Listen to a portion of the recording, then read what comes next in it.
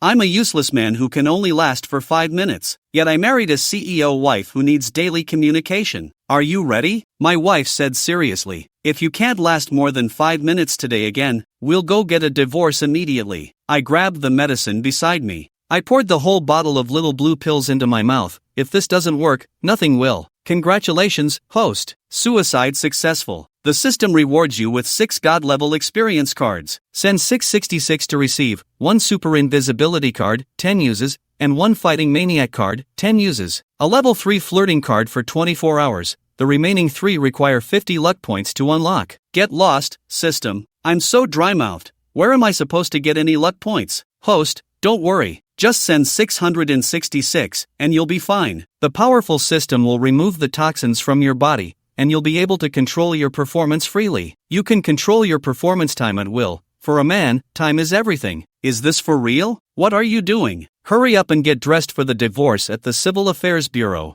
I didn't realize it, but Dajiku was already dressed and looking at me seriously. Still in shock and unable to respond, I saw her making a phone call. She said loudly, Mr. Huang, I'll be there on time tonight. I clearly heard a greasy man's voice say, okay, baby, I'll be waiting for you. Dajika put her phone in her bag and took out the marriage certificate and divorce agreement. Li Taiju, I've been more than patient. I'm sorry, but I still have plenty of good times ahead, so I can't waste all of it on you. After saying that, she placed the divorce agreement on the table. Wife, I'm ready. I feel full of energy now, I said anxiously. Dajika waved her hand. We've been married for 7 years. You were fine the first 2 years. The first 2 years were extended versions, but what about the last 5 years? Each time was only a 5-minute trial. There wasn't even a normal version. 5 years, 1,826 days and nights. I've had enough. Let's get divorced. If you're capable, after the divorce, we can have a breakup memorial. I stared blankly at Dajiko, made up my mind, gritted my teeth, and let go to give her happiness. Just in case this is all a joke, fine, let's go. Inside the Civil Affairs Bureau, there was a loud clatter, but the fat man handling the divorce seemed to have a grudge against the table. He slammed down on our divorce certificate twice and said,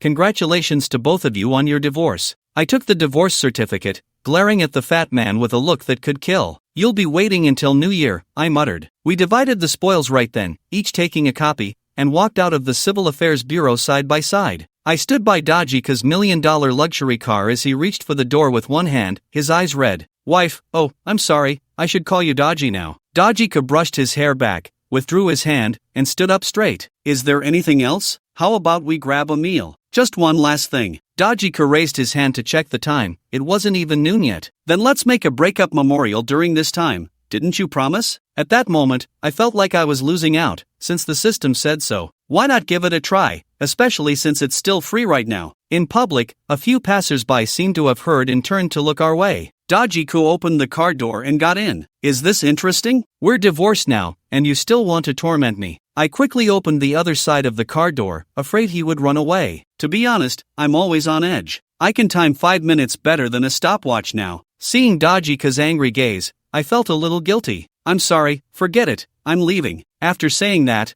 I pushed the car door. Wait, Dajika shot me a glance. It's just 5 minutes, right? I can handle it, Dajiku. Let's go home. After saying that, he started the car and drove home. At 9 p.m. in the messy 2-story villa, Dajiku weakly said, no. Alright, husband, I'm begging you, let me go. Since coming back at 9 a.m., I've been working overtime. Husband, it's like you haven't opened for business in 5 years. It's like opening for 5 years in one go. I acted as if I hadn't heard, staring blankly into space. You really didn't lie to me, did you? It's truly effortless. If only I had fuel, I might be able to repay the debt of 5 years. System detected. Dajiku, 30 years old, host has once again captured the heart of the other party, gaining 50 luck points. The host is rewarded with 3 additional invincible cards, a lifetime version of 1 random foreign language out of 144, and a 24-hour unlimited creativity experience card. A 24-hour experience card for the unparalleled Divine Doctor, plus a lifetime version of a super lawyer. Wow, I'm completely stunned. Dajiku was startled and screamed. He boldly reached out to check my nosebleed. Ah, husband, I told you to take it easy. He was about to cover his face and cry. Okay,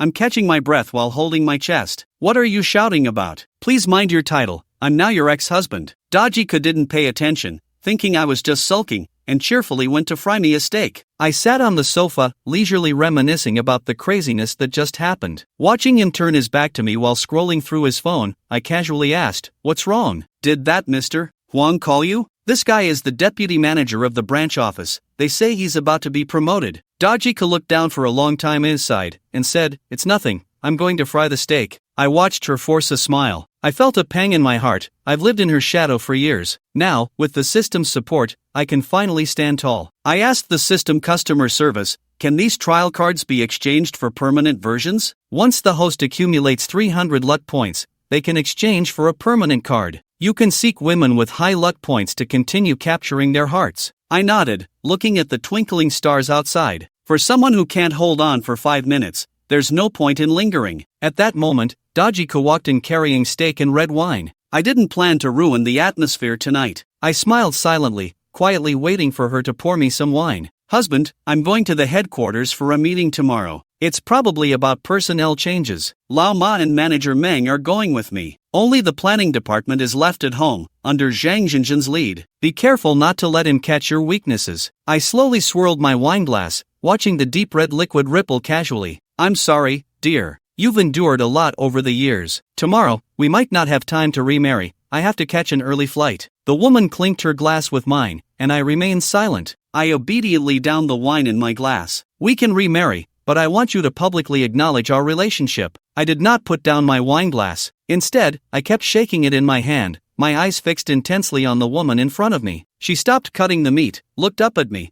and asked, "Why do we need to make our relationship public? Then we can't work in the same company anymore. Is that what you want?" I smiled as I set down my wine glass. "You're afraid that by making our relationship public, you would lose your charm and current status, aren't you?" With an angry shove, Wada Daki pushed Li Taiju away. "Do you think I'm doing this for myself? Without me by your side, you wouldn't last a month at the company and would have been fired long ago." He pointed at me, exuding a dominating presence. "Then let's see." My voice wasn't loud, but it was sharp as a knife. Hearing this, he became anxious. "Do you think just calling you husband is enough? You want to bargain with me? If you don't want to remarry, then forget it." Not speaking at this moment was in itself a statement of my stance. The next day, we each walked out of our rooms. I said goodbye to the house, and Daji glanced at me, coldly saying, "Bon voyage." I took a sip of milk, not getting up, implying my reluctance. The woman looked around the room with a gloomy expression, then turned decisively to leave. "I have to arrive early for work every day, otherwise, I'll be scolded by that witch, Zhang Jinjin, if I'm late." However, today I actually arrived 20 minutes early to the office, swiping my card and waiting for the elevator. I only heard the click of high heels behind me, followed by a strong scent of perfume. No need to turn around, I already knew it was that witch, Zhang Jinjin, approaching. "Good morning, President Zhang." I politely invited Zhang Jinjin to enter the elevator first. At that moment, it was just the two of us in the elevator. Today, she wore a tight black dress that accentuated her curvy figure and full hips,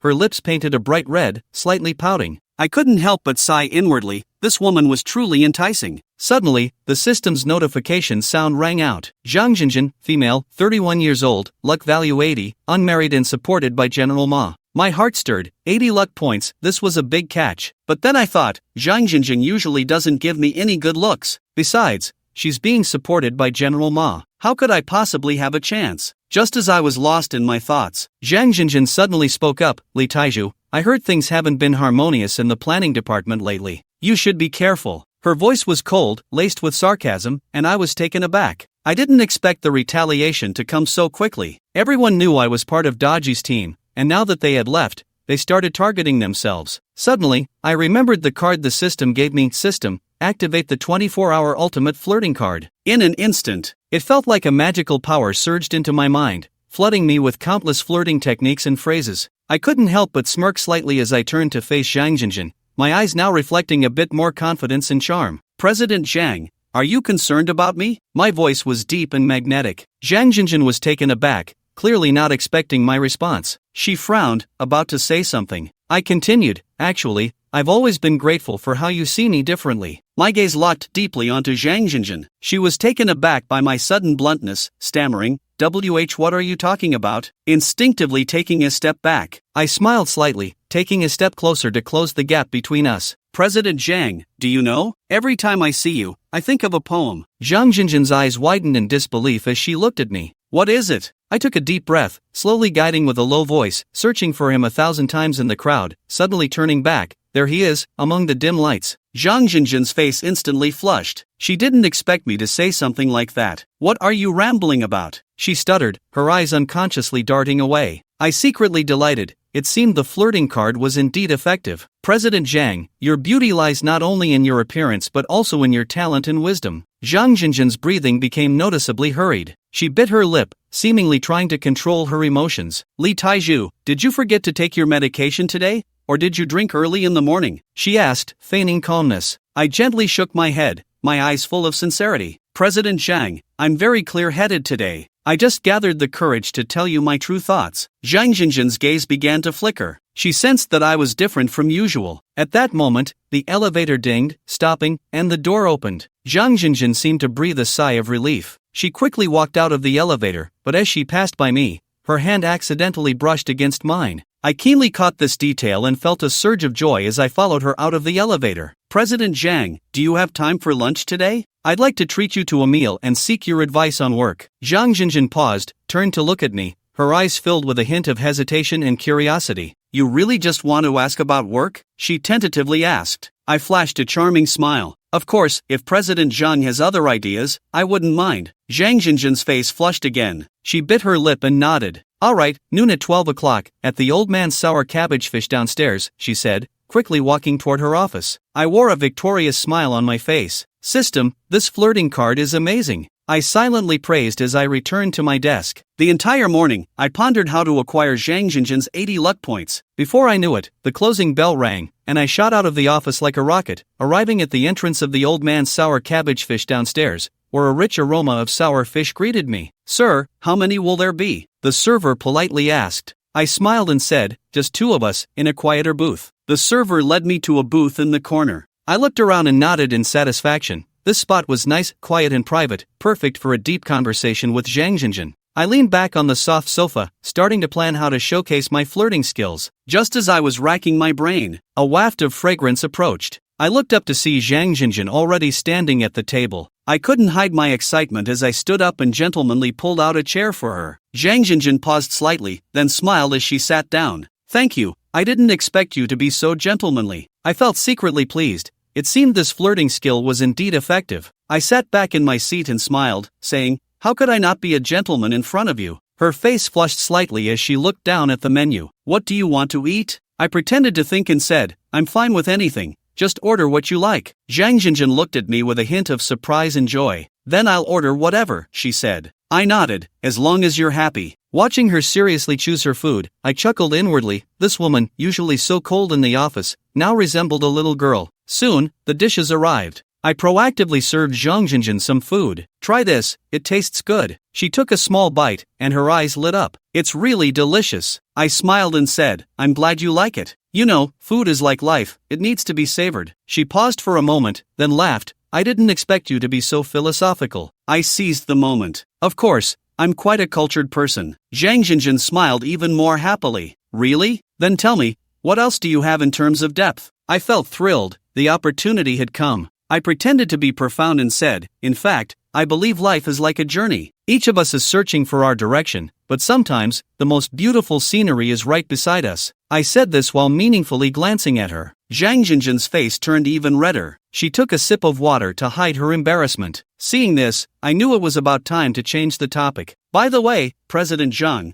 what hobbies do you usually have? She thought for a moment and replied, just like you said, I love traveling, but I've been so busy with work lately that I haven't had the time. I feigned surprise. What a coincidence. We have similar interests. I enjoy working out. Zhang Jinjin questioned, interests, huh? But do these two really have anything in common? Well, you see, both fitness and travel are for the joy of body and mind. Plus, exercising and hiking can enhance leg and overall fitness. Don't you think? We share common interests. Completely brainwashed, Zhang Jinjin agreed with everything I said. Do you go to the gym often? She asked, greedily glancing at my abs. I nodded. I go almost every day. A man has to keep in shape. Her gaze became a bit dreamy. Nana, you must have a great figure. I intentionally puffed out my chest. It's alright, I've already built a 6-pack, not far from an 8-pack. Zhang Jinjin looked at me with an expression of anticipation, scanning me up and down. She swallowed hard and asked, "Can you teach me?" I was overjoyed inside but pretended to be reluctant on the surface. Well, that might not be appropriate. Zhang Jinjin looked puzzled. Why not? I genuinely want to learn. I believe you must be very good. Seeing her eager eyes, I secretly laughed. Of course, I'm amazing. I could do this for 5 years without a problem. This girl must be completely charmed by me. I pretended to think for a moment and then said, "How about this? Let's go to the gym together tonight." Her eyes suddenly lit up. Really? That's great. Zhang Jinjin looked at me excitedly,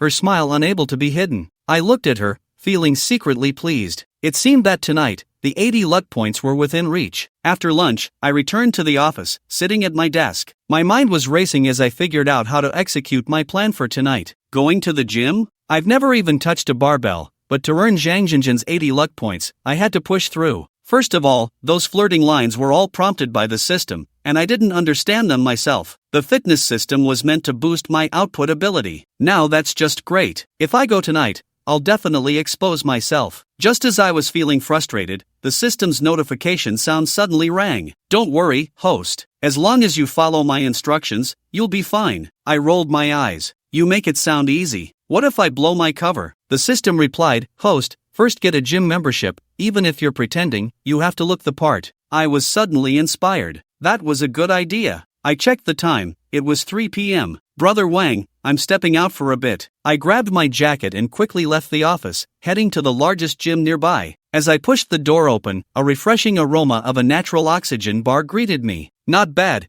it looked quite upscale. The deafening music blared everywhere, with men and women sweating profusely. I couldn't help but swallow hard. The scene was quite intimidating. At that moment, a heavily made-up girl walked over and asked, "Sir, how can I help you?" I replied calmly, "I'd like to get 2 memberships." Her eyes lit up. Great! We currently have a promotion, couples cards at 30% off. Looks like I'm really lucky. Just a casual decision led to good fortune. Next, the girl started rambling about the offerings, while my mind was busy calculating that they even had free nutritional meals here. I felt secretly pleased. I could save some money. After getting this card, I still had to go to the hotel for a series of expenses. As a divorced man, I had to save wherever I could. Suddenly, the system reminded me, if you have financial concerns, I can adjust your flirting skills. Let the other party willingly invest in you, and you can also increase your luck points. Just say 666 to me to change this. I found a secluded spot and murmured to myself how many luck points I could gain. The more the targeted female character contributes,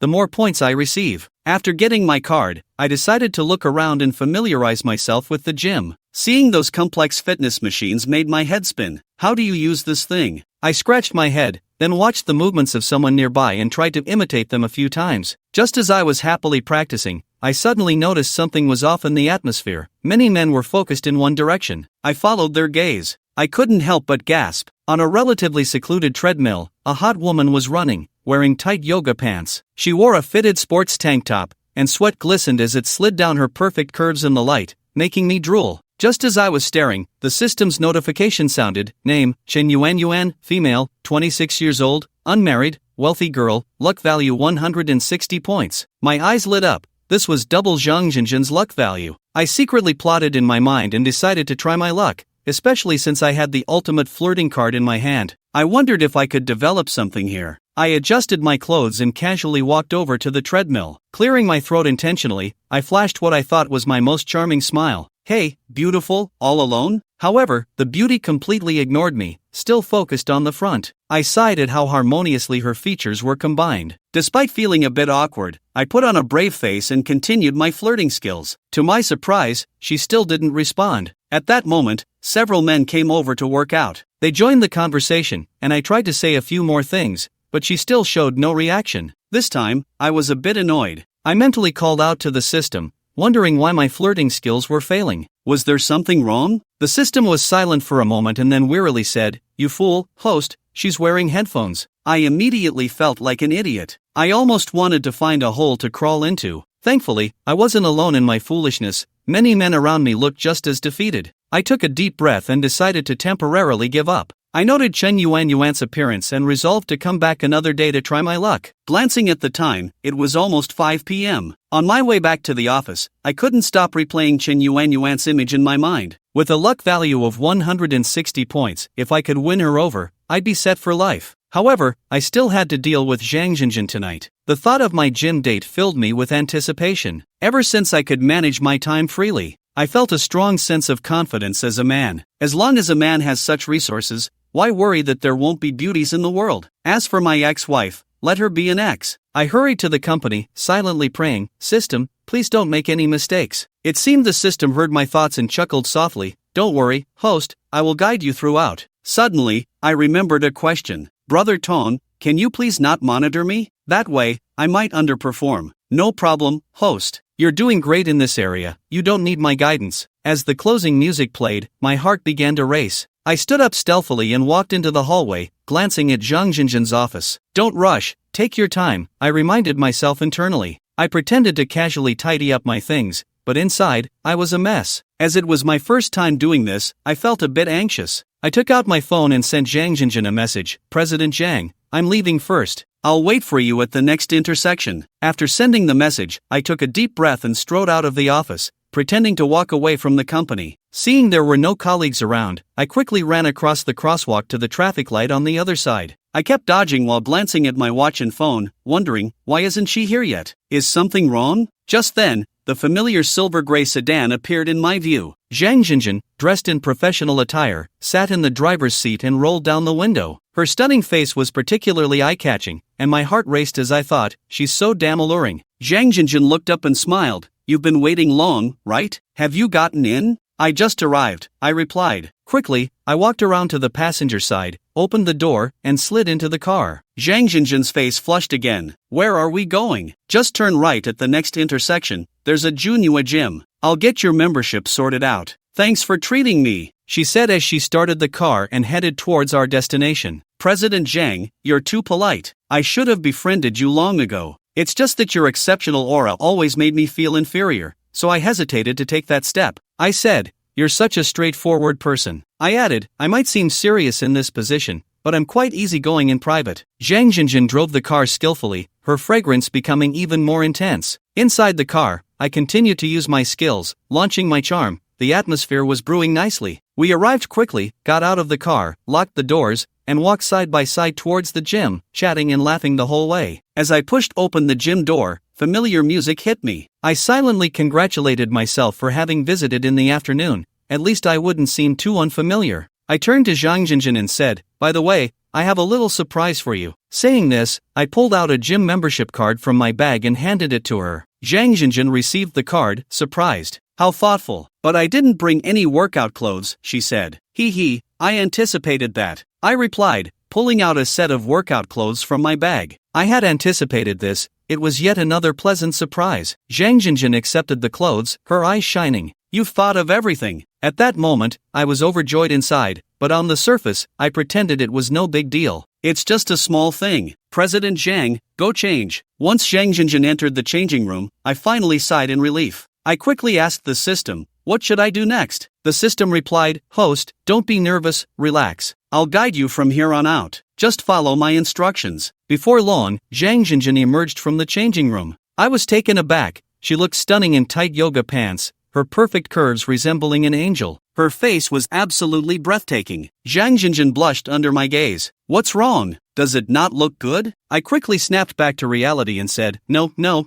it looks too good." Then the two of us headed to the equipment area. Following the system's instructions, I began to guide Zhang Jinjin. As we used various machines, I intentionally moved closer each time, making my heart race. Zhang Jinjin didn't back down either, perfectly embodying what it meant to be a beautiful woman. After a while of exercising, while I didn't physically feel tired, my mouth was parched, and I wanted to pounce on her immediately. But for the sake of steady progress, I had to continue following the system's instructions to utilize the skill card effectively. I showcased my strength, occasionally lifting heavy weights. I also performed some advanced moves while keeping an eye on Zhang Jinjin, who was staring in awe. I didn't expect her to have such a great physique and strength. The more I worked out, the more pumped I became. Seizing the moment, I took off my shirt to reveal my solid muscles. Zhang Jinjin couldn't help but swallow hard. Time flew by, and in the blink of an eye, 2 hours had passed as I wiped the sweat off. I suggested, how about we go get a drink? Zhang Jinjin nodded, her eyes glinting with anticipation as we headed to the gym's lounge area. I bought 2 bottles of water and intentionally sat close. She didn't shy away but leaned in a bit more. I felt a wave of satisfaction in my heart,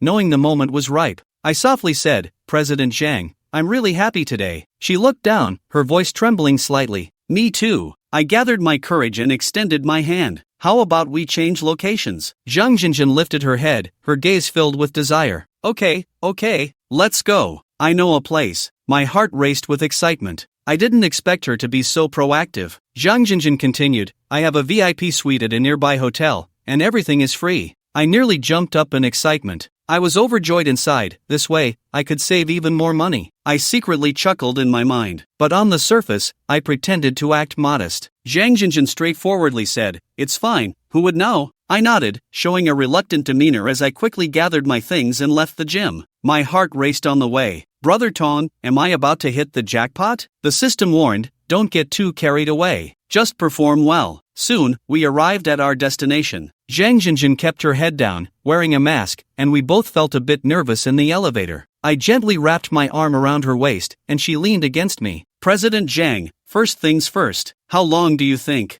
Zhang Jinjin looked at me in surprise. With a ding, as the elevator doors opened, her hands trembled slightly. I couldn't help but chuckle inwardly. The 80 luck points were within my grasp. Zhang Jinjin entered the bathroom, and I lay on the bed, feeling smug. Brother Tong, you should go play at an internet cafe now, the system replied. How long will I be gone? 3 hours later. Ding! Congratulations, host, you have captured Zhang Jinjin's heart. Reward, 80 luck points. If Zhang Jinjin hadn't already been exhausted, my nuclear battery could have powered through to the next morning. Anyway, without needing a recharge. Jinjin, you're truly beautiful. This wasn't flattery. Zhang Jinjin could feel the difference in her aura. In the past, not only did I have to play along with old Ma, I was also worn out, with a sore back, dark circles, and lack of sleep, leading to a host of minor ailments. Now everything was working well. I felt energized inside and out. As the general manager of the company, I didn't have to wake up early on weekends either. Helplessly, I had to give up. We left here half an hour apart today. I returned home alone and then remembered that I had ended my 7-year marriage with Daji. It was now 10:30 p.m. Just as I was about to sleep, Wang Qidong's call came in. What does this old man want so late? Preparing for something? Probably more overtime, I thought, choosing to ignore it. The next day, when I got up, I picked up my phone and saw that Wang Qidong had been persistent, having called me 13 times. I quickly returned the call. It connected quickly, and a hoarse voice came through. Xiaoli, it's me, Team Leader Wang. I'm sorry, I fell asleep last night, and my phone was on silent. Do you have something urgent? Wang Qidong sounded weak, as if he were about to kick the bucket. You seem unwell. This old guy just passed 50 and is like this. He must be close to eating dirt. Team Leader Wang, take care of yourself. I'll see you at the office. I arrived early at work, and as soon as I pushed open the door, I saw Wang Qidong slumped over his desk, listless, his face pale, and his eyes looking like a dead dog. He stared blankly at a photo in his wallet. It was a photo of him and his wife, who was 7 years younger, Shi Hongxin. Team Leader Wang was early. When Wang Qidong saw me, he hesitated for a moment and then spoke. Xiao Li, my wife might be cheating on me. I was taken aback. This was quite a scandal. I pretended to be surprised. No way. Your wife doesn't seem like that kind of person. Wang Qidong bitterly smiled. Not only does she always pick fights with me,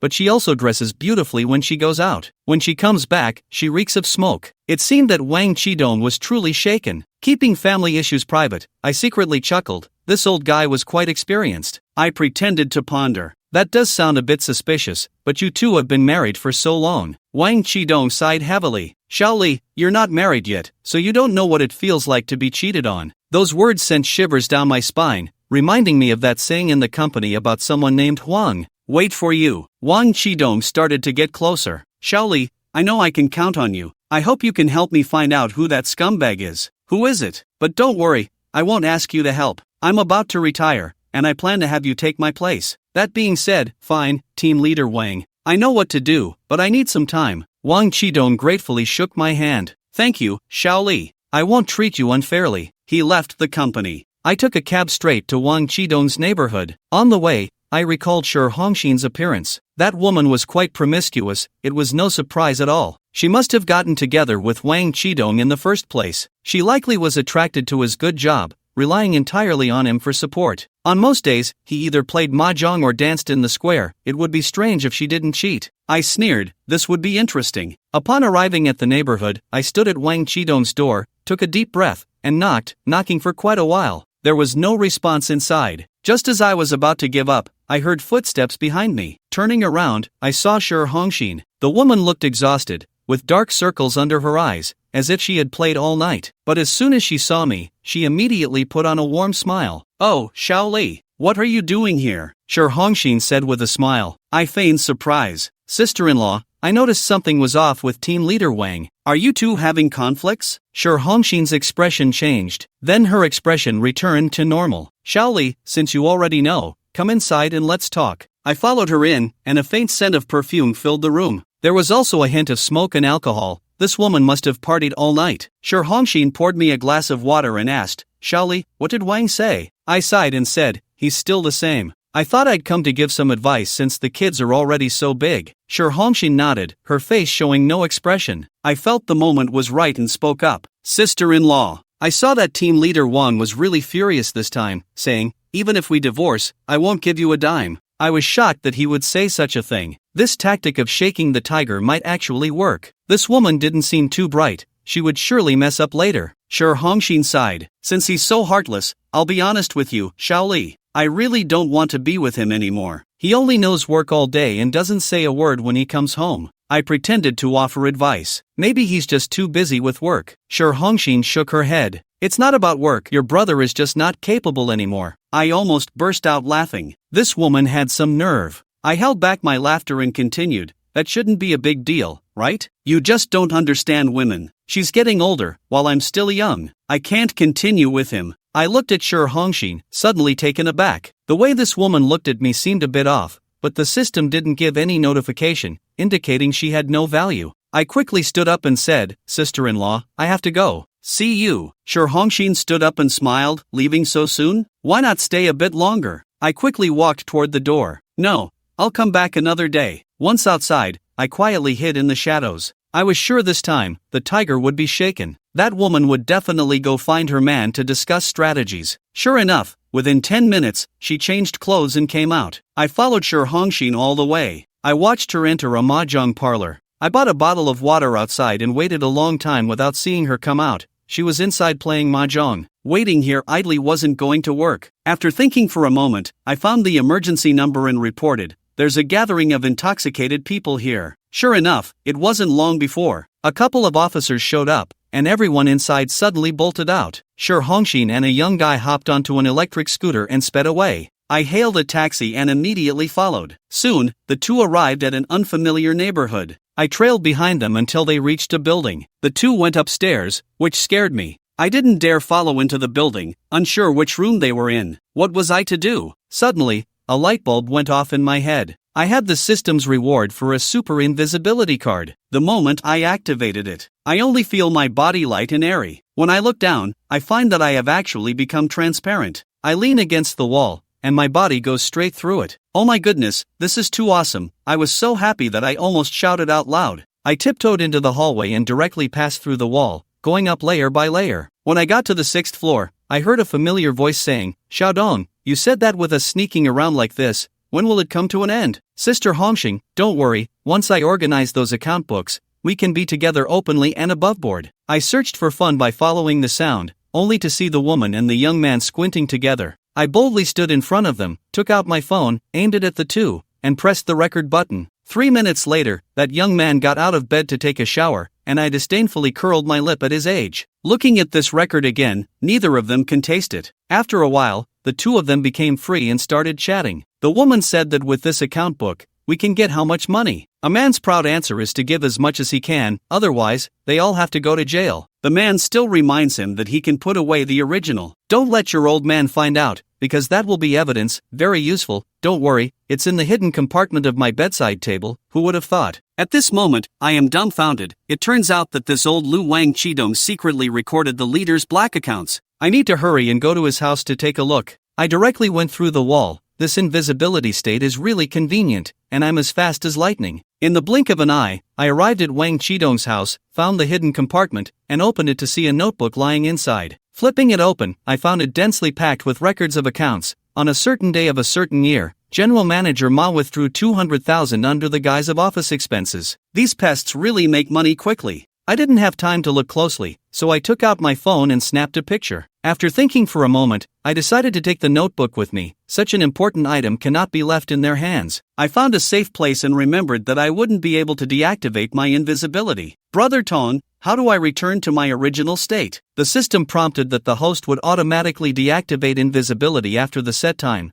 and at your level, it lasts for 1 hour. I looked at the time, and it was almost up. At that moment, I received a message from Zhang Jinjin. Dear, are we still meeting at the usual place tonight? After reading it, I smiled slyly. It seemed he had developed a taste for it. I focused on the system and discovered that Zhang Jinjin admired the host, which deepened the reward. Luck value 20. I'm doing well, Brother Tong. I'll reply to the message right away. Okay, I'll be there in a bit. We'll go to the gym first, and then, You know, I quickly arrived at the gym, where there are free nutritious meals. Just as I was enjoying my meal, that super beautiful girl from yesterday came to get her food. I saw her trying to pick up a large shrimp, but because she had done her nails, she couldn't grab it for a long time, so she simply chose to use her hands directly. I feel that this is a once-in-a-lifetime opportunity. This is the best way to pick up someone. I walked over with my head held high, quickly. Luck value 160. Brother is here. I grabbed the clip and took a plate. I gave her a few big shrimp, all picked big ones, walked to her mirror. Don't use your hands next time, it's not hygienic. What's your name? Chun Yuan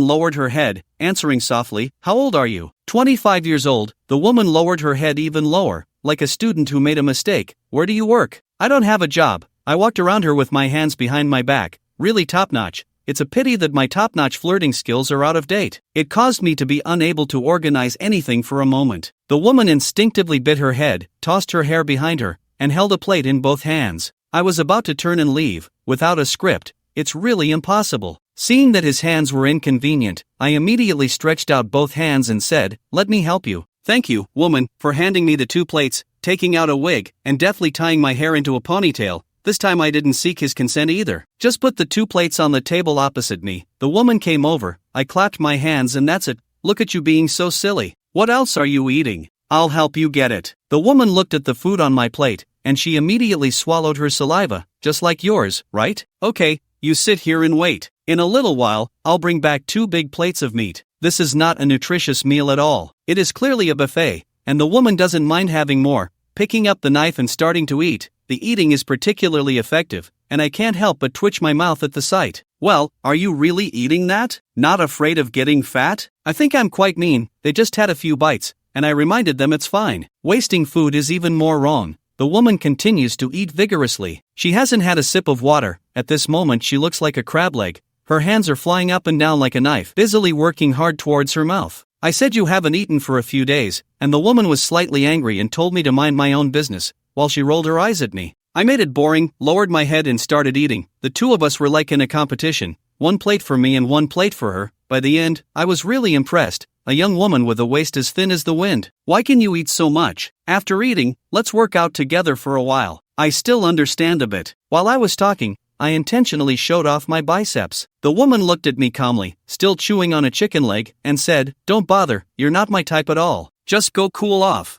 I looked at you in confusion. If I remember correctly, what was his name again? This person has gone a bit off track. Without the bonus of flirting skills, I will respond directly and push back. What are you thinking? There are plenty of beauties around me. I just saw you eating too much. I wanted to teach you a bit about science, but as soon as I said it, I regretted it. The woman gave me a disdainful glance, saying, With someone like you, I have to deal with dozens every day, but your trick today is quite novel. I didn't bother you, yet you still overstep your bounds. If I get angry right away, good heavens, after all this fuss, everyone understands, they're just watching their own joke. I was just about to reply a few more words when I heard an urgent voice saying, Manager Chen, I didn't know you were here. I looked in the direction of the voice and recognized that person. He is the store manager here. Manager Chen, could this girl be a boss? What does old Huang have to do with it? The woman looked at him calmly. The Han Gongzi who is pursuing you is here again. This time he even brought a band. It's really ridiculous. This guy just won't give up, right? The woman stood up angrily, just about to leave. He suddenly turned around and looked. What is your name? I no longer had the previous arrogance and cooperatively answered Li Taizhu. Li Taizhu, your name sounds so unpleasant. You are 30 years old this year. What job do you have? Jiaowei Petrochemical Company. The woman from Jiaowei looked at me in surprise and asked again, which department are you in at Jiaowei? The planning team too all know. The woman turned to that store manager and instructed, you go to the door and block him. Don't let him in to disturb the residents. It was only after Manager Chen saw that the store manager had walked away that he turned back to me and said, can you do me a favor? That depends on what busy means. I cannot do bad things. I have directly expressed my true intentions. You still have a distinction between good and bad. Don't you want to hit on me? In a moment, in front of that person with the surname Han. Are you brave enough to confess to me? The woman looked directly into my eyes. My smile froze. This can't be real. It's just someone with the surname Han. Are you giving up? I, like a fool, came up with such a line. If it's true, you can agree to him. I'll take this job, but if I am in danger, you have to save me. The woman, dressed in yoga clothes, walked out after hearing this. You get ready,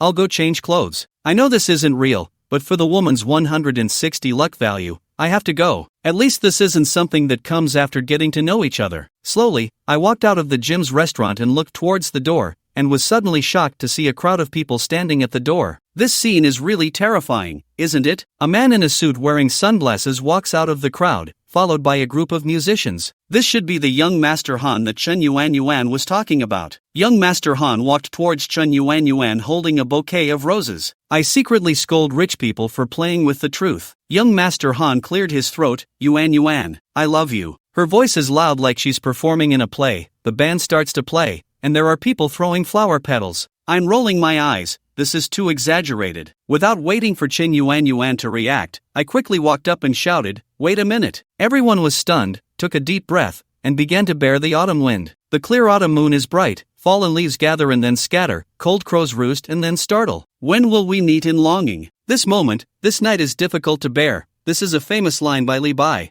I remember very clearly, since searching for him 1,000 times in the crowd can move Zhang Jinjin, then as soon as this king of mist love is spoken, I want to see how Chen Yuan will respond. At this moment, young Master Han looked at him with a confused expression, clearly having never heard such a poetic confession. Who the hell are you? He asked unhappily. I sneered, who I am is not important, what matters is that I understand better than you how to express love. Young Master Han was enraged. He threw away the bouquet in his hand and angrily rushed forward saying, what do you understand? I have power and influence. What are you even worth? At this moment, Chen Yuan is already as dazed as a wooden chicken. I took the opportunity to say again, once you have seen the vast sea, you can hardly appreciate water. Except for the Wushan Mountains, there are no clouds. Master Han has completely collapsed. He pointed at me and shouted, don't pretend to be a cultured person here. Yuan, look at him like this, he must be a poor and shabby scholar. I secretly thought to myself, the sand sculpture really has no culture. Chen Yuan said, you two stop messing around, I won't choose anyone, but in my heart, I have already been captivated by him. In fact,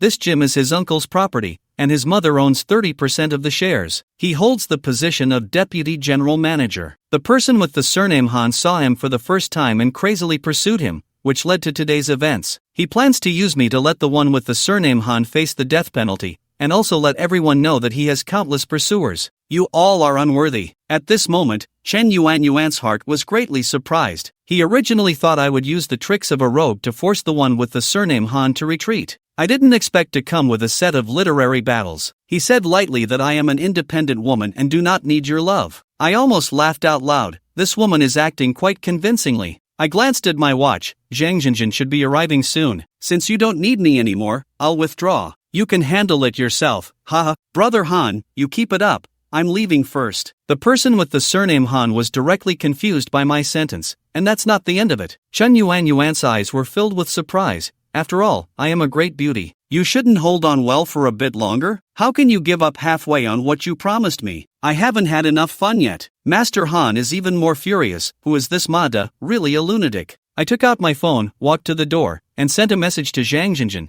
I am waiting for you at the door. Not long after, Zhang Jinjin's car arrived. Waiting anxiously, right? Zhang Jinjin had a charming expression and asked with a smile. I shook my head. Don't mention it. There was just someone confessing in there. I really couldn't stand it, so I came out. Zhang Jinjin laughed loudly. You said you are a single man, not a bit false. You haven't pursued anyone in these years. What's wrong? Why are you targeting me? After saying that, he got closer. Now I still have to make use of Director Zhang, so I can't offend Chen Yuan who is still inside. I'll take her in now. it has a bit of an impact on obtaining 160 points of luck. Sister, let's change the place tonight. This is pretty good. I even want to eat a nutritious meal. It's right at the door, so let's go in. I have no choice but to brace myself and walk in. I won't be shy, and I immediately wrap my arms around her slender waist. Just happened to bump into young Master Han coming out, and when young Master Han saw me, he turned around and hooked up with another one. The jealousy in that woman's heart. This bookworm changed partners so quickly. Old Han, stop messing around. This is my sister. Let's talk another day. I waved goodbye to her and we passed by. Old Han, young Master Han, touched the back of his head. Are he and she that familiar? I took Zhang Jinjin to the dining area. Sister, what do you want to eat? I'll get it for you, and I'll definitely make you satisfied. Hee, whatever. A stroke of red clouds flew up to Zhang Jinjin's cheeks. She covered her face, looking at me with eyes full of spring water, thinking that her good friend Lao Ma was about to be promoted to the headquarters,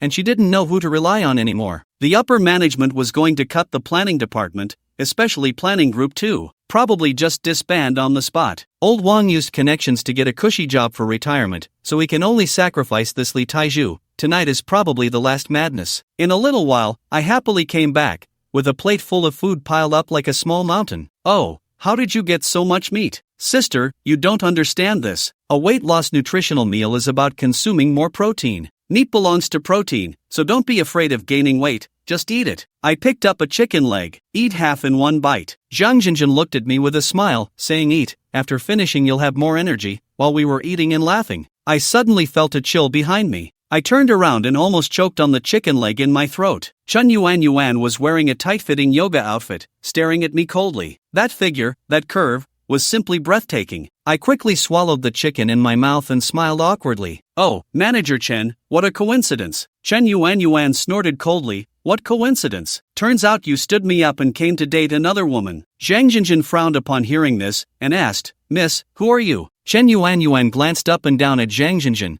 a hint of disdainful smile curling at the corner of her mouth. Who I am is not important. What matters is that this man just confessed to me. I already thought it was bad in my heart, so I quickly explained. Manager Chen, you misunderstood. Shut up about what I just said. Chen Yuan and Zhang Jinjin scolded in unison. I shrank my neck, like a little sheep caught between two mother tigers. Zhang Jinjin stood up. Although she is older than Chen Yuan, her aura is not in the least inferior. He said coldly, little girl, don't be so full of yourself. Taiju is my boyfriend. Chen Yuan sneered, boyfriend's aunt. Are you sure you are not taking care of your juniors? Zhang Jinjin's expression darkened. Who are you calling auntie? I watched the two women in a tense standoff. I'm feeling anxious, and I'm trying to smooth things over, saying let's talk things out nicely. Don't you shut up. The two women spoke in unison again. I am completely exhausted. I can only curl up in the chair. Chen Yuan turned to me and said, didn't you just say you would help me? Why are you turning your back on me now? I am stammering. Oh, that's a real iron pillar that Zhang Jinjin interrupted. Don't mind him, let's continue eating. Chen Yuan sneered, can you eat this? Zhang Jinjin sneered and said, how can you not eat? We are enjoying our meal. Chen Yuan pouted and said, then you all continue eating. I'll go exercise. My eyes couldn't help but follow his back. Zhang Jinjin pinched me hard and said,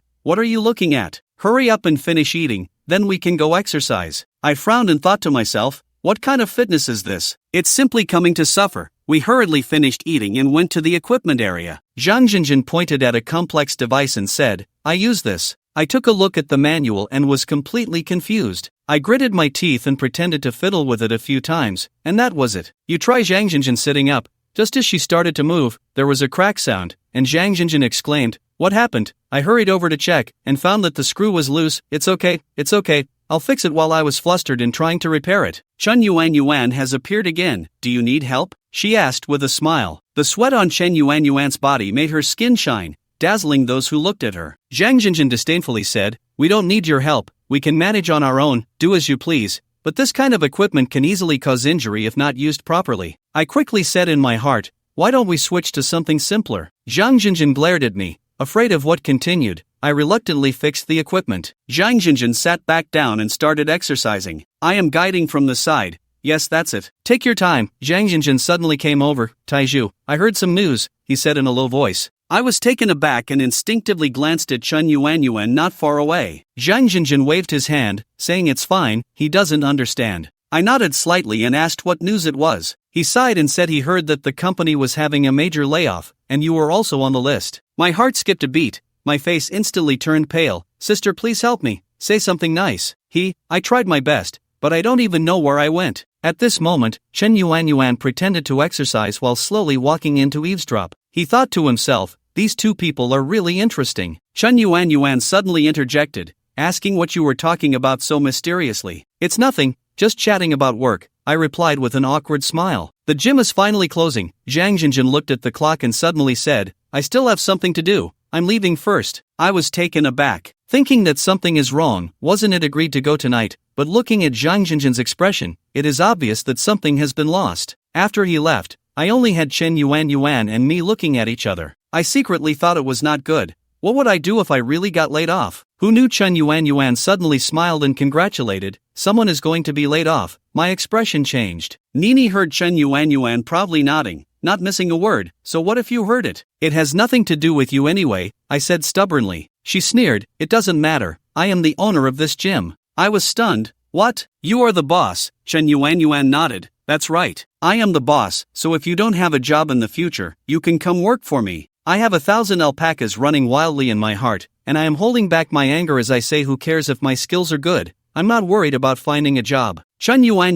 looked at me provocatively, so I want to see what good job you can find. I was extremely annoyed by him. We were just arguing back and forth like this, and before we knew it, we had walked out of the gym. Oh, he suddenly called out, and I was startled. What's wrong? Chen Yuan said angrily, it's all your fault. I was bickering with you and that ugly woman, forgot to check the time, and now the family won't open the door. What should I do? Actually, Chen Yuan has her own place in the gym, but it's too lonely and she doesn't like to go there, but she doesn't want me to know. I secretly laughed in my heart. This woman is quite good at acting. I raised an eyebrow and teased her on purpose, saying I'll double it, but you definitely wouldn't dare. Chen Yuan widened her eyes and said, who says I wouldn't dare? I shrugged and said, then come with me. After saying that, I turned around and walked away, but to my surprise, she really followed me. Although I was overjoyed inside, I pretended to be nonchalant on the surface. We walked in the night, the streetlights flickering on and off, and I suddenly started to whistle. Chen Yuan frowned and said, stop bragging, I want to go to the bathroom. He kicked my calf, and I cried out,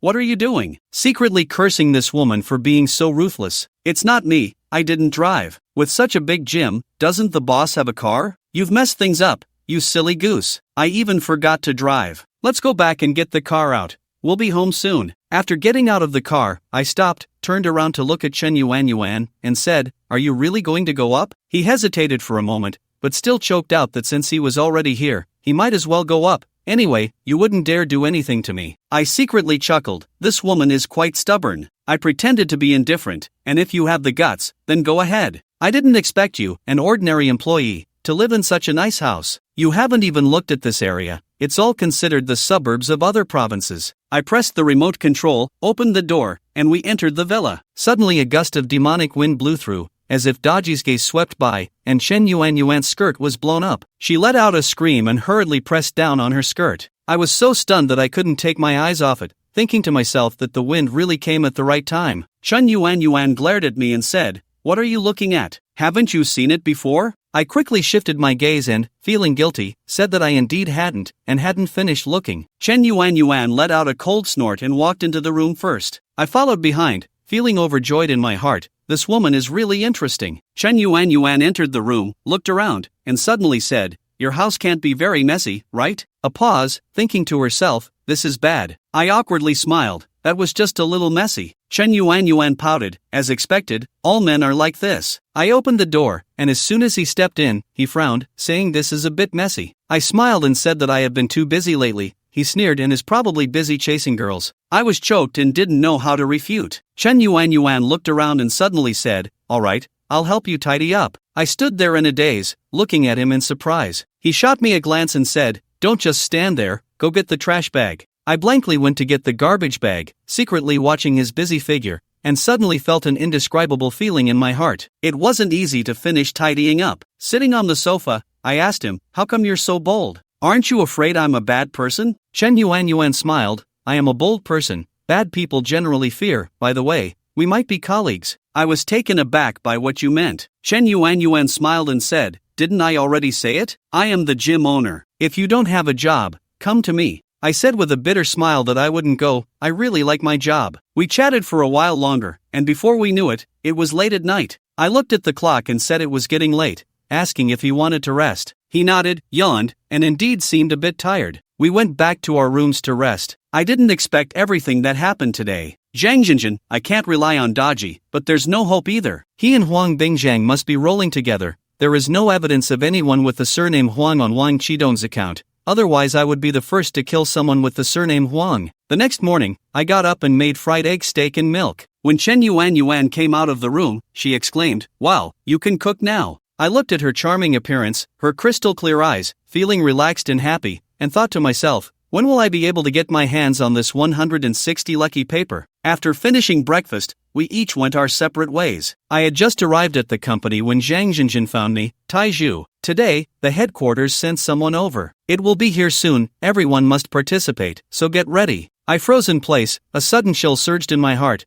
This feeling was like being sentenced to death. I opened my mouth, wanting to say something, but in the end, I still said nothing. At this moment, I secretly thought to myself, what if they really expel me? Then don't blame me for being rude. That account book of Wang Qidong is enough to cause chaos in the whole company. Whatever this general or that traitor, I'll send you all to prison. I returned to my seat and began to tidy up the desk. Since we are having a meeting, I should clean up what needs to be cleaned up. In case I really get fired, I can leave directly. Time passes by second. The atmosphere in the office is becoming increasingly oppressive. Very soon, the colleagues from Human Resources notified everyone to go to the meeting room, and everyone in the company arrived. I was squeezed into the corner of the last row. I don't care either. The door to the conference room was pushed open deliberately, and two middle-aged men in suits walked in, followed by a tall woman. I looked up and suddenly felt that the figure was somewhat familiar. I squinted to take a closer look, and my heart suddenly sank. Isn't that Chen Bishi? Li Suozhu rubbed his eyes, thinking he must be mistaken. But that figure really did look exactly like Chen Bishi. Could it be she really is from the company? Remembering her words from last night, we're colleagues now. A sense of foreboding suddenly surged in Li Suozhu's heart. At that moment, the HR director cleared his throat and began to speak. Dear colleagues, I have called everyone here today to announce an important matter. Everyone held their breath, waiting for what would come next. After discussions among the senior management of the group, we have decided to carry out a large-scale personnel adjustment in our company. Upon hearing this, Li Suozhu was already mentally prepared. It seemed that layoffs were a done deal. The HR director continued, "First, let me introduce the woman beside me." He pointed to the woman next to him. This is Chen Bishi, a reserve cadre from the group, sent to our company for internship and learning. She will be working in the planning department under Li Suozhu, who has extensive experience. Li Suozhu, you need to take on the role of mentor. Everyone's gaze turned to Chen Bishi. She wore a faint smile, her eyes sweeping over everyone present. When her gaze landed on Li Suozhu, it paused slightly. Li Suozhu felt his heart skip a beat. What was going on? How could Chen Bishi become his colleague? He had just... Li Suozhu felt his mind was a bit muddled. Li Suozhu, are you here? The HR director, noticing the silence, quickly looked around. I'm here, I heard you, I promised to complete the task. Li Suozhu stood up, waving his hand, which drew a burst of laughter. Chen Bishi spoke up, her voice clear and pleasant. Hello, everyone, I am Chen Bishi, and I am very happy to join this big family. Listening to her words, Li Suozhu felt as if he were dreaming. The girl who had been cleaning his house last night, a gym owner? Damn, this is ridiculous. Aren't there layoffs? At that moment, the group's HR director's gaze swept over everyone again, finally landing on Li Suozhu. We will arrange positions based on each person's abilities and performance. I believe that as long as everyone works hard, you will shine in your new roles. Li Suozhu felt as if he was being looked at when he said this, but he couldn't be sure, so he lowered his head, pretending to take notes. Is he looking at me when he talks about layoffs? Didn't he say I should mentor Chen Bishi? Did I keep my job or not? The meeting lasted nearly 2 hours, detailing the company's restructuring plan and personnel changes. It was all bureaucratic language, making Li Suozhu drowsy. When it came to several senior personnel changes, Li Suozhu perked up. It turned out that old Ma had indeed left,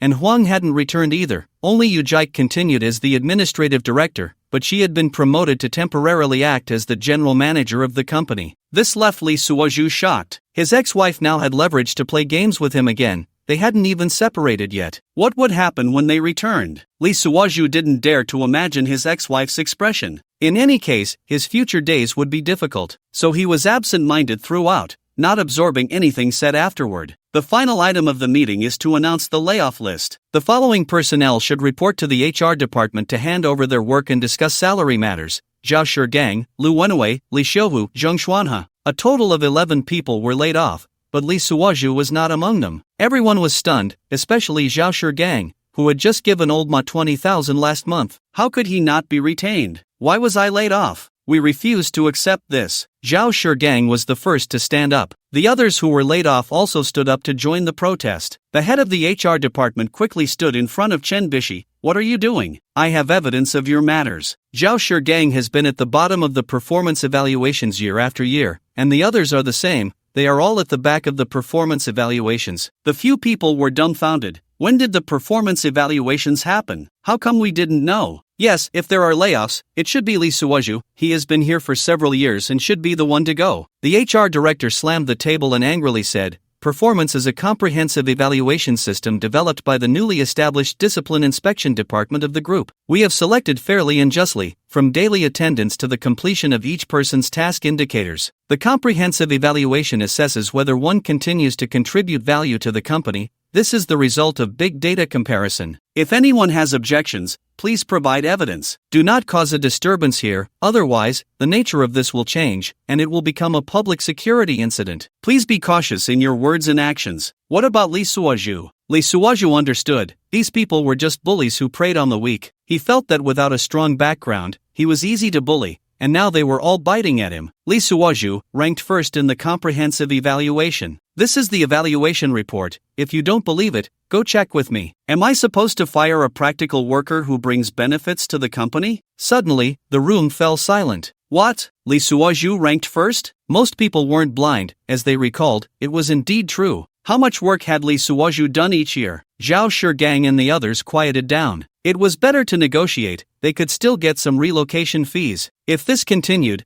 they would end up with nothing. Even Zhang Huaizhen, sitting in the front row, felt a storm brewing in her heart. This time, the company was finally turning over a new leaf and getting back on the right track. After the meeting, as Li Suozhu was about to leave, someone suddenly called his name. "Li Suozhu, please stay." It was the voice of the HR director. Li Suozhu froze in place, unsure of what to do. Other colleagues cast curious glances, and some even began to whisper. Li Suozhu took a deep breath and stepped aside. "Leader, what instructions do you have?" He tried to make his voice sound calm. The HR director waited for a few executives to leave before saying, "Come to my office." He then turned to Chen Bishi and said, "You come along too." Li Suozhu followed the HR director and Chen Bishi to the office, his heart racing. Chen Bishi was wearing a pair of white and blue denim pencil pants, masterfully crafted, clearly high-end. Li Suozhu didn't recognize the brand but could see how they accentuated her perfect curves. 160 lucky points. Left hemisphere 80, right hemisphere 80? No, it seems the left hemisphere is a bit bigger. Let's give it 90. Li Suozhu couldn't help but stare, and a ridiculous thought suddenly popped into his mind. Those legs almost wrapped around my waist last night. He quickly shook his head, trying to banish the thought. Suddenly, Chen Bishi stopped, and Li Suozhu, not paying attention, bumped right into her. Ouch! Chen Bishi exclaimed. Li Suozhu quickly stepped back, his face burning. I'm sorry, I was distracted." Chen Bishi turned back and shot him a glare. Although they were familiar, Li Suozhu instinctively steadied her hips. Chen Bishi said nothing, knowing his character. But thinking of him as a great talent, she dismissed it as just a minor lapse. Once in the office, the HR director sat behind a large mahogany desk and gestured for the two to sit down. "Xiaoli, you need to take good care of Xiao Chun from now on," the HR director said with a smile. "This is like a master teaching an apprentice." Li Suozhu's heart stirred. He suddenly felt this was an opportunity. "Director, since you are so confident in my work, and with team leader Wang gone, why not give me a team leader position?" He looked directly into the HR director's eyes. "In terms of qualifications and performance, I should qualify, right?" The HR director was taken aback for a moment, instinctively looking at Chen Bishi. Li Suozhu keenly caught this small gesture and secretly laughed to himself. It seems that this HR director also has to listen to Chen Bishi. Chen Bishi subtly nodded. The HR director immediately smiled. "All right, then it's settled. Xiaoli, starting today,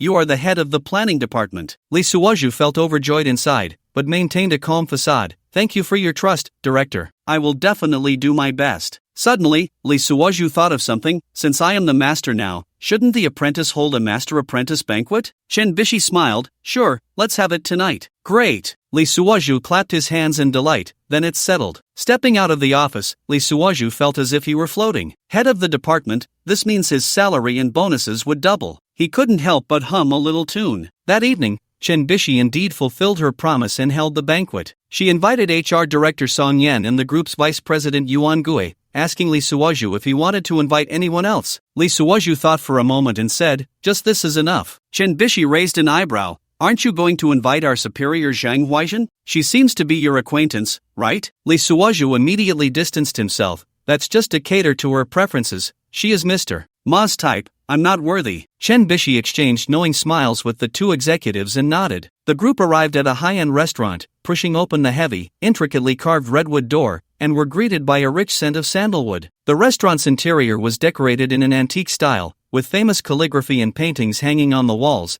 and each table adorned with a delicate bonsai. The waiter led them to a private room, where a round table was covered with a snow-white tablecloth, and a hollowed bronze incense burner sat in the center, wisps of smoke curling upwards. Just as Lee Suozhu sat down, his phone rang. It was Zhang Huaizhen. Hello, Director Zhang. Lee Suozhu answered the call in an official tone. Lee Suozhu, why didn't you invite me to such an important occasion? Zhang Huaizhen's voice carried obvious dissatisfaction. Lee Suozhu replied coldly, it was the executives who said it was inconvenient, so I couldn't do anything about it. After hanging up, Lee Suozhu noticed Chen Bishi looking at him thoughtfully. He winked at her, and she smiled in understanding. During the meal, buoyed by the wine, Lee Suozhu brought up some issues within the company. He subtly pointed at Huang Bingzhang, Vice President Huang. Many of your actions are quite puzzling. I don't understand why projects that could be profitable end up losing money. The two executives' expressions changed drastically upon hearing this. At that moment, a series of exquisite dishes were served. There was golden Beijing roast duck, crispy skin and tender meat, crystal clear crab roe soup dumplings, bursting with juice, and juicy braised lion's head meatballs, fragrant and savory. Chen Bishi specially poured a glass of wine for Lee Suozhu, smiling, Master, I wish you drink yourself to death soon. Everyone burst into laughter. Lee Suozhu looked at the amber liquid in his glass, thinking this girl is quite interesting. After several rounds of drinks and various dishes, the atmosphere grew increasingly lively. Lee Suozhu, emboldened by the wine, continued to hint at some company issues. The two executives nodded in agreement, occasionally exchanging glances. Lee Suozhu felt secretly pleased. It seemed his words were having an effect. After a hearty meal, everyone prepared to leave. Suddenly, Chen Bishi said, Master, shall we go for another drink? Lee Suozhu was taken aback and looked at the two executives. Song Yan smiled, you young people go ahead, we old folks won't join the fun. Lee Suozhu and Chen Bishi bid farewell to the two executives and headed to a nearby bar. The bar was dimly lit, and the music was deafening. Chen Bishi pulled Lee Suozhu to the bar and ordered 2 cocktails. Master, you performed well today. Chen Bishi leaned in close to Lee Suozhu's ear and said. Lee Suozhu felt her warm breath, and his heart suddenly raced. Not bad, he thought, I won't easily die from this. He feigned calmness and said, but your apprentice is quite impressive, even the HR director has to look to you for guidance. Chen Bishi smiled without speaking, gently sipping her drink. Lee Suozhu looked at her rosy lips and suddenly felt an urge to kiss her. He quickly shook his head, cursing himself inwardly, I mustn't rush this. I need to make her wholeheartedly open her heart. Chen Bishi is not like those flirtatious women like Zhang Huaizhen. I must truly touch her emotions. Chen Bishi seemed to see through his thoughts and smiled. Master, what are you thinking about? Lee Suozhu smiled sheepishly. I was just wondering, why would someone like you, a big manager with such a large enterprise, come to this underdeveloped company? Chen Bishi laughed, shaking the blue wine glass in her hand. Just like this wine glass, whatever color you pour in reflects that color. But what if the color is wrong? It's all very vague. I don't quite understand. As long as you don't regret it, that's fine. This company is quite deep, you've seen it. Bullying those who can't fight back. I almost got bullied to death by them, and they even wanted to use me as a scapegoat when I was leaving. Lee Suozhu didn't know why Chen Bishi was there, nor did he need to think about it. He just knew how to obtain that 160 luck points. As for Zhang Huaizhen and Yu Jaik, they could be set aside, they wouldn't yield any benefits. From now on, he would focus on the 160 in front of him. By the way, Master, seeing that Lee Suozhu had almost finished his drink, Chen Bishi began to inquire, I heard a lot just now, do you have evidence for all of it? Lee Suozhu became alert. They had been joking around during dinner, and now she suddenly asked this. What did it mean? Lee Suwaju's small eyes, with their single eyelids, suspiciously scanned across the table, just in time to catch Chen Bishi sitting up straight, her gaze landing on her chest. Lee Suwaju was momentarily stunned for a few seconds until Chen Bishi tapped his head. Pay attention, a master should act like a master, not like a greasy old man. Oh, I have evidence for Mr. Ma, but I'm still investigating Huang Bingjiang. Lee Suoju was jolted by the tap and blurted out his thoughts. Is it that impressive? Chen Bishi felt she had found the right person. Someone who could write those poems should have some skills. Yeah, it's purely personal grudges. Lee Suoju took a sip of his drink. I've kept this from you. They've been after me for 7 years, trying to get rid of me, and I've been fighting back, collecting evidence against them. Mr. Ma has really been greedy. At this point, Lee Suoju looked around and whispered, this heartless thing has eaten up so much public property. Take a wild guess. Chen Bishi's heart raced, and she swallowed hard. 7 figures? She had come under urgent orders, ostensibly to gain grassroots experience, but in reality, she was there to investigate secretly. Lee Suoju shook his head and remained silent. Chen Bishi extended her hand, forming a claw. Could it be 8 figures? Lee Suoju continued to shake his head. No more guesses, old Ma is going for a big round number. Returning to the source. My God! Chen Bishi jumped up, her chest trembling slightly. Don't be surprised. I have evidence. Don't worry, let's take him down. Chen Bishi took a while to process this. Xiao sure. Chen Bishi. Just call me Xiao Chen. Xiao Chen, I might have drunk too much. I'm just rambling. Think of it as listening to a story. Don't take it too seriously. Lee Suoju knew Chen Bishi must be a big shot, so he deliberately revealed this under the influence of alcohol, testing her reaction. If she was part of old Ma's group, he would just consider it bragging. Master, don't worry. The two chatted for a while longer, and Lee Suoju felt himself getting a bit drunk. It was late at night. They hadn't left the door open for you, had they? Lee Suoju swayed his upper body, looking like he had drunk too much. What's wrong? Master, do you want to stay over? That's right, don't you like poetry? We can talk by candlelight at night. Not tonight, I have to video call my boyfriend. Lee Suoju was half awake from the alcohol. Oh, in that case, let's do it another day. Once they left the bar, the night breeze blew, and both of them felt much clearer. Lee Suoju looked at Chen Bishi beside him, licked his lips. This 160 is really hard. Who exactly are you? He couldn't help but ask. Chen Bishi smiled. Aren't I your disciple? Lee Suoju shook his head. You know that's not what I mean. Chen Bishi was silent for a moment, then said, when the time is right, I'll tell you. Lee Suoju was confused but didn't press further. He silently accompanied her home. Well, I'm going up. Lee Suoju nodded. Good night. 160. Chen Bishi muttered. 160? Oh, it's nothing, just taxi fare, a small matter. The master has left. Back at his villa, Lee Suoju opened the fridge, took out an egg, and retrieved a bag of spicy instant noodles from the corner of the kitchen. He glanced back. This was the second box he had almost finished this month. 5 minutes later, a steaming bowl of egg noodles was placed on the milky white dining table. Lee Suoju pulled open the soft-packed chair and sat comfortably. So satisfying. Thinking of today's experiences, how could one word satisfying sum it up? Slurp. Lee Suoju took a sip of the soup, savored it, and swallowed. So good. Suddenly, his phone rang. It was a video call from his ex-wife, Yu Jaik. Lee Suoju hesitated for a moment but still answered. Hello? Lee Suoju. Yu Jaik had just finished showering, drying her hair while exposing her broad chest. What's up? Lee Suoju continued to pick up the noodles with his chopsticks. Why do you always eat instant noodles? They're full of additives. Can't you cook some noodles? When I'm not home, you just make do. Lee Suoju rolled his eyes and swallowed the food in his mouth. Get to the point. Is it about work? Yes, I heard that the company made some personnel appointments today, and I became the acting manager? It's really a sweet reward after hardship. It was obvious that Yu Jaik called to show off to Lee Suoju. Now I'm the boss of the company, even if it's just acting, it has its impact. If you, Lee Suoju, don't come begging me, I'll deal with you. Humph. Unexpectedly, Lee Suoju let out a cold laugh. So what? Yu Jaik's almond-shaped eyes widened. Let me tell you, when I go back, the new official will set 3 fires, and the first one will be to burn you. Lee Suoju continued eating, as if watching TV. Go ahead and burn, it can save on cremation fees. Lee Suoju stuffed the egg in his mouth, stammering, I'm also a team leader now. If you fire me, it has to be reported to the group. You seem to. What? You're a team leader now? Lee Suoju swallowed the egg and took another sip of soup. The soup's not hot anymore. Honey, now we're really in luck. They say people get rich in middle age, and we just turned 30 and are already showing it. That's you showing it. You didn't even wear a bra while video calling me. Lee Suoju finished eating. The alcohol was kicking in again, and his eyelids felt heavy. Like a lazy cat, he looked at his phone and yawned. No, both of us got promoted, which means we should get married again. Think about it, we must remarry, right? Lee Suoju lay on the sofa, his eyes feeling heavy. You reminded me, we're currently in a divorced state. So what? Breaking up and getting back together, that's life. As Yu Jaik said this, she directly took off her bathrobe.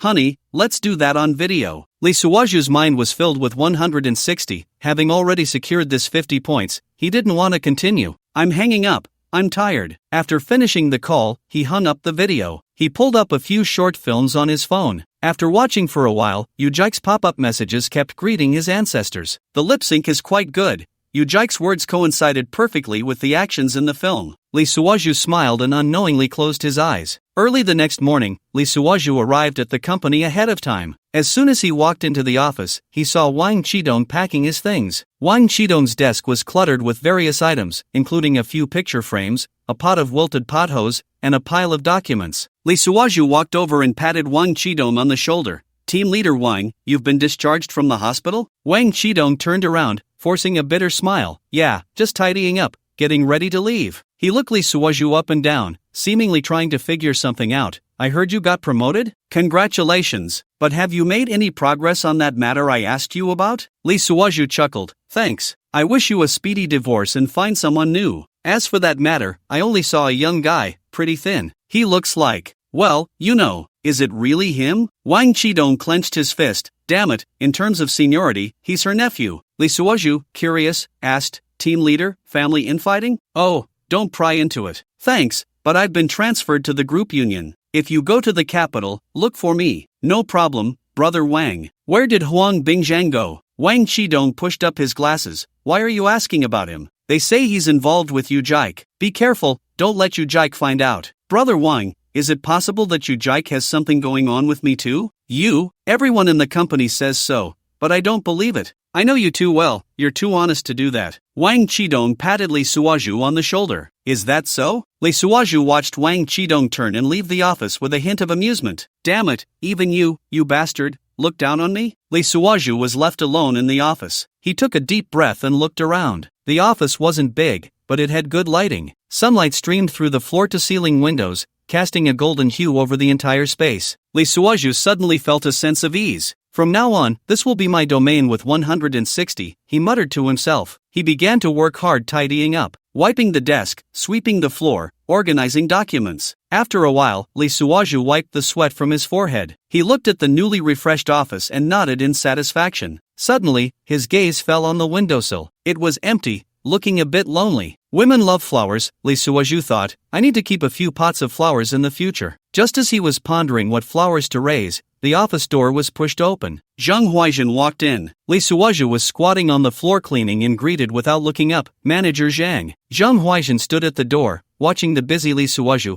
a strange glint flashing in her eyes. She cleared her throat. Xiao Li, I heard you got promoted? Congratulations. Lee Suoju straightened up and wiped the dust off his hands. Thank you, Manager Zhang. Zhang Huaijin took a few steps closer, beaming. If you need any help in the future, just let me know. Lee Suoju sneered inwardly but still politely replied, Thank you, Manager Zhang, I will. Seeing Lee Suoju's cold attitude, Zhang Huaijin felt a bit displeased. But thinking about how Lee Suoju now had Qin Bishi, who was sent down from above, as a disciple, she suppressed her dissatisfaction. Xiao Li, yesterday I helped you stay when everyone else wanted to push you out. Zhang Huaijin glanced at the door to ensure no one was around and whispered, A day as husband and wife means 100 days of kindness. Lee Suoju secretly laughed but kept a straight face. Thank you, Manager Zhang. Your pressure was just right, but I still want to be more proper in the future. Ha! Zhang Huaijin's expression stiffened, then she forced a smile. Oh, why be so rigid? We're not outsiders. Lee Suoju replied, Rules are rules. President Zhang, I still have work to do, so I'll take my leave. After saying that, he turned back to continue mopping the floor, ignoring Zhang Huaijin. She stood there, her smile gradually fading. Watching Lee Suoju's back, she felt both angry and annoyed. This Lee Suoju, who had been so compliant with her yesterday,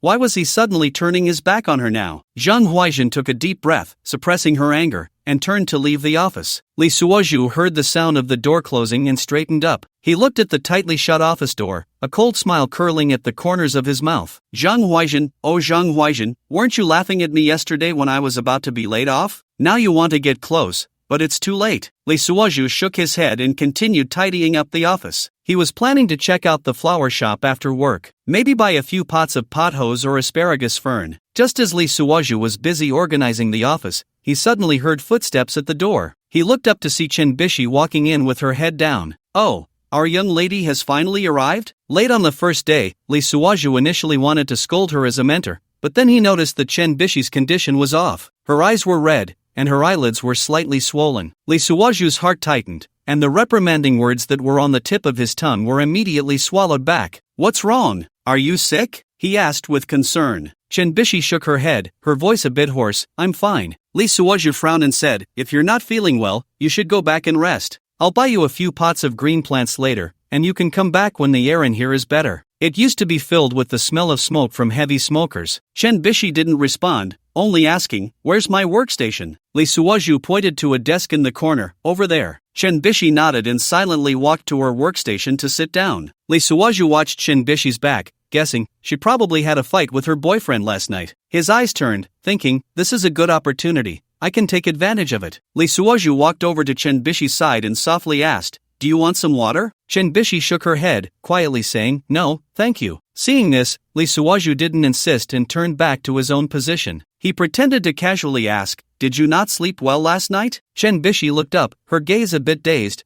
Lee Suoju continued to probe. Did something troubling happen? Chin Bishi was silent for a moment before suddenly asking, Lee team leader, have you ever been in a relationship? The fact that Chin Bishi didn't call him master actually pleased Lee Suoju quite a bit. At least there was no generational gap. Lee Suoju was taken aback for a moment, then smiled. Of course I've been in a relationship, am I not handsome? Chin Bishi bit her lip, not finding it funny, but hesitated for a moment before speaking. I had a fight with my boyfriend. Lee Suoju felt a surge of joy inside, but on the surface, he pretended to be concerned. What happened? Chin Bishi took a deep breath and slowly said, don't laugh at me when I tell you this. I consider you like an older brother. Of course, I am your older brother. Lee Suoju patted his chest. Chin Bishi continued softly, my boyfriend is abroad, we grew up together. But all these years, I've kept myself pure and never let him touch me. Upon hearing this, Lee Suoju felt happy but also a bit worried. It's your first time, so that complicates things. What if you fall in love with me? He hadn't expected that the seemingly sexy and charming Chin Bishi was actually still a virgin. Chin Bishi continued, last night during a video call, he suddenly said he wanted to find a prostitute abroad to solve his physical needs. He also said that if I didn't agree, he would want me to show him in a video. After hearing this, Lee Suoju felt a surge of anger. He suppressed his rage and comforted her.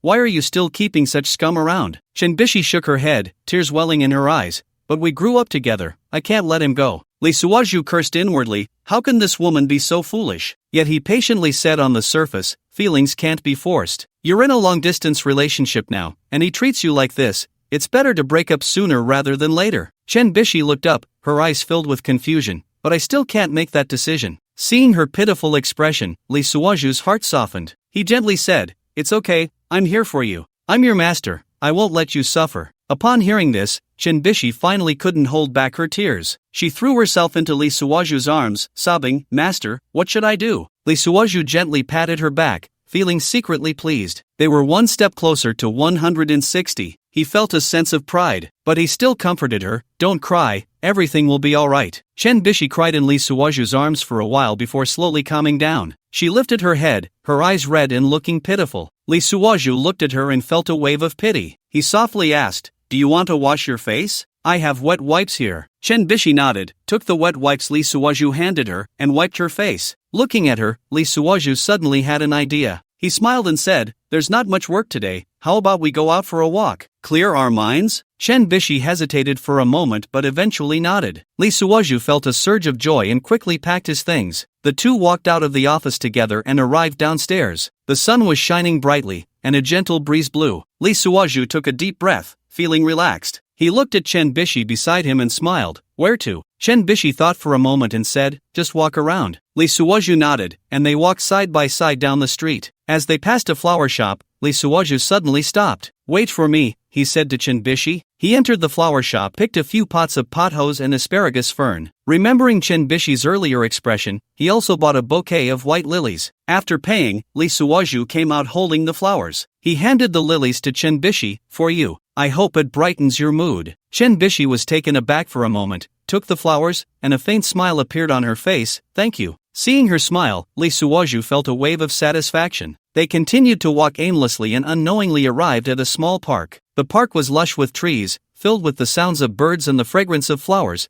creating a peaceful scene. Lee Suoju found a bench and gestured for Chen Bishi to sit down. He placed the flowers aside and softly asked, "Do you feel better?" Chen Bishi nodded. "Yes, much better. Thank you, team leader Lee." Lee Suoju smiled. "Just call me Suoju. We're friends, aren't we?" Chen Bishi glanced at Lee Suoju and softly replied, They sat on the bench, watching the children playing in the distance. Lee Suoju suddenly said, "Actually, in matters of the heart, there's no right or wrong. What's important is to make yourself happy." Chen Bishi turned her head to look at Lee Suoju. He continued, "Your boyfriend is abroad, and you've been in a long-distance relationship for so many years. It's inevitable that there will be problems. But if he truly loves you, he wouldn't make such unreasonable demands." Chen Bishi lowered her head and softly said, "I know. But we grew up together. I can't let go." Lee Suoju sighed. "It's normal to find it hard to let go. But you need to think clearly. Are you really happy like this?" Chen Bishi fell silent. Lee Suoju looked at Chen Bishi's profile, his heart racing. He said softly, "You're still young, you should pursue your own happiness. Don't let the past bind you." Chen Bishi lifted her head, her eyes filled with confusion. "But I can't forget him." Lee Suoju smiled. "It's okay, take your time.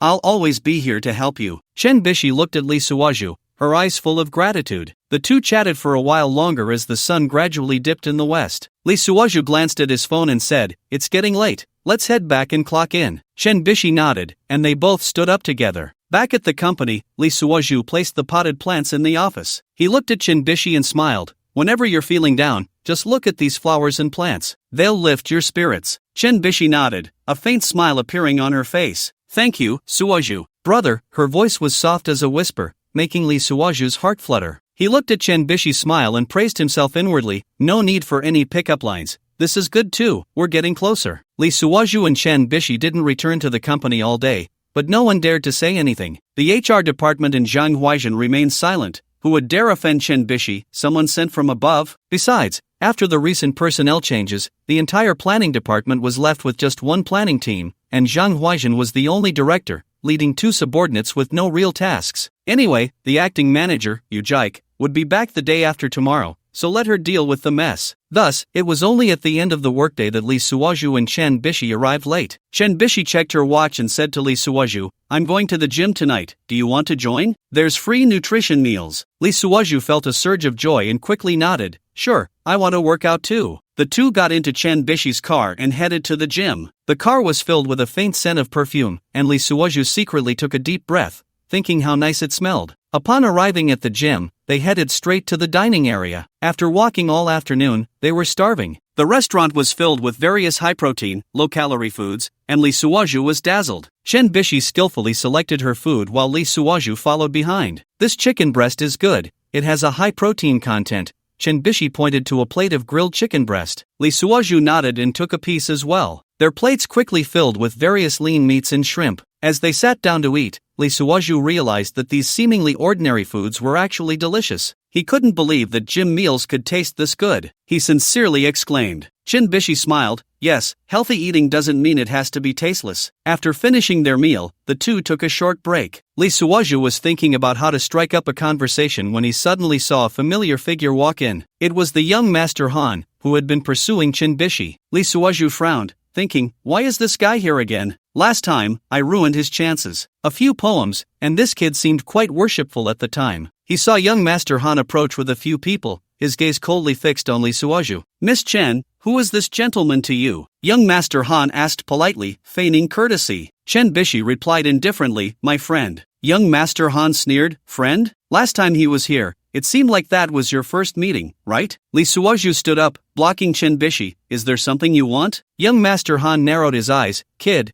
your poetry is decent. You should leave. Chen Bishi quickly stepped in front of Lee Suoju, frowning. Han, you're not welcome here. Don't come to bother me again. Oh, which law says pursuing love is a crime? I like you, is that wrong? Chen Bishi glanced and said that talking wouldn't solve the problem, quickly waving her hand to the store manager beside her. Go call security. Lee Suoju suddenly remembered the big gift pack from the system that he hadn't used. It was almost rusting. He waved his hand. No need, I'll handle it. He turned to young Master Han, a cold smile curling at the corners of his mouth. Want to fight? Han raised his chin and spoke, "You think you're worthy? If you're afraid of getting hurt, you should just leave." "Ha!" Lee Suoju pointed at the group across from him, "Just you few? It won't even take a cigarette's worth of time, do you believe it?" "Oh," Han turned back and laughed with a few others. "Kid, you're really full of it. I know those who work out have some skills, so I specifically brought a few retired special forces. Do you dare?" At that moment, a bodyguard walked over, clenched his fist, and showed Lee Suoju his bicep. "What's this? This is bodybuilding, less talk, let's go together. Kid, don't regret it. What's the point of talking? Want to sign a death warrant?" Han clapped his hands.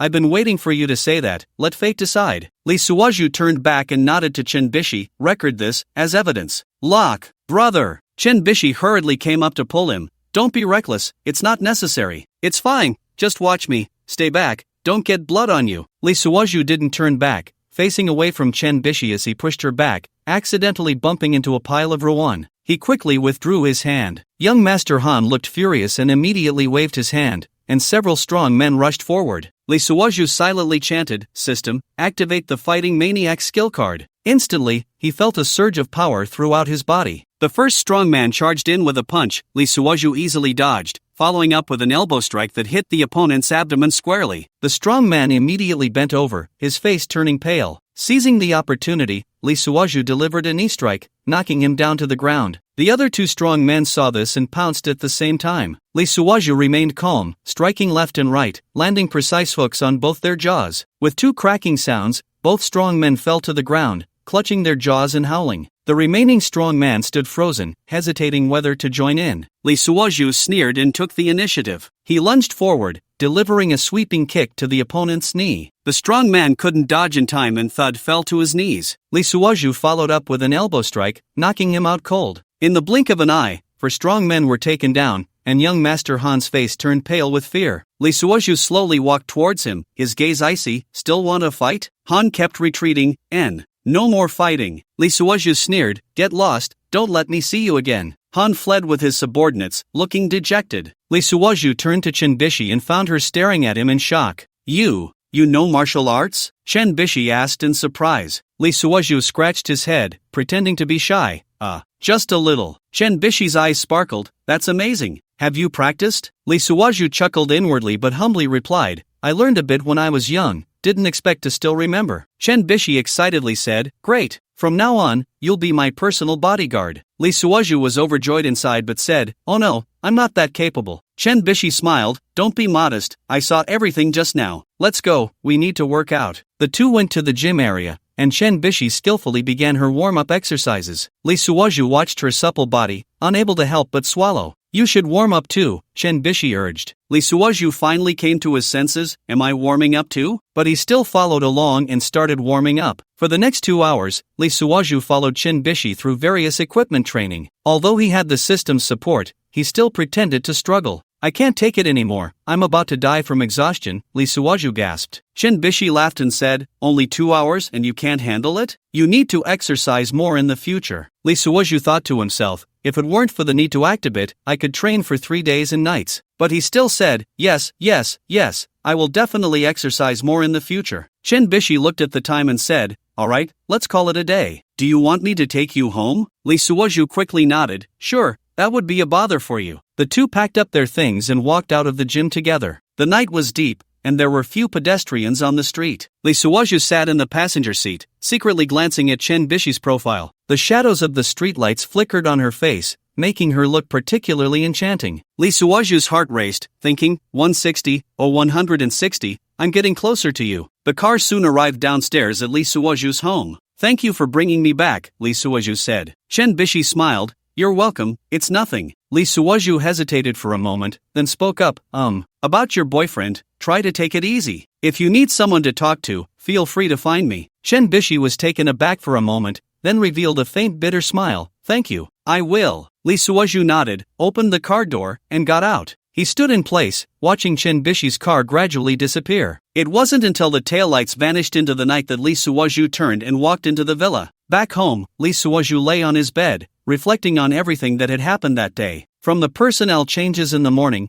to the outing in the afternoon, and then to the workout in the evening. In just one day, he felt as if the trajectory of his life had undergone a tremendous change. System, how far am I from 160? Lee Suoju silently asked. The system was silent for a moment before replying, you're still far off. Lee Suoju pouted, TCH, what do you know? I feel like I'm already very close. The system did not respond, and Lee Suoju couldn't be bothered to pay it any mind. He closed his eyes, and Chen Bishi's smile floated in his mind. 160, oh 160, I will definitely get you. With this thought, Lee Suoju slowly drifted into sleep. In the morning, Lee Suoju was awakened by the ringing of his phone. Groggily, he fumbled for his phone and saw it was a video call from Yu Jike. Hello? Lee Suoju rubbed his eyes and answered the call. Yu Jike's face appeared on the screen, her brows furrowed as she said, Are you still sleeping? What time is it? Lee Suoju yawned. What time doesn't matter. What's important is why you called. I'm coming back tomorrow, you need to pick me up at the airport, Yu Jike ordered. Lee Suoju rolled his eyes. Why should I? You have hands and feet,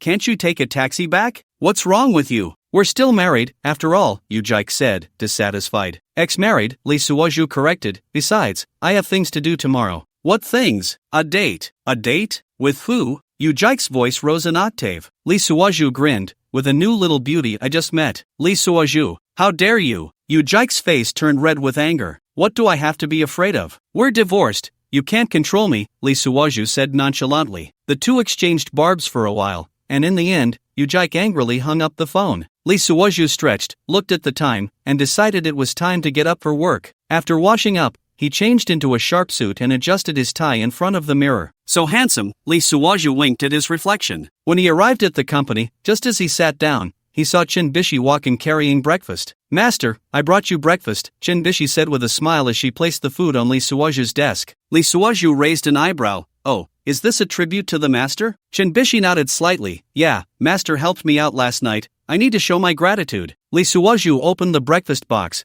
revealing steaming soup dumplings and soy milk. He took a bite of the dumpling, squinting his eyes in satisfaction.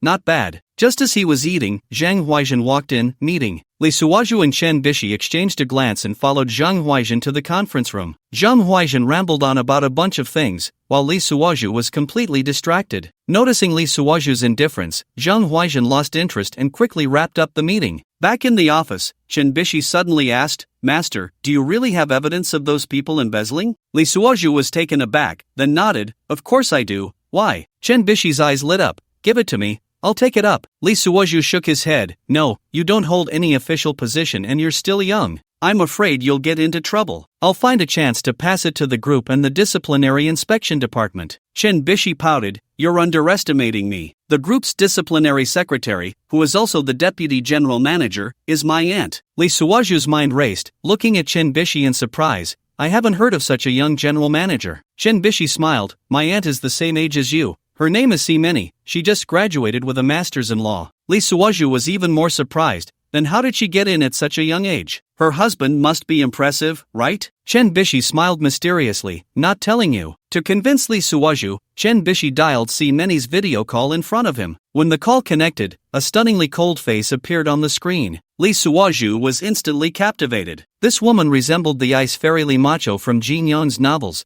exuding an air of aloofness, with a serious expression yet breathtakingly beautiful. Lee Suoju heard the system's prompt. Many, female, 30 years old, divorced, luck value 280. Lee Suoju's heart stirred. She was single? A complete plan to approach her formed in an instant. Aunt, this is my master Lee Suoju, Chen Bishi introduced. Many glanced coldly at Lee Suoju and nodded. Lee Suoju quickly flashed a sunny smile. Hello, General Manager C. I've long admired your name. Many replied coolly. Bishi said you have some important evidence? Lee Suoju nodded. Yes, but I hope this matter remains between us. Many was silent for a moment, then said, All right, send me the evidence. Lee Suoju looked at Chen Bishi and said, Then I'll add you on WeChat. Chen Bishi pouted, clearly unhappy, but Many agreed, and Lee Suoju immediately added her on WeChat. Upon seeing the name, I only discuss work. So formal? Even a social app is for work only? Just wait, I will definitely destroy you. After hanging up, Chen Bishi complained,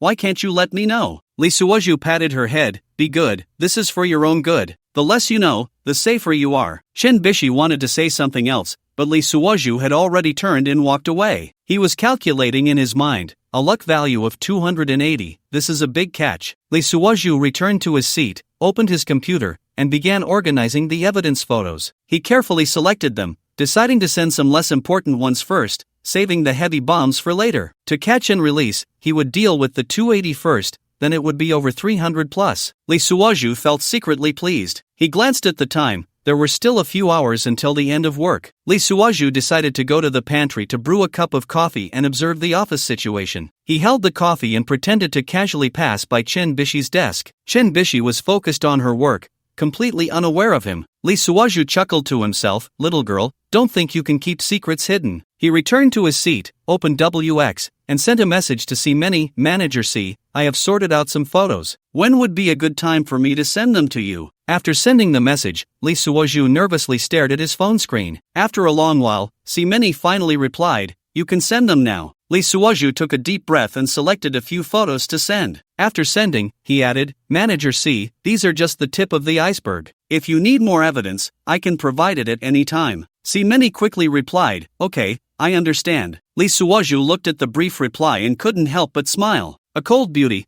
I want to see just how cold you can be, he thought to himself. When work hours were over, Lee Suozhu packed his things and prepared to leave. Chen Bishi walked over and asked, Master, do you want to have dinner together? Lee Suozhu shook his head, no, I have something to do. Chen Bishi looked a bit disappointed but still smiled and said, alright then, see you tomorrow. Lee Suozhu watched Chen Bishi's departing figure, pondering, should I go for 160 or 280 first? He walked out of the company building, taking a deep breath of fresh air. As night fell, the city's neon lights gradually lit up. Lee Suozhu stood by the roadside, watching the flow of cars and pedestrians. Good people don't have it easy these days. It's better to be a scoundrel. 280 is divorced, so there's no psychological burden in pursuing her, but 160 is a different story, there's a sense of guilt. System, what do you think I should choose? Lee Suozhu silently asked. The system was silent for a moment before replying, the choice is in your hands. Lee Suozhu pouted, you're still so useless. I even doubt you're an outdated version. The system stopped responding. He shook his head, deciding to go home and get a good night's sleep. Tomorrow? Damn, a bomb is coming back. The good days are over. As night fell, Lee Suozhu had just finished showering when his phone rang again. He glanced at the caller ID and sighed helplessly. Here we go again? Lee Suozhu impatiently answered the call. Yu Jike's voice came through. Lee Suozhu, you must pick him up from the airport tomorrow. I said I have something to do. Lee Suozhu rolled his eyes. Huang Bingjiang is coming back too. Aren't you afraid he'll kidnap me on the way? Yu Jike said anxiously. Lee Suozhu was taken aback. Isn't he not coming back? It was a last-minute decision. He said there was a project that wasn't finished yet. Ha, still not giving up on you, huh? Lee Suozhu sneered. By the way, didn't you two go on a business trip together? Lee Suozhu, Yu Jike exclaimed in exasperation. Am I that kind of person? You've already called him baby. What are you pretending for? If you don't come, I'll just come out hugging him. Yu Jike threatened. Lee Suozhu scoffed. What does it matter to me if he rides out with you? We're divorced. After saying that, he hung up the phone. Damn, this Huang guy is a piece of work. You, a protective arm, should just give up. Suddenly, he remembered that Wang Qidong didn't have evidence against Huang Bingjiang. He still had to rely on himself to deal with him. System, do you have any way to deal with him? System, you can use the invisibility card to check out his house. But, Lee Suozhu saw that Yu Jike had sent a video again, feeling overwhelmed and wanting to shut down his phone. System, tell me, is there something good? System, I just upgraded the version. Now there's a random reward task. Do you want to do it? Do I even need to ask? Hurry up and tell me. Lee Suozhu was so excited he could almost jump up. Ever since he got the system, he felt like he could finally hold his head high. He realized he was becoming more and more dependent on the system. Random task. As long as one woman increases your luck a little, you will receive an unexpected reward. Truth-telling card X10, doll card X10, each lasting 20 minutes. Lee Suozhu. He quickly checked the instructions. The truth-telling ability was to be used on the target. Whatever you wanted to know, he would say it. What he said was guaranteed to be the truth. The doll card was to turn the target into your own doll, unconditionally obeying your commands. Brother Tong, I've got it. How do I complete it? System, you can find a way from those who have already been obtained, like Yu Jike and Zheng Huaizhen. As long as she develops feelings for you again, you'll get at least +1 luck value. In this regard, Lee Suozhu had some experience. Got it. Lee Suozhu immediately fell into deep thought. It seemed he could only find a way with Yu Jike and Zheng Huaizhen. Damn it, it's too late for Zhang Huaizhen. I need to get these 2 cards right away and take down Huang Bingchang. Looking at Yu Jike, who was still typing angrily on her phone, it can only be you. I'll have to coax you this time. With that thought, Lee Suozhu made a video call to Yu Jike. The other party picked up immediately. In the video, Yu Jike looked like a frenzied hen, her eyes red and her hair a mess. Then came her hoarse voice. Lee Suozhu, you bastard. You keep saying we're divorced, yet you messed with me all day, and in the end, it was inhumane. Alright. Lee Suozhu quickly interrupted her. Isn't it just picking you up? I was just joking earlier. I'll go tomorrow. Tell me what flight arrives at what time. Flight Mingkong 41 to 114. Lee Suozhu. Which idiot chose this flight number? Can anyone even take it? Yu Jike was suddenly delighted. Suozhu, I've thought it through this time. When I come back, we'll have a good life together. With our salaries, we can pay off the villa's final payment in less than a year. By the way, let me ask, what project is Huang Bingchang coming back for? Lee Suozhu tried to change the subject, not wanting her to talk about remarrying. He used to work on a new energy research project, a pure money-burning project. The research cost over 100 million, and they gave him a month to explain to the board. Lee Suozhu sneered coldly. He probably pocketed it all. Yu Jike shook her head. I don't know about that. Anyway, I never agreed to him, really. Lee Suozhu was anxious for that little luck value, so he didn't provoke her further. By the way, you wanted to do that thing on video last time. This is the last chance. Can we do it? Yu Jike's eyes lit up at the time. Sure, I ate a lot of sea cucumbers, sea dogs, and sea dragons last night. Lee Suozhu, why did you eat all the things men eat? Yu Jike replied, they say both men and women need to replenish kidney energy. I lost a lot last time with you, so I need to make up for it, or I'll age prematurely. Less nonsense, hurry up. Lee Suozhu picked up another phone, found a movie, and started playing it. Alright, husband,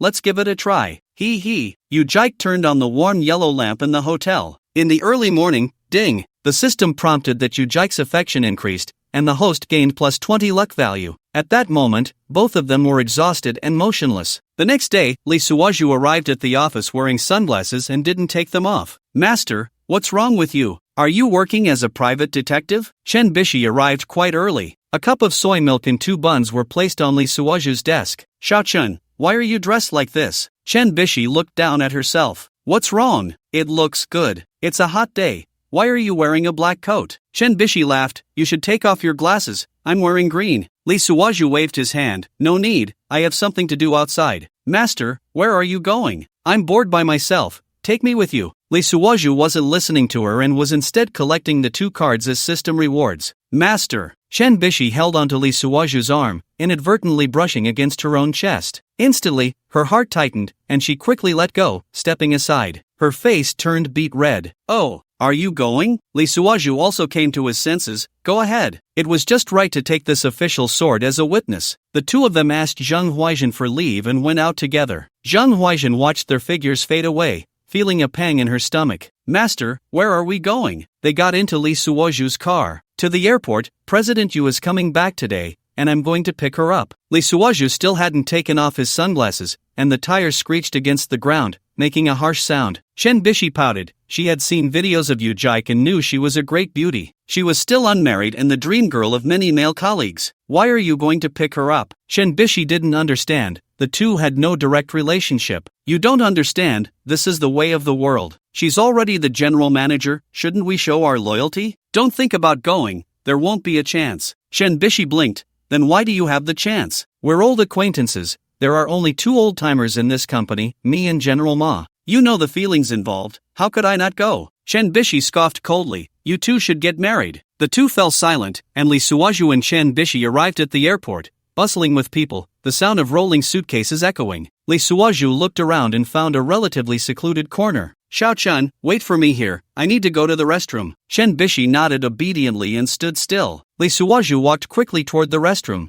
casually buying a bottle of grapefruit water from a vending machine. Once inside, he looked around to confirm no one was paying attention to him. He twisted off the cap and poured out half the water. Then, standing at the urinal, he aimed the bottle's opening. A stream of light yellow liquid flowed into the bottle, emitting a pungent smell. Lee Suozhu quickly tightened the cap and wiped the bottle with a tissue. He stuffed the bottle into his coat pocket and walked out of the restroom nonchalantly. Back by Chin Bishi's side, Lee Suoju secretly laughed. Huang Bingjiang, just wait. Soon, an announcement came over the loudspeaker indicating the flight's arrival. Lee Suoju and Chen Bishi went to the exit to wait. In the crowd, Yu Jike and Huang Bingjiang walked side by side. Yu Jike wore a beige suit, her makeup exquisite, and her high heels clicked on the floor. Huang Bingjiang was dressed in a suit, his hair meticulously styled, carrying an expensive leather suitcase. The two were chatting and laughing, looking quite close. Lee Suoju squinted, feeling a wave of displeasure. The good show is about to start. Yu Jike, you'll be crying. General Huang, let me treat you to some yellow urine. Huh.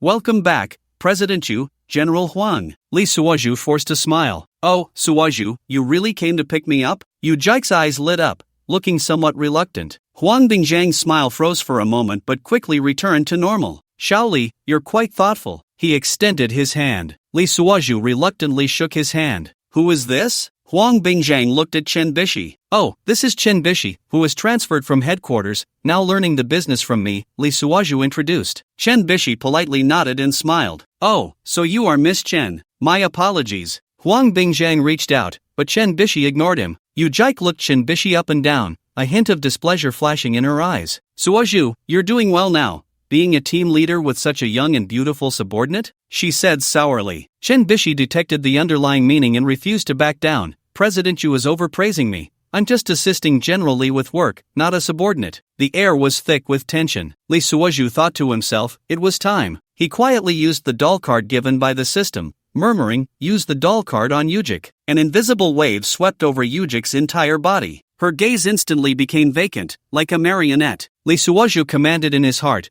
take the drink from my hand and give it to Huang Bingjiang. Saying this, he took out the modified grapefruit drink from his bag, pretending it was just for drinking. Yujik suddenly moved like lightning, snatching the drink into her hands. Why are you so oblivious? Give it to President Huang first. She turned to face Huang Bingjiang. President Huang, you must be thirsty, right? Here, you drink first. Her voice sounded somewhat unnatural, but her smile remained. Huang Bingjiang, however, was completely oblivious, staring intently at Yujik's face, not even aware of where his soul had gone. This was Yujik's first time being so proactive. The whole company knew that Yujik favored Lee Suoju. Huang Bingjiang thought Yujik had given up on Lee Suoju after seeing him with a female disciple and was now pursuing him instead. He took it without hesitation. Thank you, President Yu, you're so considerate. Saying this, he twisted off the cap. Lee Suoju held his breath, staring unblinkingly at Huang Bingjiang. Huang Bingjiang tilted his head back and drank, gulping down several mouthfuls. Suddenly, his expression twisted. Put. Spit, spit, spit. What the hell is this? Huang Bingjiang spat it out. The yellow liquid splattered all over Yujik's face. Yujik instantly snapped back to reality, seeing her disheveled appearance, and flew into a rage. Huang Bingjiang, what are you doing? She screamed. Without waiting for Huang Bingjiang to explain, Yujik snatched the bottle and poured it over him. From head to toe, Huang Bingjiang was drenched to the bone. His expensive suit was instantly ruined, and his hair was wet and stuck to his face. The people around were stunned, stopping to watch. Lee Suoju struggled to suppress his laughter, feigning shock. President Yu, President Huang, what's going on? Huang Bingjiang's face turned ashen with anger, pointing at Yujik and cursing, are you crazy? This bottle doesn't contain a drink. Upon hearing this, Yujik's face turned pale. She looked down and sniffed the smell on herself, instantly feeling nauseous. Ugh, she covered her mouth and ran to the restroom. Huang Bingjiang, disregarding his image, followed her into the restroom. The scene was chaotic. Lee Suoju watched the farce, feeling overjoyed. He turned to Chen Bishi and said, Xiao Chen, I really shouldn't have called you here. Look at this mess. This company really needs some management. Chen Bishi looked confused.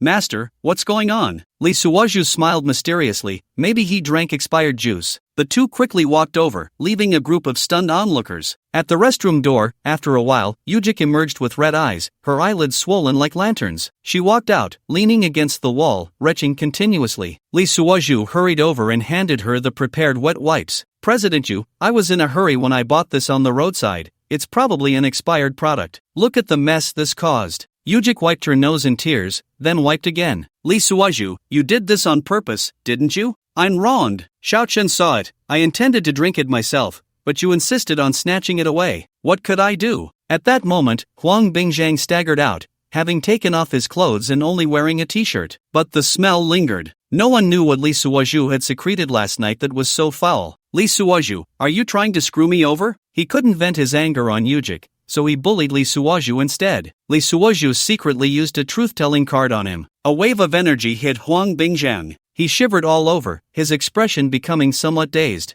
I'm sorry, President Huang, you see this is a misunderstanding. With your status, how could I dare to offend you? Huang Bingjiang was about to say something when his gaze suddenly became vacant, his mouth twitching as if he were struggling against some invisible force. Lee Suoju felt a surge of joy inside. The truth-telling card was indeed powerful. He pretended to be concerned and asked, President Huang, are you okay? Do you want to sit down and rest for a while? Huang Bingjiang swayed and suddenly changed his tone. Rest? Shaoli, you have no idea how tired I am every day. Saying this, he walked over to the public rest area and plopped down. Yu Jike and Chen Bishi followed him, sitting in the row behind them, resting while listening. Lee Suoju took out his phone, pretending to check messages, but secretly turned on the recording button. Then, Huang Bingjiang continued to elaborate. Every day I think about how to make money, how to climb up. Do you know how much I've sacrificed for this position? Lee Suoju's eyes lit up, quickly asking, President Huang, what have you sacrificed? Huang Bingjiang seemed to have opened a floodgate, speaking endlessly. How many gifts have I given to the boss? Those luxury watches, antiques, calligraphy, and paintings, each one worth a fortune? And those women, each one a vixen. I spent company money to wine and dine them.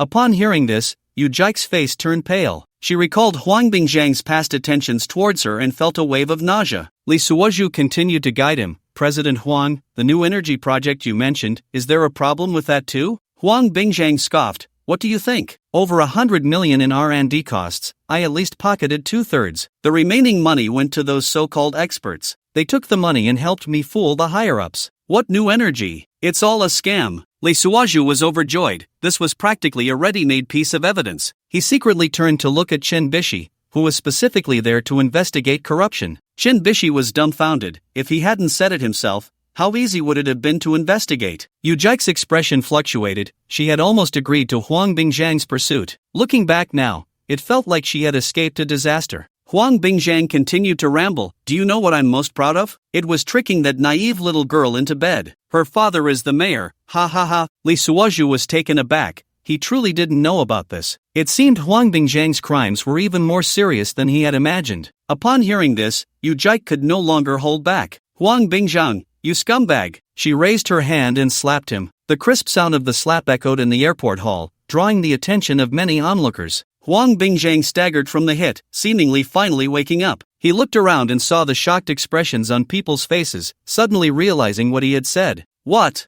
did I just say? He stammered. Lee Suoju sneered. President Huang, you said a lot of interesting things. Huang Bingjiang's face turned pale, cold sweat pouring down. He suddenly turned and ran, as if trying to escape this place of trouble. Lee Suoju didn't stop him. After all, everything that needed to be said had been said. He turned to Yu Jike and said, President Yu, let me take you home. This is getting serious. Yu Jike nodded, casting a complex glance at Lee Suoju. Chen Bishi followed behind. Master, that was too scary. Is Huang Bingjiang out of his mind? She felt that everything that had happened today was too unbelievable. What he said was so detailed. Could it be fake? Let's call the police. At this moment, a few people walked to the parking lot. Yu Jike recognized Lee Suoju's car and directly climbed in to rest. Chen Bishi grabbed Lee Suoju. Master, let's not call the police for now. This involves the company's reputation. Leave it to me, and I'll have my aunt handle it. Lee Suoju was afraid that the night would be long and dreams many. Then let's talk now. Or what if Huang Bingjiang runs away? We not only need to catch him but also recover our losses. Chen Bishi quickly took out her phone and made a video call request to her aunt, Simeni. Soon, Simeni appeared on the screen. Xiaoshi, what's the matter? Aunt, something big has happened. Huang Bingjiang just got off the plane and has confessed everything. Team Leader Lee, there's a recording. What did he say? Send me the recording. Simeni's face, sculpted like ice, became even colder. Lee Suoju hurriedly sent over the recording. In the video, Simeni was silently watching, and by the end,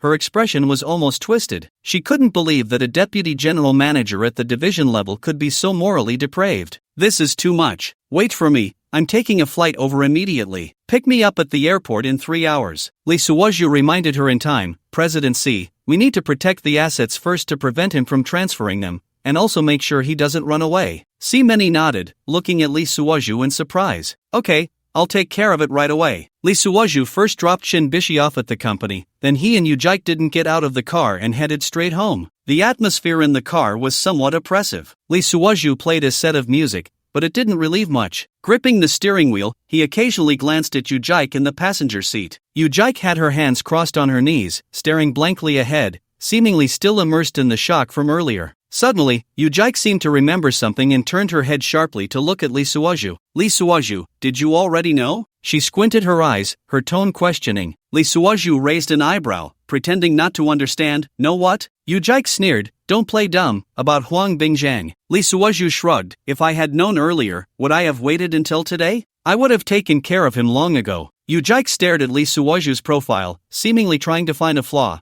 Then how did you happen to record what he said? Lee Suozhu's lips curled into a smile. Just lucky. I saw him drunk and thought that if something happened, it would be good to have evidence. Yu-Jike frowned, clearly not believing him. When did you become so cautious? Lee Suozhu turned his head and glared at her. What? Is it wrong for me to think of you? Yu-Jike was momentarily taken aback, then said, then why are you helping me? Haven't we already divorced? Lee Suozhu took a deep breath, lowering his voice. Divorce is divorce, but I can't just watch you get bullied. Yu-Jike was stunned for a moment, clearly touched. You still care about me? Lee Suozhu snorted coldly. Don't get the wrong idea, I just can't stand that bastard. Yu-Jike pouted. Ha, as if you're so noble. Lee Suozhu glanced at her. I'm not noble, but at least I haven't cheated during my marriage like he did. Yu-Jike's expression changed. What do you mean? I never cheated. Lee Suozhu sneered. Really? Then how do you explain your business trip with Huang Bingjiang? Yu-Jike's face turned red with anger. I've said it so many times, it was for work. Lee Suozhu scoffed. Work requires you to share a room? Yu-Jike's eyes widened. Who said that? We didn't even share a room. Lee Suozhu suddenly slammed on the brakes, the car stopping abruptly by the roadside. He turned around, looking directly into Yu-Jike's eyes. Then how come there was a man's suit in the video that day? Yu-Jike was startled by his sudden action but quickly calmed down. That was during a meeting. He went out for socializing and asked me to pick up his dry-clean clothes. Lee Suozhu coldly laughed. Are you kidding? Don't waitstaff deliver it right to you? Yu-Jike bit her lip and said with some guilt, aren't I just unsure if he's coming back to be the boss? I thought I'd take the initiative to be nice to him, which would make it easier for both of us to stay in the company. Lee Suozhu took a deep breath and restarted the car. So, you think it's reasonable for you to go out and have fun? Lee Suozhu almost wanted to kick Yu-Jike out of the car. Yu-Jike fell silent for a moment and didn't continue the topic. After all, they had fought countless times over Huang Bingjiang, and it was meaningless this time. Huang Bingjiang would never appear again. But Yu-Jike was unwilling to accept that it was all her fault. She had to hold on to Lee Suozhu's little tail to remain invincible. She suddenly asked, so do you have a new love now? Lee Suozhu nearly choked on the question and coughed twice. What does that have to do with you? Yu-Jike pouted. I was just asking. If you don't want to say, then forget it. Just asking? This is clearly because my long-lasting charm has made you unable to let go. Too bad the sun is setting. Who else do I know? Thinking of this, Lee Suozhu glanced at her and suddenly smiled. What? Are you jealous? Yu-Jike rolled her eyes. You're overthinking it. I'm just curious. Lee Suozhu raised an eyebrow. Curious about what? Curious if I've found someone better than you? Yu-Jike confidently snorted, leaned back in her seat, and said nonchalantly, if you really can find someone better than me, I want to see who it is. Lee Suozhu's lips curled into a mysterious smile. You'll find out soon enough. Yu-Jike was taken aback and sat up straight. What do you mean? Do you really have a new love? Lee Suozhu smiled noncommittally. Just wait and see. Yu-Jike lowered her head, burying it between her arms, then tossed her hair a few times and turned to look out the window, no longer speaking. Her face was filled with unwillingness. The car soon arrived home, and without saying a word, Yu-Jike rushed into the bathroom. Lee Suozhu listened to the sound of water coming from the bathroom, a smile creeping onto his face. He took out his phone and sent a message to Chinbishi. I'm coming to pick you up soon, to get your aunt at the airport. After sending the message, Lee Suozhu glanced in the direction of the bathroom and softly said, Yu-Jike, just wait, the good show is just beginning. He picked up the car keys and quietly left the house. As soon as he got in the car, Chinbishi replied, my aunt is not an ordinary person, men rarely get close to her. I think I'll just drive my own car. Lee Suozhu was unwilling and simply didn't reply, pretending not to see, determined to tag along. On the way, Lee Suozhu's mind was busy calculating the next plan. See Many, with a luck value of 280, was a rare opportunity. He had to seize it well and not let it slip away. Lee Suozhu imagined See Many's cold and beautiful face, feeling a bit restless inside. System, how should I pursue See Many? He asked. The system was silent for a moment before answering. Everyone has their weaknesses, you need to find hers. Lee Suozhu pouted. That's obvious, I know that, but she looks so aloof. What weaknesses could she have? The system fell silent again, and Lee Suoju didn't bother to ask further. He focused on driving, but his mind kept replaying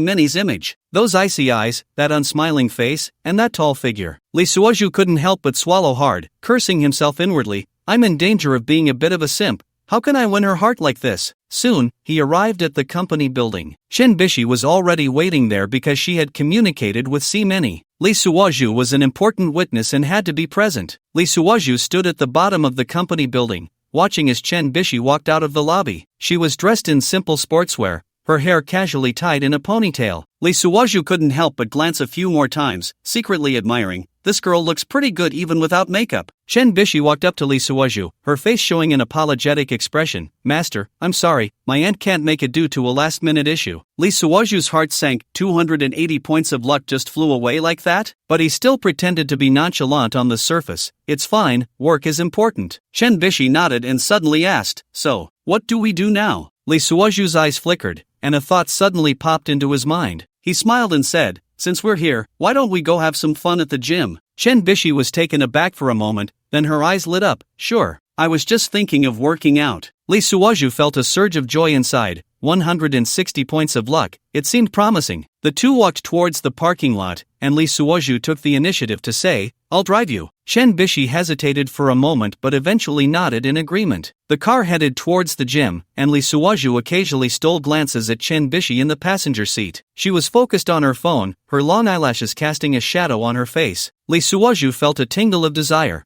wishing he could pull her into his arms right then. But he knew that haste makes waste. Inside the gym, the sounds of music and clashing equipment filled the air. Lee Suoju and Chen Bishi stood side by side on the treadmill, sweat trickling down their cheeks. Chen Bishi's face was flushed, making her look particularly adorable. Lee Suoju couldn't help but glance at her again, secretly admiring, this girl is even more charming when she works out. After finishing their run, they moved to the equipment area. Lee Suoju took the initiative to say, let me teach you how to use these machines. Chen Bishi nodded, but she seemed to have something on her mind. Lee Suoju didn't continue immediately but found a way to steer the conversation. Bishi, do you think it's too cheap for Huang Bingzhen? Chen Bishi was wrapping a resistance band around her hands, her movements steady, her hair already damp. No way, my aunt said it's already been handed over to the prosecution. Sigh. Lee Suoju shook his head and sighed. It's a pity about that money. That kid will definitely squander it. Lee Suoju truly felt a bit pained about that money. On a larger scale, it's the people's hard-earned money, and on a smaller scale, why do hard-working people like himself not get the rewards they deserve? TSK. Chen Bishi laughed as she looked at him. Master, are you feeling resentful? Yes, Lee Suoju simply sat on the equipment, feeling increasingly demotivated. Chen Bishi was indeed persistent. After getting ready, she sat at the resistance machine. Master, help me out. Okay. Lee Suoju didn't think much and immediately stood behind her, teaching her how to use the equipment while ensuring her safety. His breath brushed against Chen Bishi's ear, causing her heart to race. Chen Bishi stole a glance at Lee Suoju, suddenly feeling a strange sensation. She thought of her childhood friend who was far away abroad and couldn't help but start comparing the two. This Lee Suoju was kind-hearted, enthusiastic, and upright, but his flaws included being married, a bit lecherous, and unreliable in speech. Just as she was lost in thought, Lee Suoju's voice interrupted her. Bishi, look, is this the right way to do it? Chen Bishi came back to her senses and quickly nodded. Yes, that's right. Lee Suoju smiled and continued to teach her how to use the other machines. The atmosphere between them grew increasingly ambiguous, and even the air seemed to be filled with a human warmth. Chen Bishi was slightly out of breath and unconsciously leaned her body closer to Lee Suoju. Just then, a familiar voice suddenly rang out. Oh, isn't this team leader Lee and Miss Chen? Lee Suoju and Chen Bishi turned around simultaneously to see Zhang Huaixin standing not far away. She was dressed in a tight-fitting sports outfit, showcasing her graceful figure. Lee Suoju was taken aback.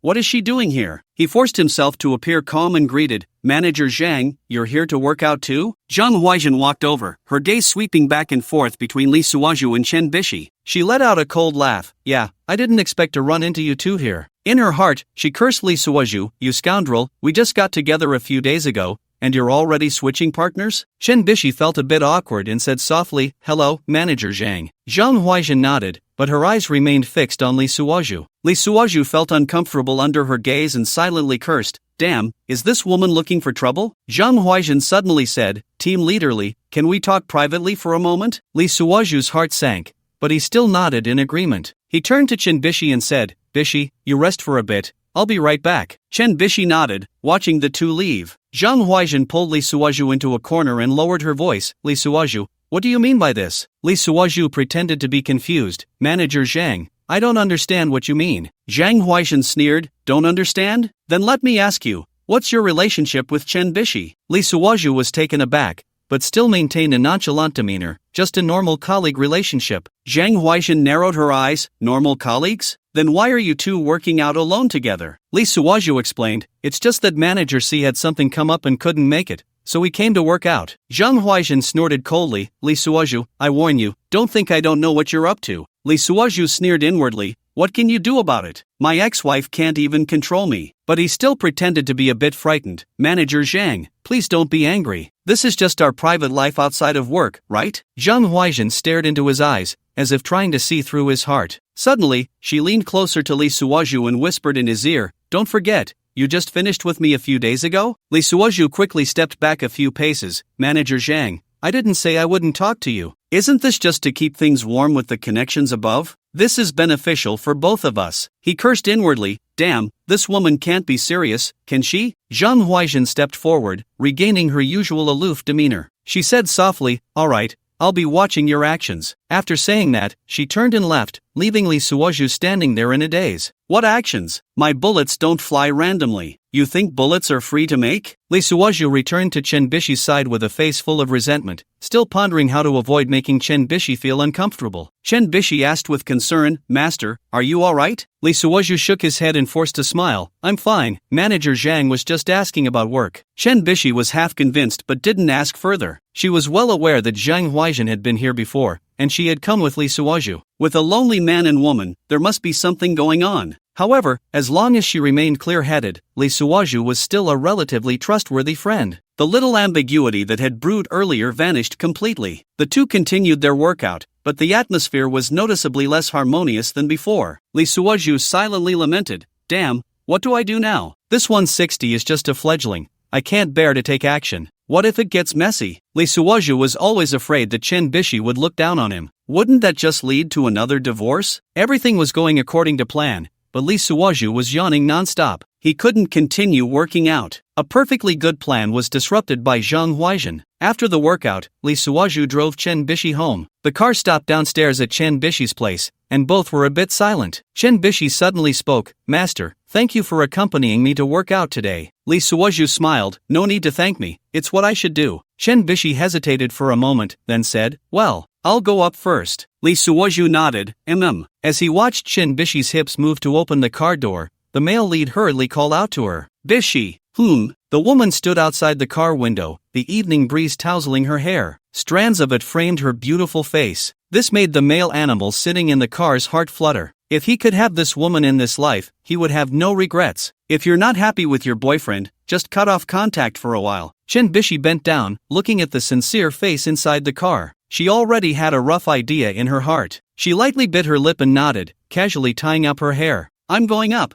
Bye. Bye. Li Suozhu watched Chen Bishi's figure disappear into the hallway and sighed deeply. He leaned back in his seat, his mind a mess. A few minutes later, there was still no movement. He started the car and drove towards home. As soon as he entered, he saw Yujike in her pajamas trimming her toenails. She bent her slender waist, her pink pajama collar open, and her belt untied. You're back. Yujike blew on the nail clipper, switching to the other foot. Did you find your new love? Li Suozhu, who had already reached the door of his room, stopped. After thinking for a few seconds, he ignored her and pushed the door open. Before long, he was only wearing a pair of shorts, heading towards the bathroom. Li Suozhu, Yujike, still applying nail polish, called out to him in a high pitch. What is it? Li Suozhu's voice was lazy, as if he were about to fall asleep. Did you not hear me? Li Suozhu scoffed. I heard. Then do you think I'm just talking nonsense? Yujike nearly roared. She had been holding back for a long time. This time she came back just to show off her affection with someone named Huang, to provoke him. She wanted to see his reaction. As a result, she discovered that his relationship with that Miss Chen was not ordinary. After 7 years of marriage, women tend to have a bit more emotional investment than men, although they divorced due to some unspeakable reasons. Well, what if I treated it like nonsense? We're divorced. Does what you say still matter? Li Suozhu said as he entered the bathroom. You bastard! Yu Jike, with her hair disheveled and her pajamas open, rushed into the bathroom. At that moment, Lee Suoju was completely naked, about to turn on the water. Lee Suoju, are you even human? You keep saying you're divorced, but you still spent the whole day with me after the divorce? Looking at his ex-wife, who looked like a fierce woman, standing in front of him in disarray, Lee Suoju understood the source of her anger. She wanted to remarry. On one hand, he had become stronger in that aspect, and on the other, his career had also improved. Both were high-level executives, two white-collar workers. Where could one find such a partner? In recent days, Yu Jike had been weighing the pros and cons and thinking about these things. Finally, she made up her mind to spend her life with him. So what do you mean? Are you just bored after a day? As soon as Yu Jike heard this, she immediately launched a frenzied attack like a 9-in white bone claw. It was a random scratching. I'll scratch you to death. You think you can bully me and treat me like a whore? Want to play, then play, want to dump, then dump. After 7 years of marriage, they often fought. But subconsciously, Yu Jike always cared for his face and never scratched his face. This time was different. Yu Jike was no longer in control. She was heartbroken to the extreme. She had given too much, even her dignity was gone. Damn it, are you even human? Lee Suoju could only use his hands to shield his face, trying to protect himself from getting hurt. Enough, don't go too far. Finally, unable to endure any longer, Lee Suoju simply executed a shoulder throw, tossing Yu Jike into the bathtub. Puff! Lee Suoju, you murderer! Ah! Yukiko randomly hugged Lee Suoju's leg, pulling him down into the bathtub as well. The two of them tangled together like a yellow eel and an albino loach, rolling around in the tub. 5 hours later, Yukiko could no longer bear it, lying on the bed, breathless. I can't take it anymore. We have a meeting tomorrow. I need to sleep for a bit. Humph. Let's see you cause trouble again in the future, Lee Suoju said with a victorious expression, swaggering off to the bathroom. Yukiko's return this time was different. She had transformed into the acting manager, a significant leap from her previous position as a department director. The first meeting she chaired was held in the conference room. The room was small, and everyone was squeezed together. Fortunately, a few people had been let go, and departments had been merged, but it still provided Lee Suoju with an opportunity. Only 3 people remained in the planning department where he and Chen Bishi worked. It was almost a shell of its former self. In a state-owned enterprise, the planning department was merely a tool to execute orders from above. Did a branch office really think it could rise up and sing? Innovate? That was impossible. Lee Suoju and the other 2 stood in a vertical line. Zhang Huaizhen was in front, and Chen Bishi disliked being stared at by Lee Suoju from behind. So, Lee Suoju stood in the middle. Standing in the center of the conference room, he felt the presence of the 2 women in front and behind him. Zhang Huaizhen's back pressed against his chest, and the faint scent of her perfume wafted into his nostrils. Chen Bishi's breath brushed against the back of his neck, carrying a hint of sweetness. Lee Suoju felt a thrill inside. Damn, this feeling of being a sandwich cookie is great. But on the surface, he maintained a serious demeanor, staring straight ahead. Suddenly, Zhang Huaizhen leaned back slightly, her backside brushing against Lee Suoju. He was startled, cursing inwardly, this woman, daring to act up in this situation? Chen Bishi seemed to sense something and shifted back a bit, creating some distance from Lee Suoju. He felt a bit disappointed but dared not show it. Just then, Yukiko stepped onto the podium and cleared her throat. Today, she wore a sharp business outfit, her hair neatly pinned up, looking particularly spirited. Lee Suoju couldn't help but glance at her a couple of times, secretly admiring, my ex-wife is looking more and more like a leader. Yukiko began to read the headquarters decision, regarding the serious disciplinary and legal violations of Comrade Huang Bingjiang. Lee Suoju listened to Yukiko's voice but was lost in other thoughts. He recalled the entanglement with Yukiko in the bathtub last night, feeling a bit distracted. Zhang Huaizhen seemed to notice Lee Suoju's inattentiveness and leaned back again.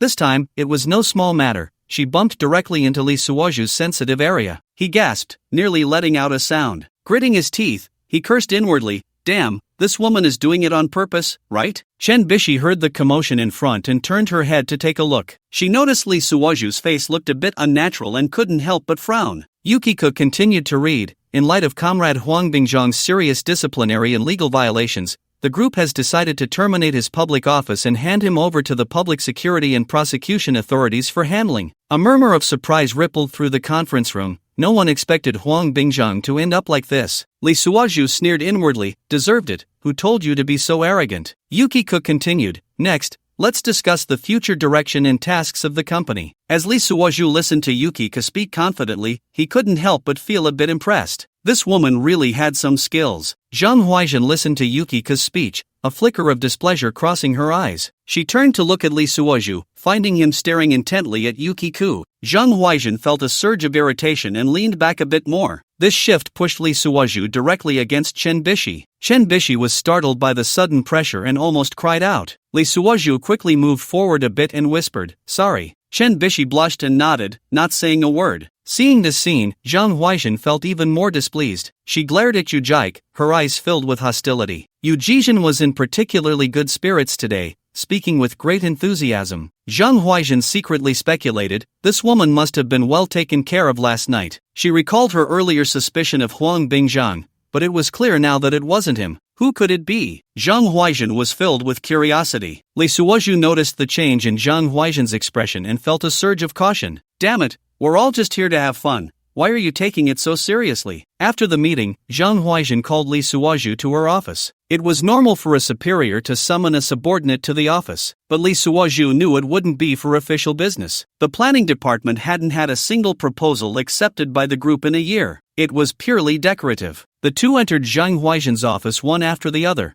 with the inexplicable Chen Bishi trailing behind. With only 2 people in the office, Li Suozhu left, and Chen Bishi found it boring to stay. After thinking for a moment, she left the unit and went to the gym to listen to music and run. Closed the door, Zhang Huaizhen slammed the notebook she was holding onto the table. She reached to take off her clothes. "Hey, boss, Zhang Zong," Li Suozhu quickly reminded her to be mindful of her image. "Where are you thinking? I'm just taking off my outer jacket." Zhang Huaizhen shot him a glance and hung her clothes in the wardrobe. Turning back, she revealed her impressive figure. She plopped down in her boss's chair, took out a makeup mirror, and began taking selfies. Front view, side view, and finally the back of her hair. "Suozhu, how does my hairstyle look today?" "Pretty good," Li Suozhu replied, having nothing else to do, just staring blankly at her posing. Zhang Huaizhen put down the makeup mirror, pressed her lips together to check her lipstick, and feeling satisfied, said, "You heard what Yuzong said just now, right? What aspect are you referring to?" Li Suozhu replied seriously,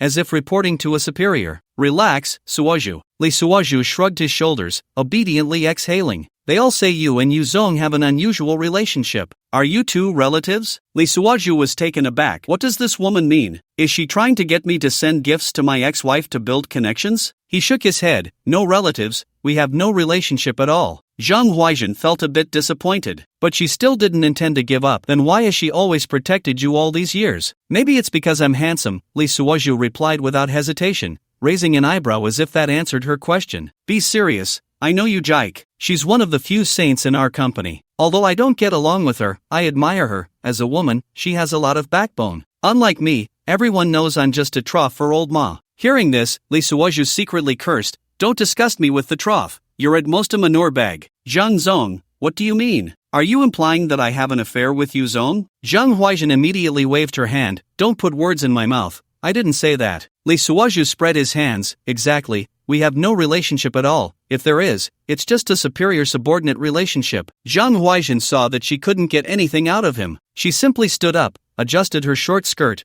walked around the table, and approached him. "Suozhu, I still want to ask you to say a few good words for me, considering our past friendship." As she spoke, her fingers brushed against Li Suozhu's shoulder. Li Suozhu stood up stiffly, his butt feeling like it had landed on a spring. With a jump, he was at the door. "Well, Zhang, I suddenly remembered something I haven't finished, so I'm leaving first. If you need anything, just let me know." Without waiting for Zhang Huaizhen's response, she turned and rushed out the door. Smack! Zhang Huaizhen slapped his palm on the table, wincing in pain. "You little rascal, thinking you can run away after getting a good deal? No way." Li Suozhu hurried back to the office, only to find Chen Bishi had already left. He quickly sent her a message. This was the only opportunity. Although 160 was difficult to deal with, he couldn't give up. After trying for a long time with no answer, he was just feeling bored when his phone rang. He thought it was Chen Bishi, but to his surprise, it was Simeni from 280. "Wow, she actually called me." He eagerly answered. "Hello, Manager C, this is Li Suozhu." Simeni replied, "Hello, Team Leader Li, is Chen Bishi with you?" Li Suozhu said, "No." Simeni continued, "That girl, I called and no one answered. Where could she be during the day?" Li Suozhu reassured her, "I tried calling too. Don't worry, she's fine. We just finished a meeting and separated less than an hour ago." Simeni asked, "Oh, what meeting was it?" Li Suozhu thought, "This is getting better. The big boss is starting to not dislike me. Manager C, today we held a general meeting mainly to announce the handling of Huang Bingjiang, and afterward, Manager you took the opportunity to give us a lesson. C Many inquired, oh, what kind of lesson? Li Suozhu felt pleased, the conversation is getting more interesting. Well, there's too much to say, how about? C Many interrupted, how about what? Li Suozhu suggested, Manager you,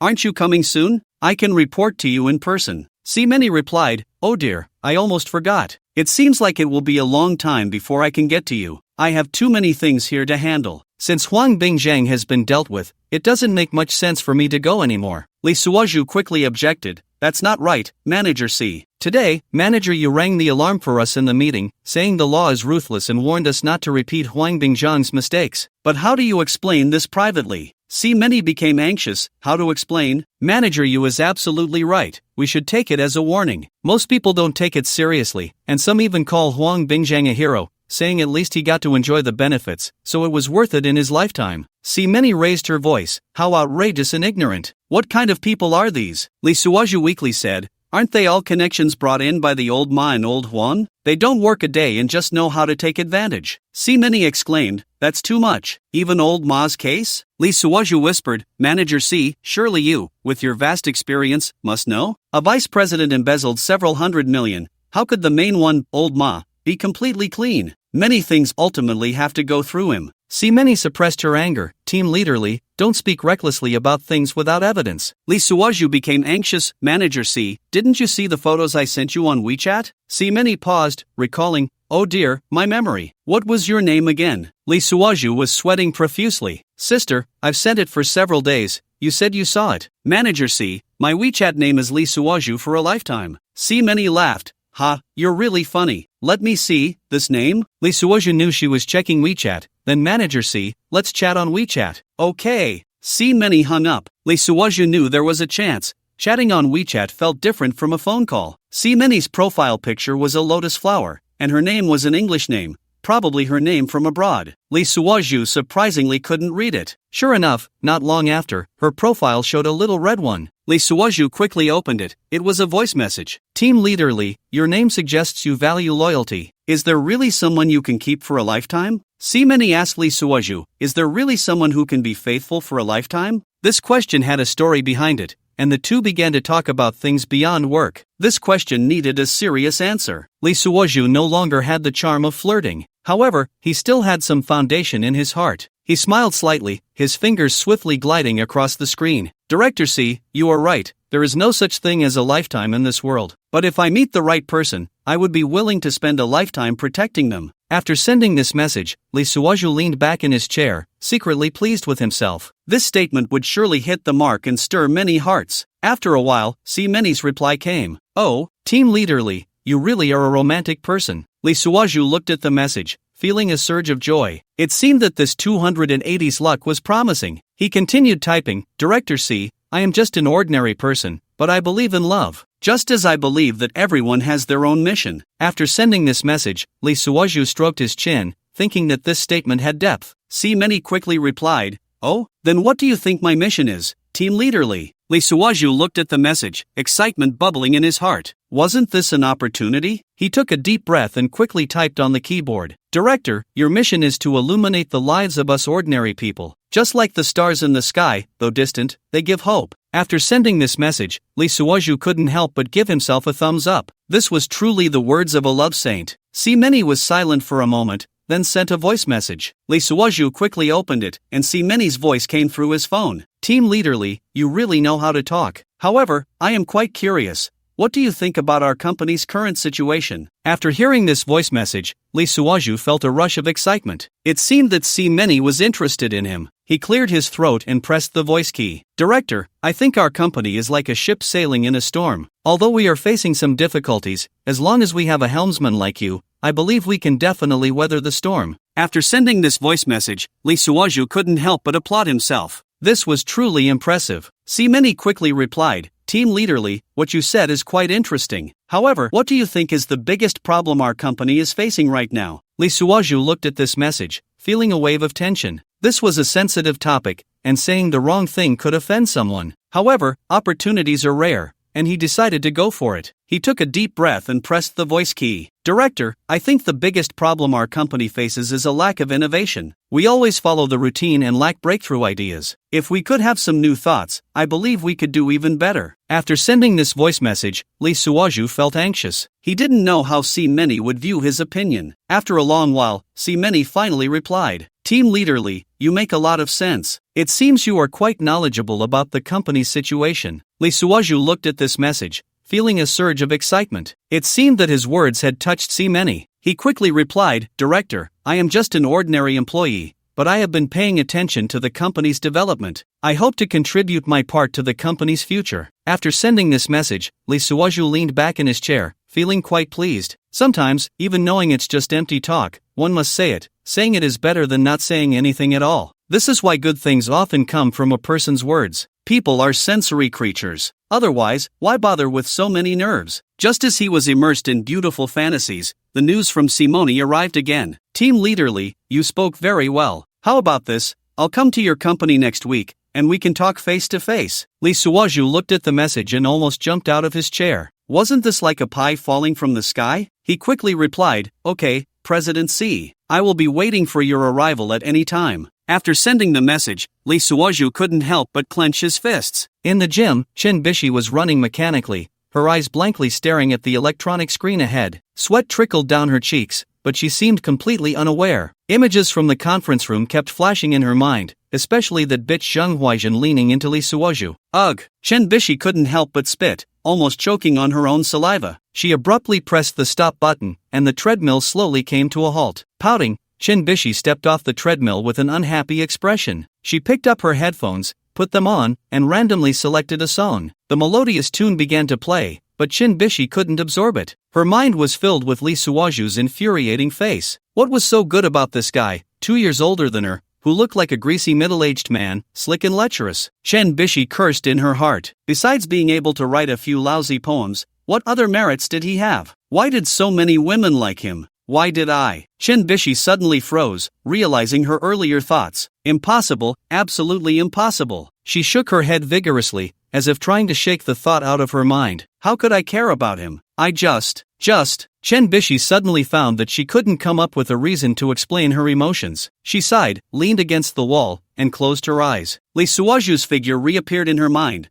that always smiling face, that mouth that could talk its way out of anything. The corners of Shin Bishi's mouth involuntarily curled into a smile, but it was quickly suppressed. No, absolutely not, she told herself in her heart. He is just a flirtatious big carrot. How could I be jealous of him? However, a small voice in her heart kept rebutting her. But he treats you quite well, doesn't he? Doesn't he always help you out? Doesn't he? Enough! Shin Bishi suddenly opened her eyes, interrupting her chaotic thoughts. She took a deep breath, deciding not to think about these messy things anymore. On the other side, Lee Suwaju sat in the office, absent-mindedly staring at the computer screen. He hadn't seen Shin Bishi's figure all afternoon, but he didn't go looking for her because he knew that playing the sycophant would definitely end badly. Besides, he couldn't bring himself to take advantage of a young lady. Lee Suwaju sighed, still tangled in whether he should extend his claws. On one side was the 280 Si-meni, and on the other was the 160 Shin Bishi. This kind of multiple-choice question was really giving him a headache. Just then, his phone suddenly rang. Lee Suwaju picked up the phone and saw it was Zheng Huaizhen. When a widow calls, it's never good news. He hesitated for a moment but still answered the call. Hello, President Zheng. Team Leader Lee, President C has a task for our planning department. Zheng Huaizhen's voice came through the phone. What task? Lee Suwaju asked. Within 3 days, we need to produce a supplementary opinion on the new energy project left behind by Huang Bingjiang, along with a detailed plan. After hearing this, Lee Suwaju almost cursed out loud. Wasn't this setting him up for failure? How could such a complex task be completed in 3 days? But he still held back his anger and said, Okay, I understand. Then that's it.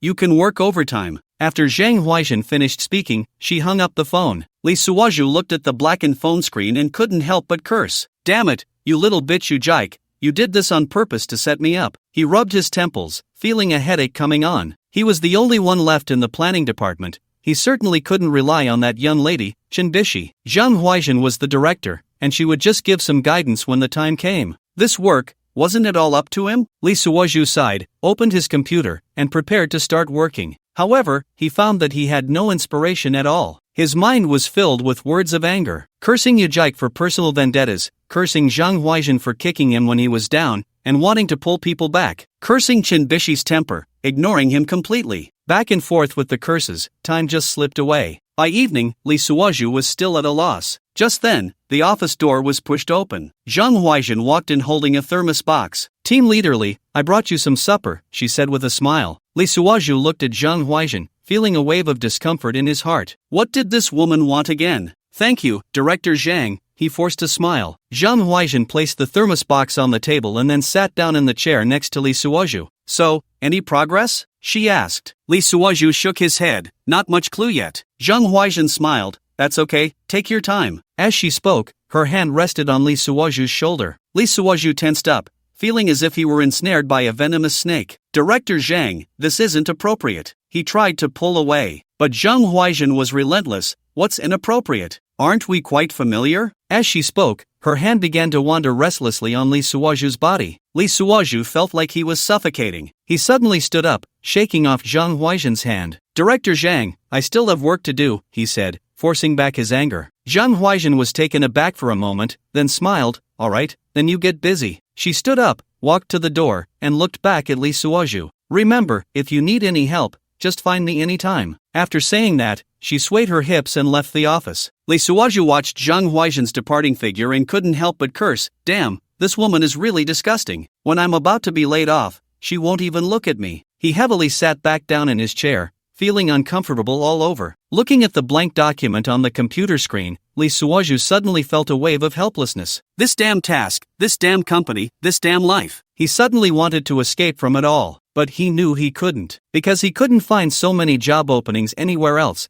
and there was also the system support, with a hope of getting lucky. Lee Suoju took a deep breath, forcing himself to calm down. He opened a new document and began to slowly type on the keyboard. Although he had no inspiration, he at least needed to produce something. Thus, Lee Suoju spent a long night in the office. When the first rays of sunlight streamed through the window, he realized he had actually pulled an all-nighter. Looking at the jumbled words on the computer screen, Lee Suoju smiled bitterly. This report, he was afraid even he couldn't understand, but at least he had tried. Lee Suoju stretched and decided to wash his face to wake up a bit. When he walked out of the office, he found that some people had already come to work. He saw Chinbishi sitting at her desk, fiddling with her phone. Lee Suoju hesitated for a moment but still walked over. "Good morning, Bishi," he greeted. Chinbishi looked up at him, gave a faint and then lowered her head again. Lee Suoju looked at Chinbishi's demeanor and suddenly felt a bit dejected, but he quickly adjusted his mood and turned to head towards the restroom. Life is like this. Not everyone will greet you with a smile. What matters is to maintain one's true self and persist through any difficulties encountered. Lee Suoju looked at his haggard self in the mirror and suddenly smiled. He knew that no matter how many difficulties lay ahead, he would overcome them one by one, because this was his life. Lee Suoju came out of the bathroom, feeling much more awake. He glanced at his watch. It was only 7:30 in the morning. "Damn, there's still half an hour before work," Lee Suoju muttered. He suddenly thought of the comfortable sofa in Yujike's office. Why not take a nap?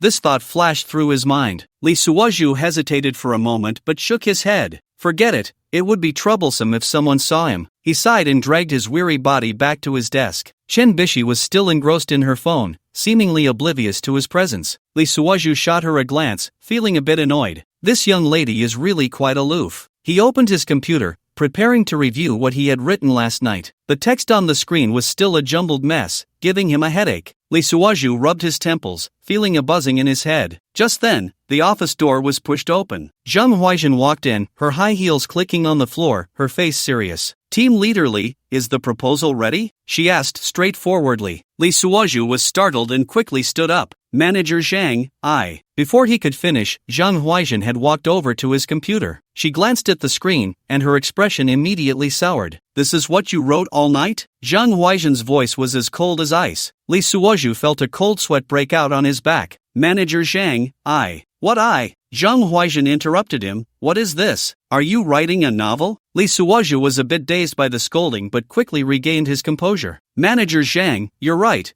this really isn't good," he said with a grin, "but you know, for such a high-end project, how could a small planner like me handle it alone?" Zhang Huaijin shot him a glare. "So you mean, you can't do this job?" Lee Suoju shrugged. "I didn't say that. I mean, this requires brainstorming and everyone's effort. As he spoke, he didn't forget to glance at Chen Bishi. Chen Bishi seemed to sense his gaze and looked up. What's up? She asked. Lee Suozhu smiled. Nothing, just think this project might need your wisdom more than mine. Chen Bishi frowned. Me? Zhang Huaijin also looked at Chen Bishi. Yeah, aren't you from the planning department? You should be involved in this. Chen Bishi seemed reluctant. But, no buts. Zhang Huaijin interrupted her. This is an important project for the company. You must participate. Lee Suozhu watched the drama unfold, feeling secretly pleased. Hee, let's see how you handle this aloofness now. Chen Bishi sighed helplessly and stood up to walk over. So, what should I do? She asked. Lee Suozhu smiled broadly. It's simple, just look at what I've written and give some feedback. Chen Bishi looked at the screen, her expression immediately turning strange. What is this? Lee Suozhu shrugged. I don't know either. See if you can make sense of it. Chen Bishi glared at him.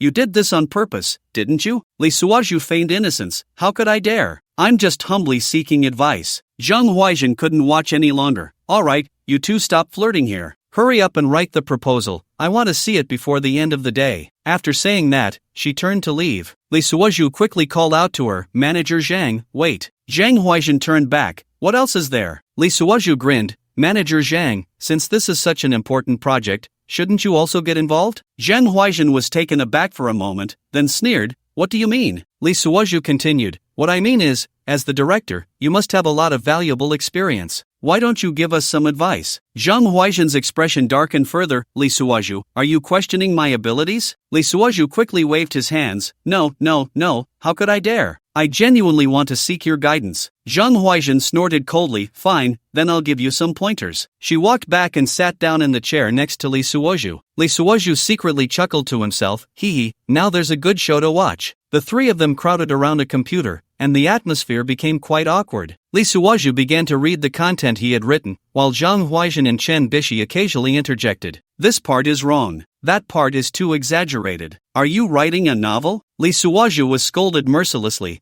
but he wasn't angry at all. Instead, he became more and more excited. Director Zhang, you're right. So how do you think it should be written? Zhang Huaijin was stumped, stammering for a long time without coming up with a coherent answer. Chen Bishi, unable to watch any longer, said, how about I give it a try? Lee Suozhu and Zhang Huaijin both looked at her. Chen Bishi took a deep breath and began typing on the keyboard. Her fingers danced across the keys, and soon a large chunk of text appeared on the screen. Lee Suozhu and Zhang Huaijin stared in astonishment. Wow, this girl really has some skills, Lee Suozhu thought to himself in surprise. Zhang Huaijin was also a bit taken aback. Chen Bishi, you. Chen Bishi stopped typing and glanced back at them. What's wrong? Lee Suozhu gave her a thumbs up. Impressive, Bishi. Zhang Huaijin had to admit, it really is well written. Chen Bishi replied nonchalantly, what's so special about it? I used to write this kind of stuff all the time in school. Lee Suozhu and Zhang Huaijin exchanged glances, both seeing surprise in each other's eyes. It seemed this young lady was not simple at all, Lee Suozhu thought. Zhang Huaijin cleared her throat. Well, you two continue. I have something to attend to, so I'll leave first. After saying that, she hurriedly left the office. Lee Suozhu watched Zhang Huaijin's departing figure and couldn't help but laugh. Now there's a good show to watch. Chen Bishi shot him a glance. What are you laughing at? Lee Suozhu put away his smile. Nothing, just think your writing is really good. Chen Bishi huffed. Cut the crap. You just want to see Zhang Huaijin make a fool of herself. Lee Suozhu pretended to be surprised. Oh, Bishi, how do you know me so well? Chen Bishi rolled her eyes at him. Who doesn't know what kind of person you are? Lee Suozhu chuckled. Then why are you still helping me? Chen Bishi paused for a moment, then said, I just don't want to see you get bullied. Lee Suozhu was stunned. He didn't expect Chen Bishi to say something like that. Bishi, you. Chen Bishi interrupted him. All right, stop overthinking. Let's get back to work. Watching Chen Bishi work seriously, Lee Suozhu suddenly felt a warmth in his heart. Maybe this young lady isn't so annoying after all, he thought. And so, the two began to collaborate on the proposal. Time passed second by second, and the only sound in the office was the tapping of the keyboard. Lee Suozhu occasionally stole glances at Chen Bishi, noticing how serious she was while working. He never expected this young lady to be quite capable. He silently admired her. By noon, the two finally completed the first draft. Lee Suozhu stretched. Finally done. Chen Bishi also sighed in relief. Yeah, finally finished. Lee Suozhu checked the time, just in time for lunch. Want to go eat together? Chen Bishi hesitated for a moment, then nodded. All right. The two walked out of the office together, heading towards a nearby restaurant. On the road, Lee Suozhu couldn't help but ask, Bishi, why are you helping me? Shinbishi was silent for a moment, then said, I just feel that, although you can be quite annoying at times, but what? Lee Suoju pressed on. Shinbishi took a deep breath, but you're still a good person. Lee Suoju was taken aback. He didn't expect Shinbishi to evaluate him this way. He couldn't help but recall a line from a Song Dynasty poem, wanting to confide my heart's troubles to the jade zither. Few are the true friends, who will listen when the strings break. Shinbishi stopped walking, looking blankly ahead. Heart's troubles to the jade zither, who will listen when the strings break. Master, I didn't expect you to think so highly of Bishi. Lee Suoju smiled. Don't worry about not having a confidant on the road ahead. Who in the world doesn't know you? Let's go, we need to fill our stomachs first. Lee Suoju walked ahead nonchalantly, leaving Shinbishi standing alone in the wind, lost in thought. What kind of experience allows one to say such things? No one in the world doesn't know you? Shinbishi's heart surged. Come on, aren't you going to eat? The fool in front was still calling her. Lee Suoju quickly finished his meal, and when he looked up, Shinbishi was still eating slowly. Why are you eating so fast? Shinbishi frowned and asked. Lee Suoju yawned, his eyes almost closing. I'm too tired. I need to sleep in the car for half an hour, or I'll definitely have a brain hemorrhage. Shinbishi put down her chopsticks, looking worried. How about I book a room for you at the hotel across the street? Lee Suoju waved his hand. No, there's no need to spend that money. I'm used to sleeping in the car. Shinbishi's eyes flickered, a hint of pity in her voice. Is it because of your ex-wife's abuse? Lee Suoju was taken aback, then shook his head with a bitter smile. What are you thinking? I'm going to sleep now. With that, he turned and walked out. Shinbishi watched his departing figure, feeling the helplessness of an adult man. She couldn't help but feel a wave of sorrow. Lee Suoju didn't think too much. Even if he fell on the edge of a knife, he could still sleep through it. As soon as he got into the car, his phone rang. Who the hell is this, calling me at noon? He glanced at the caller ID and couldn't help but roll his eyes. Hello, President Yu. Yu Jaik's voice came from the other end of the line. I know you're exhausted. How does it feel? Lee Suoju leaned back in his seat, closing his eyes. What do you think? I'm tired as a dog. Yu Jaik sneered. Serves you right. Who told you to offend me? This is the consequence. Lee Suoju scoffed. Come on, you're just being petty. I can take it. Yu Jaik's tone suddenly softened. Hurry up and come to my office to sleep. I've set up a military bed in a suite here. You can close the door and rest for a bit, or your head will start to hurt. Lee Suoju adjusted the seat knob and reclined. Not going. I'm sleeping in the car. Yu Jaik's voice turned cold again. Not coming? Huh? Then I'll give you another task. Keep working until you drop. Lee Suoju gritted his teeth.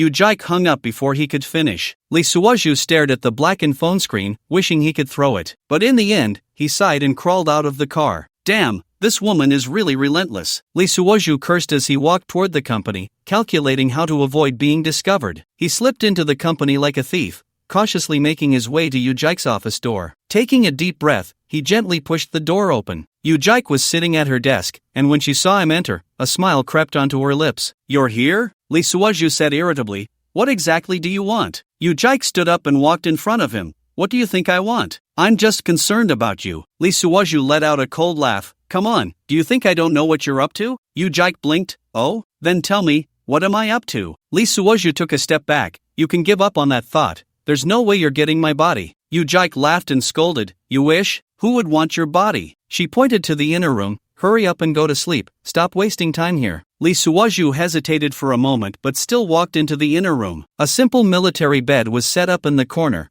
looking quite comfortable. He lay down and felt his body relax instantly. He let out a long breath. Just as he was about to drift off to sleep, Yu Jaik stood at the door, looking at him. Sleep well, I'll help you close the door. Lee Suoju closed his eyes and mumbled, just don't do anything to me while I'm asleep. Yu Jaik smiled, don't worry, I'll wait until I get home tonight to take care of it. With that, she gently closed the door. You're still after my body, Lee Suoju thought hazily, listening to the sound of the door closing, feeling relieved. He quickly fell asleep. Yu Jaik returned to her desk but occasionally glanced at the door of the inner room. She picked up the coffee cup on the table and took a small sip. Lee Suoju, oh Lee Suoju, do you think you can escape from my grasp? She put down the coffee cup, opened her computer, and began browsing some documents. But her mind was clearly not on work. Tonight, how should I deal with this stubborn guy? Yu Jaik started to plot in her mind. She recalled Lee Suoju's guarded expression earlier and couldn't help but smile. Still pretending, no matter how well you act, it won't help. She stood up and walked to the window, looking at the scenery outside.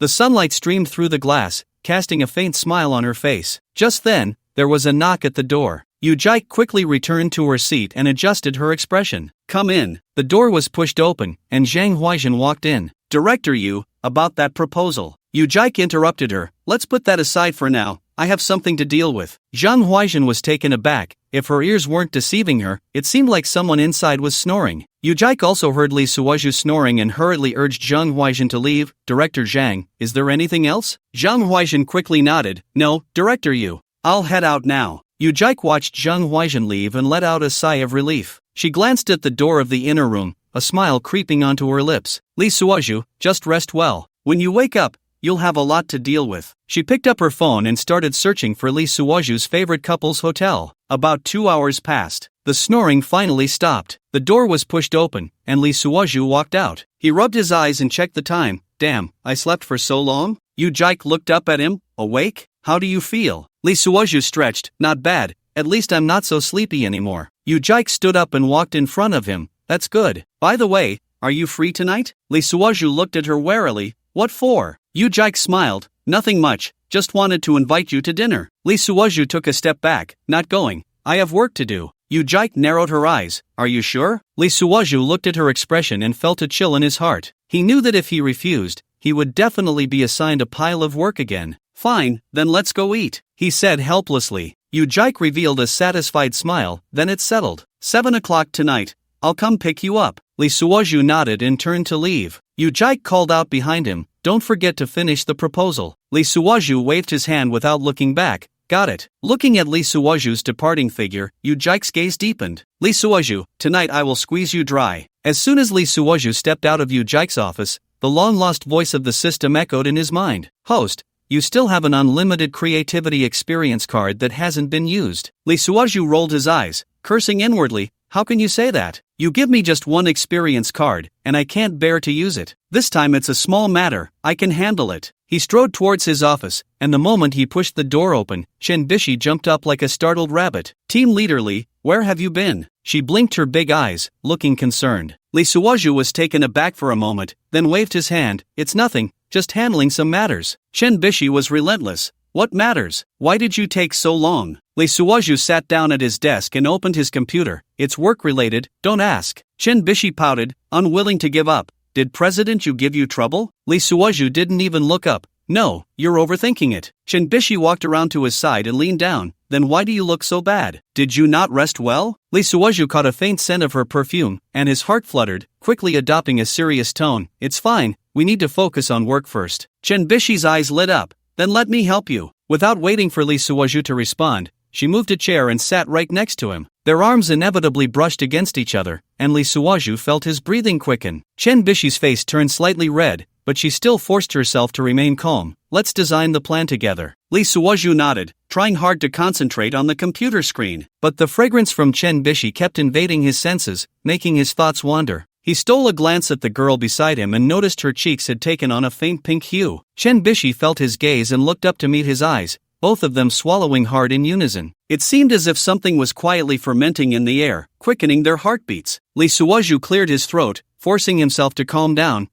Let's get started. Chen Bishi nodded, and they began discussing the details of the plan. Time passed minute by minute, and before they knew it, it was time to get off work. Chen Bishi stretched and suddenly asked, Team Leader Li, do you have any plans for tonight? Li Suozhu was taken aback, recalling his agreement with Yu Jaik, and could only say, going home to sleep, I didn't rest well at noon. A hint of disappointment flashed across Chen Bishi's face, but she quickly returned to normal. Oh, then you should rest well. Yeah, bye. Li Suozhu looked suspiciously at her graceful figure leaving, shaking his head. No way. Could it be that I sparked something with her? He tidied up his things, preparing to leave the office. Just as he stepped out, he was blocked at the door by Zhang Huaizhen. Team Leader Li, come work overtime with me tonight, Zhang Huaizhen said with a smile. Li Suozhu was confused. Overtime for what? Zhang Huaizhen explained, just to discuss the plan. But not here, there's no inspiration here. Let's go to my house. Li Suozhu waved his hands repeatedly. No, I haven't slept all night. If I work overtime, I might have a heart attack. Zhang Huaizhen laughed. Is it that serious? You're not going on a date with Chen Bishi, are you? Li Suozhu shook his head. No. Zhang Huaizhen pressed on. Then who is it? Just as Li Suozhu was about to answer, his phone suddenly rang. He pulled out his phone and nearly jumped up. The screen displayed a video call request from C. Many. Li Suozhu ignored Zhang Huaizhen and turned to run outside.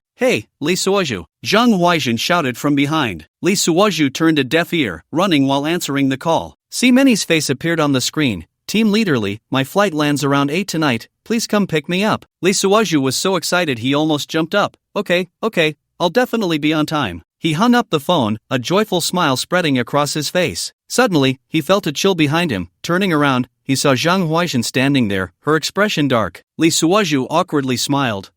President Zhang, I have something urgent. I need to go now. Without waiting for Zhang Huaijin to respond, he dashed away. Zhang Huaijin watched his retreating figure, gritting her teeth and stamping her foot. Lee Suozhu jogged to the parking lot, got into his car, and let out a sigh of relief. He checked the time, it was 6:30. Damn, he had dinner with Yujike at 7 and needed to pick up C Many at 8. What to do? Lee Suozhu scratched his head, and suddenly an idea struck him. He quickly parked at a pharmacy on the side of the road. Upon entering, he saw a middle-aged woman. Lee Suozhu looked around, noticing there were no men. Feeling a bit suspicious, it's already evening. Why is a woman on duty buying medicine? He didn't dare close the door and slowly walked in. The woman was somewhat plump but very fair, wearing a large, earthy-colored beaded gold chain around her not-so-long neck. Big brother, what do you want to buy? Damn, still with a northeast accent, I need to be extra careful, Lee Suozhu thought, casually asking, Sister, I have severe constipation, do you have any good oral medicine? Preferably something that works immediately. Oh, how about a glycerin enema? That stuff doesn't harm the body, just insert it into the back and the bowels will clear out. Lee Suozhu, Sister, I'm afraid of pain down there, can you recommend an oral one? The woman smiled mysteriously, Little brother, looking at your face full of peach blossoms and the crow's feet at the corners of your eyes, you don't seem to be idle, you play it quite cautiously. Lee Suozhu said, Sister, I'm in a hurry, my car is parked outside, afraid of being photographed, hurry up. The woman bent down and handed him a box. 2 pills are normal, double it for severe cases,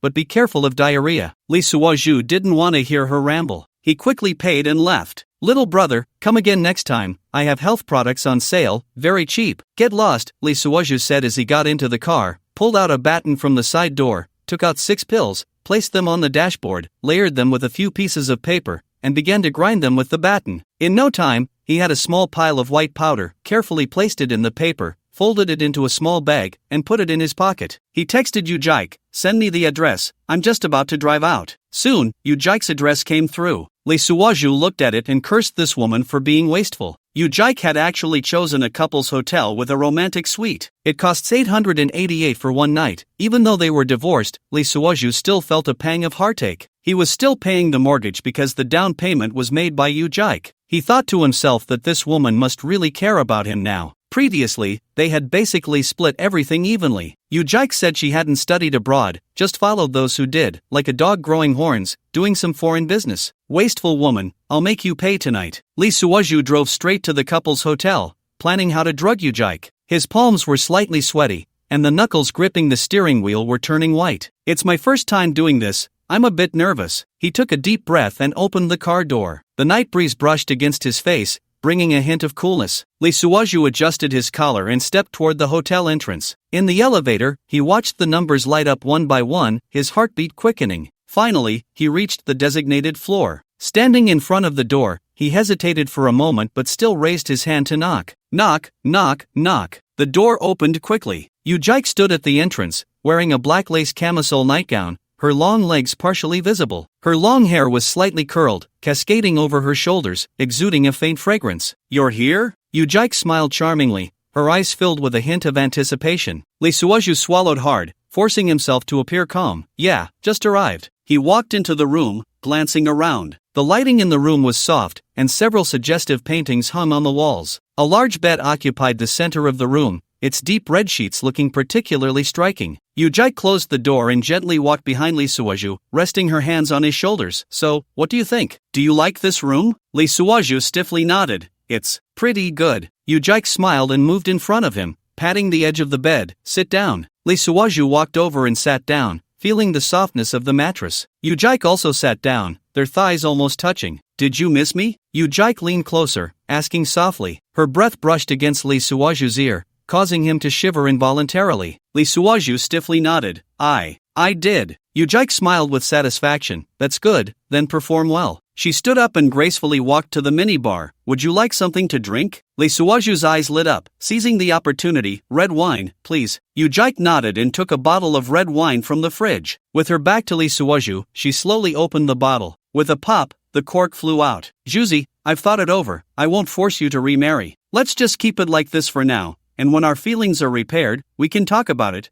okay? After saying this, she turned around, bringing 2 filled glasses over. Lee Suwaju reached out to take a glass, contemplating how to drug it. Suddenly inspired, he stood up. Hey, we're like an old married couple. Why spend money if we might get filmed? Let me check first. Saying this, he held the wine glass and began to look around the room. When he reached the curtains, Lee Suwaju lifted them, slipped inside, and quickly poured the drug into the glass. With his fingers, he stirred it a few times until the powder dissolved. At that moment, Yu Jaik's enchanting laughter rang out. Huh, Juzi, you're really timid. Who would put a camera behind the curtains? Come on out, it's a romantic night. Lee Suwaju turned around, smiling awkwardly. I'm not afraid, I'm just thinking of you. Yu Jaik took a sip of the red wine, moving like a seductive snake, swaying over to him. What's this? Suddenly so nice to me? What do you miss about me? Tell me. Lee Suwaju wanted to say your flower, but then he noticed the red mark on her wine glass. So tempting, let me start with this glass of wine. Saying this, he affectionately placed his glass into Yu Jaik's other hand, taking her glass with the other. Tonight, let's have a toast. Yu Jaik, her eyes already hazy, spoke in a sultry voice. Ah, brother Juzi, how sweet. Watching Lee Suwaju wrap his lips around the glass where her lipstick had left a mark,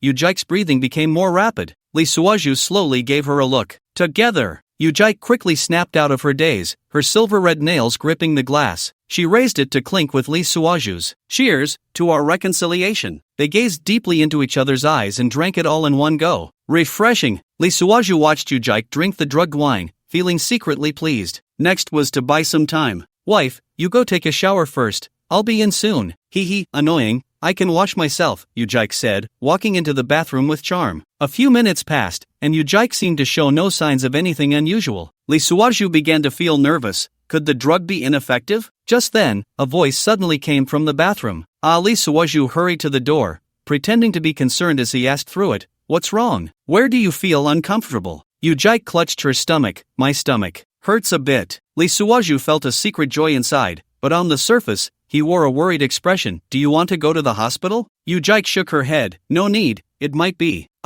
Lee Suwaju sighed. You, after all this build-up, how could you forget your own days? At that moment, a pitter-patter sound came from the bathroom. Soon, Yu Jaik shouted from the bathroom, Suwaju, can you help me buy some anti-diarrheal medicine?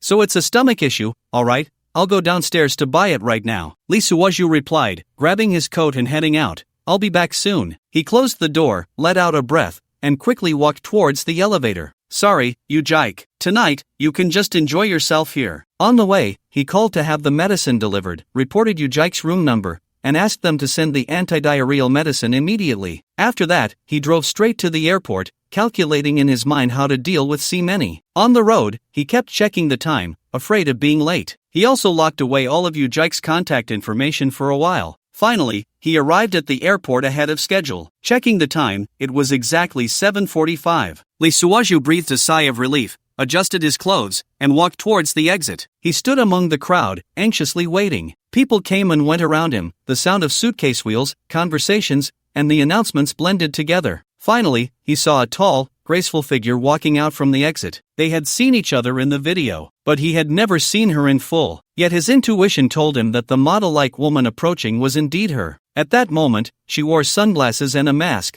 making it hard to tell who she was. Dressed in a black professional suit, her high heels clicked crisply against the ground. Her long hair cascaded over her shoulders, her figure perfectly proportioned, surprisingly tall and voluptuous like Chen Bishi. It must be her. Watching her walk rhythmically towards him, her curve swing, Lee Suwaju couldn't help but be mesmerized. He felt his heart race, his throat dry. Many reached him and said lightly, Team Leaderly, sorry to keep you waiting. Lee Suwaju snapped back to reality and quickly took her luggage. President C, you've worked hard. The two walked towards the parking lot, and Lee Suwaju stole a few glances at Many's profile. He noticed some fine lines at the corners of her eyes, but they did not detract from her beauty. Instead, they added a touch of mature charm. Once in the car, Many removed her mask, revealing her high nose bridge and smooth tip. Team Leaderly, this time I don't want to disturb anyone, including my niece Chen Bishi. Lee Suwaju was taken aback.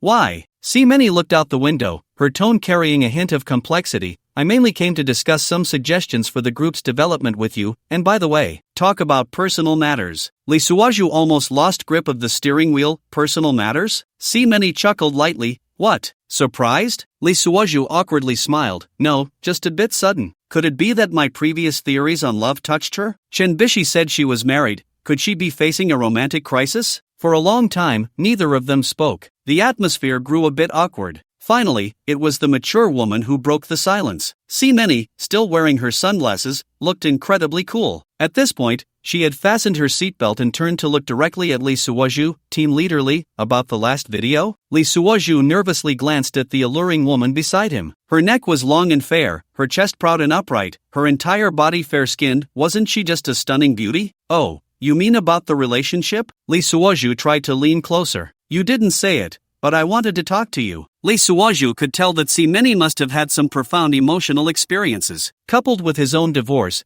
he guessed she must have been a lovesick woman, the one who got hurt. You say there is true love in the world, and I came here to seek your advice. Many spoke these words as if she had summoned a great deal of courage. Her voice was almost inaudible. Oh, since President C is asking this, don't worry, we are all adults and can speak openly. Lee Suaju pretended to be somewhat taken aback, feigning the role of an experienced emotional teacher. Many sighed. I really don't know if it exists. That's why I want to hear your opinion. Lee Suaju was silent for a moment and said, I think love is like a gamble. Many raised an eyebrow. Oh, how so? Lee Suaju explained. Because you never know what the outcome will be. You might win a grand prize, or you might lose everything. Sometimes, you think you've won, but in reality, you've lost completely. Many pondered. An interesting metaphor. Do you think it's worth the gamble? Lee Suaju smiled. That depends on each person's choice. Some are willing to go all in, while others prefer to keep to themselves. But I think, regardless of the outcome, you should at least be brave enough to try. Otherwise, you'll regret it for a lifetime.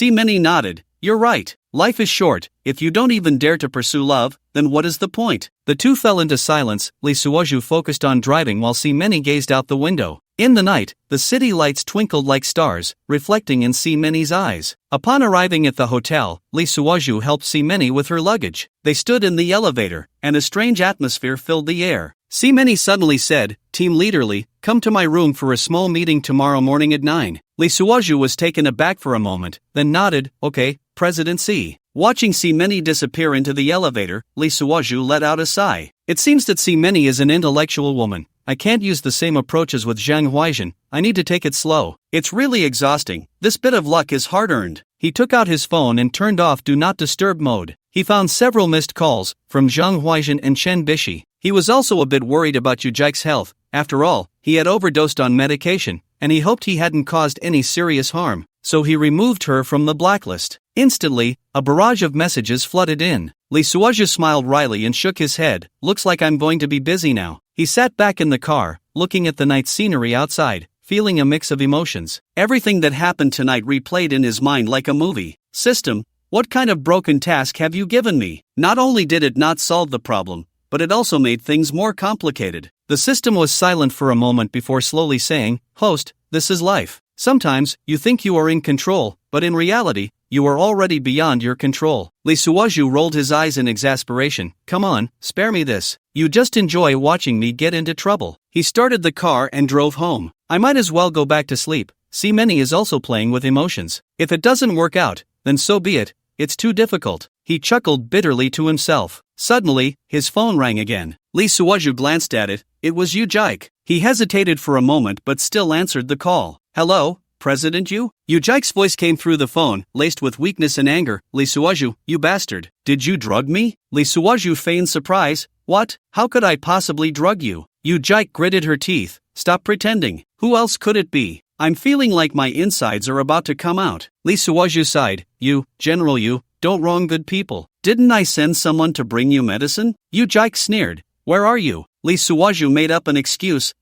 You were like that, so I went home to sleep. Yujike scolded. Lee Suaju, you wait for me. This matter isn't over. I swear, once I'm better, I'll make you taste this kind of bitterness. After saying that, she hung up the phone. Lee Suaju breathed a sigh of relief. Although he felt no guilt, there was still a bit of reluctance in his heart. Back when I was nothing, everyone was waiting to see me make a fool of myself. At least Yujike was decent to me, but later on, single women have too many troubles flirting with the boss. I really don't want to be that turtle. Lee Suwaju felt that even if they remarried, after a while, with Yoo Jaek's realistic and powerful worldview, she would still flirt with the boss and stir up trouble. Just thinking about it was enough. Isn't being alone good? I can casually date a girlfriend. It's not illegal, he muttered to himself, continuing to drive home. On the way, he kept thinking about how to face these women tomorrow. After getting home, Lee Suwaju lay in bed, tossing and turning, unable to sleep. Just as he was about to fall asleep, his phone rang again. Annoyed, he picked it up and found a text message. Team Leader Lee, don't forget to come to my room at 9 o'clock tomorrow. We have a lot to discuss. See many. Lee Suwaju looked at the message. Is she sick? For this 280, do I have to learn to be a psychologist? System, I'm really tired. Shinbishi is a novice, I can't bear to be harsh, and see many talks about feelings every day. Do I really have to make her fall in love with me? Lee Suwaju asked the air. The system was silent for a long time before slowly saying, Host, life is an adventure. You can choose stability or choose excitement. But no matter what you choose, you must take responsibility for your choices. After hearing this, Lee Suwaju suddenly laughed. Alright, then let's take a risk. Anyway, this life was given to me by you. If worst comes to worst, I can start over. The system seemed stunned by his words and didn't respond for a long time. Lee Suwaju turned off his phone and closed his eyes. The morning sunlight streamed through the curtain gaps into the room, and Lee Suwaju was sleeping soundly. Suddenly, a series of urgent knocks on the door woke him up. Who is it? Lee Suwaju called out groggily. Outside, Yoo Jaek's angry voice came. Lee Suwaju, you bastard. Open the door. Lee Suwaju jolted awake, quickly putting on his pajamas and opening the door. Yoo Jaek rushed in, her face pale with anger. Did you drug me last night? Lee Suwaju pretended to be confused. What drug? What are you talking about? Yoo Jijin pointed at Lee Suwaju's nose, gritting her teeth. Stop playing dumb. Who else could it be but you? Lee Suwaju spread his hands. I really don't know what you're talking about. Yoo Jijin sneered. Oh, then explain why I was in the bathroom all night? Lee Suwaju frowned. Maybe you ate something bad. Yoo Jijin laughed in anger. Ate something bad? Let me tell you, my intestines are about to come out. Lee Suwaju awkwardly scratched his head. Then, should we go to the hospital? Yoo Jijin glared at Lee Suwaju. How can you still have the face to say that? Do you know how I spent last night? Lee Suwaju looked down. I really don't know. Yoo Jijin snorted coldly. Of course you don't know, you ran away long ago. Lee Suwaju defended himself. Didn't I go to buy you medicine? Yoo Jijin mocked. Buy medicine? Why don't you say you went to the moon? Lee Suwaju helplessly replied. I really went to buy medicine, it's just. Yoo Jijin interrupted him. Just what? Just went on a date on the side? Lee Suwaju, feeling guilty, averted his gaze. No, don't say that. Yoo Jijin sneered. Lee Suwaju, don't think I don't know what you're thinking. Lee Suwaju glanced at his watch, thinking he needed to get away quickly. He feigned surprise. Oh no, it's already this late, I have to hurry to the company. Yoo Jijin blocked his way. Don't even think about running. In a moment of desperation, Lee Suwaju came up with an idea. General Yu, how about this? I'll treat you to dinner tonight as an apology, okay? Yoo Jijin looked at him suspiciously. Are you serious? Lee Suwaju nodded repeatedly. Really, I swear. Yoo Jijin reluctantly agreed. Fine, but don't think you can escape tonight. Lee Suwaju breathed a sigh of relief and quickly packed his things to leave. As he drove, he pondered how to handle the situation today. Suddenly, he had a flash of inspiration and sent a message to Zhang Huaizhen. General Zhang, I'm not feeling well today and might need to go to the hospital for a checkup, so I need to take a leave. After sending the message, Lee Suwaju headed straight for the Tianqing Grand Hotel. Passing by the morning market, he bought hot soy milk and crab roe buns. Women love drinking soy milk. It's good for the skin, Lee Suwaju muttered to himself. Upon arriving at the hotel, he checked the time. It was only 8:30. He hesitated for a moment but decided to go straight upstairs. After knocking on the door, Meni opened it, looking surprised. She was wearing an oversized t-shirt that reached her knees, her hair a bit messy, clearly just having woken up. Lee Suwaju handed her the breakfast. General C, I brought you breakfast. Meni paused for a few seconds, then took the breakfast. Thank you. How did you know I like soy milk? Lee Suwaju smiled. Just a guess. Meni invited Lee Suwaju inside and began to eat breakfast heartily. Lee Suwaju stole a few glances and noticed that Meni seemed to be wearing nothing underneath, causing his heart to race. After finishing breakfast, Meni wiped her mouth and said, Lee team leader, I have an idea. Lee Suwaju nervously asked, what idea? Meni replied, I want to go traveling. Come with me. Lee Suwaju was surprised. Now? Meni nodded. Just to H Mountain in Province A, it's not far. Lee Suwaju hesitated. But the company. Meni interrupted him. Don't worry, I've already made arrangements. Lee Suoju had no choice but to agree. The two packed their things and set off in the car. On the way, Lee Suoju requested leave from the company but was met with reprimands from Zhang Huaijin and Yu Jike. Zhang Huaijin seized the opportunity, saying that General Yu had assigned a task, and if he abandoned it, General Yu would report him to the group for handling. Yu Jike was even more direct. Lee Suoju, I know you have no issues. This is still malicious absenteeism, and I will deal with you. Many quietly opened her tablet to handle daily business. With a smile, she said, why are you so tense with your two superiors? I heard you used to have a very close relationship with them. There was a hidden meaning in her words. Lee Suoju quickly sighed. To be honest, General C, after so many years, I've been walking on thin ice, so naturally, my interpersonal relationships have been harmonious. Many seemed not to hear him, silently tapping on her tablet, no longer speaking. Lee Suoju also knew better than to disturb her. Yu Jike was like a madwoman, constantly sending messages with various threats and intimidation. Lee Suoju had no choice but to turn off his phone and focus on driving. With Dao Ji's music playing, they drove in silence. As night fell, Lee Suoju and Many finally arrived at the foot of H Mountain. The car lights illuminated the mountain road, and everything around was pitch black. Lee Suoju checked the time, it was almost 8 p.m. General C, it's too late to climb the mountain, let me find a nearby inn, Lee Suoju said as he was about to get out of the car. But Many grabbed his arm. Wait, since we're here to travel, we should have a taste of outdoor life. Lee Suoju was taken aback. Huh? Outdoor life? Many smiled mysteriously. I brought a full set of outdoor gear, including a tent. You can sleep in the tent with me. I can't do it alone. I'm scared. Lee Suoju's heart raced suddenly, and his mind buzzed. A company. Sleep in a tent? Many nodded. Yeah, is there a problem? Lee Suoju quickly shook his head. No problem, no problem. I listen to you, Director C. The two got out of the car and began to set up the tent by the roadside. Lee Suoju was responsible for hammering stakes and other heavy work, while Many laid out the bedding inside the tent. Under the moonlight, Lee Suoju secretly glanced at Many's busy figure, feeling quite pleased. Suddenly, he discovered a shocking fact. This was a double tent, and there were also two single sleeping bags. Could it be she was prepared in advance? Lee Suoju thought to himself, feeling a bit excited. After the tent was set up, the two crawled inside. In the cramped space, Lee Suoju could smell the faint scent of perfume on Many. Many was not shy at all. She took off her coat, wearing a form-fitting lingerie that accentuated her curves, and crawled into the sleeping bag. Director C, look, the stars outside are really beautiful, Lee Suoju said, pointing at the transparent window at the top of the tent to make conversation. He felt that if he didn't say something, the tent would explode. Many lay down, gazing at the starry sky. Yeah, it's really beautiful. The two lay side by side, quietly watching the stars. Lee Suoju felt his heartbeat was so loud it could be heard. After a while, Many suddenly spoke. Team Leader Lee, are you curious why I trust you so much? And why we're sleeping together? Lee Suoju was taken aback. Huh? Nothing escapes the leader's keen eye. You really are a master strategist.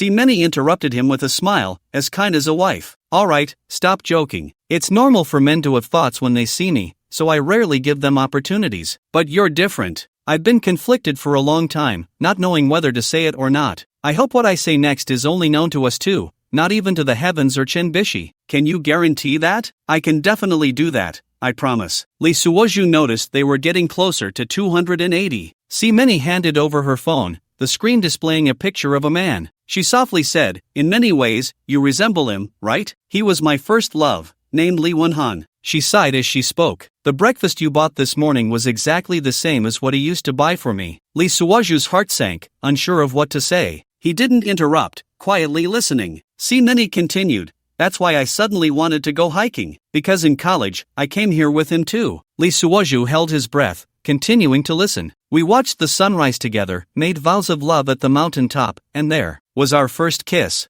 Many stared blankly at the night sky, her voice filled with lingering nostalgia. Lee Suoju felt his heartbeat was about to stop. He didn't know what to say and could only remain silent. Many turned her head to look at Lee Suoju. Do you know? When I saw you, I had a strange feeling. Lee Suoju swallowed hard. What feeling?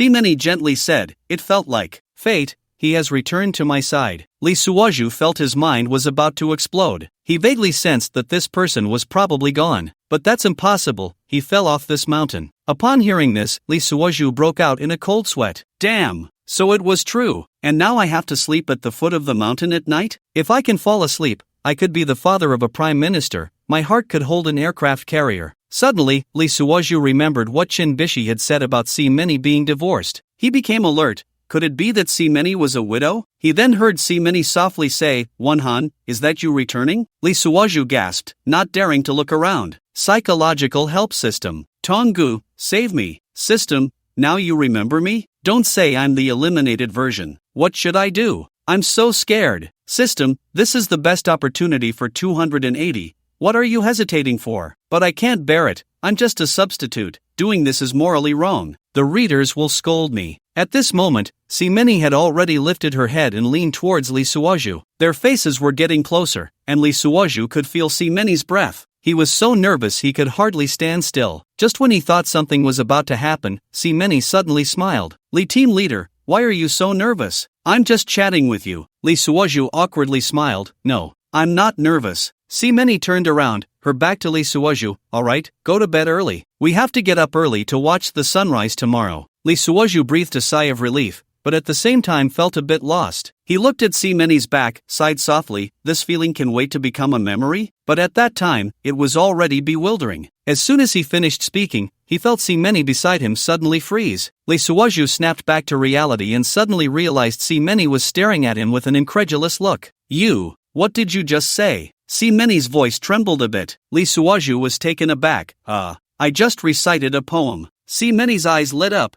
"Good poem. Recite a few more lines. Let me be enlightened." Lee Suozhu was startled by her sudden enthusiasm and didn't know where his inspiration came from to continue. "Meeting is hard, parting is also hard, the east wind is powerless, and the 100 flowers wither. Time may end, but this hatred lasts forever. Last year today, at this door, the face of a person and the peach blossoms reflected red. The person's face is unknown. Where has it gone? The peach blossoms still smile in the spring breeze. If love lasts long, why care about morning and evening? In the fading light of grass and smoke, who can express their feelings leaning on the railing? 10 years of life and death, both are vague, not thinking. It's hard to forget. A lonely grave 1,000 miles away, nowhere to speak of desolation. Even if we meet, we should not recognize each other. Dust on the face, hair like frost." Lee Suozhu finished reciting in one breath, secretly pleased with himself. Thanks to the education of the motherland, forced to memorize ancient poetry since elementary school, some kids can't even find a home, yet they can recite dozens of poems with their heads shaking. When asked, they don't know what it means. Fortunately, these poems were all memorized in high school,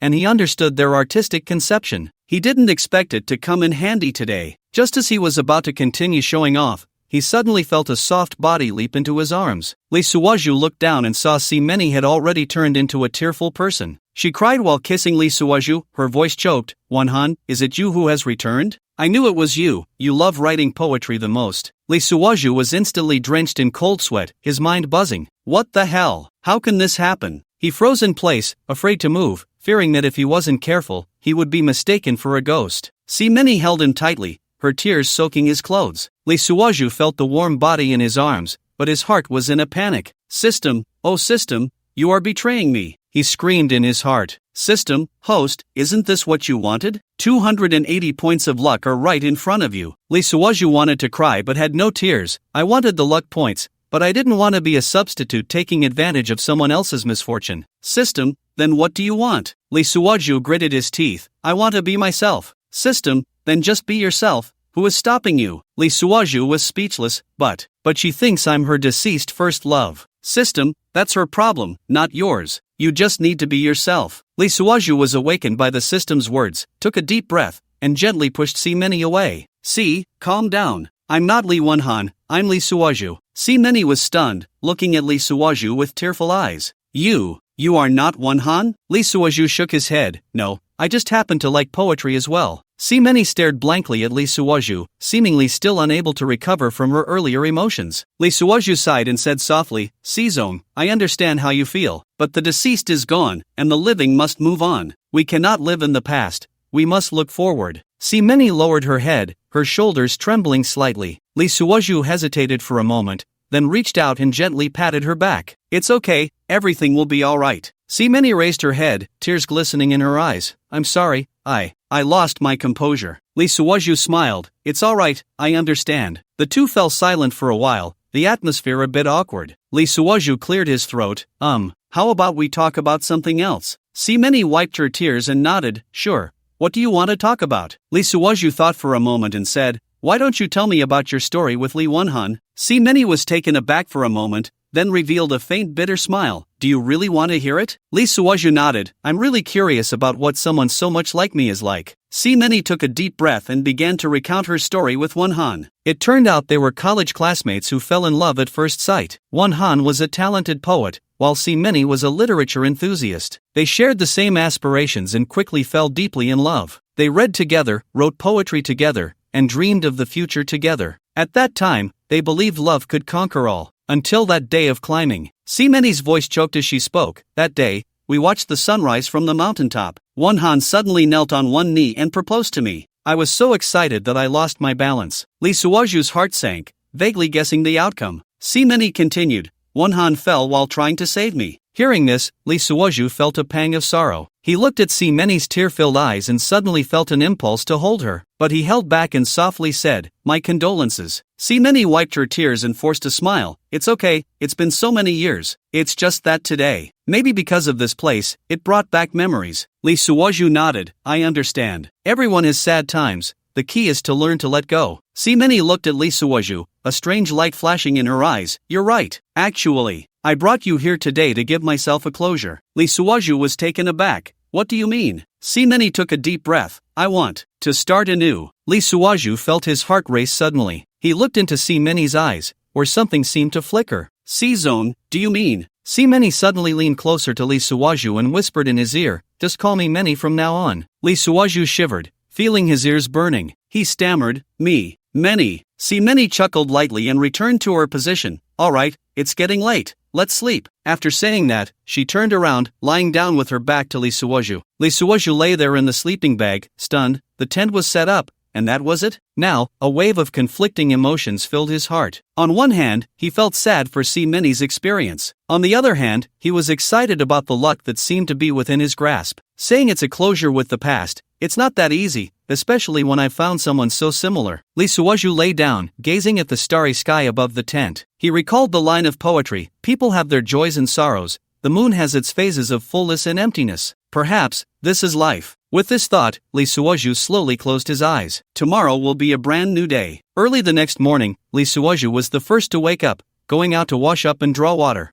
Many took the opportunity to change into a sexy mountaineering outfit. Perhaps due to her figure, the originally loose climbing clothes showcased her charm with every movement. Lee Suwaju stared in astonishment, thinking this was not a mountain climb, but clearly a photo shoot. Many had planned everything meticulously, even bringing instant noodles and bread with ham. Suwaju, go boil some water. Their relationship had progressed rapidly. Many no longer called him team leader. There's a gas stove in the car's trunk. Soon, Lee Suwaju had a fire going, placed a pot on it, and poured in 3 bottles of water. Many, there are many edible mushrooms here, I'll go pick some. Suwaju, forget it, just eat this. What if we get poisoned? Lee Suwaju readily agreed, and before long, 2 buckets of noodles were ready. Come eat while it's hot, it'll chase away the chill. They ate together, and Many had shed her corporate demeanor, sitting face to face, looking at each other as they ate. Finally, they stood at the foot of the mountain, gazing up at the peak. Many, I should accompany you to watch the sunrise. No need, I said I want to forget the past, so I won't climb the mountain, let's go play somewhere else. Lee Suwaju felt warmth in his heart. Since we're here, let's climb once. Consider it a perfect farewell to the past. Many's beautiful big eyes looked into the distance. All right, I want to challenge my heart's knot. At 9 in the morning, they began their ascent. This route had many climbers, all of whom looked at Many with curiosity. Perhaps it was her stunning figure. There were also many who tried to strike up a conversation. Many coldly rejected them all, staying by Lee Suwaju's side the entire time. Many, you say you look so stylish even with sunglasses. How do you work at the company? Do you have a lot of suitors? As he admired the picturesque scenery along the way, Lee Suwaju's heart was focused on the 280 beside him. It seemed that winning her heart might not be so difficult after all. By now, they were nearing the halfway point, surrounded by lush green mountains, clear waters, and the sounds of birds and flowers. Many felt refreshed. She paused and answered Lee Suwaju's question. What else is there to say? I'm so annoyed that I went to a disciplinary department. Anyone who approaches me has to be scared. My family is a major shareholder in the group, and Chen Bishi's father is the president of the group, also serving as vice chairman of the board, so no one dares to bother me in the group. Saying this, she took out her water bottle from her waist, gently wetting her lips, reminding herself not to drink too much while climbing. Otherwise, sweating would lead to an electrolyte imbalance and severe fatigue. Lee Suoju learned a lot from her words. He felt even more fortunate that he hadn't gotten involved with Chen Bishi. She was a princess from a top-tier wealthy family. Many walked ahead, her figure graceful and alluring. Lee Suoju couldn't help but steal a few more glances, inwardly lamenting. This was not a vacation, it was pure torture. At noon, they rested in a pavilion halfway up the mountain. Many took out an energy bar and handed it to Lee Suoju. Have some, we've only gone halfway. Lee Suoju took the food and accidentally brushed against Many's hand, causing his heart to skip a beat. Many seemed not to notice, lost in her own appreciation of the scenery. Lee Suoju secretly admired Many's profile, thinking this woman was truly a mystery. He felt a bit unwilling. Although they had only known each other for 2 days, he, a toad, also wanted to know if he had passed the interview. President C, I actually envy you. Lee Suoju used a roundabout strategy, not directly addressing her feelings. Many turned her head, a bit curious. Oh, what do you envy about me? My looks? Ha ha. You're definitely beautiful. As a man, it doesn't help to envy that. What I envy is your carefree attitude. Being alone can be quite nice. Lee Suoju was probing to see if she still had any interest in finding a partner. If not, he could make his move. If she did, he would have to think of another way. Anyway, it was impossible for him to become her partner. He was worlds apart from her. She kept insisting that she wanted to forget her first love and start anew. In that case, he would be the first to be cast aside. Yes, being alone is really easy. I've made up my mind to put the past behind me and face life calmly on my own. Lee Suoju felt a surge of joy in his heart. It seems she wants to ride alone for 1,000 miles. This is a good opportunity. So, he casually brushed his hair back against the mountain wind beside her and said, I agree with your viewpoint. Many, wearing sunglasses, showed no hint of emotion. She tilted her head, looking at Lee Suoju with curiosity. Oh, I'm becoming more and more curious about you. You're really different from other men. They all try every means to flatter me, wanting to win me over, but you, on the other hand, are advising me to live my life alone. Don't you want to be with me? Ha! Lee Suoju spat out. Forget it, I know my own worth, don't tease me.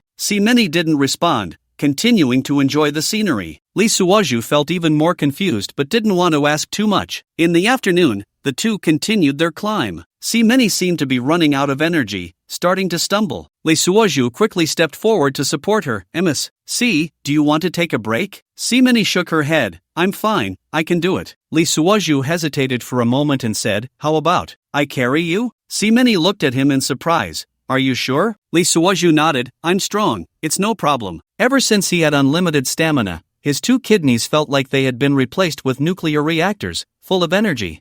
Many hesitated for a moment but ultimately agreed. Lee Suoju squatted down, and Many lay on his back. He felt her soft body, and his heart raced. He took a deep breath and began to climb. Many whispered in his ear, thank you, Suoju. Lee Suoju felt his ears heat up, and no problem. The two continued on their way and finally reached the summit. The setting sun cast a golden glow over the entire valley. Many stood at the edge of the cliff, her long hair blown by the wind, looking like a fairy. Lee Suoju was mesmerized, thinking this moment was worth remembering forever. Many turned around and said to Lee Suoju, thank you for accompanying me. Lee Suoju smiled, it's my duty. Many suddenly asked, do you believe in fate? Lee Suoju was taken aback. Fate? What do you mean? Many looked into the distance. Sometimes, the encounters between people seem destined. You're right. Lee Suoju glanced around. There was no one else, and with the moon dark and the wind high, it seemed they would have to camp on the mountain tonight. It was indeed a perfect opportunity.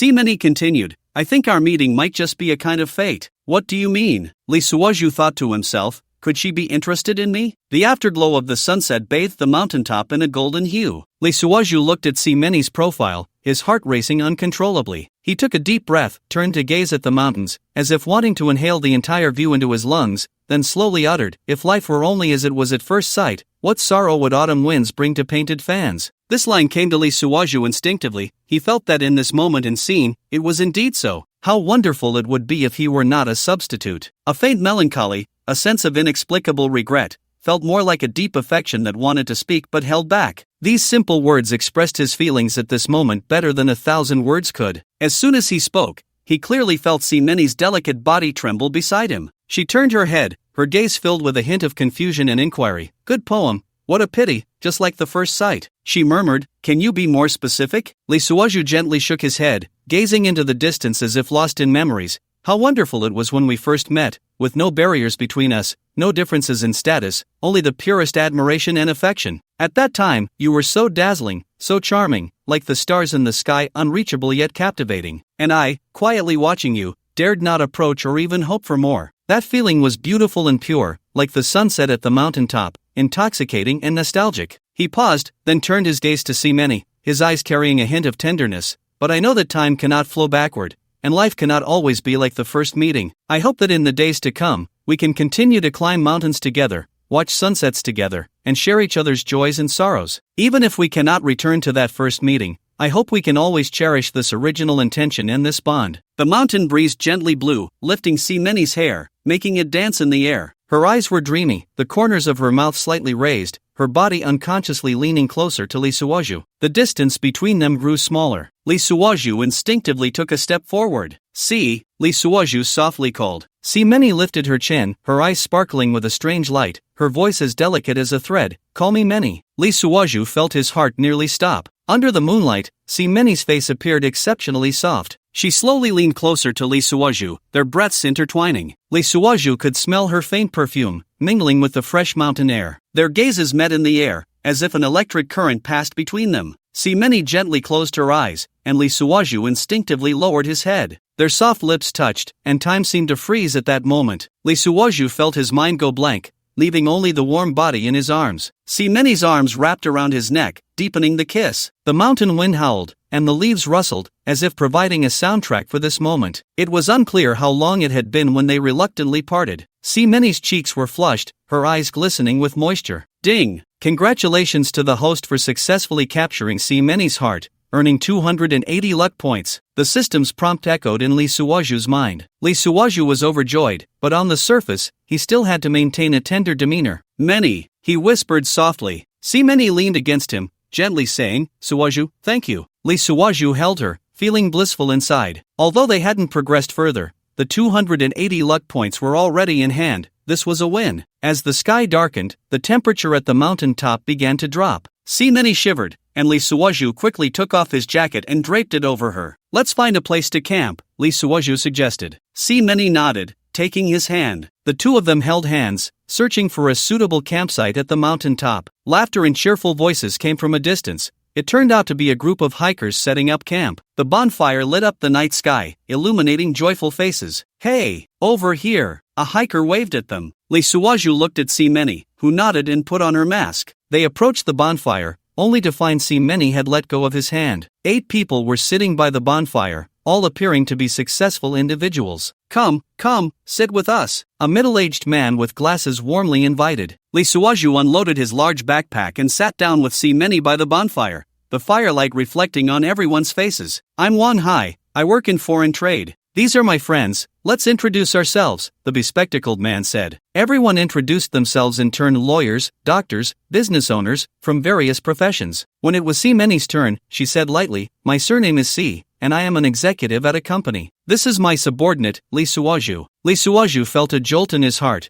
as if the warmth from just moments ago had been a dream. The campfire crackled, sparks flying, illuminating Lee Suoju's slightly dejected face. "So it turns out they're just superior and subordinate. I thought they were a couple." A female hiker laughed. Many neither denied nor confirmed it, merely smiling faintly. Lee Suoju sighed inwardly, realizing he was just a substitute. However, upon reflection, having gained 280 points of luck wasn't too bad. "Forget it, now that I've exceeded 300 luck points, I should think about unlocking a skill card. No need to fawn over this aloof female boss, I'll just go with the flow." "System, I've reached 300 plus, isn't there any unexpected surprise?" "System, yes, congratulations, host, your pride has been strengthened." "Is that it? I wasn't even scared." "System, this time is different, you won't have the mentality of a sycophant anymore." "What? Then how do I earn more luck points?" "System, that depends on you. If everything is so easy, why bother with eating and working?" Lee Suoju felt that the system might be a female one, perhaps it was that time of the month. "Forget it, let's first blend in with the hikers in front of me." Amidst the laughter and chatter, both sides became familiar with each other. Upon hearing that the others were all elites, many noticed the unusual relationship between the two but chose not to speak of it. Everyone in the workplace understood this well. They discussed life and romance, avoiding sensitive topics like identity and work. The men and women were unreserved, mixing light and serious topics. Wang Hai seemed to be the organizer. He cheerfully said, "The starry sky tonight is beautiful. It feels perfect for discussing romantic topics. Let's share the moment we first felt the thrill of love." A middle-aged man with glasses chimed in first. My first love was in high school. When I saw her smile, it felt like my heart was electrified." Once the conversation opened up, it quickly turned into a game of passing the baton, with everyone joining in. Amidst the crackling firelight, stories unfolded one after another. My first thrill was in college. I had a crush on a senior for a long time, until one day he helped me find a book I had been searching for in the library. My story is a bit cliché. During a rainstorm, my colleague forgot her umbrella, so I heroically saved her, and we ended up together. Wang Hai suddenly shifted the topic. "Wow, that all sounds very romantic. Now let's talk about what qualities you think an ideal partner should have." "I think the most important thing is honesty and a sense of humor. Life won't be boring with an honest and humorous person." "I agree, responsibility is also very important. It makes one feel secure. I believe it's mutual respect and understanding. When two people are together, disagreements are inevitable, but if they can respect and understand each other, the relationship can last." Yes, and having common goals and interests. That way, life has a common language. Watching everyone chat so happily, Lee Suoju secretly glanced at Many beside him.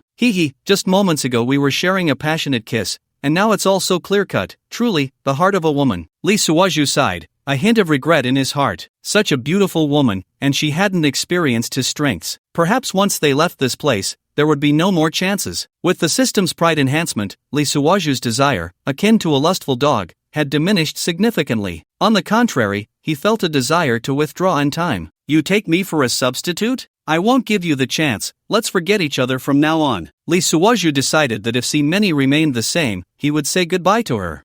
Many seemed to glance at Lee Suoju from the corner of her eye. She might also be engaged in an internal struggle. Lee Suoju couldn't discern this, but it didn't matter anymore. "If you treat me indifferently, I'll just find someone else." At that moment, Wang Hai's cheerful voice came through. "It sounds like everyone has some interesting ideas. How about we switch to something lighter? Does anyone want to share a love story they encountered or heard about during their travels?" Immediately, everyone began to speak freely. "I met an elderly couple while traveling. They told me they had been married for 50 years and were still as sweet as first loves. It was really touching. I met a pair of international lovers while traveling abroad. Their cultural differences were significant, but their love story made me believe that true love knows no borders." At this point, a female traveler teasingly asked Lee Suoju, "Hey, handsome, why are you two so quiet? Come on, share something." Lee Suoju seemed to have a way with women wherever he went. Wang Hai laughed. "Our lawyer Zhao is not one to easily share. He's always so aloof." "Lee, it seems like you've hit the jackpot, huh? Congratulations." Lee Suoju smiled awkwardly, glancing at Many beside him. Seeing her calm and unbothered, with no hint of jealousy, he thought, "Well, you and I are in a superior-subordinate relationship, so it's perfectly reasonable for me to sneak into someone else's tent tonight." He then joined the discussion, ready to drop a bombshell. "Don't you want to hear some gossip? Let me satisfy your curiosity. Once, I traveled to the Salt Lake in the Northwest. It's a holy place, pristine and untouched. I thought everyone there would be peaceful souls, but I encountered a middle-aged couple who were quite successful, and I envied them. They were so affectionate, like high school sweethearts. However, one night, I discovered the man sneaking out in the middle of the night to roll around with a young girl from his group. The next day, he continued to show off his love for his wife. I was puzzled, so one day I jokingly asked him. Guess what he said? This piqued everyone's interest. Even Many looked at him. Wang Hai and lawyer Zhao eagerly urged, "Come on, tell us." He said, "To be honest, that woman isn't just a random encounter, she's my mistress. We've been together for over a year. I brought my wife on this trip, and she's following along under the guise of not knowing me. While I show off my love for my wife during the day, at night, she punishes me fiercely, and I have to buy her things and spend money like crazy. It's thrilling, you wouldn't believe it." I told him, "You're really something." Is there really such a thing? That's just too thrilling. So what happened next? Lee Suoju continued to build suspense, taking a sip of tea and remaining silent for a while. "Hey, Lee, come on. What happened next? I feel like there's more to this story." Lawyer Zhao said with a gleam in his eyes. Don't tell me Lee took advantage of the situation and snagged his mistress, Lee Suoju shook his head and continued. Then one day, his wife set her sights on an expensive necklace, and the mistress wanted it too. The man had no choice but to buy one for the mistress as well. A few days later, the wife didn't wear hers, and the mistress flaunted hers. After that, you all know the outcome. The three of them ended up in a mess. Serves him right. Women are troublemakers. As soon as these words were spoken, Si Many and lawyer Zhao clearly looked displeased. Li Suoju's smile also froze, and he quickly changed the subject. Well, you are all successful individuals. You wouldn't do something like this, right? Lawyer Zhao, named Zhao Herong, didn't have any prompts from the system, so Li Suoju didn't pay her much attention. But she followed his words closely, responding one by one. Li, your experiences are quite fascinating. You seem like someone with stories to tell. How about we add each other on WeChat and chat? As soon as she said this, Si Many let out a soft snort. Li Suoju, closest to her, heard it clearly but didn't pay it any mind. You and I are in a superior-subordinate relationship. My private life is none of your business. He smiled and walked over, thinking a man should have some charm and take the initiative. The two exchanged WeChat contacts, while Wang Hai cheered them on from the side. Brotherly, you have good fortune with women. My name is Zhao Demaizi, and I'm not someone just anyone can catch the eye of. Li Suoju looked at the name,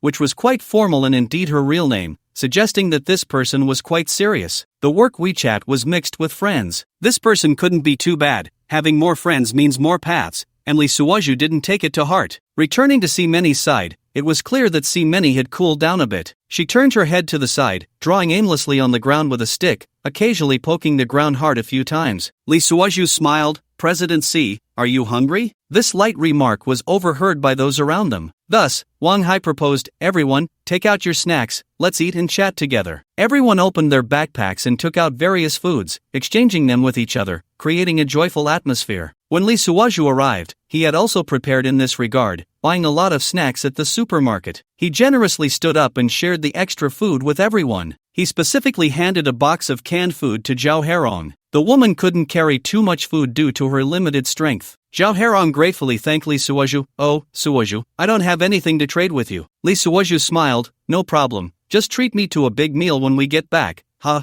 no problem. Just then, another person walked over from a distance. Everyone looked up. Wow, what a tall person. Wang Hai said, I guess it's a woman. Her figure seems quite slender. Soon, a voice came closer. Excuse me, can I join? Li Suoju was next to Wang Hai, who had brought a few bottles of erguotu. Li Suoju took a bottle, stood up, and took a sip. Hearing the voice, he turned to look and was instantly captivated. The newcomer was a young woman, dressed in fashionable hiking gear, tall and slender. Under the firelight, her face was exquisite and charming, with a bright smile. Ding! Me.However, 27 years old, professional model/dance teacher, luck value 200. She is very interested in the host. The system's prompt sounded in Li Suoju's mind. Me.However naturally walked over to Li Suoju, exuding a faint fragrance. My name is Me.However, a model, just out for a little fresh air. She introduced herself with a smile. The crowd immediately became interested and began to chat with her. Li Suoju found Me.However to be witty and humorous, with exceptional eloquence. She was also generous and graceful, instantly increasing his fondness for her. This person had a high luck value and a cheerful personality. Li Suoju secretly set his sights on her. Returning to Si Many's side, Si Many, wearing a mask, coldly refused to eat. She merely watched the group perform with a cold gaze. President Si, aren't you going to eat something? Li Suoju placed the many snacks he had brought in front of him, clapped his hands, and casually looked at Si Many. Si Many seemed to brighten up a bit, her brows relaxing, and her eyes curving into crescent shapes, like a child waiting for a parent to bring lunch. Suddenly, her expression returned to its previous state. Her brows furrowed again, looking behind Li Suoju. Li Suoju also sensed footsteps approaching from behind. Turning around, he saw the new model, Me.However. She walked up with a smile. Can I sit here? Of course. Li Suoju quickly stood up. Do you need help? Me.However was also carrying a large backpack. Sure, thank you. Li Suoju helped her take off her backpack and suddenly caught a whiff of her faint fragrance. This was definitely not the scent of perfume. Who wears perfume while hiking? It's usually the smell of sweat. This woman has a special physique. She actually smells fragrant even when sweating. Me.However sat down on Li Suoju's other side, joining the group for the meal. As a model, she maintained her figure, so she only brought some beef jerky and chicken jerky. Li Suoju also gave her a bottle of water. Thank you. The two unknowingly chatted enthusiastically, discussing everything from work to life. Beside them, Si Many had already taken off her mask and started eating. In an instant, she captivated everyone. Her beauty was the best here. Even Zhao Herong and Me.However stole a few glances. Several male hikers tentatively asked for her contact information, but Si Many politely declined. Me.However took a sip of water and curiously asked Li Suoju, you and President Si really have a good superior-subordinate relationship? Me.However suddenly said. Li Suoju was taken aback. Huh? Why do you say that? Manhwa blinked. It's not easy for single men and women in a superior-subordinate relationship to get along like this. If it were me, I would have lost control long ago. Lee Suaju almost choked on his drink. Cough cough. What are you talking about? Manhwa smiled even more brightly. What? Did I say something wrong? Lee Suaju stole a glance at Simeni and found her expression darkening. We are just ordinary colleagues, Lee Suaju quickly explained. Manhwa looked at him meaningfully. Is that so? That's great. Lee Suaju felt a chill down his back and quickly changed the subject. But Manhwa seemed particularly interested in him, continuously finding topics to discuss. The two quickly added each other on WeChat. Your name is really interesting. One lock for a lifetime. Manhwa covered her mouth and giggled. Lee Suaju looked at the carefree model and had to admit that this woman was very charming. But he could also feel Simeni's increasingly cold aura. President C, this snack is quite good. Lee Suaju offered Simeni a pack of snacks. Simeni shot him a cold glance and did not take it. Lee Suaju awkwardly retracted his hand, thinking this woman was really hard to please. Manhwa timely took the snacks. Thank you, I'm just hungry. She elegantly ate the snacks, occasionally joking with Lee Suaju. Under the glow of the campfire, her smile was particularly enchanting. Leaning against a smooth rock, Lee Suaju leisurely sipped on ergwotu. The mountain breeze blew by, carrying a faint scent of pine, refreshing the mind. Lee, what do you think about workplace relationships between men and women? Zhao Herong suddenly asked. Lee Suaju shook the bottle of liquor, smiling without speaking. Come on, share your thoughts. I see you have quite a bit of experience. Wang Hai chimed in. Lee Suaju put down the bottle and scanned everyone present. The workplace is like a game. The rules are simple, each takes what they need. As soon as he said this, everyone was stunned. What does that mean? Manhwa asked curiously. Lee Suaju smiled. It's simple. Some want power, some want status, some want money, and some want love. But in the end, everyone is doing it for themselves. Ultimately, it's still about interests. The firelight illuminated his face, revealing a hint of a smile. So what do you want? Simeni suddenly spoke up. Lee Suaju turned to look at her. What I want is very simple, to live for myself. This statement made Simeni's eyes flicker. It was the first time she realized how perceptive Lee Suaju was. What a way to live for oneself. Manhwa clapped her hands in approval. Lee, you are truly an interesting person. Lee Suaju raised his bottle. Life is short, why make it difficult for yourself? Wang Hai also raised his bottle. Well said. Come, let's drink to that. In life, one should enjoy the moment, lest the golden cup be empty against the moon. Come, cheers to everyone. Lee Suaju suddenly recalled the immortal poem of the poet Li Bai. Wow, Lee, what a spirit. Wang Hai slapped his thigh and stood up. At this moment, Lee Suaju had already drunk a small bottle of ergwotu and was feeling a bit tipsy. He suddenly immersed himself in the poetic realm of the great poet. Just then, everyone cheered, some unable to contain their excitement. More. Manhwa kept urging from the side. Lee Suaju stood up, gazing at the starry sky, as if connecting with the spirit of Li Bai. Brother Bai, I borrow your great work to bolster my boldness. He raised the dark green bottle in his hand and poured some liquor on the ground. To heaven and earth. Everyone was suddenly taken aback, nervously watching him. Especially Simeni, who had hardly spoken, was staring intently at him, her eyes shifting unpredictably. Heaven has given me talent, it must be of use. Even if I spend a fortune, it will return. His voice echoed through the mountains. This line was undoubtedly a world-shattering verse, never before seen in this parallel world. Everyone was momentarily stunned, shaken by the grandeur of the poetry. What kind of poem is this? So imposing. Wang Hai's eyes widened. Lee Suaju secretly laughed. The advantage of a time traveler was now fully displayed. Feasting on sheep and slaughtering cattle for joy, we must drink 300 cups. He continued to sing loudly. Manhwa stood up, her beautiful eyes sparkling with amazement. This poem is so magnificent. Did you write it yourself? Lee Suaju smiled without answering, and recited another line, Mastered Sin and Dancho Shang, let's drink, don't let the cup stop. Under the glow of the bonfire, everyone was stunned by these unheard-of verses. This is not ordinary talent. Zhao Herong exclaimed, I have never heard such lines, yet they are so grand. Lee Suaju looked at the bonfire before him and continued, bells and drums, delicacies are not worth much, I only wish to be long drunk and never wake. After finishing this line, he noticed a change in Simeni's gaze. As a master's degree holder in the humanities, she was clearly captivated by the artistic conception and spirit of these verses. Since ancient times, sages have been lonely, only drinkers leave their names. Lee Suaju recited another line. Everyone was completely conquered by his poetry, raising their cups to listen. In the past, Chen Wang feasted at Pinglu, drinking 10,000 cups in joy and jest. Why does the host say there's little money? Just buy wine to drink with you. Each line was a poem never before seen in this world, each one striking to the heart. 5 flower horses, 1,000 gold furs, call the boy to exchange for fine wine. Finally, Lee Suoju spoke with deep emotion. To dissolve the ancient sorrows with you. The entire mountaintop fell into a brief silence,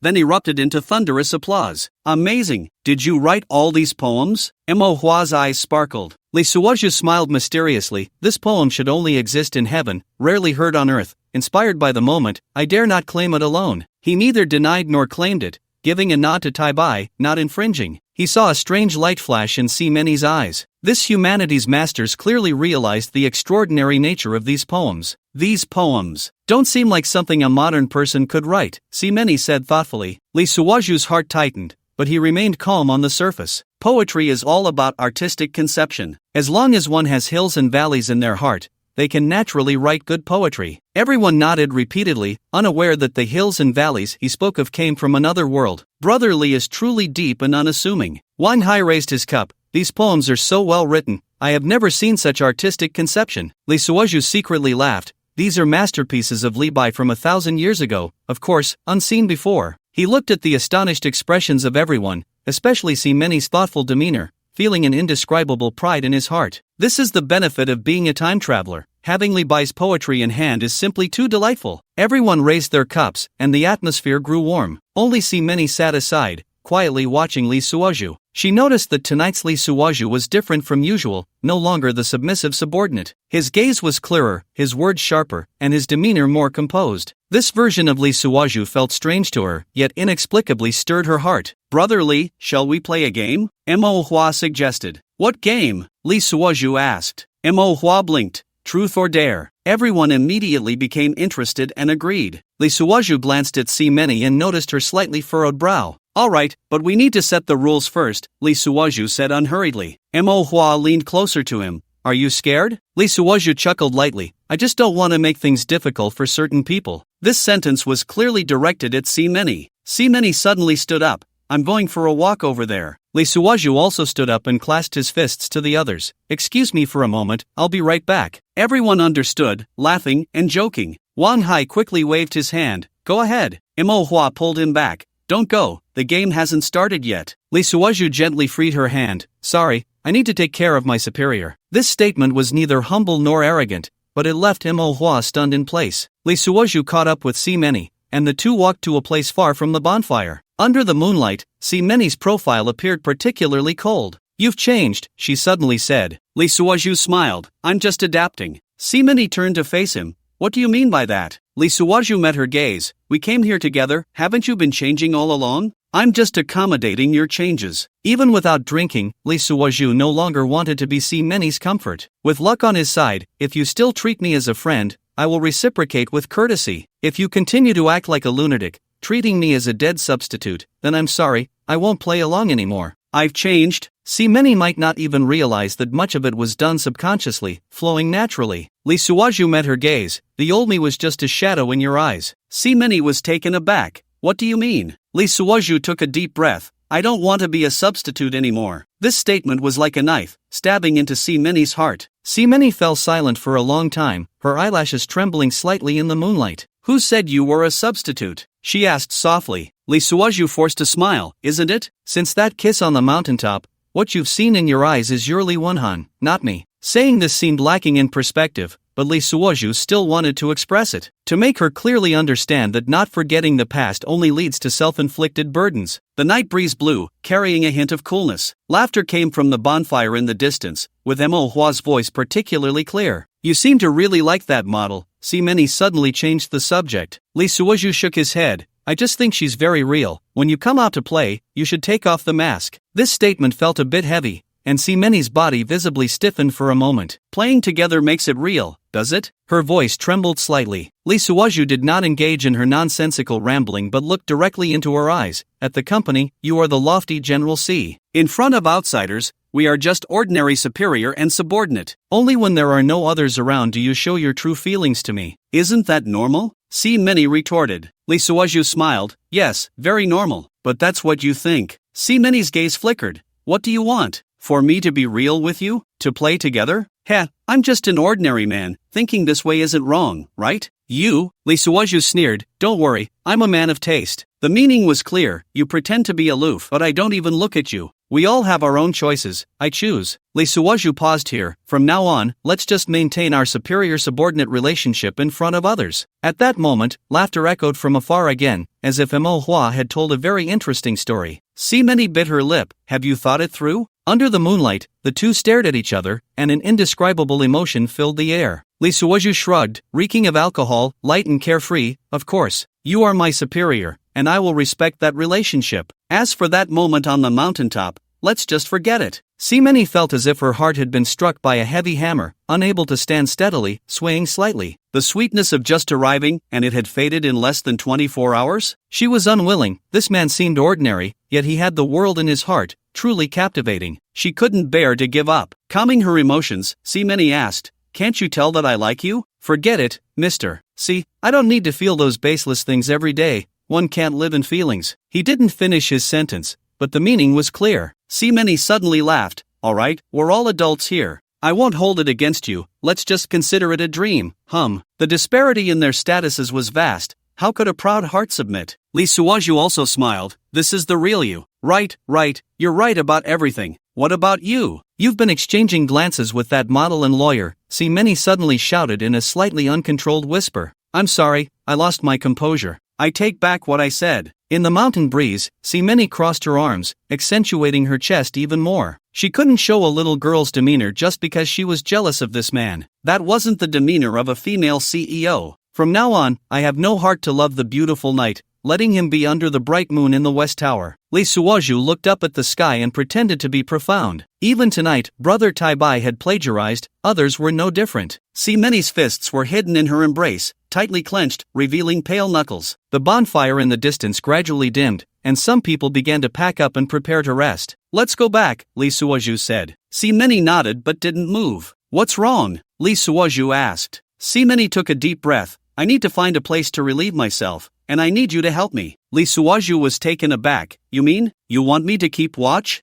Many felt a bit shy. I'm scared to go alone. Alright, I'll go with you. Lee Suoju took out his phone, turned on the flashlight, and led Many away from the crowd into the darkness. They found a safe spot. Lee Suoju looked around. This will do, don't go too far. Oh, Many walked away into the distance. Lee Suoju turned his back and turned off the flashlight. In the quiet night, the sound of water could be clearly heard. The poet felt a warmth in his abdomen. He also found a corner to relieve himself. Finally, the two gathered back together. Anyway, they couldn't see each other's faces, probably as red as a monkey's butt. Back at the campsite, they saw Wang Hai and the others had set up their tents, each one crawling inside. Lee Suoju didn't disturb them. He secretly searched for Me.However's tent. A once-in-a-lifetime opportunity. Me.However's 200 luck points were a huge temptation. Many was already in hand. With her pride, it would definitely be hard to roll in the hay. Better to focus on that big model. First, set up Many's tent. Not far away, a blue tent had Me.However's head poking out. She was also looking over at Lee Suoju. Lee Suoju felt happy inside but couldn't show it. Mister, I'm going to sleep down by that cliff. It's pretty safe here. Good night. Saying this, he picked up his sleeping bag and walked toward the nearby cliff. He didn't want Many to keep him. Sure enough, he walked all the way to the cliff and didn't hear a word of retention. He shook his head with a smile, laid out a moisture-proof mat, and then spread out his sleeping bag. Sleep well, tomorrow will be even better. The bonfire in the distance slowly extinguished, and only the moonlight remained on the mountaintop. Lee Suoju gradually felt sleepy and was about to fall asleep when he heard the notification sound from his phone.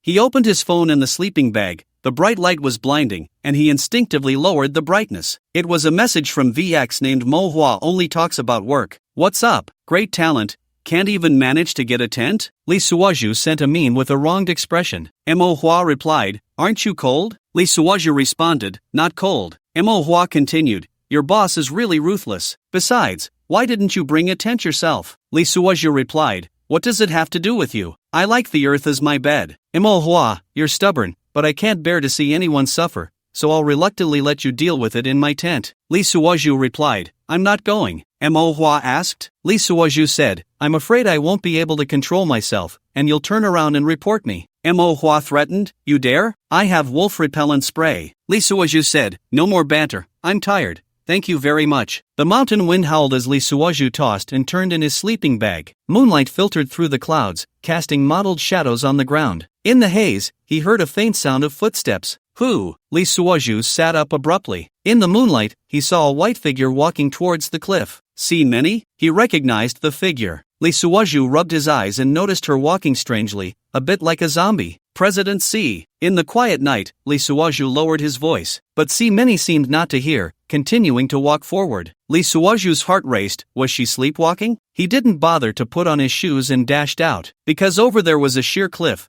and if she went any further, it would be over. Do you really want him that much? Just as See Many was about to step off the cliff, Lee Suozhu grabbed her from behind. The evening wind tousled her hair, and a few strands got caught in Lee Suozhu's nose. He didn't care about that, hurriedly brushing the hair off his face. Wake up! See Many seemed not to hear, showing no signs of struggle, her feet still moving forward. Without a second thought, Lee Suozhu picked her up and ran towards the tent. He couldn't let outsiders see this, it would affect her reputation. See Many in his arms felt like an unconscious doll. Soon, Lee Suozhu brought her into the tent, breaking out in a cold sweat. That was too damn scary. In this desolate mountain, Brother Tong, what should we do? This girl is a bit strange. Inside the tent, Lee Suozhu turned on his phone's flashlight. See Many's eyes were tightly closed, mumbling to herself. One Han. System, why are you bothering me in the middle of the night? Brother Tong, I'm sorry to disturb your rest. Please take a look at what's wrong with See Many. Lee Suozhu wanted to say something sarcastic to the system, but realizing he needed its help, he quickly changed his tone. System, oh, so polite today? Bro, hurry up and check, she snuck out with me. If anything happens, I won't be able to clear my name even if I jump into a cesspit. System, wrong. What? Wrong? You jumped wrong. Usually, you say jump into the Yellow River. Lee Suozhu, if you wake her up, I can jump off a cliff. System, just let her sleep. What's there to worry about? I'm worried she might be possessed or go crazy and never wake up, and then I'd become a suspect. Lee Suozhu was anxious. The stupid system was still sleeping at midnight? Unheard of. System, don't you have a Divine Doctor experience card? Use it once and see. Besides, you're the unique holy body in this world, immune to all poisons, and spirits avoid you. Ha, I can heal? System, stop being so slow, I'm going to sleep, don't bother me. Seeing See Many's mouth and nose leaking a transparent liquid, Lee Suozhu became even more anxious. He quickly activated the Divine Doctor experience card. As the card activated, Lee Suozhu's eyes sparkled, as if he could see through everything. Damn it, she really is possessed. I see a mass of black gas swirling around See Many in the void. How the hell do I treat this? I'm not a Taoist. The system was still playing dead, and in a moment of desperation, Lee Suozhu remembered the exorcism scenes from TV dramas. Since he was a holy body, inviolable, he would do it this way. He put his index finger in his mouth, bit down, enduring the pain, crack. He bit a hole, blood spilling into his mouth. Then he opened his mouth and sprayed it at the black gas. Puff! Sure enough, it worked. The black gas instantly disappeared. Damn, that hurt like hell. Lee Han. See Many suddenly hugged Lee Suozhu. Lee Suozhu's heart instantly turned cold. Even in her dreams, she was thinking of that person. Lee Han. See Many held on tightly, her body and lips pushing up with force. Damn it! Lee Suozhu stiffened, his heart burning with anger. Han, kiss me. It was unclear whether See Many was awake or not, but she was desperately begging for affection like a madwoman. Damn! Lee Suozhu initially wanted to abandon her and walk out, but then he thought, I've put in so much effort, I should get some interest in return. So he lowered his head, sealing her lips with his. See Many trembled all over, not calming down but becoming even more intense. Damn it, it's spilling out. This doesn't count as taking advantage of someone. I'm just treating an illness. A big tree pressed down on the begonia, making it cry out for its mother. At an hour later, See Many still hadn't woken up, still calling out for Han. Did I tell you to shout? You're still sick, it needs treatment. Dr. Lee added another hour. Now See Many quieted down, only inhaling without exhaling. Lee Suozhu greedily curled his lips, cleaning up the battlefield, and took one last lingering look at that begonia. Then he stuffed her into a sleeping bag. What a gem! I haven't felt this comfortable in a long time. Sleep well. The morning sunlight filtered through the tent, and Lee Suozhu stretched lazily. Last night's treatment left him feeling refreshed, but thinking of See Many still in the tent, he quickly got up. People in the camp were already packing up, preparing to head down the mountain. Lee bro, did you sleep well last night? Aren't you tired? Wang Hai asked with a strange smile. Lee Suozhu touched his nose. A group of seasoned drivers, they probably all heard. Not bad.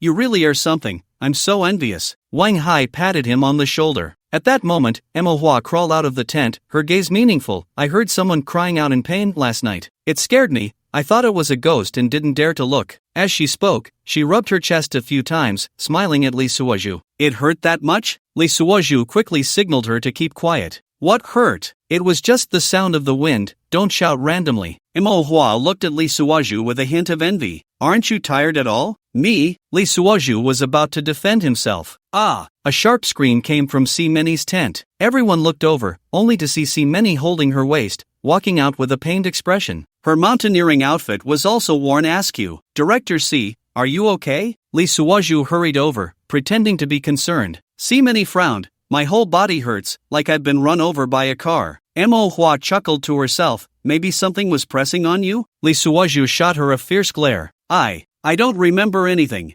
Meni asked in confusion. Lee Suozhu quickly explained. You had a fever last night. I treated you. Treated me?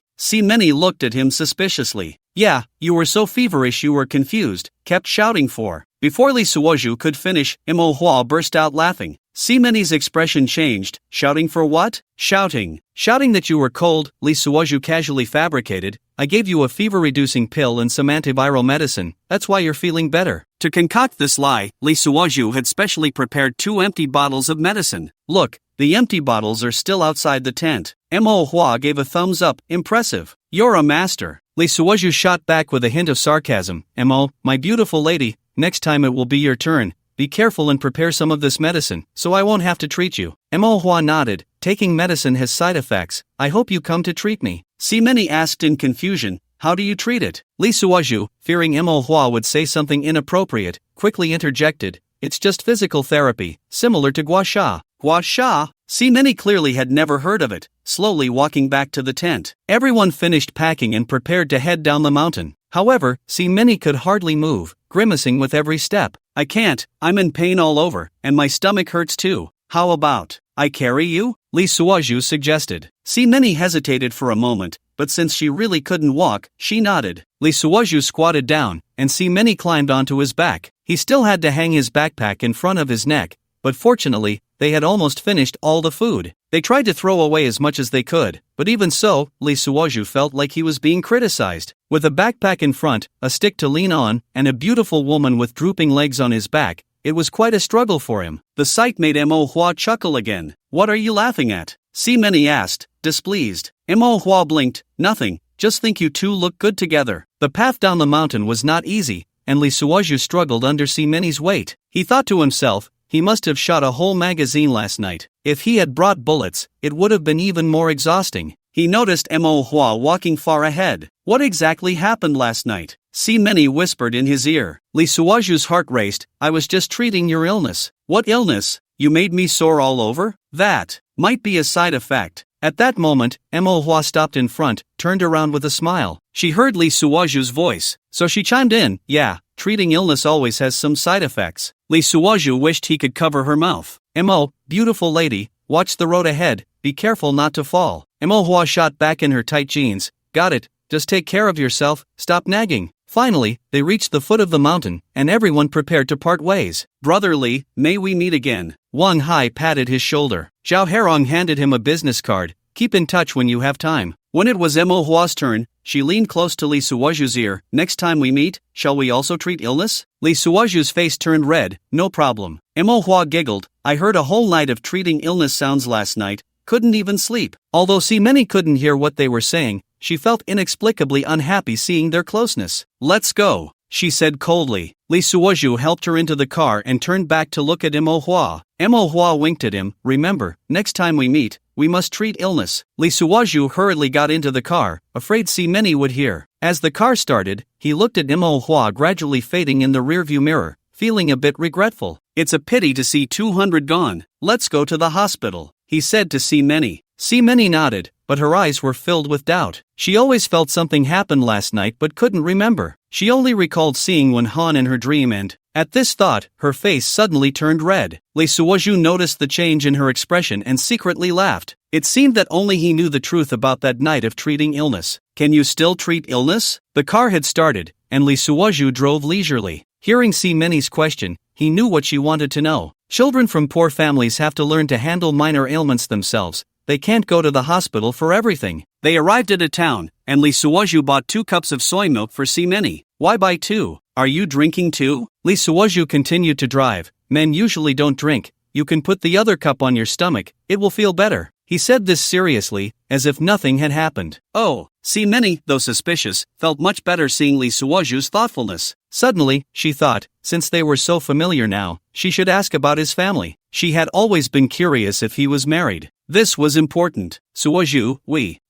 Mr. See, if you think highly of me, let's just be friends from now on. Friends? Yes, good friends. I might be reaching a bit high. Si Meni took a sip of soy milk, a warm stream flowing down her throat. She felt much more comfortable, and her mind became sharper. If we're friends, then let's not talk about reaching high. I don't like that. Lee Suoju was delighted, 280 in hand, and he had also opened up a tunnel. How refreshing. Suoju, I never knew if you were married. I only knew we were the same age. Married, Lee Suoju replied without thinking. Thud. Si Meni felt as if she had fallen into an ice hole, stirring up a few times. An indescribable feeling surged, and she almost spat out the soy milk, quickly grabbing a few tissues from the left to wipe her mouth. The red nails pressed against her lips a few times, trying to cover the inner turmoil. Cough, cough. Tears immediately welled up in Si Meni's eyes. What was wrong with her? Hearing that he was married made her cry. You bastard, you're married, why did you kiss me? Si Meni held back her anger. It's fine, you're such a good person, you must have a good wife. What does she do? Oh, divorced. Not worth mentioning, from now on, we're strangers. Lee Suoju stared straight ahead, not looking at Si Meni at all. Si Meni was furious. This bad guy, he'll drive himself crazy sooner or later. But the shock in her heart instantly faded, replaced by warmth. What is your current status, single or? She had to clarify. She didn't want to find out later that he was married again. Lee Suoju turned to look at her, a sunny smile spreading across his face. Mr. See, I'm single now. Si Meni finally let out a sigh of relief. Your company is just a place to eat and wait to die. There's no development. I'll help you adjust it when I go back. Si Meni lowered her head, not daring to look at him. The implication was very clear.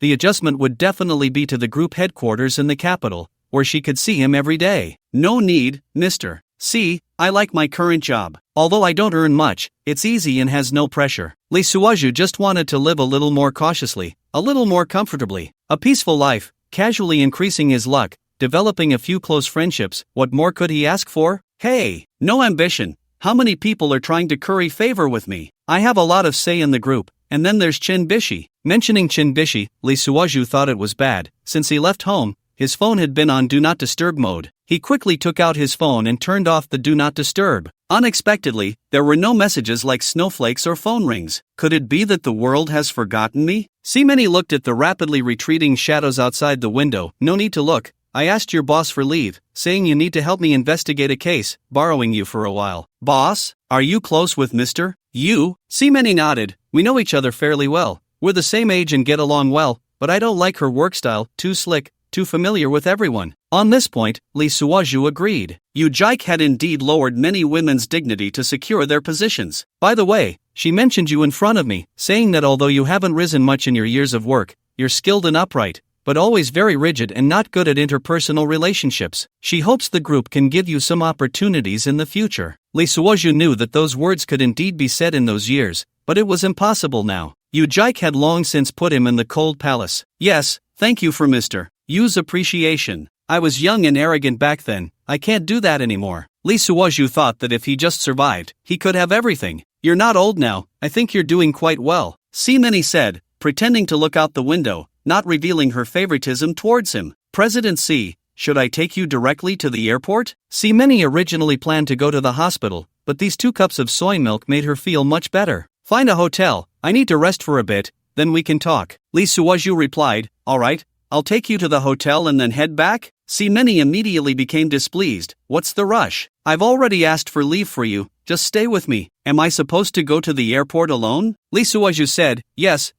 I'll accompany you. They entered a county along the way, and Lee Suoju found the most upscale hotel. He booked a room for Si Meni, saying, President Si, you go rest, I'll wait for you in the lobby. Si Meni asked, what for? Why so serious? Lee Suoju replied, President C, didn't we agree? We're just superior and subordinate. At that moment, Many, wearing sunglasses, stood at the elevator entrance, and there was no one around. Her pale, ghostly face was accentuated by the sunglasses, making her look even more eerie. You've already kissed me, and now you forget it just like that? A person worth over 100 million just so casually? Just then, another guest walked by. Lee Suoju quickly lowered his head to open the elevator door, gesturing for her to go ahead, then positioned himself in front of her to protect her from being jostled. Many stood coldly behind Lee Suoju, feeling his repeated care. Although there were still shadows of her first love, she couldn't get over that hurdle in her heart. But this man in front of her made her want to fall into his arms at any moment. Unconsciously, she raised her hand and placed it on Lee Suoju's back. It seemed like she was just supporting him, but in reality, she wanted to caress that solid, rock-like back. She felt the tremor of Lee Suoju's muscles. Each of his movements pulled at her, making her heart race. Without realizing it, her palm began to wander. Ding! The elevator door opened. Ding! Almost simultaneously. System, detected Many's admiration, luck value increased by +5. System, why so generous this time? Just gave 5? After a while, the system didn't respond. The two arrived at the door of the room. Lee Suoju used the room card to open the door. They entered the room. Only then did the system speak. Host, don't look down on this 5 luck value. I was just upgrading, and after the upgrade,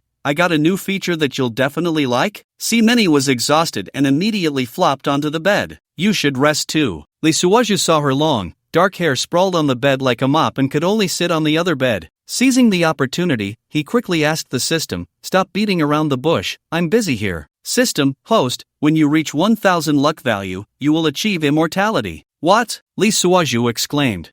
Many was startled, thinking Lee Suoju didn't like it, so she continued from their conversation at the elevator door. Lying on the bed, she pressed on, do you think I'm very casual? Meanwhile, Lee Suoju was still excitedly communicating with the system. Does spending count? System, it doesn't matter, you can use it freely, as long as you reach the maximum value. Also, at 2000, you'll have the diamond body, meaning your physical body won't perish, so you need to be a bit cautious. Although you won't die before that, don't end up with incomplete limbs. After 2000 luck value, you can show off as much as you want. Damn! Lee Suoju jumped up. This startled Many, who quickly hugged the blanket in front of her. What are you doing? Don't you know I'm sick? Get out! Only then did Lee Suoju realize that she still looked down on him deep down. He smiled bitterly, you're overthinking it, I didn't say I wanted to do anything with you. No, President C, don't misunderstand, okay? I'll go out. Remembering her screams from last night, he had no thoughts left about what Lee Wonhan had said. Vulgar.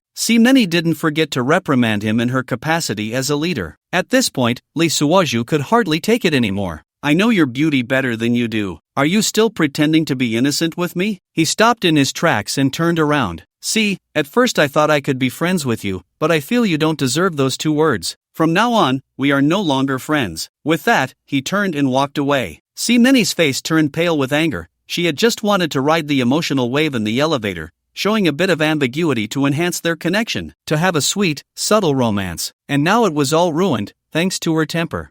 Many regretted it. It was normal for a man to have a catchphrase. Why did she have to blow it out of proportion? Now they weren't even friends anymore. She hurriedly chased after him, pulling him out just as Lee Suoju was about to enter the elevator. Suoju, don't go. I was wrong. I have a bad temper. I reflect on it. I apologize. Lee Suoju was really furious, annoyed by her pretentiousness. The two returned to the room. Lee Suoju was still fuming, standing at the door, looking at her coldly. What do you want to drink? Don't be angry. I can be a bit harsh in my position. Just as Lee Suoju was about to speak, his phone rang loudly, startling both of them. He picked up the phone and saw it was Chen Bishi. He quickly answered. Hello, Bishi? Chen Bishi said, Master, I heard you went on an external assignment with my aunt. Lee Suoju replied, Yeah? What's up? Chen Bishi had just found out last night. She hadn't seen Lee Suoju all day and thought he would come back to clock in after work. Besides, in her eyes, she was a goddess, and Lee Suoju revolved around her, making her happy. Even a fool could see he liked her. So, Chen Bishi was waiting for Lee Suoju to take the initiative to find her. But it was already 8 in the evening, and he still hadn't come back to clock in or called her. She had to swallow her pride and call Lee Suoju. To her surprise, it was even worse. The other party's phone was off. Where had he gone? She quickly called Zhang Huaijin, who was also startled. A perfectly healthy person had gone missing? She hurriedly reported it to Yujike. Only Yujike knew what was going on, so word spread, and Chen Bishi found out. The problem was, if you went on a business trip,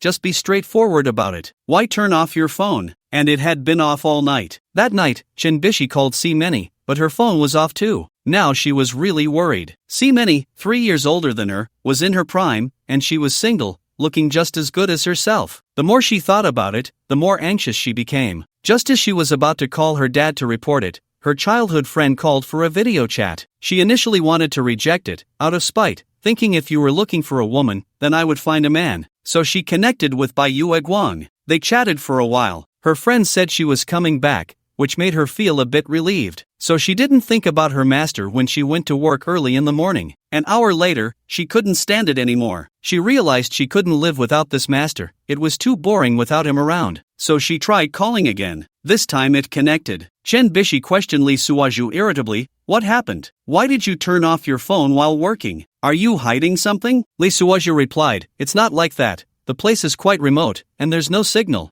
I'm here as a driver and guide for General C. I can't say more." Many crossed her arms, watching the two seemingly argue but actually caring deeply for each other. Jealousy surged in her heart. After Li Suaju hung up, she began to have a mental breakdown. "Suaju, you need to be self-aware. My niece is a big princess from a wealthy family. You, a divorced man, shouldn't even think about it." Li Suaju was already upset with her. Hearing her still acting like a big shot only fueled his irritation, so he didn't indulge her. "General C, this is my personal issue." This statement made Many's temper flare again. I'm just trying to help, telling you not to waste time on a relationship that has no future. How can you be so ungrateful?" Li Suaju sneered, turning to face Many, his eyes filled with mockery. "President C, what do you mean by that? How could it have no outcome?" Many pressed her lips, painted with light pink lipstick, and her gaze flickered involuntarily. Do you think it's possible? What is her status, and what is yours?" "Ha!" Li Suaju leaned against the car door, arms crossed, his eyes teasing. "Then what is your status, old lady? Can a lofty president casually toy with others' feelings?" Many's long fingers twisted together, then she gritted her teeth. "That's different. I and you. How is it different?" Li Suaju tilted his head, staring directly into her eyes. "Aren't you also a lofty president? How quickly you forgot what happened last night." Many's fair cheeks instantly flushed, her voice trembling. What nonsense are you talking?" "Nonsense?" Li Suaju stepped forward, closing the distance. "Then why are you feeling sore all over now? Do you want me to remind you how you begged me last night?" Many instinctively stepped back, her high heels clicking sharply on the ground. I don't know what you're talking about. Playing dumb, huh?" Li Suaju sneered, his gaze sharp as a knife. "Then let me remind you, who was calling out Wenhan's name last night, begging like a lustful cat." Many's meticulously drawn eyebrows trembled, her face pale. Shut up, don't say that." Yet inside, she wasn't as indignant. It turned out last night's dream was real. "I said it felt different, even a Li Wenhan combined wouldn't last that long." "What? Did I hit a nerve?" Li Suaju pressed on, his voice laced with biting cold. "Aren't you high and mighty? Why were you so desperate last night?" Many's eyes reddened. No matter what, she was still the exalted queen and had to maintain her composure and status. She bit her lip tightly. "You bastard, stop talking nonsense. I don't remember anything." "Yes, I'm a bastard." Li Suaju looked her in the eye, enunciating each word. "But at least I won't use someone as a substitute, nor will I call out someone else's name in my dreams." Many's eyelashes fluttered slightly, her voice as light as a mosquito's buzz. "I didn't. Come on." Li Suaju waved his hand, his eyes filled with weariness. "You just keep thinking about your Wenhan. I won't trouble you, President." Many grew anxious, quickly stepping forward in her high heels. Are you really going to be with her? Is that a problem?" Li Suaju retorted, a cold smile on his lips. "Do you have any say in this?" Many clenched her fists, her nails digging into her palms. "I'm doing this for your own good. You don't understand her at all. Thank you for your kindness." Li Suaju replied sarcastically, "But with my lowly status, I can't afford your concern." A hint of panic flashed in Many's eyes, her voice taking on a sobbing tone. "That's not what I meant. Why do you always misinterpret me? Then what do you mean?" Li Suaju pressed closer. "Do you want to play a secret affair with me? By day, you're the noble president, and by night, you can roll in bed with someone like me?" Many's face turned red, tears welling in her eyes. How can you say that?" "Sorry, I don't like sneaking around." Li Suaju turned away. "If you have nothing else, I'll be leaving. Wait. Simeni instinctively reached out to grab his sleeve. Lee Suoju stopped but didn't turn back, his voice as cold as ice. Is there something else? Simeni opened her mouth but couldn't find her voice, her hand hanging in the air, ultimately falling weakly. If there's nothing, then let's leave it at that. Lee Suoju stepped forward. From now on, you are my superior, and that's all. Watching Lee Suoju's retreating figure, Simeni could no longer control herself, tears silently streaming down her face. She longed to run after him and say, I really like you, not because you resemble Wonhan, but with her pride. How could she possibly say such words? She could only stand there, watching the man who once catered to her every whim leave without looking back. Tears blurred her vision and clouded her heart. After that, she lost all mood. She quickly checked out and booked a flight. Lee Suoju still acted as a subordinate, respectfully escorting her to the airport. The airport waiting hall was brightly lit and blinding, with Lee Suoju pushing Simone's Chanel suitcase, the distance between them neither far nor close. CEOC, your boarding pass. Lee Suoju handed it over like a dutiful subordinate, handling it formally. Simone took the boarding pass, her fingers painted with deep red nail polish trembling slightly, the faint scent of Chanel No. 5 lingering. Thank you. In front of the security check, Simone opened her lips, painted with light pink lipstick, several times but gently pressed them together again. Her eyelashes fluttered slightly, her eyes filled with reluctance and hesitation, but in the end, she only whispered, well, I'm leaving. Lee Suoju nodded, his expression unchanged, his gaze as cold as winter ice. Safe travels, CEOC. Watching Simone's tall figure disappear at the security check, Lee Suoju turned and left without a trace of reluctance. Just past the security check, Simone looked back step by step, the tall and upright figure vanishing into the crowd, her nose tinged with a sourness again. Late at night, Lee Suoju's business car stopped at his 2-story villa. As soon as he got out of the car, he saw Yu Jike leaning against the doorframe, dressed in a light pink bathrobe, wearing gaudy lipstick, her eyes filled with sarcasm. Oh, the busy person finally decided to come back? Lee Suoju rubbed his tired brow, too lazy to deal with her. Is there something? What? Tired of playing with your new love? Yu Jike sneered, her fingers painted with cheap nail polish waving in the air. I heard you had a great time with the president, completely out of touch? Sounds like you had a blast. Lee Suoju locked the car door and brushed past her. What does it have to do with you? We divorced a long time ago. Ha, do you think climbing onto the president's bed will make you successful? Yu Jike followed him into the house in her high heels. Stop dreaming, you worthless piece of trash. You let a worthless piece of trash lie on his stomach for 7 years. So what does that make you? Lee Suoju took off his coat, catching the lingering scent of Simone's perfume. Yu Jike, this girl has become quite formidable, her verbal skills improving. Yu Jike was proud of never losing a verbal battle, but she repeatedly found herself at a loss against him. She crossed her arms, pushing out her prominent chest. I say one thing, you always have 10 ready for me. Are you still a man? Lee Suoju ignored her, continuing to undress, preparing to take a shower. Yu Jike relentlessly followed him. Let me remind you, don't forget what you are. Oh, then tell me, what am I? Lee Suoju sneered, almost undressed, with only the last little piece of cloth remaining. A divorced poor loser. Yu Jike shrieked. How dare you think you deserve a president worth over 100 million? Lee Suoju yawned, his eyes weary. Are you done? Because once you're done, I'm going to take a shower and sleep. Yu Jike stomped her foot in anger, her high heels making a piercing sound on the floor. Can't you have a little ambition? Do I need you to worry about my ambition? Lee Suoju walked into the bathroom. Remember to close the door. Don't let the neighbors hear you going crazy. A night of silence. Catching up on sleep, Lee Suoju found his morning erection normal and was overjoyed. Early in the morning, just arrived at the company, he ran into Chen Bishi waiting at the door. She was dressed in a milky white professional suit, her makeup exquisite. Team leader Lee, where have you been these past few days? Chen Bishi had her hands on her hips, clearly questioning him. Lee Suoju put on a gentle smile, accompanying CEOC on a business trip. It was a last-minute task. Business trip? Chen Bishi squinted her eyes, which were lined with eyeliner. Why didn't you answer my calls? There was no signal in the mountains. Lee Suoju patiently explained, but inside he was calculating how to get her luck value. Chen Bishi pouted her lips, painted with bean paste-colored lipstick. Really? You're not doing anything shameful with President C, are you? Why would I lie to you? Lee Suoju shrugged, his expression innocent as he spread his hands. I just accompanied President C to look at a project. It's a normal job. What does President C think of you? Lee Suoju played dumb. It's just an ordinary superior-subordinate relationship. What else could it be? Really? Chen Bishi didn't believe him, twisting her hair with her fingers. I heard you guys. Heard what? Lee Suoju interrupted her. Don't believe everything you hear. It's not good for you. Chen Bishi bit her lip. Then why didn't you answer my calls? I called you so many times. I already said there's no signal. Lee Suozhu smiled, his gaze gentle. What? You care about me so much? Chen Bishi's face flushed, her fair cheeks turning pink. Who cares about you? Lee Suozhu sneered inwardly, but appeared very gentle on the surface. Then how about I treat you to dinner tonight as an apology? Just consider it an explanation. Chen Bishi's eyes lit up, like a little girl who just got candy. Really? You're treating? Of course. Lee Suozhu nodded, thinking, it's just 160 points of luck value, just putting on a show. Compared to C. Muni's 280, this is nothing. Watching Chen Bishi's happy expression, Lee Suozhu sneered in his heart. These high and mighty women ultimately just see him as a plaything, a toy that can satisfy their vanity. Once he gets the luck value, everything will come to an end. It's just a game. Why take it seriously? At that moment, Zhang Huaizhen walked into the office in high heels, her waist swaying gracefully. Knock,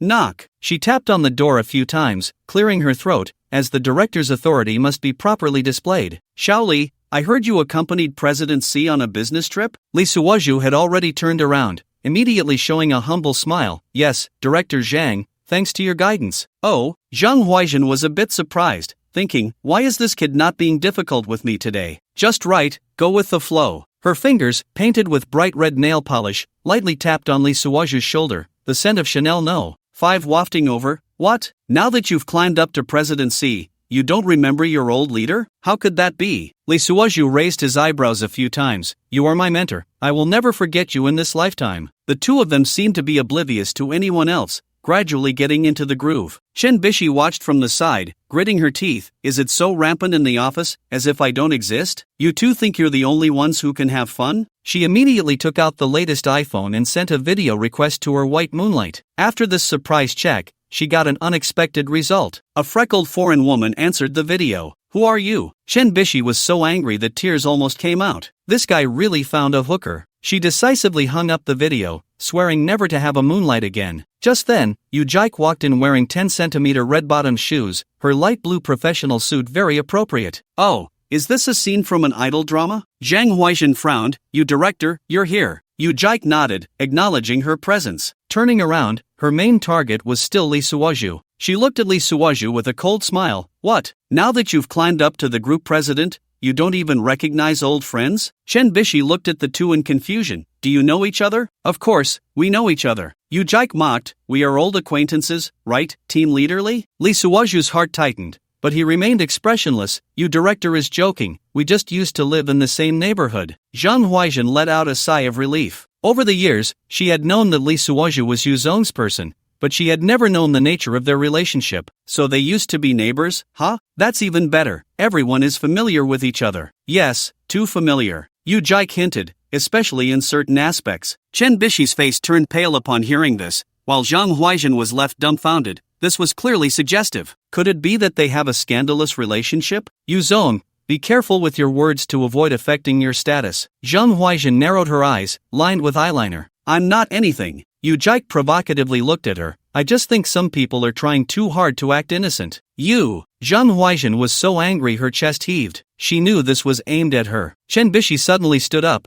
Yu Zong, it's work hours. Please don't discuss personal matters. Ha ha. Yu Jike laughed heartily. Personal matters? You all know you're discussing personal matters? Is this your home, where anything goes? Zhang Huaizhen snorted coldly. Yu Zong, this isn't from a public perspective. Are you feeling jealous? Zhang Huaizhen had been rated by her before and felt displeased after being lectured. Besides, you are an acting president. Who knows when you might return to your previous position? Who's afraid of whom? Come on, me? Yu Jike pointed at her own nose. I just can't stand someone pretending to be pure. Just as the three women were at each other's throats, Lee Suozhu quietly slipped out of the office. Behind him came Yu Jike's sharp voice. Look at you all, each one more pretentious than the last. Who are you calling pretentious? Zhang Huaizhen retorted angrily. I'm talking about you. Yu Jike was unyielding. One is a young married woman, the other a wealthy heiress, pretending to be pure? You! Chen Bishi was so furious she stomped her feet. And what are you? Lee Suozhu reached the stairwell and let out a breath. This day had turned into a mess. This crazy woman. He gritted his teeth, almost exposed our relationship. Sounds of things being thrown came from upstairs. It seemed the three women had already started tearing into each other. Lee Suozhu rubbed his temples and walked toward the elevator. When will this end? There was no going back to the office. If he returned, the three women would have to deal with him together. Lee Suoju simply returned to his car and began to ponder over Me.However. This Me.However had great potential, so he started texting her, trying to lighten the mood. Quickly fill up to 1000. Let's start with immortality and see what it feels like. Lee Suoju slumped in his car seat, pulled out his phone, and stared blankly at Me.However's WeChat profile picture. A shot of her back in a bikini, sexy yet not vulgar. A model is a model.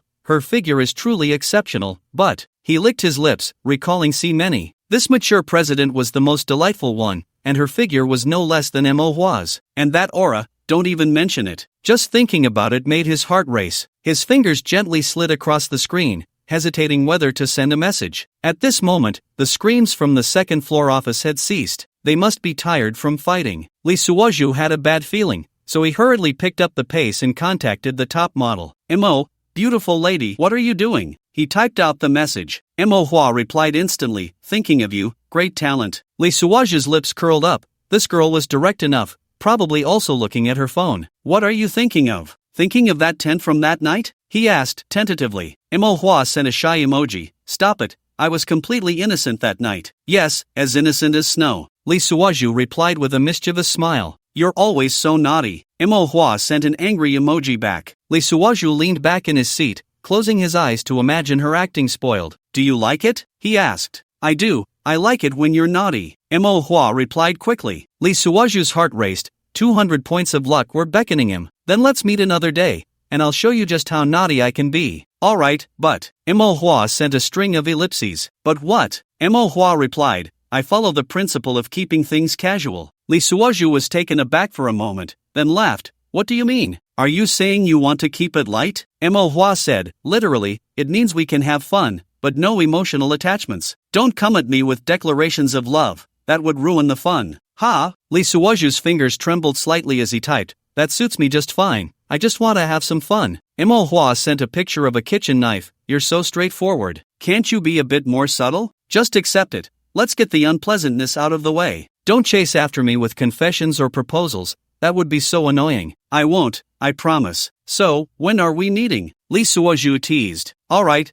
are you free tonight?" Lee Suoju glanced towards the office. The three women were probably dispersing, but they were still in a huff, not paying attention to him. "I'm free, just for you. You really know how to sweet talk. 7 o'clock, W Hotel lobby. I'll be waiting." Lee Suoju tightened his grip on his phone, secretly delighted. It seemed this 200 points of luck were within reach. But then he thought, this girl is being too forward. Could it be a trap? Forget it. I'll deal with whatever comes. After all, I'm single and unattached. What do I have to fear? At worst, we part ways. It's not like I haven't been through that before. He checked the time. He still had half a day to endure. He couldn't go back to the office, so he might as well take a leave. "Mo, the beautiful lady, I'm starting to miss you." He sent another message. "Stop being cheeky, focus on your work. See you tonight." Lee Suoju worried she might not find him, so he quickly sent her a shared location. She connected almost immediately. Lee Suoju nearly spat out his drink when he saw it. "Big model, are you kidding me? Aren't you overseas? That's over 3,000 kilometers away from me." Me.However replied, "Not for long.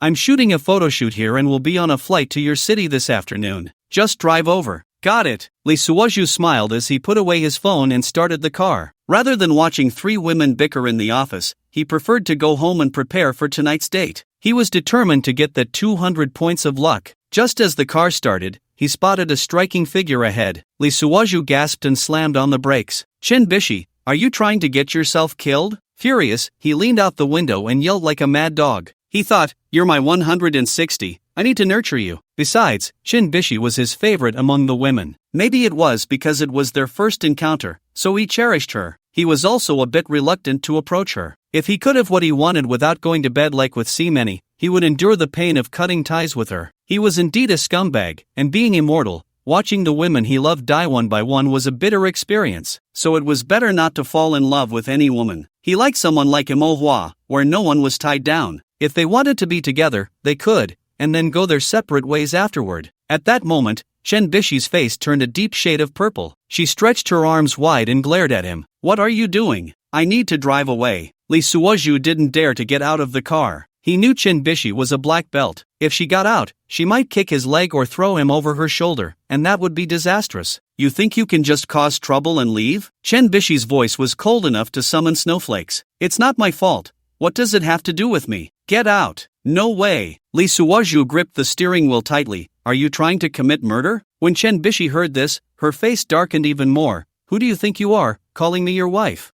Slip of the tongue. Lee Suozhu quickly corrected himself. I meant, blocking my car like this is like trying to murder my master. Master? Chen Bishi sneered. Do you think you deserve to be my master? Seeing her trembling with anger, Lee Suozhu's heart softened. This girl looked so cute even when she was mad. Bishi, let me explain. He softened his tone. Explain what? Explain your ambiguous relationship with Zheng? Or your past with you? Lee Suozhu sighed. You get in the car first, and we'll talk slowly. No, Chen Bishi stubbornly said. You explain it to me right here. Lee Suozhu looked around. Some colleagues were already pointing and whispering from a distance. Get in the car, or I'll run you over, he threatened. Chen Bishi's eyes turned red. You dare. Want to try? Lee Suozhu started the car. Chen Bishi bit her lip and finally got into the passenger seat. Now tell me, what exactly is your relationship with them? She asked, her eyes red. Lee Suozhu felt a pang in his heart. This girl was so naive. I'm just an ordinary person, he said softly. My relationship with Zhang is professional, and with you, we're neighbors. Really? Chen Bishi looked at him suspiciously. Why would I lie to you? Lee Suozhu reached out to pat her head. Chen Bishi dodged. Then why did you have dinner with Zhang at night? Lee Suozhu was startled. How did she know about that? It was just a work dinner, he casually fabricated. Suddenly, his phone rang. It was a message from Me.However.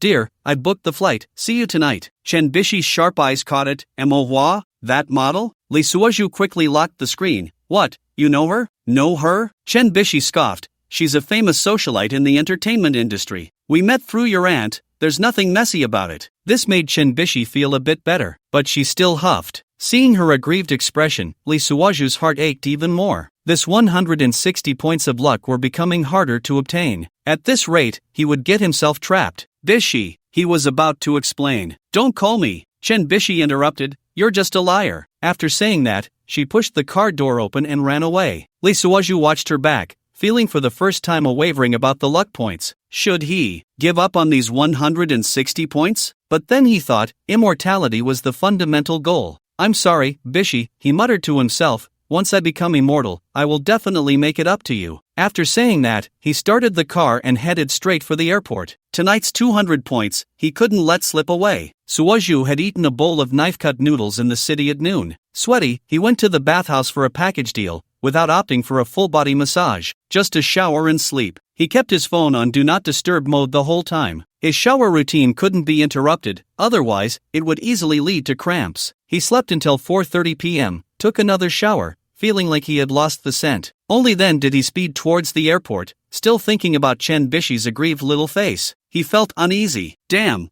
what's wrong with me? He slapped himself hard. In the parking lot, he took out his phone to check the time. Me.However's flight wouldn't arrive for another half hour. Should he send a message to Bishi? He hesitated. His fingers swiped across the screen, but in the end, he gave up. Forget it. The more he explained, the messier it got. At that moment, Me.However sent a message. Dear, I've arrived. Where are you? Lee Suozhu perked up and quickly replied. Parking lot B, red Dongtai business car. Not long after, a tall figure appeared in his line of sight. Wow! Lee Suozhu gasped. Me.However was wearing a white tank top, with a sheer overlay, and super short denim shorts. Those long legs made Lee Suozhu's eyes go wide. Have you seen enough? Me.However tapped on the car window, smiling seductively. Lee Suozhu quickly opened the door. Beautiful lady, are you trying to take my life? What? Me.However sat in the passenger seat. Don't like it? A wave of perfume wafted into Lee Suozhu's nose, more enticing than BZ Muni's. Like it, love it. Lee Suozhu swallowed hard. Me.However suddenly leaned closer. So shall we go to a hotel now? Lee Suozhu was stunned. This, so fast? What? Me.However lightly parted her red lips. Aren't you in a hurry? I'm not eating dinner to lose weight. All right then. Lee Suozhu was delighted. He saved on meal expenses. No worries, I guarantee you won't go hungry. I'll get you some space food later. Me.However smiled even more seductively. Annoying, get lost. Where to find a room? Still the usual place. Me.However leaned back in her seat. W Hotel. I've already booked the presidential suite. Lee Suozhu started the car, but his heart was racing. Why does this feel so smooth? Is this girl really a scam? Since Lee Suoju crossed into this world, he hadn't heard of any scams. The people on this planet are quite polite. They don't jump around recklessly. But since he is a holy body, what is there to fear? At worst, his thoughts were interrupted by his phone ringing. It was a message from Chen Bishi. Another shutdown? Where are you running off to? Lee Suoju felt a warmth in his heart and was about to reply. Me.However suddenly snatched his phone. Focus on driving, our time is precious. Lee Suoju looked at her profile and felt something was off. Forget it, let's get to 200 points first. Just as Lee Suoju got on the highway, his phone rang. It was a video call from Yu Jike. Should he answer? He glanced at Me.However in the passenger seat. Me.However lazily leaned back in her seat. Answer it. I've never seen a woman who can make a man run away. Lee Suoju answered the video call, and Yu Jike's heavily made-up face appeared on the screen. You bastard, where have you been? Yu Jike immediately questioned. Lee Suoju rolled his eyes. None of your business. How is it not my business? Yu Jike sneered. You're fooling around with Widow Zhang, right? What Widow Zhang? Playing dumb? Yu Jike gritted her teeth. Zhang Huaizhen, that widow left over by that old man. Lee Suoju couldn't help but laugh. Your mouth is really sharp. My mouth? Yu Jike widened her eyes. The whole company knows she's sick. Sick? Lee Suoju became interested. Indeed. Yu Jike raised her voice. I heard her ex-boyfriend was tortured to death by her. Me.However yawned beside them. Oh, what's the point of this gossip? Yu Jike was taken aback. Who's talking? Lee Suoju turned the phone towards Me.However, a friend. What the hell? Yu Jike screamed. Me.However? That model? Me.However glanced at the screen. Hello, this sister. Yu Jike was so angry she stomped her feet. Lee Suoju, you pervert. Why not mess with anyone but Widow Zhang? And now you're flirting with a supermodel. Hey, Lee Suoju sneered. You said Zhang has a problem, right? Yes. Then you should stay away from me. Why? Because I have a problem too. Lee Suoju grinned, and it's contagious. Yu Jike's face turned red with anger. You bastard. Me.However yawned. Boring, let's hang up. Shut up. Yu Jike pointed at the screen. Shameless vixen. Say whatever you want. Me.However smiled nonchalantly. Anyway, we're all adults, just having some fun. Yu Jike was so furious she couldn't speak. Lee Suoju directly hung up the video call. Alright, don't mind this crazy woman. Me.However took out her lipstick to touch up. Your ex-wife is quite interesting. She's just like that. Lee Suoju shrugged. But, Me.However applied her lipstick. What I said is true. What? Just having some fun. Me.However looked at the rearview mirror. I don't like dragging things out. Afterward, no one will burden anyone. Lee Suoju breathed a sigh of relief. I think the same. That's good. Me.However smiled seductively. So tonight, let's enjoy ourselves. Lee Suoju completed her sentence. Smart. Me.However leaned back in her seat, then focus on driving. Lee Suoju tightened his grip on the steering wheel, feeling secretly pleased. A woman without attachments is exactly what he needs. As night deepened, the neon lights of W Hotel flickered in the distance. Lee Suoju's phone rang again. It was the 10th message from Chen Bishi. Where are you? Why don't you reply to me? Me.However glanced over. This little girl is quite persistent. Lee Suoju sighed. Young people easily develop real feelings. You say that like you're very old. Me.However laughed and shook her head. It's not about age. Lee Suoju parked the car in the hotel parking lot. It's about mindset. Oh, I'm interested, Me.However said. Tell me more. Feelings are like fleeting clouds. Lee Suoju turned off the engine. I see. Me.However unbuckled her seatbelt. So you choose to enjoy life in the moment? Exactly. Lee Suoju got out of the car. Why tie yourself down so tightly? Me.However walked around to his side and linked her arm with his. I like your way of thinking. Just as they entered the elevator, Lee Suoju's phone rang again. This time it was Zhang Huaizhen. Not answering, Lee Suoju pressed the button to hang up. Me.However leaned against the elevator wall. You're quite popular. It's all trouble. Lee Suoju shook his head. What about me? Me.However leaned closer. Am I trouble too? Lee Suoju caught a whiff of her perfume. You're different. How am I different? You understand me. Me.However smiled. Yes, I understand you. The elevator reached the top floor, and Me.However took out the room card. Come on, let me see how well you understand me. Lee Suoju followed her into the presidential suite. Shower first? Me.However asked. You go first. Okay. Me.However walked towards the bathroom. Don't peek. Lee Suoju sat on the sofa and took out his phone. Over 20 unread messages. Chen Bishi, Zhang Huaizhen, Yu Jike. He hadn't replied to a single one. The sound of running water came from the bathroom. Lee Suoju gazed out at the night view, suddenly feeling a bit dazed. Are these days right or wrong? Forget it, for the sake of longevity. Why think so much? At 2 in the morning, Me.However collapsed onto the bed, trembling all over. You,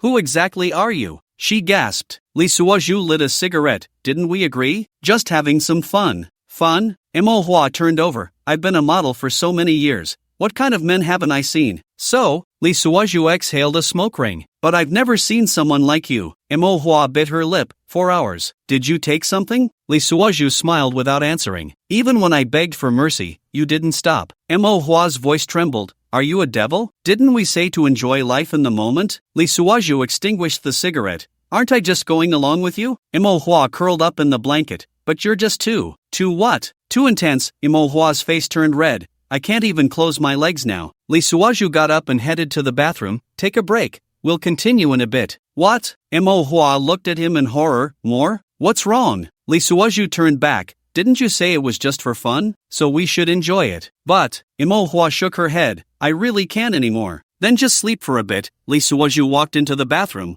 We'll talk when you're ready. Me.However watched his back, feeling uneasy. Is this man really just an ordinary person? The sound of water in the bathroom started, and Me.However took out her phone. She wanted to text her best friend but didn't know what to say. She couldn't just say, I met a pervert who went for 4 hours without stopping? Forget it. She muttered to herself, just sleep for a while, and leave tomorrow. But just as she closed her eyes, the bathroom door opened. Are you asleep? Lee Suozhu's voice came. Me.However jumped in fright. You, don't come over. What's wrong? Lee Suozhu smiled as he approached. Are you sleeping in the bathtub? Don't you want your body? I was wrong. Me.However shrank into the corner of the bed. I really can't anymore. Then let's change the game. Lee Suozhu bent down and reached out his big hand to pick her up. No! Me.However screamed. A sleepless night. When dawn broke, Me.However lay on the bed like a dead fish, her streamlined back heaving slightly. You're not human, she said weakly, her voice tinged with tears. Lee Suozhu adjusted his tie. Remember, next time don't casually say to enjoy life.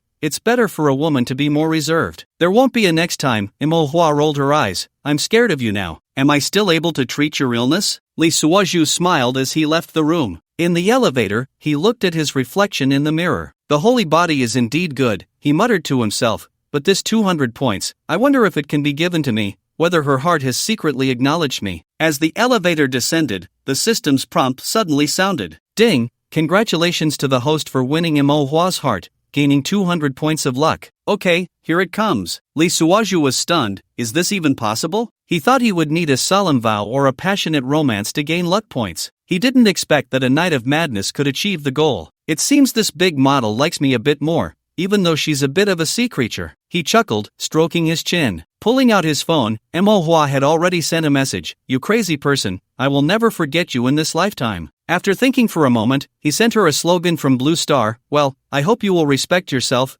love yourself, strengthen yourself, cherish life, and stay away from chaos. Me.However replied. Oh no, I think I'm starting to love you a little. Lee Suozhu raised an eyebrow. Is that it? Didn't we say we couldn't rely on each other? Me.However shot back. Damn it, you're different from others. I can't live without you in this lifetime. Don't worry, I won't touch other men from now on. They're all so dull. No, let me send you a poem. When the matter is done, I leave without a trace, hiding my name and self. Me.However responded. Don't make me fall for you. I can't take it anymore. I want to hide my identity and withdraw from the entertainment industry to be your lover. Lee Suozhu chuckled to himself. Dream on. Goodbye. See you, she said, putting her phone away. It seems that gaining luck points doesn't necessarily require romance. As long as you leave a deep impression in the other person's heart and make them submit, you've achieved your goal. That's C-Many's 280. His eyes lit up. Could he squeeze out a bit more? But then he thought, that proud woman C-Many probably really has fallen for me. Yet just thinking of her pretentious demeanor made him feel uncomfortable. He must completely crush her inner pride,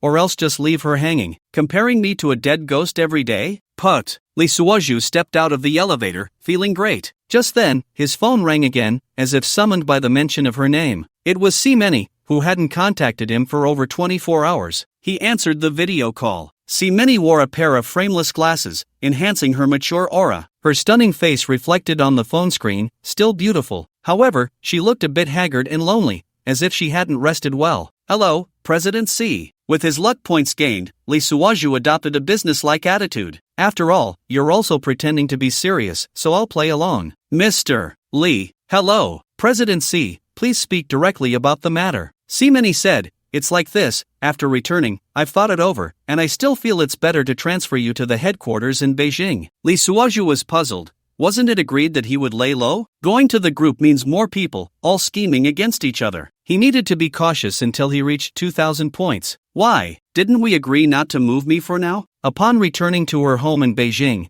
everything reminded her of Lee Suozhu. Although she knew he was a bad guy, a devil, her heart had been stolen by him. For 24 hours, she found no joy in food or sleep, her mind in a daze. Finally, she made up her mind to transfer him from Chen Bishi. It's like this, my department must have a reliable person. Lee Suozhu almost laughed out loud. Huh, President C, are you saying I'm reliable? Simone knew she would be scolded by this bastard. But what could she do? She had no capital left. She had given everything to him. How could she not let him take advantage of her? She adjusted her frameless glasses seriously. The thing is, I need someone I can truly trust, someone clever and adaptable, so you are my first choice. Lee Suozhu was not thinking along those lines. He was thinking about Chen Bishi, this group's other boss, at the same level as Simone. If he could get his hands on her 160, it would break her heart. He really couldn't bear it. She was innocent. It seemed it was time to leave this place. The three women were bothering him every day, making it impossible for him to keep a low profile. All right, I agree. Really? Simone's eyes lit up. No name change. A promise is a promise. Okay, I'll issue the order tomorrow. But you can come over today. Anyway, I'll just send an email early tomorrow morning. Her voice dropped significantly as she said this. Lee Suozhu pretended to be confused. I'm coming over today? In such a big capital city, where will I stay? Am I supposed to live in a hotel every day? Simone's face turned as red as a performer on stage. She lowered her head, stammering, I have many houses, you can stay here first, okay? No way. That's inappropriate. We have a superior-subordinate relationship. Lee Suozhu almost jumped up seriously. He thought, for a woman like this, I must use some strong medicine, otherwise, it's just playing feelings and engaging in platonic love every day. Forget it. If you don't want to come, then don't. After saying that, the screen went black. Oh, my temper. Lee Suozhu got angry. He directly replied, okay, President C, I've decided not to go. After a long time without a response, he guessed her pride was acting up. He drove back overnight. Me.However's luck was in his hands. A social butterfly like this wasn't worth lingering over. He would think about it later. All the way, he was thinking about Chen Bishi. He didn't know how to face her when he went to work the next day. By the time he got home, it was already noon. Today was Saturday, so he didn't have to work. After being tired all night, Lee Suozhu planned to sleep first. But how could that woman Yujike let him off? Just as Lee Suozhu lay down on the bed, Yujike pushed the door open and came in. Had enough fun? She leaned against the doorframe with her arms crossed. Lee Suozhu closed his eyes. Get lost. This is my home. Yujike walked to the bedside. You still have the face to come back and sleep? Your home? Lee Suozhu sat up abruptly. You paid the down payment. Who has been paying the mortgage for these 7 years? Yujike bit her lip. That's still our home. Ha! Lee Suozhu sneered. When that Huang guy was looking for you to book a room, did you think about this being our home? I was just confused for a moment. In the end, I didn't go, did I? Yujike's eyes turned red. Lee Suozhu got out of bed to pack his clothes. Fine, let's sell the house, and we'll split it in half. From now on, we'll never see each other again. No! Yujike rushed over and hugged his waist. Don't sell the house. Let go. Not letting go. Yujike pressed her face against his back. There are 7 years of memories here. Memories? Lee Suozhu sneered. Aren't they all your tears? I only lasted 5 minutes. I could never satisfy you, so you thought about changing partners? I was wrong. Yujike cried. I really know I was wrong. It's too late. Lee Suozhu shook her off. Once you cheat, you're done for life. Then why are you back? Yujike wiped her tears. This house is half mine. Why wouldn't I come back? Lee Suozhu pushed her away. Stop pretending to be sincere. I'm tired. I want to sleep. Then you sleep. Yujike suddenly became gentle. I'll give you a massage. Lee Suozhu glanced at her, considering that he could still squeeze out some luck. If you want me not to move out, fine. I don't need you to take care of me. Really? Yujike's eyes lit up. Then I'll go take a shower. Yujike skipped happily to the bathroom. Lee Suozhu lay on the bed, listening to the sound of water from the bathroom. This woman really knows how to handle things. Ding! Obtained Yujike's affection, luck value +2. What the? Lee Suozhu almost jumped out of bed. Is this even possible? At that moment, Yujike wrapped in a towel came out. Honey, I'm here to serve you. Lee Suozhu looked at her wet appearance and suddenly felt that those 2 points of luck were truly worth it. Come here. He patted the edge of the bed. Yujike happily burrowed into the covers. Honey, I promise I won't make mistakes again. Lee Suozhu closed his eyes, less talking, massage. But he thought to himself, this luck value is quite interesting. Right. Lee Suozhu felt much more comfortable and turned over to lie on his stomach. Make me some dough. Hee. Yujika then turned and straddled his back, her hands starting to knead and pinch his shoulders inch by inch.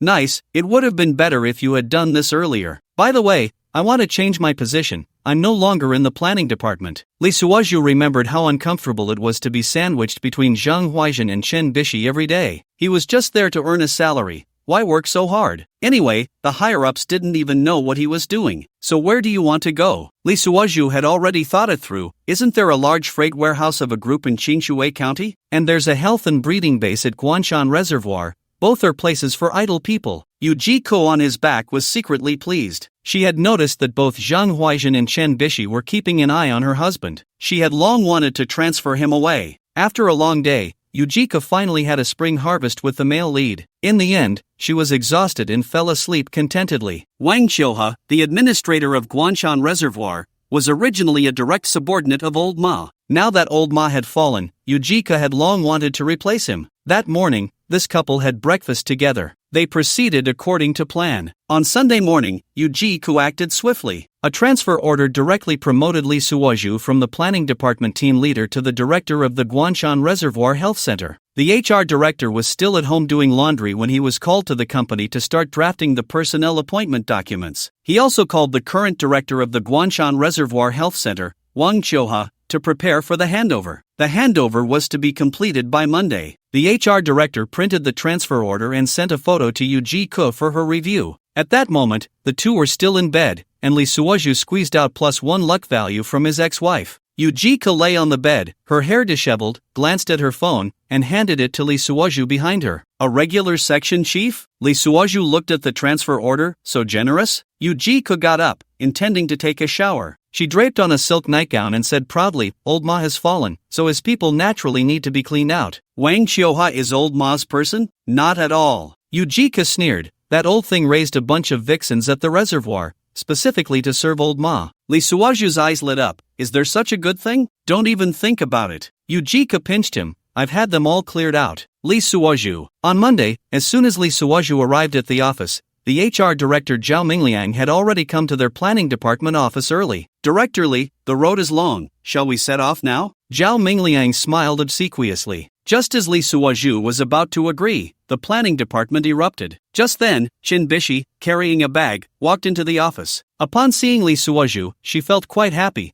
thinking that the vixen had been taken away. Just as she was about to mock him a few times, she heard, "The road is long. Let's set off now." "What do you mean set off? Where to?" Saying this, she slammed her bag on the table. The HR director quickly adjusted his glasses and greeted her with a smile. "Oh, Miss Chen, I'm taking Director Lee to the Guanshan Reservoir Health Center for his new position." "What? He got transferred?" Chen Bishi's almond-shaped eyes widened, unable to see her double eyelids. "Master, are you leaving?" she said, her eyes slightly red. "The planning department is already a shell of its former self. If you leave, what reason do I have to stay?" She looked at Lee Suozhu with grievance. Suddenly, she turned to the HR director. "Whose transfer order is this?" The HR director lowered his head, thinking, "It's not my business, it's from General Manager Yu." "Wait, don't leave yet, I'm going to find her." Chen Bishi turned around and almost bumped into the furious Zhang Huaizhen. "Lee Suozhu, don't move, I'm going to find General Manager Yu. If you leave, who will work in the planning department?" Chen Bishi didn't care that her words were harsh and insisted on going together. So, Zhang Huaizhen took Chen Bishi to Yujike's office. Yujike was putting on makeup, and when she saw the two rush in, she quickly put away her mirror. "Why are you transferring Xiao Li?" Zhang Huaizhen slammed the table. Chen Bishi chimed in, "You're taking personal revenge." Yujike sneered, "I'm the acting general manager. Is there a problem with personnel transfers?"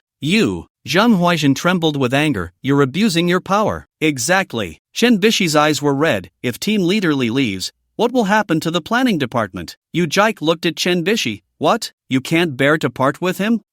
Chen Bishi's face flushed. "Miss Chen, without Lee Suozhu, the planning department can't function?" Yujike mocked. "So you and Zhang Huaizhen are just sitting around? Or is it only Lee Suozhu who does the work?" "What?" Chen Bishi was stunned. It dawned on her that what was said made sense. All along, the only one truly working in the planning department was Lee Suozhu. They were just playing around, while he was the one putting in the effort. Now that he was leaving, she began to awaken and regret. Zhang Huaizhen was also taken aback.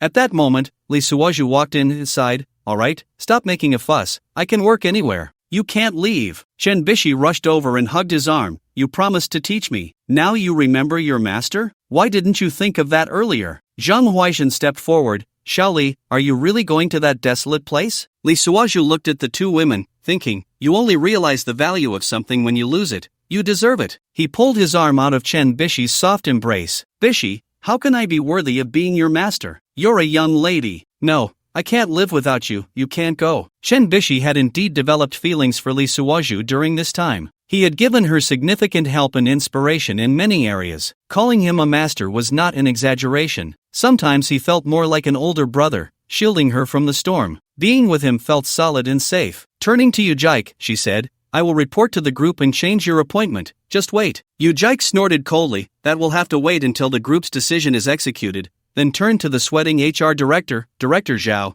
Aren't you moving yet? Yes. Zhao Mingliang quickly stepped forward. Director Li, the car is ready. Li Suozhu gently pushed Chen Bishi away. I'm sorry, let's keep in touch. After all, this 160 won't be taken away by others. It's just right for them to realize my importance. The days of being treated like a donkey or a horse are over. Li Suozhu had a premonition that he wouldn't last long at the reservoir. At least there was still many thinking of him. Everyone, we shall meet again. After saying that, he sighed and turned to follow Zhao Mingliang. Behind him came Zhang Huaishan's angry curses. If you leave, don't come back. Li Suozhu sat in the car, looking at the office building in the rearview mirror. Forget it, he muttered to himself. Bishi, may we meet again by fate. The car drove onto the highway, and Li Suozhu leaned back against the leather seat. Zhao Mingliang occasionally stole glances at him in the rearview mirror, only to see the new director engrossed in his phone. The phone vibrated. Manhwa had sent a message. I miss you, still savoring what happened last night. Li Suozhu's lips curled up slightly. Can't handle it after just one night? Annoying. Manhwa sent a shy emoji. It's all your fault for being so amazing. Should we do it again? Not daring to, as even walking felt awkward now. Manhwa pouted, but I still really want to. Just as Li Suozhu was about to reply, a message from Many popped up. I heard you were transferred? Li Suozhu quickly switched to a serious tone. Yes, General Manager C. Where to? Guanshan Reservoir Rehabilitation Center. Many was silent for a moment. Why not come to my side? Ha! Li Suozhu coldly laughed at the screen. General Manager C. It's better for us to meet less. Why? Many pressed. I need people here. Are you afraid of meeting for work? General Manager, you're right, we should maintain a good working relationship. You. Many hesitated. At that moment, Manhwa sent another message. What are you thinking about? Why are you ignoring me? Li Suozhu fumbled to switch conversation windows. I'm driving. Liar, you're clearly in the back seat. Manhwa sent a candid photo. Li Suozhu was startled. Are you following me? I just miss you. Manhwa pouted. Look outside. Li Suozhu turned his head and saw Manhwa in a red Porsche next to them, winking at him. Crazy woman. He chuckled and scolded. Many sent another message. Li Suozhu, what do you mean? Li Suozhu felt overwhelmed. General Manager, I still mean what I said before. You. Many seemed to be holding back something. Manhwa's car had already overtaken them. Do you want to get in my car? Li Suozhu glanced at Zhao Mingliang, who was focused on driving. No, maybe another day. That's settled then. Manhwa's car sped away. Many was still waiting for his reply. Li Suozhu carefully chose his words. General Manager, I really appreciate your recognition, but what? But I don't deserve you. Many sent a string of ellipses. Li Suozhu sighed in relief, finally managing to get through it. Zhao Mingliang's voice came. Director Li, do you want to take a break? No need. Li Suozhu closed his eyes. Wake me when we arrive. Yet he thought to himself, these women are all difficult to deal with. His phone vibrated again. This time it was Chen Bishi. Li Suozhu simply turned off his phone. Guanshan Reservoir was nestled among mountains and waters, picturesque. Zhao Mingliang's car slowly made its way along the winding mountain road. Li Suozhu opened his phone, and a flood of unread messages came in. Manhwa, I followed you to the service area. Why are you ignoring me? Many, Li Suozhu, we need to have a serious talk. Chen Bishi, Master, why are you leaving? Li Suozhu rubbed his temples. These women were really enough. Director Li, we've arrived. After an hour had passed, Zhao Mingliang's voice came. Li Suozhu looked up and saw a quaint garden-style building complex by the reservoir. This place is nice, he thought, his eyes lighting up. Zhao Mingliang smiled flatteringly. Of course, this is our company's feng shui treasure. How so? The mountains are clear, the waters are beautiful, and the energy is abundant. Zhao Mingliang lowered his voice. Old mom met his current mistress here. Li Suozhu's heart stirred. So Wang Qiuhe, Exactly. Zhao Mingliang looked around. This old guy specifically finds young girls for old Ma. Li Suozhu pondered. No wonder Yu Jike wanted to drive him away. The car stopped in front of a two-story building. This is the director's office. Zhao Mingliang pointed upstairs. The reception room is downstairs. Just as Li Suozhu was about to speak, his phone rang again. Me.However sent a video request. After he connected, he saw Me.However lying by the pool in a bikini. The swimming pool here is quite nice. She winked at the camera. Li Suozhu was taken aback. Where are you? In the indoor pool of the rehabilitation center. Me.However turned over. I booked a room for a week. Li Suozhu looked at Zhao Mingliang. Is there a swimming pool here? Yes. Zhao Mingliang smiled. The facilities are quite complete. Li Suozhu suddenly felt that this job seemed pretty good. His phone rang again. It was Many. Next week's board meeting, you need to come report on your work. Li Suozhu frowned. I just took office. What report? This is an order,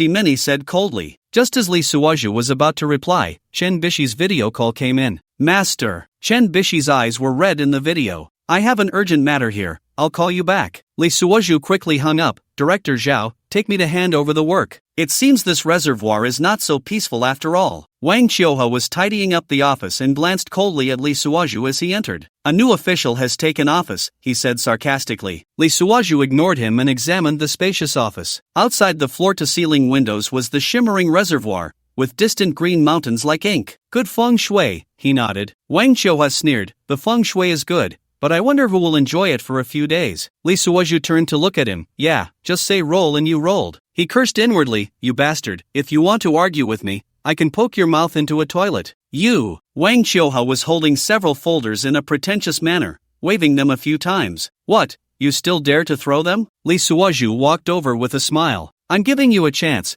You've had enough of this bowl of rice, right? Old Ma has already fallen, and you're still pretending to be a warrior? He stared at Wang Qiuhe, who was looking down. If I were you, I'd immediately go expose old Ma, stand in the right line, and protect my iron rice bowl. Humph. Wang Qiuhe continued to sort the documents. Li Suozhu wanted to provoke him a few more times, hoping to stimulate him to jump into the river and end it all right now. But at that moment, the door opened, and Me.However came in wearing a bathrobe. Oh, I'm interrupting. She smiled seductively. Wang Qiuhe's eyes lit up. Miss M.O., what brings you here? I came for a vacation. Me.However walked over to Li Suozhu. I heard there's a new director, so I came to say hello. Wang Qiuhe immediately wilted. I see. Li Suozhu cursed inwardly. This crazy woman is deliberately making trouble for me. His phone rang again. It was a message from Many. I want to review the materials for next week's report in advance. Just as Li Suozhu was about to reply, Chen Bishi's call came in again. It was inconvenient to hang up in front of others, so he walked to the window, looking at the scenery in the yard, and answered the call. Master, which room are you in?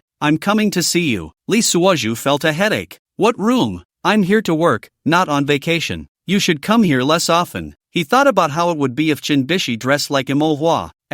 Why can't I go? Anyway, I'm also an inspector. As long as it's a company place, I can go anytime. Humph. Li Suozhu fantasized about Me.However and Chen Bishi switching places. That would be great. Chen Bishi would be as enchanting as Me.However. Master, are you still listening? This reminded him. Hello? What the? This broken place? What kind of signal is this? He hung up and simply set his phone to do not disturb mode. Me.However watched beside him, amused. It seems the new director is quite popular. Wang Qiuhe snorted coldly, young and promising, with a bright future. Li Suozhu was too lazy to pay them any mind. Let's hand over the work. Hand over? Wang Qiuhe scoffed. What work can there be here? Then these documents. They're all fake. Wang Qiuhe said bluntly, this place is just a money pit. Me.However yawned. I'm going to the pool, see you tonight. After saying that, she swayed her hips and left. Wang Qiuhe looked at Li Suozhu meaningfully. Director Li, I will think carefully about what you said. Take care, see you again. Li Suozhu sat down in the boss's chair.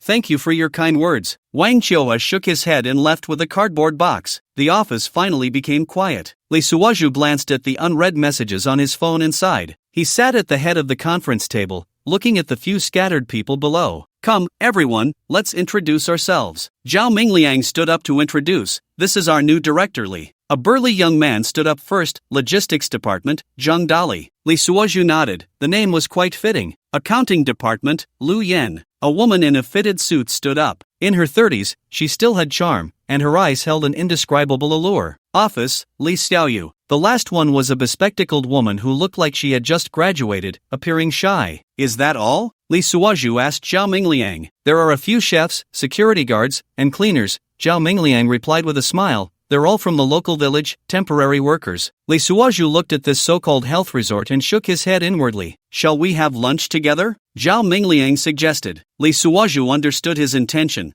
This was to assess the territory. At the dining table, seeing the table full of chicken, duck, fish, and meat, Li Suozhu realized he had come to the right place. In the city, it was all about scheming and fighting. Even a boxed meal or spicy hot pot required queuing. Here, it was great, with mountains and water, and even models to chase. Director Li? Zhao Mingliang noticed Li Suozhu was in a daze and quickly reminded him to start eating. Oh! Li Suozhu hurriedly picked up his chopsticks. Director Li, the specialty here is the three-spot fish from the reservoir, famous nationwide. Many high-ranking leaders come here for this fish. As he spoke, he turned the fish around. Then he shot a glare. Zhang Dali, do you know if the fish head is facing the director? Zhang Dali stuck out his tongue. He quickly stood up to pour wine. Director Li, try our local specialty, Drunken 3 Madness. No, I can't drink. I have a meeting to inspect this afternoon. Come on, any day can work. Just drink. Director Li, try this local wild boar meat. Wild mountain mushrooms stewed with free-range chicken. Lu Yan also started to serve him food.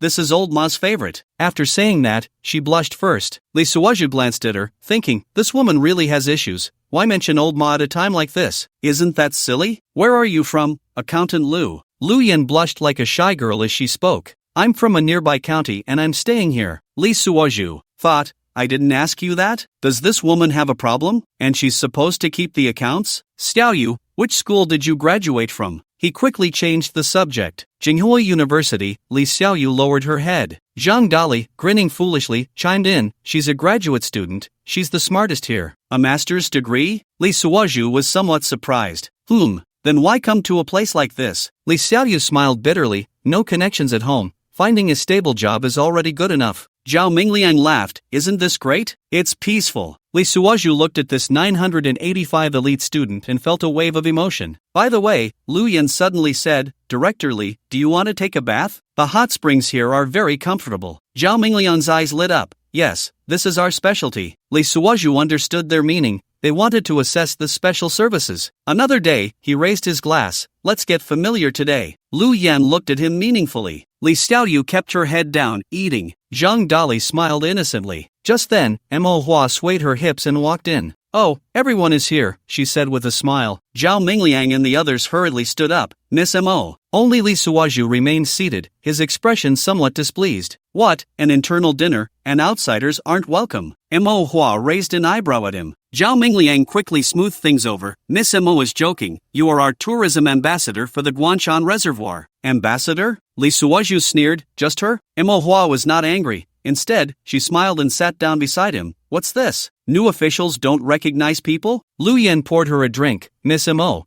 try our wild mountain mushroom wine. Great. Me.However raised her glass. Director Li, can you give me some face? Li Suozhu looked at her charming demeanor and cursed inwardly. This woman is truly seeking her own demise. Li Suozhu planned to lock her up for the night. Let her show off. Miss Mo, do you know Director Li? Zhao Mingliang asked tentatively. Of course, Me.However smiled. We are old acquaintances. The crowd finally breathed a sigh of relief. It turned out she was one of their own. Come, I'll toast Director Li. Me.However raised her glass. Wishing you a smooth start in your new position. Li Suozhu had no choice but to drink with her. Director, you should take care of Miss Mo, Zhang Dali said earnestly. Yes, Lu Yan chimed in. Miss Mo is a regular here. Li Xiaoyu secretly glanced at Me.However and then lowered her head. How could I trouble Director Li? Me.However deliberately acted coy. He's so busy. Li Suozhu shot her a glare. Cut that out. See, he's already tired of me. Me.However pretended to be aggrieved. Zhao Mingliang and the others watched their flirtation, nodding to themselves. So the new director and Miss Mo have this kind of relationship. By the way, Me.However suddenly said, I've invited friends over tonight. Director Li, you need to arrange things well. Li Suozhu frowned. Do you think this is your home? What a thing to say. Me.However rolled her eyes at him. I am the ambassador. Everyone burst into laughter. Li Suozhu looked at her smug expression and thought, if you insist on coming to me, don't blame me later. After the dinner, Li Suozhu returned to his office. Just as he sat down, Lu Yan came in with the account book. Director, here are last year's accounts. Li Suozhu opened it and immediately frowned. What kind of accounts are these? They were left over from old Ma's time. Lu Yan bit her lip.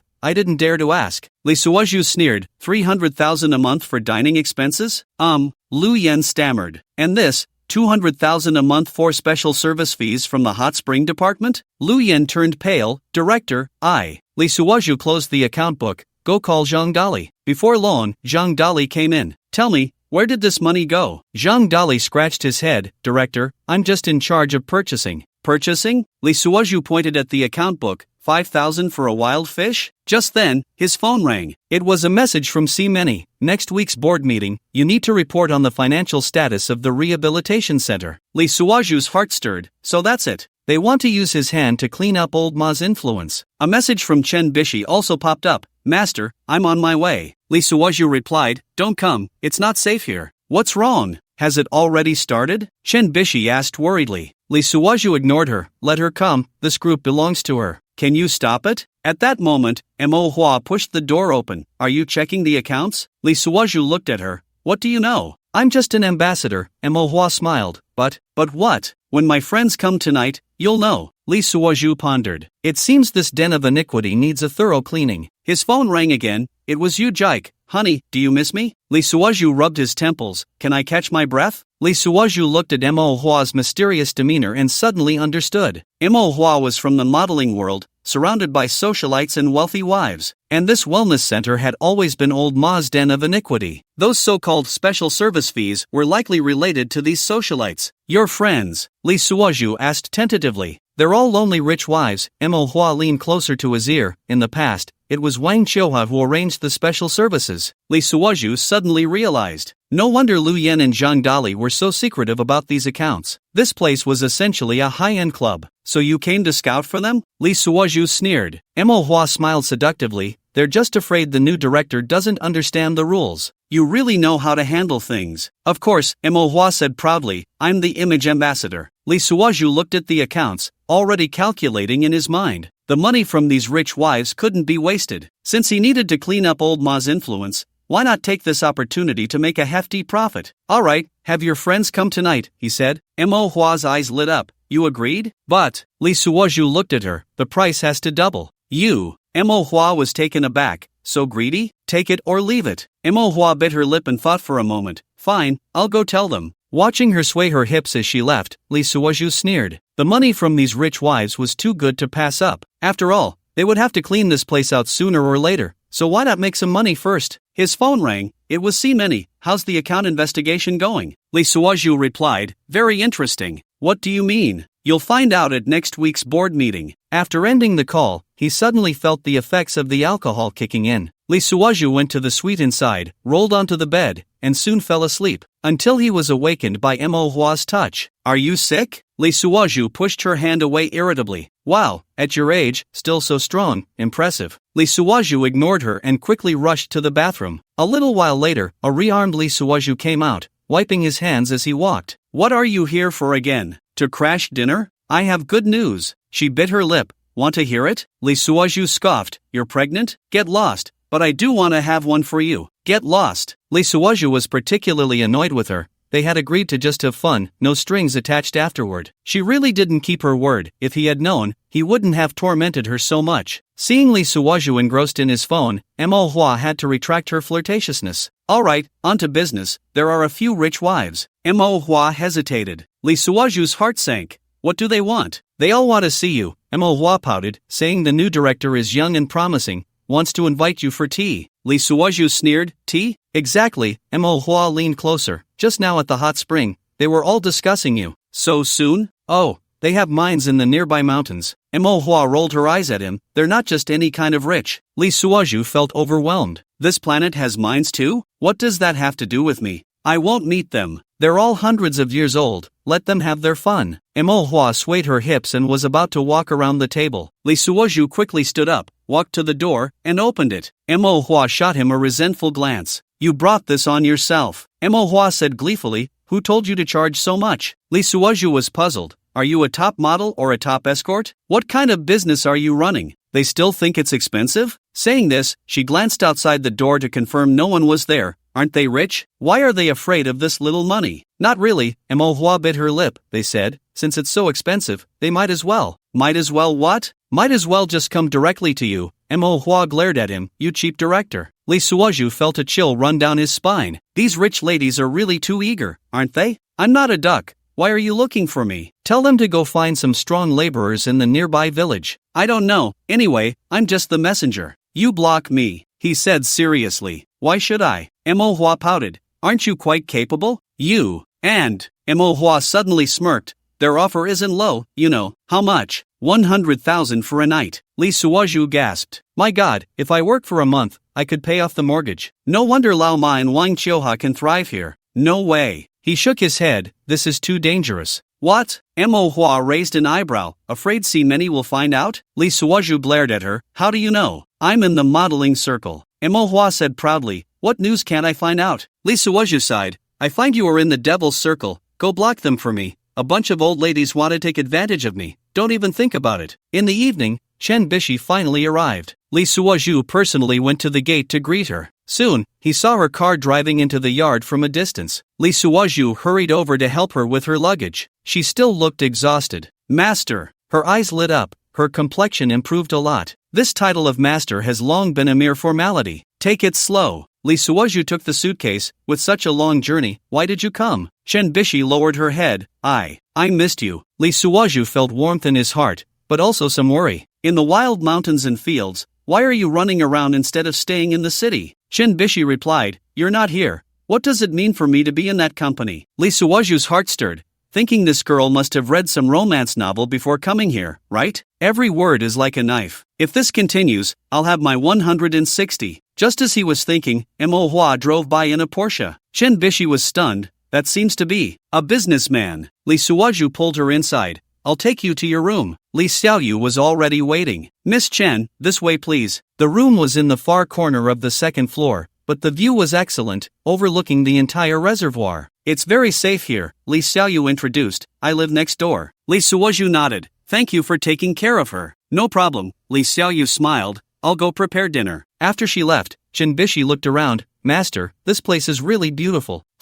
Li Suoju looked at her innocent expression. It's just what? This place is not as simple as you think. Chen Bishi tilted her head. What do you mean? In short, Li Suoju said seriously, don't run around at night. Got it. Chen Bishi pouted, I'm not a child. Li Suoju looked at her pure appearance, thinking, it's precisely because you're not a child that it's more dangerous. By the way, Chen Bishi suddenly asked, who was that driving the sports car just now? A rich second generation from a nearby county. Chen Bishi probably saw her figure. She's very pretty. Li Suoju replied, pretty things aren't necessarily good things. Chen Bishi pondered, Master, are you? Don't think too much. Li Suoju interrupted her. Rest for a while. I'll come find you for dinner later. Watching him leave, Chen Bishi bit her lip. She always felt that there was some secret hidden here. That woman seemed to be. Just as Li Suoju walked out of Chen Bishi's room, he saw 3 heavily made-up women standing in front of his office door. It's over. He felt a sinking feeling in his heart, recognizing these were the rich ladies Mo.Hua mentioned. The 3 were dressed in designer brands, adorned with jewels, whispering among themselves. One of them, with sharp eyes, spotted him.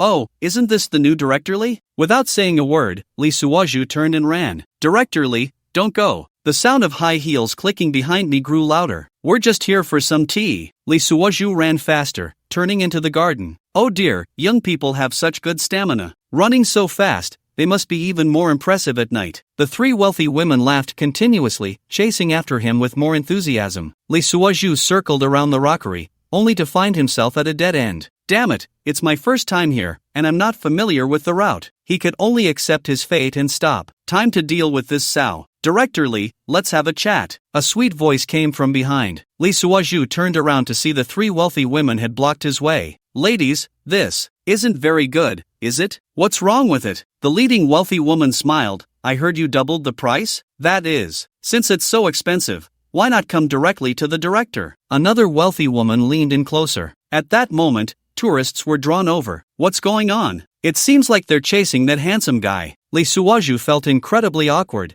Things had gotten lively. Ladies, he forced himself to stay calm. I'm management, I can't. We know. The 3 wealthy women laughed even more joyfully. That's why we're here to find you. Right? Aren't you in charge? I'm feeling quite hot. You should take care of me. A plump woman walked over, extending her arm like a white radish. Li Suoju nearly choked. More and more tourists gathered around. Is this a movie shoot? It seems real. Lee Suaju was sweating. Everyone, this is a misunderstanding. What misunderstanding? The wealthy women pressed closer. The price is negotiable. Just then, Me.However appeared out of nowhere. Sisters, don't make it hard for him. Lee Suaju breathed a sigh of relief. Finally, a savior had arrived. Little did he know, Me.However's next words nearly made him spit blood. Director Lee has an appointment tonight. Can you come back tomorrow? What the hell? Me.However blinked, coming closer to Lee Suaju, whispering, it's a delaying tactic. You can sleep at my place tonight. I just went out to buy some oil. Lee Suaju casually replied, engine oil? Hee, Lee Lang.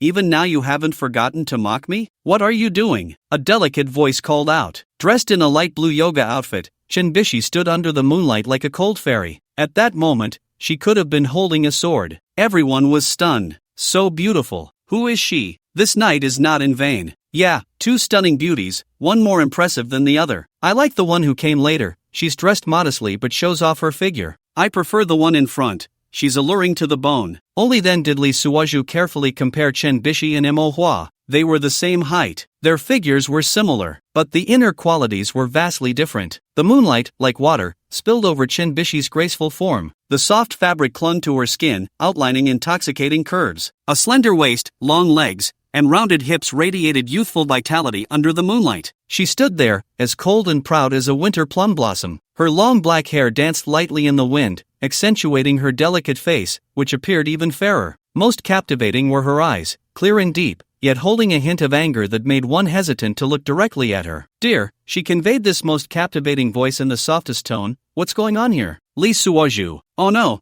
I can't take it anymore. My heart is shattered. He clutched his chest, fully aware it was all fake, yet still felt the impact. Before Lee Suaju could respond, she gracefully walked over. Each step felt like stepping on someone's heart, making it impossible to look away. Ladies, she turned her head, the curve of her lips elegant yet distant, her gaze sharp as a knife. I'm sorry, Director Lee has an appointment with me tonight. The three wealthy women exchanged glances, stunned by the sudden appearance of this beauty. You are. I am his girlfriend. Chinbishi gently wrapped her arm around Lee Suaju's, the warmth of his body seeping through the fabric. Not just tonight, he can only accompany me for this lifetime. Lee Suaju felt her warmth, his heartbeat uncontrollably quickening. Isn't it about time? Isn't 160 coming soon? He waited for the system's prompt, anticipating the arrival of those 160 points of luck. But nothing happened. Damn it, didn't see many give it all? What does Chinbishi lack? Lee Suaju lamented internally, System bro, are you malfunctioning? Hurry up and recharge. Chinbishi confessed, my 160. Me.However stood nearby, her eyes filled with obvious jealousy. Just you? Me.However. Chinbishi turned her head, her gaze sharp as a knife. You should know who I am. Me.However's expression froze. Let it go for today. Chinbishi's voice remained soft, yet carried a hint of coldness. If you want to continue in the entertainment industry, you'd better stay away from Lee Suaju. You. Me.However bit her lip, her nails digging deep into her palm. Moving against you is as easy as flipping a hand. Each word felt like an ice pick, piercing deep into Me.However's heart. Just kidding. Did you take it seriously? Bye. Me.However's face turned pale as she turned and fled. The three wealthy women, sensing the shift in the atmosphere, left in disappointment. The onlooking tourists expressed their regrets, gradually dispersing, leaving only the two under the moonlight. Master. Chinbishi released his hand, the earlier sharpness vanished, returning to the timid little apprentice. Are you okay? Lee Suaju looked at her profile. This change is too fast. I never realized Chinbishi could act so well. I lied to them. Chinbishi lowered her head, her long hair obscuring her expression. I just didn't want to see you being bullied. Lee Suaju felt a warmth in his heart, yet also a hint of disappointment. It turned out it wasn't sincere. No wonder the system didn't respond. 160 slipped by once again. Thank you, he said softly, his voice carrying a tenderness he didn't even notice. No need to thank me. Chinbishi looked up, under the moonlight, her eyes sparkling. I'm hungry. Before she could finish, she turned and ran off, leaving behind a series of hurried footsteps and a faint, lingering fragrance in the air. Lee Suaju stood in place, watching her figure gradually disappear into the night. He suddenly understood that some words, whether spoken or unspoken, were essentially the same. System bro, which of her words were true? System, I cannot detect. The system is also confused. Chinbishi returned to her room, leaning against the door, slowly sliding down to the floor. Moonlight poured in from the window, illuminating her flushed cheeks. The earlier scene replayed in her mind, Me.However's alluring demeanor, the frivolous gazes of the wealthy women, and Lee Suaju's playful expression. What am I doing? She hugged her knees, burying her face in them. She admitted that she had feelings for a divorced man. She liked his mature and steady demeanor, enjoyed the tenderness he occasionally showed, even the fine lines at the corners of his eyes made her heart flutter. But she bit her lip. Lee Suaju was too charming, always surrounded by women. A beauty like Manhwa, a strong woman like Many, and even a former wife. Could such a man really settle down? If my parents found out, they would definitely go crazy. She smiled bitterly. The pearl of the Chen family, the daughter of a super-rich family, a 985 master's graduate, so many young talents were pursuing her. Yet she had fallen for a divorced uncle. He was so good at comforting people. Chen Bishi recalled how Lee Suaju was gentle with every woman, a pang of bitterness rising in her heart. Earlier under the moonlight, she had deliberately said those words, actually testing him. But he only said thank you, showing no other response. As expected, in his eyes, I'm still just a little girl. She stood up and walked to the window. She remembered the man at the gym, holding a plate while scolding himself and piling meat onto his own plate. In the distance, the reservoir shimmered like silver, mirroring her current mood, sparkling and unclear. Lee Suaju's figure floated back into her mind. He stood under the moonlight, mature and charming, but the women surrounding him made her anxious. What should I do with you? She whispered. Lee Suaju rummaged through the kitchen freezer, pulling out half-cooked corn, pork belly, and some vegetables, along with a few bottles of beer and soda. Bishi. He knocked on her door. Want to come out and eat something? Chen Bishi opened the door with red eyes, clearly having just cried. Shall we go barbecue by the lake? He shook the ingredients in his hand. I'm a master at grilling. By the moonlit reservoir, Lee Suaju set up a small barbecue grill. You look like a camping uncle. Chen Bishi couldn't help but laugh. I am an uncle, Lee Suaju said while starting the fire. Aren't you always saying I'm old? Chen Bishi pouted. Who said that? The fire blazed up, and Lee Suaju placed the corn on first. Do you know why we grill the corn first? Why? Because once the corn is cooked, it can be a snack, Lee Suaju said seriously. This way, you won't be in a bad mood waiting for the meat because you're too hungry. Chen Bishi laughed. You're quite good at taking care of people. Of course, Lee Suaju said proudly. I've been through it. As soon as he said it, he regretted it. Wasn't that reminding her that he was divorced? But Chen Bishi seemed unconcerned and curiously asked, so what else can you take care of? For example, Lee Suaju turned the corn. I know what girls like to drink. He handed her a can of soda.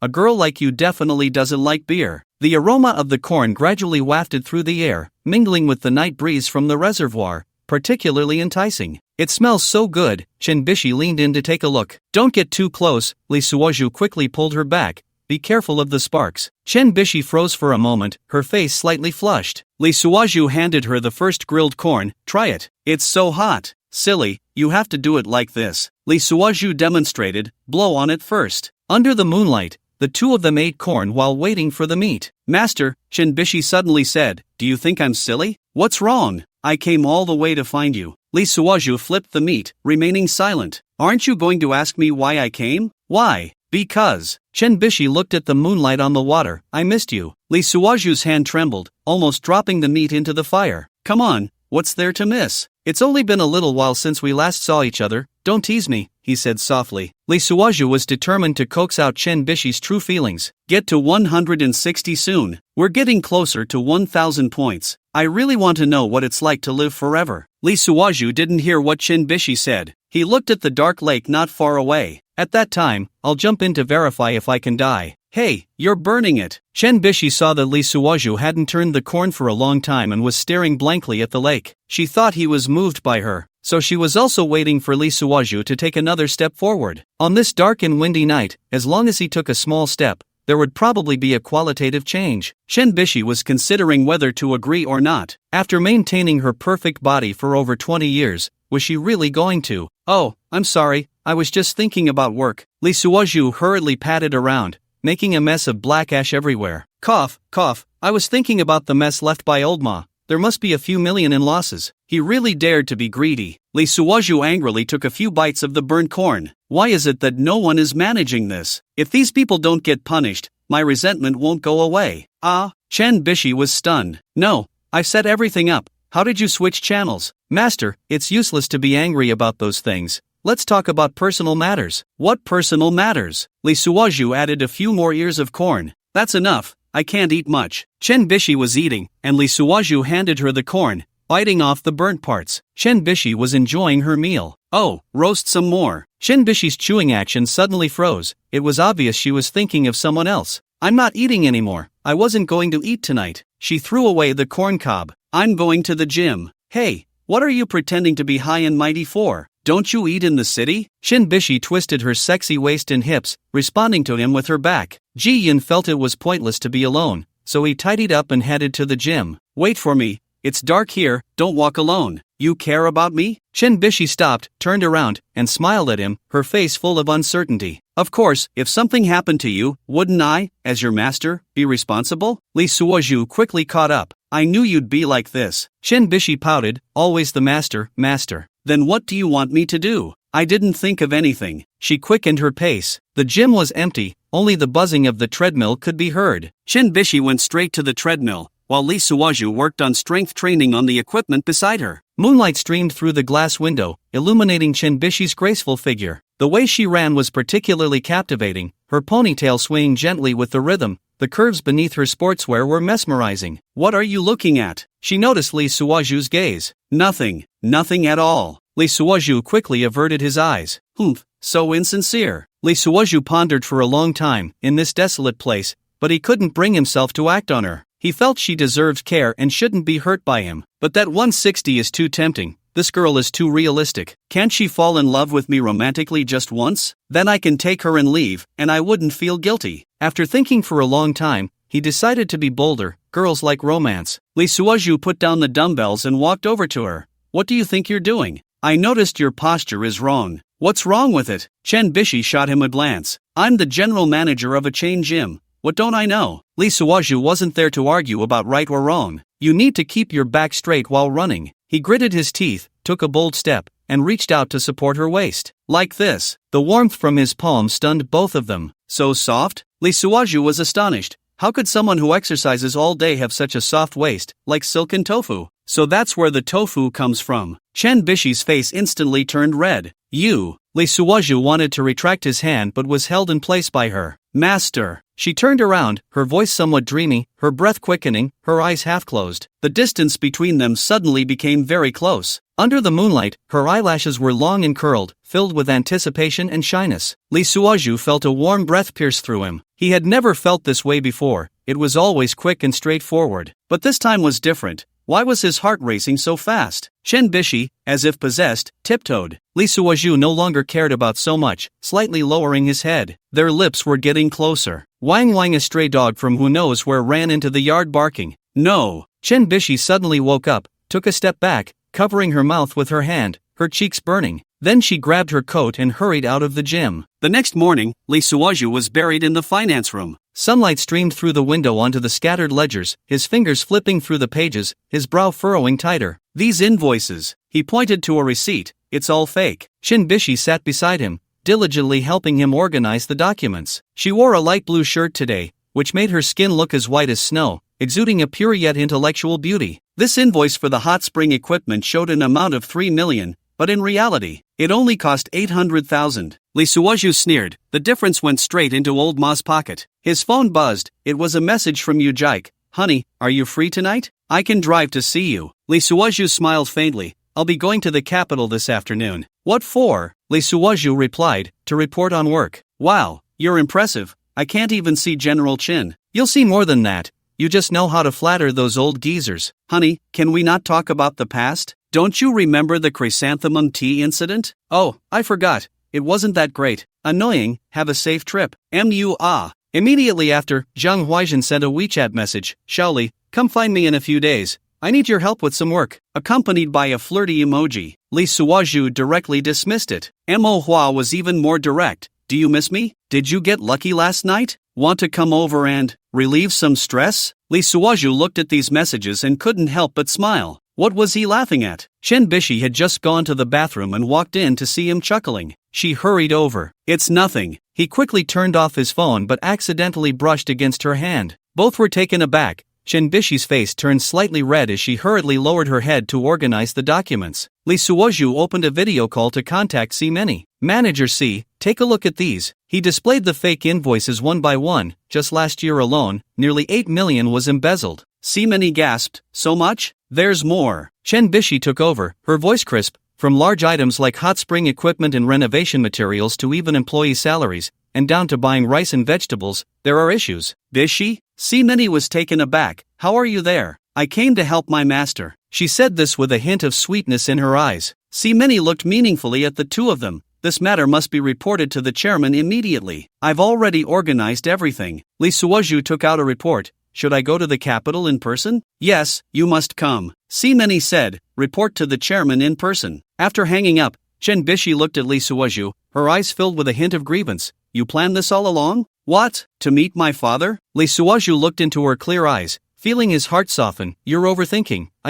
Before he could finish, his phone rang again. This time it was Yu Jike's call. Lee Suoju glanced at Chen Bishi and declined the call. Some things don't need too much explanation. The important person is right in front of him. Drive slower. Chen Bishi looked at the trees flying by outside the window. This mountain road is hard to navigate. The two quickly took the evidence and set off for the airport after lunch. On the way, Lee Suoju remembered the gym incident and began to tease Chen Bishi. The more he talked, the more spirited he became, and the car seemed to float. Don't worry, my skills are top-notch, Lee Suoju said proudly. Humph, who did you learn from? Me.However? Why do you always bring her up? What's wrong with mentioning her? Chen Bishi pouted. Anyway, you two don't have a normal relationship. Lee Suoju helplessly replied, you're quite jealous, aren't you? Who's jealous? She turned to look out the window. Don't get ahead of yourself. My white moonlight is coming back to the country soon. This left Lee Suoju silent. He felt a chill run through him. As he extinguished the fire, Chen Bishi had nothing more to say,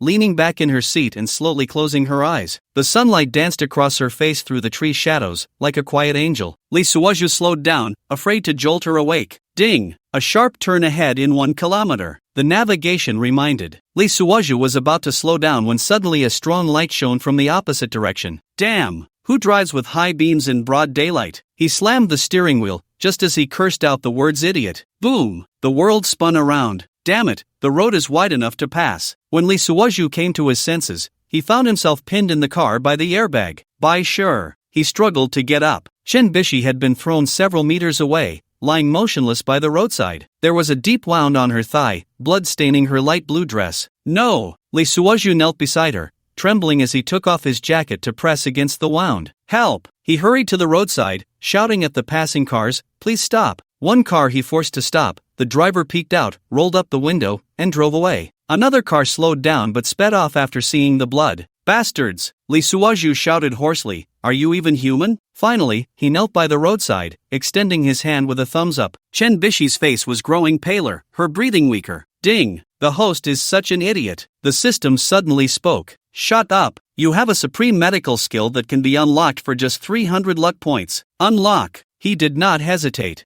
Ding! Supreme medical skill unlocked. Countless medical knowledge flooded into his mind. Lee Suoju immediately realized that Chen Bishi's femoral artery was damaged, and if he didn't stop the bleeding, it would be dangerous. He knelt on the scorching asphalt, pressing his hands on the wound, a warm current flowing from his body. Gradually, the bleeding stopped. The damaged nerves were also repaired. He checked carefully, the veins are reconnected, her life is saved, but the kneecap is shattered. Although most of it is stitched, she still needs to see a doctor quickly. At that moment, Chen Bishi moved slightly. You are. She weakly opened her eyes. Don't speak. Lee Suoju held her tightly, his voice choked. I'm sorry. It's all my fault for driving carelessly. In the distance, the sound of an ambulance could be faintly heard. Lee Suoju looked at the person in his arms, tears streaming down his face. He would rather be hurt himself than have anything happen to the girl in his arms. She was his key focus of care. Suddenly, he remembered that the account books and evidence were in the car. Just as Lee Suoju was guarding Chen Bishi's side, he caught a glimpse of a man in a baseball cap sneaking toward his car. Not good. He suddenly realized, evidence. This was no accident. It was clearly a conspiracy. Bishi, wait for me. He gently laid her down and rushed toward the man. The man was about to open the car door when Lee Suoju yanked him back. What are you doing? Lee Suoju sneered.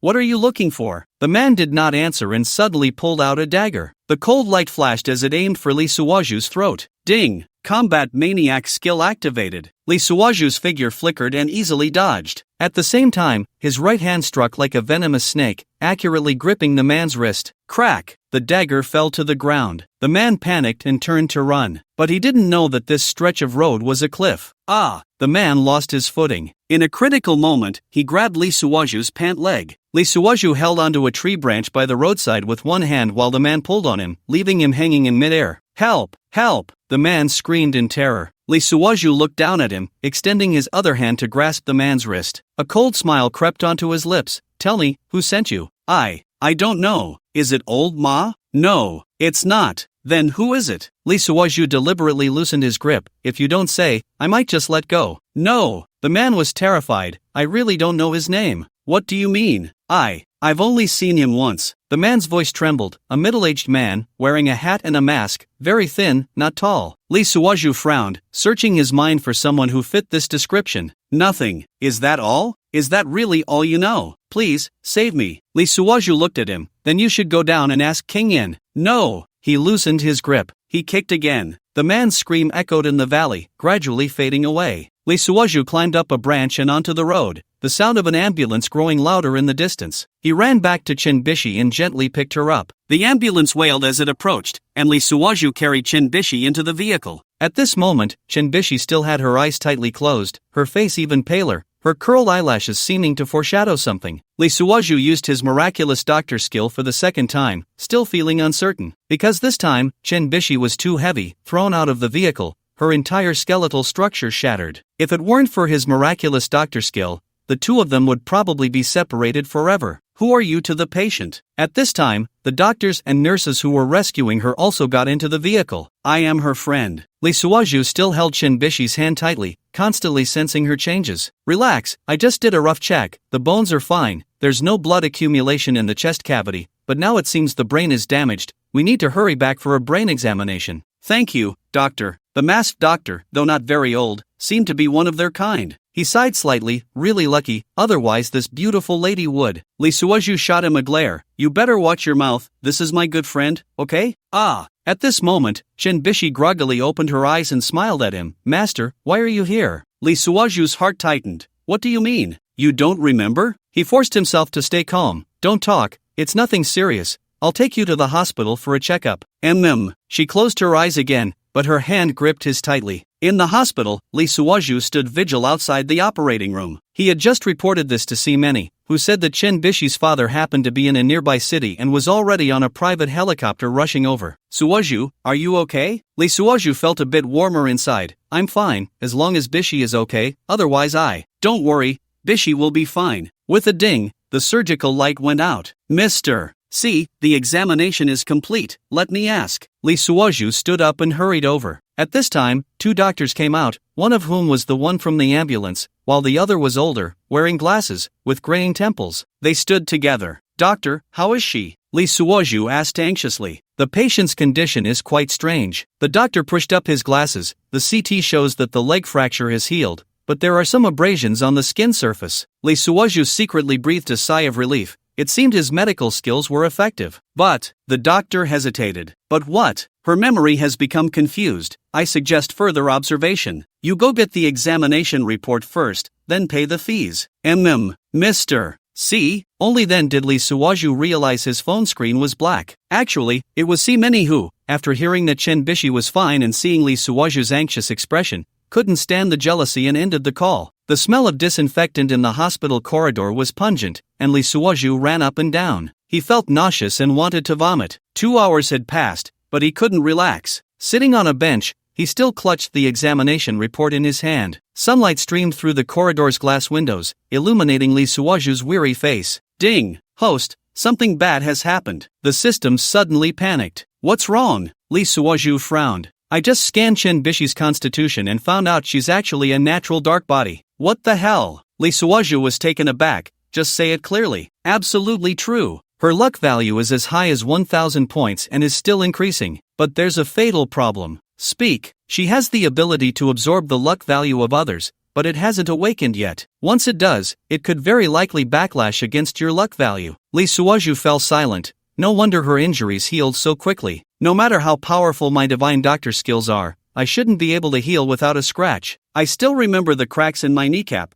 How did I heal on my own along the way? Suddenly, he had a question. System, since she already has 1000 luck, does that mean she's immortal? System, I can't tell in this regard for now. You're different from her, you went through me. Alright, stop bragging. I'm asking you, with such a high luck value, can she just buy a lottery ticket and win the grand prize? System, I'm sorry, host, but my computing power of hundreds of billions per second can't keep up with your thought process. Ha ha, Lee Suaju loved seeing the system get flustered. Buzzing, his phone began to vibrate. It was his ex-wife Yujike. Honey, have you arrived in the capital? Her sweet voice came through the phone. Not yet. Lee Suaju glanced in the direction of the hospital room, not wanting to tell her. That woman was too nosy and might just come over. Just a small matter, taking a bit longer. What matter? Do you want me to? No need. He interrupted directly. I can handle it myself. After hanging up, Zhang Huaizhen's WeChat message came in. I heard you're going to the capital? Let's meet up this time. I miss you. Just as Lee Suaju was about to reply, Mo.Hua's call came in. Hey, Marta, do you miss me? Get to the point. Lee Suaju knew what she meant but wasn't in the mood to flirt. So cold? Mo.Hua giggled. I really miss you. Lee Suaju rubbed his temples. I'm in the hospital right now. Hospital? Mo.Hua exclaimed. Are you hurt? Not me. Oh, Mo.Hua's tone elongated meaningfully. It's that little girl, right? Lee Suaju remained silent. Forget it. I won't tease you anymore. Mo.Hua sighed. When are you coming to see me? I don't know. After hanging up, Lee Suaju stood up, preparing to go check on the hospital room. At that moment, hurried footsteps echoed in the corridor, and it was quite noisy. A group of figures approached quickly. At the forefront was a middle-aged man in a black suit, looking vigorous, with a solemn expression full of authority. Which room is Bishi in? He walked up to Lee Suaju but was looking around. Lee Suaju recognized him as Chairman Chen. 305. He stood up but didn't go over to flatter him. Chairman Chen glanced at him, his face as cold as ice. You are. I am. Lee Suaju was about to explain. Dad. The hospital room door opened, and Chen Bishi stood at the entrance. She was wearing a patient gown, her face a bit pale, but her spirit was quite good, exuding a pale beauty. Lee Suaju was startled. She can get out of bed already? Just 2 hours ago, she was all soft. Daughter, how are you? Chairman Chen quickly stepped forward.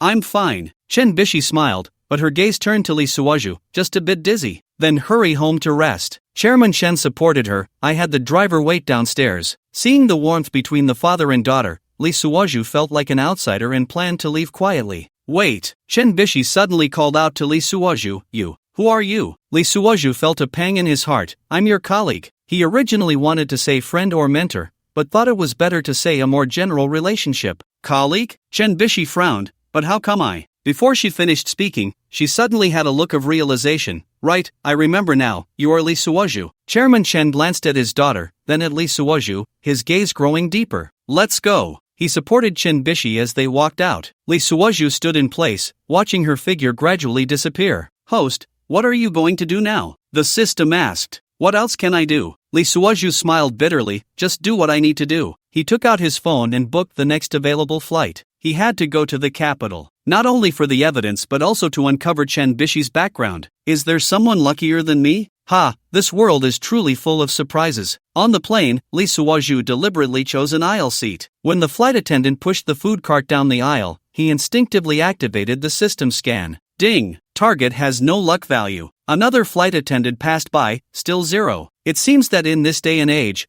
pretty girls don't necessarily have luck value. Lee Suaju leaned back in his seat, staring blankly at the clouds outside the window. The plane landed smoothly at the capital airport, and he casually bought a scratch-off ticket at the lottery booth in the terminal. Want to try a few scratch cards? The boss enthusiastically recommended. I'll take 300 yuan worth, just to test if my luck value works. The boss was a chubby man with little braids and a few white hairs. Dressed in an artsy style, one could believe he sang rock. Boss, what's the highest price for this ticket? 500,000. The little braids didn't look up, focused on pulling out the tickets. Can you cash it out on the spot? No, the grand prize has to be claimed at the lottery center. Lee Suaju took a stack of tickets, lifted them, and glanced at them. System, can you see which ones are winners without scratching? System, no, I can't see. Just this? System, because I don't need to look, it's all in my mind. You can win 2 prizes of 500,000, 3 of 2,000, and several below 100. How much? Lee Suaju was startled, and the little braids next to him shivered. Bro, you haven't scratched yet.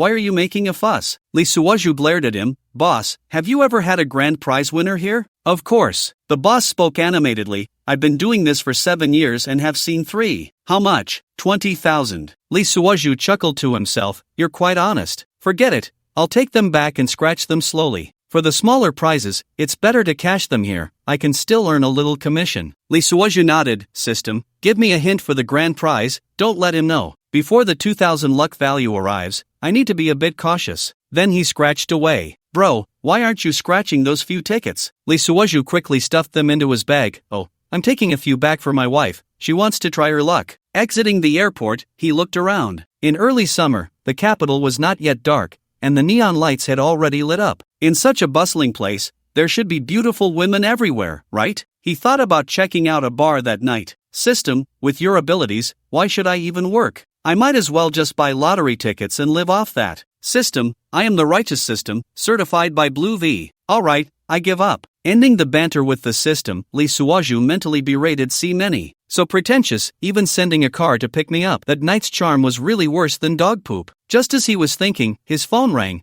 It was a video call from See Many. Lee Suoju was overjoyed, thinking the car had arrived. Hello, President C. He deliberately used a formal tone. Have you arrived? See Many was dressed in a professional outfit, her makeup exquisite. Lee Suoju noticed she had applied light makeup, with a hint of sparkle at the corners of her eyes. She looked much younger and livelier. Just got off the plane. Then just take a taxi to the company. I'll wait for you here. Lee Suoju. Alright, Mr. C. See you later. Damn it, pretending to be serious. Just wait until I turn your black land into a desert. After hanging up the phone, Lee Suoju could only wave for a taxi and head straight to the group headquarters. In the car, he chatted a bit with the Beijing-style driver. He asked about some high-end places with special services. The driver told him the prices. Lee Suoju laughed. Who goes to spend money? Only fools go. The car stopped in front of an old office building, and he was taken aback. Brother, you didn't take a wrong turn, did you? This is the XX group? No mistake. I've been driving for over 20 years. I wouldn't get it wrong even in reverse. The driver took out the receipt. It cost over 200. Lee Suoju felt a bit pained, but luckily he had won a little change from a scratch card. The little motor had also booked a few hours with See Many. Is this really the headquarters of the Chun Group? After getting out of the car, Lee Suoju stood in front of a large, earthy yellow building. The 5-story red brick building was covered in ivy,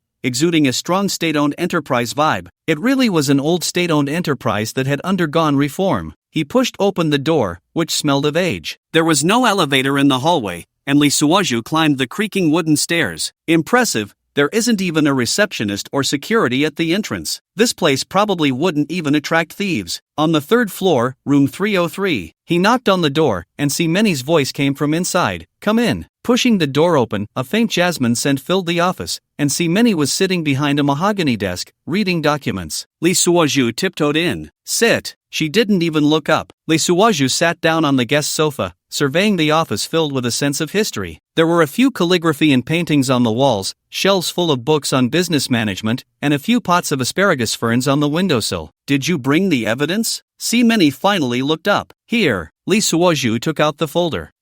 She took it and flipped through it, casually saying, Shall we have dinner together tonight? Lee Suoju was already fuming. Dinner? Eating with you would be more like it. But I have to keep you hanging, make you want what you can't have. No. Lee Suoju stood up. I have a class reunion tonight. Oh really? See Many squinted. Which classmate? A college classmate. Haven't seen them in a long time. He casually made up an excuse. Alright then. See Many put down the documents. You can go back and rest. The chairman wants to see you tomorrow morning. Lee Suoju nodded and turned to leave. Wait. See Many finally couldn't hold back. Is there something urgent you need to do? Lee Suoju turned around. Oh, no. See Many deliberately stood up, revealing her super short skirt and black stockings clinging to her hips. Then shall we sit and chat for a bit? Lee Suoju looked her up and down, his throat rolling a few times. Are you trying to seduce me on purpose? I won't fall for it. I'll make you suffer. The business talk is done. There's nothing more to discuss. See Many's long eyelashes seemed to stop fluttering. After staring for a long time, she finally spoke.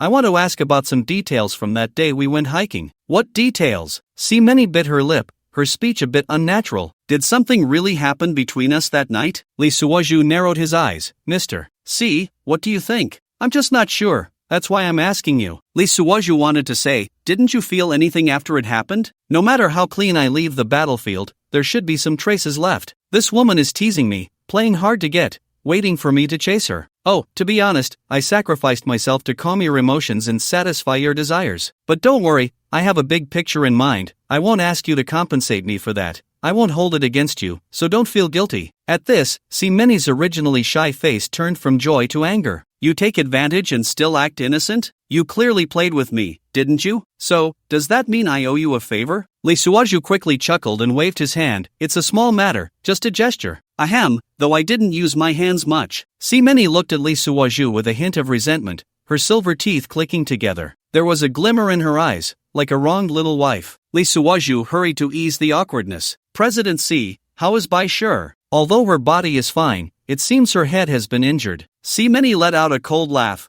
Are you very worried about her? Isn't that right? I'm not pretending to be concerned, Lee Suaju said, a bit impatient. I haven't even checked myself. I've been with her the whole time. I don't even know how to deal with my car. Can't I just ask about her? Simeni turned away, feeling a bit guilty, pretending to be aloof as she looked out the window. Are you mocking me for pretending to care? Lee Suaju couldn't stand her usual demeanor, acting all high and mighty, thinking she was something special. Goodbye. He didn't give her a chance to show off. He turned and left, moving quickly so she couldn't pull him back. Hey, Suaju, wait a minute. I'm not waiting for your grandma. Lee Suaju ran out of the room. Suddenly, he remembered he wasn't driving his own car, it was Chen Bishi's car. He sighed in relief. He hurriedly left the group. Looking up, the traffic was bustling, and he suddenly remembered he hadn't eaten on the plane. Now he was extremely hungry. He quickly scanned for a restaurant. He ended up choosing a noodle shop across the street. He didn't even use the crosswalk,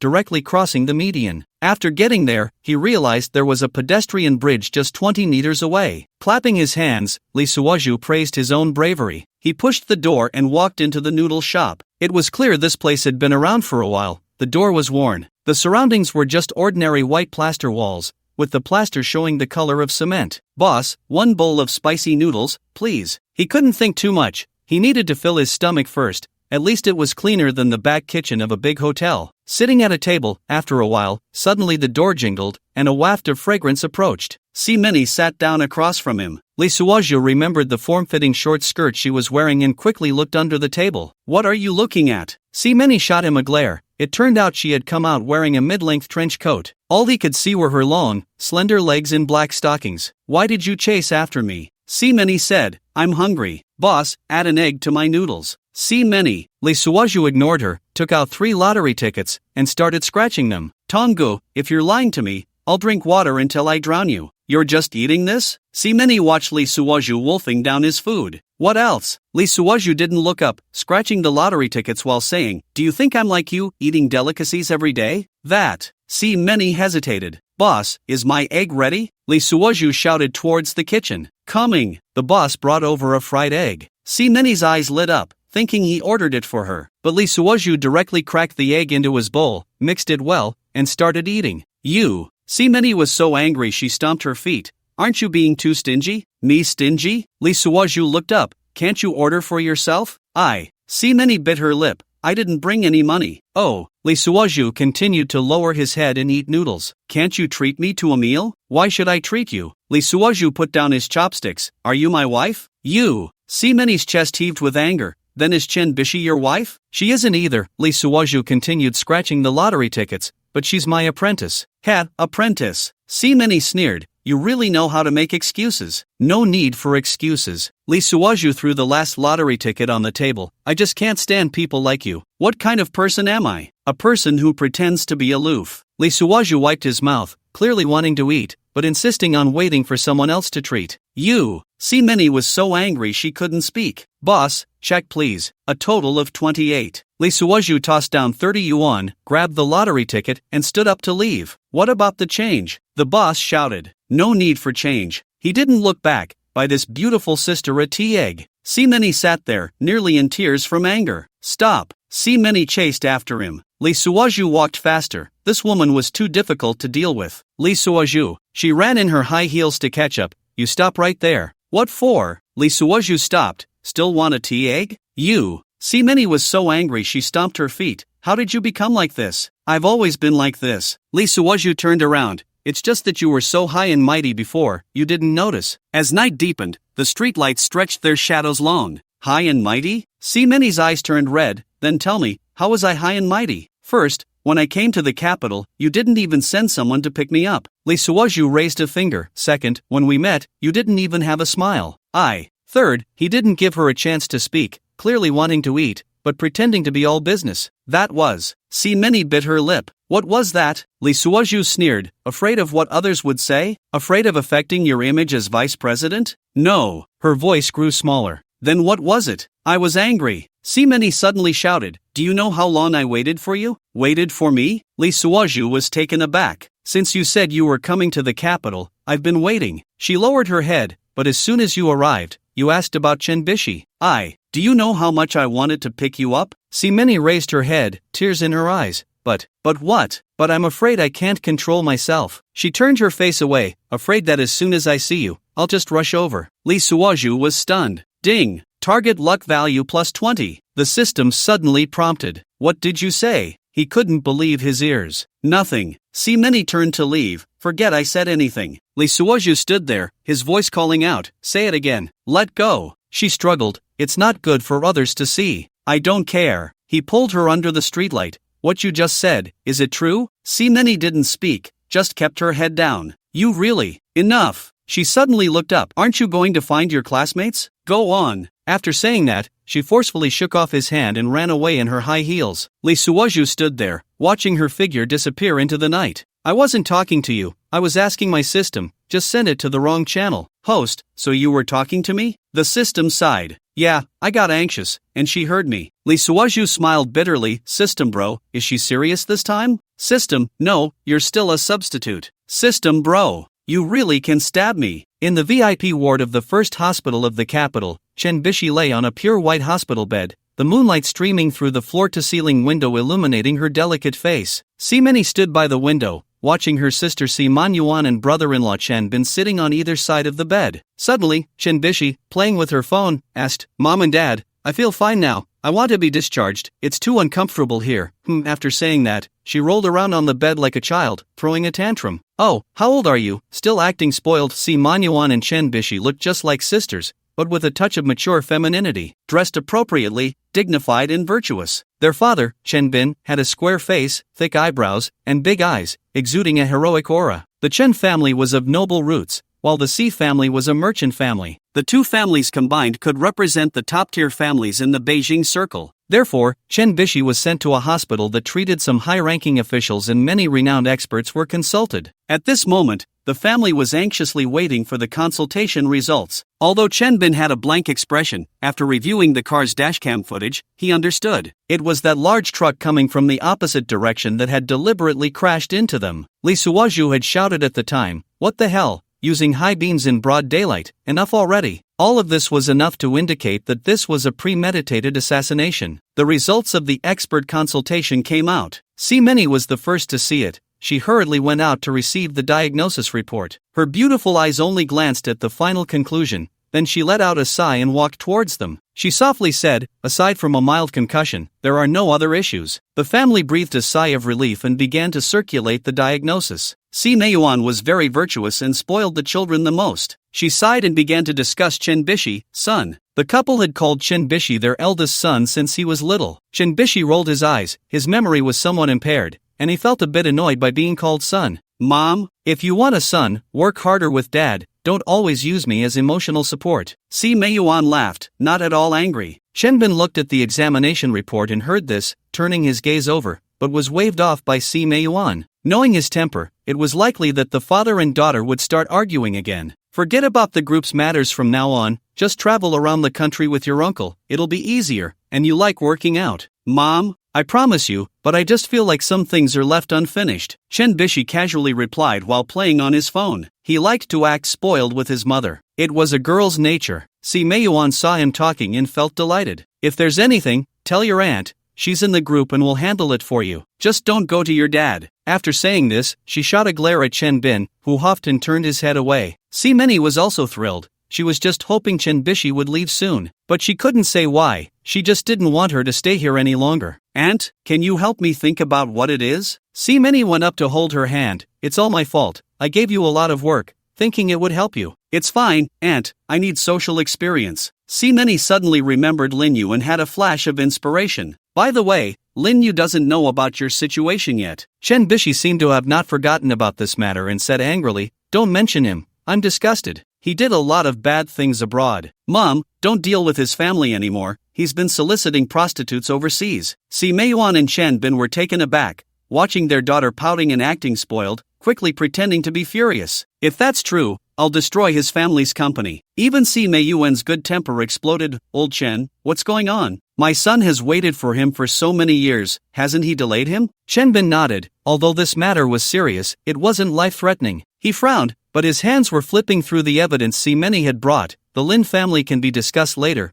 but this matter seems a bit off, doesn't it? What's off? Si Meiyuan looked up and also glanced at those A4 papers. Is it worth killing someone over this little money? Chen Bin put down the documents. Old Ma is greedy, but he wouldn't be this foolish. Simeni had thought of many things when she came. She suddenly realized a new situation. Could it be? She hesitated to speak. Did they discover something else? What else? Chen Bin's sharp gaze turned to her. I'm not sure. Simeni turned her face away. I just feel this matter is too strange. That Li Suozhu. Si Meiyuan suddenly said, what's his relationship with Bishi? Colleagues. Simeni answered too quickly, drawing her sister's suspicious gaze. Are you really just colleagues? Mo Yuan looked at her daughter beside her. How come I heard? Why are you looking at me? I just remember calling him master. Chen Baishir was playing with her phone, actually searching for Li Suozhu's name in WeChat, but she couldn't recall it. Sister. CMO and I interrupted her with a glance, meaning to say that this wasn't the time to discuss that in front of the child. Chen Bin glanced thoughtfully at CMO and I but said nothing. The hospital room fell into silence,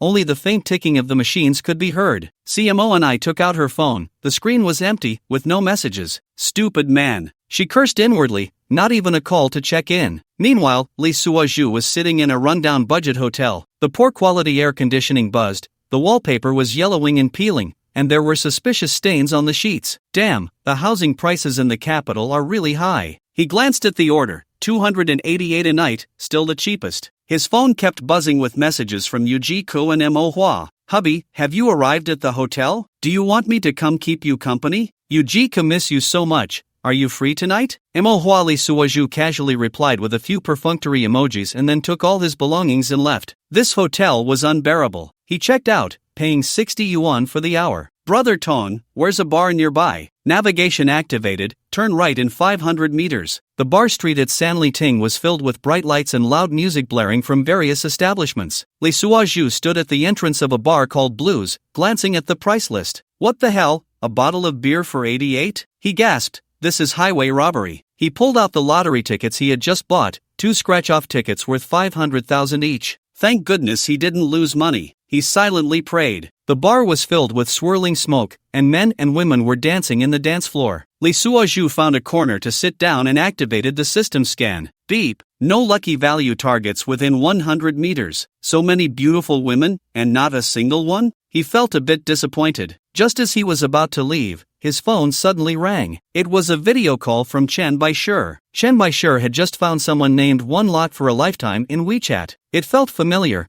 and upon checking the chat history, she realized it was him. At that moment, a family of 3 returned home. Aunt CMO and I didn't follow them and left on her own. Once she entered her princess room, she opened WeChat to eavesdrop on their chat history. Upon hearing it, she was taken aback. What kind of colleague relationship is this? Clearly, I am the one pursuing him. Recalling how her aunt and father introduced his information, they specifically mentioned he was divorced. She suddenly felt a bit uneasy. How did I get so foolish as to pursue a divorced man? So she raised her hand, wanting to block him, but at that moment, her heart felt like it was being pricked by needles. It was like a sudden stomachache from college. A hollow, painful feeling. What is this? Why do I feel this way? Chen Baishir felt a bit at a loss, unsure of what her relationship with him was. She had to figure it out. No matter what, she needed to know how far things had gone with him. Listening to the chat history, it seemed there was also a top model named Mo.Hua involved. Could it be that I, a princess from the capital, would be in a love triangle? With many questions in her mind, Chen Baishir sent a video call to Li Suozhu. At that moment, the bar was so loud that nothing could be heard. Li Suozhu had to run outside the bar. He answered the video call. On the screen, Chen Baishir was wearing a pink kawaii nightgown, leaning against the headboard, her long hair cascading down, and her bare face was still breathtakingly beautiful. "Master," she called softly. Lee Suoju's heart trembled, and he quickly moved to a quiet spot outside the bar. He tried to present himself as a good man. "Why aren't you sleeping yet?" He deliberately put on a serious face. "Resting is important." "Can't sleep." Shenbishi blinked her big eyes. "I want to ask you about what happened back then." "What happened?" Lee Suoju became alert. She bit her lip. "Were you very familiar with her?" "Not familiar," he replied firmly, "just ordinary colleagues." Since Lee Suoju learned about her special constitution, he had been a bit hesitant. Better to stay calm for a while. "Really?" Shinbishi suddenly remembered something, the lively conversations at the gym, words flowing like poetry. "If life were just a first meeting, what would autumn winds mourn over painted fans?" "You said all this, right?" Lee Suoju nodded. "Yes, congratulations, your memory has recovered quite a bit." I said it casually, praising a lady at the gym. "Were you there too?" Hearing him say this, Shinbishi immediately felt a headache, her memories starting to jumble again as she rubbed her temples. "But why do I feel?" The words slipped out, but she didn't know where to start. Lee Suoju asked, "Feel what?" Shinbishi replied, "I feel empty inside." She lowered her head, as if I've lost something very important. Lee Suoju clenched his fists, forcing himself not to admit it. "Bishi, listen to me." He took a deep breath. "Some things, forgetting might be a good thing." "Why?" She looked up, unable to contain her distress. "Because." Lee Suoju looked at her pitiful expression, his heart nearly breaking, "because some memories can hurt you." "But, all right, it's getting late." He interrupted her. "Get some rest, I have a meeting tomorrow." After ending the video call, Lee Suoju leaned against the wall and lit a cigarette. "Host, why bother?" The system sighed. "I'm afraid." He exhaled a puff of smoke, "Afraid she'll drain my luck after awakening." "But." "There's no but." Lee Suoju extinguished the cigarette. "Living is the most important." He turned around, preparing to continue wandering in the night of the capital. He stuffed his hands in his pockets, whistling, swaggering down the street. Suddenly, "Danger, host, run." Lee Suoju took off running, glancing back as he did. "System, what's going on?" "Someone is coming at you with a weapon." Lee Suoju reacted quickly. "It must be a backup arranged by the person who hit me." "Do you want to use combat skills?" the system asked. "Not yet," he silently observed. "Let's see what these people want." Lee Suoju had always wanted to figure out why he was hit. Arriving in the capital felt like being a fly, bumping around without finding a way in. "I'll go with them to see who's behind this." With that thought, Lee Suoju stopped in his tracks. At that moment, a group of people surrounded him from behind, all armed. "What are you doing?" The leader didn't explain much. "Come with us." Lee Suoju pretended to be scared, but, "Okay, then get in the car." A silver gray van came to a screeching halt beside him. The door swung open with a whoosh. Bang! Lee Suoju felt a chill at the back of his head. A sweetness filled his mouth, and blood flowed from his nose. He pretended to collapse to the ground, fainting. "Host, your acting skills are quite good, not something I gave you." "Stop talking, pay attention. If they use guns or knives, activate it, I want to fight back." The van sped through the night, turning a few corners before stopping at an abandoned warehouse. A few people shoved him out of the car, the air thick with the smell of mildew and machine oil. The warehouse was filled with shipping crates, dim lights flickering in the corners. "This gentleman," a sinister voice rang out, "why meddle in others' business?" Lee Suoju continued to pretend to be unconscious, straining to listen. "As long as you hand over the evidence, I'll give you 5 million. "Ha!" Lee Suoju sneered inwardly.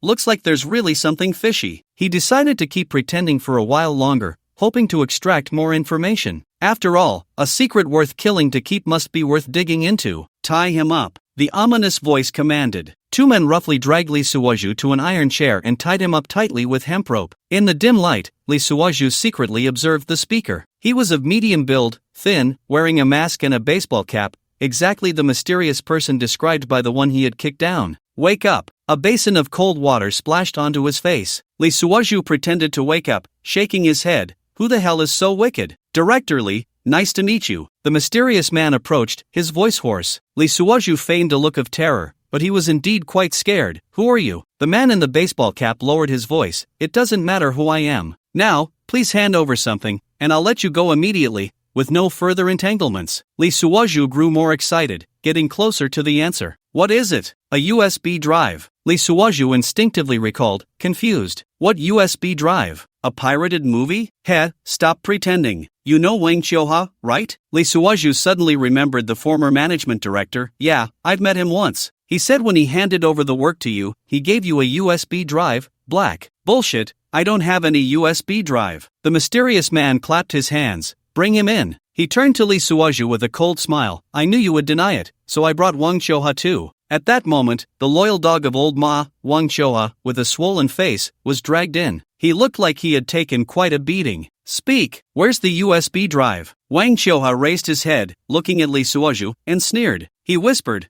I gave it to him. You're full of shit. I don't have any USB drive. Lee Suoju struggled a few times, wanting to kick him. Hold him down. The mysterious man walked over. It seems you won't cry until you see the coffin, he said, pulling out a dagger. Bang bang bang. The mysterious man felt a blur before his eyes, and saw Lee Suoju standing in front of him, rubbing his wrist. He was 2 heads taller. The mysterious man could only look up in awe. Who are you? How? Only then did he see that the 3 black-clad men who had been holding Lee Suoju down were all lying on the ground, motionless, probably knocked out. Slap! Lee Suoju struck again, his fists and feet as fast as lightning. In an instant, he took down several rushing accomplices. What? The mysterious man's eyes were filled with disbelief and terror. Is this guy even human? Immediately after, Lee Suoju sprang up like a spring, leaping high. In midair, he performed a somersault. As he descended, he quickly kicked out more than 10 times. Foshan's no-shadow kick. After this battle, Foshan became famous, but unfortunately, this world had no Foshan. In less than a minute, only 2 people remained standing in the entire warehouse, Lee Suoju and the mysterious man. Even Wang Qiuhua received a kick to the groin from Lee Suoju. Smack! Lee Suoju stepped forward and knocked off his baseball cap. Pretending to be mysterious? Wearing a hat like that. I'm bald. The guy covered his head. Lee Suoju chuckled. His pointed head looked like a radish. What a pathetic sight, still trying to act mysterious. They're everywhere on the street. Saying this, he delivered a swift kick to his stomach. The guy squatted on the ground and started to vomit. Lee Suoju pinched his nose and turned his face away, waiting for him to finish. He reached out, pulled him away, and threw Wang Qiuhua into the spot where he had vomited. Turning back to him, if you don't want to throw up again, then get your facts straight. Lee Suoju patted his back. With this body, shouldn't you take better care of yourself? Cough cough, I said. Don't hit me. Ha! Lee Suoju laughed, rummaging through his pockets, finding a phone, a wallet, and surprisingly, a handgun. Finally, he pulled out a pack of cigarettes and a lighter. Go ahead, quite wealthy, this good smoke is generally not available to ordinary people, specially supplied. Lee Suoju lit one up, taking a drag like a curling dragon's beard willow. He exhaled a puff of smoke into the other man's face. My time and patience are limited. If you don't speak in 3 minutes, there's no need to say anything at all. I don't care anyway. I'll tell you, old Ma said at the prosecutor's office that there's a USB drive. He has a habit of peeking, and that sanatorium has many unspeakable things. He secretly recorded them to watch with his mistress. Lee Suoju didn't interrupt him, seemingly grasping the gist. From here on, it's better you don't know. I'm doing this for your own good. Smack! Lee Suoju raised his hand and struck him with the butt of the gun, knocking out 2 of his front teeth. Cough, spit. Kid, you're quite ruthless, not like a working man at all? The kid's face turned pale, blood filling his mouth. Still so much nonsense, huh? Lee Suoju struck him again. The blow made him spin around and spit out 2 more teeth. This kid would only be able to drink porridge for the rest of his life. Then, Lee Suoju raised the gun again, clicking off the safety, aiming at his groin. The 3rd shot goes here, you see how this works. The kid knelt down this time. Sir, I said it's death anyway, you might as well give me a quick end.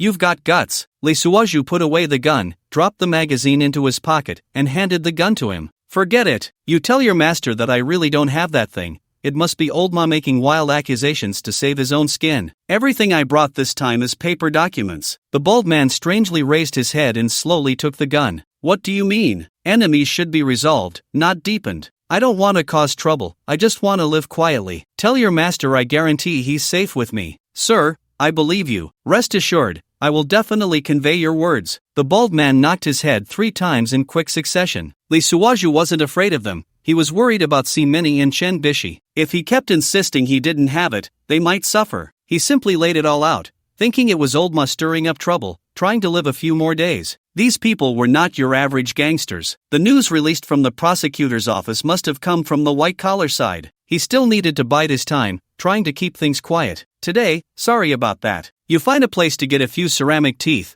Come to me for fish in the future, free of charge. It sounded like a child fighting. The bald man quickly adjusted his cap. He staggered to his feet. Lee Suoju turned around again, scaring him into stepping back a few paces. Brother, this time I chose not to pursue it, not because I'm afraid of you, but because I feel we might all be used by old Ma. The kid nodded quickly. Right, it must be. Sir, with your stature, you wouldn't lie over a USB drive. Lee Suozhu smiled and patted him on the shoulder. Sorry, brother. When you have time, come to Guanshan Reservoir for fish. After saying this, he clasped his fists and turned to walk towards the door. Once outside, he headed towards the light, eventually reaching the road. And fortunately, there was a bus stop nearby. Lee Suozhu didn't care where he was going, just wanted to leave as quickly as possible. Soon, a bus arrived, completely empty except for the driver, which was unsettling. Lee Suozhu boarded the bus, deliberately glancing at the driver. The driver was covered up almost like the bald man's cap. He wore a hat and a mask, saying nothing, just focused on driving. Lee Suozhu sat beside him, watching. This kid had great psychological resilience, driving without blinking. After more than 10 stops, neither of them spoke, and no one else boarded. Tonggu, did I get on a ghost bus? Is the whole bus full of ghosts? No neutrino fluctuations detected. Lee Suozhu, is this also called neutrino? Seems like there's some metaphysics here too. No, I don't know what metaphysics is. Lee Suozhu got off in a bustling area and checked his phone. It was 4 in the morning. After tossing and turning all night, he stretched his neck, feeling a bit of pain at the back of his head. Is this the holy body? Thinking about meeting Chinbishi's father during the day, he decided it was unnecessary to stay at a rented hotel. He found a 24-hour fast food restaurant. He plunged in, ordered some oden, and comfortably finished eating. He fell asleep with his head on the table. In his dreams, someone pushed him. When he opened his eyes, he saw it was Chinbishi. He was startled. What are you doing here? He said, wiping away drool. Chinbishi was wearing her usual yoga pants and a loose top. I called you,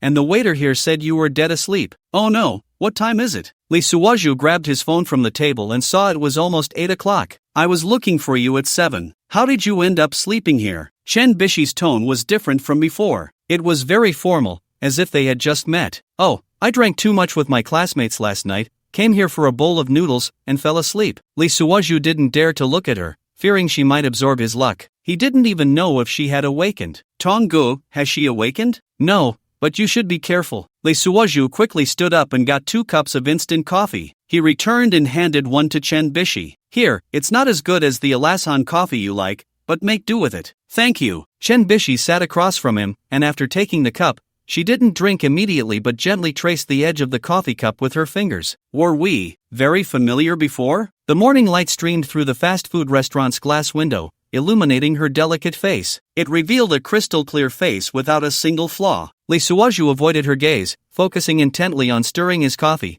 I guess we were somewhat familiar, just ordinary colleagues. Really? She bit her lip, but I always feel our relationship is not ordinary. Was that line you wrote, life is just a first meeting, really yours? Damn, after showing off once, you keep asking. I owe Nalangu an apology. Lee Suozhu cursed himself inwardly. Well, I just like to show off a bit. Lee Suozhu took a big gulp of coffee to cover up his panic. He held the coffee cup to his face for a few seconds, stealing a glance at the face across from him that could ruin lives. That face smiled nonchalantly for a moment, then lowered her head to lift her cup. Her hair fell down. Lee Suozhu instinctively wanted to help but quickly changed his posture, rolling up his sleeves instead. Chinbishi seemed to notice this, smiling without saying a word. I'll go report to President Chen soon. Where are you going? Me? Chinbishi put down her cup, dabbed her powdery lips with a tissue, and said, I've decided to leave the group. Ha? Lee Suozhu looked up. Her uncle's chain of gyms was overwhelmed and wanted her to help out. She lowered her head. I think that's pretty good. Lee Suozhu felt mixed emotions. It was good that she was leaving, as that hidden hand couldn't harm her anymore, but the worry was unspoken. He couldn't dare to hope for that 160, he might end up losing what little he had. That's great, he said with a smile, young people should try different jobs. Chinbishi raised her head, a hint of disappointment flashing in her eyes. Do you really think so? Of course. Lee Suozhu deliberately acted relaxed. I support your decision. Chinbishi brushed her hair back, concealing her inner turmoil. She hoped to hear something substantial from him rather than relying on her own memories. She was truly afraid she was the one pursuing him, so she kept testing, and it turned out to be true. This person was indeed the proactive one. It seemed she had always been the pitiful pursuer, so she decided to let go. But there was still a trace of reluctance, not knowing why. Do you have someone you like? Chinbishi still wasn't willing to give up, making one last effort. I guess so, Lee Suozhu answered quickly and firmly. Chinbishi felt a piercing pain in her heart. She instinctively clutched her chest. When Lee Suozhu noticed her unusual behavior, he immediately stood up, reached out to hold her hand, and activated his healing skills. Chen Bishi's complexion improved significantly, and her breathing became smoother. Upon seeing this, her face flushed quickly as he held her hand. She slowly withdrew her hand. Lee Suozhu felt her pull away and hurriedly retracted his palm, his fingers still rubbing against each other, recalling the slick, cool sensation from before. Her hands were very cold. Despite her love for fitness,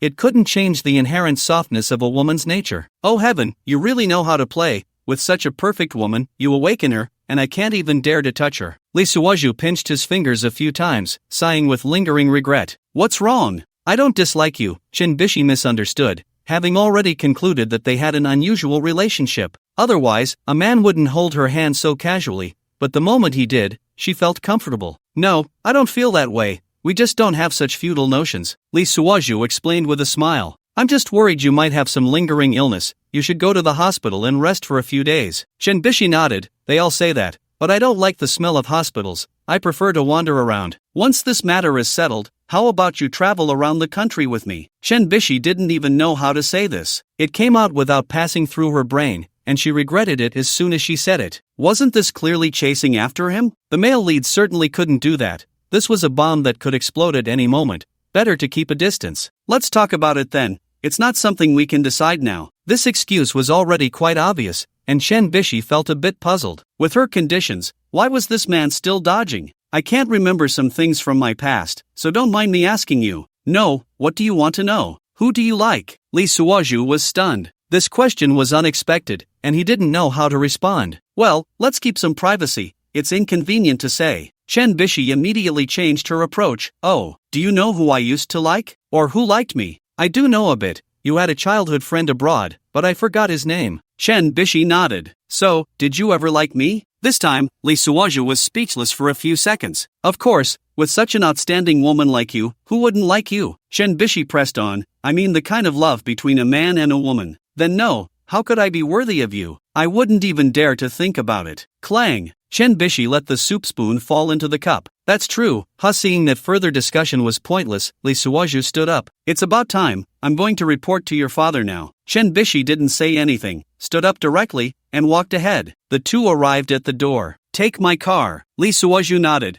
Thank you. They both got into the car. Chen Bishi started the engine and merged into the traffic. The traffic was heavy, and neither of them was moving quickly. Chen Bishi occasionally honked the horn furiously, cursing the driver in front. Damn, this driving skill is worse than mine. Lee Suozhu, this is rush hour, don't be anxious. Lee Suozhu was afraid she might get angry and cause a rear-end collision. You know, if a man can't drive better than a woman, what's the point of living? System, host, stay calm, be very careful. Her words may not necessarily be her own. Lee Suozhu broke out in a cold sweat, secretly glancing at her beside him. System brother, are you saying she has a system similar to yours? Not likely, but she might have a second personality. Anyway, it's very complicated, so be careful not to lose 610 for the sake of 160. Chen Bishi noticed he wasn't speaking and became even more furious. Can't you write poetry? How about a poem for our farewell? This was not difficult for Lee Suozhu. He quickly found a handful. When will I meet an old friend at the ends of the earth? Where can I find a kindred spirit in this vast world? Chen Bishi looked ahead, one hand on the steering wheel, and upon hearing this, her delicate body visibly trembled. What a kindred spirit! I've embarrassed myself. After Chen Bishi finished her report, she asked, where are you going? Lee Suozhu replied, probably back and forth.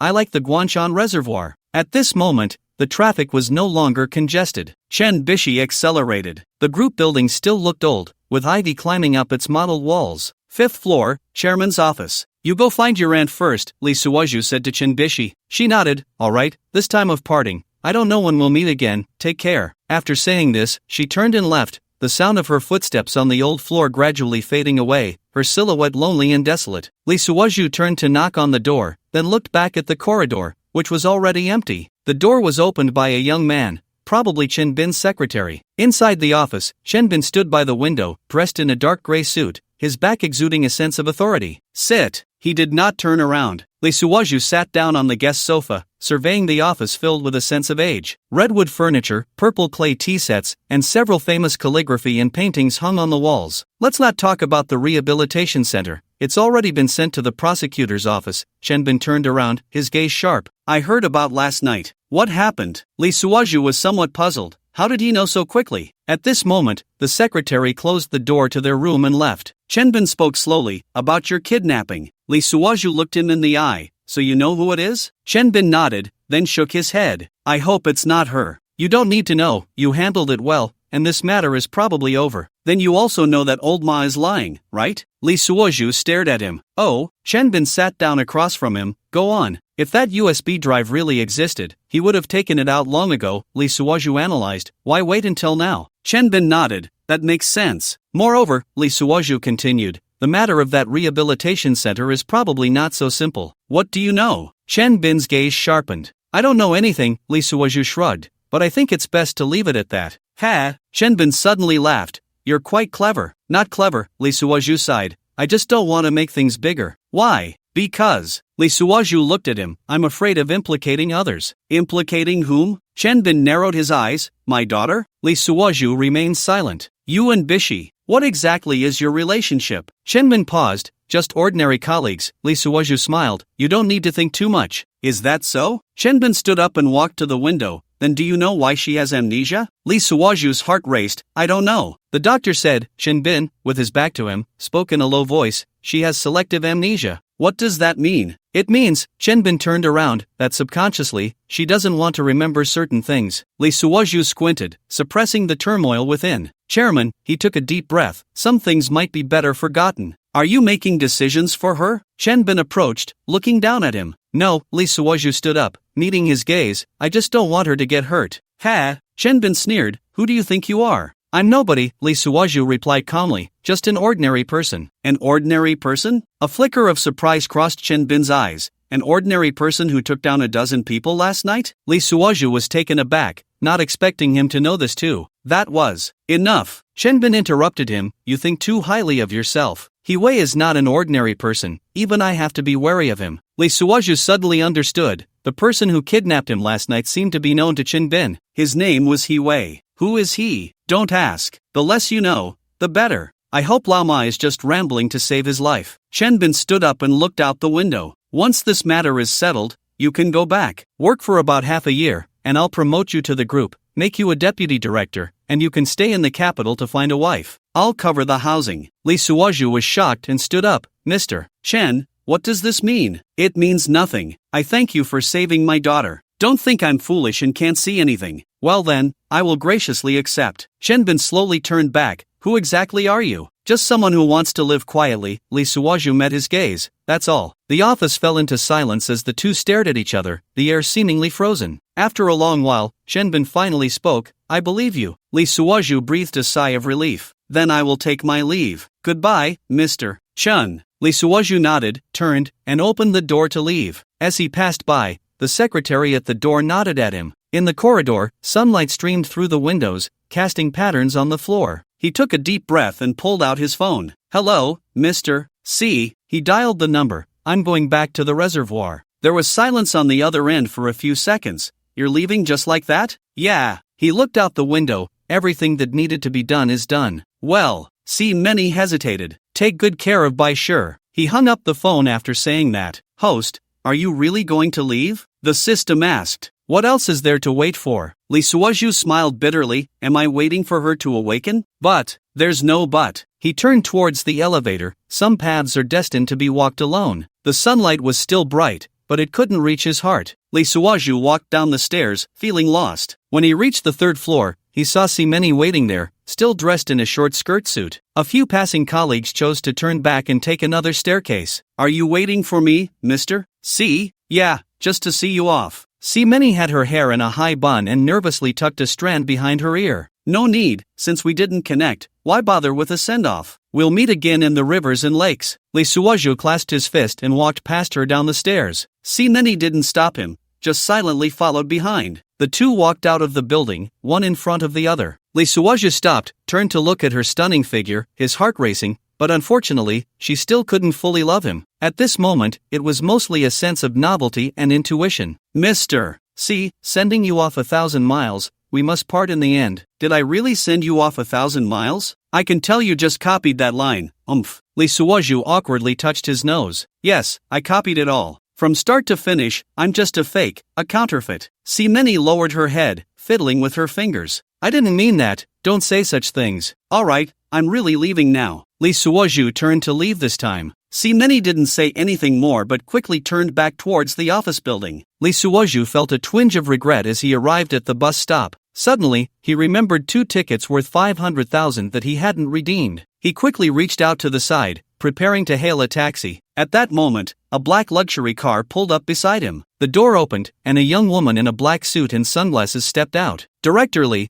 our chairman requests your presence. Lee Suozhu looked inside curiously. It was dark, and he couldn't see who it was. Who is your chairman? Do I know them? Get in the car, let's talk about last night. Lee Suozhu's body trembled, and he suddenly understood that this was the master. Those from last night were just lackeys. Whether it was a blessing or a curse, one could not escape from it. Lee Suozhu didn't hesitate. He lowered his head and got into the car. At that moment, his phone chimed with a message. He sat in the car and looked around. He discovered that it was a high-end business vehicle, equipped with some necessary facilities, a refrigerator, a television, a dining table, and so on. He glanced at his phone. It was a message from Simeni. Go to 111, Lantian Road, wait for me, I miss you. Reading this made Lee Suozhu's lower abdomen warm, and a smile appeared at the corner of his mouth. Director Lee, a somewhat coarse female voice came from beside him. The car door had already closed. The vehicle slowly started moving. Lee Suozhu turned to look in the direction of the voice and saw a woman with short hair, dressed in a light gray,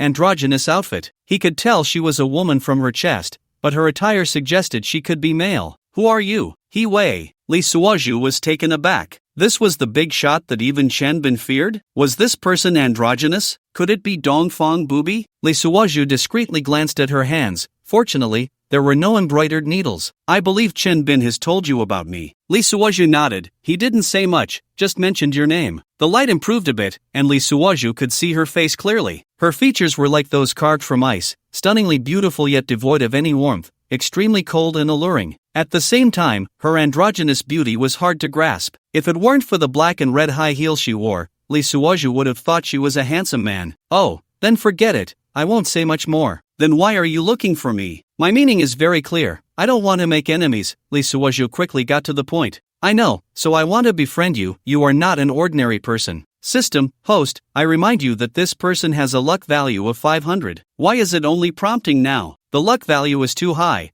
I need to manually review it. Now Lee Suozhu was intrigued. If you don't befriend me, I'll take the initiative to befriend you. Having such a person would be enough for longevity. Hee, how do we befriend? Come to my place. Mine is also a state-owned enterprise, comparable to Chen Bin's. Sure, for a luck value of 500, I would follow you even if it were a shell company. So straightforward? Lee Suozhu nodded. It's a deal. What position do you prefer? Lee Suozhu quickly replied, you decide. Impudent. At this moment, a young woman wearing sunglasses couldn't stand it anymore, and Lee Suozhu had a playful expression, as if he were teasing the other party. Hey, Hongying, don't be rude. At this point, the car had slowly come to a stop. Lee Suozhu noticed that they seemed to have entered a courtyard, a highly landscaped courtyard. After getting out of the car, he looked around. So big. His gaze finally landed on He Wei's chest. So high. The woman beside him, Hongying, was about to act again. He Wei smiled and waved her off. Lee brother. Lee Suozhu was confused by this address. Calling me brother? He general, I can't afford such a title. Just as He Wei was about to speak,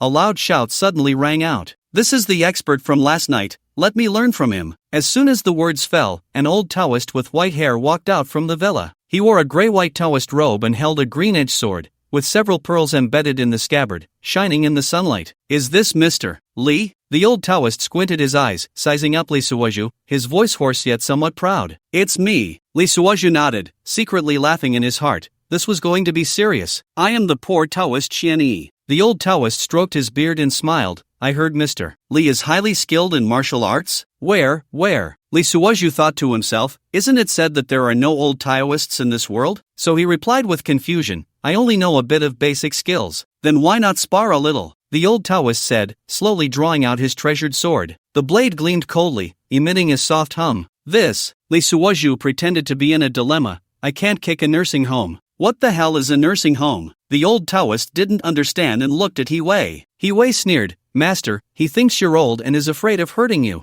Humph, quite the attitude, just watch. After saying that, the sword light flashed, and a straight line was immediately cut through the nearby green lake. Leaves and branches fell all around, and the old Taoist was quite pleased. stroking his mixed-colored beard. Sword energy? Lee Suozhu thought to himself, are there really such masters in this world? Don't be nervous, it's all a trick, you can take him down with 3 punches. Lee Suozhu, please. At this moment, the old Taoist assumed a starting stance. Lee Suozhu picked up a branch from the ground. Old man, today I must make you look foolish. Wait! The old Taoist was about to raise his sword to attack when Lee Suozhu suddenly called out, stopping the sword tip mid-air. What is your secular name? My secular name is Me.However. Lee Suozhu looked as if he had expected this. No wonder. How do you know? Lee Suozhu shook his head. I don't know. I'm afraid of being scolded. Shameless brat, watch the sword. A move called Long Rainbow Piercing the Sun came straight for Lee Suozhu's face. Lee Suozhu unleashed his martial arts skills, everything flowing as he wished. The branch in his hand transformed into a rainbow. With a lightning-fast strike, he tapped the old Taoist's wrist. A hint of surprise flashed in the old Taoist's eyes,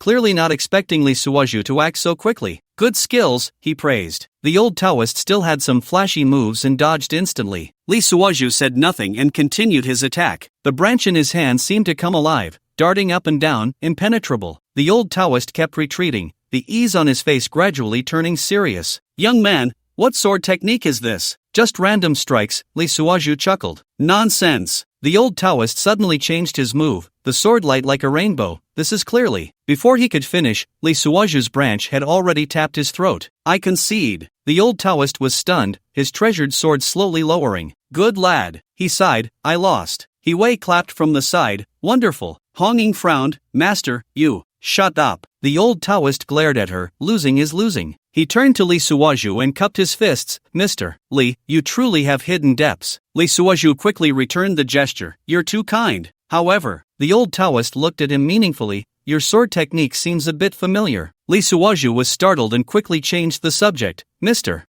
How did I perform? He Wei smiled so widely she seemed to tremble. Of course, you can start work from tomorrow. Then I shall take my leave. Lee Suozhu cupped his hands. I will come again to seek guidance, senior. After saying that, he turned to leave, fearing the old Taoist might recognize something. Host, your sword technique. The system hesitated. Don't say it. Lee Suozhu wiped his cold sweat. Almost gave myself away. The old Taoist's voice came from behind. Interesting, truly interesting. Lee Suozhu was heading to 111 Blue Sky Street, hoping to squeeze some luck from Many. As he walked out of the villa area, he felt someone following him. System, how many people? 3, all skilled fighters. The corners of Lee Suozhu's mouth curled up as he suddenly turned into a Walmart supermarket. Weaving through the crowd, taking advantage of the congestion at the checkout, he swiftly slipped into the employee passage. With lightness of foot, he leaped up to the rooftop in a few bounds. Playing hide and seek? Interesting. He smiled and continued to dart through several malls. Half an hour later, 111 Blue Sky Street. A private villa with European-style architecture appeared before him. The camera at the door was aimed at him. Lee Suozhu looked up and waved at the lens. Ding-dong, the doorbell rang. Before long, the door opened.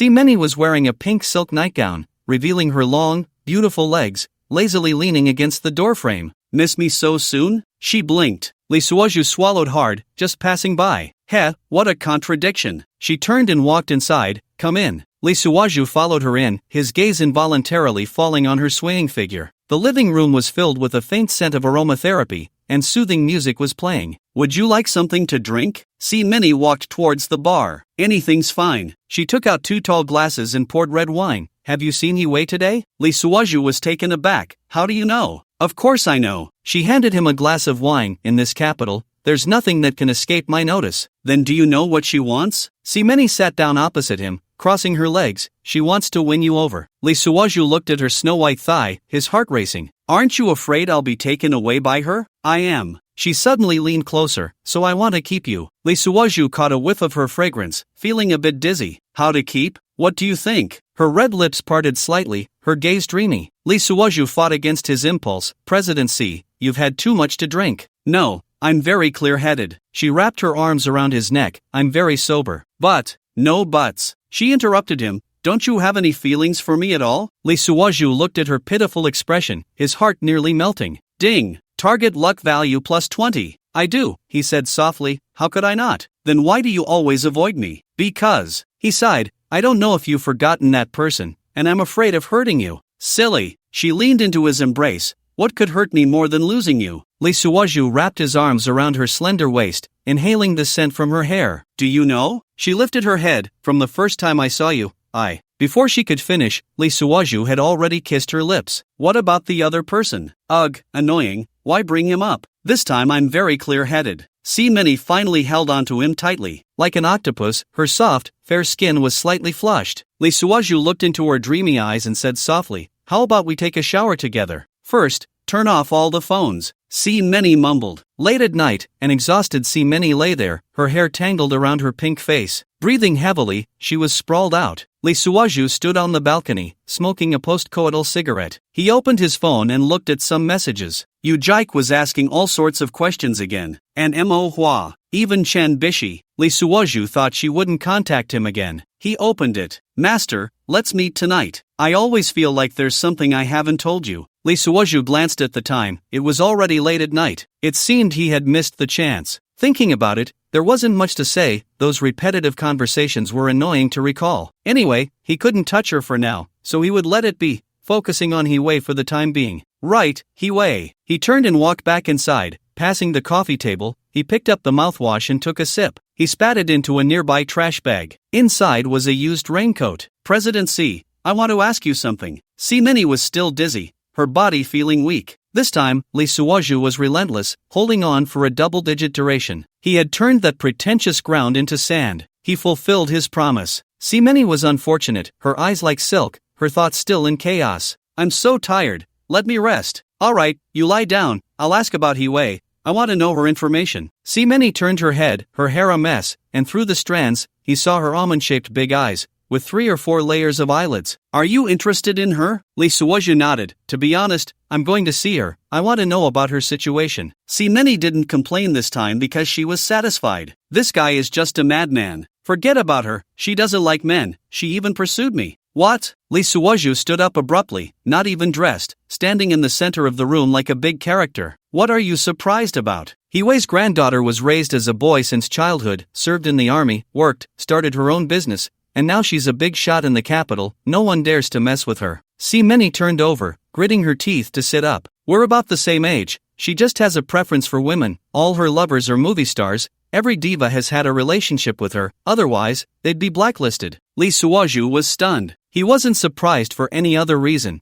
There was another condition to gain luck points, to win her heart. How the hell was he supposed to do that? She doesn't like men. Tong good, tell me how to break through? I have no contingency plan, right? Your swordsmanship. I'm dying of anxiety. What swordsmanship? That's the famous sword technique of Blue Star, Duga 9 swords. The host is truly knowledgeable. I admire you. It seems there must be a way to win over Hee-wei. Lee Suoju cursed the system bitterly. You should upgrade. Check if there's an upgrade package. He turned and walked closer to Minnie, reaching out to support her waist, casually touching her a few times. Stop it, don't tease me, I'm serious. The two walked towards the bathroom together. By the way, the He family is hosting a cocktail party in the circle tomorrow. Are you going? If you are, let's go together. Lee Suoju kept staring at her neck, and upon hearing this, immediately retorted, aren't you afraid others will find out about our relationship? That's exactly what I want. Recently Hee-wei has been bothering me. She sent me a lot of WeChat messages today, all love confessions. It's so cheesy,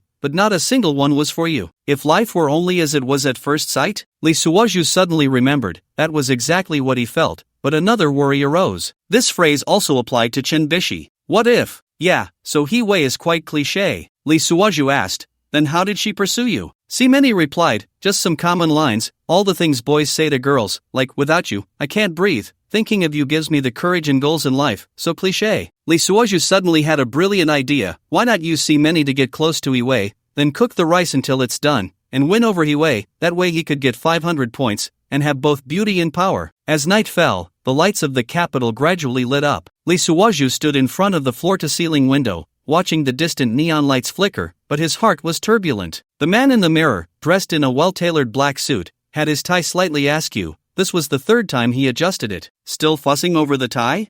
Minnie's voice came from behind. Lee Suoju turned around and couldn't help but hold his breath. She wore a fitted red evening gown, the slit revealing her long, beautiful legs. Her dark hair was styled into an elegant bun, with a few strands falling by her ears, adding a touch of allure. how do I look? She twirled around, the hem of her dress creating a graceful arc. Beautiful, Lee Suoju sincerely praised. Many approached, adjusting his tie. Don't be nervous, it's not like you haven't seen the world. The faint scent of her perfume lingered at his nose, making Lee Suoju's heart race. I'm afraid. Afraid of what? She interrupted him. Afraid of meeting Chenbishi? Or afraid of seeing Hiwei? Lee Suoju smiled bitterly. A bit of both. Silly. She stood on her tiptoes and gently kissed him on the cheek. I'm here. The lipstick mark was casually wiped away by her, the action intimate and natural. In front of the Kempinski Hotel, luxury cars slowly drove in. Lee Suoju and Many's Rolls-Royce stopped in front of the red carpet, and the attendant respectfully opened the car door. The night breeze was slightly cool, and a faint floral fragrance lingered in the air. The hotel lobby was resplendent, with a massive crystal chandelier refracting light into countless shards that danced across the guests' faces. Mozart's serenade flowed through the air, mingling with the soft laughter and whispers of the city's elite. Look, that's Hiwei,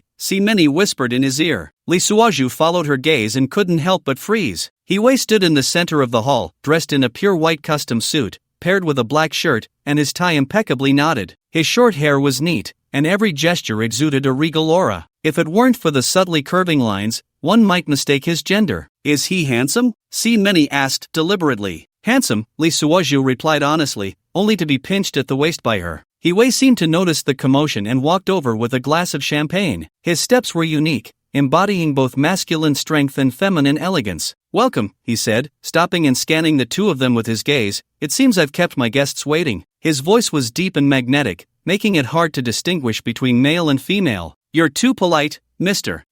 Many said, linking her arm with Lee Suoju's in a familiar tone. We just arrived. Hiwei's gaze lingered on their intertwined hands for a moment, the corners of his mouth lifting slightly. It seems I've missed quite a bit? Yes, Many leaned closer to Lee Suoju. We're dating. Hiwei chuckled lightly, his eyes deep and inscrutable. Congratulations. Just then, a waft of fragrance approached. Lee Suoju's heart skipped a beat. Before he could turn around, he heard a familiar voice. Master, what a coincidence. It was Chenbishi. Oh no, Lee Suoju sighed inwardly, the battlefield is about to begin. He turned around to see Chenbishi standing there in a black backless evening gown, her skin as white as snow. Her long hair was slightly curled, casually draped over her shoulders, and her gaze held a hint of daze mixed with a touch of sorrow. Bishi, Many spoke, her tone somewhat subtle. You came too. Chenbishi didn't look at her, her eyes fixed on Lee Suoju. Aunt, you and master. The sentence was left unfinished, but the meaning was clear. The air suddenly thickened, even Mozart's music seemed particularly jarring.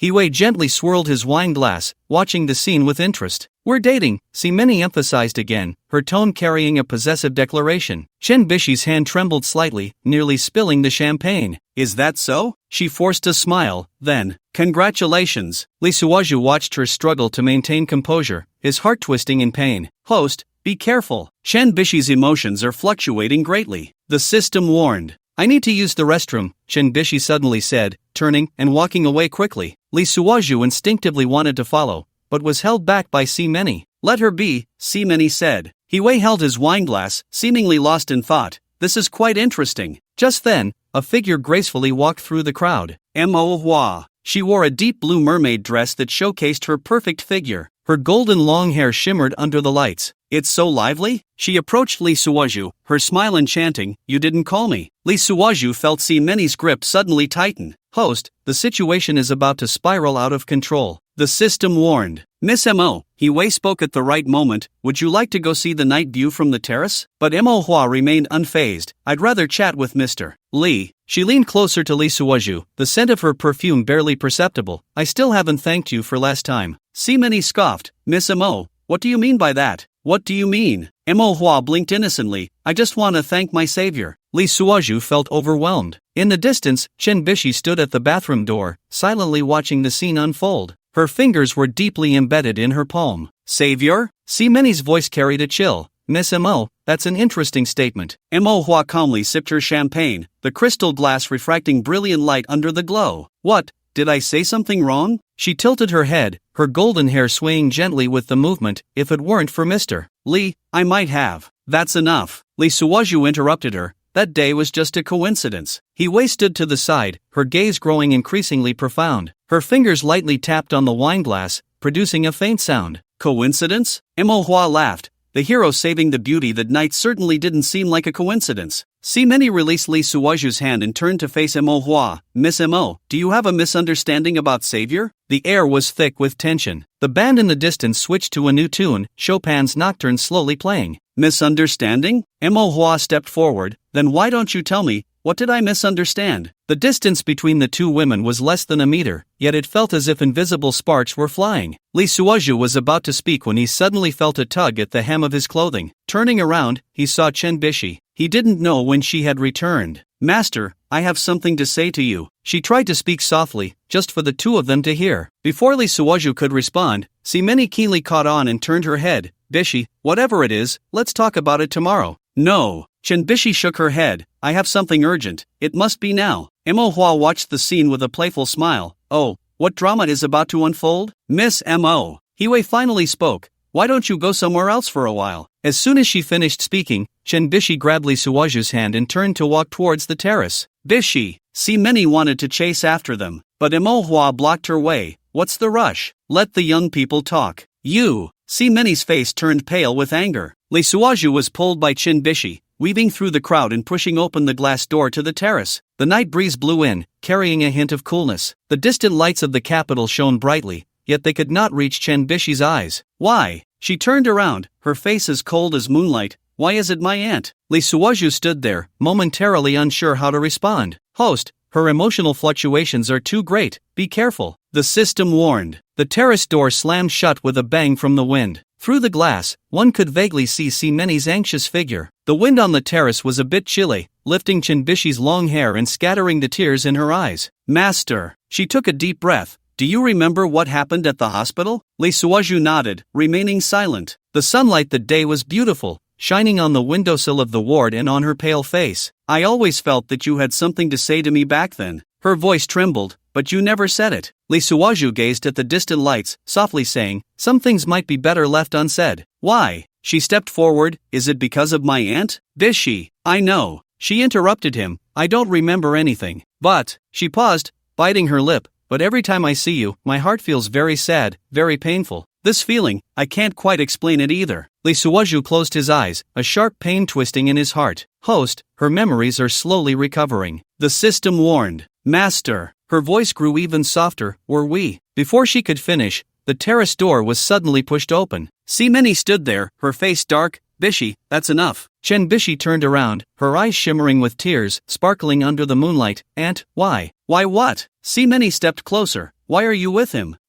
Because I like him. Si Many looked directly into Chen Bishi's eyes. Is that reason enough? Chen Bishi took a step back, bumping into the railing. But, her voice choked, but I always feel. Feel what? Si Many's voice suddenly softened. Feel that he should be yours? I don't know. Chen Bishi shook her head. I really don't know. Lee Suoju stood aside, watching this pair of aunt and niece, his heart in turmoil. The door to the terrace was pushed open again. Hiwei walked in. You're all here. Her gaze swept over the three, finally resting on Lee Suoju's face. Mr. Lee, can I have a word with you? Before Lee Suoju could respond, Mo's voice came from the doorway. Hiwei, looking for someone so urgently, isn't that a bit inappropriate? She leaned against the doorframe, her smile charming. The good show has just begun. Miss Mo. Hiwei turned. This is none of your business. But Mo was unfazed, walking over gracefully. How is it not my business? Is there a place where this wine isn't allowed? She approached Lee Suoju, the scent of her perfume faintly lingering. Besides, I haven't finished asking Mr. Lee yet. Hiwei narrowed her eyes, her outline appearing particularly stern in the moonlight. What do you want to ask? She sneered. Ask him if he truly likes Si Many? This sentence was like a stone thrown into a calm lake. Chen Bishi suddenly looked up,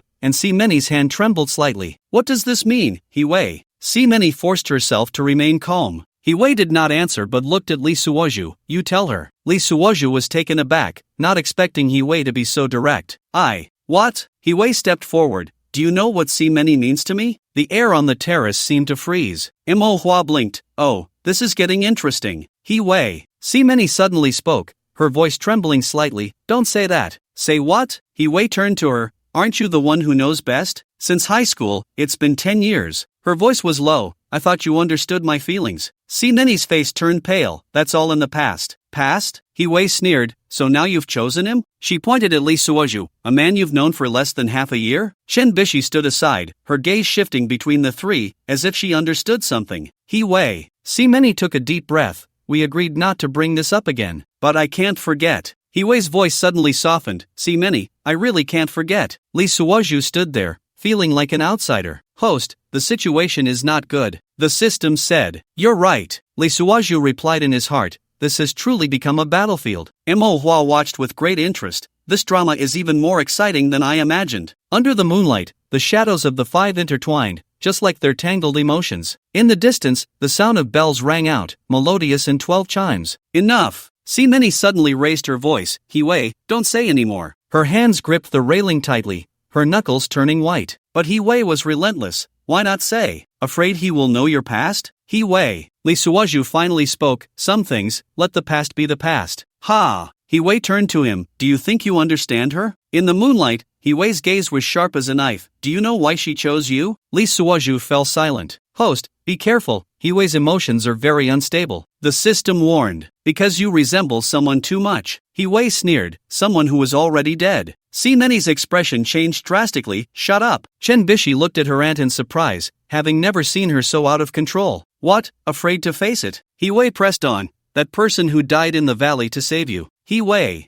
Many's voice trembled. If you say one more word, what are you going to do? Hiwei suddenly became agitated. Are you going to hit me? Just like back in school? Manhwa watched the scene with great interest. Wow, I didn't know there was such a past. Shut up! Hiwei and Many both shouted in unison. The atmosphere on the terrace was tense. Lee Suoju looked at Many's pale face, feeling no more fluctuations in his heart. He knew that the lack of excitement meant something. It was simply for that luck value. He no longer cared whether she was a substitute. Extracting her last bit of luck was the goal, along with this big boss of 500. The androgynous Hiwei. Host, don't overthink it. Things aren't that simple. The system said. I understand. Lee Suoju said softly. Mr. He, as the host today, please go take care of the other guests. I will handle things here. Mr. He. Lee Suoju suddenly stepped forward, blocking Many. How about we end tonight's events here? Hiwei narrowed his eyes. Are you ordering me? Not daring to. Lee Suoju smiled slightly. I just think this is not good for anyone. He turned to glance at the small bottle in Manhwa's hand, especially since some people want to take advantage of the chaos. Manhwa's expression changed, her hand instinctively tightening. Let's go. Lee Suoju took Many's hand. We should head back. Hiwei did not stop them, only watching them intently. Under the moonlight, her gaze was both complex and lonely. Bishi. Lee Suoju looked at Chen Bishi in the corner. I'll explain to you another day. After Hiwei's outburst, Chen Bishi felt much better. She nodded gently without speaking. Lee Suoju nodded at Manhwa, then turned and quickly left with Many. Passing through the bustling hall, Lee Suoju almost half-dragged, half-carried Many away from the scene. It wasn't until they got into the car that Many came back to her senses. Mr. I'm sorry, but you achieved your goal. Lee Suoju didn't forget to flatter her. Wait. She suddenly grabbed Lee Suoju's hand. Something feels off. Lee Suoju started the car. What feels off? I wanted to use you to annoy Hiwei. She bit her lip, but it feels like. Lee Suoju, feels like what?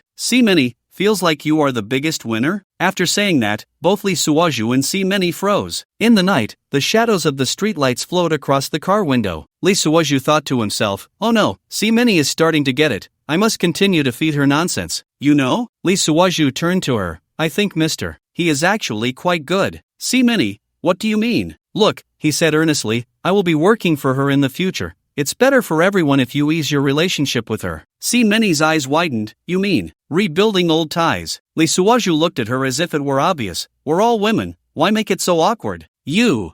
Many's face turned red. What does that make me? What? Lee Suoju asked with a smile. Isn't it just that you didn't understand things when you were young? But, her voice grew smaller, now. Now it's not impossible, Lee Suoju coaxed. Think about it. Who wouldn't want to get close to a big boss like Hiwei?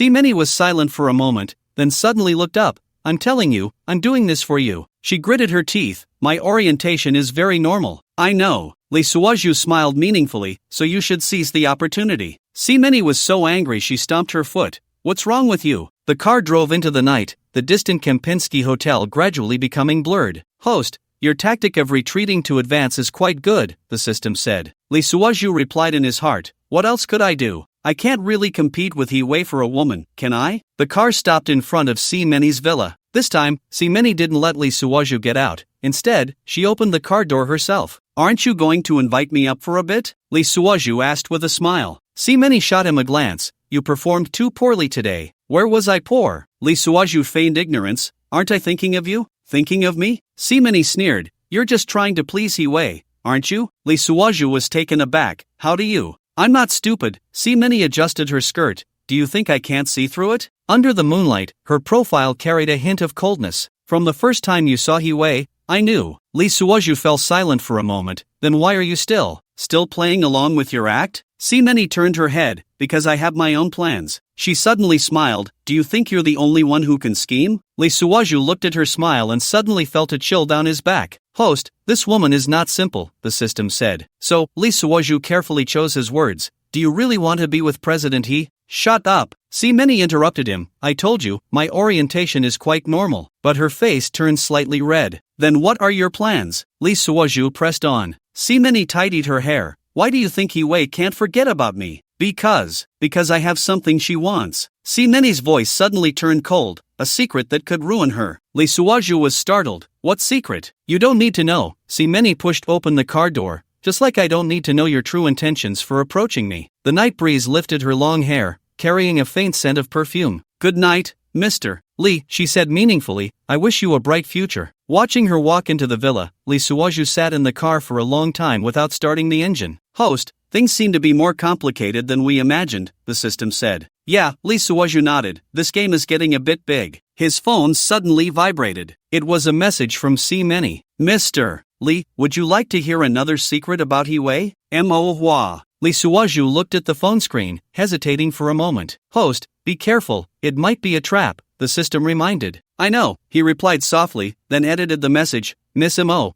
it's not very appropriate for you to look for me this late, is it? Soon, the phone vibrated again. What are you afraid of? I'm waiting for you in room 1888 at the Jinmao Hotel. Come, or don't come, it's your choice. Lee Suaju glanced up at Simeni's villa. The lights on the second floor had already turned on. It wouldn't hurt to take a look, he muttered to himself. I might even squeeze out some luck. The Jinmao Hotel wasn't far from there. The corridor was quiet, with only the dark red carpet absorbing the sound of footsteps. In front of room 1888, Lee Suaju stood for a long time. He hesitated, wondering if the killer was looking for the USB drive and if it was related to this. He was genuinely afraid that when he opened the door, he would see Me.However's corpse. The door opened. Me.However leaned against the doorframe, having removed the heavy makeup from the banquet and changed into a silk nightgown, which gave her a more natural charm. Do you want to come in, or do you want to leave? She asked, her voice soft. Lee Suaju let out a breath. The warm yellow light from behind her illuminated the corridor,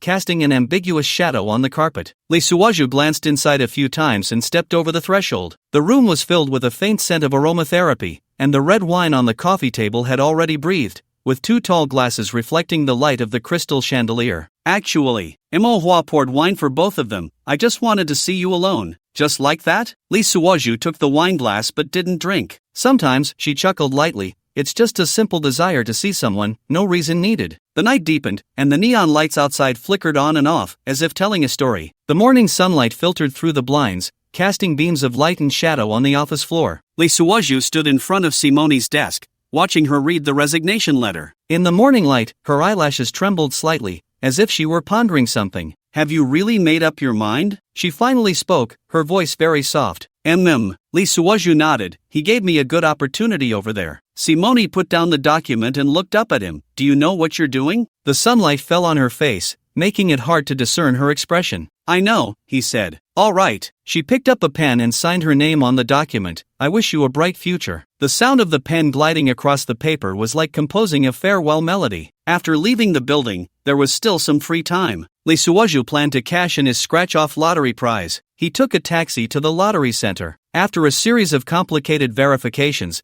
the final 1 million plus 6,000 was credited to his card. He walked along, secretly delighted. This world is great. Winning doesn't require paying taxes. At that moment, his phone buzzed again. It was Yu Jike. After thinking for a moment, he roughly guessed what she was going to say. He answered the call, and sure enough, are you crazy? Her voice was filled with anger and confusion. Why are you resigning? Lee Suaju leaned against a stone pillar outside the building, watching the crowd come and go. I found a better opportunity, he said. Hiwei's company is also a state-owned enterprise. There was silence on the other end of the line for a while. What are we going to do then? Yu Jike's voice trembled. You just, without a word, I'll stay in the capital for a while, he interrupted her. Let's see how it goes. If you're at that level, don't think about switching jobs. With Hee-wei, who had 500 connections, Yu-jike was no longer a concern. Lee Suoju, she suddenly raised her voice. What do you really want? Just as he was speaking, another call came in. It was Hee-wei. Sorry, Hee-wei needs me for something urgent. He hung up after saying that. Hee-wei,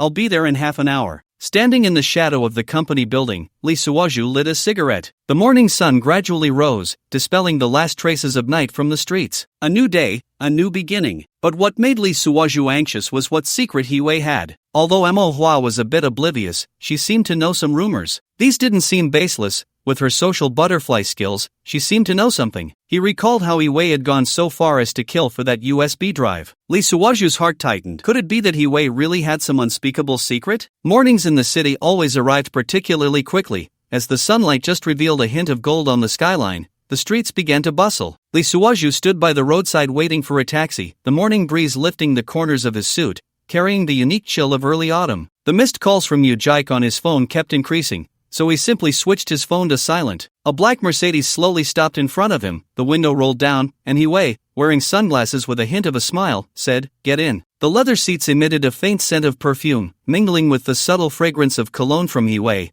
creating an indescribably comfortable atmosphere. Soft music played in the car. Lee Suoju recognized it as Chopin's Nocturne, the soothing piano notes easing the tense atmosphere. "Hee-wei, you're too polite. I could have taken a car myself, and you came all the way to pick me up." Hee-wei still dressed in a neutral style, but this time, she wore no shirt under her oversized suit. "Did you sleep well last night?" Hee-wei suddenly asked, her voice carrying a hint of playfulness. Lee Suoju looked at the rapidly retreating scenery outside the window and replied calmly, "It's fine." On Me.However's side, Hee-wei paused for a moment. "I know everything." Lee Suoju was taken aback, but his face remained calm. "What do you know?" Hee-wei took off her sunglasses and turned to look at him. "Do you think I gave you this opportunity for no reason?" Sunlight filtered through the car window, casting fragmented shadows on her face, and her eyes seemed to hide an unfathomable depth. "Because of my abilities?" Lee Suoju asked tentatively. Hee-wei chuckled lightly. "What do you think?" The car turned into a secluded little road, with French sycamores casting mottled shadows in the morning light. "We're here," Hee-wei said. Only then did Lee Suoju notice that the car had stopped in front of a low-key standalone villa. The red brick exterior was covered in ivy, and a few rose bushes were planted in the garden out front, with morning dew still clinging to the petals, sparkling in the sunlight. "This is my private residence." Hee-wei pushed open the car door. "Come in, I need to talk to you about some things." The interior of the villa was surprisingly simple, lacking the luxury one might expect, instead exuding a subtle elegance. The floor-to-ceiling windows in the living room faced a small courtyard, where a few little birds hopped between the branches, chirping cheerfully. Hee-wei walked to the bar and skillfully brewed coffee. "Do you know why so many agreed to your resignation?" The coffee machine emitted a soft hum, mingling with the birdsong outside, creating a wonderful melody. Lee Suoju sat on the sofa, watching the sunlight through the floor-to-ceiling windows painting shadows on the floor. "Because of you?" "Smart," Hee-wei said, bringing over 2 cups of coffee. "But that's just one of the reasons." She placed the coffee on the coffee table, the rich aroma wafting through the air. "The real reason is..." Before she could finish, her phone suddenly rang. Glancing at the caller ID, Hee-wei's expression turned serious. "Sorry, I need to take this call." She walked toward the courtyard, leaving Lee Suoju alone in the living room, watching the steam rise from his coffee cup, lost in thought. In the courtyard, Hee-wei's voice was faintly heard, occasionally punctuated by a few indistinct phrases, sounding like she was arguing with someone. Sunlight streamed through the floor-to-ceiling windows onto her silhouette, making her tall figure appear somewhat lonely. Lee Suoju picked up the coffee, the rich flavor tinged with a hint of bitterness, much like his complicated situation at that moment. His gaze wandered around the living room, trying to read something from the simple furnishings. A few abstract paintings hung on the wall, their frames the simplest black, yet exuding an indescribable elegance. On the coffee table lay an open book, Hemingway's The Old Man and the Sea, its pages slightly yellowed, clearly well read. Lee Suoju couldn't help but recall what Me.However had said last night. Beneath Hee-wei's exterior, perhaps lay a more complex inner world than anyone could imagine. The courtyard door swung open, and Hee-wei walked in, her expression somewhat weary. "Sorry to keep you waiting." She sat down across from Lee Suoju, casually tossing her phone onto the coffee table with a dull thud. "Where were we?" "The real reason," Lee Suoju reminded her. Hee-wei picked up the now slightly cold coffee and took a gentle sip. "Simeni is smart. Everything she does is for you. It seems she really likes you. That vase has ultimately been forgotten." Lee Suoju asked, "Are you talking about that person who's very much like me?" She confessed that to you? Lee Suozhu thought to himself, of course, Mini is not as simple as you think. Her confession is just a tactic to lure him in. Yes, so I know I could be a stand-in at any time.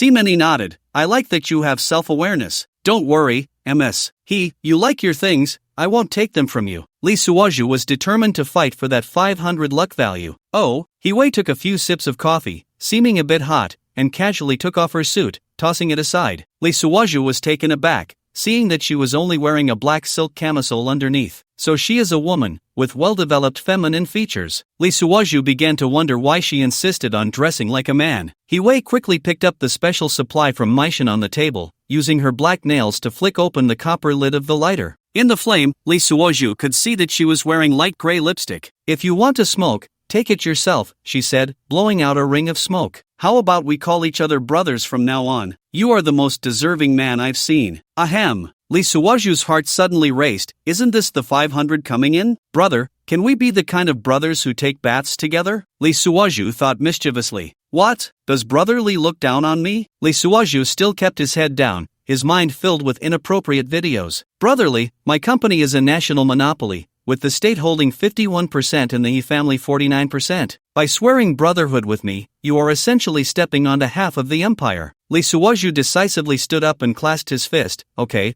I am honored to be called brother. Wei slapped the table and stood up. Good, straightforward. The autumn in the capital always arrives quietly, a week passing by unnoticed, like the sycamore leaves falling outside the window. Lee Suozhu sat in the office of the deputy director of the comprehensive department, a spacious office located on the 37th floor of the group building, with a full floor-to-ceiling window offering a panoramic view of the CBD. He was playing with a set of car keys, a rugged vehicle that Wei had arranged for him. One word, brother, had instantly promoted Lee Suozhu from a low-level employee to a national enterprise executive with an annual salary of $1 million. Moreover, it was a leisurely position. He simply accompanied Wei to various places every day. Carefree and at ease, he was nominally a director, but in reality, he was just Wei's aide and bodyguard. Director Lee, President He wants you to come over. Secretary Xiao Zhang gently reminded at the door. Got it. Lee Suozhu adjusted his tie and, as he stood up, casually glanced at the schedule on the desk, densely packed with appointments for the week, almost every item marked with Accompany President He. In the elevator, he recalled yesterday's scene. Brother Lee, what do you think of this project? Wei leaned back in the leather chair, her long fingers lightly tapping the conference table. The risks are too high, he stated frankly. Wei smiled with satisfaction. That's right, we need brothers who dare to speak the truth. At that moment, he once again questioned the authenticity of this woman's gender. She always dressed in a sharp, androgynous style, speaking and acting with a soldier's unique decisiveness, and the occasional hint of tenderness seemed out of place. At the corner of the corridor, he bumped into Mini. She was wearing a dark blue professional suit today, and when she saw Lee Suozhu, a complex emotion flashed in her eyes. Director Lee has been very busy lately, she said, her tone laced with subtle sarcasm. Manager C. Lee Suozhu was about to explain. No need to explain, she interrupted. President He's favored one is indeed much more important than me, a mere manager. After saying that, the sound of her high heels tapping on the floor gradually faded away, leaving only a faint trace of her perfume. Lee Suozhu didn't chase after her. A woman like that, if she wanted to run, you couldn't catch her. This time, she was probably here to discuss matters with Wei. The two of them closed the door. Lee Suozhu felt embarrassed to go in, subconsciously wanting to facilitate their relationship, hoping for a curveball to save his own situation. So, he could only wait outside for a while. At that moment, his phone vibrated again. There were already 99 plus missed calls from Ujike. Lee Suozhu glanced at the latest message. The flight is booked, arriving in the capital next Thursday. This time, you can't hide. He sighed. This ex-wife was like a shadow that couldn't be shaken off. It was unlikely that any profit could be squeezed out of this. Lee Suozhu thought about letting it go. Wei still had some matters to attend to. Suddenly, Xiao Zhang put down the phone and walked over. You need to go to the East Sea Dragon Palace. As he spoke, he handed Lee Suozhu a red, gold-embossed invitation. Lee Suozhu was taken aback and took the invitation. East Sea Dragon Palace? It seemed like a last-minute decision. He opened the invitation and found out it was for the opening of a new club by someone from the Beijing circle. This was unexpected. After all, Wei had always looked down on such occasions. In her eyes, Xiao Liang, one of the 4 young talents from Beijing, wasn't even qualified for her to personally show up. Lee Suozhu seemed to understand. He Wei was asking him to attend the opening ceremony on her behalf. With Simone's sudden arrival, was she even busier? Lee Suoju's mind wandered to the two people inside and recalled a bunch of foreign films. He quickly shook his head and walked out of the building. The autumn wind swirled with scattered fallen leaves as Lee Suoju got into a company-provided Tyrannosaurus off-road vehicle, heading straight for the destination. The gate of the East Sea Dragon Palace shone brightly in the sunlight, with 2 rows of security guards in black uniforms standing straight, like guards of a royal palace. A red carpet was laid out in front, and luxury cars occasionally stopped, with well-dressed dignitaries stepping onto the carpet with grace. Lee Suoju stood by the roadside, watching this scene, a slight smile on his lips. He had deliberately dressed very ordinarily today, in a deep gray casual suit, without any brand, but it fit him well. His own car couldn't even park, and he had argued with the security guard over the navigation, feeling a belly full of anger. So, he thought of making a scene for them to see. "Sir, please show your invitation." A burly security guard blocked his way, his eyes carrying a hint of disdain. Lee Suoju leisurely patted his pocket. I seem to have forgotten it." The guard's attitude immediately turned cold. "Then please leave." "I am Hiwei's brother," Lee Suoju said casually. This statement caused a stir among the crowd. In the waiting crowd, suppressed laughter arose, as if they had heard the biggest joke. "Did you hear that? He says he is Hiwei's brother." A chubby man in a champagne-colored suit turned to the person next to him,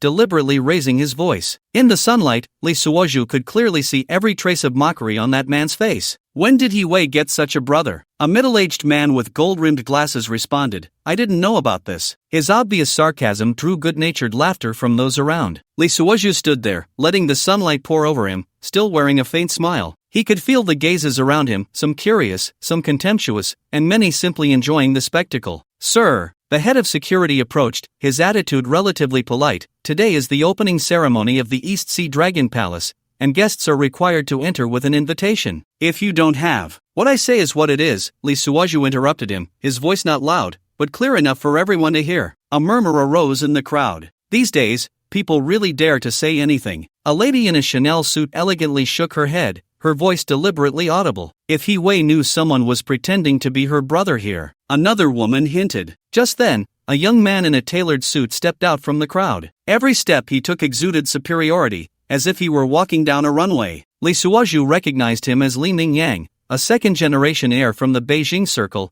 rumored to be the son of a deputy minister. "Interesting." Li Mingyang strolled up to Lee Suoju, sizing him up. "Really interesting." The sunlight reflected off Li Mingyang's tie clip, casting a dazzling glare. People unconsciously gathered around, as if waiting for a good show to unfold. The appearance of Li Mingyang subtly changed the atmosphere around him. The crowd that had gathered to watch the spectacle instinctively took a few steps back, clearing a space for this young prince of the Beijing circle. Sunlight slanted down onto the open area, as if creating a natural stage for him. "Hiwei's brother?" Li Mingyang circled around Lee Suoju, his voice laced with amusement. "I'm quite curious, when did President He get such a brother, dressed so simply?" He emphasized the last 2 words, provoking another round of light laughter from those around him. A few young masters following him laughed so hard they nearly doubled over, one even exaggeratedly wiping non-existent tears from the corners of his eyes. Lee Suoju maintained a faint, elusive smile, his gaze calmly fixed on the arrogant young man before him, as if watching a dull performance. "Young Master Lee, this person looks quite familiar."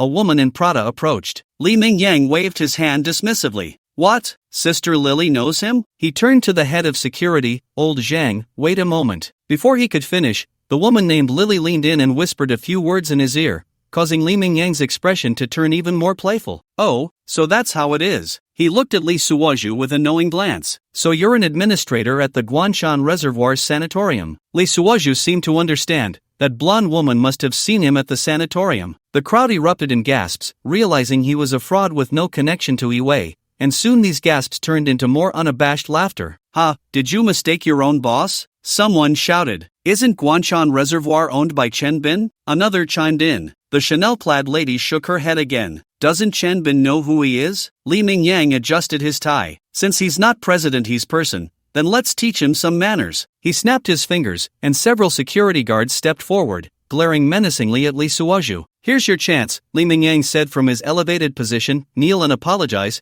and we'll let this go." The crowd began to jeer, some shouting, "Kneel! Kneel!" The sunlight grew increasingly blinding, and Lee Suoju squinted at the scornful and entertained faces around him, suddenly finding it somewhat amusing. Young Master Lee, he spoke, his voice still calm, are you sure you want to do this? What? Still trying to hold on? Li Mingyang sneered. In this circle, who do you think you are to come in? The security guards moved in a step closer, the temperature in the air seeming to drop suddenly. Just as the atmosphere became tense, a commotion erupted in the crowd. Wait! A middle-aged man in a Versace suit squeezed forward, looking somewhat hesitant. Young Master Lee, I think I've seen this person somewhere. Li Mingyang frowned. Where? At the He family's banquet last week, the middle-aged man recalled carefully. He was sitting right next to President He the whole night. This statement was like a stone thrown into a calm lake, sending ripples throughout the crowd. People began to whisper among themselves, the murmurs rising and falling. Is it true? The He family's banquet isn't something just anyone can attend. I heard even young Master Lee didn't get an invitation that day. Could he really be connected to President He? A young master who was on good terms with Li Mingyang leaned in and whispered, Yangzi, why not let it go? What if you really offend President He? Li Mingyang's expression darkened. He indeed hadn't received an invitation to the He family's banquet, which had cost him a lot of face in the circle. Now, looking at the plainly dressed young man before him, his anger flared even more. What's there to be afraid of? He sneered, raising his voice a few notches. So what if He Wei came? The moment those words left his mouth, even his own followers were taken aback. You should know that in the capital circle, the He family is not someone anyone can easily provoke. But now that things have come to this, Li Mingyang has decided to go all out. He strides forward, staring directly at Li Suozhu. Today, even if He Wei comes, there must be an explanation. Are you sure? Li Suozhu still maintains that faint smile. What? Trying to scare me? Li Mingyang's voice grows louder. I want to see what He Wei can. Before he finishes, the crowd suddenly falls silent. The sound of high heels clicking on the ground approaches, like the footsteps of some fate. Li Mingyang's words come to an abrupt halt as he sees a scene that drains the color from his face. He Wei is walking gracefully in the morning light, dressed in a sharp white suit, her aura so powerful that it makes people dare not look directly at her. Beside her, Many follows elegantly, like some wonderful pairing. In the sunlight, both women wear expressions tinged with amusement, as if watching a well-prepared performance. You just said. He Wei stops in front of Li Mingyang, her voice cold, so what if I come? The entire scene freezes instantly, as if even the air has stopped flowing. Everyone holds their breath, waiting for the most exciting part of this drama. Just as the atmosphere reaches its peak of tension, a hearty laugh breaks the awkwardness. President He, you finally made it. Xiao Liang, dressed in a champagne-colored suit, approaches quickly from the crowd, his face full of smiles. I was just telling everyone that without President He, this opening ceremony would lose half its brilliance. He Wei glances lightly at Li Mingyang, who is now drenched in cold sweat, wilting like a frostbitten eggplant. Xiao Liang. He Wei's voice remains cold, the threshold of your East Sea Dragon Palace is quite high. Xiao Liang wipes non-existent sweat from his forehead. It's all a misunderstanding, all a misunderstanding. He Wei surveys the surroundings, and wherever her gaze lands, the once arrogant dignitaries lower their heads. Sunlight pours through the glass dome, casting a layer of majestic light around her. My identity as He Wei is not something to be compared with petty individuals. Her voice is not loud, yet everyone hears it clearly. However, today, I want to introduce someone to everyone. She extends her hand to Li Suozhu, who steps forward in understanding. He Wei's lips curl into a barely perceptible smile. This is my good brother, Li Suozhu. He used to be Meni's assistant, so he's not an outsider, right, Meni? As she speaks, she turns to look at Meni, her eyes filled with tenderness. Even Li Suozhu feels a pang of jealousy. If it weren't for that 500, he would have wanted to pull Meni away. In the sunlight, Meni's eyelashes flutter slightly, forcing a smile as she nods gently. He Wei links her left arm with Meni and affectionately pats Li Suozhu's shoulder with her right hand, the three of them casting long shadows in the sunlight. Xiao Liang. Her voice suddenly turns serious. From now on, Suozhu is as if I am personally present, and you must take good care of him. Yes, yes, yes. Xiao Liang nods repeatedly. President He, rest assured, I will definitely. Before he finishes, He Wei has already led Li Suozhu and Meni toward the hall. Sunlight filters through the stained glass, casting colorful shadows on the ground, the three figures walking through this light and shadow like a painting full of metaphors. At the main table, Li Suozhu seems to be listening to the polite exchanges of toasts, but in reality, he is secretly observing He Wei and Meni. He Wei occasionally leans in to whisper something in Meni's ear, and although Meni appears calm on the surface, the fingers gripping her wineglass turn slightly white. What secret lies within this? Li Suozhu watches Meni's obvious struggle against her true feelings, and his doubts deepen. Sunlight filters through the crystal chandelier, casting specks of golden light on the dining table, yet it cannot penetrate the secrets in these people's hearts. President He, this is the best sweet key we have at the East Sea Dragon Palace. Xiao Liang held a redwood box in both hands. The top floor has an outdoor swimming pool. You won't find another like it in the entire capital. He Wei merely glanced at it and said, just put it there. The sunlight streamed through the floor-to-ceiling windows, casting a subtle sheen on the redwood box. In this city where every inch of land is precious, having a suite with an outdoor swimming pool speaks volumes about Xiao Liang's regard for the He family. During the banquet, He Wei hardly touched her chopsticks, only occasionally sipping the water poured for her by her female bodyguard. Her caution and elegance seemed like an innate habit,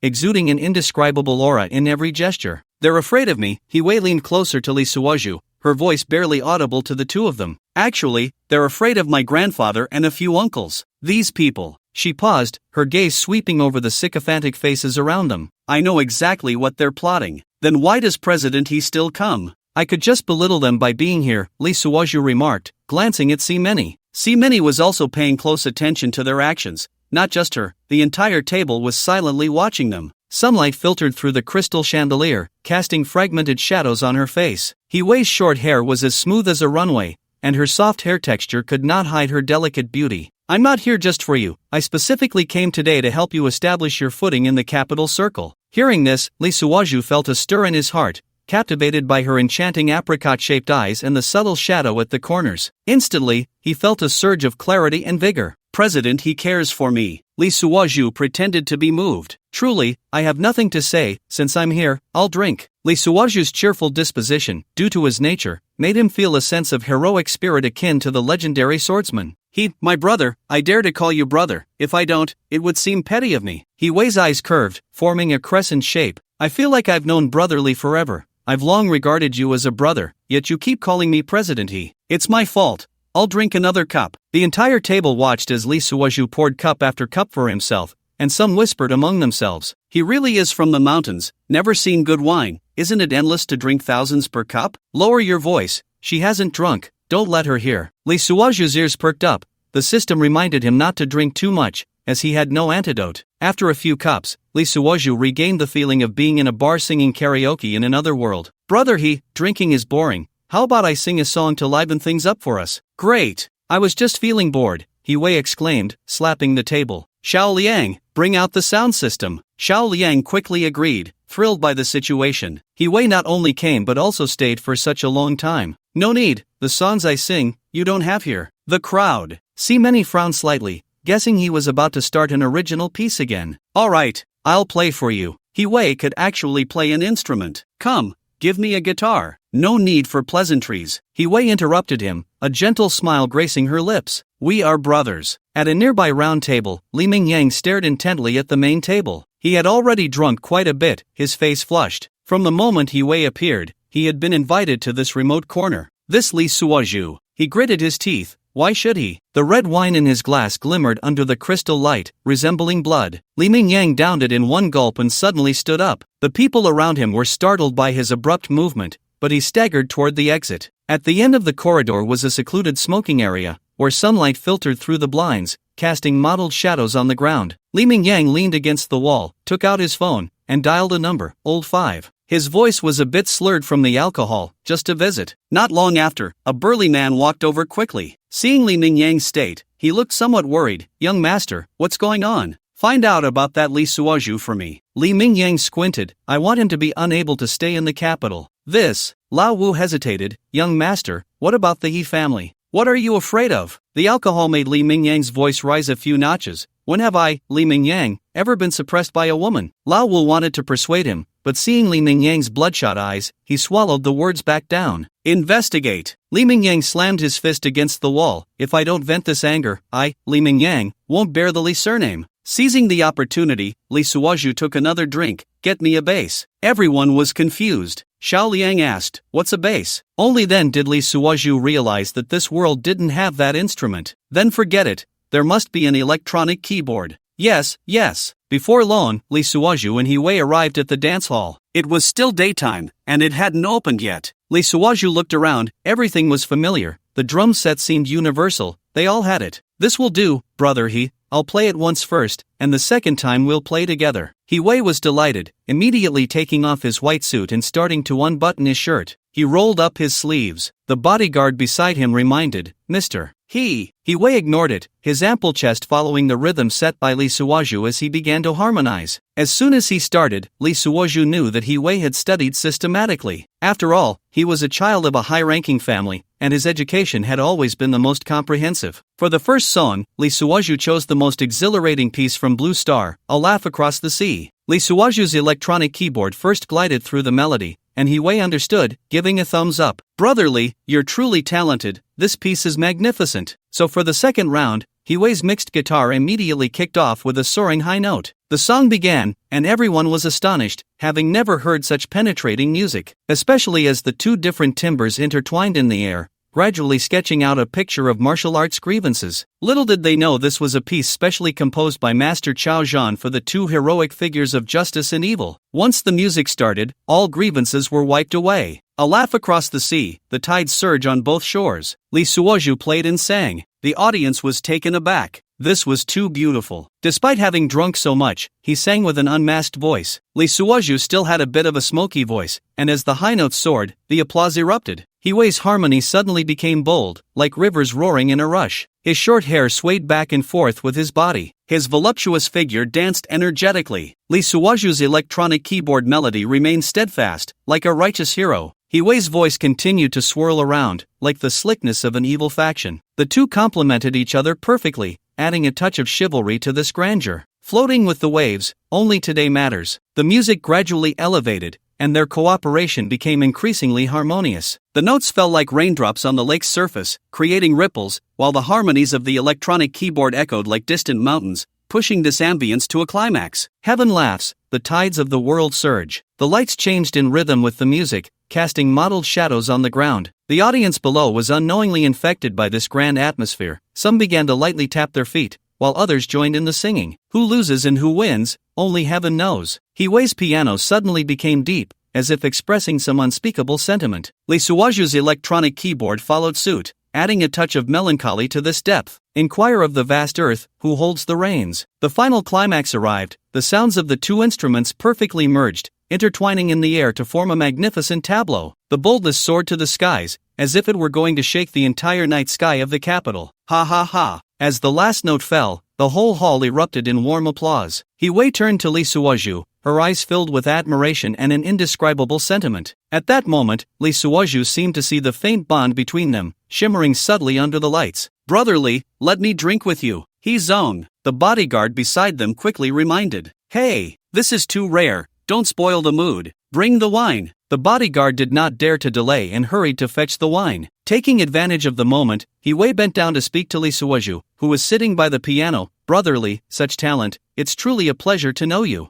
I'm so happy." Lee Suoju looked up just in time to catch a glimpse of the scene inside her neckline. Two white, soft mounds. "Brother you're too kind. I just spoke casually, I haven't learned." The bodyguard returned with the wine. He Wei glanced at the bodyguard, who nodded, indicating that she had checked it. He Wei turned around, holding the wine, and raised her glass towards Lee Suoju. "Brotherly, today is truly delightful. Come, I toast to you." Lee Suoju also picked up a bottle of wine, which was just handed to him by Si Meni. Only then did he notice Si Meni's sly smile. Without thinking much, he filled his own glass and clinked it with He Wei's. Ha ha ha. In life, one must enjoy the moment. Do not let the golden cup face the moon empty. System, is the host coming again? He Wei was taken aback. "Brotherly, what a good poem. Come, let's sing another one, and drink in the room. We won't go back until we're drunk." "Alright, another one?" Lee Suoju glanced at Si Meni, who was watching them like a fan under the dance lights. "How about Lover?" "Brotherly, you truly are a romantic talent. I'll accompany you with this song." Thanks to Brother Dao, no need to send the lyrics, adults know.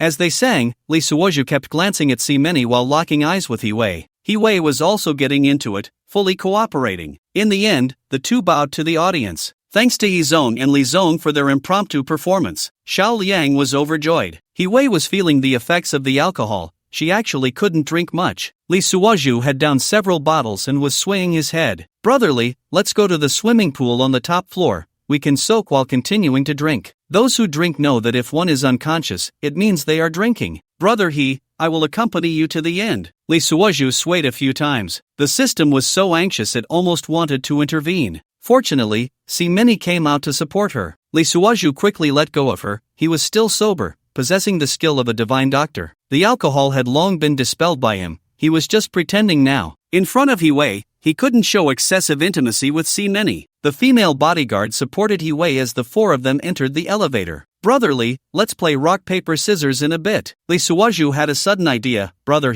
not just rock paper scissors. How about we add some punishments? What punishments? You say it. I, Hiwei, have everything. At that moment, the elevator doors opened, leading directly into the suite. Hiwei, used to big houses, did not find it novel. Lee Suwaju couldn't help but glance a few more times. The spacious, clean hall, and in the balcony, the blue, flowing outdoor swimming pool. The four of them settled down. The waiter placed the wine at the door, not daring to enter the room. Brotherly, what kind of punishment do you suggest? Hiwei felt a bit hot from the alcohol and wanted to take off her shirt. The bodyguard quickly pressed her hand down. The implication was, did you forget you are a woman? Hiwei seemed to remember. Brotherly, wait for me a few minutes, I'm going to take a shower, it's too hot. She stood up and headed towards the bathroom, suddenly turning back. The female bodyguard understood and entered the bathroom before her. Lee Suwaju was startled. She really hasn't drunk much, she still remembers to be on guard wherever she goes. Luckily, I didn't act excessively. At this moment, Simone stood up and walked to Hiwei's side. I'll help you wash. Lee Suwaju, didn't you say you were annoyed by her? Lee Suwaju sat on the leather sofa, his gaze inadvertently sweeping towards the bathroom. The sound of water splashed loudly, and steam had already coated the frosted glass with a thin mist,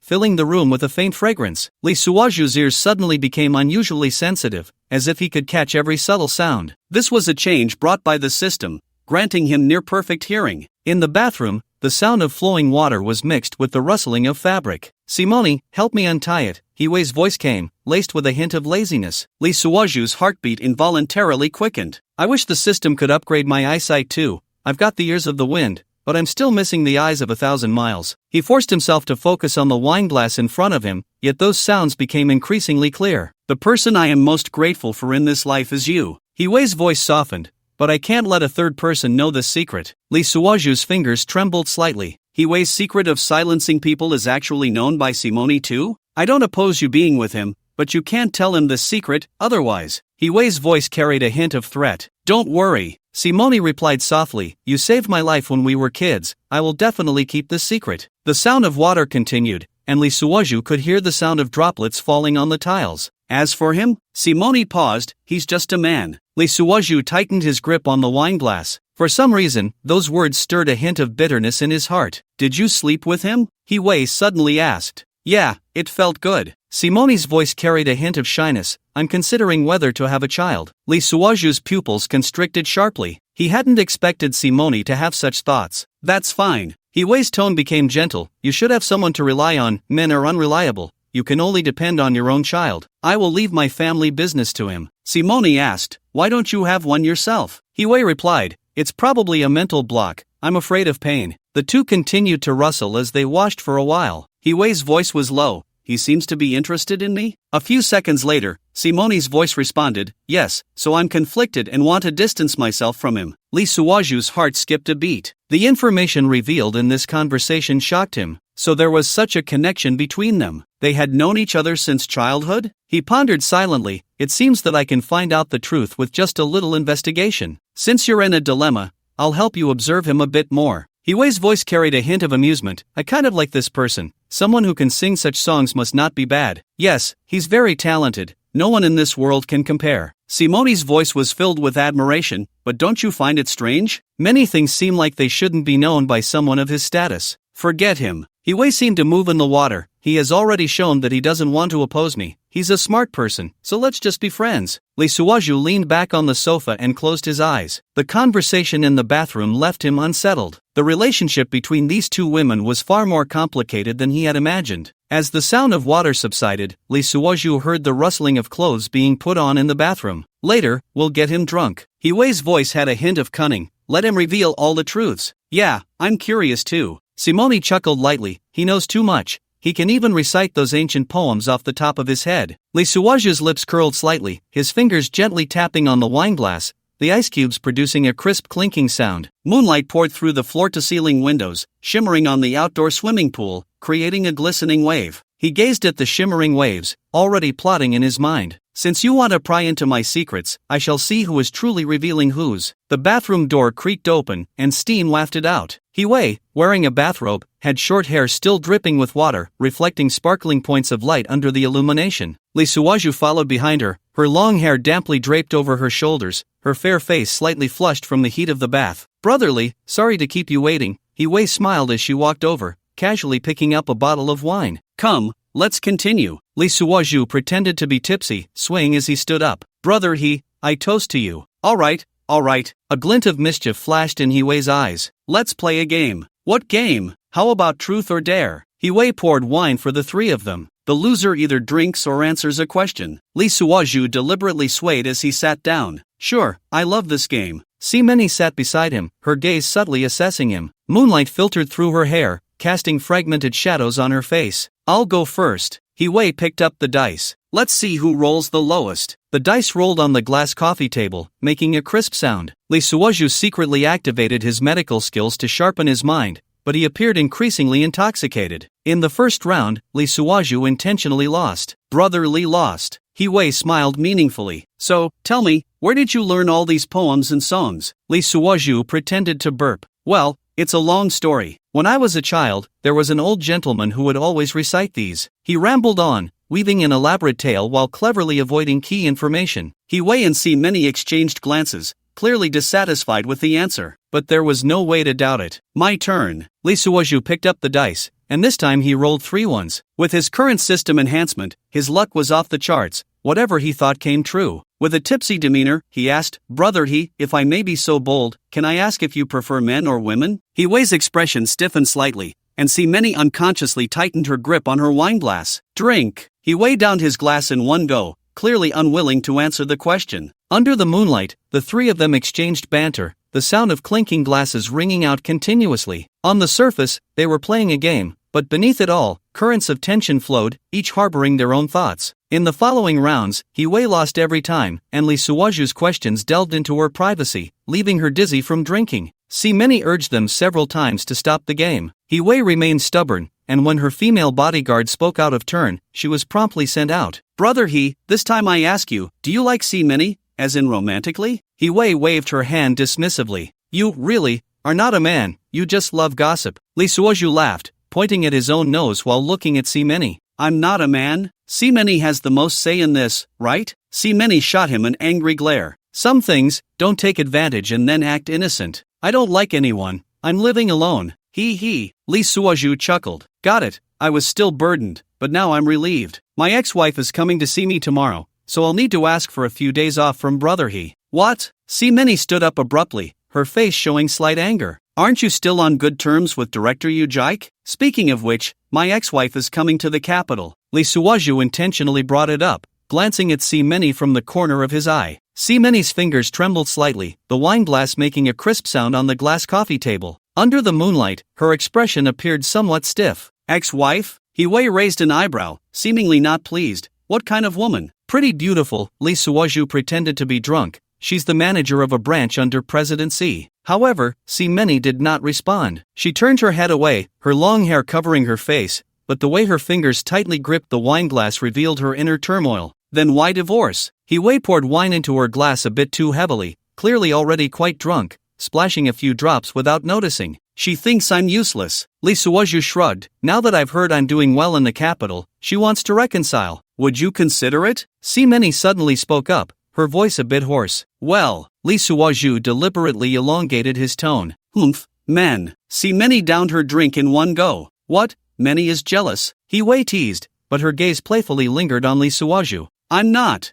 Many retorted stubbornly, her face turning red. When is she coming? Wei asked, her fingers unconsciously rubbing the wine glass. The day after tomorrow, I think. Lee Suaju observed their reactions, secretly amused. In such a big forest, there are all kinds of birds. This day was just a waste of time, idly passing the time here. One couldn't tell their own gender, and the other couldn't tell who they loved? Do you want me to help you deal with it? Wei puffed out her ample chest, looking like a loyal friend. No need. Lee Suozhu stood up, swaying a bit. I'm going to take a shower first, it's so hot. Lee Suozhu planned to unleash his secret weapon. If I don't pull out the big guns, do you think I'm also a woman? A few minutes later, he emerged from the bathroom in red swim trunks, his muscular lines particularly striking under the moonlight. Full of swagger, he declared, such a nice pool, wouldn't it be a shame not to swim? He said, walking towards the balcony. He glanced back at the two beautiful women. I'm waiting for you. With that, he shed his robe and leaped into the water. Splash! Cool! Water splashed everywhere, creating silver ripples under the moonlight. Alright, I'm coming too. Wei stood up as well, the alcohol making her forget her femininity entirely. In a few swift motions, she removed her robe, revealing a black bikini underneath. She moved her graceful waist quickly, running towards the balcony. Wei. Many tried to stop her, but it was too late. Wei had already jumped into the pool, splashing water all over the approaching Many. Furious, Many turned and returned to the living room, sitting on the sofa, continuing to sulk. In the pool, Wei swam around as if nothing was wrong. Her short hair was wet, sticking to her face, looking particularly charming in the moonlight. But Lee Suozhu felt extremely awkward. Wei's bikini was barely concealing her in the water, her voluptuous figure almost brushing against his arm. He felt a certain part of his body starting to react uncontrollably. What to do? He silently cursed himself. Wei, however, was completely oblivious, excitedly saying, Lee, let's see who swims faster. Lee Suozhu could only keep taking deep breaths, trying to calm his racing heart. How about we go up first? What? Are you giving up already? Wei turned around, her chest almost pressing against him. Lee Suozhu felt like he was going crazy, a certain part of him fully pitched a tent. He could only keep silently chanting, calm down, must stay calm. Many leaned back in her lounge chair, her fingers furiously scrolling through her phone screen. Ex-wife, she murmured, her gaze falling on the red wine bottle in front of her. The moonlight filtered through the wine, casting a deep red shadow on the ground. She picked up the bottle and took a big gulp. The spicy liquid slid down her throat, bringing a wave of dizziness. Not satisfied with just that, she grabbed the bottle again and poured it directly into her mouth. Unknowingly, the entire bottle was emptied. The effects of the alcohol quickly became apparent. Many's eyelids grew heavier and heavier until she finally couldn't hold on any longer and slumped over in the lounge chair, falling asleep. The phone slipped from her fingers, making a faint sound. In the pool, Wei was still swimming with great enthusiasm. Water droplets slid down her cheeks, sparkling under the moonlight. Lee, your swimming skills are quite good, she said with a smile, her stamina waning, so she switched to a backstroke, her 3 points breaking the surface. You too, it's all natural beauty, making a brother reluctant to leave. Wei detected the frivolity in his words. She quickly changed from backstroke to breaststroke, hiding her body underwater, and after swimming for a while, feeling somewhat sober, she remembered she was a woman. Lee Suozhu suppressed his embarrassment, not daring to get too close. Your swimming skills are really impressive, I humbly bow to you. Wei was about to respond when suddenly her movements became stiff. Her face turned pale, and her body swayed slightly. Lee Suozhu couldn't care about anything else and immediately swam over. Wei must be cramping, this is a rare opportunity. His arms wrapped around Wei's waist, pulling her towards the edge of the pool. The water rippled, and under the moonlight, their figures intertwined. Put your feet on my stomach. Hold on. Sure enough, a cool sensation came from her lower abdomen. Lee Suozhu paddled with one hand.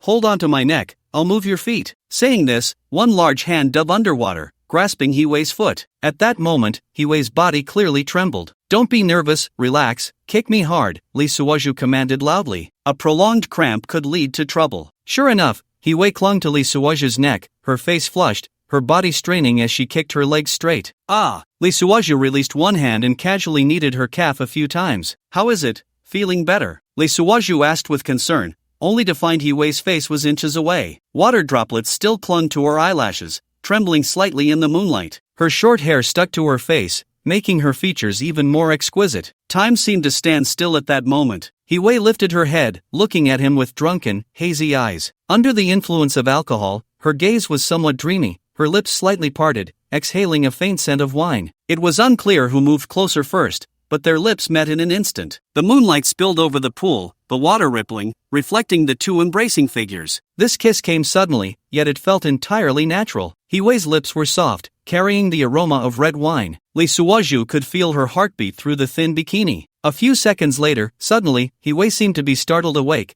pushing Lee Suozhu away forcefully. A hint of panic flashed in her eyes, her face flushed, unsure if it was from the alcohol or shyness. "No," she stammered, scrambling to climb out of the pool. Water droplets slid down her body, leaving a trail of wet footprints on the ground. She almost fled in a panic, not even bothering to put on her robe, and dashed indoors. Lee Suozhu leaned against the edge of the pool, watching Hiwei's retreating figure. Her body was truly exceptional, with no excess flesh at all. What was most captivating was her skin tone and elasticity, that bounce that could kill you. "This 500, isn't it coming? Longevity isn't far off." Under the moonlight, the water in the pool gradually calmed, as if nothing had happened. Only the lingering warmth on his lips reminded him that the unexpected kiss was real. Lee Suozhu dried his hair and walked indoors, water droplets sliding down his solid muscles. Hiwei had already changed into clean clothes, though there were still some water stains on her chest. She sat on the sofa, her hands unconsciously twisting together, the carefree demeanor of the past completely gone. "Lee, you must be hungry," her voice trembled slightly. "Should we go back to eat? You choose." Lee Suozhu watched her awkward demeanor and secretly chuckled. The power of this kiss was greater than he had imagined,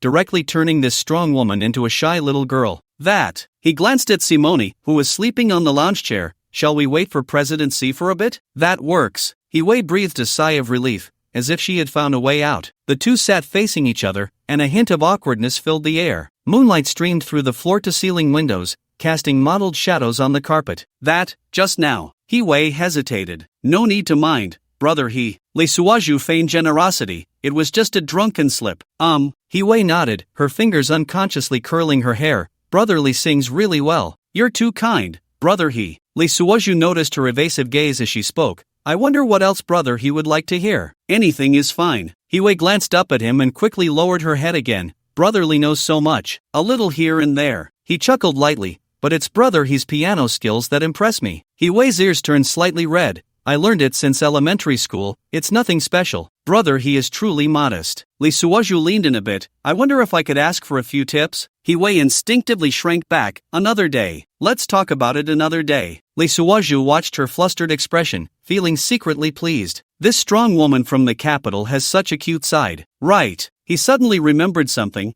"What kind of music does brother he usually like?" "Classical." Hiwei relaxed a bit. "I really like Beethoven's Moonlight Sonata." "What a coincidence." Lee Suozhu's eyes lit up. "I like it too." "Really?" Hiwei finally looked up, a glimmer of light flashing in her eyes. "Brother Lee understands Western music too?" "A little bit," he humbly replied, but inside he was calculating how to extract more information. "Brother Lee is truly knowledgeable." Hiwei's tone carried a hint of admiration, but she quickly recalled something, and her expression became complicated. Lee Suozhu noticed her change and understood. This kiss probably reminded her of something she shouldn't be thinking about. "Brother he?" he tentatively asked. "It's nothing." Hiwei forced herself to calm down, just thinking of some past events. "Past events?" Lee Suozhu deliberately probed. "Better not to mention it." Hiwei stood up and walked to the window. The moonlight illuminated her profile, outlining a soft contour. Lee Suozhu watched her silhouette, his mind racing. The secrets this woman holds are likely more complex than he imagined. Simone turned over on the lounge chair, murmuring softly in her sleep. Hiwei glanced back, a hint of tenderness flashing in her eyes. "Brother Lee." She suddenly spoke. "Some things,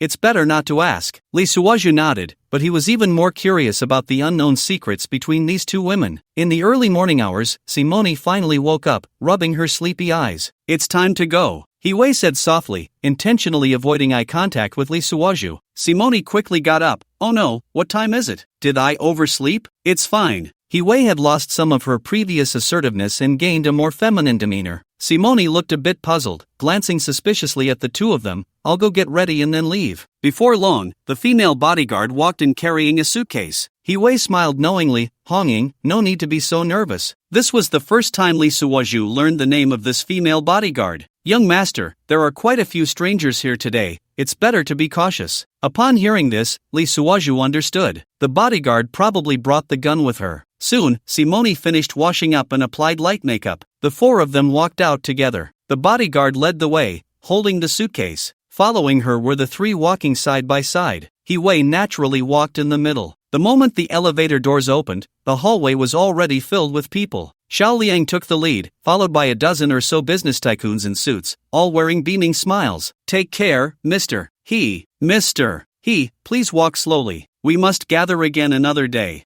He Wei smiled and nodded, waving her hand, not saying a word, exuding the aura of a big shot. Lee Suozhu watched the sycophantic expressions on their faces and secretly chuckled. This was the rule of the capital. No matter how prominent a figure, everyone had to bow their heads in front of He Wei. A heavy luxury business car slowly drove out of the East Sea Dragon Palace, the neon lights outside casting mottled shadows on the glass. Brotherly, let someone else drive your car back later, you can ride with me. Mr. He, just do as you see fit. Once in the car, they could no longer pretend to be brothers in front of others. After a few seconds of silence, Many sat in the front passenger seat, looking ahead. Lee Suozhu and He Wei sat in the back, silent, probably still pondering what had just happened. Lee Suozhu thought, could that kiss be my first with a man? That would be quite a face-saver. With Xiao Liang and the others acting like that, they must look down on him, right? He Wei was the first to break the awkwardness. She leaned back in the leather seat, a hint of a cold smile on her lips. I was just about to deal with you. Oh, yes, seeing you is like seeing a family member, Lee Suozhu awkwardly replied, not daring to mention ancestors. After all, they were all big brothers in the capital circle. Anyone pulled out would be a figure. But now, in his eyes, they were all ants. No matter how impressive they were, how many could survive long-term? But I, Lee Suozhu, can. That's enough. At this moment, He Wei sighed, returning to her role as Mr. I control 60% of the resources in the country. I cannot fall, I dare not fall. Many, sitting in the passenger seat, glanced at He Wei through the rearview mirror, wanting to say something but hesitating. Mr. What's wrong? Why the melancholy? Lee Suozhu responded with a smile. Brother Lee, you don't know. Never mind. He Wei suddenly sat up straight. Let me show you something. She pressed a button on the armrest, and a hidden compartment suddenly popped out from under the seat. Lee Suozhu leaned in to take a look, his pupils contracting sharply. Inside were several neatly arranged handguns, their dark muzzles glinting coldly under the car's lights. This is for self-defense, He Wei said softly. There's more. She pressed another button, and the side panel at the back of the car slowly opened, revealing a weapons rack inside. Lee Suozhu gasped. There were actually 2 folding assault rifles and an RPG rocket launcher. He pretended to be shocked. These are all legally owned, He Wei smiled. In the capital, sometimes just having money isn't enough. The neon lights outside cast alternating shadows on her face, deepening her expression. Brotherly. She suddenly turned her head, looking directly into Lee Suozhu's eyes. From today on, we are no longer outsiders. I hope. She paused, her voice carrying a blend of firmness and gentleness. I hope we never betray each other. Ahem, Mr. How about trying some local delicacies? I know a type of fish that's delicious at the reservoir. Is it available around here? Lee Suozhu smiled. It's not rare, it's found nationwide. I've been asking around these past few days, thinking of taking you to try it. He Wei flicked her short hair. Then let's go. What are we waiting for? Lee Suozhu immediately told the driver the address. The business car headed towards the suburbs. Just a short distance out of the city, a van traveling in the same direction overtook them. However, at the moment of overtaking, that van suddenly turned right, crashing into them from the side with a deafening metallic crash that shattered the night. Watch out! Lee Suozhu instinctively lunged towards He Wei, shielding her beneath him. He Wei's vehicle was originally bulletproof, but not crash-proof. Lee Suozhu had excellent vision and immediately saw that the oncoming vehicle was filled with sandbags. The tremendous impact sent the business car flying off the road. Many was also busy, helping the driver urgently steer the wheel, and the car traced an arc on the road, crashing into the crops by the roadside. It couldn't move anymore. The left side of the car was suspended in the air. The female bodyguard, Hong Ying, had injured her arm but still managed to open the box with one hand. Lee Suozhu only then saw that it was a submachine gun loaded with high-capacity magazines. With just a pull of the trigger, it could unleash a wall of fire. Mr.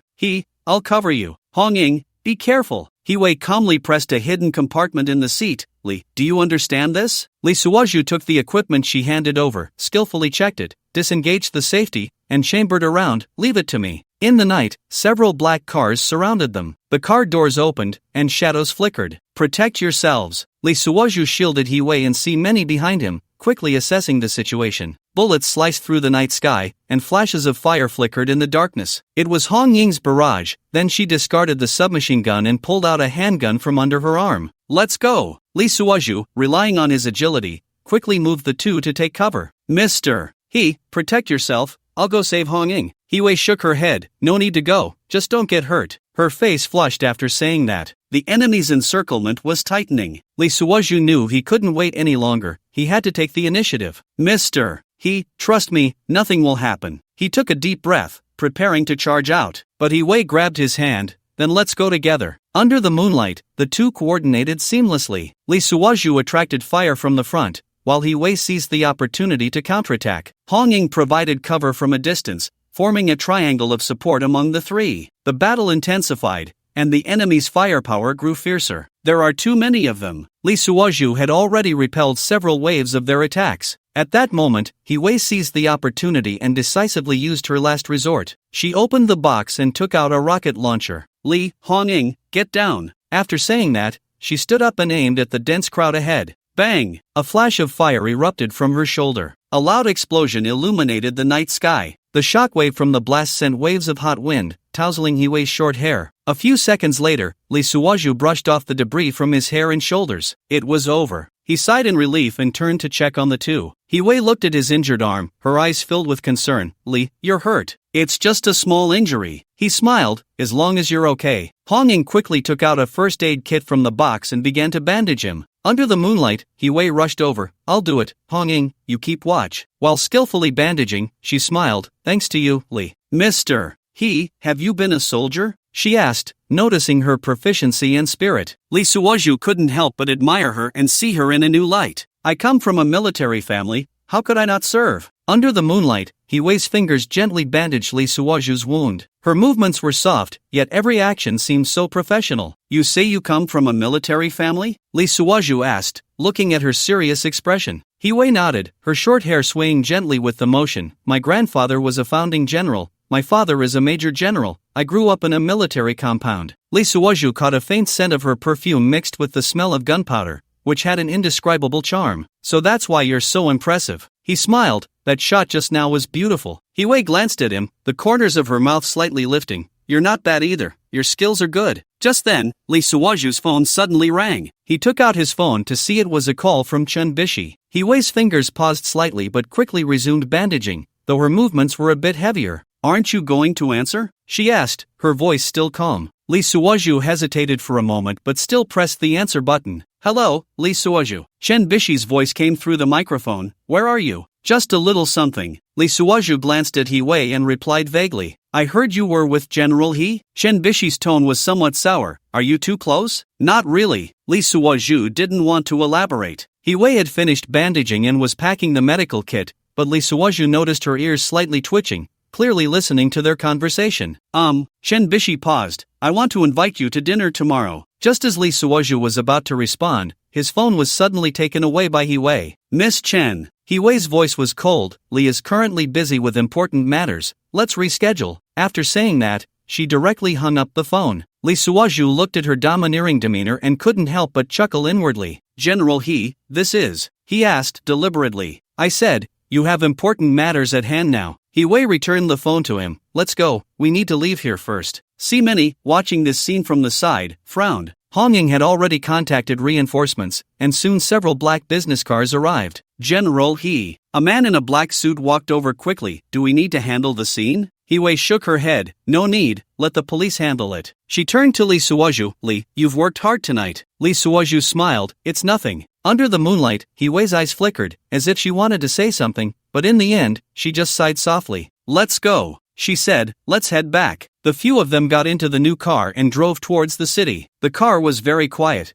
Only the roar of the engine could be heard. Lee Suozhu leaned back in his seat, recalling the battle just now. He Wei's skills were indeed impressive, and her calmness and decisiveness were completely unlike that of a businesswoman. He glanced at He Wei sitting next to him and found her with her eyes closed, resting. The moonlight filtered through the car window, casting mottled shadows on her face. There was no trace of fatigue on that exquisite face, only an indescribable determination. His phone vibrated again. It was a message from Chen Bishi. I'm leaving the day after tomorrow, can't we have a meal together? Lee Suozhu glanced at it but didn't reply. At that moment, another message came in, from Yujike. I'll be there tomorrow. Brought 10 sets of underwear. 10 sets of underwear. Lee Suozhu rubbed his temples, feeling a bit overwhelmed. These women were all quite troublesome. What's wrong? He Wei suddenly spoke. Is it Miss Chen again? Lee Suozhu shook his head. It's my ex-wife. Just had to use Yujike as a shield. He Wei's eyes flickered. Is she really coming to the capital? Yeah. Lee Suozhu sighed. She said she would arrive tomorrow. He Wei was silent for a moment, then suddenly said,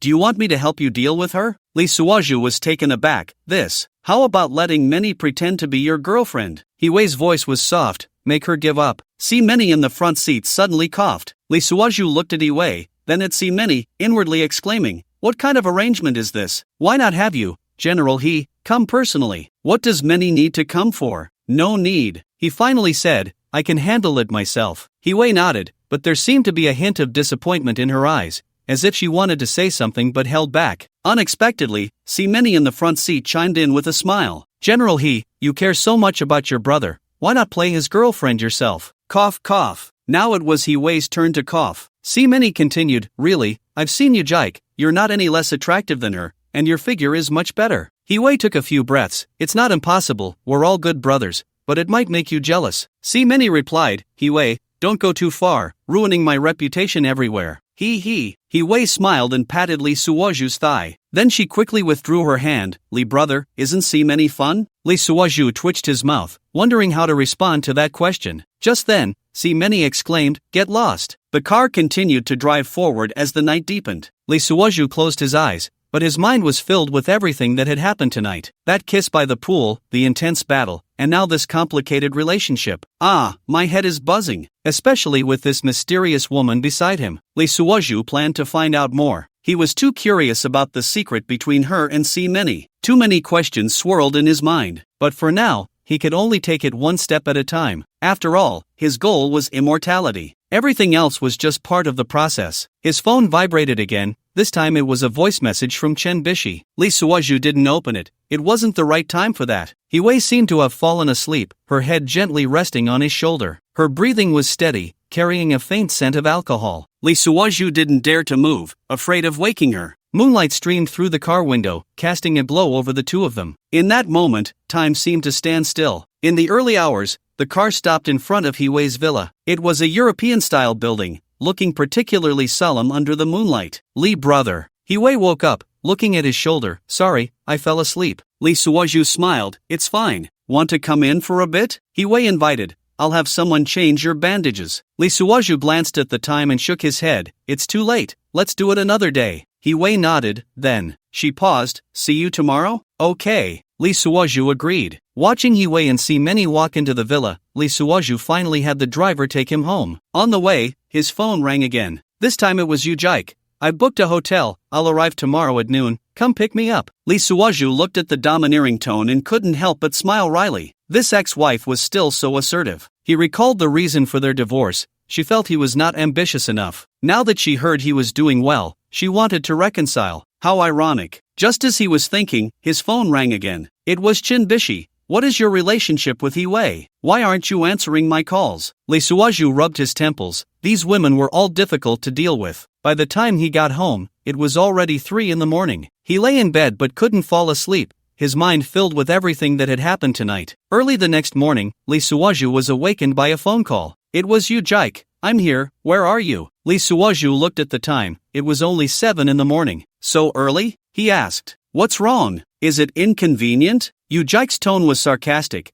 "Are you with a new lover?" Lee Suoju sighed. "Which hotel are you at? I'll come pick you up." "Ritz-Carlton." Yu Jike hung up right after. Just as Lee Suoju was about to get out of bed, his phone rang again. It was Hiwei. "Lee brother, good morning. How's your injury from last night?" Looking at her gentle tone, Lee Suoju felt warmth in his heart. Just as he was about to reply, a message from See Many came in. "Are you free today? I want to talk to you." Immediately after, Chen Bishi messaged, "I'm downstairs, treating you to breakfast." Lee Suoju stood by the window and indeed saw Chen Bishi's car parked below. He took a deep breath, feeling that this day would be long. First, he replied to Hiwei, "Thanks for your concern, I'm much better." Then to See Many, "Let's do it in the afternoon, I have something to attend to now." Finally, looking at Chen Bishi downstairs, he decided to go down and meet her. After all, he couldn't avoid it. After changing his clothes, he went downstairs, and Chen Bishi was leaning against the car waiting for him. She wore a white dress today, her long hair cascading down, looking pure and charming. "Finally willing to see me?" she said with a hint of complaint. Lee Suoju smiled. "Haven't we always been able to meet?" "Yes." Chen Bishi pouted. "But don't you have a girlfriend now?" "You're overthinking it." Lee Suoju shook his head. "We're just ordinary friends." "Really?" Chen Bishi's eyes lit up. Then, before she could finish, Lee Suoju's phone rang again. It was Yu Jike. "Are you coming or not?" Lee Suoju glanced at the time. "Sorry, I have something to do." "Is it Hiwei again?" Chen Bishi asked sourly. No, Lee Suozhu smiled bitterly. It's my ex-wife. What? Chen Bishi's eyes widened. What does she want with you? Lee Suozhu nodded helplessly. So are you going to see her now? Chen Bishi's tone became even more sour. Lee Suozhu suddenly had a flash of inspiration. Bishi, let me ask you something. When did your aunt meet Hiwei? Chen Bishi was still angry about what had just happened and didn't react immediately. Why are you asking this? Do you really like my aunt? Lee Suozhu asked. Do you believe it? Chen Bishi replied, I don't know, but my aunt does have that kind of charm. If it weren't for Hiwei protecting her, the people chasing her in the capital could line up outside the city gates. Lee Suozhu laughed. What about you? That's why I went out of town. It's too troublesome in the capital. She lowered her head, feeling a bit blocked inside. I really have to leave now. I don't know if I'll see you again. What are you talking about? How could you not see me? Lee Suozhu thought to himself, just don't drain my luck. I need it. Tonggu, what should I do? She is emotionally unstable, but she hasn't awakened yet. Be careful and keep your distance. That's for the best. My aunt and Hiwei have known each other since childhood. Actually, my aunt isn't my biological aunt. She was adopted by my grandfather from an orphanage. What? Lee Suozhu was stunned. No wonder, there's only a 2-year age difference between you. Chen Bishi smiled. For her future, you must keep it a secret. No one can know, just say she's my biological aunt. Master, do you want me to leave? Lee Suozhu looked up. Did you remember something? Chen Bishi, with her hands in her pockets, nodded. I remember the happy times we had together. It wasn't many days, just about a week, right? Lee Suozhu nodded. Yeah, I just bought you a few pots of flowers. Seeing that there was still no progress, Lee Suozhu didn't have the courage to confess. Chen Bishi could only lightly bite her red lips. Aren't you going to see President Yu? Oh, Lee Suozhu felt relieved. Then fine, let's consider today a farewell for you. Safe travels. Chen Bishi slowly raised her hand, waved a few times, and said pitifully, then I'm leaving. Lee Suozhu had just walked over 100 meters when his phone rang again. It was a location sent by Yu Jike, a cafe in a 5-star hotel. He looked back at Chen Bishi's car, which had already disappeared from sight. When Lee Suozhu arrived, Yu Jike was already sitting there waiting for him. She was wearing a light gray professional suit, black high heels, and her makeup was exquisite. You're here? Yu Jike looked up at him, her eyes filled with anticipation. Lee Suozhu sat down across from her. Why come here instead of staying home? Can't it be that I just wanted to see you? Yu Jike smiled. How have you been lately? Not bad. Lee Suozhu picked up his coffee and took a small sip. I heard you and President He are getting close? Yu Jike asked casually. Lee Suozhu put down his cup. Did you come to ask me this? Of course not. Yu Jike looked at him seriously. I applied to transfer to headquarters. Lee Suozhu was taken aback. Why? Because I realized that I really can't live well without you. Yu Jike's voice choked a bit. I've been regretting it all these years. But, Lee Suozhu didn't know what to say. I know you won't accept me now. Yu Jike wiped the corner of her eye. But I want to be a little closer to you, even if just as friends. The system prompt sounded. Host gains luck value +5. Lee Suozhu's heart stirred, but he still shook his head. Let the past be the past. I understand. Yu Jike forced a smile. Don't worry, I won't disturb your life. I just want you to live alone without anyone taking care of you. I just want to tidy up your place when there's nothing else to do. Stop it, Lee Suozhu thought to himself. Don't give me that. The two chatted for a while longer, and Yu Jike hinted several times that she had brought lingerie for him to admire. Lee Suozhu didn't dare to get too close to her, partly to protect her. What if something happened between him and Hiwei, that crazy woman, and she went all out? Watching Yu Jike's figure fade away, Lee Suozhu sighed. In the cafe, sunlight slanted through the floor-to-ceiling windows onto the table. Many's fingers gently tapped the glass cup, the ice cubes clinking against the wall of the cup, producing a crisp sound. Just as Lee Suozhu was about to speak, his phone suddenly vibrated. The caller ID showed Hiwei. He glanced at Many, who nodded slightly, and only then did he answer the call. Lee, it's Hiwei. Her voice carried an unusual chill. I found out. Lee Suozhu's heart tightened, and he instinctively sat up straight. It was Li Mingyang who did it last night. Hiwei spoke each word deliberately, the coldness in her voice almost spilling through the receiver. The Li family? Lee Suozhu frowned, the image of that always arrogant young man flashing in his mind. That's right. Hiwei sneered. He's already run away, like a stray dog. After a pause, she continued. But his family is still in the capital. Their roots are still here. Lee Suozhu sensed the killing intent in her words, his heart sinking.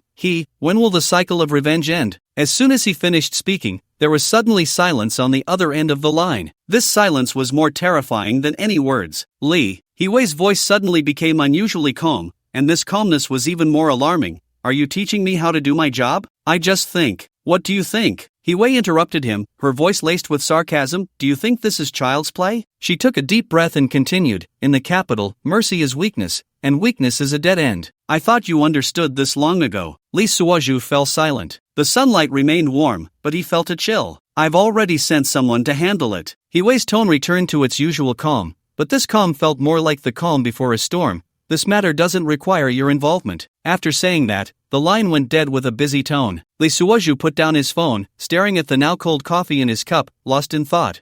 Many sighed softly. Is she going to take action against the Lee family? Lee Suoju nodded. He actually wanted to pry into the gossip about their relationship but ended up getting a few sharp remarks instead. How embarrassing. Let her be. Many took a sip of her lemonade. In this circle, mercy is indeed a luxury. Lee Suoju nodded, having to temporarily flatter these two women.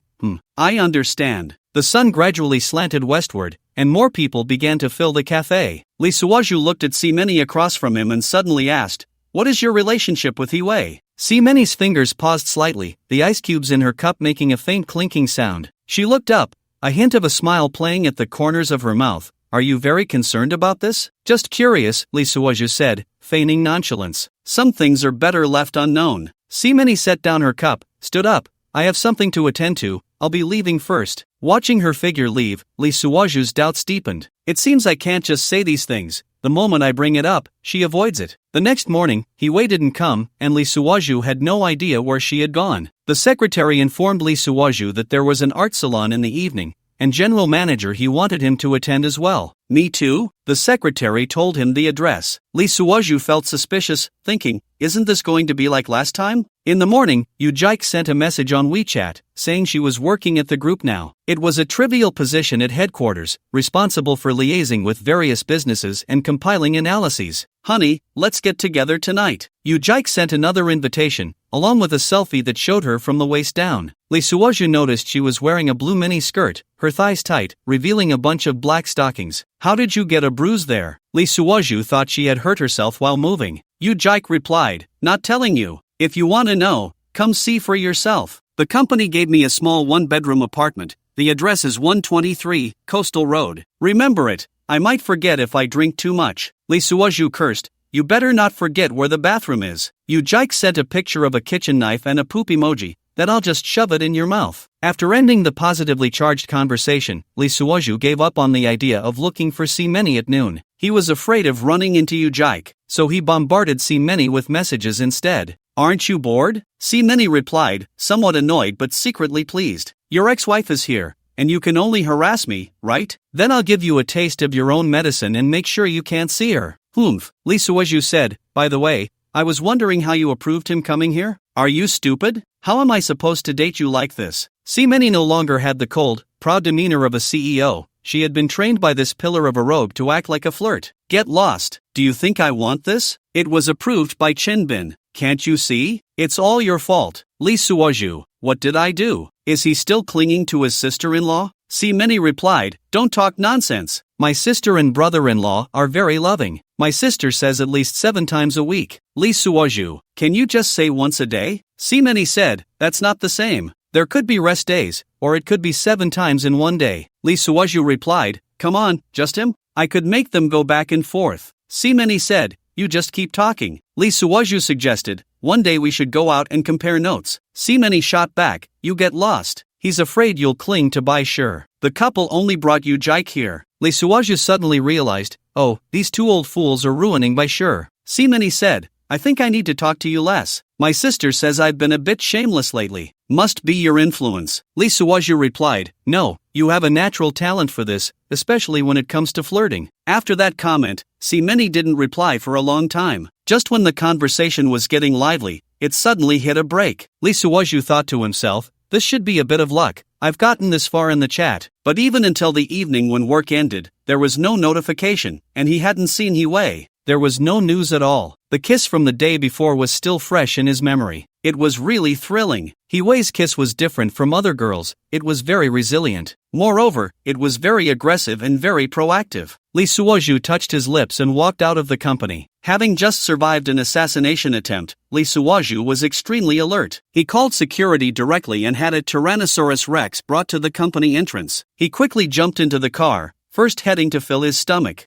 He had been so busy texting Many at noon that he forgot to eat. At a roadside stall, he bought 2 meat sandwiches. One had pig head meat, and the other had pork knuckle. Suddenly remembering he was going to an art exhibition later, he gave up the idea of eating garlic. Back in the car, he took out some gum from the storage box. Chewing while checking the time, Lee Suoju arrived at the destination right on schedule. He parked the car and stood in front of a French villa, looking up at the intricately carved main door. This was the location of the most upscale art salon in the capital, the Illusionary Art Museum. Pushing the door open, the brilliance of the crystal chandelier poured down instantly. Amidst the clinking of glasses and the mingling of elegant figures, he stood quietly in a corner, dressed in a deep blue custom suit. A massive oil painting hung on the wall, standing out vividly under the light. It was a still life from the 17th century. Lee Suoju gazed at it, his mind swirling with its information. Is this the encyclopedia the system gave me? The tulips in the painting had already wilted, their petals slightly curled, yet they still retained a final pride. What do you see in this painting? A familiar voice sounded from behind. Lee Suoju turned around to see Hee-wei standing there. She wore a black backless long dress today, the hem gently brushing against the marble floor. This was the first time Lee Suoju had seen Hee-wei in a dress. Had she been out all day to get this dress? President He, you haven't shown up all day. Your brother has missed you dearly. Hee, you have quite the tongue. Hee-wei's face actually turned a bit pink. Lee Suoju looked at her chest, wondering if there was a hidden weapon in that deep cleavage. Ahem, what are you looking at? Lee Suoju laughed and turned his gaze away. In a low voice, he asked, did you bring a weapon? Hee-wei shook her head. Now that you're here, what weapon would I need? Lee Suoju nodded, his suit slightly open, giving her a glimpse. Hee-wei looked puzzled. You didn't bring one either? President He, I meant for you to see the silk shirt you gave me. Hee-wei glanced around, noticing there weren't many people, and pretended to link her arm with his. Taking the opportunity, she pinched him a few times. A typical girlish gesture. Silk, President He, I did bring a gun. Now that's more like it. Lee Suoju smiled but said nothing, fearing that the next words might be too much for Hee-wei. He felt it wasn't the right time yet. The two stood shoulder to shoulder, still pretending to admire the painting. Lee Suoju remained suspicious that she had deliberately chosen this place to create an artistic atmosphere to highlight her own elegance. He glanced sideways. Her short hair was slightly curled, and a pair of emerald earrings sparkled softly under the light. Interesting. Lee Suoju smiled and returned his gaze to the painting, beginning to explain. The artist uses the wilting tulips to satirize the tulip bubble in the Netherlands at that time. Hee-wei's eyes flashed with surprise. You understand art history? A little bit. In fact, it was all thanks to the system's assistance. Lee Suoju stepped closer, pointing at the details in the painting. Look at this largest tulip. Its petals have begun to rot, yet the stem still stands tall. His voice was soft but carried an indescribable charm. This suggests that those merchants knew the bubble was about to burst but still held on. Hee-wei unconsciously followed his finger with her gaze. And this bronze vase, he continued, appears to shine with gold, but it already has cracks, symbolizing false prosperity. The surroundings gradually quieted down as people unknowingly gathered around. The artist had also carved a small skull on the vase. Lee Suoju pointed to an inconspicuous detail. This is a typical Vanitas technique, reminding people that wealth is fleeting. Hee-wei's eyes grew brighter, seemingly completely captivated by his insights. The author of this painting was Peter Klesch, Lee Suoju continued. He was best known for using still life to express social critique. For instance, the background employed a typical chiaroscuro technique,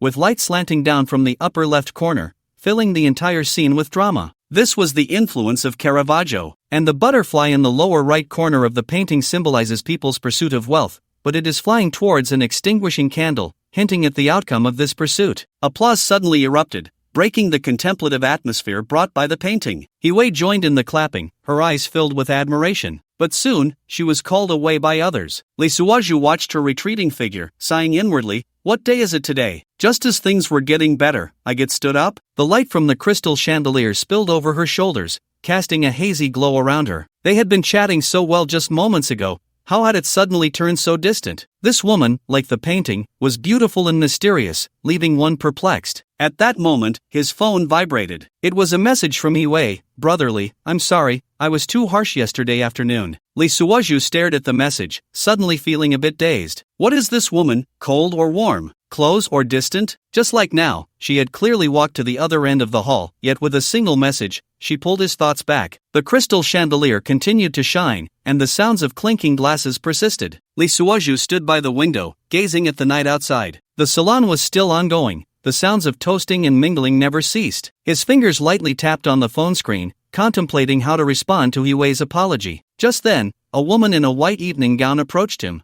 Mr. Lee has a unique insight into art. Lee Suoju turned around to see a strange yet elegant face. Mrs. Lee. He nodded slightly, recognizing her as Lee Mingyang's mother. Mrs. Lee held a glass of champagne, smiling gracefully. I wonder where Mr. Lee studied art history? Just a bit of dabbling, Lee Suoju replied modestly. Too modest. Mrs. Lee took a sip of champagne. I heard you and General He are quite close? Lee Suoju's heart tightened, but his expression remained calm. General He is my superior. Is that so? Mrs. Lee gave him a meaningful glance. Then do you know what General He did today? Lee Suoju fell silent. Several of our Lee family's businesses in the capital were suddenly investigated today. Mrs. Lee's voice remained elegant, but her gaze had turned sharp. What a coincidence. What does Mrs. Lee mean? No particular meaning. Mrs. Lee turned to leave. Just a reminder for Mr. Lee, be cautious about choosing sides. Watching Mrs. Lee's departing figure, Lee Suoju furrowed his brows. He took out his phone and replied to Hui, General He need not apologize, it was my oversight. After sending that message, he texted Si-Meni,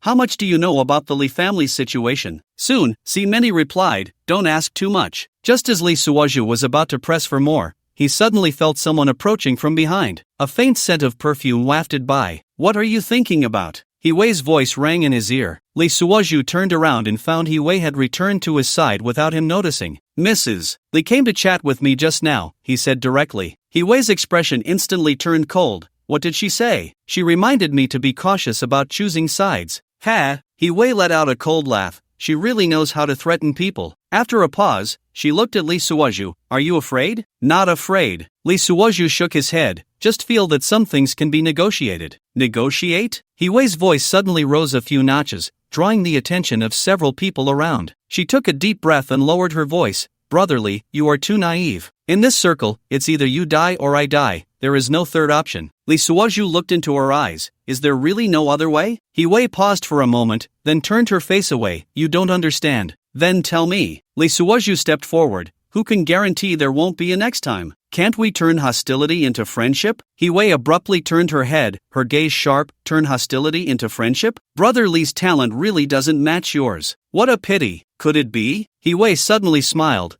but there was a hint of bitterness in her smile. If everyone fought like you, would there be no more wars in this world? After saying that, she turned to leave. Lee Suoju grabbed her wrist tightly. Hui. This was the first time he called her by her name. Hui's body trembled slightly, but she did not break free. Let go. Her eyes instinctively flashed with fierceness, but in an instant, she felt a bit of regret and immediately softened. Lee Suoju did not release his grip for the moment. Please think about how we met. My actions have earned your trust, haven't they? Hui, a good story always begins with goodwill. After saying this, Lee Suoju immediately let go of her hand. Hui adjusted the pearl chain on her wrist and said lightly, Brotherly, you are excellent, but some things are not as simple as you think. It is better for us to maintain a pure superior-subordinate relationship. After saying that, she turned and left, the sound of her high heels echoing in the hall. Lee Suoju stood in place, watching her figure gradually disappear into the crowd. I guess I got a bit too familiar. TSK.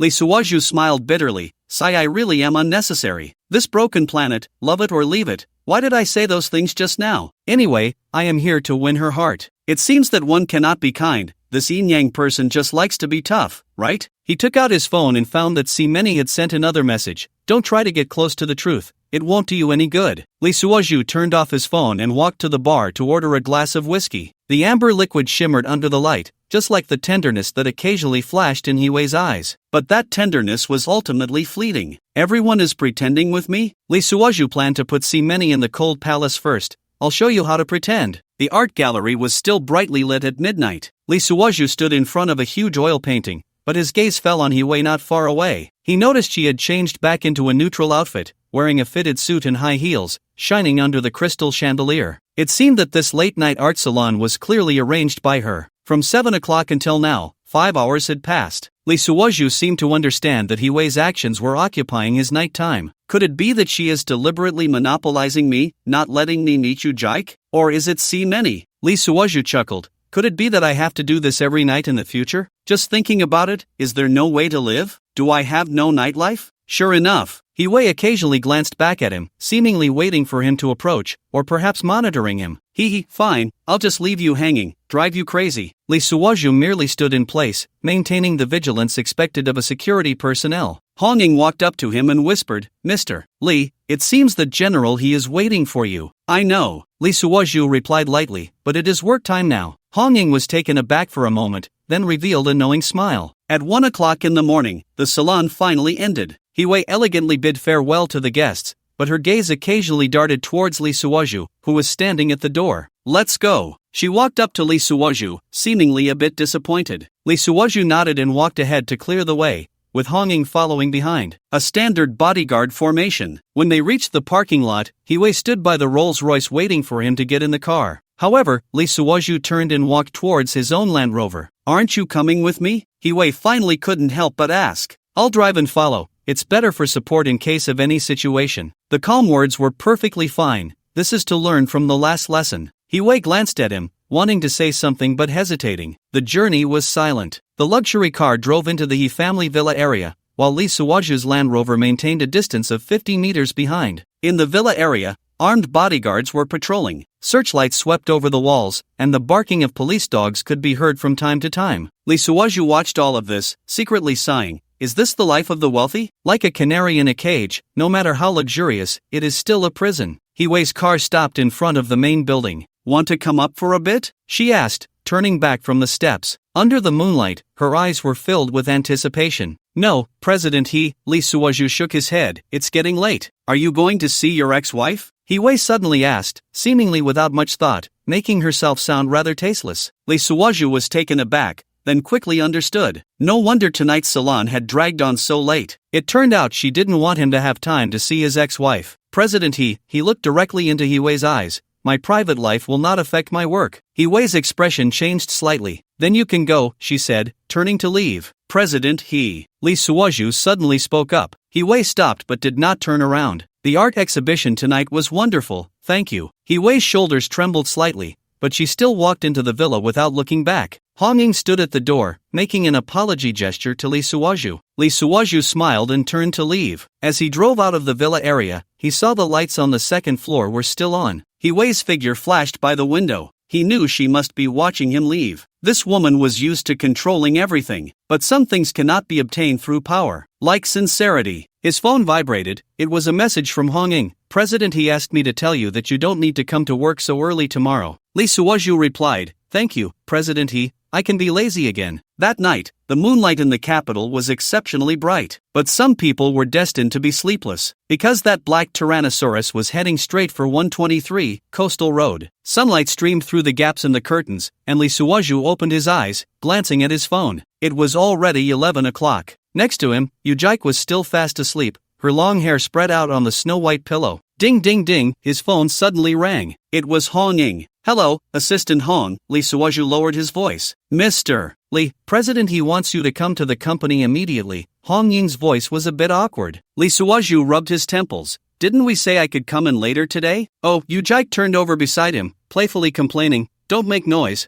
let me sleep a bit more, I was exhausted last night. On the other end of the line, Hong Ying was clearly taken aback, then blushed and hung up the phone. Less than a minute later, He Wei's call came in. Lee Suozhu. He Wei gritted her teeth. Get over here right now to write materials. Mop the floor. Wipe the tables. Lee Suozhu sighed. Okay, President He. After hanging up, he began to get dressed. This tomboy must be jealous, watching me all night, and I still ran over here. Thinking about it made him feel refreshed. In this world, having someone jealous for you is also a kind of happiness. Leaving already? Yujike hugged him from behind, resting her chin on his shoulder. Just quit. I'll support you. Lee Suozhu chuckled, clapping his hands and patting her bottom. I am a person with ideals. Pa! Yujike pinched him. What are you pretending to be serious for? By the way, why do you have a little pig tattooed on the inside of your thigh? Lee Suozhu suddenly remembered her tattoo. It's a homophone, think for yourself. Lee Suozhu laughed as he left, and when the Tyrannosaurus started up, he saw Yujike in her pajamas standing in the yard, like a soldier being sent off to battle. She waved her hand,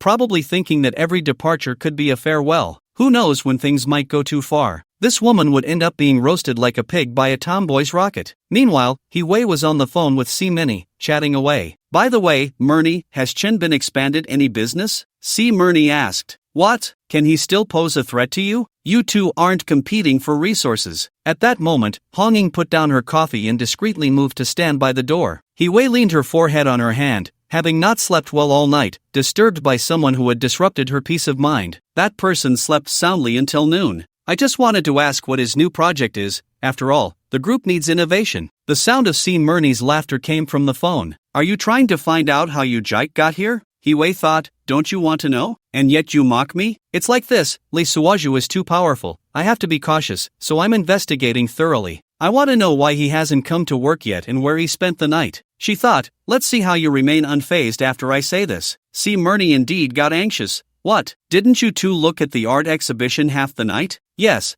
but what about the second half of the night? Does his robot not sleep? C. Murney panicked. I'll ask, don't hang up. He-wei could hear the inquiry on the other end. Could you check if Yu Jike from the statistics department has come to work? Report to President C. Miss Yu hasn't arrived yet. She took leave from HR, saying she just moved here and is not acclimated, resting for a day, and will come to work tomorrow. Got it? He-wei listened very clearly, her heart sinking. It felt like being pierced by a bullet. Why do I care so much about whether a man has been in bed with a woman? He-wei clutched her chest, closing her eyes in meditation. He-wei, I asked, and indeed Yu Jike hasn't come to work. When she said this, C. Murney had lost her earlier sarcasm. She felt equally pained. Those two scoundrels must have been together last night. C. Murney gripped her pen tightly, making a clicking sound. He-wei said she had something to do and hung up. She quickly took a sip of coffee, but it still didn't help. Honging, see if Lee Suaju has arrived. By the time Lee Suaju got to the company, it was nearly noon. From a distance, He-wei stood at the office door, her face pale. She was still wearing a suit, fitted pants accentuating her rounded hips. President He. Lee Suaju nodded in acknowledgement. He entered, and He-wei turned to walk into the office. A stack of documents was heavily slammed onto the desk. Finish all of this today, He-wei said coldly, no leaving the company. I'll have someone bring in a military cot. At the designated time, she added, any problems? Lee Suaju wanted to retort a few words but thought better of it. He enjoyed watching her get jealous without realizing it. He let her stew in her feelings, not pointing it out or engaging with her. A game of desire and restraint. No problem, Lee Suaju said calmly. His phone vibrated. It was a message from C. Murney. Are you at work? How about lunch together? Lee Suaju glanced at it but did not reply. Another message came. Are you at the company? Are you angry? Still no response. He-wei looked curiously at Lee Suaju fiddling with his phone. Lee, today there's a lot of work. Can you put aside your personal matters? Sure, President He, I'm going out to work now. Lee Suaju returned to his office, closing the door with his heel. He slammed the materials onto the desk, opened his computer, and sighed as he sat in the chair. He began processing documents. Not long after, when the secretary brought in lunch, he was chatting with Chin Bishi. Chin Bishi, Image, this is my new place. The view is nice, right? She sent a photo of her balcony, with distant mountains in the background. Lee Suaju replied with a smile, it looks very peaceful. He leaned back in his chair, imagining Chin Bishi standing on the balcony. Chin Bishi, yes, it's much quieter than the capital. She sat in a rattan chair, gently rocking, her gaze somewhat nostalgic. But I still miss my friends in the capital. Lee locked it. Especially your aunt, right? He was eating his boxed meal while typing. Chin Bishi, innocent expression, master, you only know how to bully me. She pouted, her fingers lightly tapping on the screen. By the way, I heard you and Mr. He. Lee locked it. It's just a work relationship. He put down his chopsticks and rubbed his brow. After chatting with Chin Bishi, he sent a message to Mo-hwa. He wouldn't tie himself down to work monotonously. Are you busy? Mo-hwa quickly replied. Just finished a photo shoot. Why? Missing me again? She took off her outfit, completely bare in the dressing room, resting. She casually sent a selfie. Why did you think of chatting with me? No female help for you anymore? Lee locked it sent a sweating emoji. The name was poorly chosen. Got locked. He glanced at the mountain of documents, smiling wryly. Mo-hwa, who has such high skills? He-wei? She raised an eyebrow, a knowing smile on her lips. Lee locked it. How do you know? Have you experienced it too? Mo-hwa, come on, 2 locks, no keys. How can they lock each other? She stood up and walked to the window. Lee locked it. Are you asking me to be the key? He shook his head again, recalling He-wei's expression just now. It's better to be locked, isn't it? Mo-hwa, mischievous smile. What are you afraid of? Just open my lock. Lee locked it. Forget it. Your lock has too many master keys. I'd better not join the fun. You jerk. Lee locked it stood up to stretch, just about to continue teasing her. The office door suddenly swung open, and He Wei walked in. Seeing the flustered one, she just placed her phone on the nearby desk. Chatting during work hours? She said coldly. Lee Locked quickly grabbed his chopsticks. Isn't it mealtime? I'll be done soon. He Wei directly walked up, picked up the phone on the desk, glanced at his phone screen, and her expression darkened further. What are you doing? Lee Locked clearly saw that He Wei had actually done her nails, and they were colorful diamonds. What? Starting to dress femininely? He was left speechless. Doing homework. Evening homework, He Wei snorted coldly, throwing the phone on his desk. All materials must be completed before tonight. After saying that, she turned and left, the sound of her high heels echoing loudly on the floor. Lee Locked sighed. Don't you like girls? Why are you always grabbing my little braid? Is my little braid long? Easy to grab? After venting his complaints, he continued to focus on work. The whole afternoon was relatively quiet. He Wei had looked at herself a few times in the hallway. In the evening, He Wei came again to check the progress. She stood in front of the desk, watching Lee Locked work seriously, seemingly still unsatisfied. What else does Mr. He want? Lee Locked asked without looking up. He Wei bit her lip. You and you Jike. Mr. Lee Locked finally raised his head. You don't need to worry about my personal matters. He Wei's fingers trembled slightly. You. After saying that, Lee Locked regretted it. This tomboy was a lunatic, and if she laid a hand on you Jike, it would be bad. Although they weren't married, at least they could be friends with benefits. It wouldn't harm anyone. He quickly explained. Mr. I have principles. He Wei pulled over a chair, her round bottom pressing down on it, forming a plump mound of flesh that was about to burst out of her slacks. Lee Locked continued. Since we've already divorced, we won't provoke each other again. You let go. He Wei extended a finger, pointing at this shameless man's nose. Last night, you. At that moment, Lee Locked's phone rang again. It was a message from Me.However. I heard you were under house arrest. Do you want me to rescue you? She had cancelled her evening social engagements, feeling giddy from chatting with men during the day, now wanting to fly back. Lee Suoju glanced over, a slight smile at the corner of his mouth. He Wei, seeing this scene, was so angry that she directly snatched his phone away. What are you doing, mister? Lee Suoju stood up but maintained the last bit of a gentleman's demeanor. No playing on the phone during work hours. He Wei stuffed the phone into her pocket. But, mister, look, it's after work hours, alright? Lee Suoju crossed his arms and leaned against the desk. He Wei paused for a moment, then opened the phone. She checked the time and looked at Lee Suoju's call log. What caught her eye were messages from Me.However and a scenic photo sent by Chen Bishi. Her expression grew increasingly grim. What's wrong? Lee Suoju said lightly. Is Mr. He checking up on me? He Wei took a deep breath and slammed the phone down on the desk. You. She hesitated, finally just saying, finish up early. After saying that, she turned to leave but stopped at the door. I had Hong Ying bring you dinner. It will be delivered soon. The moment the door closed, Lee Suoju let out a sigh. The phone vibrated again. This time it was you Jike. Can you keep going? She lay on the hotel bed, flipping through last night's photos. The last night, she would have to go to work tomorrow. Lee Suoju replied, overtime, another day. Yu Jike immediately called. What overtime is so important? Work is important. Lee Suoju continued to handle documents. Yu Jike pouted. Is He Wei giving you a hard time? Don't talk nonsense, Lee Suoju said seriously. Mister, he is a very professional boss. Come on, Yu Jike sneered. I know a bit about her intentions. What do you know? Yu Jike typed back. I know a female actor, not very good looking, the kind that does martial arts films. Lee Suoju simply replied with 2 words, action star. Yeah, anyway, her figure is a bit like a man's, and then she got to know He Wei. Lee Suoju stared blankly at the screen, waiting for more. However, 10 minutes passed, and there was still no news. He immediately sent a string of messages. Are you dead? Type something. Yu Jike sent a knife emoji. The next part,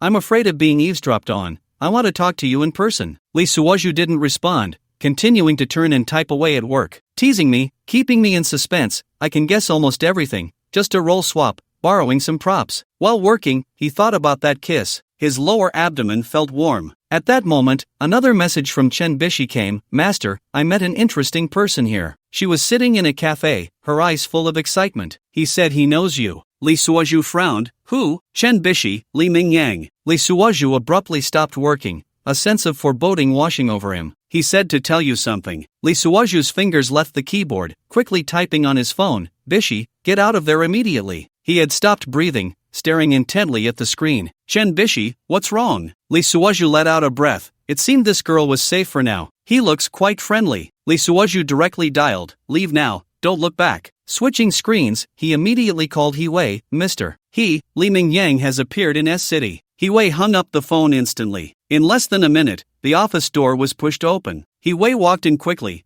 What's going on? Li Suoju briefly explained the situation. He-Wei immediately took out her phone. I'll arrange for someone to pick her up right away. Seeing He-Wei's anxious expression, Li Suoju suddenly said, let me go. He-Wei looked up at him. You? I'm familiar with Chen Bishi. Li Suoju stood up, and you know my skills. He-Wei bit her lip, seemingly hesitating. Besides, Li Suoju pointed to the documents on the desk. These tasks can wait until another day. He-Wei finally nodded. Okay, I'll have Han Ying book a flight. Be careful. Li Suoju smiled. Don't worry, Mr. He. As he turned to leave, He-Wei called out to him. Wait. She took a key from the drawer and said, here, I have property in S-City too. Li Suoju took the key and turned to leave. Behind him, He-Wei's gentle voice came. Come back early. 4 hours later, Li Suoju's plane landed in S-City. After contacting Chen Bishi, Li Suoju walked out of the airport to find Chen Bishi already waiting for him. Master, why are you here? She asked, a bit surprised. Li Suoju didn't explain, just asked, what did Li Mingyang say? Chen Bishi shook her head. He just asked me to tell you that we will meet soon. Li Suoju frowned. Did he follow you? He shouldn't have. Chen Bishi looked back. I circled around several times as you said. Li Suoju pulled her along quickly towards the taxi stand.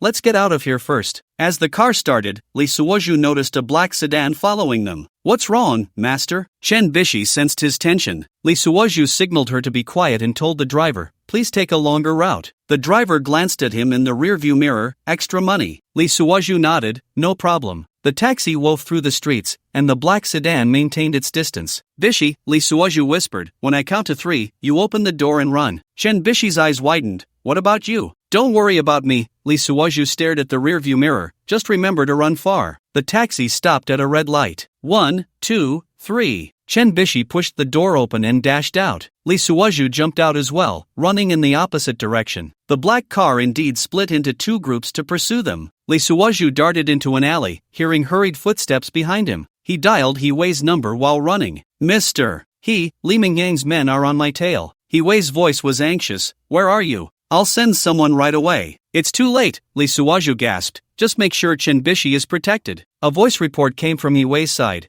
She has already gotten into a car. It should be one I sent to pick her up. Li Suoju sighed in relief. That's good. I'll go stabilize Li Mingyang. The footsteps behind him grew closer. Li Suoju suddenly stopped and turned to face his pursuers. 3 men in black raised their guns at him. Mr. Li, the leader sneered. Mr. Li wants to see you. Li Suoju looked around. Right here in this alley? No, the man in black gestured for him to move forward. The car is outside. Li Suoju slowly walked out of the alley and indeed saw a stretched Lincoln parked by the roadside. The door opened, revealing Li Mingyang's cold face. Long time no see. Li Suoju remained silent and got into the car. Once the car started, Li Mingyang handed him a glass of wine. Want to try? Li Suoju took it, sniffed. Is it drugged? Li Mingyang laughed heartily. You're quite cautious. Just say what you need to say. Li Suoju put the glass back. Li Mingyang's smile faded. I know about your relationship with He-Wei. There hasn't been a man in her eyes. Li Suoju probed. At the art exhibition that day, I saw your father? So? Li Mingyang narrowed his eyes. Are you softening up? Weren't you quite arrogant? Li Suoju sneered. Looks like you have no way back? No need to say more. Li Mingyang took out his phone. That night, when I told you to survive, I knew I had no way out. Then what are we even talking about? Just get on with it. Li Mingyang adjusted his glasses, looking outside.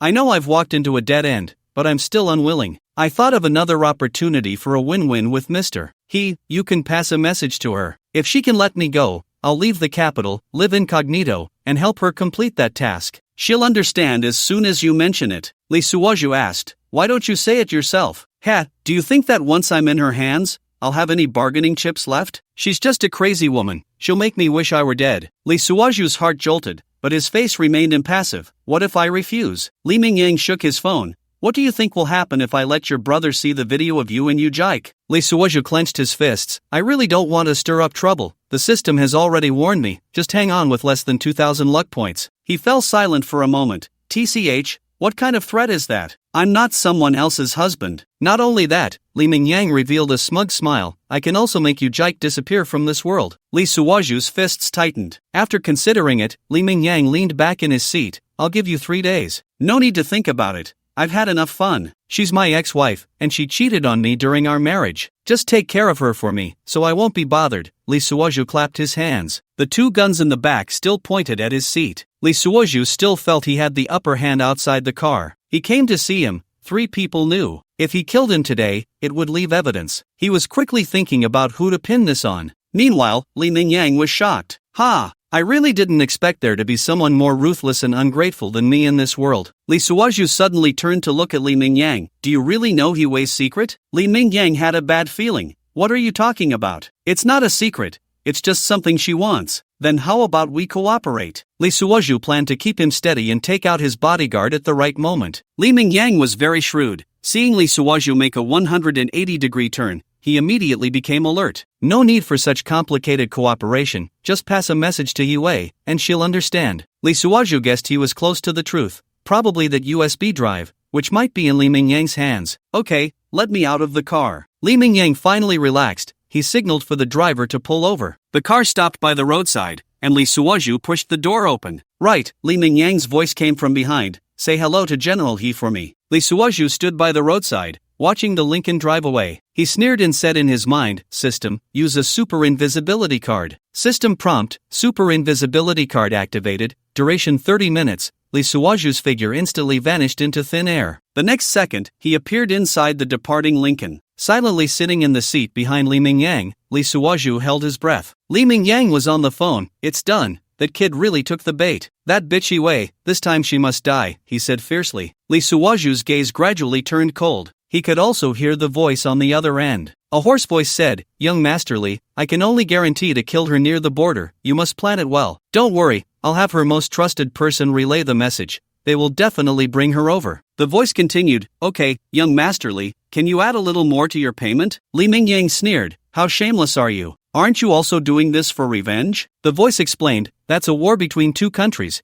It can't be considered a personal grudge." Li Mingyang retorted, "Don't make it sound nice. Your own brother was killed by He Wei's team last time. Do you think I don't know?" The other side fell silent for a few seconds. "Forget it. I'll cooperate with you this time. If we meet again, we'll be enemies." Li Mingyang laughed heartily. "Let's deal with our common enemy first. Maybe we'll cooperate again." The other side sighed deeply. "What a devil. I'll wait for your news." After saying that, the call ended. "Young master, will that Lee Suoju go?" Li Mingyang put away his phone. "Whether he wants to go or not, I'll lead him there. Just 3 days' time. It's all about stalling for time to set up the trap over there." Lee Suoju clenched his fists. It turned out this scumbag had no substantial leverage at all and wanted to use him to lead He Wei into a dead end. At that moment, the car entered a busy intersection, wide roads, and many vehicles. It was a red light for Li Mingyang's car. Lee Suoju seized the opportunity and quietly approached the driver's seat. The driver was completely unaware of anything unusual. Lee Suoju's hand rested on the steering wheel. With a forceful turn, he yanked the wheel hard to the left. At the same time, he slammed down on the gas pedal. The Lincoln car immediately lost control and barreled into the cross lane. A heavy truck was coming right at that moment.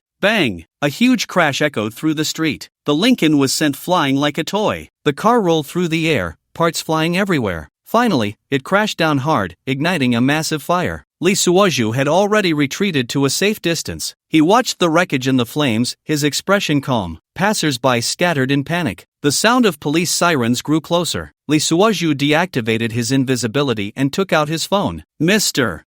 His voice carried a hint of amusement. Li Mingyang had a car accident." "What?" He Wei's voice was filled with surprise. "Looks like you don't need to find someone to assassinate him. He's already become barbecue," Lee Suoju continued. "This is truly heaven's help," He Wei said with a smile. "By the way, Shin Bishi wants to see you," she suddenly added. "At the house you arranged?" Lee Suoju asked. "Yeah, you know the address, right?" He Wei inquired. "I know," Lee Suoju said before hanging up. He took one last look at the accident scene. Fire trucks had arrived and were starting to extinguish the flames. The police were evacuating the onlookers. The sound of ambulance sirens pierced the night sky, but Li Mingyang had no chance of survival. Lee Suoju turned and left, his figure gradually disappearing into the night. This mad dog was finally dealt with completely. Now, it was time to meet Shin Bishi. The suburban night enveloped a luxurious villa, a few courtyard lights casting a soft glow in the darkness. A dozen bodyguards in black were patrolling the yard, their walkie-talkies crackling intermittently. Lee Suoju walked briskly through the gate,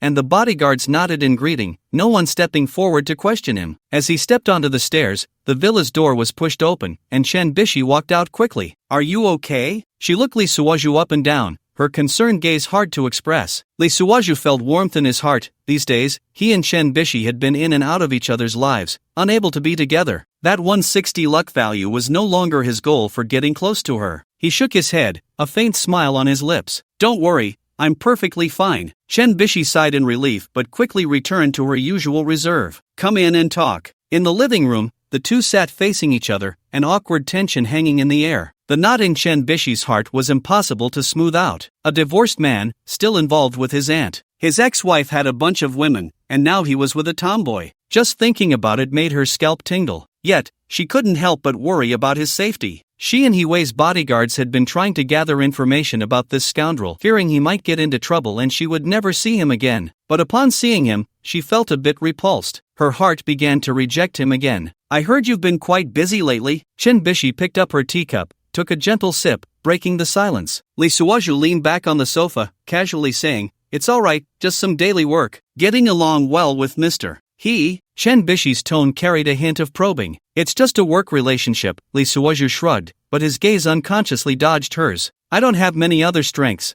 I'm just practical when it comes to work." "Humph." Chen Bishi put down her teacup, her fingers gently stroking the rim. "Are you really with my aunt?" Lee Suaju's body stiffened slightly, but quickly returned to normal. "Oh, I know my place." She was just saying that out of anger. "So you're just playing around?" Chen Bishi raised her head, staring directly into his eyes. Lee Suaju avoided her gaze, pretending to adjust his sleeves. "What are you talking about? It's all work, a superior-subordinate relationship with occasional mutual attraction." Chen Bishi's expression gradually turned cold as she recalled the rumors, a bitter feeling rising in her heart. "Just like how we were back then, is that what you call attraction?" Lee Suaju listened for a long time, thinking Chen Bishi would say something more. It kept coming back to this. "By the way, have you been having fun lately?" Chen Bishi acted as if she hadn't heard, continuing her train of thought. "You're quite popular now." Her voice carried a hint of mockery. Lee Suaju sensed the change in her mood and sighed inwardly. "That's just how I am, going with the flow." "What popularity?" "Just surviving." Chen Bishi felt a twinge of discomfort. This man was still the same. She stood up and walked to the window, turning her back to him. "You can go now, I'm tired." Lee Suaju looked at her slender silhouette, hesitating to speak, and finally just stood up silently. "Take care," he said softly before turning to walk towards the door. Chen Bishi listened to his fading footsteps, tears welling in her eyes,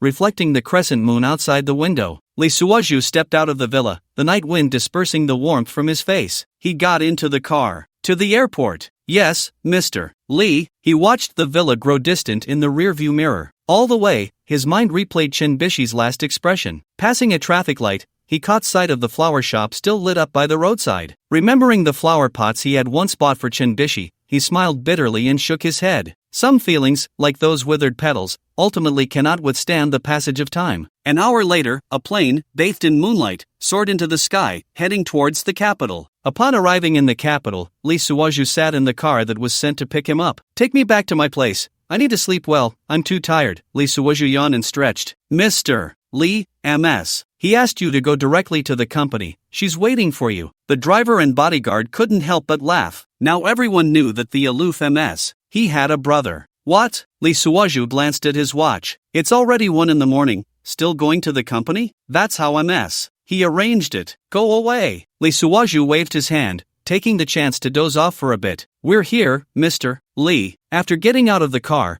Lee Suaju wearily pushed open the company door. The lobby was quiet, with only the security guard dozing off. He dragged his heavy footsteps towards the elevator, and the guard hurriedly ran out to greet him. "Is MS. He up there?" He couldn't believe it, fearing that He-Wei was up to something again. The guard quickly replied, "I saw on the monitor that Assistant Hong Ying is still in the hallway." "Oh, thanks. Looks like she really is." Taking the elevator to the top floor, he indeed saw Hong Ying chatting with a cleaning lady in the hallway. Upon seeing Lee Suaju approach, they quickly greeted him. "Are you okay?" The cold-blooded bodyguard Hong Ying, who had fought alongside him many times, was now very friendly. "Everything's resolved. Is MS. He in?" Hong Ying pointed inside. Lee Suaju caught a glimpse of her petite figure through her open suit pocket, her chest unusually well developed. He wanted to ask if she was wearing padding. In fact, he noticed the 2 micro submachine guns she had tucked under her armpits. What are you looking at? Hong Ying quickly pulled her suit together, blushing and playfully glaring at Lee Suoju. Oh,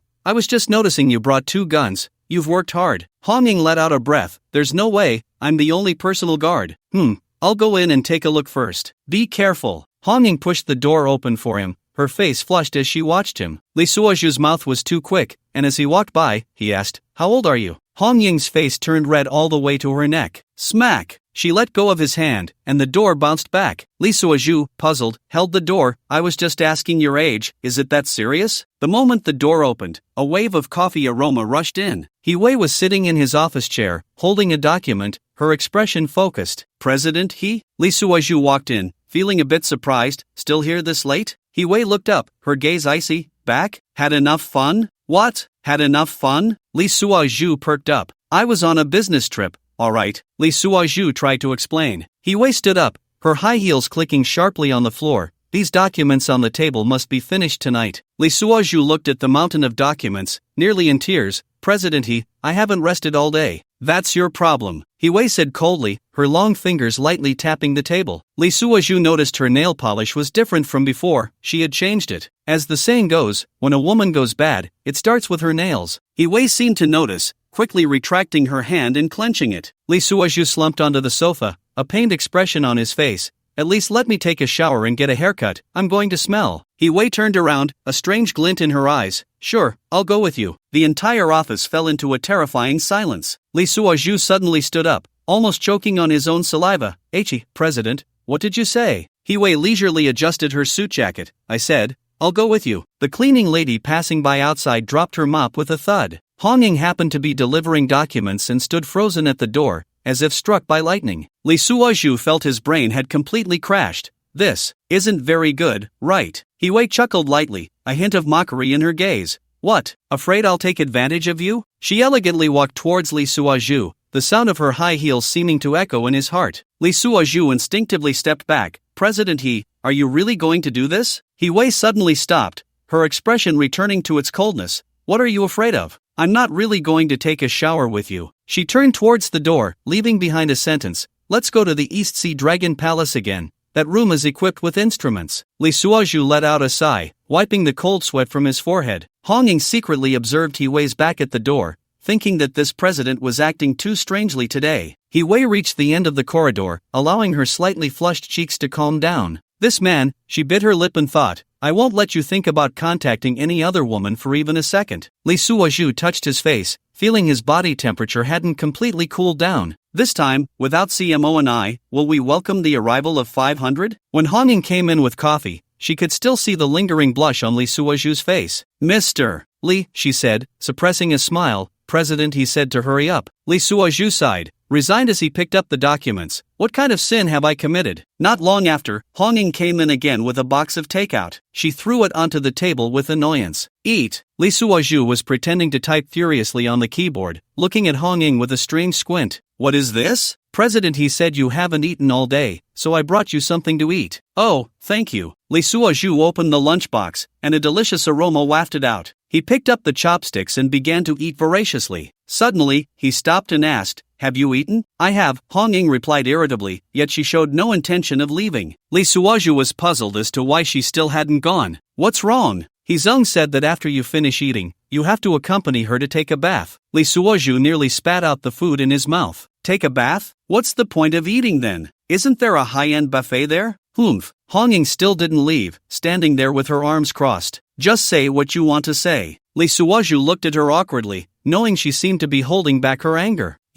Can you not joke with me in the future? Hong Ying finally said shyly. About what? Lee Suoju stopped eating, pushed the lunchbox away, since he would be having a seafood feast soon anyway. Can't you see, Hezong? Lee Suoju pretended to be confused, continuing to stare blankly at Hong Ying, making her feel flustered. Oh, just don't let Hezong misunderstand. It was then that Lee Suoju realized that Hong Ying and He Wei were inseparable. He Wei had never had another close female bodyguard. Curious, he asked, don't you have shifts? Hong Ying shook her head, her fingers intertwining nervously. Why doesn't Hezong hire a few more bodyguards? Hong Ying lowered her head. Having too many bodyguards is also dangerous. the closest people can also be the most. I understand, Lee Suoju nodded. Don't worry, I won't joke around anymore. Only then did Hong Ying nod in satisfaction and turn to leave. In the luxurious private room of the East Sea Dragon Palace, the air was filled with mist. Lee Suoju sat by the pool, wearing only a pair of swim trunks, feeling uncomfortable all over. He leaned against the opposite wall of the pool, dressed in a conservative black swimsuit,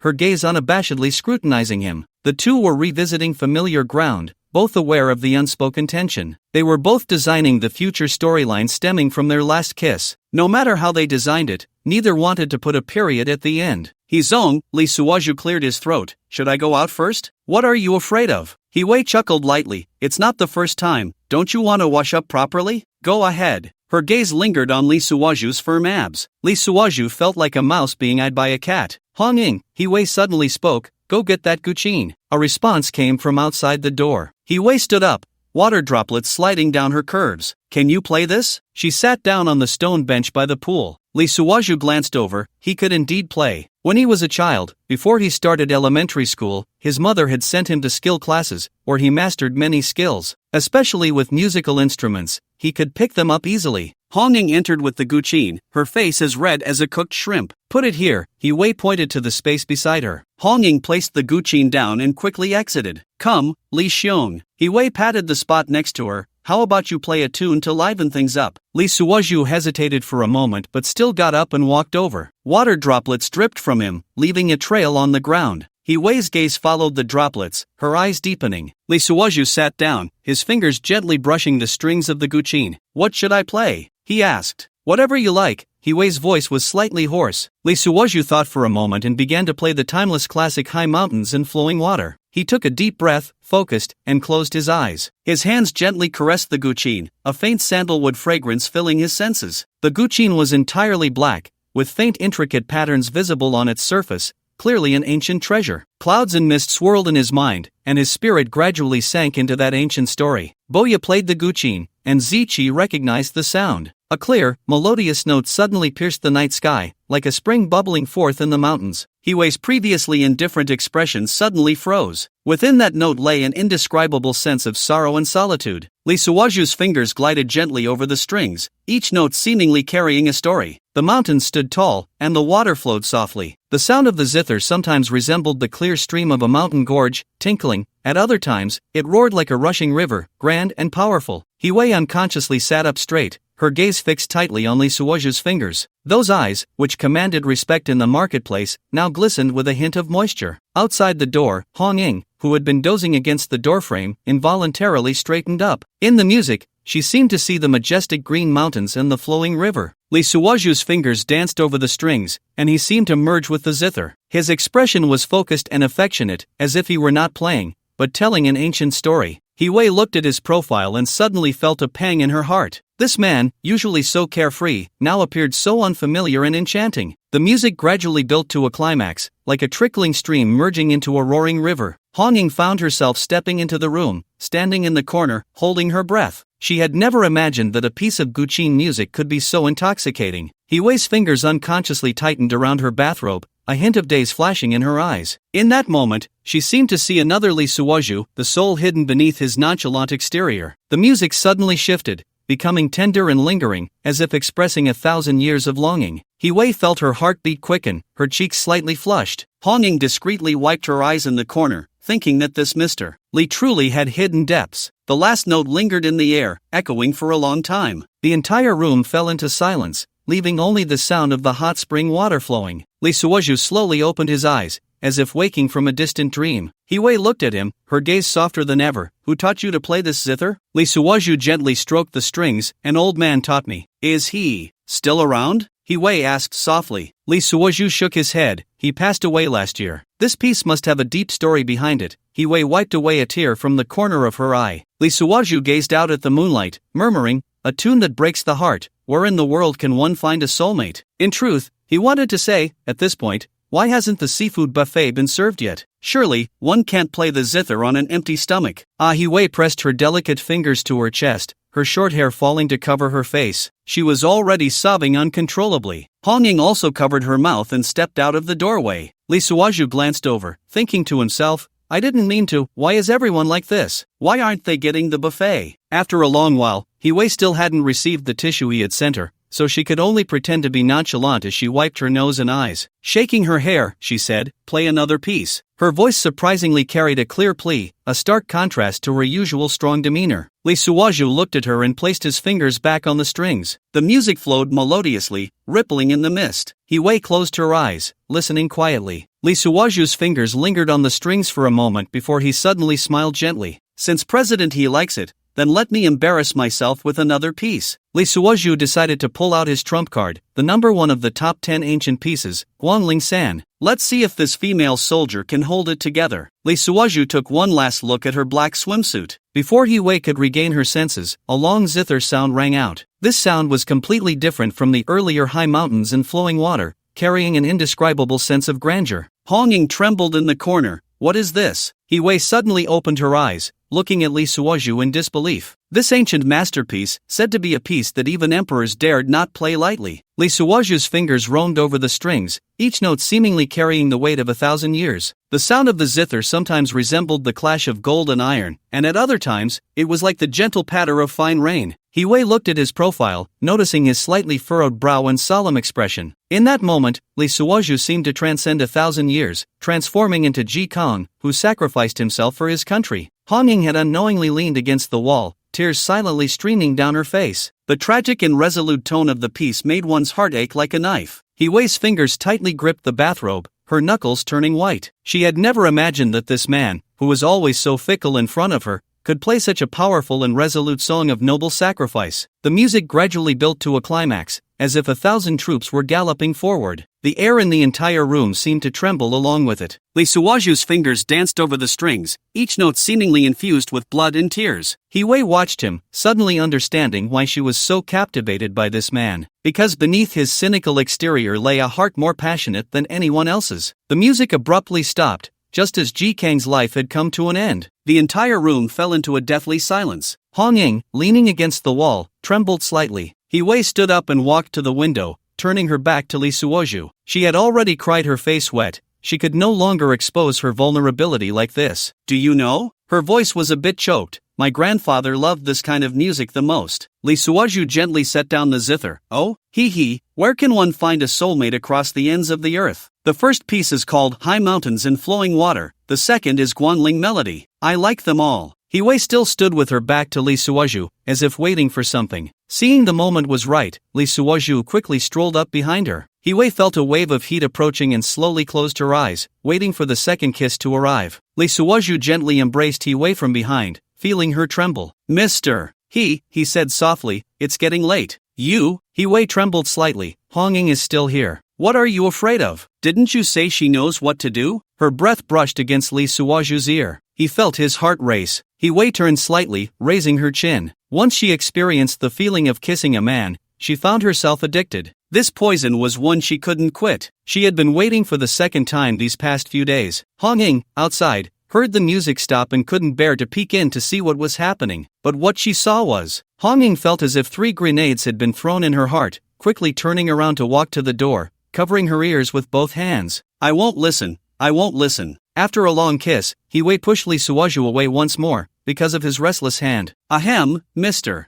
Let's go have a buffet. I've been waiting for a long time." Hee's face turned red as she hurriedly wiped her mouth. "Hong Ying, tell them to bring the food up." "Yes." The most awkward part for Lee Suwaju was having to adjust his swim trunks. He quickly bent over and headed to the bathroom. "I'm going to take a shower." Hee couldn't help but chuckle when she saw him rush in like a frog. "Serves you right, hope you suffocate." In the shower, Lee Suwaju let the cold water wash over his body. He needed to calm down. "I wonder if the 500 has been credited yet." After checking, it hadn't arrived. Looks like she's still leveraging her connections a bit more. No wonder, they had known each other for less than a month. How could such a shrewd and capable woman be a fangirl, falling in love with someone in just a few minutes? Outside the door, Hee voice came through. "Do you want me to come in and help you scrub your back?" Lee Suwaju almost slipped, but then thought, since you always play with words, why should I be afraid of you? Besides, in this matter, men never lose out. So, it would be a bother for Mr. Hee's laughter suddenly stopped at the crack of the door. She didn't expect that Lee Suwaju would actually agree. Hong Ying happened to overhear the conversation outside and was stunned. "Mr. She called softly, the food has arrived, should we eat now? This gave He Wei a way out. She turned around and put on a bathrobe, nodding at Hong Ying. Hong Ying clicked off the safety on the submachine gun in her arms, then stepped aside to open the door. In the shower room, Lee Suozhu took a deep breath. Hearing the silence outside, he smiled wryly and continued to whistle while scrubbing his back. Hong Ying opened the door and saw two female servers pushing a food cart inside. She stopped them and slowly lifted the thermal cover. Inside were various delicacies. She casually picked up a large shrimp with chopsticks and handed it to the server. Little sister, this is a gift from Mr. He. The little girl looked a bit frightened but still took small bites in front of her. He Wei nodded, and Hong Ying sent them away. Then she glanced outside. The four male bodyguards stood outside, safe and sound. She turned back and nodded to He Wei, Mr. He, everything is normal. After a long shower, Lee Suozhu finally calmed down. He dried off and changed into a new pair of swim trunks. Taking a deep breath, he pushed open the door. He Wei was still sitting in the same spot, absent-mindedly plucking the strings of the piano. Have you calmed down? She asked without looking up. Lee Suozhu walked to the edge of the hot spring pool and sat down. Mr. He, let's talk about serious matters. What serious matters? He Wei put down her wineglass, her gaze suddenly becoming clear and distant. About Li Mingyang. Lee Suozhu looked directly into her eyes. He Wei's expression instantly turned cold. What do you want to know? Why does he have to deal with you? Lee Suozhu asked softly. In fact, he already knew the answer. He just wanted to see if he could extract any clues. What if the tomboy fell for him and confessed? The mist rising from the water swirled between them. He Wei was silent for a long time, then suddenly stood up and walked to the bar. She took out a bottle of whiskey and poured herself a glass. Do you know? She tilted her head back and drank. Some things are better left unknown. Lee Suozhu noticed her hand was slightly trembling. Mr. He, his voice softened. I genuinely want to help you. He Wei turned around, her eyes somewhat hazy in the moonlight. Help me? She scoffed. Do you even know what helping me means? She walked in front of Lee Suozhu, looking down at him. Do you think I don't know what you're thinking? Her voice carried a hint of mockery. Lee Suozhu remained silent, calmly looking at her. He Wei suddenly squatted down to meet his gaze. Do you want to know the truth? Her breath carried the scent of alcohol, yet her eyes were unusually clear. Then what price are you willing to pay? She asked softly. Lee Suozhu sensed the challenge in her gaze and ignored her question. Are you really going to live in fear like this? He Wei paused for a moment, then laughed. Do I have any other choice? She stood up and walked back to the bar. But do you have any good suggestions? Lee Suozhu also stood up. Actually, Li Mingyang doesn't know any secrets, but I still had them in a car accident. He Wei's hand paused, the bottle lightly tapping the rim of the glass. On what basis do you think I would trust you? She didn't turn around. Because you have no choice. Lee Suozhu stepped behind her. He Wei turned around, and there was only a step between them. What do you mean? She squinted slightly. I've already boarded your ship. Lee Suozhu looked directly at her. There's no getting off now. He Wei's eyes flickered. You see things clearly. So, Lee Suozhu took a step forward. Tell me the truth. Lee Suozhu felt that as long as He Wei was willing to share her secret, the 500 would be in hand, capturing her heart successfully. The distance between them was so close that they could feel each other's breath. He Wei looked up at him, their eyes meeting. One was trying hard to discern the truth,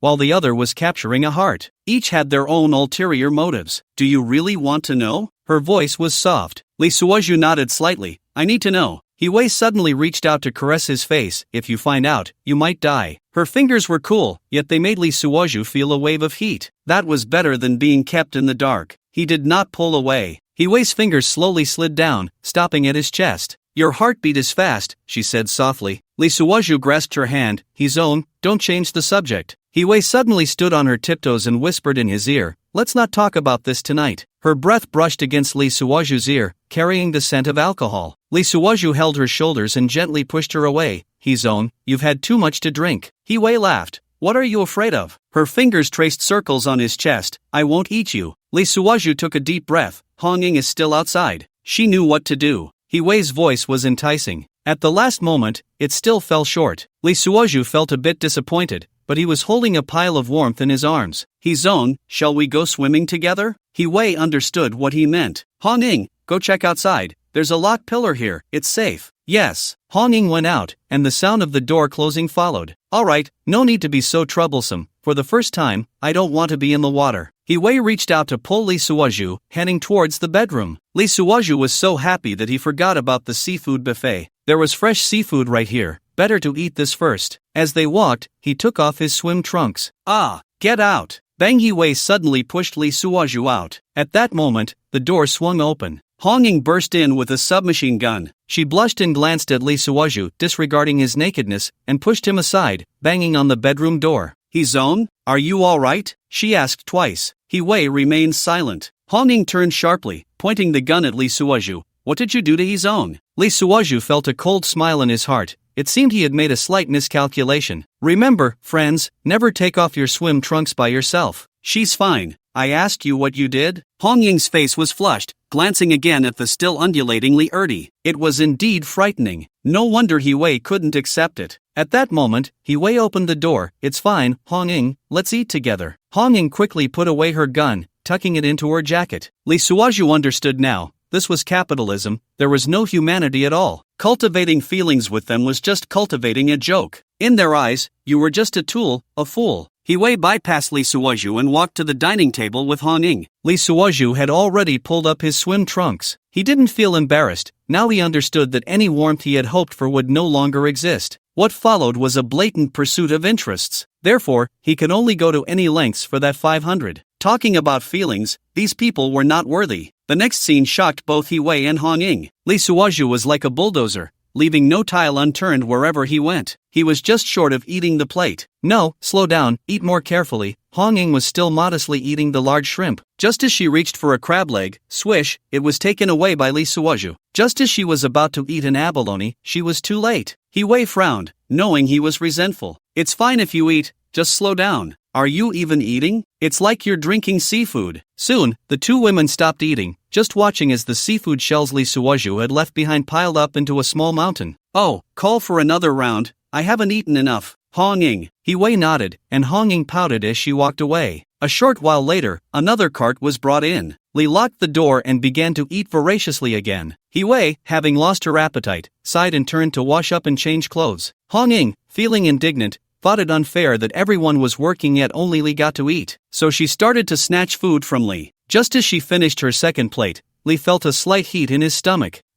He looked at Hong Ying across from him. He saw that her cheeks were already flushed and her legs were tightly pressed together beneath the table. "Oh no, is there poison in the food?" The words "there's poison in the food" reached Yi-wei's ears, and this time she didn't eat. She quickly ran to her bag at the table and pulled out a gun. Lee quickly got up and ran to the door. "Hee-zone, I'll guard the door, you take away Hong Ying's gun." Yi-wei raised her eyebrows. "And you?" "I'm fine, don't worry about me." Lee was trying hard to show off. In fact, he had inadvertently put the drug into the food. What kind of divine doctor wouldn't know how to mix a little medicine? Just now, when Hong Ying had pointed a gun at him, his heart had turned cold. He saw through these pests at the top of the food chain. "Since you are well-fed and warm, I'll play something big. You, the big rice bag Hong Ying, are the first I'll deal with." Taking advantage of the moment the food cart opened, Lee pointed his finger, and his heart moved with me. The divine doctor skill activated, and the drug for treating sexual dysfunction flew into the pile of seafood feast. After that, he began to perform, telling Yi-wei to take away Hong Ying's gun, leaving him the only man in the room. He hoped Hong Ying wouldn't get too anxious and shoot herself. So without her gun, Hong Ying would definitely submit,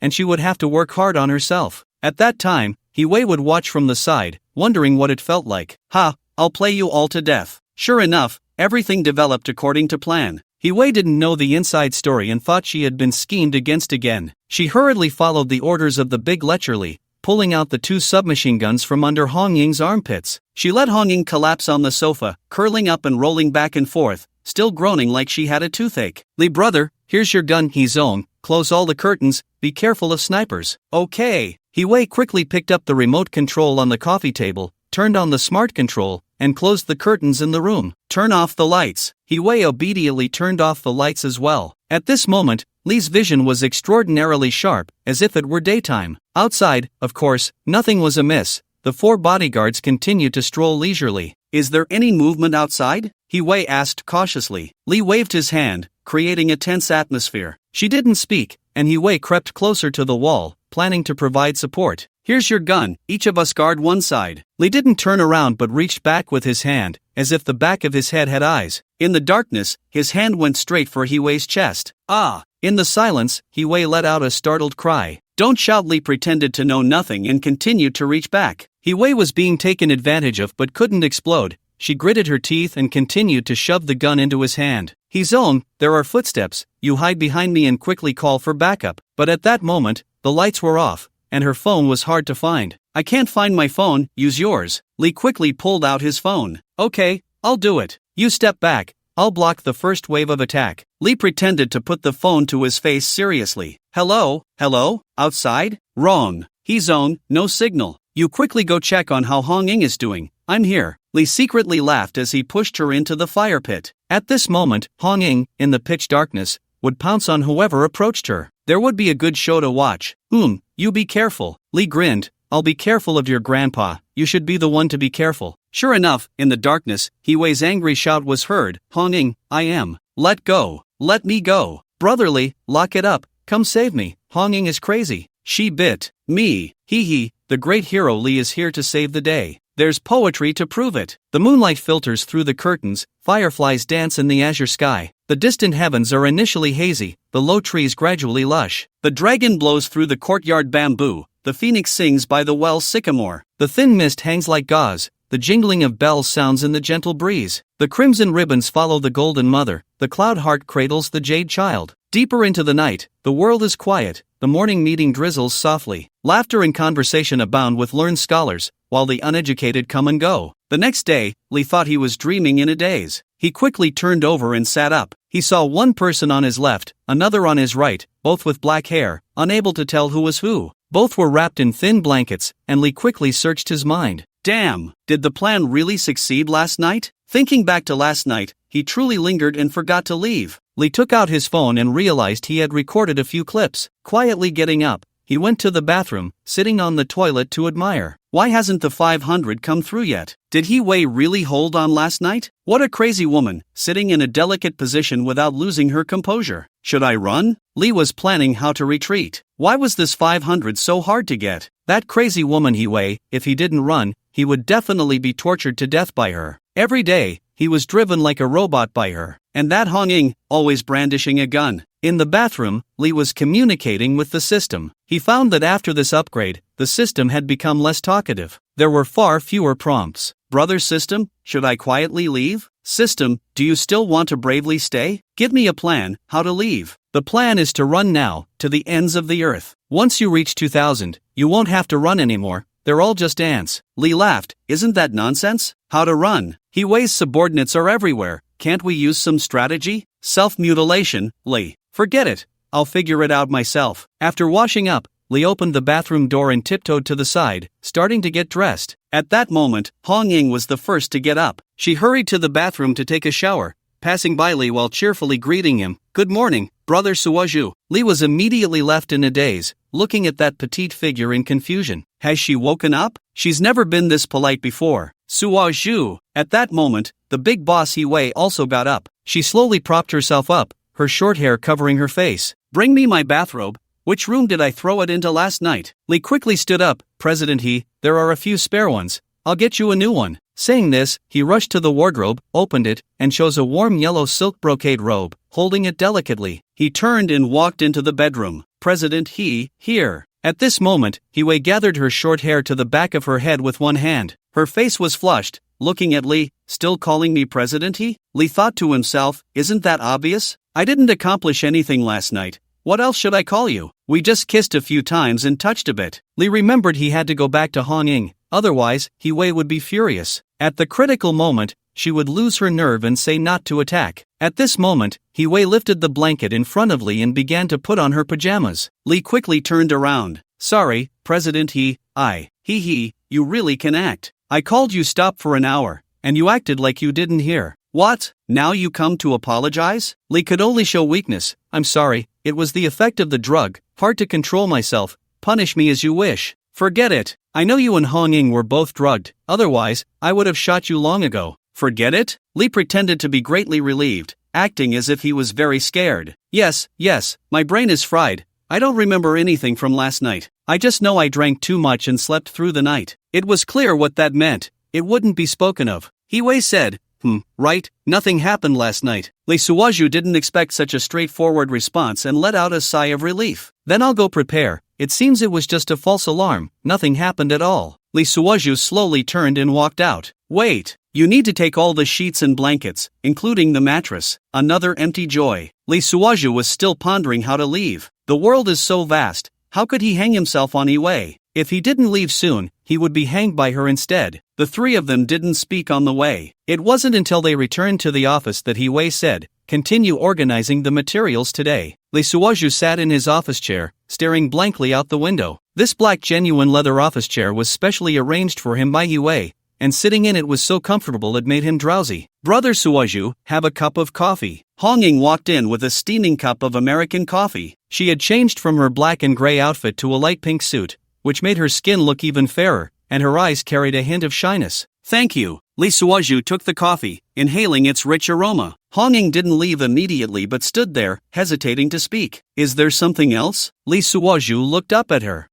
Last night." Hong Ying's face instantly turned red. "Wasn't last night just showering, singing, eating, and sleeping? Nothing else happened," Lee Suaju said lightly. Hong Ying bit her lip. "But, Mr. He instructed you to get back to work." Lee Suaju interrupted her. Watching Hong Ying leave dejectedly, Lee Suaju secretly laughed. These women all thought they could tie him down. What a beautiful thought. From now on, he would make Wei annoyed with him. This was the toughest opponent he had faced since capturing his luck. Chen Bishi was fine, at least she could be gentle, but this crazy woman was unreasonable. Over time, for the sake of this little luck, Lee Suaju was almost depressed. Just thinking about last night, the arrow was on the string but couldn't be released. He had to keep stirring things up from the start. He couldn't let her get annoyed enough to let him go. He took out his phone and sent Many a message, "I miss you." In less than a minute, Many replied, "Smooth talker." Lee Suaju smiled and replied, "Really, let's have dinner together tonight?" Would Mr. He be angry?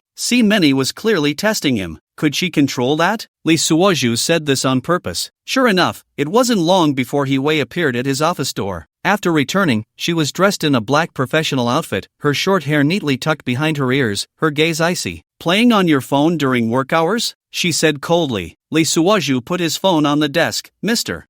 Let me do something else. I can't handle this. You have to do it whether you like it or not." Wei rolled her eyes. "This is to train you, Mr. Lee Suaju stood up, determined. "Thank you for your kind guidance, but I want to resign." Wei was taken aback. "What? I want a quiet life." Lee Suaju leaned back in his chair. "A quiet life? With whom?" Wei scoffed. Lee Suaju shook his head. "I'm destined to be alone in this life." "What about Hong Ying?" Wei gritted her teeth. Lee Suaju had long thought this through. If she wanted to follow, she could. After all, there was no official status. Lee Suaju said nonchalantly, "Scumbag." Wei cursed angrily. Lee Suaju just smiled, saying nothing. He knew that the angrier Wei got, the closer he was to freedom. "Do you think I would let you go?" Wei said coldly. Lee Suaju stood up and walked to the window. "Mr.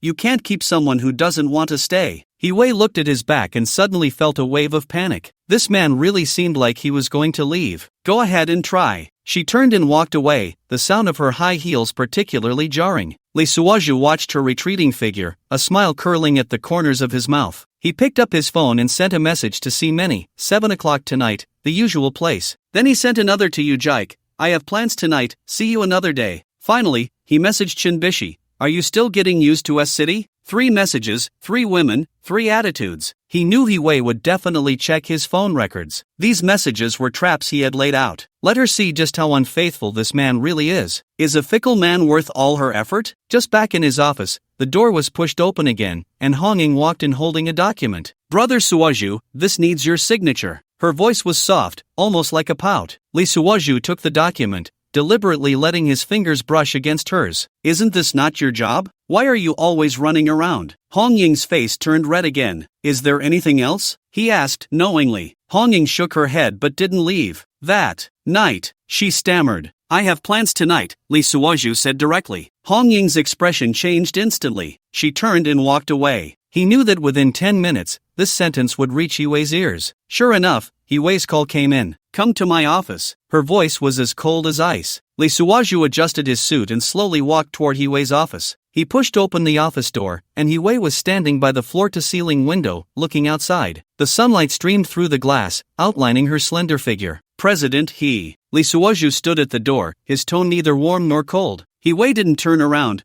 her fingers lightly tapping the window frame. "Are you really going to leave?" Her voice trembled slightly, a stark contrast to her usual strong demeanor. Lee Suoju walked to the sofa and sat down, looking at the priceless tea set on the coffee table. Why bother? He said softly, you have your career, and I have my life. He suddenly turned around, her eyes slightly red. Are you so eager to sever ties? President I said I wanted a peaceful life. Look at last night, I was on edge just having dinner. Wei walked over with her hands in her pockets. Are you blaming me for not giving you what you wanted last night? Lee Suoju shook his head. I didn't force you. Besides, you said you were afraid of pain. Then why can't you wait a little longer? President don't look at me like that. What kind of life do I not have? Wei smiled bitterly. Yes, you've got many. Do you know how many rich young men are chasing her and can't catch her? Lee Suoju said nothing. Everything was already laid out on the table. There was no point in saying more. Suddenly, she turned around and quickly walked in front of Lee Suoju, looking down at him. In a low voice, she said,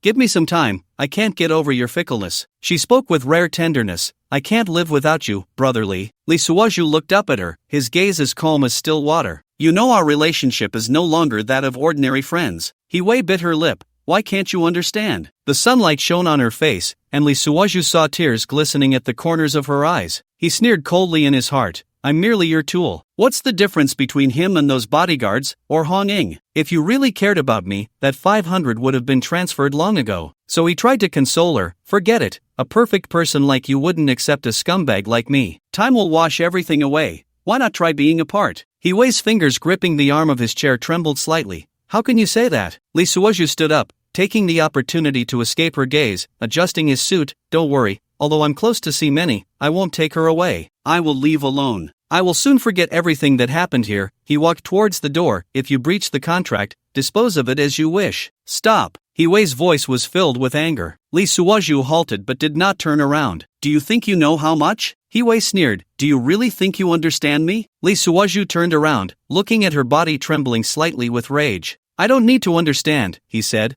I just want to live a simpler life. Wei suddenly laughed. A somewhat desolate laugh. Simple? Do you think that's possible? She walked to the desk and picked up a document. Look at this. She threw the document onto the coffee table. Lee Suoju looked down and saw it was a share transfer agreement. 2% of the shares. Wei looked at him. If you stay, this is yours, and you could join the ranks of billionaires. Lee Suoju laughed. President are you trying to buy me? It will make you a wealthy man in an instant. Wei said coldly. Isn't that good? Lee Suoju shook his head. I'm not interested in money. I am destined to be immortal. What use is money? I want luck. At least you could exercise with me once. Then what are you interested in? Wei suddenly raised her voice. See many? Or you jike? I could even give you Hong Ying. How about that? Lee Suoju looked at her flustered expression and secretly laughed. President you are really beautiful, he suddenly said. Wei was stunned, a blush appearing on her face. So you still want me? So you still think about my body? Before Lee Suoju could explain, she continued, it's not impossible, but I said I would wait for the right time. However, Lee Suoju shook his head and continued, beauty is too dangerous. The implication was clear, even if the time came, I wouldn't care. President a missed opportunity is a missed opportunity. After saying that, he turned and left, ignoring Wei's calls behind him. In the corridor, Hong Ying was pretending to tidy up the gun in her arms, but her gaze was always following him. Wei stood in front of the floor-to-ceiling window, the sunset's afterglow casting a warm light on her face. The document in her hand was crumpled, her knuckles turning white from the force. The office was terrifyingly quiet, only the air conditioning vent emitted a faint hum. She watched Lee Suoju's departing figure, that silhouette gradually becoming blurred, tears uncontrollably swirling in her eyes. Why? She whispered to herself. The expensive tea set on the coffee table sat quietly, its glaze shimmering with a warm luster in the sunset. It was a replica of a distant official kilnwork that she had specially commissioned from an old craftsman in Shiwai town. Suddenly, she turned and waved her hand. Bang! The sound of the tea set hitting the floor was particularly jarring in the empty office. Fragments flew everywhere, like her heart, shattered at this moment. Hong Ying heard the noise and rushed in, seeing the mess on the floor, wanting to say something but hesitating. Get out! Wei said coldly. Hong Ying gently closed the door, her footsteps gradually fading away. Wei crouched down, looking at the shards on the ground. A tear fell onto a piece of porcelain, spreading a stain of water. Lee Suoju walked out of the company gate, taking a deep breath of the evening air. 4 bodyguards in black suits followed him silently. They were tall and sturdy, walking with a gust, their waists slightly bulging, clearly carrying weapons. Lee Suoju curled his lips into a cold smile. These people, do they even deserve to follow me? He walked slowly, deliberately turning into a secluded alley. The alley was piled with several cardboard boxes, and the walls were covered with moss. The 4 bodyguards followed closely but found Lee Suoju already standing in the middle of the alley, quietly waiting for them. The sunset's afterglow slanted in from the alley entrance, casting a golden edge around his figure. "President," he said, "you cannot leave," the leading bodyguard said, his voice carrying a hint of arrogance. Lee Suoju shook his head, his gaze calm as water. "You are not qualified." Before his words fell, his figure had already vanished from the spot. The first bodyguard hadn't reacted yet when a heavy blow struck the back of his neck. His eyes instantly glazed over, collapsing like a marionette with severed strings. The second bodyguard had just drawn his sidearm when a sharp pain shot through his wrist. With a crack, the sound of a bone breaking was clearly audible. The remaining 2 attempted to flank him, but were taken down by Lee with a spinning kick. The entire process took less than 10 seconds, and the 4 trained bodyguards lay groaning on the ground. Lee straightened his suit, brushing off non-existent dust from his cuffs. He took out his phone and sent a message to See, "I'm downstairs at your place." Night gradually fell, and the streetlights lit up one by one. Leaning against a sycamore tree by the roadside, Lee watched the window of See-Many's home. Half an hour passed with no reply. An hour passed, still no response. Suddenly, his phone vibrated. It was a video call request from Hee-wei. Lee glanced at the time, 8:15 p.m. He opened the video, and an unexpected scene appeared on the screen. See-Many was wearing a white lace dress, lazily leaning against Hee-wei. Her long hair was loose, her gaze evasive, not daring to look at the camera. Hee-wei, in a custom black suit, had her right arm wrapped around See-Many's slender waist. Her eyes held the arrogance of a victor, a cold smile playing on her lips. I'm sorry, Suoju." See-Many lowered her head, her voice trembling. "I've always loved Wei Wei." Can't we all just be happy together?" Lee watched the scene and suddenly laughed. So, the helpless Hee-wei is forcing her old flame See-Many to comfort herself. This smile caused Hee-wei's expression to stiffen for a moment. Lee, with a beaming smile, said, "That's great, I wish you both happiness. I won't play cards with you anymore. No matter how I play, I'm the landlord." See-Many didn't understand what he meant. What's playing cards? But Hee-wei seemed to understand everything. She sneered, "Now you know your place, right? In this world, who would stand by you without money?" Lee nodded. "You win. I wish you both a speedy arrival of a precious child. Bye." "You dare." Hee-wei's voice suddenly rose. "Goodbye." Lee gently finished speaking and hung up the video call. He looked up at See-Many's apartment. Only one window was lit in the night. Lee's figure gradually disappeared around the corner. At that moment, Hee-wei's message came through. "Consider Ujai and Chen Bishi before making a decision." Lee stopped in his tracks, staring at the message on his phone. He replied, I've always felt we still have a shred of respect for each other. You don't plan to take it, right?" Hee-wei replied, "So what if I do? No one can ignore me. Are you the exception?" Lee gritted his teeth, hearing the system's prompt in his mind. "Congratulations, host." "Congratulations, my foot." Lee was furious. This system was like a disease. It never showed up when it should. When it did, it contradicted him and held him back. "Host, I just leveled up again. What does your childbirth have to do with me?" "Host, this time it's different. I now have the time reversal skill." "What?" Lee was so excited he almost jumped up. He knew about this time reversal. "Quick,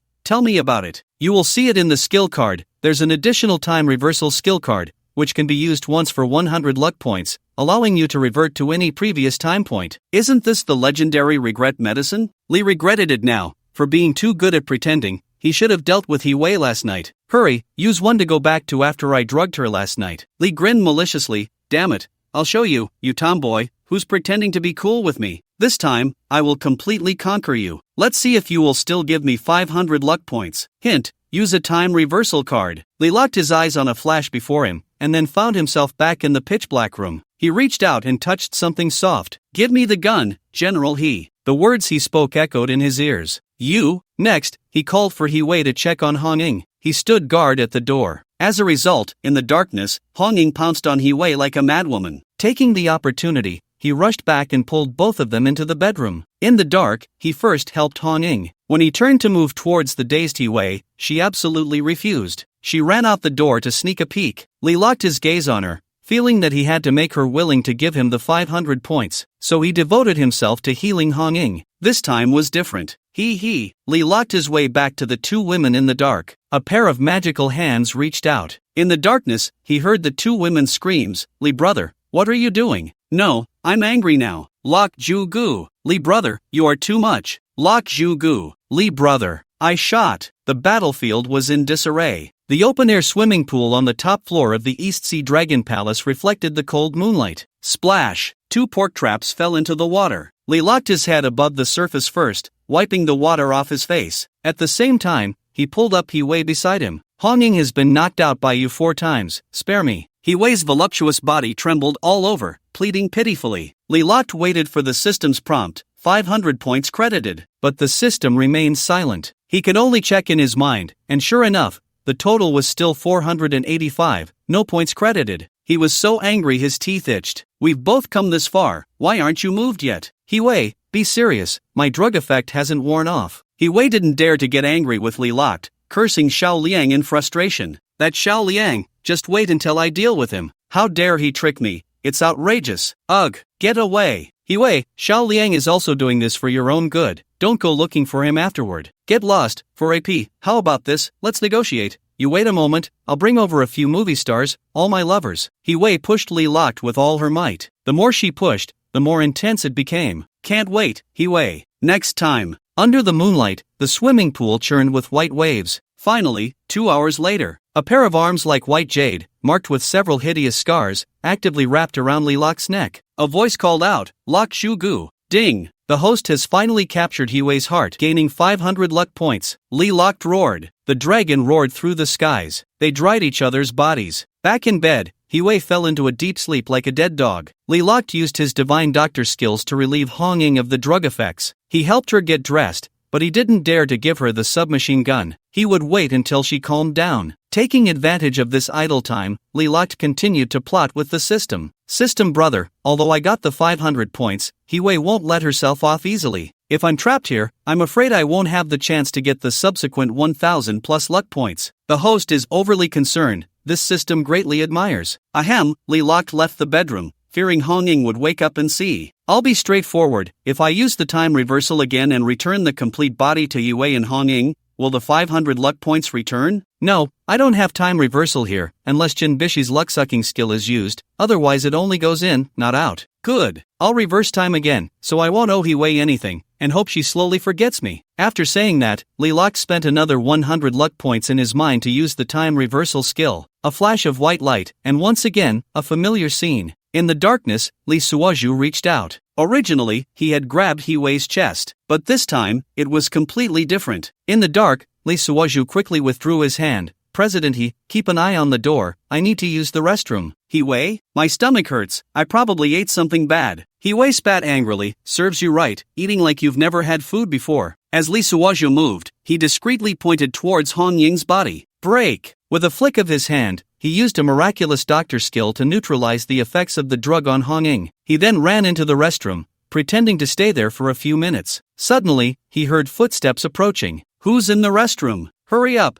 I need to go. Lee Suozhu smiled playfully and pressed the flush. The moment he opened the door, Hong-Ying didn't even look at him. Her face flushed as she rushed into the restroom. Lee Suozhu closed the door with a mischievous grin, letting out a sigh of relief. Everything was over. At that moment, the room's lights were already on. He-Wei was on the phone verifying the situation. Her security team was on their way here. President He, it was just a false alarm. It's just a bad stomach. Look at Hong-Ying too. It's not because I ate too much. Lee Suozhu spread his hands, looking like a starving ghost reincarnated, reaching for the crabs on the cart. Still eating? If you like it, go back and eat. I don't trust the food here. He-Wei, still holding her gun, stepped closer and quickly opened Lee Suozhu's hand. She looked around nervously. President He, come out to play, relax a bit. Didn't you say you wanted to find a few movie stars? As soon as he said it, Lee Suozhu felt something was off. Damn it, not good. The continuous time reversal is getting a bit mixed up. The scenes are confused. This line in this scene, He-Wei never said that. What? He-Wei frowned.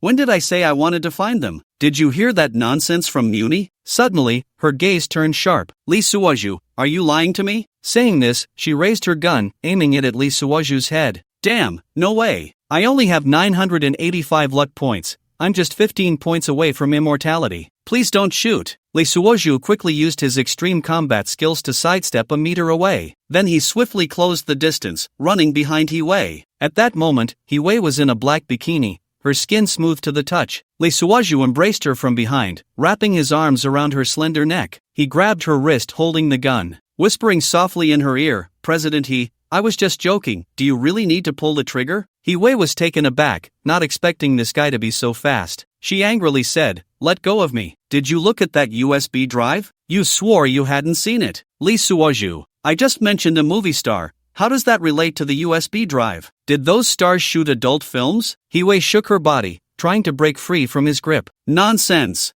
I never said anything about movie stars, and Muni wouldn't say anything either. How do you know? Lee Suoju was speechless. Could it be that the USB drive has a video of He-wei with a movie star? Lee Suoju tried to imagine. He was too curious about this secret. The Guanshan Reservoir, the rehabilitation center, must be old Ma's hidden camera, secretly capturing He-wei and the female star in compromising situations? But it shouldn't lead to assassination, right? The rumors about He-wei and female stars were already an open secret. At worst, it was a personal privacy issue. It shouldn't lead to murder. Everyone knew she liked women. Although Lee Suoju was reminiscing, his hands hadn't loosened. Lee Suoju, I treated you like a brother, and you actually lied to me. Hong Ying. He-wei couldn't break free and shouted for Hong Ying to help. Hong Ying had just pulled up her pants, her stomach still aching. She had no idea what was happening in the room. In her memory, they were just eating, and suddenly she felt dizzy, experiencing hallucinations. It felt like the first stirrings of love, with visions of flowers under the moonlight and the sweet whispers between couples filling my mind. My body heated up, my limbs grew weak, and I just wanted to engage in a fierce battle with the only male in the room, Lee Suoju. Brother Suoju, I heard you know martial arts. How about we spar a bit? Then we rolled around on the sofa for a while. Suddenly, my body jolted, and I felt refreshed, as if everything had returned to normal. But then my stomach began to churn violently,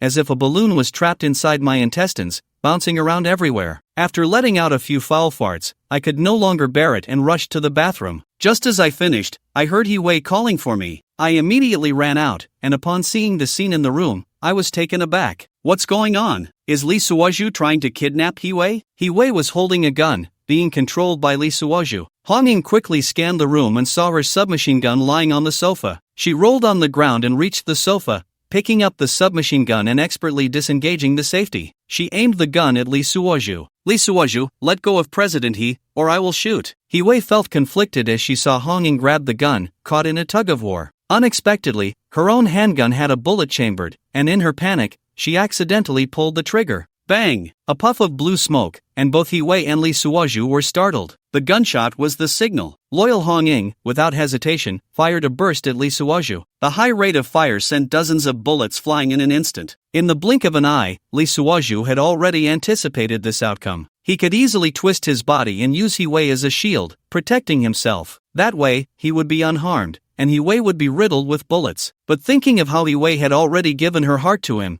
and with various enhancements he possessed, he decided to twist in the opposite direction. He used his body to shield He-wei, taking the brunt of the dozens of bullets in his back. Puff, puff, puff. The sound of bullets hitting flesh rang out. Lee Suoju quickly employed his medical skills to protect his vital organs and blood vessels. Ah, Hong Ying, who told you to shoot? Hong Ying, terrified, dropped the gun and buried her hands in her hair. Tears streamed down her face instantly. Suoju. At that moment, memories surged, and in her hallucination, the image of her rolling with Lee Suoju flickered in and out. Why do I have this image? How could I think of such a shameful thing? Brother Suoju. She threw away the gun and rushed over. Although Lee Suoju had protected his heart, dozens of bullets were already embedded in his body. His face turned pale, and blood spurted from his mouth and nose. Cough, cough. Slowly, he loosened his grip on He-wei. He-wei's glasses were askew as she shouted, Suoju, don't leave me. Tears instantly filled her eyes. Ding, detected He-wei's love again. Host gains luck value plus 50, current maximum 1035. Congratulations to the host for achieving immortality. Although he was immortal, he was not indestructible. Lee Suoju still turned pale and slumped down. No! He-wei cried out in despair, looking up to the sky. Hong Ying, why did you kill him? I never expected you to be my greatest enemy. I will kill you. He-wei, having lost her rationality, was nearly mad. In fact, she was mad. She raised her handgun without hesitation and aimed it at Hong Ying's head, pulling the trigger repeatedly. Lee Suoju was caught between them. Without thinking, he rushed toward He-wei's gun, tackling her. He-wei had lost her mind. Even as she fell, she continued to pull the trigger. 9 rounds of large-caliber bullets struck Lee Suoju's body. A few even exited through the other side. Lee Suoju spat out a mouthful of blood. Cough, cough. Hong Ying is not The enemy. Before he could finish, his eyes rolled back, and he collapsed. No, no! Two hoarse cries filled the entire room. Even the whole building knew about it. The dull sound of gunfire surprised the bodyguards at the door. They had no access card and quickly called customer service. Since this was Hiwei's private room, there was no one from customer service either. The bodyguards could only knock violently on the door. Hiwei, with tears in her eyes, shouted, "Hong-ing, hurry and call an ambulance." At that moment, Hong-ing was so dazed that she forgot who she was. All she knew was to foolishly cover Lee Suaju's wound, afraid he would bleed to death. Lee Suaju indeed fainted for a while. In his unconscious state, he was chatting with the system. "Brother system, I have a plan. Unexpectedly, you hit the nail on the head. This plan is naturally perfect. Perfect my ass, it hurts like hell. One day, I'll shoot you around and let you experience what it means to be naturally perfect." The system ignored him. "The plan of playing dead is good, but I'm afraid they will cremate you. You don't have a diamond body yet." "Oh right, I can't, I need to leave some last words. So, cough cough." Lee Suaju slowly opened his eyes and found himself in Hiwei's arms. It was as if Hiwei was nursing her child. Lee Suaju smelled the rich scent of milk. Don't speak, the doctor is coming soon." Hiwei's face was full of tears, her short hair soaked through. Hong-ing had already opened the door, and the bodyguard stood guard beside her. Hong-ing found the first aid kit and was giving Lee Suaju a hemostatic injection and emergency medication. "Brother Suaju, you have to hold on. I'll hold on to your grandpa. You try taking a round of bullets, but now was not the time for nonsense." Lee Suaju pretended to have dazed eyes, losing the last glimmer of spirit. "Bury me, on a high mountain, facing the sunlight. No, you can't die." Hiwei's hands were covered in Lee Suaju's blood. She desperately touched Lee Suaju's cheek. Lee Suaju smiled for the last time. "President my head needs to see the sunlight, don't cremate me, I'm afraid it will burn." After saying that, Lee Suaju slowly closed his eyes. The divine doctor skill activated, blocking his heartbeat and breathing, and his body began to cool down. "Ah!" Hiwei let out a tragic scream. Hong-ing slowly put down what she was holding. At this moment, her hair was disheveled. She slowly stood up and saw that the guns had all been taken away by the bodyguards. She rushed to the nearest bodyguard. "Give me your gun,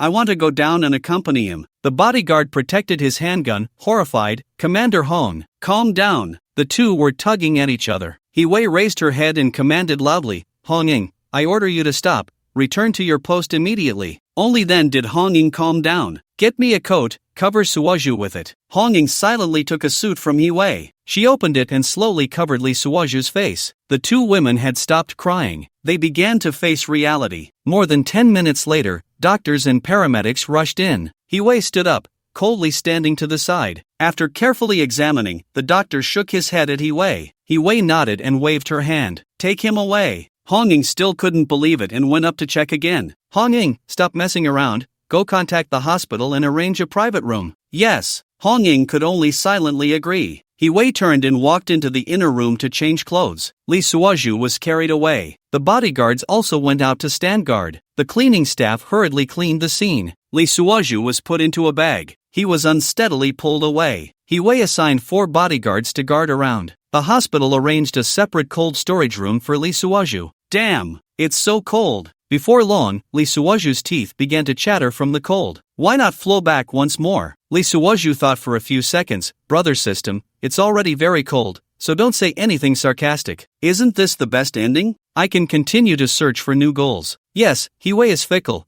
That USB drive must hold a shocking secret. Otherwise she wouldn't have the heart to kill you." Lee was locked in the body bag, patting his chest. "Hey, luckily, I got the 500 first. Otherwise, she wouldn't have fallen in love with me. For her own benefit, she would even kill her closest friend, Hong-ing. It's for your own good, right? Didn't you see you gained 50 points at the last moment? Forget it. Waiting for me to die to give it is pointless. This is the best choice. Yes, you have already achieved immortality. In the future, you must consider the safety factor when choosing your goals." "Tonga, I understand now. I won't do it again." "But there's no chance in this country. As soon as I show my face, I'll be exposed." "Yes. Don't you have 144 foreign language skills? You can unlock them at will. We'll talk about it then. I need to think about how to survive until I'm buried. It's so damn cold." The news spread quickly. Me.However was shooting a perfume advertisement when she heard her assistant's report, and the crystal perfume bottle in her hand crashed to the ground. Dressed in a custom white lace Chanel dress and wearing 10-centimeter high heels, she staggered back 2 steps. "Impossible. How could he?" Her voice trembled. Yujika was having dinner with a client when she received the news,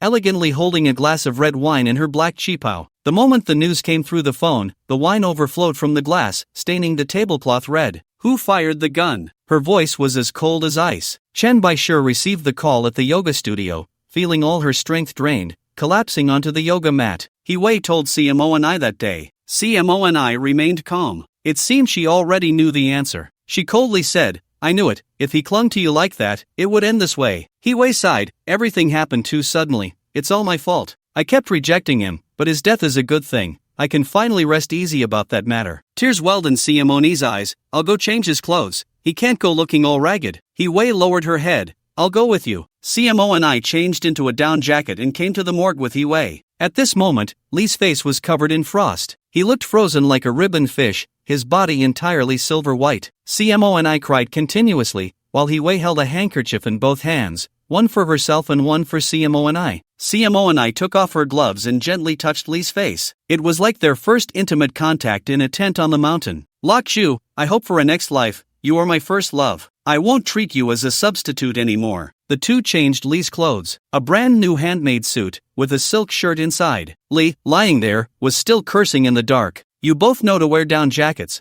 why didn't you put one on me? 3 days later. The morning mist at the mountain top had yet to dissipate. Wei bought this mountain, which had an excellent view, facing the rising sun. A newly built winding mountain road snaked upwards, and a black hearse slowly drove along. Li lay in the cold coffin, listening to the footsteps coming from outside. This damn weather, if I'm not buried soon, I'll freeze stiff. He complained in his heart. The host must hold on, this is the last journey. The memorial hall was set up on a platform halfway up the mountain. CMO and I, dressed in black mourning attire, stood in the front row. Her eyes were red and swollen, clearly having cried for a long time. Yujika stood in the corner in white, like a wandering spirit. Chen Baishe held a bouquet of white roses, silently standing at the back of the crowd. Manhwa did not come. She was afraid that Wei, the madwoman, would attack her. Because Wei had already begun to cut off her domestic resources. She just drove, following from a distance, memorizing the location of the grave. Everyone has left. What's the use of these empty gestures? But you, Li Suoju, are the strongest man in this life. Wei, as the organizer, wore a black suit, her expression stern. Honging stood behind her, her gaze hollow. Let's begin, Wei said softly. The priest started reciting the scriptures, his solemn voice echoing through the mountains. Locked in. Simeni suddenly spoke. I'm sorry. Yujike scoffed. What's the use of saying that now? What right do you have to speak? Simeni turned around. Who abandoned him back then? Enough. Wei suddenly raised her voice. This is a farewell, not a competition for jealousy. Chin Bishi stepped forward and placed a white rose on the coffin. Master, have a good journey. No one noticed as Chen Bishi walked expressionlessly to the back of the crowd, coldly watching Wei, her teeth grinding. Li Suoju, lying in the coffin, wanted to laugh. What a failure in life, even in death, there's not a single person to mourn, everyone is so calm. The host must hold on, it will be over soon. Finally, it was time for the burial. 8 attendants in black lifted the coffin. Wei personally chose the burial site for Li Suoju, facing east. This way, you can see the sun first every day, she said softly. The coffin slowly descended. Simeni could no longer hold back and collapsed into Wei's arms, crying bitterly. Yujike turned and left, her back desolate. Chin Bishi knelt on the ground, silently shedding tears. Honging stood by, her clenched fists trembling slightly. Rest in peace, Wei's voice was gentle. This is your home now. The soil fell shovelful by shovelful. Li Suoju felt the weight above and thought, finally, it's over. What are your plans next, host? Once they leave, I'll get out of this hellhole. Where to? I heard there's an island nation deep in the sea,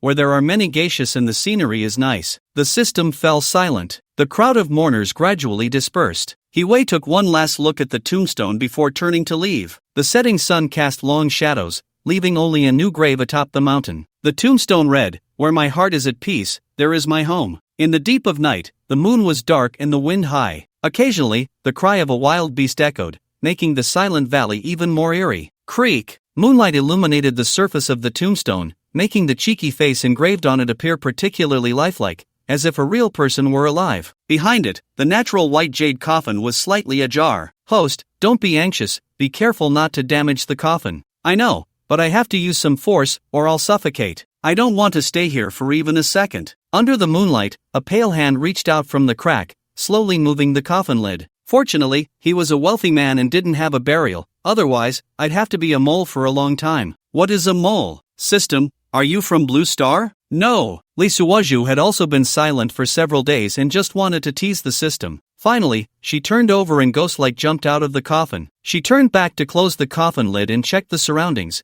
which were almost unchanged. She clapped her hands. All set, let's go down the mountain. Host, I checked. It seems that women with luck points are only limited to the domestic market. There are no branches abroad. Lee Suoju suddenly stopped. Hesitating, she said, no matter what, let's leave here first. If it doesn't work out later, I'll return to my country. I must travel around the world. That's fine, but you need an identity first. System, do you have a disguise card? No. Lee Suoju sat behind her tombstone. That's a bit troublesome. Without any documents, how can I go abroad? Smuggle? Lee Suoju thought, this place is very similar to Blue Star. Could the world map be similar too? The south is temporarily off limits. There are too many transvestites. The west is both poor and filthy, and the north is engulfed in war. We can only head east. I thought of a good method to make others not recognize you. Lee Suoju became excited for a moment. Brother Tong, quickly tell me, what's the good method? Set a fire, burn your face, and then use your divine doctor skills to heal yourself. I'm sure you won't return to your original appearance. Lee Suoju, are you trying to screw me over? That would hurt so much, but it's worth a try. The moonlight flowed like water, spilling over the mountains. Lee Suoju sat behind a tombstone, gazing at the distant city lights, lost in thought. At this moment, the most needed thing was the system's assistance. He flipped through his system panel. Infinite creativity card? He stroked his chin. Brother Tone, does this skill mean whatever you want will come? Yes, but it can only last for 24 hours. Lee Suoju's eyes lit up, then dimmed again.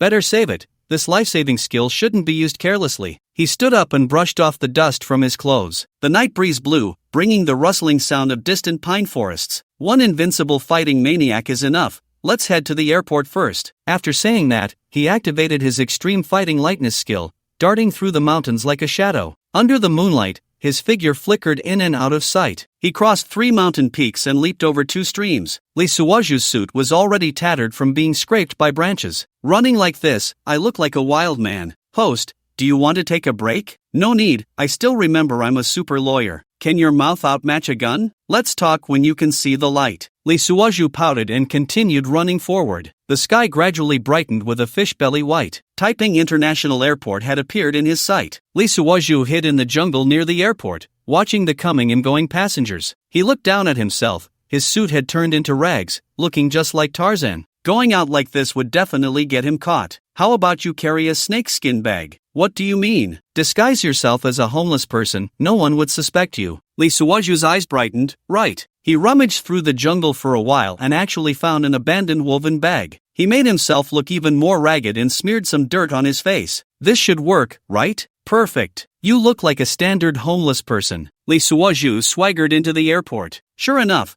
people saw him and moved far away. The security guard frowned and glanced at him but didn't chase him away. Lee Suoju wandered around the waiting hall. Tokyo, 9 in the morning. He looked at the flight information. This one will do. When does the host plan to use the invisibility card? Maybe when it's time to check in. He found a corner to sit down and began to wait. People around him covered their noses and walked away. Lee Suoju chuckled inwardly. This acting, the Oscars owe me a little golden man. Host, are you sure you want to go to the island country? What's wrong? The women over there seem very strange. Lee Suoju rolled his eyes. Brother Ton, what weird stuff have you been looking at online again? Sunlight streamed through the glass curtain wall. Lee Suoju checked the time and walked towards the restroom. It was time to go on stage. At this moment, in the airport surveillance room, several security personnel were closely monitoring this tall homeless man. The walkie-talkies were communicating non-stop. A man in his 30s was directing. He went to the restroom on the right side of the waiting hall. Please have Unit 9 go in and monitor him, ensuring passenger safety. Roger that, Unit 9 is on the way. In less than a minute, 2 young men in black security uniforms approached the restroom. Calling command center, no target found. What? Please repeat. Calling command center, this is Unit 9, no target found. Activate all surveillance to search for a homeless man with a bag. At this moment, Lee Suoju had already used an invisibility card to reach the security checkpoint. Brother Ton, is everything okay? Can this thing detect me? I don't know. Give it a try. Lee Suoju. At this point, he could only brace himself. Wait a minute, what happened to the host? Are you scared? You only have 30 minutes. Lee Suoju turned around in terror. That scent was so familiar. He saw a figure dressed entirely in black, wearing sunglasses, with hair cascading down like a waterfall, swaying back and forth with each step. Chan Bishi? Host, be careful, she's still awakening. Keep your distance from her. It's over, she's right in front of me, Lee Suoju said, dumbfounded. At that moment, Chen Bishi had a pale face, wearing oversized sunglasses. It was unclear who she was looking at. Brother Tong, can she see me? Brother Tong, do you also sell counterfeit products? I want to report you to 315. At this time, Chen Bishi pulled her suitcase and placed it on the security conveyor. Lee Suoju was right beside her, letting out a sigh of relief. Thankfully, she didn't see me, so Lee Suoju followed her through the security checkpoint. Fortunately, no alarm was triggered. Chen Bishi continued to pull her suitcase, walking with a model's stride toward the exit. Is she also going to the island country? Lee Suoju followed her in confusion. They said to keep a distance, but how could Lee Suoju bear to? Isn't this fate? The plane glided smoothly through the clouds. Lee Suoju stood in the space behind Chen Bishi, inhaling the faint fragrance from her hair. He watched as she scrolled through her phone. As he looked, his heart stirred. It turned out this girl was looking at photos and videos of them together. Was this how she spent her time out recently? Lee Suoju tilted his head to browse along with her. The first picture was in the gym,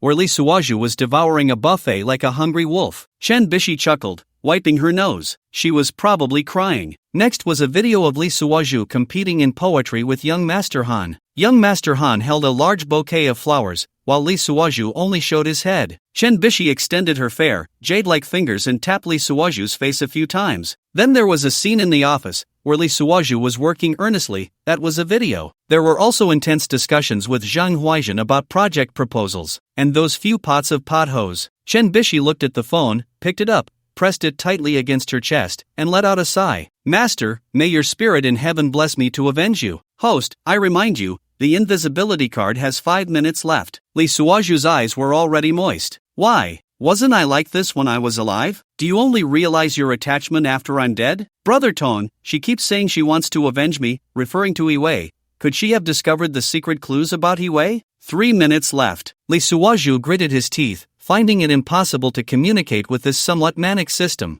I can't waste the invisibility card any longer. I need to conserve it. He quickly stood up and walked toward the restroom at the back of the cabin. The flight attendant pushed a meal cart past him, completely unaware. Lee Suoju even grabbed a boxed meal. Once inside the restroom, he locked the door. He would just wait here to become visible. After saying that, he opened the boxed meal and started eating.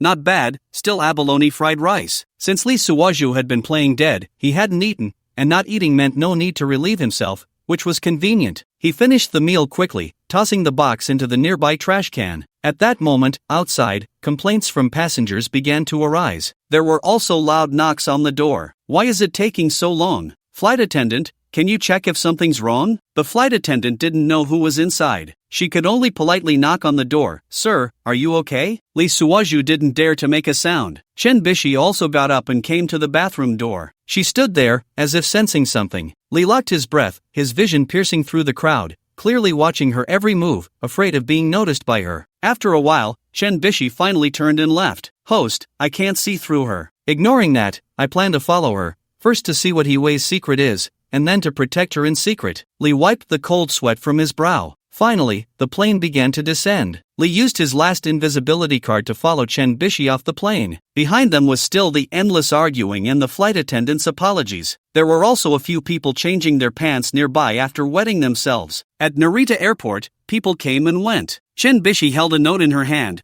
which read, Beichuan County, Shanzhua Village, Shiringhaonan. Where is she going? Lee leaned in curiously. Chen Bishi suddenly stopped, as if she had heard something, and whispered, Master, you must bless me to find Yiwei's secret and avenge you. Lee's heart jolted. How could it be so coincidental, as if the two were having a conversation? Host, the invisibility card is about to expire. I know, but this matter is not simple. He quickly hid in a nearby bathroom. Lee locked the door, waiting to reappear. It seems this trip to Japan is going to be interesting. Under the riverbank near Narita Airport, Lee locked himself in a dark bridge arch. The cherry blossoms were fluttering in April, making this place even more desolate. He spread out a cardboard box he had picked up from a trash can at the airport and leaned against the damp wall. Brother Tong, what do you think Chen Bishi and Yiwei's secret is? Unclear, it is likely related to that USB drive. The river flowed noisily, and occasionally a boat passed by, bringing laughter and joy. Suddenly, two ragged old men walked over. Hey, this is our territory. The system had randomly rewarded him with a small country's indigenous language,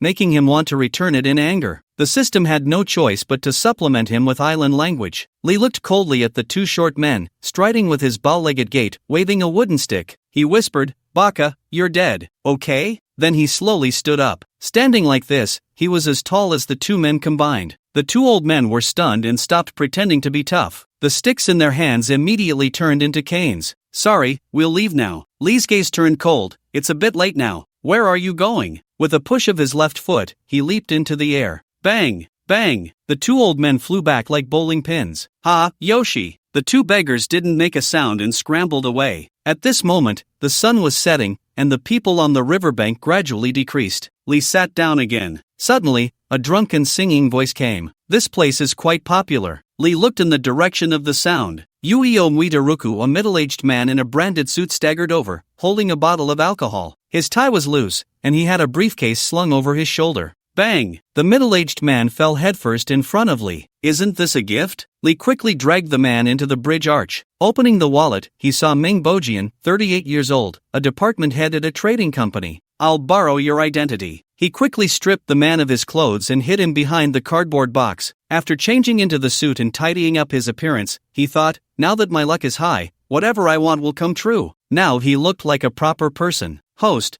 are you sure you want to go to that village?" "Of course, I want to see what Chinbishi plans to find there." As night fell and the moonlight flowed like water, Lee stretched his muscles and activated his lightness skill. "Beichuan County, Shanzhua Village, here I come." His figure was like a leaf, gracefully gliding over the treetops. The scenery along the way rushed past his eyes. Cherry blossoms fluttered, and the moonlight was hazy. Following the navigation provided by the system, Lee Suwaju arrived at the place in just an hour. It was a small fishing village by the sea. Looking around, Lee Suwaju jumped down from the rooftop. He clapped his hands and brushed off his clothes. "The seaside is so clean, not a speck of dust." Lee Suwaju put on the original owner's glasses. "Wow, this must be 1000 degrees, right?" Fortunately, with the system's support, he didn't care about such a degree. He took out a mask and put it on his face. He walked towards a 24-hour fast food restaurant nearby. Using the original owner's money, he bought a serving of oden. While eating, he chatted with the shopkeeper, a young man in his 20s. The island language gifted by the system was a bit outdated,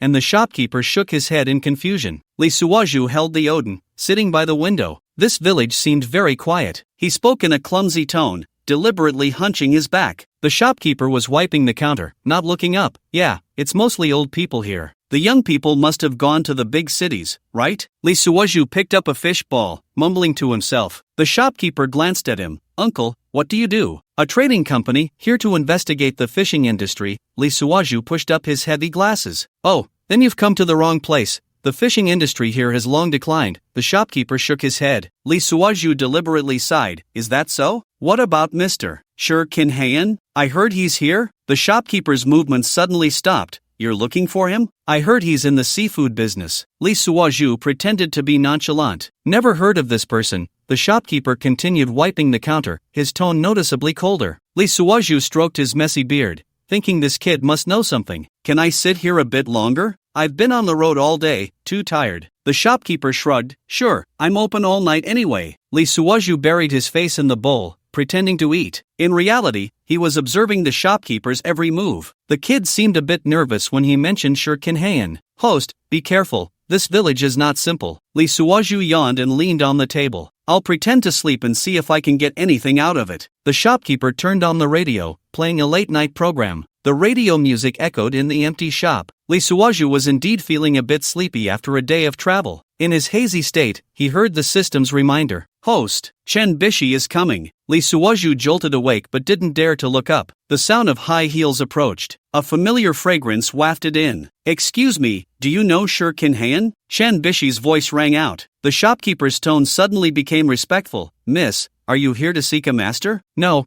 I'm just looking for someone." Chen Bishi shook her head. The shopkeeper's eyes flickered for a moment, glancing at Lee Suwaju, who was slumped on the table. "Mr. Sher does indeed live here. I can help introduce you," the shopkeeper said with a smile. "Please wait a moment." He walked behind the counter and picked up the phone. Lee Suwaju perked up his ears. "Boss, a woman is here to seek a master." "Yes, very beautiful." "Okay, I understand." The shopkeeper hung up the phone and brought over a cup of hot tea. "Miss, please have some tea." Chen Bishi smiled politely but didn't touch the cup. The shopkeeper noticed and smiled. "Where are you from, miss? I can tell from your accent that you're from Longwa." Chen Bishi nodded. "Yes, how long until he arrives?" The shopkeeper glanced at the quartz clock on the wall. "He'll be here soon." Chen Bishi felt a bit alert, noticing a big man sleeping there in the room. She sighed in relief. This time, she could only come alone, because she trusted no one. With her black belt level, she had the courage to come here alone, but now she felt a bit regretful. This cursed place is too scary. Lee locked in his heart thought, not good, something might happen. Sure enough, at that moment, the roar of motorcycles echoed outside. Then, the strong light of headlights illuminated the glass. The door was pushed open, and 4 burly figures walked in. The man at the front had a face full of flesh and exchanged glances with the clerk. The clerk nodded. He immediately turned around, his eyes fixed on Chen Bishi. "This young lady is looking for Shi Yinghanan?" Chen Bishi stood up and took a step back. "Sorry,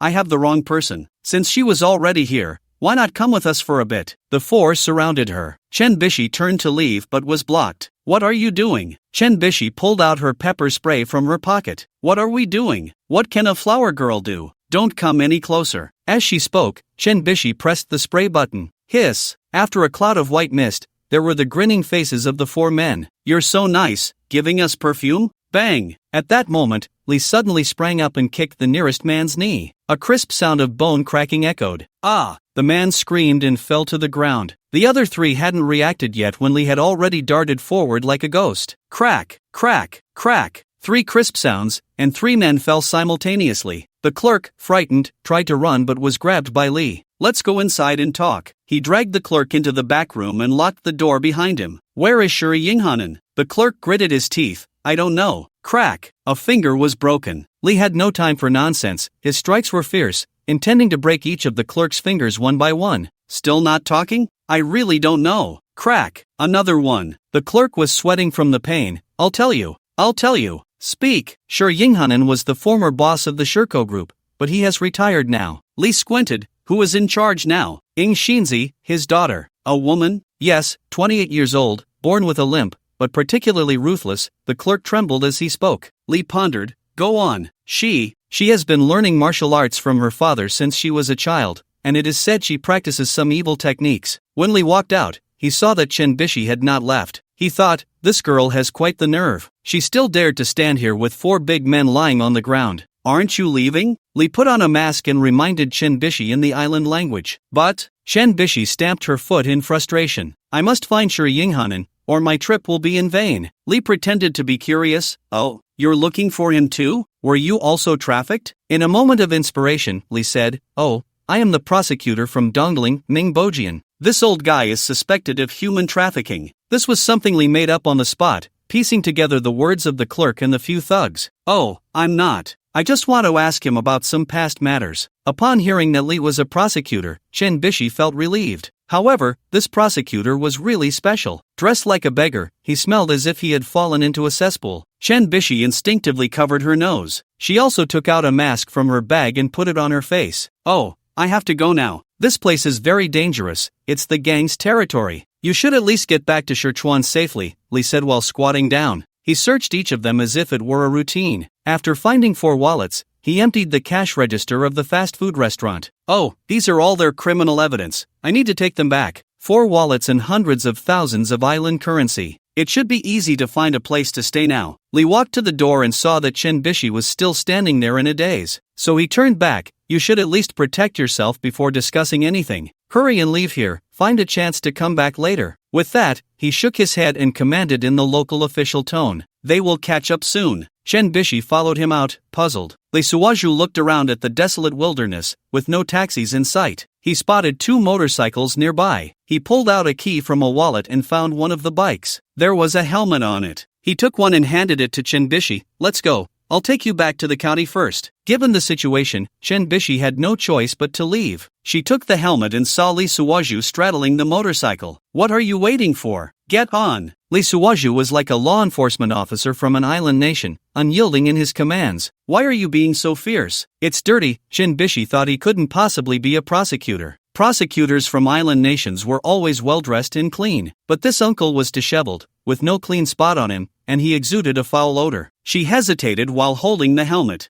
At that moment, a store clerk rushed out, covering his hand. Stop! Ah, damn it! Lee Suoju blurted out a phrase in Korean in his panic, something the system had just unlocked for him to sound more convincing. He dismounted the motorcycle and quickly approached the clerk. He kicked the guy in the face. The clerk rolled backward and fell to the ground, unable to get up. Lee Suoju clapped his hands. Baka! Chen Bishi no longer dared to get on his bike. Lee Suoju, sitting on the motorcycle, saw Chen Bishi in tight jeans and white sneakers, running ahead. This tiger woman really knows how to court death. At that moment, a car approached Chen Bishi, its headlights illuminating her graceful silhouette. Chen Bishi quickly waved, trying to hitch a ride. Lee Suoju squinted. His eyesight was excellent. From a distance, he saw a group of young men in the car, wielding knives and sticks. Not good. It's this gang's accomplices. Lee Suoju kicked the motorcycle hard and quickly shifted gears to chase after them. He saw them open the car door and pull Chen Bishi inside. Then came her cries for help, and Lee Suoju panicked. System, you need an upgrade. What era is this? I should have an assault rifle, grenades, RPGs. There was no time for banter. Lee Suoju suddenly leaned to the side, his body almost touching the ground. The motorcycle shot forward, trailing sparks, and crashed into the black sedan. His movements were swift and decisive. The moment the motorcycle collided with the car, a loud metallic crash echoed, and the motorcycle got wedged under the front of the car, preventing it from moving forward. Lee Suoju rolled on the ground several times and agilely sprang up beside the car. The door was kicked open, and several young men with sticks jumped out, charging at him. Come on! Lee Suoju shouted, his fists like lightning as they met the nearest one. Bang! Bang! Bang! His punches accurately struck the opponent's vital points, causing him to cry out in pain and fall. Another young man wielding a stick rushed at him. Lee Suoju sidestepped, grabbed one end of the stick, twisted it sharply, and snatched it away, countering with a swing that hit another young man's knee, producing a crisp sound of a bone breaking. You're still not enough to see, Lee Suoju roared, swinging the stick with a whoosh, each strike landing heavily on his opponents until the last one fell to the ground in agony. At that moment, Chen Bishi struggled out of the car, her face pale, looking at Lee Suoju with disbelief. Are you really a prosecutor? Her voice trembled. Now was not the time to discuss that. Lee Suoju grabbed Chen Bishi's hand. We need to leave quickly. They returned to the fast food restaurant, switched to another motorcycle, and Lee Suoju started the engine. Get on. Chen Bishi hesitated for a moment but ultimately sat on his back seat. The motorcycle roared as it sped forward. Hold on tight, Lee Suoju shouted. Chen Bishi instinctively clung to him, despite the turmoil in her heart. She despised this disheveled man, reeking of foul odor, but had to admit that he had saved her twice. Who are you? Chen Bishi's voice trembled in the wind. Just an ordinary prosecutor, Lee Suoju replied. You're lying. With skills like yours, you're more like a killer. An ordinary prosecutor shouldn't have such skills, right? Lee Suoju chuckled. Maybe I'm just an exception, wanting to save a beautiful girl. Do you not know when to flirt? Chen Bishi's voice carried a hint of anger. Isn't life just a grand adventure? If I told you everything, what would be the point? Lee Suoju's tone was laced with mockery. Chen Bishi fell silent, unsure of how to respond. Perhaps just escaping the clutches of a villain, she had fallen into the hands of a rogue. As they rode on, the wind began to chill. She felt the solid warmth of Lee Suoju's back, giving her a sense of safety in this unfamiliar land. Where are we going? She finally asked. Back to the county town first, it's safer there, Lee Suoju answered. In the night, the motorcycle wove through the empty roads, their figures gradually disappearing into the distance. The night wind howled as Chen Bishi lay against this strange man's back. She felt an odd familiarity about his silhouette. Tall, upright, with broad shoulders. Just like that person. But the man before her wore thick glasses, had a full beard, and exuded an unpleasant smell. It couldn't be him. Chen Bishi shook her head. I watched him be buried with my own eyes. At that moment, far away in their homeland, in He-Wei's villa, dressed in a black velvet gown, He-Wei was drinking alone under the moonlight. She only wore dresses in front of a select few. Si-Mini, in a white casual outfit, sat across from her. You should drink less. Si-Mini reached for the wine bottle. He-Wei dodged. Let me drink. You've been drinking all day. I feel terrible inside. He-Wei's eyes were red. He was still blocking bullets for me before he died. Si-Mini was also wiping her tears. Who would have thought it would turn out like this? I never trusted him. He-Wei's voice choked. I clearly liked him but never dared to take the final step. This made Si-Mini feel even worse. I can tell he liked you too. Otherwise, he wouldn't have resigned to come to you. He-Wei took another big gulp of wine. Mini, is this my retribution from Sanmei? At the mention of that name, Si-Mini quickly raised her hand to stop her. Don't bring that up. Be careful, there might be ears on the wall. Humph. He-Wei scoffed, standing up and strolling to the window, looking up at the moonlight, her short hair cascading like satin behind her. I hope she doesn't hate me anymore in heaven. Sigh, it's all in the past, don't think about it anymore. Many walked over and stood beside her. No, Hiwei shook her head vigorously. I feel like someone is watching me, so I suspect Lee Suwaju. His appearance was too sudden. I feel like he's intentionally getting close to me. Do you think Sanmei is still alive? Many shivered. Don't scare me. Hiwei turned around and gently hugged Many. Don't be afraid. I did all of this, you won't be implicated. Many said nothing, just lowered her head to wipe her tears. It could be, when Wonhan fell off the cliff, I felt it was familiar. It must be her revenge. No, it can't be. Hiwei's tears fell. I owe Sanmei. If she were to take revenge, it should be on me. Many softly said, don't think too much. Didn't we go looking for her later? She should be gone by now. Looking for what? Hiwei smiled bitterly. That was over 10 years ago. What bones could there be left? But, don't say any more. Hiwei interrupted her. Let me be alone for a while. Many could only watch her silently. Under the moonlight, Hiwei's profile carried an indescribable sadness. By the way, is there really something about the USB drive? Hiwei shook her head. I can't be sure. It's all that Dushasha's fault. I had a brand for her to endorse, and she insisted on going to Guanshan Reservoir to celebrate her father's birthday. I had to go, and unexpectedly, the fish at the reservoir was particularly delicious. I drank too much and remembered that my younger sister liked fish when we were kids, so I casually mentioned it. Dushasha immediately started to pry. That's when I realized I was sober again. Later, didn't Dushasha die in a car accident on the way back? Many shivered a little as she spoke. Hiwei nodded. Yeah, I thought that was the end of it. But who knew your old ma secretly installed surveillance? Many comforted her. Now that it's come to this, we can only take it one step at a time. Besides, Grandpa must be gone. What else can anyone do to you? Hiwei took another swig of alcohol, and the two of them silently watched the moonlight. Meanwhile, Lee Suwaju and Chen Bishi finally arrived at the county town. They stopped in front of a traditional hot spring inn. This will do. Lee Suwaju drove the motorcycle right up to the door. Chen Bishi nodded and slowly got off. She was too tired to say a word. The innkeeper was a kind old lady wearing a striped kimono. 2 rooms, please. Despite Lee Suwaju's rough words and rogue demeanor, the old lady politely bowed and made arrangements. May I ask how many rooms you need? Lee Suwaju didn't think twice. 2, next to each other. Such accommodations were not soundproof, so if anything happened on Chen Bishi's side, Lee Suwaju would be the first to know and rush to help. After the rooms were arranged, Lee Suwaju took out a stack of money and handed it to the old lady. If anyone asks, just say we're a couple. Chen Bishi, listening from the side, quickly lowered her head and walked away. Lee Suwaju glanced at her back, nodded to the old lady, and left the inn. He needed to hide the motorcycle. After doing all this, he returned to his room and started to take a shower. Wow, so comfortable, there was a hot spring here. Lee Suwaju hadn't felt this comfortable in a long time. At that moment, through the partition, he could see Chen Bishi also soaking in the water, eyes closed, enjoying herself. Lee Suwaju retracted his lewd gaze. This woman is really bold. Tonggu, has she awakened? She probably hasn't. If she had awakened, she would have recognized you right away. You need to be careful.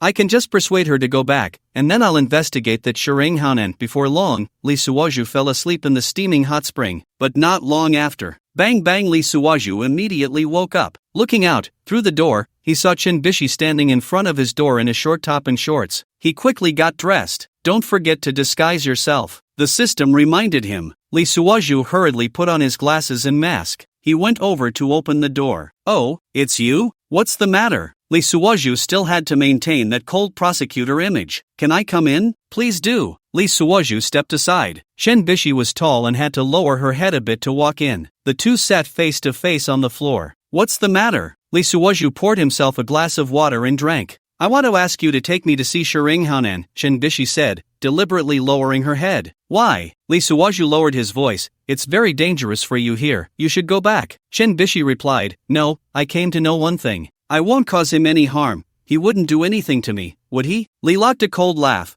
That kid is not some good-natured believer. Do you think this is business? Why don't you tell me, and I'll check for you, then I'll notify you afterward, Lee Lok said while secretly glancing at Chen Bishi. Chen Bishi didn't rush to reply, hesitating with her head down. Lee Lok quickly said, forget it, if you don't believe me, I can't be bothered to meddle, you can go back, I need to rest. Chen Bishi helplessly stood up. I'm sorry for the interruption, but I still want to say thank you. Rest well, we'll talk tomorrow. Lee Lok waved his hand. Chen Bishi hesitated for a moment in place. It's not that I can't say, I'm just afraid it might affect you. Lee Lok waved his hand and turned to walk into his room. Then don't say it, I don't have that kind of salary. Closing the door, he finally let out a breath. Host, why not continue asking? To lure her in. What other concerns does she have? Could she have recognized you? She shouldn't have. Lilac touched his stubble. With this look, I wouldn't even recognize myself. Perhaps she knew some huge secret, likely related to Yue and Simeni. Lilac lay on the tatami, staring at the ceiling. If Chinbishi really knows some secret, then she's in danger. Yue will definitely take her out. Yue, oh Yue,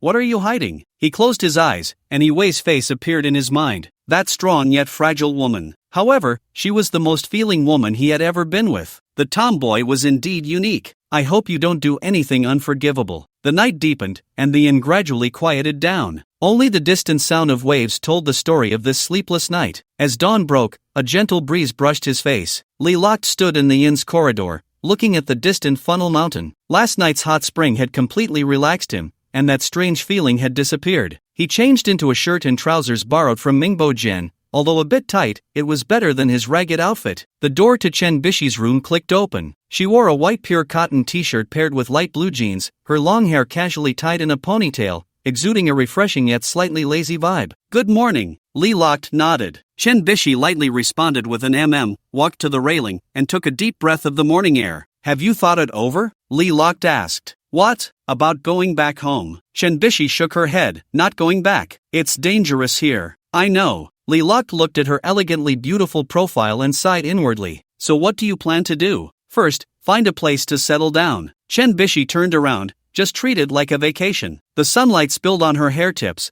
refracting a faint halo. Lilac couldn't help but think of Yue. They both had that stubborn character. I'll accompany you to find a place. Why? It's not safe here. I don't feel at ease with you alone. Chen Bishi sized him up. Are you really a prosecutor? Doesn't seem like it. Not at all. She laughed. What prosecutor looks as disheveled as you? After saying that, Chen Bishi felt a bit rude. After all, he had saved her. Oh, that's not what I meant. I just feel like you're not from the island country. Your accent is a bit stiff. Lilac quickly dismissed the system's settings. You're quite perceptive, you can tell that? Of course, I've traveled the world. Lilac smiled. Then let me hear your judgment. Let's see how impressive you are. You seem to be from Goryeo, right? Lilac pushed up his glasses, not refuting. Brother Tong, you're really a sly old fox. I suspect you were modified by the spy system before. Well, my father is Goryeo, so my accent sometimes. Lilac made a gesture.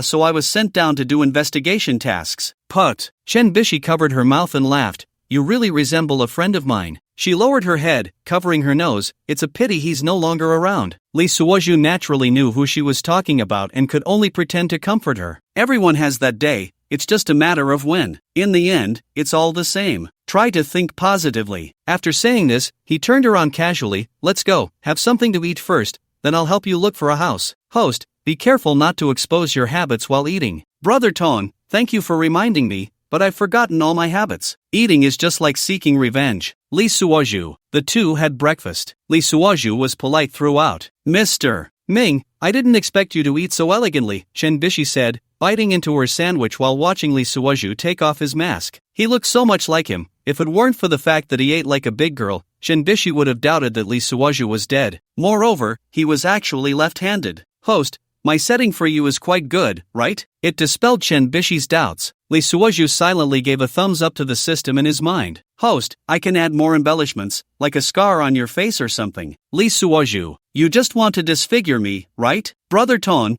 take a break. You should consider upgrading. After eating, they wandered through the small alleys of the county. This was a typical seaside town, with clean streets and low houses. Occasionally, students rode by on bicycles, the sound of their bells crisp. It seemed like there was a house for rent over there. Chen Bishi pointed to a house with a yard. The house was not big, but it was exquisite. A few cherry blossom trees were planted in the yard. Although the blooming season had passed, the green leaves were lush. The landlord was an elderly lady dressed in a plain kimono, speaking softly. When she saw Li Suoju's outfit, she hesitated for a moment. But when Li Suoju took out a stack of cash, her attitude immediately became warm. All right, then I'll rent it to you. The two followed her to the house. Li Suoju took a look and found it quite suitable. There were 2 bedrooms. Although not large, they were sufficient. It had its own kitchen and bathroom. The two entered their respective rooms, tidied up a bit, and then came out together. Let's go buy some daily necessities, Li Suoju suggested. After asking the elderly lady, they found out there was a supermarket nearby. Not far from the door, they saw a supermarket with a red sign.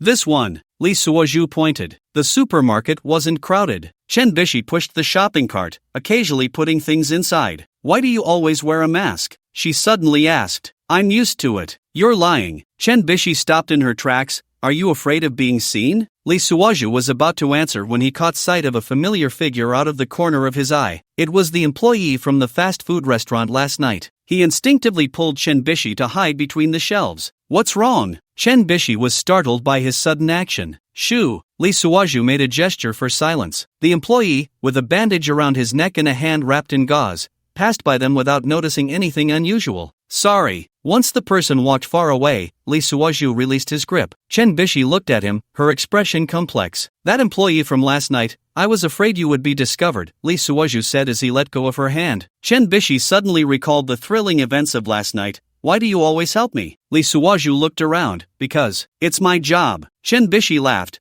You look really interesting when you lie. Lee Suoju was taken aback. Why did that sound so familiar? Now is not the time for jokes. The gang has already found their way to the county. Chen Bishi stuck out her tongue. Lee Suoju quickly handed her a mask. Put this on, just in case. Chen Bishi hurriedly put on the mask as well. Lee Suoju smiled. So, are you still mocking me? They bought rice, flour, oil, and some daily necessities. They returned to the newly rented house. At this moment, the sunlight was just right. The two of them put down their things and began to tidy up the room and the yard. Chen Bishi's first task was to organize the flowers and plants in the yard. Lee Suoju shook his head. Women, no matter how dangerous it is, just love these things. He stood in the kitchen, watching her silhouette. That silhouette overlapped with the memory of He Wei. This damned fate, he muttered to himself. Host, you're not really falling for her, are you? Lee Suoju did not answer. Turning his back to the bullets already indicated something. He couldn't say he was moved. At least he didn't want to owe them anything. Every woman who brought me luck, Lee Suoju didn't want to let them down. But there was nothing he could do. He couldn't stay with everyone forever. This was destiny. Chen Bishi hummed an unknown tune. Lee Suoju was more concerned about the secret she knew. Days flowed by in tranquility. A week passed, and Lee Suoju, under the pretext of avoiding trouble, asked Chen Bishi to stay here temporarily and not go out. He would handle everything outside. He was waiting for an opportunity to wear down Chen Bishi's patience and extract the secret she brought. Every day he pretended to be a messy uncle from the island, wandering around. Miss Chen, is there anything interesting here? In the morning, with nothing to do, they started chatting. It's okay, at least it's very clean. I like it here. Lee Suoju pretended not to understand. Miss Chen, isn't there work in your hometown? Why not go back to work? Chen Bishi tilted her head.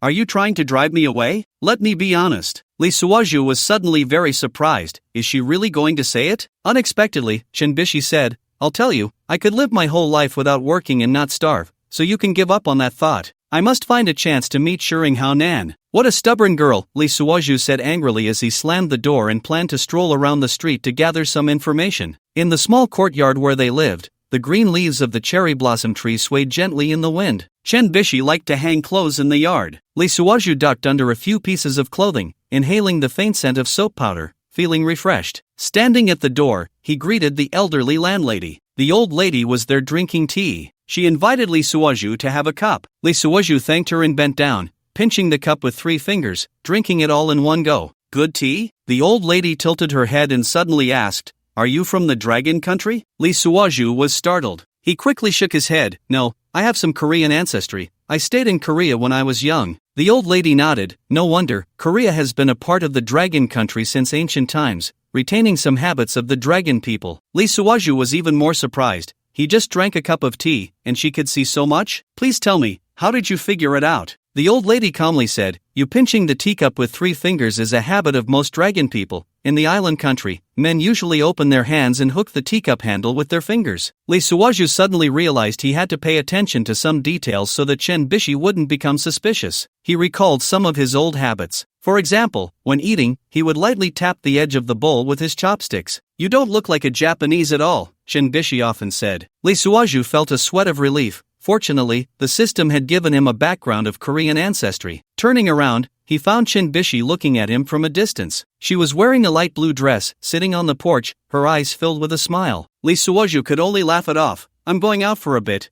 Don't go out. Chen Bishi nodded with a smile. She was very clever. After seeing the shop assistant with a bandaged hand, she was left with lingering fears. She no longer dared to go out. That afternoon, the sunlight was just right. Lee Suaju went out alone, planning to see the situation. First, he arrived at the supermarket. Before entering, he checked the mask on his face. The automatic door at the entrance of the supermarket opened with a hiss. Fortunately, he sidestepped, but out of the corner of his eye, he caught sight of a familiar figure. The fast food restaurant employee, with a white bandage wrapped around his hand, was sneaking around, looking left and right. This kid just wouldn't give up. Lee locked his shopping basket on the rack at the door and quietly followed him. The streets of the county town were narrow, flanked by low buildings. The employee walked a few steps, then stopped, lingering in front of several small inns. Lee hid behind a utility pole, hearing him inquire about a woman's whereabouts. Has a woman from Longwa come here? Tall, quite good-looking. Although Lee was standing far away, his hearing was excellent, and he could hear everything clearly. Thankfully, we moved out. He secretly rejoiced. He followed him all the way. This kid was doing nothing else but asking about Chen Bishi's whereabouts. The sun gradually sank in the west, and neon lights lit up the street. The kid had no luck and, dejected, arrived in front of the largest KTV in the county town. Heavy metal discount KTV, a 6-story building, its exterior adorned with colorful neon lights, resembling a giant firefly. Even in the dusk, a mixed odor wafted through the air. Lee's nose was sharper than a dog's. He could tell that there must be some party powder inside. Despite the mingling sense of strong perfume, cheap alcohol, and pungent smoke, he could still distinguish them. At that moment, the employee entered the door with ease. Lee adjusted his collar, pretending to be a drunken office worker, and followed him inside. The first floor was a normal KTV hall, with crystal chandeliers casting ambiguous light. However, the second floor was heavily guarded. 2 big men in black suits stood at the stairway, their waists bulging, clearly hiding weapons. The employee nodded and bowed as he went up. Lee staggered after him, deliberately cursing in broken Japanese. Baka, damn boss. The 2 big men exchanged glances but did not stop him. Drunkards like him were a common sight. The corridor on the second floor was covered with deep red carpet, and the lighting was dim. Music thumped through the walls, vibrating the eardrums. The employee stopped in front of a private room at the end. Lee pretended to head to the restroom, passing by the door. His gaze swept through the half-open door. In an instant, his pupils constricted. The room was filled with swirling smoke, like it was shrouded in a veil. Yet even so, he could see everything clearly. A young woman sat in the center on a red leather sofa. She had wavy hair and wore tight black leather clothes. Her long legs were casually crossed, and she held a slender women's cigarette between her fingers. 2 female bodyguards stood behind her, also dressed in black, with holsters at their waists. But what shocked Lee the most was the number displayed above the woman's head, a luck value of 400. That number glowed faintly in the dim light. Tomgu, this can't be true. Isn't there no luck value here? Host, I can only say that she is from Longwa. Lee's heart raced. He continued to move forward, straining to listen. Shinzi Jia, that woman has run away. She must have left here. The employee's voice came, tinged with a sob. Useless, the woman said coldly, her accent distinctly from the island nation. Can't even catch a woman. Sorry, that man was too formidable. Man? You mean that night? She flicked the ash into a crystal ashtray. Yes, that uncle in a suit. He looked quite shabby, but his skills were exceptional. The room fell silent for a few seconds. Shinzi Jia, that kid should be with her. Otherwise, we wouldn't be unable to find a woman. He must have hidden her away. Shinzi, waste, in the entire Ishikawa and even in Hokkaido, is there really no one we can find in the Qinglong gang? Go check, I want to know who he is. The woman's voice was as cold as ice. Yes, Lee Locked quickly left. His mind was in chaos. Shireen Shinzi, luck value 400. What does that mean? Why would a Japanese gang leader have a luck value? What does she have to do with Hiwei? In the night, the neon lights of the KTV flickered incessantly. Lee Locked stood in the shadows across the street, lighting a cigarette. The glowing tip flickered in the darkness. It seemed that things were much more complicated than I had imagined, but I feel like I'm getting closer to the truth. The night deepened. Lee Locked, like a shadow, followed behind Shireen Shinzi's car. Host, are you going to court death again? The system's voice was filled with helplessness. Haven't you had enough of the last loss with Hiwei? This woman is even more dangerous than Hiwei. Why don't you go back to your country and find a safe way to gain luck value? I'm just taking a look, Lee Locked said. But inside, it felt like a cat was scratching him. Why would a woman from the Dragon Kingdom become the leader of a gang in the island country? Shireen Shinzi's convoy stopped in front of a high-end Japanese restaurant. Lee Locked hid in an izakaya across the street and ordered a cup of sake. Shireen Shinzi got out of the car. In the moonlight, her appearance was clearly visible. It was a face that was unforgettable, brows like distant mountains, eyes like autumn waters. But in those eyes, there was a chilling coldness, like a venomous snake lurking in the abyss. She walked with a noticeable limp in her left foot. Each step was like dancing, yet carried an indescribable strangeness. 4 female bodyguards followed her like shadows. They wore matching black suits, their waists bulging. Liloct knew that guns were hidden inside. Boss. A man with dyed blonde hair approached. Where are the Yamamoto group? Shireen Shinzi asked. Waiting inside. Shireen Shinzi sneered, let them wait. She deliberately stood at the door for 5 minutes. Only when someone from inside came out to invite her did she slowly walk in. That posture was like a queen high above. Liloct changed his position. From here, he could see the situation in the private room. The people from the Yamamoto group were clearly very impatient. But the moment they saw Shireen Shinzi, everyone fell silent. Miss Shinzi, the middle-aged man at the forefront forced a smile. Shireen Shinzi sat down, crossing her legs. Yamamoto-kun, I heard you've been quite dishonest lately. Her voice was like a knife soaked in honey. Not true, Yamamoto wiped his sweat. Is that so? Shireen Shinzi took out a cigarette. Then what about the matter at the dock? Bang! Before he could finish his sentence, a gunshot rang out. Yamamoto's left palm was nailed to the table. Blood flowed down the table. Shireen Shinzi's bodyguard put away the gun, the movement fluid and graceful. Next time, it won't be just a hand. Shireen Shinzi elegantly exhaled a puff of smoke. Yamamoto's forehead was drenched in cold sweat, repeatedly saying yes. Liloct watched in shock. This woman was much more ruthless than Hiwei. No matter what, Hiwei was just a businessman. But Shireen Shinzi was simply a Shura crawling out of hell. The whole night, he watched her handle various affairs. Some came seeking wealth, some seeking revenge, some discussing business. Liloct sat in the corner of the izakaya, using the cover of sake to observe the private room of the Japanese restaurant. His vision, enhanced by the system, was comparable to a high-definition camera. Every detail in the private room was clearly visible. After dealing with the Yamamoto group's matters, Shireen Shinzi began to meet with others. A small, trembling middle-aged man walked in. Miss Shinzi, I brought the money. Only 3 million yen? Shireen Shinzi flicked the ash off her cigarette.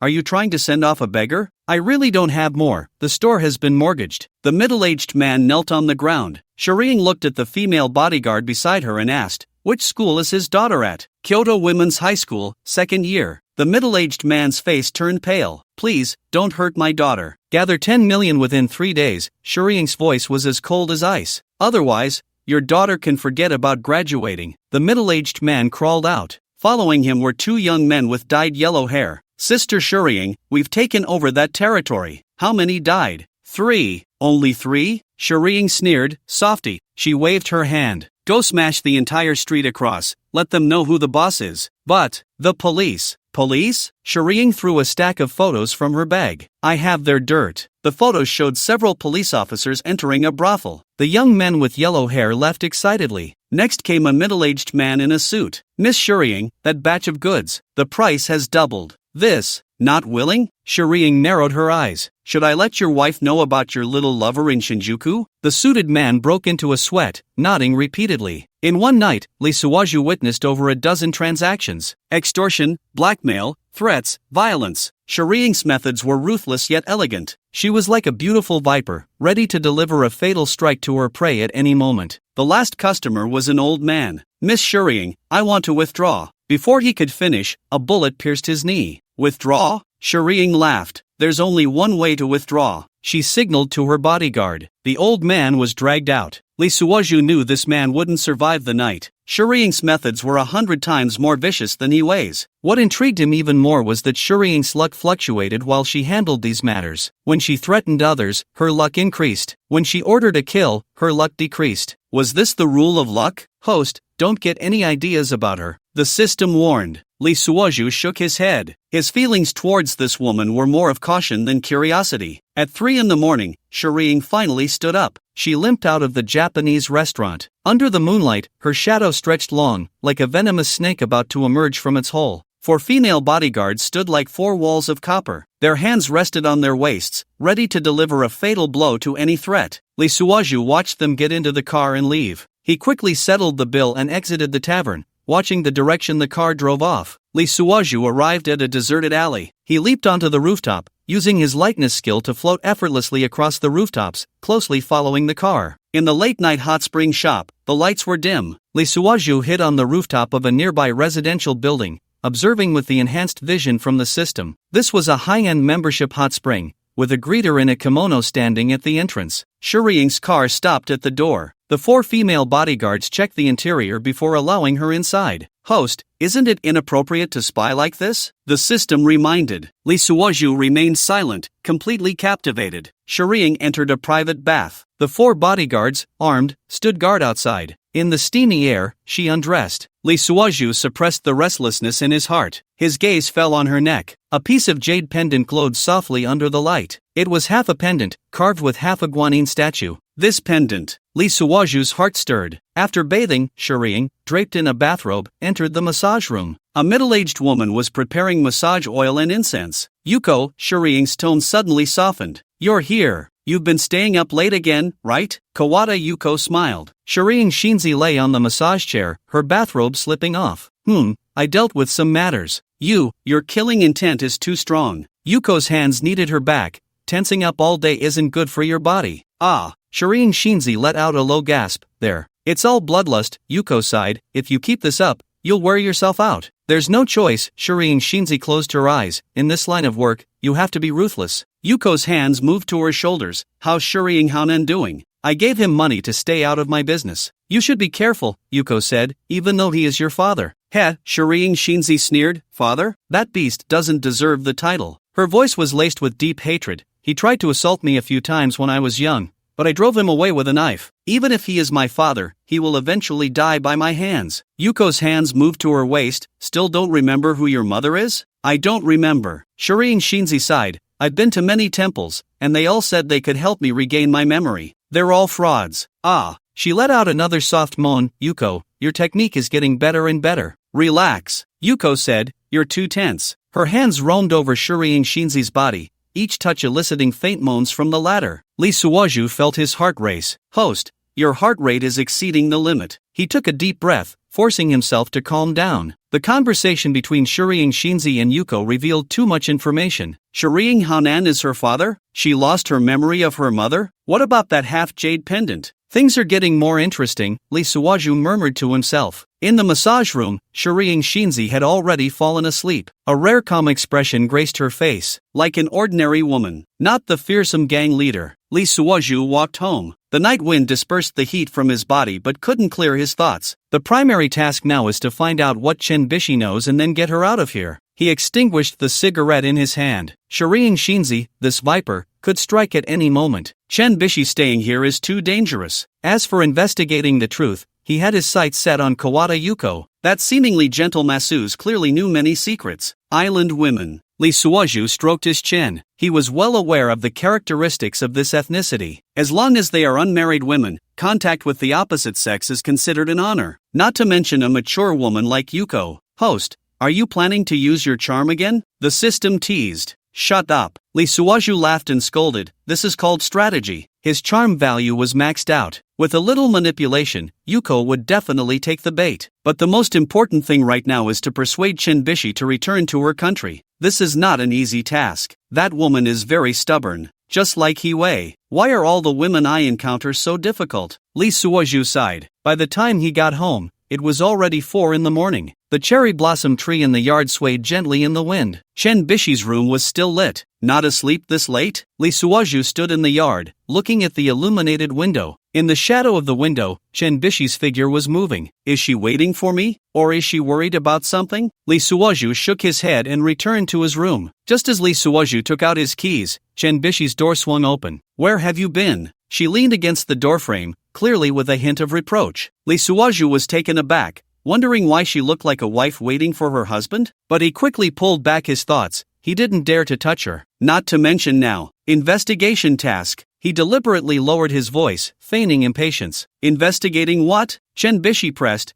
You haven't come back all day. Lee Suoju looked at her drowsy eyes, his heart softened, but he knew that the more it was this time, the more he had to act cold. There would be many such things in the future. He pushed open his room door. You'd better stay at home. Why? Chen Bishi followed him. I'm not a criminal. The Shirko group is everywhere. Lee Suoju took off his coat. It's too dangerous for you to go out. I'm not afraid of them, Chen Bishi said stubbornly. Li Suozhu turned around, sneering. Do you know what the Shirko group is known for? Oh, right, that new boss changed the Shirko group to the Qinglong gang, and their influence spreads across several nearby cities and counties. Chen Bishi shook her head. Human trafficking. Li Suozhu deliberately lowered his voice. They specialize in abducting young and beautiful women. Chen Bishi's expression changed, and then, first, they are sent to nightclubs to make money. Li Suozhu continued to scare her. When you catch a venereal disease, you'll be sent to Nanyang to be a maid. Nanyang? That's still a good place. Li Suozhu narrowed his eyes. Some will be sent to Africa to be wives. Chen Bishi's face began to pale. In the end, Li Suozhu lowered his voice. They will be sold to cannibals. Cannibals? Yes, Li Suozhu nodded. For some gold and diamonds or something. Chen Bishi's face was as white as paper. I didn't expect, she murmured, a woman can earn so much money? Li Suozhu almost laughed out loud. This woman, why is her focus so strange? So, he straightened his face, stay at home obediently. Chen Bishi bit her lip. Then you have to be careful too. Li Suozhu was taken aback. Whether this was heartfelt or not, it sounded very pleasant. I'm fine. He turned around, not daring to look her in the eyes. I'm a prosecutor. Liar. Chen Bishi said softly, you're not a prosecutor at all. Think what you want. Li Suozhu opened the door, get some sleep. Chen Bishi stood still. Who are you really? Someone who wants to help you. Why help me? Li Suozhu was silent for a moment. Because you look like someone. Who? Sleep. Li Suozhu closed the door. He leaned against the door, letting out a breath. This woman is too perceptive. Host, your heartbeat has quickened again. The system reminded him. There's no way, some things are too tempting, and he can only find some excuse to brush it off. Outside the door, Chen Bishi's footsteps gradually faded away. Li Suozhu touched his chest. It was indeed beating a bit fast. The morning sunlight spilled into the yard. Chen Bishi sat in the corridor, faint dark circles under her eyes. Li Suozhu came over with 2 bowls of noodles. Did you not sleep well? Chen Bishi took the noodles. I had a nightmare. Dreaming of being sold to Africa? Li Suozhu teased deliberately. Chen Bishi shot him a glare. Not funny. Li Suozhu sat down, looking at her tired profile. Seriously, what kind of big deal is worth you taking such risks? Are all the men in Longwood dead? Chen Bishi's hand paused, her chopsticks gently stirring the noodle soup. It's because I lost that man that I came here. Her voice was soft, as if she were talking to herself. To find the truth for him, to deal with a woman named He-Wei. Li Suozhu's heart skipped a beat. He-Wei? Chen Bishi hates He-Wei so much. It's not just for the dead me, right? You might as well tell me. He put down the bowl. I can help you. After all, I'm investigating the matter of Shering Haonan. Chen Bishi raised her head, disbelief on her face. Why help me? I already said, because you look like someone. Who? Li Suozhu did not answer, standing up. You think about it carefully. This was Li Suozhu's excuse. He didn't even know who she looked like. It was just for a reason. I don't need your help. She huffed stubbornly while speaking, forcefully stuffing a mouthful of noodles into her mouth. Pretending to be strong? Whatever. Li locked the door and turned to leave. I'm going out for a bit. Hey, take me with you. Chen Bishi stood up and chased after him. No way.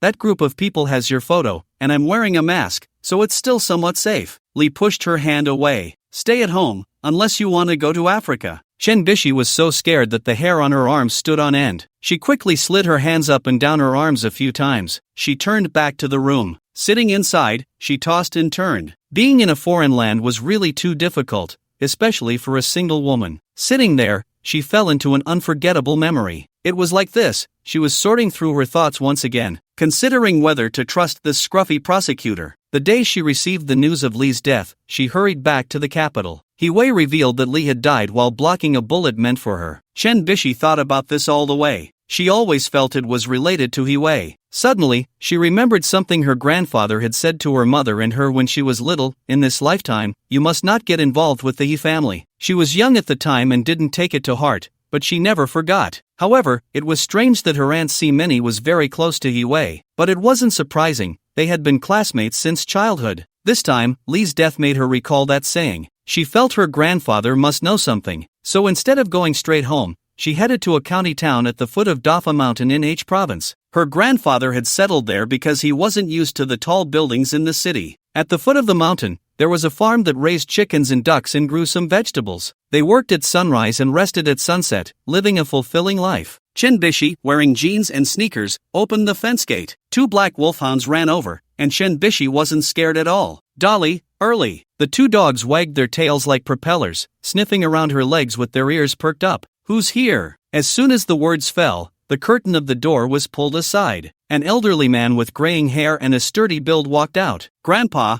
it's me. Chen Bishi ran over playfully. Oh, little girl, why are you here? Little girl was Chen Bishi's nickname, known only to a few. I missed you, came to see you. Look, I brought a lot of delicious food. The old man took the gifts. What did you buy? Didn't you bring any ergwotu? Grandpa, you're over 90, drink less alcohol. I brought rice wine. Is that even called wine? It's more like vinegar.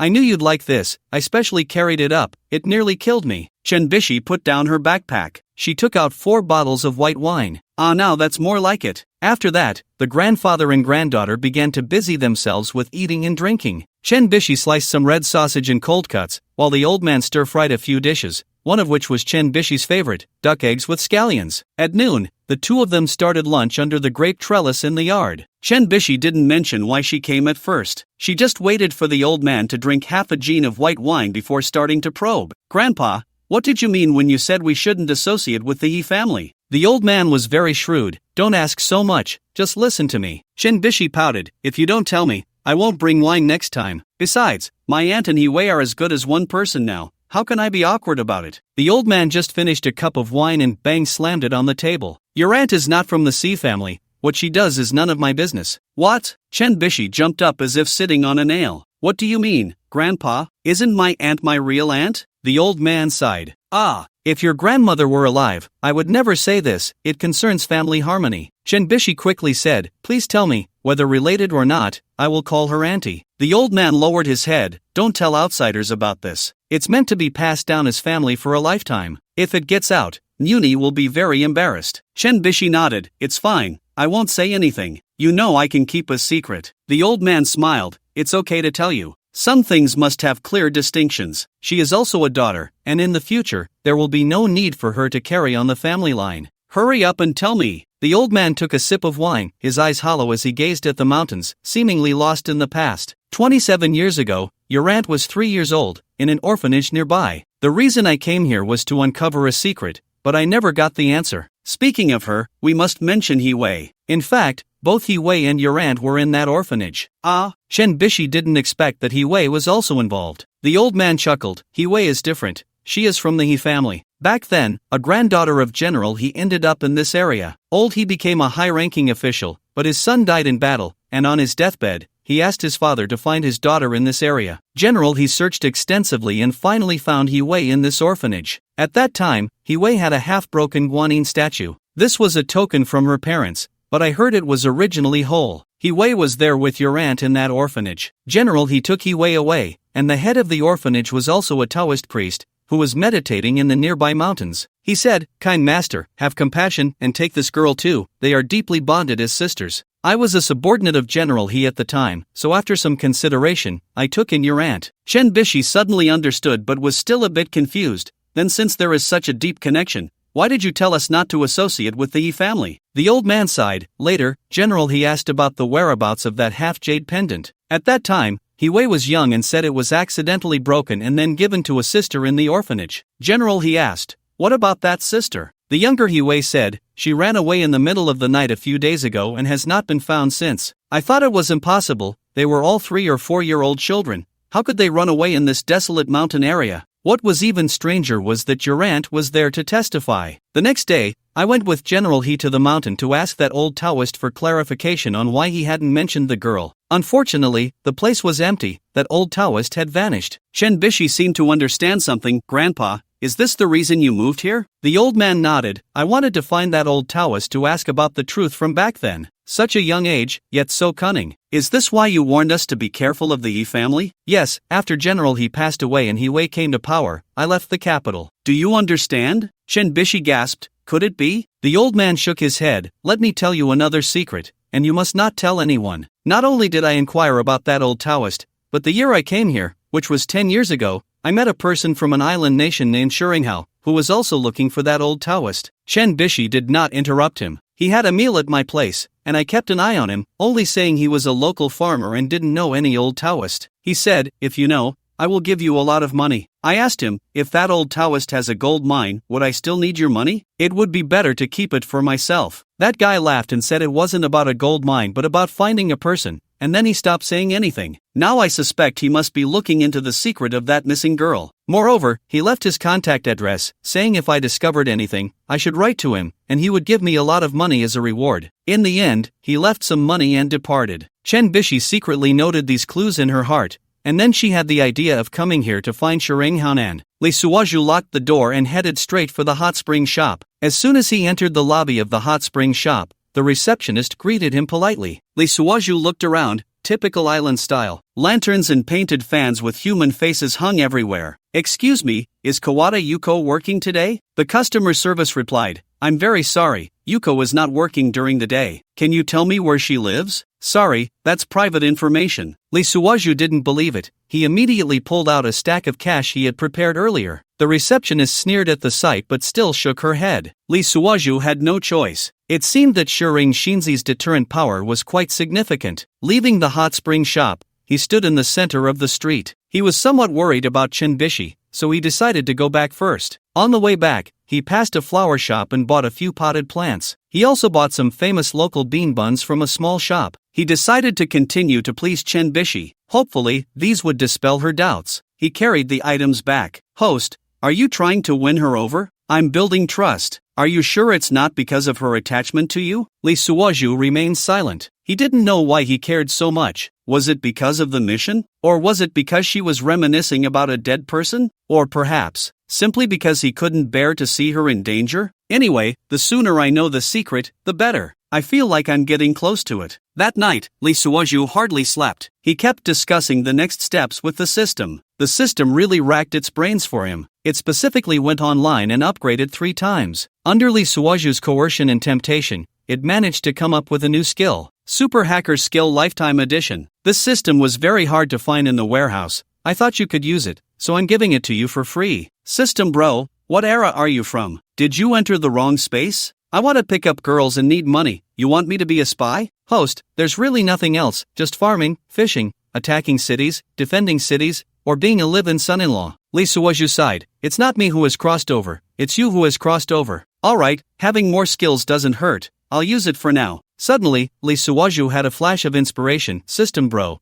if I hack into the identity system of the prosecutors in the island country, just add me in, right? These days, he had been interrogated by Chen Bishi and didn't dare to look up. He had long wanted to get an identity. Host, I'm glad to help you. I can do that. Then please, add me in. I don't like the island country's name. Change it to a Korean name, preferably with the same surname as mine. Okay, host, I will try to meet your request. A few minutes later. Sorry, host, the hacker skill needs to be upgraded. Please wait. Li Suozhu fell into a deep sleep. This sleep was truly refreshing. In the morning, Li Suozhu was awakened by the glaring sunlight. His first reaction was that it shouldn't be. Last night, the windows and doors were tightly closed, so no sunlight should have come in. He quickly turned over to take emergency precautions. Ah! A terrified female voice came. Li Suozhu opened his sleepy eyes, realizing his lower body was still in a state of disarray. He hurriedly covered his lower body with both hands. Miss Chen, what are you doing in my room? At that moment, Chen Bishi had a handkerchief tied on her head and an apron wrapped around her waist, looking like she was doing a big cleanup. The landlady opened the door. I thought you had gone out, so I helped clean your room. Only then did Li Suozhu notice that Chen Bishi was holding a thick black wallet. It had a golden badge on the outside. What are you holding? Li Suozhu sensed something was off.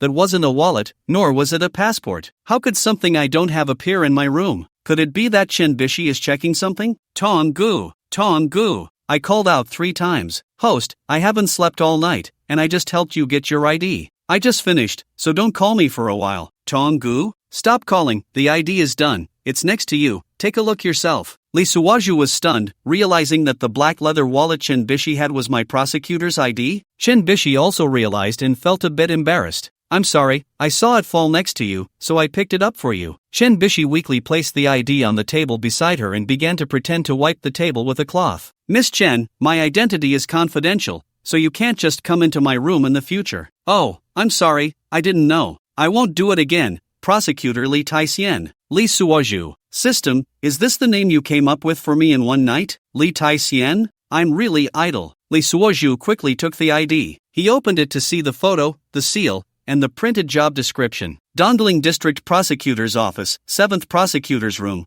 Prosecutor Li Taisien. The photo showed him with a big beard, but wearing a uniform with a white shirt collar, looking quite spirited. It seems this beard can't be shaved for now. Li Suozhu thought for a moment. This ID was of no use for the time being. He handed the ID to Chinbishi, who was looking at him. Just right, since you've seen it, I'll leave it with you for safekeeping. I can't take this with me when I go out. You trust me so much? Li Suozhu had a flash of inspiration, deciding to reciprocate, of course, but I still advise you to leave here. With you here, what am I afraid of? Li Suozhu smiled. Don't be silly. Don't you understand why I'm investigating like this? Chen Bishi shook her head seriously. I don't understand. Li Suozhu, with your IQ, I can't be in the light. I suspect my superiors or someone in the law enforcement department is acting as a shield for them, so I'm in danger. You understand now, right? Silly woman. Li Suozhu ended with a clumsy phrase in Longwa language, trying to provoke Chen Bishi. He hoped she would reveal the secret and return to Longwa. But Chen Bishi wasn't angry. Thank you, I'll take good care of your ID. I'm leaving. Nani? Li Suozhu looked at her back,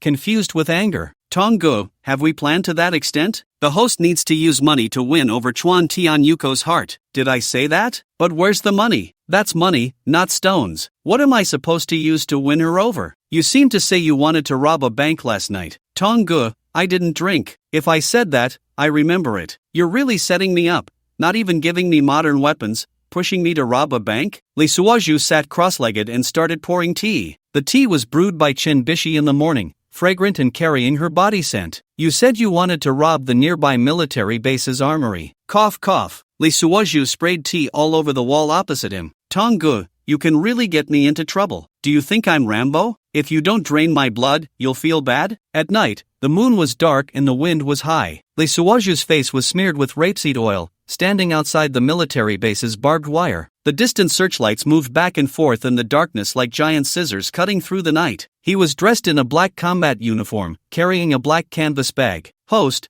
are you sure you want to do this? The system was unusually tense. Isn't this the path you pointed out? Li Suozhu crouched down and took out a pair of wire cutters from the bag. The barbed wire glimmered coldly in the moonlight, like a cold poisonous snake. With a snap, the wire broke. He carefully cut a hole just big enough for a person to crawl through. The barking of patrol dogs echoed through the base, and Li's heart leaped to his throat. Damn it, I should have brought some jerky. He crawled along the ground, moving like a snake. The night dew soaked his clothes, and the earthy smell invaded his nostrils. 50 meters ahead was the armory, but there were two sentries in between. One had a buzz cut, was burly, and held an automatic rifle. The other was tall and thin, yawning occasionally like a stoner. I need to think of a way. Li took out a small glass bottle from his bag, filled with a colorless liquid. This was a sedative he concocted using his divine doctor skills. I hope it works. He poured the drug onto a handkerchief and quietly approached the yawning sentry. Just then, a cold wind blew. Achoo! The tall one sneezed. Caught a cold? The burly sentry asked. Maybe, this damn weather. Li seized the opportunity to cover the thin one's mouth and nose from behind. In 3 seconds, the man slumped down softly. Hey, what are you? The burly sentry's words were cut off as Li subdued him too. Li didn't forget to twist each of their heads 360 degrees once. Sorry, little devil. He dragged the two of them into the shadows, crouched down, and searched their waists, finally managing to find the keys. After waiting for a safe moment, he approached the main door. The armory's door clicked open. Li quickly slipped inside and turned on his flashlight. All around were densely packed gun racks, filled with various weapons. Jackpot! He picked 2 handguns, 2 submachine guns, and loaded dozens of magazines. Brother Ton, you better upgrade your space. I have space, Li. Then why are you just standing there? Give it to me. Requires 200 luck points to unlock. Li, Brother Ton, you're really not generous. This is taking advantage of the situation. Do you know what war profiteering is? Isn't it a lifetime version? 200 each time. Li was so angry he loaded the bullets. Brother Ton, do you dare to meet me? I will definitely make you reborn. Alright, 400,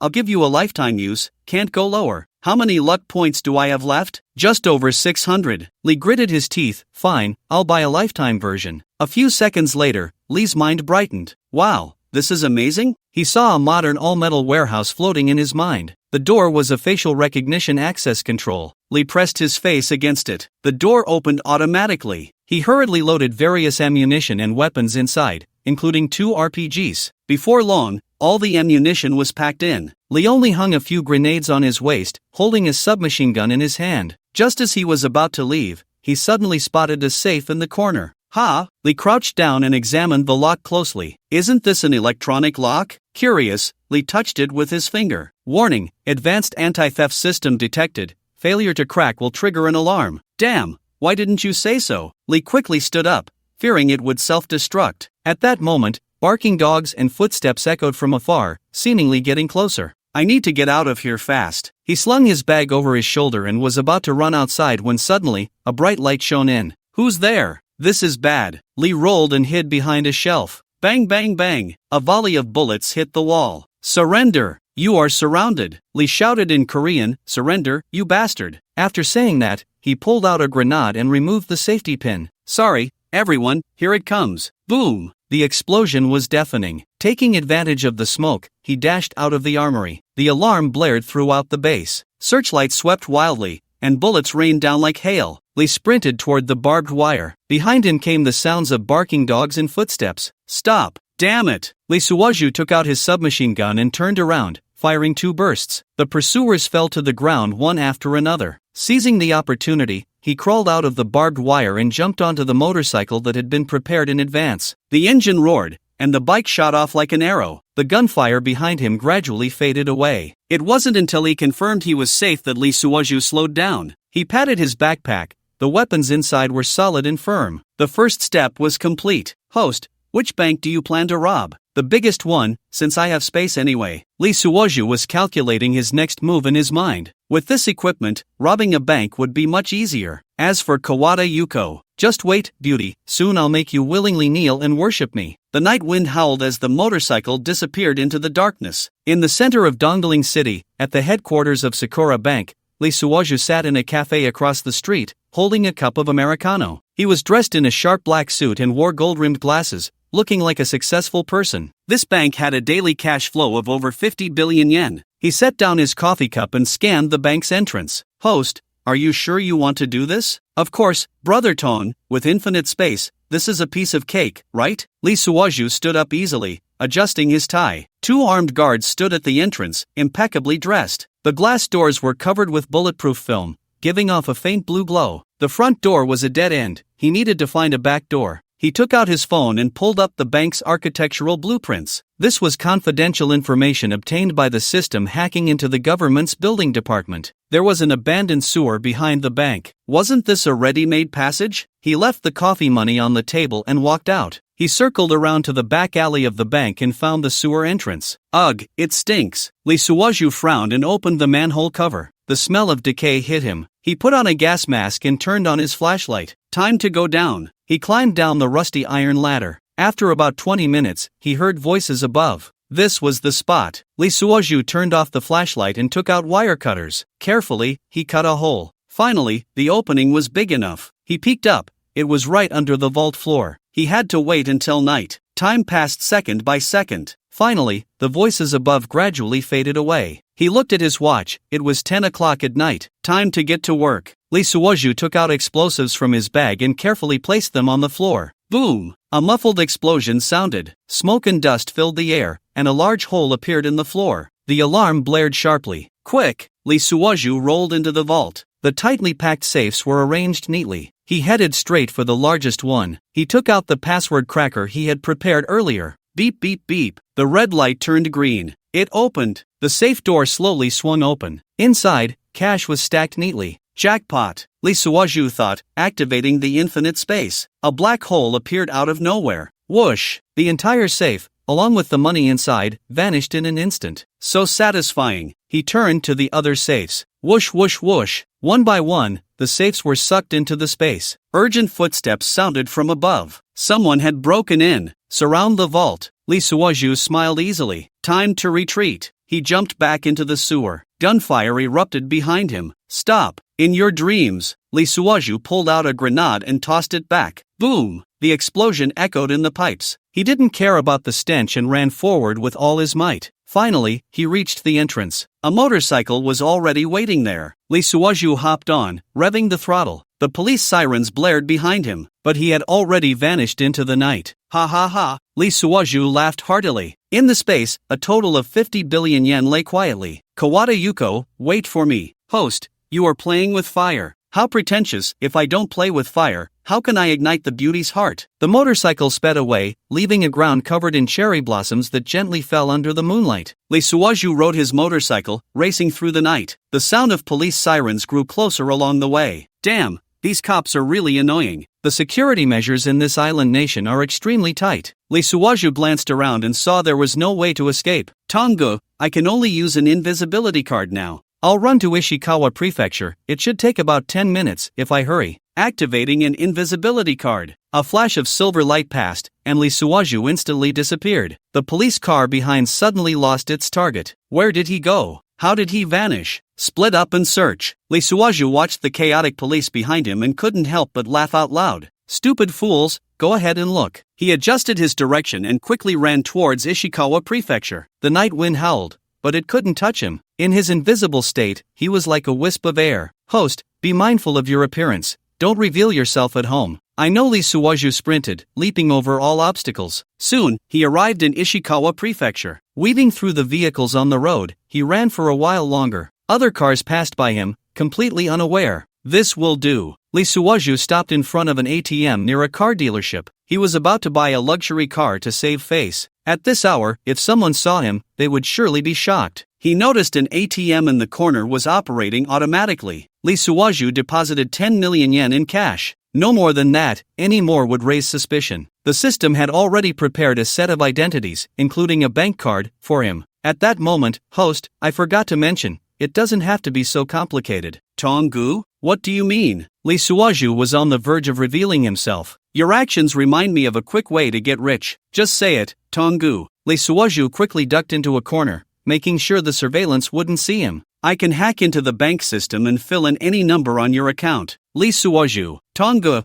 I want to curse. A minute later, the visible Lee Suoju walked towards the nearby car dealership. As he walked, he said, Tongu, don't hack the bank for now. With such a big incident at the bank, they will definitely increase security. The money is enough for now. Thank you for your understanding, host. Actually, I am quite opposed to such unethical behavior. Lee Suoju didn't respond to him. He was already used to his methods. He arrived at the front of the largest car dealership. This is it. Pushing open the glass door, a faint scent of perfume wafted over. A woman in a professional suit immediately approached him. Hello, sir. What model are you looking for? Lee Suoju glanced around the showroom. Various luxury cars gleamed with dazzling metallic luster. Where's the Rolls-Royce? The saleswoman's eyes lit up. Please follow me. Deep in the showroom, a phantom was parked there. Its pure black body resembled a crouching leopard. This was the latest model of the extended Phantom. Limited to 50 units worldwide, our country only has a quota of 3. Lee Suoju circled the car. How much? 85 million yen. Cash is fine, right? The saleswoman was taken aback. Sir, that much cash. What? You won't accept it? No. I'll go get the manager. Soon, a balding middle-aged man rushed over. Hello, sir. I'm the sales director here. Lee Suoju nodded. I'll take the car, I want it now. The manager hesitated. There are many procedures to handle. Lee Suoju placed his handbag in front of him. All cash, no nonsense. The manager's eyes lit up. Please wait a moment. He took the money and quickly went to the counter inside, where several staff members came over to verify. 10 minutes later, he returned. Sir, you can take the car now. Give me the keys. Lee Suoju took the keys and sat in the driver's seat. The genuine leather seats exuded a faint fragrance. Right. He asked again, do you have any driver recommendations? Yes. The manager immediately replied, we have professionally trained drivers. Alright, find me the best one. Sure, I'll arrange it right away. Half an hour later, a middle-aged man in uniform arrived. Mr. Yamamoto, this is our best driver. Have you driven a Rolls-Royce? For 10 years. Alright, come with me. Lee Suoju sat in the back seat. First, take me to the hot spring street. The car slowly started. The manager and sales staff bowed from behind. Lee Suoju looked at the rearview mirror. Mr. Yamamoto, which hot spring should we go to? Just take me to the hot spring street. I'll let you know when we get there. Understood. The car drove onto the main road. Lee Suoju leaned back in his seat. Kawada Yuko, don't you like rich people? Then I'll let you see what a real tycoon looks like. He took out his phone and sent a message to Chinbishi. I bought a car, I'll pick you up soon. He quickly received a reply. Where did you get the money? Lee Suoju smiled and didn't respond. Host, are you showing off? I'm building a persona. The car drove smoothly. Lee Suoju looked out the window. Suddenly, he remembered something. Right, Yamamoto. Yes, when we pass by the flower shop, buy some roses. Yes, sir. Lee Suoju closed his eyes and began to ponder his next plan. Yamamoto, turn on the radio. Yes, sir. Breaking news, a major theft occurred at Sakura Bank in Dongling City. It is reported that the loss amounts to 50 billion yen. The police have blocked major thoroughfares. That's scary, Yamamoto. How's the local security? Well, sir, I only know that the Shikakugumi, now called the Qinglong Gang, is quite powerful. Nothing to worry about. He had already thought of a plan. First, rent the most expensive hotel penthouse suite, then buy the entire building across from the hot spring shop. Next, find someone to spread the word, saying a mysterious tycoon from Korea is in town. By then, I bet that Yuko won't be able to resist. Host, that's a bit wasteful. You can't catch a wolf without letting go of the kid. Isn't she all high and mighty with Shirchin Shinzi backing her? Then I'll make her fall in love with me and see whose charm is greater. Yamamoto, stop. The Rolls-Royce stopped in front of a luxury store. Hermes? Yamamoto looked at the store name. Wait here. Lee Suoju pushed open the store door, and a wave of elegant perfume scent hit him. Welcome. 3 sales associates greeted in unison. He casually picked up a tie. How much is this? 150,000 yen. All right, give me 10 more in different styles. The sales associate was momentarily stunned, then broke into a big smile. An hour later, Lee Suoju walked out carrying a dozen shopping bags. Inside were Hermes suits, ties, Cartier cufflinks, brooches, Van Cleef & Arpels diamond rings, and a Vacheron Constantin tourbillon watch. Yamamoto, go to the nearest security company. Yes, sir. Soon, the car stopped in front of a security company. I want 2 of the best bodyguards. The manager immediately pulled out some files. These 2 are both retired special forces. All right, they are the ones. 2 burly men got into the car. One was named Yamada, the other Kimura. Sir, where to? Crown Hotel. The hotel lobby was resplendent. Presidential suite. Lee Suoju tossed out a black card. All right, sir, please follow me. The suite was on the top floor, 400 square meters. The floor-to-ceiling windows offered a panoramic view of the hot spring street. Yamada, Kimura, you will stay next door. Yes, sir. Lee Suoju stood in front of the window. He could just see the hot spring shop where Kawada Yuko worked. Tomorrow, I'll go buy that building across the street. He made a call to the real estate agent. I want to buy the building at 128, Hot Spring Street. Sir, that building costs 2 billion yen. No problem. Let's sign the contract tomorrow. After hanging up the phone, Lee Suoju smiled. Kawada Yuko, a great beauty, is waiting for me to ring your bell. I'll show you what a real rich person is like. Right now, Lee Suoju has a lot of cash in hand. The system can recharge him at any time. He's as rich as a Middle Eastern prince. He changed into a newly bought suit and put on a priceless watch. Yamamoto, drive. Go pick someone up. The car headed towards Chen Bishi's residence. Lee Suoju looked out the window, hoping the girl wouldn't ask too many questions. Host, are you worried about her? I'm just afraid she might cause trouble. The system fell silent, but he knew that this broken system was laughing behind his back. Damn it, I really want to beat it up. The car continued on. In the sunlight, the Rolls-Royce emblem shone brightly. Lee Suoju stood in front of the rental house, nodding to the old lady in the yard. The old lady smiled in confusion. Lee Suoju could guess that she was probably going to raise the rent. You all wait in the car. He turned back to arrange things for his subordinates. Adjusting his tie, he walked to Chen Bishi's door and knocked. Who is it? Chen Bishi's voice came through. It's me. The door opened. Chen Bishi was stunned when she saw his outfit. You. What is this? Lee Suoju walked into the room and casually closed the door. Sit down, he said. Chen Bishi stared at the Vacheron Constantin on his wrist. You got rich? Lee Suoju sighed. I have a big task to handle. It's very dangerous. Chen Bishi frowned. What task? I can't say, but I suggest you go back to your country. Chen Bishi shook her head. Lee Suoju guessed this would be her response, so he continued, if you really don't want to go back, and if you hear any news, then go find the police for protection. Chen Bishi stood up. What are you going to do? Lee Suoju looked at her worried expression, feeling a sudden discomfort in his heart. I just don't want you to get involved. You know, this is the territory of the Shirko group. Chen Bishi bit her lip. You're investigating a case, right? Lee Suoju was taken aback. I'm not stupid, Chen Bishi said, with your outfit. Isn't it to get close to someone? Lee Suoju fell silent. This girl is smarter than I imagined. So, he said, can you tell me the truth? I've already bet everything. Chen Bishi sat down, her eyes a bit confused.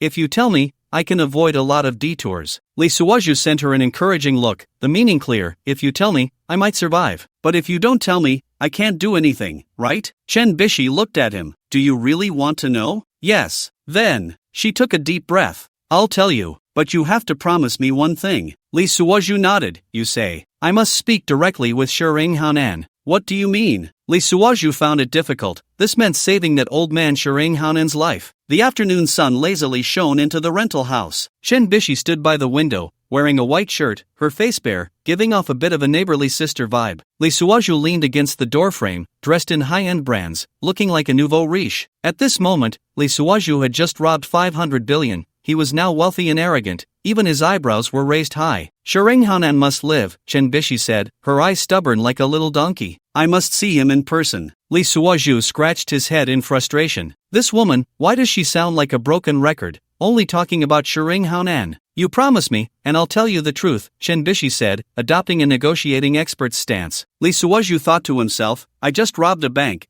and now I'm a billionaire, and you're negotiating with me? But he could only curse in his heart. Alright, he rubbed his nose, then you reveal a little first, and I'll see if it's worth it. Chen Bishi bit her lip and thought for a moment. Actually, the quartz transmitter likely came from an orphanage in the Dragon Country. What the hell? Lee Suozhu almost bit his tongue. This news came too suddenly, leaving Lee at a loss. He knew the transmitter was from the Dragon Country, but he didn't expect it to come from an orphanage. You don't need to know the rest. After Chen Bishi finished speaking, she went to wipe the coffee table. You just need to find out how she got to Japan. Lee Suozhu was so angry he was about to jump. Hey, what do you mean by that? You're only halfway through your sentence. Are you messing with me? Chen Bishi ignored him and continued wiping her coffee table. This woman, who usually seemed gentle, was as stubborn as a mule at critical moments. You don't need to know anything else. She said it lightly. Lee Suozhu was almost furious. What kind of person is this? I'm worth hundreds of billions now, and you're playing this game with me? Fine, I'll just find Kawada Yuko myself. I don't believe that with my skills, Kawada Yuko wouldn't tell me her mother's secrets. Alright, he gritted his teeth. Just wait. I'll let you see what Ing Haonan is capable of. But, he opened the door. You better think carefully about what you want to tell me. Only then did Chen Bishi look up. You'll know when it's time to know. Bang! Lee Suozhu slammed the door as he left. This bastard was so angry he wanted to hit someone, but he couldn't really do it. After all, she was a woman, and quite beautiful at that. He strode towards the Rolls-Royce, plotting how to deal with this stubborn girl. The system in his mind laughed. Host, you've been played. I'm the one who's unlucky, and you're quite happy. Lee Suozhu roared in his heart. You're the one who's been played. He sat in the car, looking at the rental apartment in the rearview mirror. Chen Bishi stood by the window, also looking at herself. Damn it, Lee Suozhu cursed as he started the car. Women are really troublesome. Yamamoto, drive. Yes, sir. The Rolls-Royce slowly drove away, leaving a trail of cherry blossom petals. Lee Suozhu returned to the Crown Hotel, where the receptionist bowed respectfully. Welcome back, Mr. Lee. He nodded and strode towards the elevator, followed by two bodyguards, one carrying an LV suitcase and the other holding an Hermes paper bag. In front of the floor-to-ceiling windows of the presidential suite, Lee Suozhu stood there, overlooking the night view of the entire county, holding a glass of whiskey, the ice cubes gently clinking in the glass, making a crisp sound. Ding-dong, the doorbell rang, and he turned around, signaling the bodyguard to open the door. Hello, Mr. Lee, I'm the largest real estate agent in the area. A middle-aged man in a suit walked in with a smile, holding a stack of documents. Lee Suozhu waved his hand. I'm not interested in real estate, he squinted, unless it's the building at 128 Onsen Street. The agent's eyes lit up. Mr. Lee has a good eye, that building indeed. Bring the owner to see me tomorrow at 9 in the morning, Lee Suozhu interrupted him, taking an envelope from the bodyguard and tossing it over. Deposit, 10 million. The agent caught the envelope, his hands trembling. Absolutely, I'll contact them right away. Lee Suozhu turned back to look out the window. You can leave now. Just as he sent off the agent, someone knocked on the door again. This time it was three heavily made-up women, dressed provocatively, with flirtatious smiles. Mr. Lee, I heard you like. The leading woman didn't finish her sentence before being blocked by the bodyguard at the door. Lee Suozhu sneered. Have the hotel strengthen security. I don't want to be treated like a nouveau riche. The bodyguard nodded and stepped back, and the room finally quieted down. He walked to the desk, opened his laptop, and pulled up the map of Onsen Street. The building at 128 faced the onsen shop of the quartz transmitter, with an excellent view. First, I'll go check out that building tomorrow, he muttered to himself, then find a chance to get close to Kawada Yuko. Host, are you planning to install surveillance in the building? The system inquired. No, Lee Suwaju revealed a mysterious smile. I want to open a brothel there. He took off his suit jacket and walked into the bathroom. Hot water gushed from the showerhead, washing away his weary body. Chenbishi also needed to be arranged properly. He closed his eyes. I can't let her discover my whereabouts. After showering, he lay on the king-size bed, staring at the ceiling. Quartz Shinzi, Hiwei, see many. He murmured. What secrets do you all have? The night deepened, and the neon lights outside continued to flicker. Lee Suwaju turned over and picked up his phone. Hello, Yamamoto, he said. Arrange for 2 people to keep an eye on Chenbishi tomorrow. Yes, sir, Yamamoto replied respectfully. Is there anything else we need to do? Ensure her safety, Lee Suwaju paused, but don't let her find out. After hanging up, he glanced at the time. 2 o'clock in the morning. Time to sleep, he muttered to himself. I have to go acquire the building tomorrow. Before turning off the lights, he looked again at the hot spring street outside. The lights were dim, like a lurking poisonous snake. Quartz Shinzi, he whispered, I'll see you soon. The next morning, Lee Suwaju, dressed in an Armani suit and wearing a Hermes tie, sat in the living room of the presidential suite. Mr. Lee, here are the property documents for Building 128. The agent presented a stack of papers as if offering a treasure. The owner is waiting downstairs. Lee Suwaju took the documents and casually flipped through them. Take me to see it. He stood up and adjusted his tie. The elevator of Building 128 was adorned with golden decorative strips. Lee Suwaju stood inside, watching the numbers light up one by one. Mr. Lee, this is a feng shui treasure on Hot Spring Street. The agent rubbed his hands together, his eyes shining. The number 12 on the 12th floor represents the 12 zodiac signs, symbolizing complete wealth. Oh, go on, Lee Suwaju showed interest. Although he didn't believe in such things, he wanted to understand the local culture. The elevator doors opened, and sunlight poured in through the huge floor-to-ceiling windows, illuminating the entire space with a golden glow. Look at this view, the agent excitedly pointed outside. The east is for sunrise, the west for sunset, the south is the most prosperous area of Hot Spring Street, and the north is Mount Fuji. This location is simply a treasure trove. Lee Suwaju walked to the window, taking in the entire Hot Spring Street, where pedestrians looked as small as ants. Not bad, he nodded. How much do you know about the building's history? An elegantly dressed old man approached. Let me speak about this.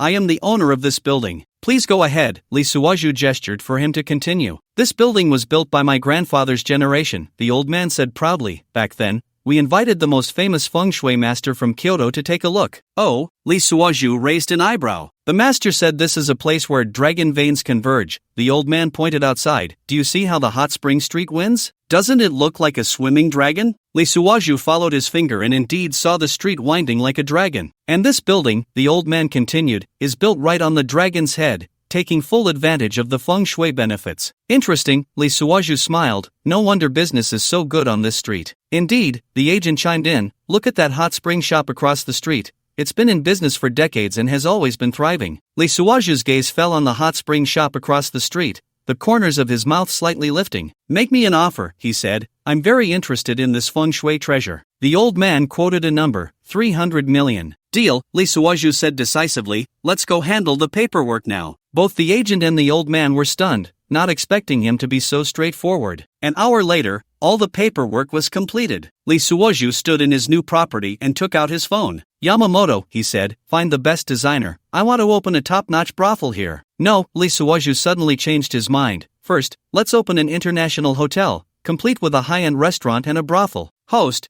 aren't you trying to get close to Kawada Yuko? The system asked in confusion. I thought for a moment, just opening a brothel would be a waste, Lee Suwaju sneered. I want them to come looking for me. He walked to the floor-to-ceiling window, gazing at the neon sign of the onsen shop across the street. Yamamoto, go invite the best designers in Japan, he said. I want to turn this place into the top social media hotspot in the onsen district. Yes, sir, Yamamoto replied respectfully. Do you need me to contact a Michelin 3-star chef? Not enough, Lee Suwaju narrowed his eyes. Go invite a French cuisine master from Paris. He turned and walked toward the elevator. Oh, and contact the LV design team. I want to customize the entire floor's decor. Truly a grand gesture, Yamamoto marveled. Lee Suwaju adjusted his tie. Remember, everything must be high profile but tasteful. I want everyone in the onsen district to know, he smirked. A real big shot has arrived here. Stepping out of the building, he glanced at the onsen shop across the street. Shizuku Inko, he murmured to himself, soon, you'll come looking for me. The Rolls-Royce slowly drove away, leaving a carpet of cherry blossom petals. This time, he would elegantly tear open the secrets of this street. 3 days later, in the evening, Lee Suwaju arrived at the onsen as usual. He wore a custom kimono, and the Patek Philippe on his wrist shimmered subtly under the lights. "Welcome," the doorman bowed deeply, his eyes filled with reverence. This mysterious guest had come for 3 consecutive days, always ordering the most expensive package but never requesting anyone. Lee Suwaju gracefully changed into slippers and walked slowly toward the VIP area. In the misty air, he could feel the curious gazes around him. "Mr. Lee, is it the Emperor's package again today?" the waiter asked respectfully. Lee Suwaju nodded, his gaze sweeping over the elegantly decorated lounge area. The steam from the onsen pool swirled, reflecting his contemplative expression. A distinguished guest, a middle-aged woman in a kimono approached. "I am the manager here." Lee Suwaju looked up at her, his expression indifferent. "We have special services," the manager lowered her voice. "Would you like a recommendation?" "Oh." Lee Suwaju picked up his teacup and took a gentle sip. "I just want a massage." Lee Suwaju had a knowing look. "You understand," the manager's eyes lit up. "We have a Miss Kawada. Her massage skills are excellent." "Kawada?" Lee Suwaju feigned surprise. "Is it that Kawada Yuko? Do you know her, sir?" the manager asked, somewhat surprised. Lee Suwaju shook his head. "I've heard of her, they say she is very gentle." "Indeed," the manager smiled. "Would you like to?" "That sounds good." Lee Suwaju set down his teacup. "I prefer someone older. They tend to be more experienced." The manager sighed in relief and hurried to make arrangements. Lee Suwaju leaned back in the lounge chair, a barely noticeable smile playing at the corners of his mouth. "Host, you finally got your chance," the system said. "No rush." Lee Suwaju closed his eyes. "This is just the beginning." The steam from the onsen pool enveloped him, concealing the calculations in his eyes. Soon, a middle-aged woman in a yukata approached. Lee Suwaju looked up and saw her. Her figure was voluptuous yet well-proportioned, with graceful curves. As she walked, her waist swayed lightly, naturally exuding an elegant charm. She wore a simple kimono-style work uniform, the fabric thin and soft, slightly clinging to her body with her movements, outlining her shape. The sash at her waist accentuated her curves even more. Although time had left only faint traces on her face, it had also added a touch of mature allure. Her slightly curled black hair was casually tied up, with a few strands falling by her ears, adding a touch of lazy allure. Her skin was delicate and fair, as if perfectly tempered by the steam of the hot springs, radiating a healthy glow. At that moment, her gaze was gentle and reserved, and when their eyes met, the hint of a smile seemed to carry an inscrutable depth. As she walked closer, the air seemed to carry a faint fragrance, both mature and captivating. Every subtle movement exuded a unique charm, as if she effortlessly tugged at the heartstrings. "Mr. Lee," she said softly, "I am Kawada Yuko, please take care of me." Lee Suwaju opened his eyes and looked at the woman before him, so different from Shirchin Shinzi. "Please sit," he gestured to the seat beside him. "Let's chat slowly." After Lee Suwaju finished speaking, he lay back down. Kawada Yuko's technique was very professional, with just the right amount of pressure, making Lee Suwaju hum with comfort. "Mr. Lee, your muscles are well trained," Kawada Yuko said while massaging, her gaze casually glancing at the Patek Philippe on his wrist. Lee Suwaju smiled. "I practiced for a few years before." "I heard Mr. Lee recently bought a building in the Hot Spring District?" Kawada Yuko asked tentatively, her hands never stopping. "Oh, that," Lee Suwaju said nonchalantly, "just a small investment of 300 million. Kawada Yuko's hands paused for a moment, a flicker of surprise in her eyes. "Miss Yuko's massage technique is really good." Lee Suwaju changed the subject. "How long have you been in this line of work?" "About 10 years, Kawada Yuko sighed. "I'm getting older, can't compare to the young ones." Lee Suwaju closed his eyes. "I think mature women are more charming." Kawada Yuko smiled slightly. "Mr. Lee really knows how to flatter." "I'm just speaking the truth." Lee Suwaju turned over. "Young people are too impetuous, lacking patience." "Mr. Lee doesn't look very old either." Kawada Yuko's technique became even gentler. "As for me," Lee Suwaju laughed, "I stopped caring about age long ago. Now I just want to find someone who understands life." Kawada Yuko's eyes brightened. "With someone as outstanding as Mr. Lee, there must be many people pursuing you?" "There are indeed," Lee Suwaju waved his hand, "but they are all too superficial, only valuing appearances." "Then what kind of person does Mr. Lee like?" Kawada Yuko asked casually. Lee Suwaju sat up and took a box of cigars from his bag on the table. "Do you mind if I smoke?" "Not at all." Kawada Yuko quickly lit it for him. "This is a limited edition from Cuba, right?" Lee Suwaju blew out a smoke ring. "Miss Yuko knows her stuff. A guest once gifted me some." Kawada Yuko smiled. "One stick costs several tens of thousands." "I never smoke fakes." Lee Suwaju casually tossed the whole box to her. "It's a gift for you." Kawada Yuko hurriedly caught it, her heart racing a little. "Mr. Lee is so generous, she carefully placed the cigar box away. Just a small gesture, Lee Suoju leaned back in the lounge chair. By the way, where do you usually live? I rent a place nearby, Kawada Yuko said, her technique becoming even softer. Renting? Huh? Lee Suoju pondered. My building will be renovated soon. How about I reserve a suite for you? Kawada Yuko's hands trembled slightly. This is too precious. I plan to open a high-end club in that building, Lee Suoju smiled. If you're willing to come work, the housing can be considered a benefit. Really? Kawada Yuko said in surprise, then the salary. Don't worry, Lee Suoju interrupted her, it will definitely be higher than here. Kawada Yuko's eyes lit up. Then I'll think about it. No rush, Lee Suoju stood up and pulled out a stack of 10,000 yuan bills from his wallet. Today's tip. Kawada Yuko quickly took it. Mr. Lee is too polite. 10 days passed, and Lee Suoju appeared at the hot spring hall punctually every night. His identity background had long been perfectly implanted in the island nation's household registration system. A third-generation member of the Goryeo Lee family conglomerate, his father Lee Zayuan was the largest oil trader in the Middle East, and his mother Jean Mayu hailed from one of Seoul's 4 prominent families. That night, Sher Ingsen was reviewing the information on this mysterious guest. Lee Taihan, 27 years old, she read softly, graduated from Goryeo Yonsei University,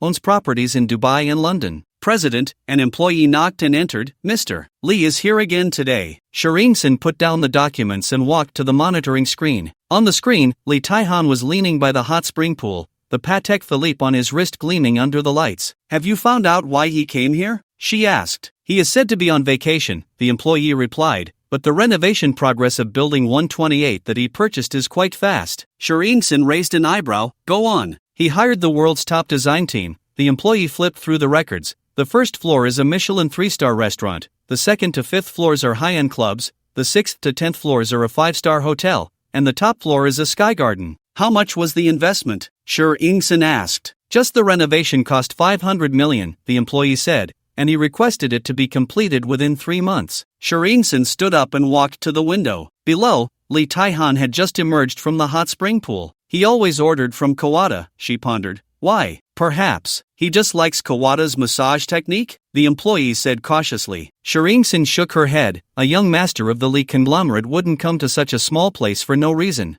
Meanwhile, by the hot spring pool. Mr. Lee, I heard your hotel is about to open? Kawada Yuko asked while massaging. Lee Taihan lazily leaned by the pool. Yes, it will be completed next month. Are you planning to stay here long-term? Kawada Yuko's eyes sparkled with anticipation. It depends on my mood, Lee Taihan smiled, mainly because I think the environment here is nice. Mr. Lee, achieving so much at such a young age, Kawada Yuko complimented. Your family business must be impressive, right? It's okay, Lee Taihan feigned modesty, just doing some oil business. Kawada Yuko's hands trembled slightly. The oil business is truly wealthier than nations. These conversations quickly reached Sher Ingsen's ears. President, should we? The employee hesitated. Send someone to investigate his background in Goryeo, Sher Ingsen said. I always feel this person has an unusual background. It has already been checked, the employee said. His father is indeed a Middle Eastern oil tycoon, and he has business dealings with the Saudi royal family. Sher Ingsen fell silent. Outside the window, Lee Taihan was getting into his Rolls-Royce. He leaned back in the leather seat. What reaction does Sher Ingsen have? She is investigating your background, but the information provided by this system is seamless. Very good, Lee Taihan closed his eyes. Let her investigate. Host, your identity design is quite good. The system began to boast. You finally did something impressive, Lee Taihan smiled. The wealthy and powerful second-generation tycoon is the easiest to let people lower their guard. The Rolls-Royce drove into the night, disappearing around the corner. After several days of continuous pressure, Kawada Yuko finally succumbed to the charm of the great official Lee. Today, she received his invitation to visit the house he had just completed. It is said that the entire house was crafted by top designers from around the world, costing a fortune. Today, Yuko dressed up specially. Through several days of contact, she had grasped Lee's locked preferences. She wore particularly avant-garde lingerie today. The neckline was very low. As soon as Lee locked eyes with her at the door, it was clear. Today, a substantial breakthrough must be made. When they exited the elevator, Kawada Yuko couldn't help but gasp. The corridor's decor was both modern and elegant, exuding an air of nobility. Lee Taisian smiled as he held her hand, leading her toward the room.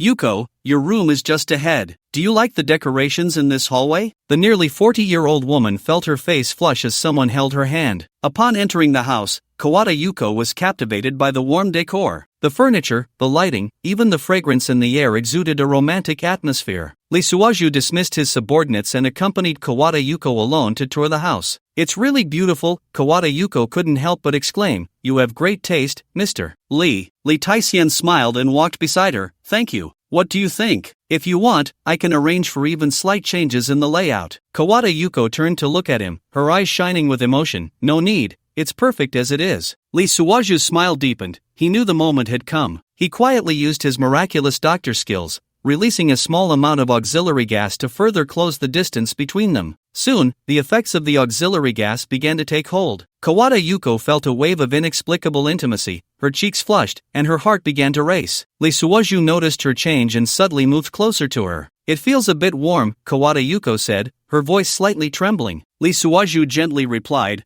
"I'll open the window." However, he did not do so. Instead, he gently pulled Kawada Yuko into his embrace. The effect of the auxiliary gas combined with their close physical contact completely broke down Kawada Yuko's defenses. In that warm and romantic room, accompanied by melodious music and fragrance, Kawada Yuko finally surrendered. They danced to the melody of love, beginning this sinful night. Lee Suoju had been holding back for a long time. The continuous build-up and days of anticipation made it impossible for him to stop, and he showed no mercy. Only a servant brought in some food midway. Lee Suoju took advantage of his army's strength in continuous combat. He upheld the fine tradition of not sleeping for 48 hours. In the end, his army achieved a great victory. 3 days later, Kawada Yuko finally woke up. Lee Suoju looked at her face, which seemed to have aged several years in an instant. More wrinkles had appeared. "Mr. Lee, I've never met a man like you. You are truly unique." Kawada Yuko felt fortunate to be alive. "Yuko, you're not bad either. You're the most exquisite woman I've ever seen," Lee Suoju said as he handed her a glass of red wine.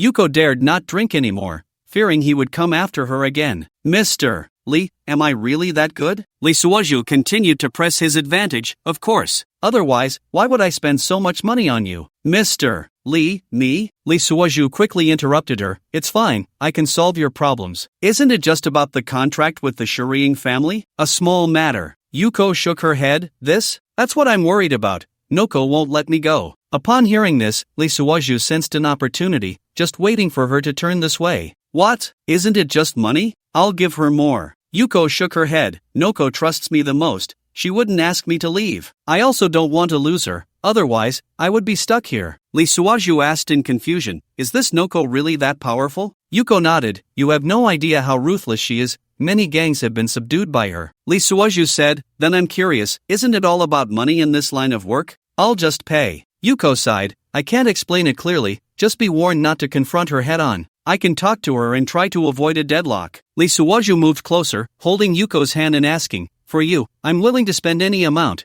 don't feel burdened." "Thank you, but it's not about money." Lee Suoju asked, "What exactly is the problem?" "She saved me." Yuko let out a breath. "In our line of work, we often get bullied, especially by her father, Shiring Haonan. Back then, my boyfriend owed in gambling debts and pawned me off to her father, who wanted to rape me. It was Shinzi who saved me." Lee Suoju didn't want to hear this useless information. He turned to ask, "I see that Shinzi is young and beautiful. Why would she want to be a prostitute?" "When I met Shinzi, she was already like that." Yuko sighed. She said she only remembers things after she turned 4, nothing before that. Lee Suoju's eyes lit up. So her father never mentioned the reason? "That beast," Yuko gritted her teeth. When asked, he just mumbled and couldn't explain clearly. "Beast?" Lee Suoju pretended not to understand. Yuko lowered her voice. "That animal once tried to molest Shinzi, and she almost killed him. After that, she moved out to live on her own." Lee Suoju nodded thoughtfully. "So that's why you two have such a good relationship?" "Yes, she saved me, and I helped her get rid of that demon." A flicker of hatred crossed Yuko's eyes. A few days later at the hot spring resort. "Shinzi, you look in a good mood today," Yuko said while massaging Shiying's shoulders, trying to probe. Shiring closed her eyes, enjoying the massage.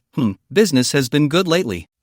There's something I want to tell you." Yuko's technique became a bit gentler. "Go ahead." Shiying's tone was flat. Yuko took a deep breath. I want to leave the hot spring resort." Shiring suddenly opened her eyes. "Why?" "Someone wants to keep me." Yuko's voice grew smaller. "Lee Tai-sien?" Shiring turned around, looking directly into Yuko's eyes. Yuko looked at her in surprise. You know?" "Of course I know," Shiring sneered. "He only asks for you every time he comes." "Shinzi, I really don't want to do this anymore." Yuko lowered her head. Shireen stood up and walked to the window. What promise did he make you? He said he would give me a house and let me work at his hotel. Is that all? Shireen looked back at her. Yuko bit her lip. He's a good person, very gentle with me. Ha, Shireen scoffed. You believe a man's sweet words? No, Yuko hurriedly explained. He's sincere, you'll know if you meet him. Shireen was silent for a moment. Alright, then let's meet. Really? Yuko looked up in surprise. Tomorrow night, Shireen said, let him come to my office. Thank you, Shinzi, Yuko said, touched. Shireen waved her hand. Go on, I want to be alone. Yuko quietly exited the room. Shireen sat back down,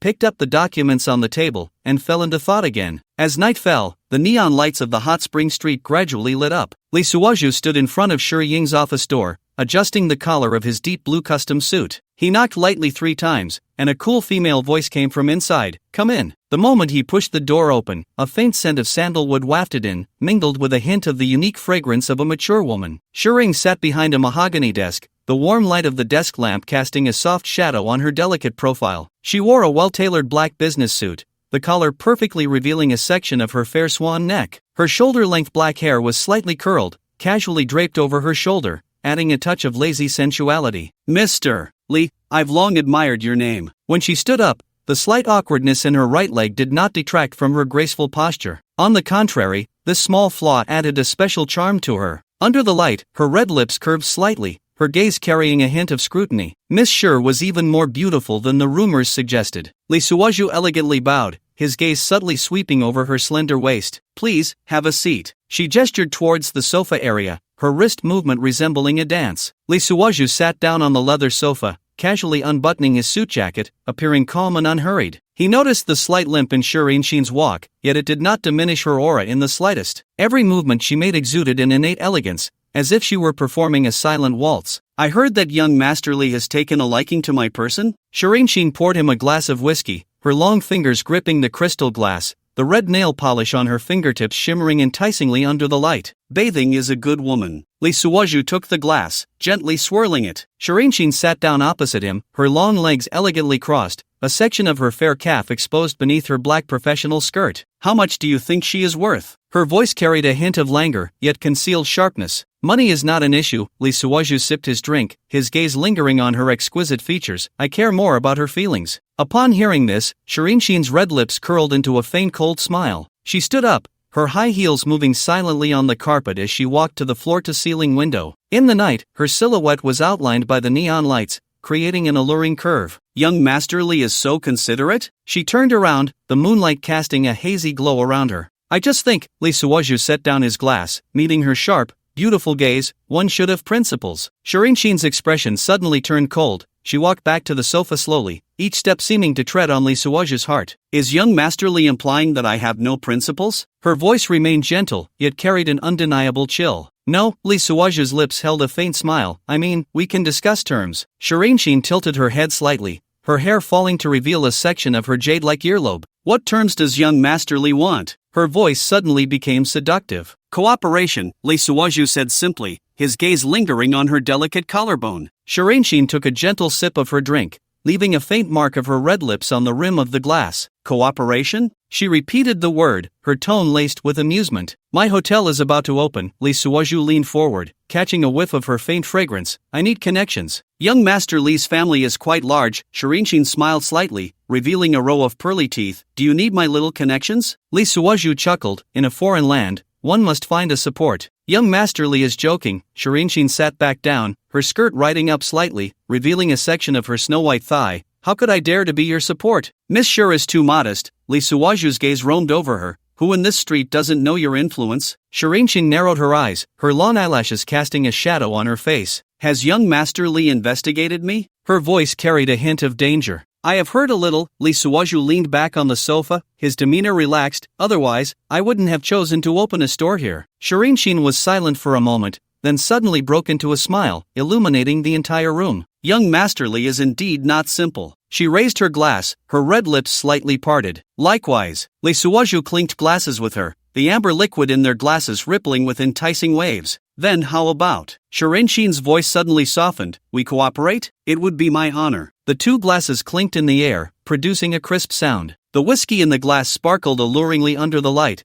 just like the thoughts that flickered in their eyes. From that day on, Shireen Sheen began her carefully designed probing. The first stop was her most upscale Japanese restaurant. Shireen Sheen wore a dark red modified kimono, accentuating her snow-like skin. Her hair was style high, revealing her long neck, with a few playful strands falling by her ears. Young Masterly, this tuna is quite good. She delicately picked up a piece of fresh sashimi with her slender fingers, gracefully placing it on the blue and white porcelain plate in front of Lee Suoju. Lee Suoju noticed that she had changed her nail polish to a subtle nude pink. Miss Shirching was so elegant. He smiled as he tasted it. Shirching Shinzi's gaze lingered on his every move. This man's demeanor exuded a calmness that belied his age. The next evening, she changed venues. The lighting in the lounge was dim, and soft jazz flowed gently. Shirching Shinzi wore a black backless gown today, the curve of her back subtly revealed in the low light. This is our best bartender. She leaned against the bar, her elbows slightly propped up, radiating a lazy charm. Lee Suoju politely exchanged pleasantries with the bartender but could feel Shirching Shinzi's almost imperceptible gaze. On the third day, it was yet another new place. This time it was a private club, lavishly decorated, showcasing the owner's taste. Shirching Shinzi's outfit was bolder today, a white dress with a deep V neckline that accentuated her curvaceous figure. This is the prettiest girl in our establishment. She introduced a young and beautiful girl, but her eyes remained fixed on Lee Suoju's face, seemingly waiting for his reaction. Lee Suoju maintained a polite smile, clinking glasses with the girl while keeping just the right distance. For several consecutive days, Shirching Shinzi took him around her territory. Fine wine, beautiful women, stunning views, everything one could wish for. Yet Lee Suoju remained like a fine jade, warm and unyielding despite her various tests. That night, Shirching Shinzi sat alone in her office. She changed out of her sexy evening gown and into a comfortable silk robe,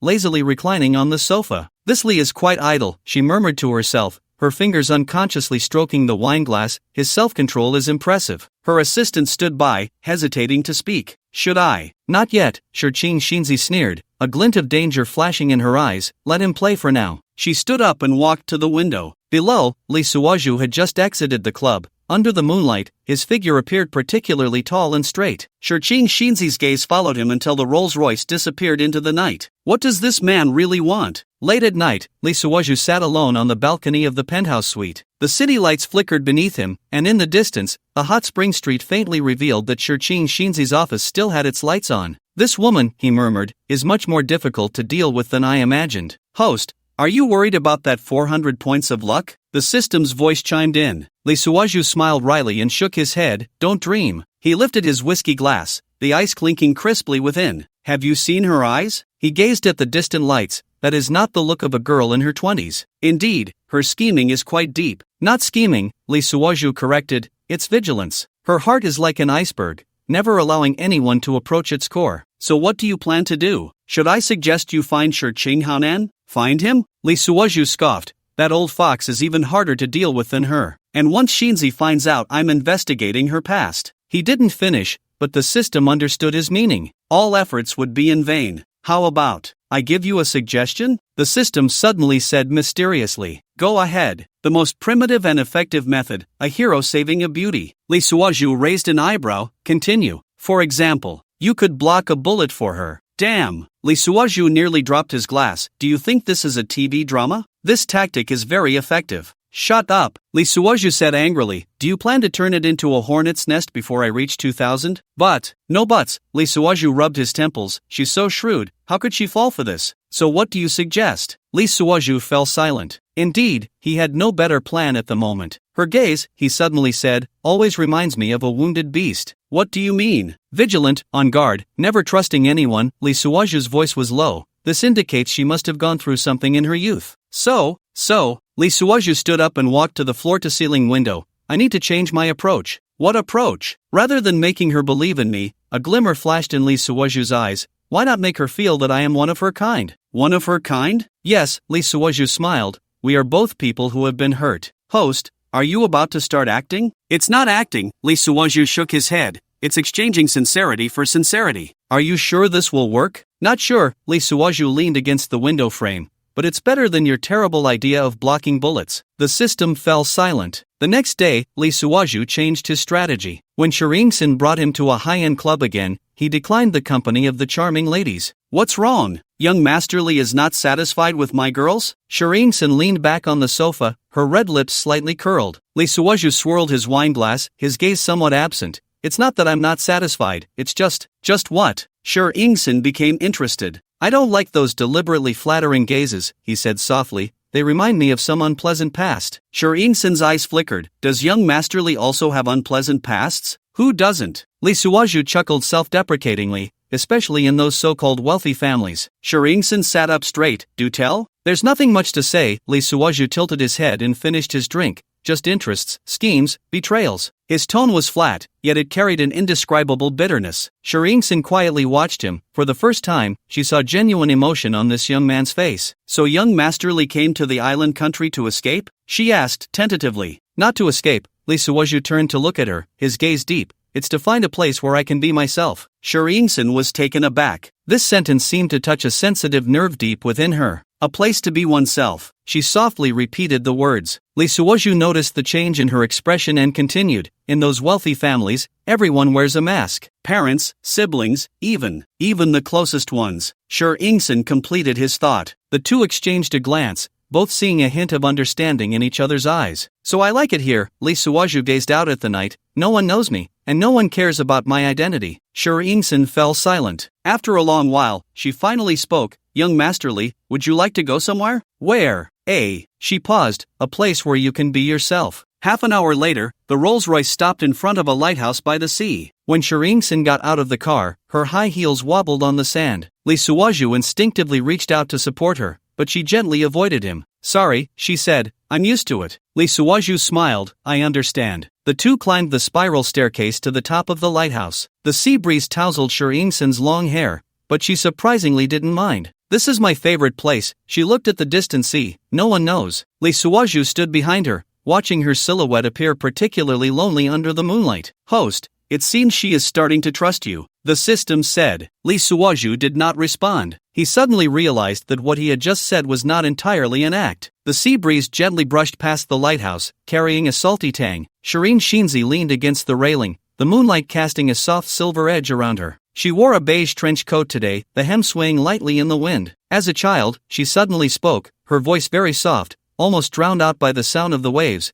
I often had people carry me here. Lee Suozhu remained silent, simply listening. In the night, Shireen Shinzi's profile appeared particularly gentle, lacking the usual sharpness. At that time, she paused, seemingly weighing her words. I don't even remember how I got hurt. Lee Suozhu's heart skipped a beat. I only remember things after I turned 4, she continued, her voice tinged with confusion. The memories before that seemed to have been wiped from my mind. The sea breeze suddenly picked up, tousling her long hair. A few strands drifted across her face, but she did not reach up to brush them away, as if lost in some kind of pursuit. Do you know? She turned her head, her gaze somewhat dazed in the moonlight. Sometimes I dream that I'm running. Lee Suozhu looked into her eyes, or something seemed to flicker. It wasn't tears, but an indescribable sense of confusion. But when I wake up, I can't even remember if I really ran. Her voice grew softer, almost turning into a monologue. In the distance, a fishing boat slowly passed by, its light swaying in the darkness. Did no one tell you what happened? Lee Suozhu asked softly. Shireen Shinzi's body suddenly stiffened. She turned back to face the sea, her voice regaining its usual coldness. They said it was an accident. But she did not finish, but Lee Suozhu noticed her fingers gripping the railing turn slightly pale. Some things, he began slowly, perhaps it's not forgetting, but unwillingness to remember. Shireen Shinzi suddenly laughed, her laughter tinged with a hint of sarcasm. Yes, maybe for some things, never knowing the truth is the best. As she said this, a fleeting expression crossed her eyes that Lee Suozhu could not comprehend. Host, it seems she knows something. The system's voice rang out. You don't need to say it. She knows it very well herself, Lee Suozhu roared inwardly. In the night breeze, Shireen Shinzi's long hair kept flowing, obscuring her expression. It's getting late, she suddenly said, let's go back. As she turned, her high heels caught on the steps. This time, she did not avoid the hand that Lee Suozhu reached out. Host, did you notice? The time she mentioned matches what Chen Bishi found out. The system reminded him. Lee Suozhu supported her down the steps, his mind racing with thoughts. Memories from when she was 4, an accident,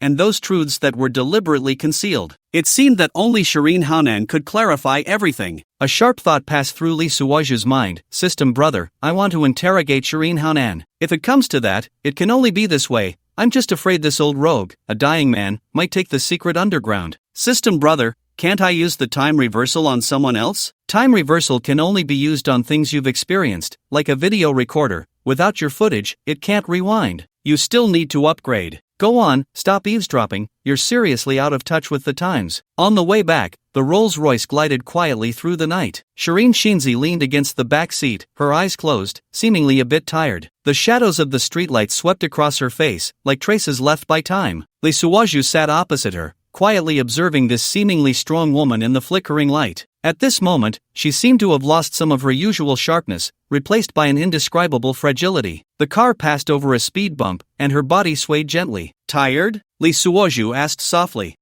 She didn't open her eyes. Maybe it's the sea breeze. Lee Suwaju looked at her slightly furrowed brows and suddenly said, "Do you want to hear a story?" Shireen Shinzi opened her eyes, casting a puzzled glance. When I was young, Lee Suwaju leaned back in his seat, his voice gentle. I had a playmate. The scenery outside the car window slowly receded, and his voice softly echoed in the cabin. She was the daughter of the maid in my house, 2 years younger than me. Shireen Shinzi's expression changed slightly. Back then, I loved playing hide and seek with her in the backyard. Lee Suwaju's gaze seemed to lose focus, as if reminiscing. She always found the best hiding spots. A motorcycle whizzed by, its headlights leaving a streak of light on the window. What happened next? Shireen Shinzi asked softly. Later, Lee Suwaju smiled bitterly. My father found out, and the next day, they disappeared. Shireen Shinzi's fingers curled slightly. I searched for a long time, asked many people, he continued. But everyone said they didn't know that mother and daughter. As if they had never existed. Shireen Shinzi picked up his words.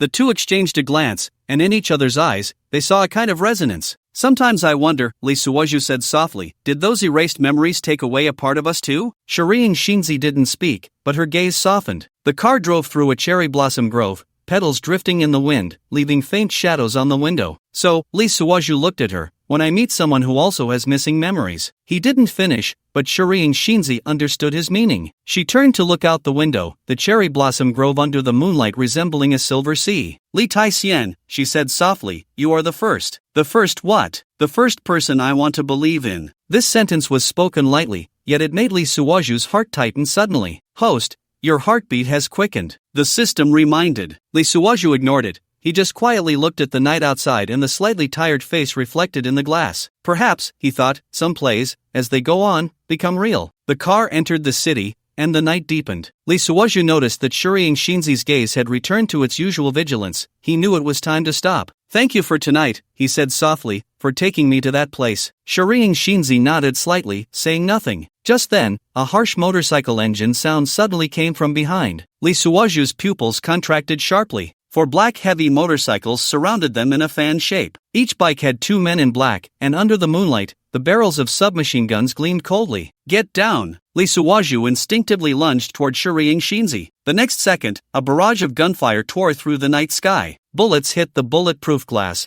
producing a series of dense impacts. Shireen Shinzi was pressed beneath him, clearly hearing his rapid heartbeat. Fight back, she said calmly. Open the compartment in front and give me the gun. Lee Suwaju quickly got up and opened the compartment. 2 chrome desert eagles lay quietly inside, glinting under the interior light. He picked up a gun and tossed one to Shinzi. With fluid movements, he shrugged off his suit jacket. Beneath his silk shirt, the outline of a holster was faintly visible. He pulled out his own Beretta. With the muzzle down, he brushed it against his waist. Click, click. The crisp sounds of bullets being chambered rang out consecutively. Shireen Shinzi was taken aback, clearly not expecting that this seemingly elegant man had such a side to him. Sit tight, Lee Suwaju said, pressing the car window button. With both hands holding guns, he leaned out of the window, resembling a character from a Hong Kong film. The night wind howled in. He leaned slightly forward, guns in hand. The first shot hit the fuel tank of the motorcycle on the left. The explosion illuminated half the sky. The second shot pierced the shoulder of the gunman on the right. The submachine gun fell to the ground, flung far away. Shireen Shinzi watched his back, inexplicably reminded of a classic scene from a Hong Kong movie. Elegant, composed, yet carrying a deadly danger. Are they coming for you? Lee Suwaju asked during a pause in shooting. Clearly, she replied, her voice still calm. Lee Suwaju curled his lips into a cold smile, crossing his guns, and fired 2 more shots. The remaining 2 motorcycles lost balance, skidding along the ground, leaving long sparks. The gunfire gradually ceased, smoke filling the air. Lee Suwaju put away his guns and turned to Shireen Shinzi. Are you okay? Shireen Shinzi shook her head, but her gaze fell on a patch of crimson on his chest. "You're hurt." Lee Suwaju looked down and realized that at some point, a bullet had grazed his left shoulder. "Just a minor injury," he smiled. Shiwan Shinzi looked at his smile and suddenly felt something melting in her heart. At that moment,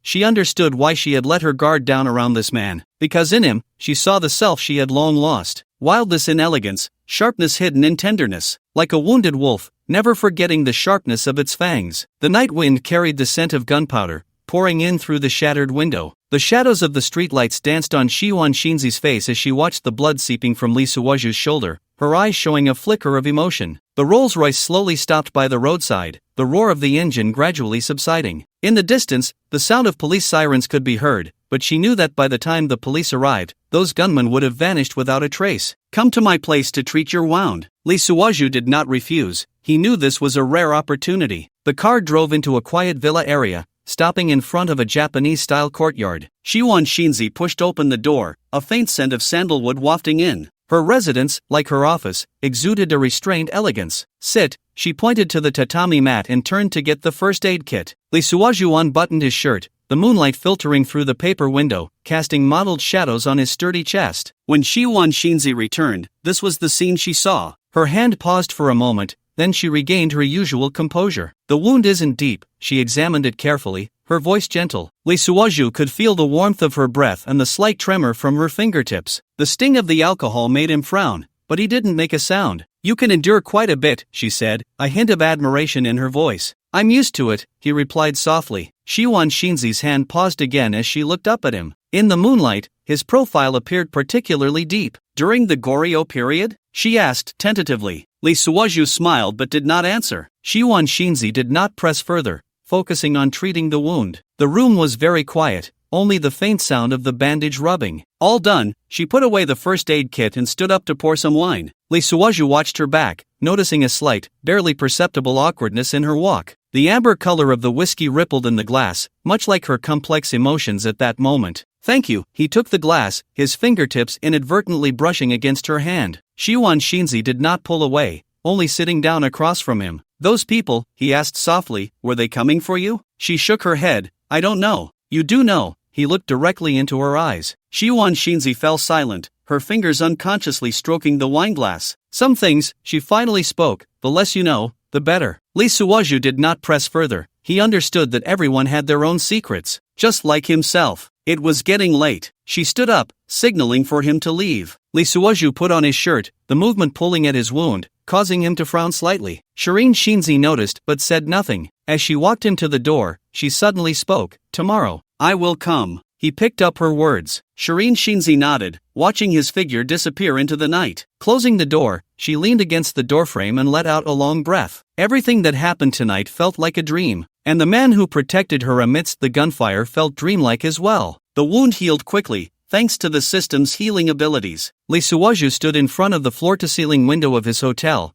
gazing thoughtfully at Shireen Shinzi's office in the distance. "Host, Shinzi's attitude towards you has indeed improved a lot these days." Lee Suwaju shook his head. "Can't be too optimistic. This woman is not Hiwei. She isn't that easily swayed. The host understands women well. This is something the system cannot compare to." Lee Suwaju touched his nose, thinking, "If you were better than me, humanity wouldn't need to reproduce. We would have entered the age of robots long ago." Knock knock. A gentle knock interrupted his thoughts. Lee Suwaju turned around. At this time, the hotel was still under renovation, so it could only be Yuko Bath. Sure enough, Lee Suwaju tidied his clothes and opened the door. Yuko Kawada stood at the door in a light purple kimono, a gentle smile on her face. "I heard you were back." Her voice was soft, like a breath of spring wind. Seeing her full of springtime affection, Lee Suwaju guessed she didn't know about the assassination. His wound had already healed, and he could engage in battle again. Lee Suwaju stepped aside to let her in, his gaze sweeping over the barely visible camera at the end of the corridor. Yuko walked in, naturally leaning into his embrace,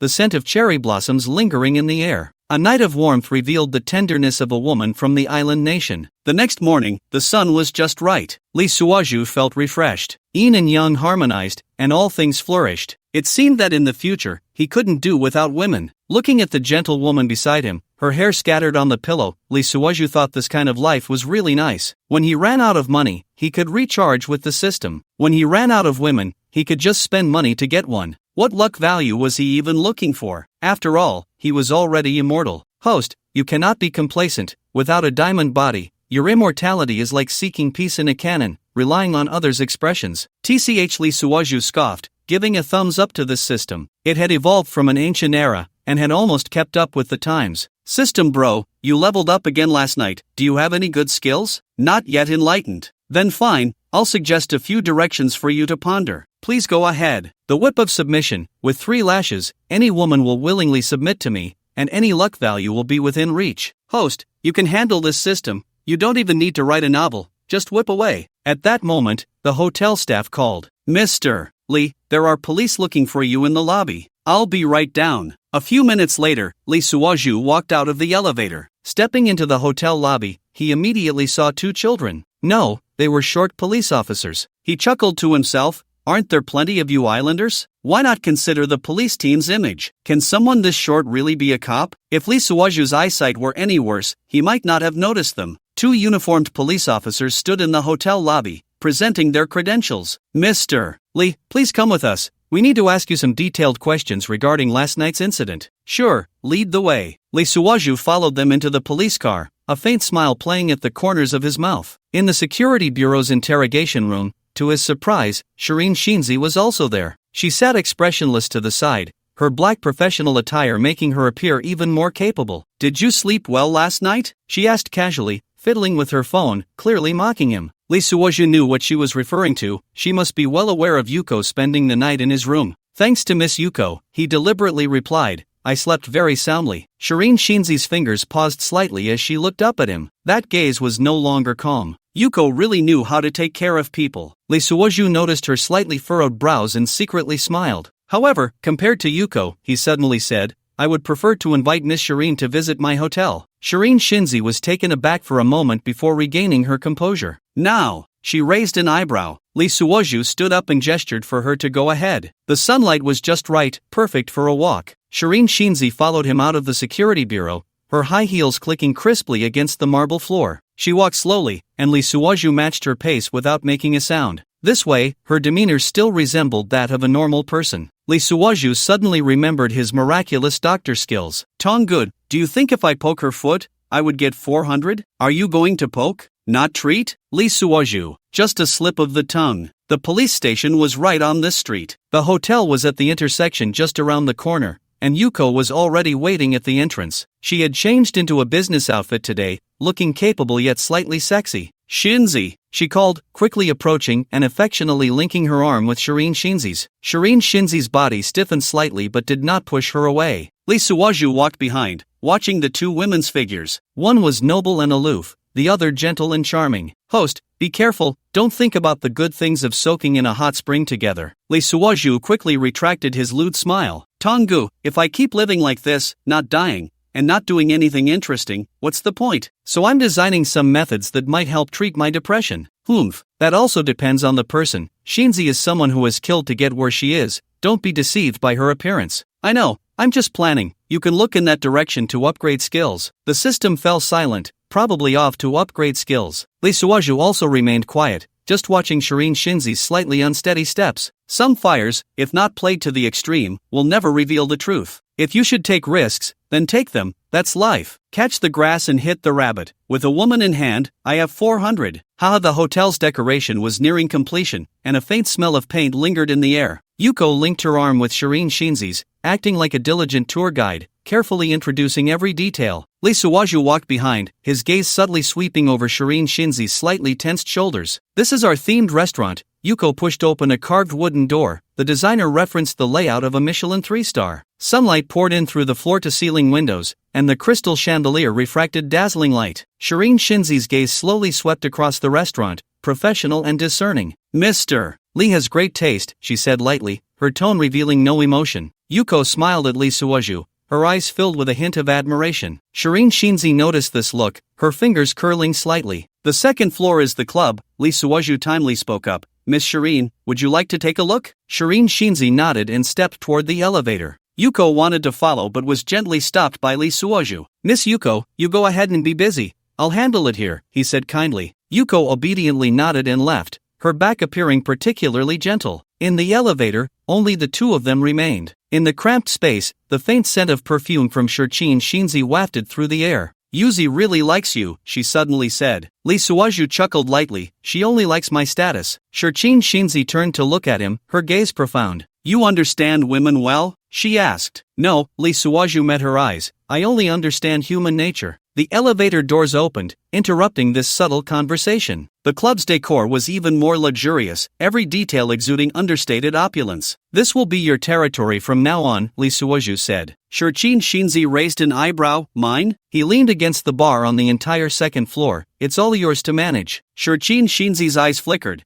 You trust me that much? It's not trust, Lee Suaju poured her a glass of champagne, it's appreciation. The crystal glass sparkled under the sunlight, reflecting the complex emotions swirling within her at that moment. Mrs. Lee, what do you really want? She took the glass. Lee Suaju did not answer, only raised his glass in a toast. The two goblets clinked in the air, producing a crisp sound. Sunlight filtered through the champagne, casting a golden spot on the carpet. Just like the unspoken feelings between the two at this moment. Host, you are fishing, the system said. Lee Suaju chuckled inwardly, some fish, you don't need to bait, they will hook themselves. It was hard to tell who the fisherman was now. Shurchin Shinzi stood by the window, the champagne swaying slightly in her glass, mirroring her current restless emotions. The view here is great, she said softly, her gaze sweeping over the distant harbor. Lee Suaju walked to her side, a faint scent of cologne wafting through the air. Do you know why I chose this place? He asked, his voice low. Shurchin Shinzi turned to look at him, a beam of sunlight outlining his perfect profile. Because of that lighthouse, he pointed to the familiar silhouette in the distance. Shurchin Shinzi's hand trembled slightly,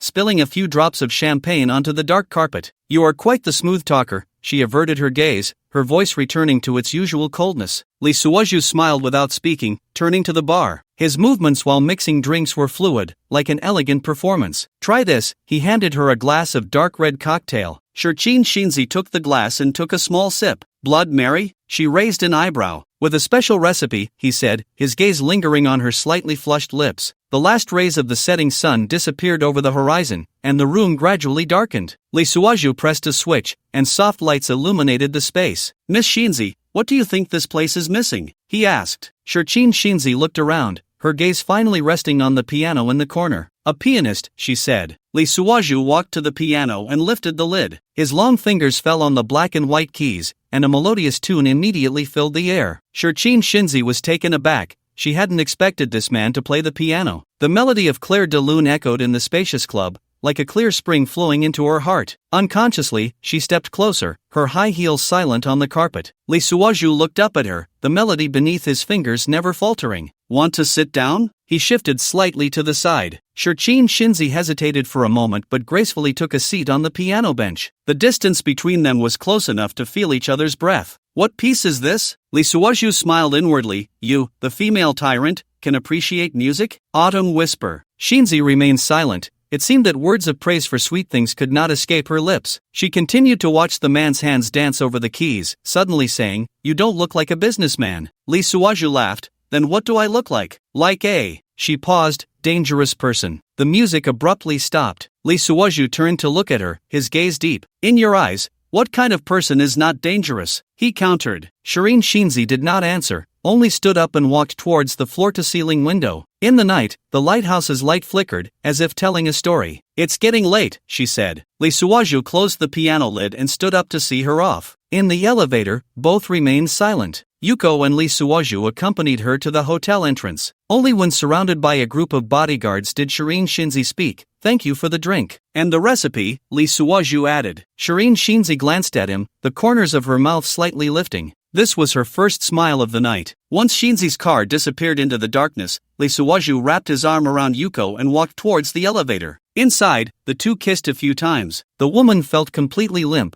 as if she were about to melt. Taisuke, if you like Shinzi, I can help. Are women from the island this considerate? As the night deepened, the lanterns hanging outside the hotel swayed gently in the wind. Lee Suaju sat at the bar, watching Yuko mix drinks. She wore a light purple kimono today, with a perfect bow at her waist. You look troubled today. Yuko pushed a martini towards him, her eyes filled with concern. Lee Suaju picked up the glass, gently swirling it, still thinking about getting close to Shurchin Haonan. It seemed that Shireen Haonan must know a lot. He probably hadn't told Shinzi, but he couldn't directly ask Yuko, who knew if she was Shinzi's undercover agent. He pondered some past events. Was it about Shinzi? Yuko lowered her head, wiping the glass. I said I could help. Lee Suaju looked somewhat skeptical, putting down his glass. Oh, are you sure? Yuko bent down. Hey, Shinzi is 30 this year and still has no boyfriend. I know this, but I can't say she's not a normal woman. What do you mean? Yuko raised her head, her face flushed. Because. She spoke even more softly. It's all me who helps her, through massage. Lee Suaju's eyes widened. I didn't expect that. I always thought she had a masculine personality. Yuko smiled mysteriously. You don't know, she's more feminine than women. This made Lee, the big lecher, intrigued. Host, I remind you, what is at the top of the word sex? Longevity lock. Lee Suaju answered without thinking. The 3 words sent the system back to study and upgrade. Lee Suaju's hand paused, but he still did not let down his guard. Since you know her so well, can you tell me how she developed to this point? Yuko smiled. It's not that complicated. That beast, Shireen Haonan, used to be a gangster on this ground, gaining some status through smuggling and trafficking. Later, as Shinzi grew up, her ambitions grew larger, and she gradually established her own power. Lee Suaju said, is power enough? She must have sacrificed something. Yuko nodded. Yes, back then the local gang leader had his eye on Shinzi. He promised to help her conquer the world. Lee Suaju guessed directly. Then, when the world was conquered, Shinzi killed him? Yuko laughed. Taisuke, you really are insightful. Lee Suaju wanted to reveal the truth bit by bit. Then why didn't she conveniently kill that beast of a father? This? Perhaps a trace of gratitude, she said, her eyes flickering, clearly not telling the truth. Lee Suaju pretended not to notice. This Shireen Haonan gives me a very mysterious feeling. Where does he live? Mysterious? Yuko raised her head. We don't know where he is. This person, back then he roamed the seas, and his specialty was hiding. Could it be? Lee Suaju deliberately paused. Does he not eat or drink, not contact anyone? Yuko's hand trembled slightly, almost dropping a glass on the floor. Sorry, she forced herself to calm down. I don't really know about these things. Lee locked a cold smile in his heart. This reaction said it all. Host, she is lying. The system reminded. I know, Lee locked in his heart replied. Just then, a commotion came from the doorway. Lee turned to look, his pupils suddenly constricting. This is bad. Chen Bishi was standing at the door, looking around in confusion. Damn it! He cursed softly. Where are the people following me? Why haven't they reported to me? The bath attendant also noticed the movement at the door. That lady looks very familiar. Lee didn't wait for her to finish and quickly walked towards the door. It's nothing, she must be here for a job. I'll go take a look. The bath attendant felt a bit jealous but understood the rules, so she didn't follow. A man should have his own space. Lee opened the door, still dressed in his splendid attire. Chen Bishi was dressed like a rural aunt, wearing a striped suit. It was both baggy and large. She even wore a headscarf. If it weren't for the fact that Lee had been with her day in and day out for a long time, most people wouldn't recognize her at all. When Chen Bishi saw him, her eyes lit up, and she was about to speak. Lee grabbed her wrist and whispered, "Come with me." Chen Bishi was pulled along, protesting unhappily. What are you doing? Shut up. Lee tightened his grip. They walked to a side alley of the hotel, where a black sedan slowly passed by. Lee was quick and pulled Chen Bishi into the small alley. Are you crazy? He lowered his voice. The people from the Quartz Trust are looking for you everywhere. Chen Bishi rubbed her wrist, feeling wronged. I just wanted to tell you an important message. Nothing is more important than your safety. Lee interrupted her. Chen Bishi was stunned. She had never seen him this angry. I'm sorry. She lowered her head, her voice filled with regret. Lee let out a breath. Hurry back. But, no buts. He looked around. I'll escort you. Just then, footsteps came from the alley entrance. Lee shielded Chen Bishi behind him, watching the entrance warily. A man in black walked by, not noticing them. Chen Bishi clutched Lee's clothes tightly. He could feel her trembling. Scared? He asked softly. Her voice was very small. Then be obedient. He turned to look at her. You can't do this again in the future. Chen Bishi nodded, like a child who had done something wrong. Lee sighed. Let's go. On the way back, neither of them spoke. It wasn't until they safely arrived home that Chen Bishi finally spoke. I can't just wait like this. I need to find Shireen Haonan. Lee shook his head. You really make me angry. Didn't you say you had something important to tell me? But I see you drinking and having fun every day, not really wanting to help me. You silly woman, everything is so easy, why do we need spies? Lee shouted softly. Who are you calling silly? You're not silly. What have you found out? Me? All you do is hug women and drink. Humph. Lee got angry upon hearing this. Then why don't you just say it all out loud? If you tell me everything, I can investigate faster. Chen Bishi was just worried about him, which is why she didn't tell him everything. Investigate? Every day just investigating? Just apply for an arrest directly. Once caught, everything will come out in the first trial. Saying this, Chen Bishi took out his credentials. If you don't go catch Shireng Haonan, I'll hand this over to that quartz trust. Let's see how you investigate. You? Li was quick and snatched the credentials. Are you playing with fire? Do you know that? Chen Bishi didn't react in time. She didn't expect Li to be so fast. You rogue, you lied to me. You're not investigating, you're just taking the opportunity to have fun. Li Suozhu pushed her away. Do as you wish. If you want to seek your own death, just go out and wander around. If you want to be a wife to a black man, then keep doing it. After saying that, he turned around. Take care of yourself. Whether you trust me or not, at least I haven't harmed you. With that, he left the courtyard. As he passed the door, the landlady was still drinking tea. Li Suozhu remembered her last pretentious gesture of holding the teacup with 3 fingers. So he squatted down. Old lady, what's so great about this broken tea? Do you think you have a lot of knowledge? It's not even as good as the high foam from Manhwa. After saying that, he stood up and threw down a stack of money. Keep an eye on her. If she runs out again, I'll smash your teapot to pieces. The old lady. Did I provoke you? Li Suozhu walked on the way back to the hot spring inn, still thinking about Chen Bishi. This silly woman just couldn't calm down for a moment. Host, do you still have feelings for her? Of course,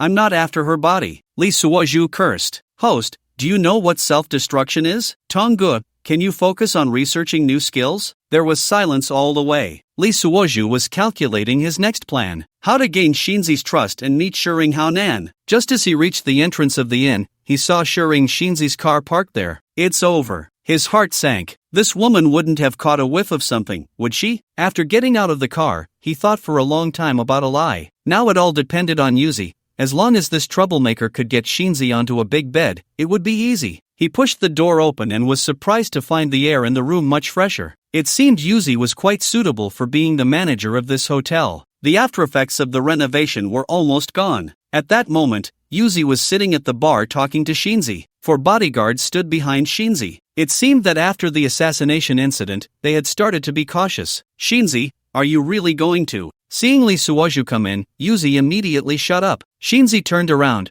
her chest almost bursting out of her tight black suit, looking like a female assassin with a cold glare. Li Suozhu cursed inwardly. Yuzi must have said something. Where did you go just now? She asked. Li Suozhu played dumb. I went to the bathroom. Really? Shinzi sneered. The bathroom is outside? I was just taking a walk. I have a habit since I was young of peeing in the woods. Host, she seems to not believe you. Of course, who would believe that? Shinzi stood up, her high heels clicking crisply on the floor. Come with me upstairs. Li Suozhu glanced at Yuzi, who was keeping her head down and playing dead. Well, it seemed he could only rely on himself now. In the tea room on the 2nd floor, Shinzi poured him a cup of tea. Do you know why I called you here? Li Suozhu picked up the teacup. Isn't it because you missed me? Bang! The teacup shattered on the floor. Shinzi slammed her palm on the table. Don't push your luck. Li Suozhu touched his nose. This woman had quite the temper. Shinzi, I know you're the boss here, but this hotel isn't even named after Shireng yet. What are you trying to pull on my turf? You, didn't you say the 2nd floor was mine? Li Suozhu grinned cheekily. I even said I liked you. Did you agree? At this, Shinzi, the venomous woman, blushed for a moment, but it quickly faded. Her tone softened a bit. Let's get to the point. Who is that woman? Who? Playing dumb, huh? Shinzi sneered. My people just saw you two go into an alley. Li Suozhu cursed inwardly. These useless people couldn't even follow properly. Oh, that rural aunt? I shrugged. She got lost. I was just giving directions. Shinzi stared at him for a long time. Li Gongzi, do you know what I hate the most? What? Men who lie. Li Suozhu sighed. Miss Shinzi, if I were lying, you would have killed me long ago. Shinzi was amused by him. You really know me well. Of course, Li Suozhu leaned in closer. I also know you like to wear purple lingerie. Shinzi's face flushed. You, that dead girl told me. This damn girl. Shinzi gritted her teeth. Seizing the opportunity, Li Suozhu changed the subject. On a serious note, have you found the mastermind behind the assassination? Shinzi shook her head, walking with a slight sway in her shoulders. No need to think. In our line of work, being targeted for assassination is common. Suddenly, Li Suozhu looked at her legs. Those stockings are nice today. From Manhwa, right? What a shame. Shinzi's expression darkened. Young Master Li, don't think I'm a woman who can be easily seduced. Li Suozhu chuckled awkwardly, hands in his pockets. Shinzi, I've always wanted to ask you, are your feet naturally like that? Why would I tell you? Shinzi, don't you think I'm helping you? I've traveled through many countries, maybe I can find a way to treat you? Now Shinzi's expression brightened considerably. She looked down at her feet. I've actually gotten used to it, whether it's treated or not doesn't matter. No one has ever liked me in this life, a female demon. After saying that, she gazed out the window. How could that be? From the moment you're born, your other half is predetermined. Haven't you ever loved? The air thickened for a few seconds. Shinzi was silent for a long time. I'm sorry, my teenage years count too. Shinzi slowly turned around. Do you really like prying into other people's privacy? You hug Yuzi all day and pretend to be some pure-hearted warm man? Oh, forget it then. Lee Suwaju rubbed his nose. He felt relieved. That dead woman Shinbishi probably let it slide. But to be honest, I really have some confidence about your feet. Host, are you really going to treat her? Lee Suwaju ignored the system. You can't catch a wolf without letting go of the child. Don't bother, I've seen plenty of playboys like you. Stop thinking about me. There are all kinds of women outside, and I can't even coax anyone. Shinzi turned around, her mind a mess. What was she even doing? She forgot everything. This playboy had disrupted her plans with just a few words. Damn it, he's just a disaster. I should castrate him to let go of my feelings. Lee Suwaju smiled. Well, if you like it, that's good. I can't be bothered. You? Shinzi thought the man would continue to ask her for treatment. She was reluctant to agree to him. Unexpectedly, this guy took the opportunity to leave her behind. Are you really confident? Lee Suwaju acted as if he hadn't heard. Since you're here, let's eat lunch. The seafood from the south will arrive soon, all crab sticks as thick as an arm. Shinzi, wait, weren't you going to treat me? What's with the crab sticks? All right, I'll personally make dumplings later, with sea urchin filling. Lee Suwaju, having failed one plan, came up with another. No problem, just intentionally lead the conversation to Longwa and see her reaction. Make dumplings? You can make dumplings? Ah, I lived in Longwa for several years. I studied there and learned from a beautiful Longwa woman. The frost on Shinzi's face thickened again. She grabbed her handbag and stepped around. I'm leaving, you can eat by yourself. Hey, it's almost here, take some with you. I won't eat. Fine, I'll call you when I'm done. Shinzi stood at the door, furious, and turned around. Young Master Lee, am I just playing house with you all day? Lee Suwaju smiled. Shinzi, you know I'm doing it on purpose. Shinzi crossed her arms, angrily looking away. This man was both infuriating and amusing. Anyway, he had so many tricks up his sleeve. A day without seeing him felt dull. In this lifetime, youth and good times only last a few years. You have to learn to enjoy them, to have what you should have, and to try what you should try. Even a fool could understand that. The meaning of living in the moment. Shinzi turned her face to look at Lee Suwaju. Get lost. After Shinzi left, Lee Suwaju sat at the bar, troubled. This woman was as stubborn as a mule, still not trusting him. Yuzi came over with a glass of wine. How's it going? Lee Suwaju didn't want to waste time with her. The seafood will arrive soon, let's make dumplings. Yuzi, what a playboy, airlifting seafood just for dumplings. Soon, the seafood arrived. Yuzi and her team moved several boxes into the cold storage. Lee Suwaju rolled up his sleeves. I'll prepare the filling. In the hotel kitchen, on the stainless steel countertop, several staff members, along with Lee Suwaju and Yuzi, were working. The division of labor was clear. Someone was preparing the sea urchins. Lee Suwaju personally chopped them up, adding shrimp, chicken, and other ingredients. Yuzi, hand me the gloves. Sure. Yuzi quickly handed Lee Suwaju a pair of white silicone gloves. Lee Suwaju took the gloves and froze for a moment. Yuzi, I need gloves for the filling, not these. What are these? Yuzi laughed. Aren't they the same? They're used and ready in my bag. Lee Suwaju had no choice but to put them on. His hands were large, and it took him a while. But then he thought, these dumplings would be impossible to eat. These gloves were meant for something else entirely. Just thinking about it made him uncomfortable. So he took off the gloves and directly used his hands to mix the filling. Yuzi, the islanders pretend to be clean. Mr. Lee, this? Yuzi, lighten up. Do you still find me disgusting? Yuzi's face flushed. Well, I guess I'm immune now. While Lee Suwaju stirred with his hands, he glanced at Yuzi, who was carrying a kimono-wrapped bundle. Yuzi was slicing sashimi, bending over, the crossed collar of her kimono revealing a milky white view. Lee Suwaju felt a heat rising in his lower abdomen. He pushed the bowl away. Damn, I'm tired. You all make the dumplings, I'm going to take a shower. After saying that, he pulled Yuzi over, whispering in her ear, come on, help me relieve some stress. 2 hours later, Yuzi was sprawled on the pillow, out of breath. Tai Xiankun, I really can't do this alone, it could be dangerous. Lee Suwaju was looking down, smelling the cigar without lighting it, chuckling,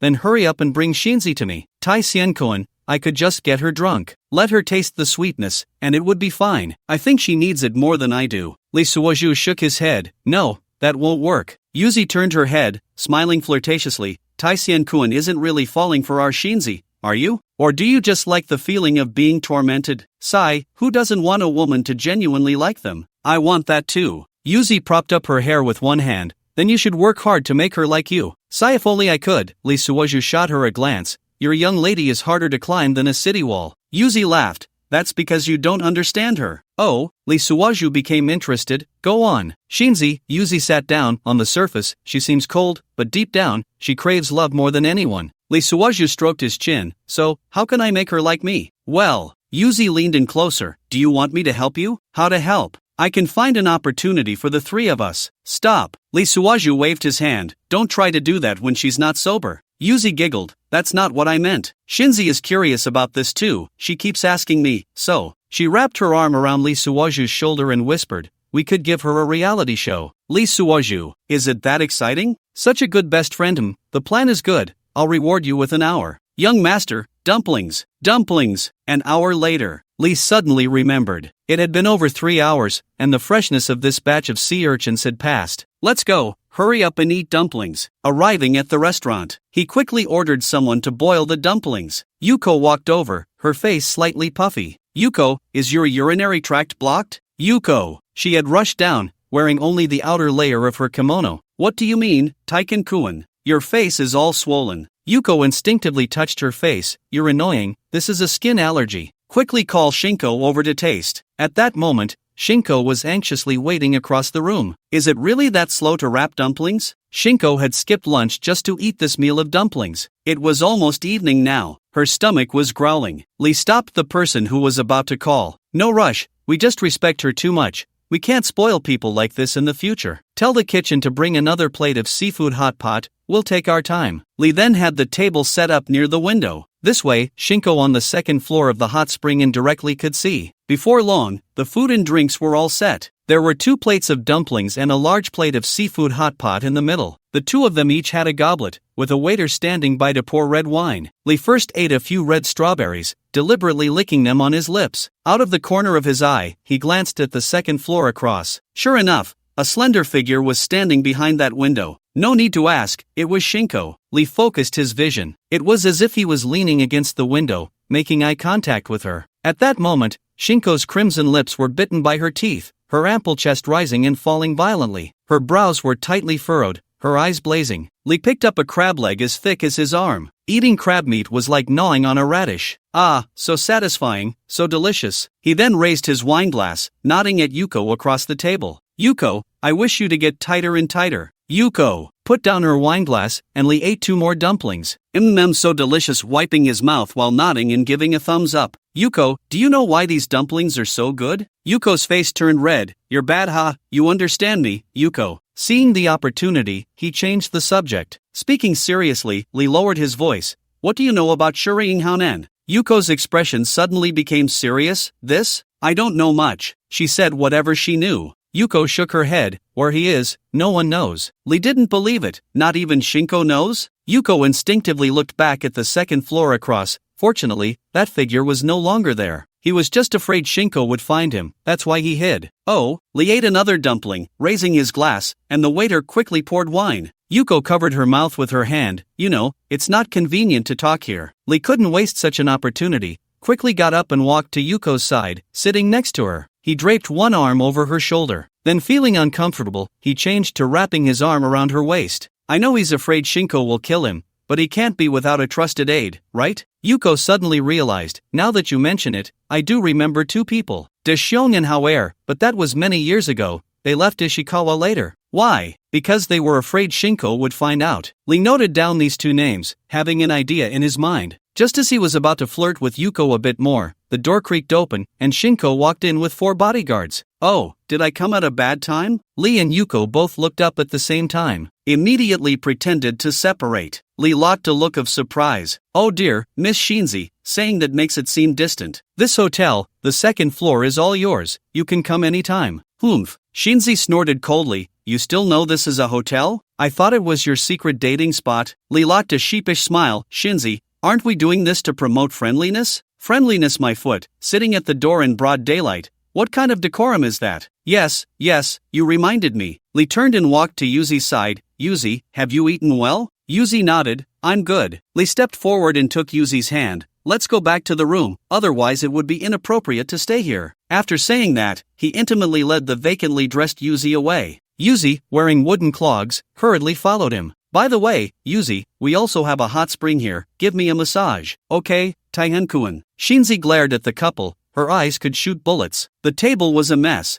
and she hadn't even had a bite. This lady couldn't hold it in any longer. Li Tai-hsien, she shouted loudly. Li quickly stopped, turned around. Oh, Miss Shinzi, what else do you need? I have something to say. Oh, Li replied, then please talk upstairs, I'll serve tea. Shinzi, I want to eat dumplings, eat crab legs, but couldn't say it out loud. Young Master Li, no need to trouble yourself, I'll just say it downstairs. After saying that, she sat down at the table full of leftovers. Li rolled his eyes. Shinzi, that's not safe. Let's go upstairs. It's just your room. You haven't visited it yet. Shinzi was so hungry her head was spinning, but she couldn't refuse. She stood up, slowly walked over, trying to keep her shoulders balanced. Li kept staring at her feet, making Shinzi want to kick him. What are you looking at? Hurry up and lead the way. The three walked ahead, with the bodyguard closely following behind. They arrived at the door of the room on the second floor. Shinzi looked up and saw the room number was 666. Why is it so strange? Li didn't explain. Shinzi, your fingerprint lock, no one else can open it. Shinzi skeptically pressed her thumb on it. The door opened with a creak.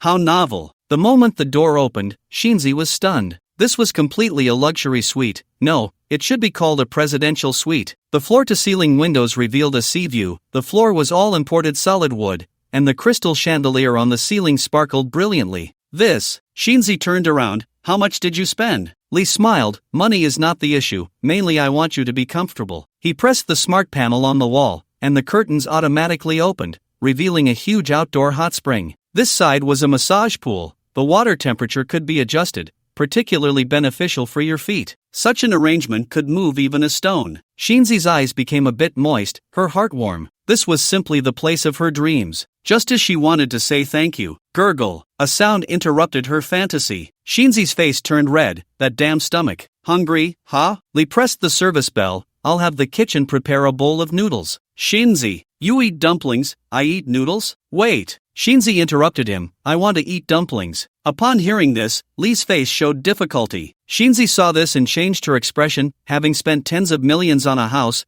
could he not spare a plate of dumplings? What? Is there none left? No, Li looked a bit embarrassed. The dumpling filling I made by hand, afraid you might dislike it. At this point, even if you made it with your feet, I would eat it. It's fine, young Master Li is a wonderful person, I don't mind. Let's eat dumplings. Li held back a laugh. Alright then. Soon, steaming dumplings and seafood were served. Shinzi wolfed them down, her mouth greasy. Slow down, Li Suoju poured her a glass of red wine. Shall we talk business? What business? Shinzi asked. The Qinglong gang has been gaining momentum lately. Li Suoju squinted, but it's still not big enough. Shinzi put down her chopsticks. What do you mean? Have you ever thought? Li Suoju leaned in closer. Why can't the whole island nation be yours? Shinzi's eyes widened. Are you crazy? I'm serious. Li Suoju lowered his voice. First take down the small gangs, then what? Then overthrow the government and declare yourself king. Shinzi nearly choked on her wine. You. What? Afraid to think about it? Li Suoju sneered. Then you'll forever just be a gang leader. A mere cop could scare you all to death, couldn't they? Shinzi fell silent, admitting that this crazy idea stirred something in her. System, help me count the weapons. Host, what are you planning to do? Give Shinzi a taste of sweetness. Are you crazy? Want to use the weapons in the space? What else? Li Suoju sneered. If you want to subdue her, you have to invest some capital. You're playing with fire. Playing with fire is the only way to have a chance, especially since this is an island nation. The more chaotic, the better. Yuzu watched him mumble to himself, a bit confused. Are you okay? I'm fine. Li Suoju stood up, left Yuzu, and walked to Shinzi's side. Can I sit down? Don't sit next to me. Go to the opposite side. Shinzi remained very cautious. It was better to be wary of this playboy. Li Suoju smiled mysteriously, ignoring her, and sat right next to her. I asked, are you moved? Shinzi was still eating dumplings. They were too delicious. She didn't even catch what Li Suoju was saying. Li Suoju also remained silent, quietly watching her eat. After a long while, when her hunger had subsided, Shinzi finally stopped chewing. It was the first time Lee Suoju had looked at her up close for such a long time. He thought she truly was a person from the Dragon Kingdom, with big double-lidded eyes, a high nose bridge, and long, curled eyelashes. Only then did Shinzi feel Lee Suoju's warm breath blowing by her ear. She put her hands down and quickly turned to the side a bit. "What are you doing? I'm not one of those fairies or geishas. So, you're full and don't want to settle the score?" Shinzi wasn't afraid of his arrogance. If he wanted to talk feelings, she might just surrender. "Settle what score? Isn't this my room? You too? Coming to my room?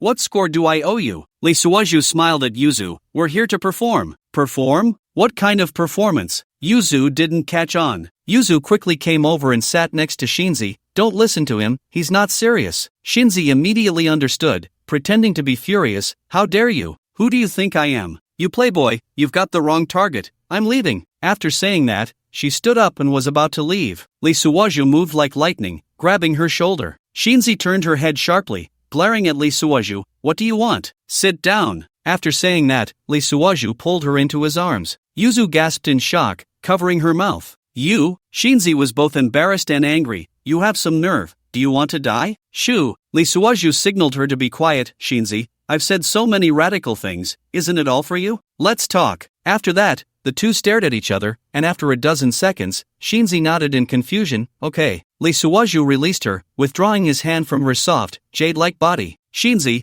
I have some military weapons. Do you want them?" "Host, are you really going to do this?" Shinzi was shocked. "What? Don't mention the arms for now. I remembered you said you could cure my foot." Lee Suoju feigned forgetfulness. "Did I say that? Are you messing with me?" Shinzi grabbed the fork on the table and jabbed it towards Lee Suoju's eyes with fierce speed. Lee Suoju had no choice but to dodge, knocking the fork from her hand. "This is outrageous. Unreasonable." Lee Suoju took the opportunity to pull her into his arms, turning her head down and making her lie across his thigh. With her bottom up, he raised his hand and began to spank her. Smack! "Ah, Li Tai-hsien, you won't die a good death." Smack! "Li Tai-hsien, I will kill you." "Yuzi, open the door and let my people in." Yuzi stood by, smiling but unmoving. "Yuzi!" Shinzi's eyes turned red. "You ungrateful wretch." Smack! "Li Tai-hsien, stop hitting me, I won't kill you anymore." Smack! "Li Tai-hsien, I admit defeat." Shinzi gritted her teeth. "You said it, so I'll let you go today," Lee Suoju said, slowly loosening his grip. "Did you think this young master is easy to bully?" Just as he finished speaking, Shinzi shot out like a venomous snake, rushing towards the door while shouting, "Open the door, I want to kill him." Lee Suoju cursed inwardly and dashed forward, catching her around the waist. "Let go of me." Shinzi struggled wildly. "I want your life." "Calm down." Lee Suoju hoisted her up and walked into the bedroom. "If you shout again, I'll strip you bare," he said, pressing her down on the bed and starting to take off her clothes. Li Tai-hsien. Shinzi was almost stunned with fear. "Humph, for a woman like you, violence must be met with violence. Do you submit?" In the struggle, Shinzi's collar opened wide, and her bra was torn askew. Everything that was meant to be revealed was now exposed. "Li Tai-hsien, I beg you, I submit." "Stop it, Yuzi, quickly tell him to stop." Yuzi hurried over. "Tai-hsien Jun, let Shinzi go, weren't you going to treat her foot?" This reminded Lee Suoju. Yuzi, being older, had more experience and knew how to give a way out. Lee Suoju released his grip. "I tell you, if you dare to be arrogant again, I will definitely strip you bare." After saying that, he stepped aside, rubbing his wrist. This time, Shinzi was much more obedient,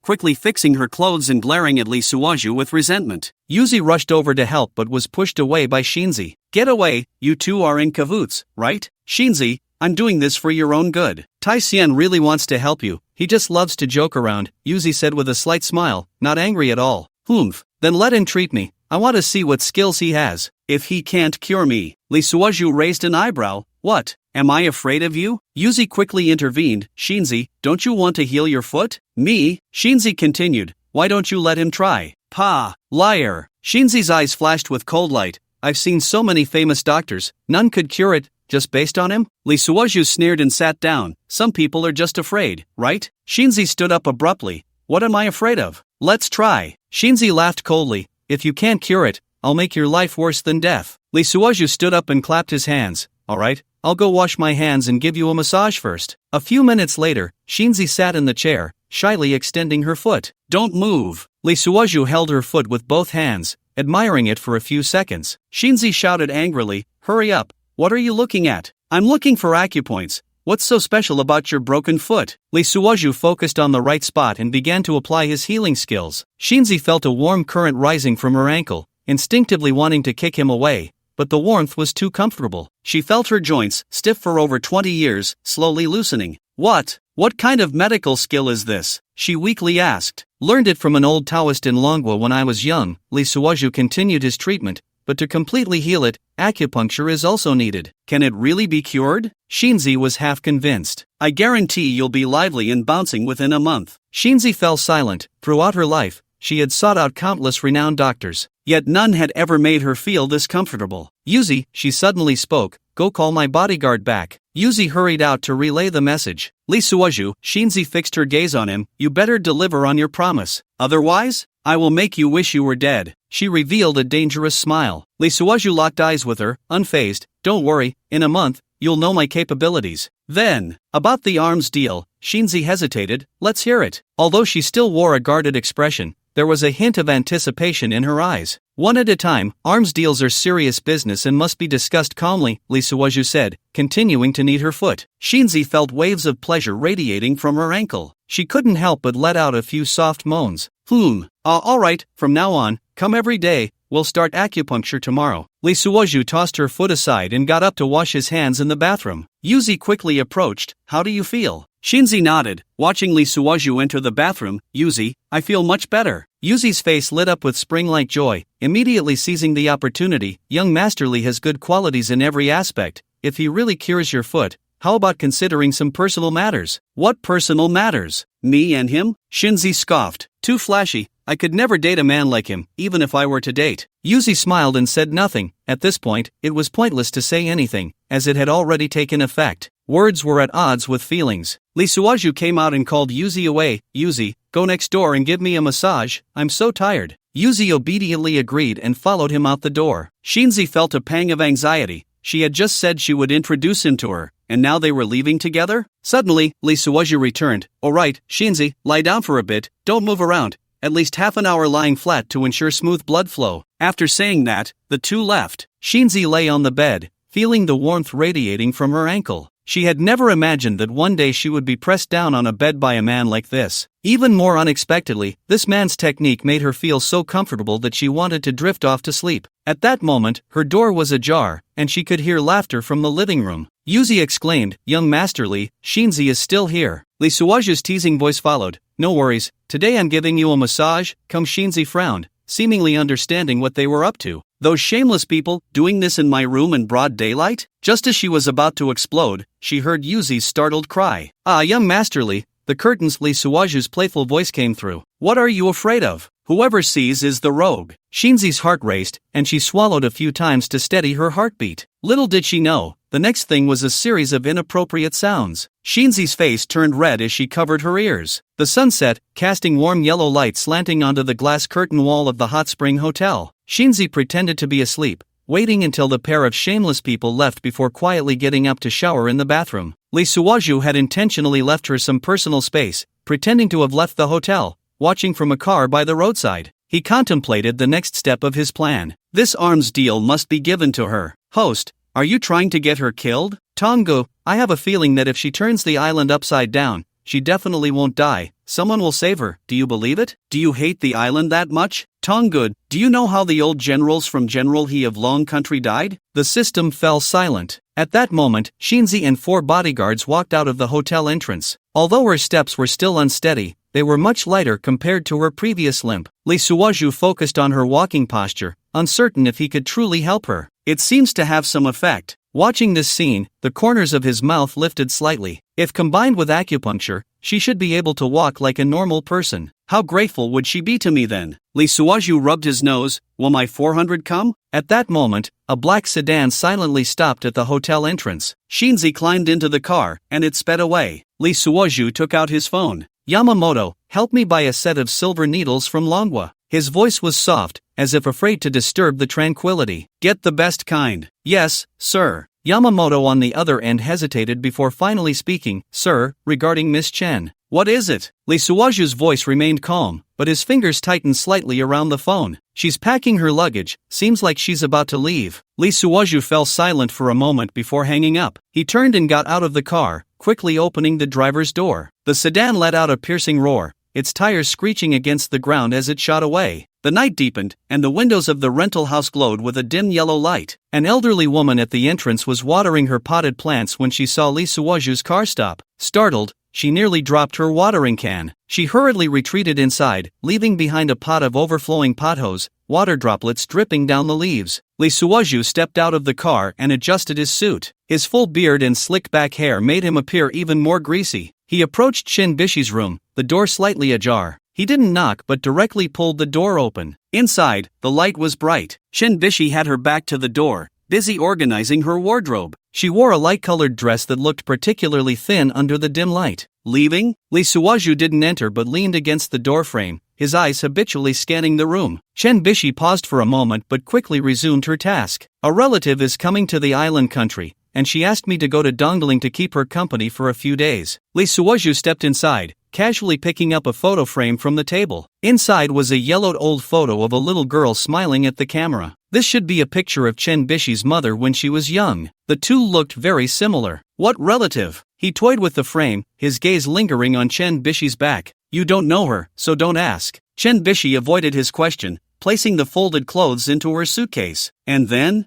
I planned to go back home. She finally turned around, meeting Lee Suoju's eyes directly. I won't be coming back. The room suddenly fell silent, with only the quiet ticking of the quartz clock remaining. Lee Suoju set down the frame, the glass, and would making a soft sound upon contact. He felt a bit more at ease. After all, Shen Bishi being here was a vulnerability for him. It affects my performance. Alright, I promise you, I'll notify you once I catch Shering Haonan. Shen Bishi's hand froze in midair, her eyes flickering for a moment. This subtle change in expression did not escape Lee Suoju's notice. Whatever. I didn't expect much. If I can't find him, it's fate. Lee Suoju remained silent, quietly watching her continue to pack. I know you're almost done packing. I'll take you to the airport. Shen Bishi opened her mouth to refuse but ultimately said nothing. After all, taking a taxi with all her bags would be inconvenient. The two of them walked out together, loading their things into the car. Let's go. I'll handle the house return. Lee Suoju clapped his hands and gentlemanly opened the car door for Chen Bishi. She said nothing and got into the car, her head down. The journey was silent,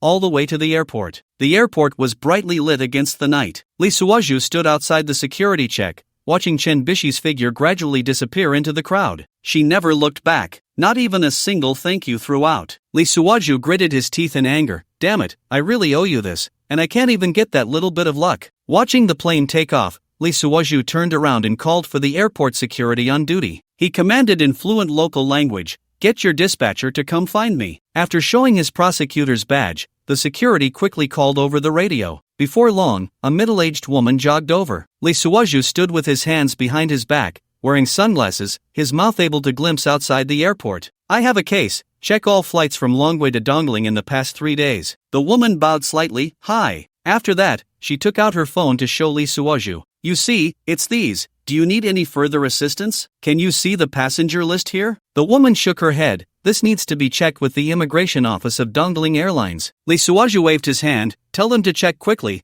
I'll be waiting here for 10 minutes, otherwise, I'll sue you for obstructing justice. Hi. The woman, frightened, hurriedly ran back. Lee Suoju stood with his hands behind his back, pacing in place. At that moment, Yuzi called. Hello, Yuzi? Taxi engine, just now, someone from Shinzi specifically informed you to be careful. They found out who attempted to assassinate Shinzi. It's the rival gang Shanswa gang, and they have a supporter named Asakai. So what? Shinzi wants you to be careful. You might also be targeted. Lee Suoju chuckled. Looks like the treatment is working. She's worried about me now. Tell Shinzi I'm going to make some big noise with fireworks, really scare them. At this moment, the dispatcher ran over. Lee Suoju ended the call with Yuzi. The dispatcher bowed respectfully and handed over a stack of printed papers. Mr. Prosecutor, the list is all here.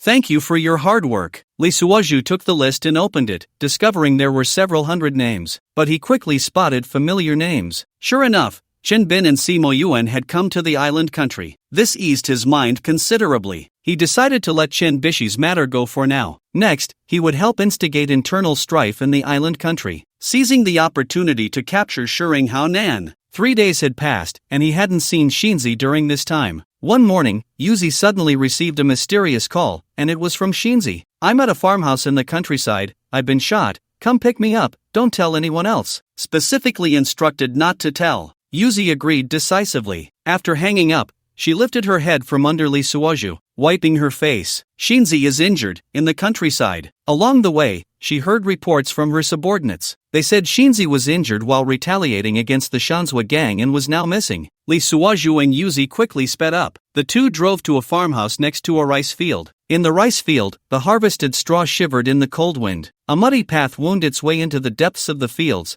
with the weeds by the roadside already withered and yellowed. Lee Suoju walked along this path, carrying a suitcase. This time, he was fully armed. Under his arms were 2 handguns, and in the suitcase was a folding submachine gun and 2 grenades. As he walked, Lee Suoju expanded his vision, observing his surroundings. He had to be careful at this moment, to avoid falling into an ambush. After walking half a mile, not far away, a dilapidated farmhouse stood alone. On the roof of the farmhouse, a few broken tiles were about to fall. Smoke curled up from the chimney, looking particularly desolate against the gray sky. Yuzi and Lee Suoju exchanged glances. They nodded. This must be the place? As Lee Suoju approached, he heard a suppressed coughing sound coming from inside the house. The sound seemed to come from a very distant place, and Yuzi quickly whispered, "It's her." He stood at the door, raised his hand, and gently knocked. "Who?" A cautious voice came from inside the room. "It's me." After a brief silence, Shinzi's voice followed, "Come in." Pushing open the creaking wooden door, a strong smell of medicine hit me. The room was dimly lit, with only a kerosene lamp flickering in the corner. Shinzi was leaning against a pile of straw in the corner, her right arm wrapped in bandages. Her face was frighteningly pale, and her lips had lost their color. The face that used to always wear a cold smile now appeared exceptionally fragile. She was seriously injured. Lee Suoju set down his suitcase. "Where are your men?" Shinzi shook her head. "I didn't tell anyone, you can't trust anyone right now." "Then why did you tell me?" Lee Suoju countered. "Aren't you afraid of me?" "Ha!" Shinzi forced a bitter smile. "At this time, the closer you are, the more dangerous it is." After saying that, she turned her head away, not wanting him to see her weak appearance. "Take me away from here," she said, trying to sound strong, but her voice betrayed her weakness. Lee Suoju squatted down, opened the suitcase, and took out some medicine. Shinzi looked at the exquisite submachine gun in the box, its metal gleaming. Lee Suoju applied medicine to her wounds and bandaged them. Then he took out silver needles. "Don't move yet," he said softly, "let me see your foot." Shinzi watched him warily, like an injured wild beast. "After this acupuncture, you should be able to walk almost like a normal person, but you'll be a bit slower." "Really?" Shinzi felt a surge of happiness, but the pain in her wound flared up again. She gritted her teeth but managed to hold back. You'll know my technique in an hour." Lee Suoju displayed his skills, his hands moving like lightning as 12 silver needles quickly pierced the surrounding acupoints. "Hey, why are you stabbing my back while treating my foot? Hey, you don't need to do the front." Shinzi's face turned red, but her hands lacked strength. "What do you know? This is to clear the meridians. I have to keep going until the top of your head," Lee Suoju said seriously as he inserted the needles, while Yuzi beside him nervously sweated in her palms. "This gun is really nice. Can you give it to me?" Lee Suoju shook his head. "What are you thinking?" "This is the most advanced Atto single-soldier weapon. One person can take on a small squad. It can fire 800 rounds per minute, creating a wall of bullets, worth more than a bulletproof car." Shinzi was stunned by what he said. "Then can I trade something for it?" After finishing the last needle, Lee Suoju wiped his sweat. "Unless you want to trade yourself, everything else is off the table." "Yuzi, Taisian-jun, your firepower is really fierce." Shinzi shivered all over. Today, this playboy had taken advantage of her, and he thought he could get her? Not a chance. She gritted her teeth, but there could be a window. Lee Suoju stepped out of the house, admiring the rural scenery. Only the two women were left inside to discuss in secret. "Shinzi, how did you suffer such a big loss this time?" "I don't know, their firepower was so strong. It seemed they were well prepared." Yuzi said, "You should find a backer. Just fighting like this is useless." Shinzi revealed a mysterious smile. "I have one." "Oh?" Yuzi couldn't help but raise an eyebrow. "I have a powerful figure," Shinzi said proudly, "a female prosecutor." Yuzi's hand trembled, somewhat incredulous. "You know a prosecutor?" "Of course." Shinzi leaned back against the straw pile. "She's very lustful and greedy for money. Would she dare to do such a thing? Her father is the Minister of Internal Affairs." Shinzi whispered, "I have leverage on their family." Yuzi felt a chill run down her back. "You're playing with fire. What's there to fear?" Shinzi closed her eyes. "The evidence is with the old man." "Old man? If I die, he will make it public. Yuzi certainly knew who the old man was. It turned out they were singing a duet. Shuring Hao Nan. This name exploded in her mind. So everything was connected. This is good. Shinzi opened her eyes. This is my only chance. I will definitely take down the Yamazato gang. The wind outside rustled the straw, making a whispering sound. It felt like some ominous omen. Lee Suoju walked in at that moment. An hour was about to pass. He came in to remove the needles. What are you talking about? He squatted down and began to check her feet. Young Master Lee, don't you have weapons? I want them all. Lee Suoju didn't even lift his eyes. Can you handle it? He remembered he had enough weapons in his space to equip a whole regiment. Shinzi nodded. This time, I will definitely do something big. Lee Suoju secretly laughed. Go ahead, give it your all. Alright, I'll arrange the weapons. He put away the silver needles. But you have to promise me one thing. What? Wait until your injury is healed before making a move. Shinzi was silent for a moment, then finally nodded. As the sun set, the last ray of sunlight disappeared through the broken window. While Lee Suoju was packing the medical kit, he heard Shinzi softly say, "Thank you." He was taken aback for a moment, then smiled. Try getting up now. If you can walk on your own, we can go back. Yuji helped Shinzi slowly stand up. Shinzi tried to take a few steps on the ground, and the effect was very noticeable.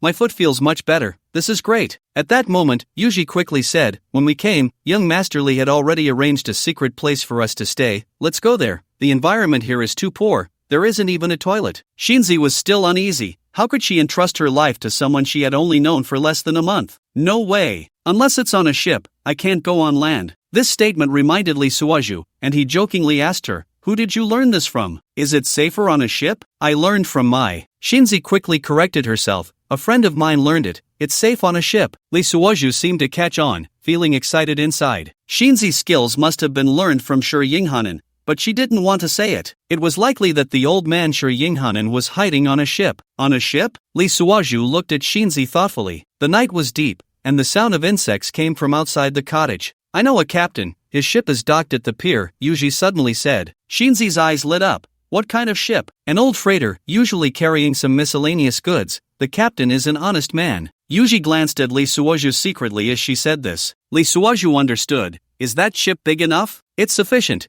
It has more than a dozen cabins. The most important thing is. Yuji lowered her voice. That captain used to be in the Maritime Self-Defense Force. A glimmer of joy flashed in Shinzi's eyes. Really? Lee Suoju pretended to be casual and asked, are you very concerned about the captain's background? Shinzi gently shook her head, not the background, but the experience. What experience? Lee Suoju continued to probe. Shinzi didn't answer, just gently moved her ankle. The effect of the acupuncture was indeed good. She changed the subject. Lee Suoju didn't press further and turned to pack the medical kit. Then it's settled. We'll go to the pier now, Yuji said. But Shinzi shook her head. Let's wait until it's dark. Lee Suoju thought to himself, this woman is indeed cautious. That's fine, I'll go arrange things first. As Yuji was about to leave, Shinzi called out to her, don't say it's me. Yuji nodded and quickly left the cottage. Only Lee Suoju and Shinzi were left in the room. The air suddenly became eerily quiet. Why are you helping me? Shinzi suddenly asked. Lee Suoju was checking the weapons in the suitcase.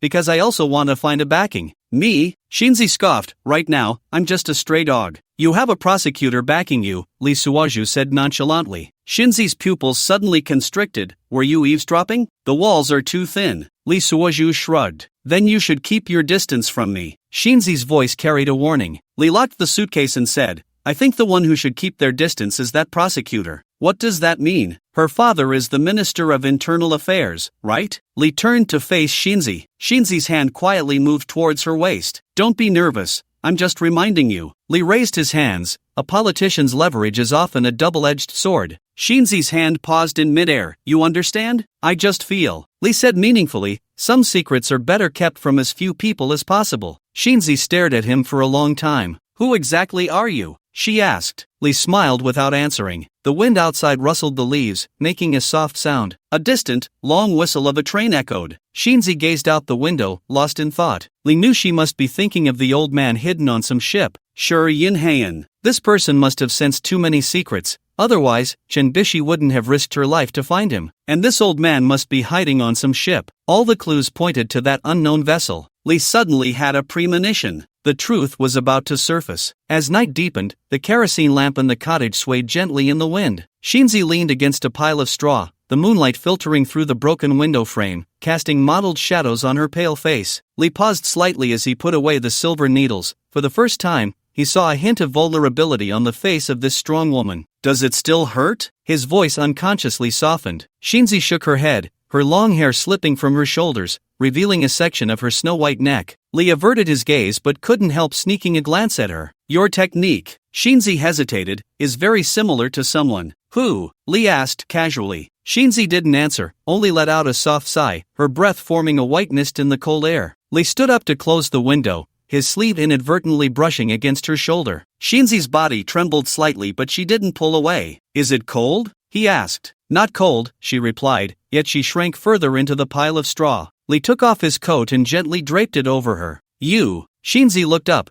meeting his concerned gaze, but the words that followed suddenly caught in her throat. An ambiguous atmosphere filled the air. Why hasn't Yuzi come back yet? Shinzi broke the silence. He might be arranging the boat, Lee said as he sat down beside her, the straw making a slight rustling sound. Shinzi instinctively shifted away, but the movement tugged at her wound, causing her to gasp in pain. Lee reached out to support her. Be careful. The warmth from his palm made Shinzi momentarily dazed. It had been a long time since she felt someone cared for her. Why are you helping me? She asked softly, a hint of confusion in her voice. Lee was silent for a moment. How many times have you asked? Say it, maybe because you remind me of someone. Shinzi turned to look at him. In the moonlight, his handsome profile bore a touch of loneliness. Who? This time it was her turn to ask. Lee smiled without answering, gently holding her hand and checking her pulse. Shinzi wanted to pull her hand back but found herself reluctant to part with this warmth. The night wind blew in through the broken window, carrying a slight chill. Shinzi unconsciously leaned closer to Lee. You, she said softly, have a very familiar feeling. Lee's heart skipped a beat. Is it because of Shi Yin Heian? He wondered, but that was a question he couldn't voice. Just then, footsteps approached from a distance. The two instinctively pulled away from each other. When Yuzi pushed the door open, he saw the two of them looking out the window. In the moonlight, Shinzi's ears quietly turned red. The boat has been arranged. The sound of the bathwater broke the ambiguous atmosphere in the room. Nobuko forced herself to calm down and tried to stand up. That leg, which had once been severely lame, was now able to support her body with ease. How miraculous, she whispered, a hint of disbelief flashing in her eyes. Lee locked his gaze on her from the side, a faint smile on his lips. Nobuko took a step and slowly walked around the room. Although she was still a bit stiff, there was no longer any sign of her previous condition. How did this happen? She turned to look at Lee, her eyes filled with curiosity. Lee shrugged. Acupuncture from the Dragon Country is profound and extensive. Is it that simple? Nobuko clearly didn't quite believe it. Some things are better left unknown, Lee said meaningfully. Nobuko glanced at him thoughtfully but didn't ask further. Bathwater watched the interaction between the two, secretly astonished. She had never seen Nobuko trust a man like this before. The captain said we could set off at midnight, Bathwater said. It's 10 o'clock now. Nobuko nodded. That's enough. She walked to the window, gazing at the distant flickering lights. The people from Yamazato should still be searching this area, she murmured. Lee picked up his suitcase, so we need to be careful. You drove here, right? Nobuko asked Bathwater. Bathwater nodded, parked at the village entrance. Then let's split up, Nobuko said. You go first, I'll follow. Lee frowned. By yourself? Don't worry, Nobuko revealed a mysterious smile. I have my own way. Lee wanted to say something else but was pulled by Bathwater. Nobuko always knows her limits, Bathwater whispered. Lee could only nod but still took out a handgun from his suitcase. Just in case, he handed the gun to Nobuko. Nobuko took the gun, her fingers inadvertently brushing against his palm. Both were momentarily stunned, then quickly averted their gazes as if nothing had happened. Bathwater pretended not to see this scene and walked towards the door first. See you at the dock in an hour, Nobuko said. Lee took one last look at her before following Bathwater out of the farmhouse. In the night, Nobuko watched their figures gradually disappear. She touched the still warm handgun, a bitter smile appearing at the corner of her mouth. This man always knows how to stir her heartstrings. Just like that person. She shook her head, casting aside these distracting thoughts. Now is not the time for this. She rummaged through a pile of straw and pulled out a black package. Inside was a set of night gear and several exquisite tools. These were all taught to her by that person. After changing into the clothes, she gently pushed open the back window. Under the moonlight, a shadow silently blended into the night. Meanwhile, Lee and Bathwater had already reached the village entrance. You care about her, Bathwater suddenly said. Lee was taken aback. What? Nobuko. Bathwater looked at him meaningfully. I've never seen her trust anyone like this. Lee did not deny it. She's special. Is it because of her, or because of the person behind her? Bathwater asked. Lee fell silent. This question, he couldn't clarify himself. A long whistle echoed from afar. Bathwater glanced at her watch. We should go. Lee nodded and got into the car with her. As the car started, he couldn't help but look back. In the direction of the farmhouse, there was a profound silence. That mysterious woman must have already left in her own way. The dock in the deep night was shrouded in thick fog. Containers piled high cast enormous shadows under the dim streetlights. Lee and Bathwater's car stopped outside an abandoned warehouse 300 meters from the dock. It's right ahead. Bathwater pointed to a cargo ship that was faintly visible in the mist. It was an old inland cargo ship, its hull mottled, with the words Yangon barely discernible. Lee Suoju surveyed his surroundings, noticing a few workers on the dock unloading cargo. It looks very ordinary, he said softly. Yuko smiled. The safest places are often the most ordinary ones. Just as they were about to get out of the car, they suddenly saw a few car headlights flashing in the distance. Is it someone from the Yamazato gang? Yuko asked nervously. Lee Suoju shook his head. It doesn't seem like it.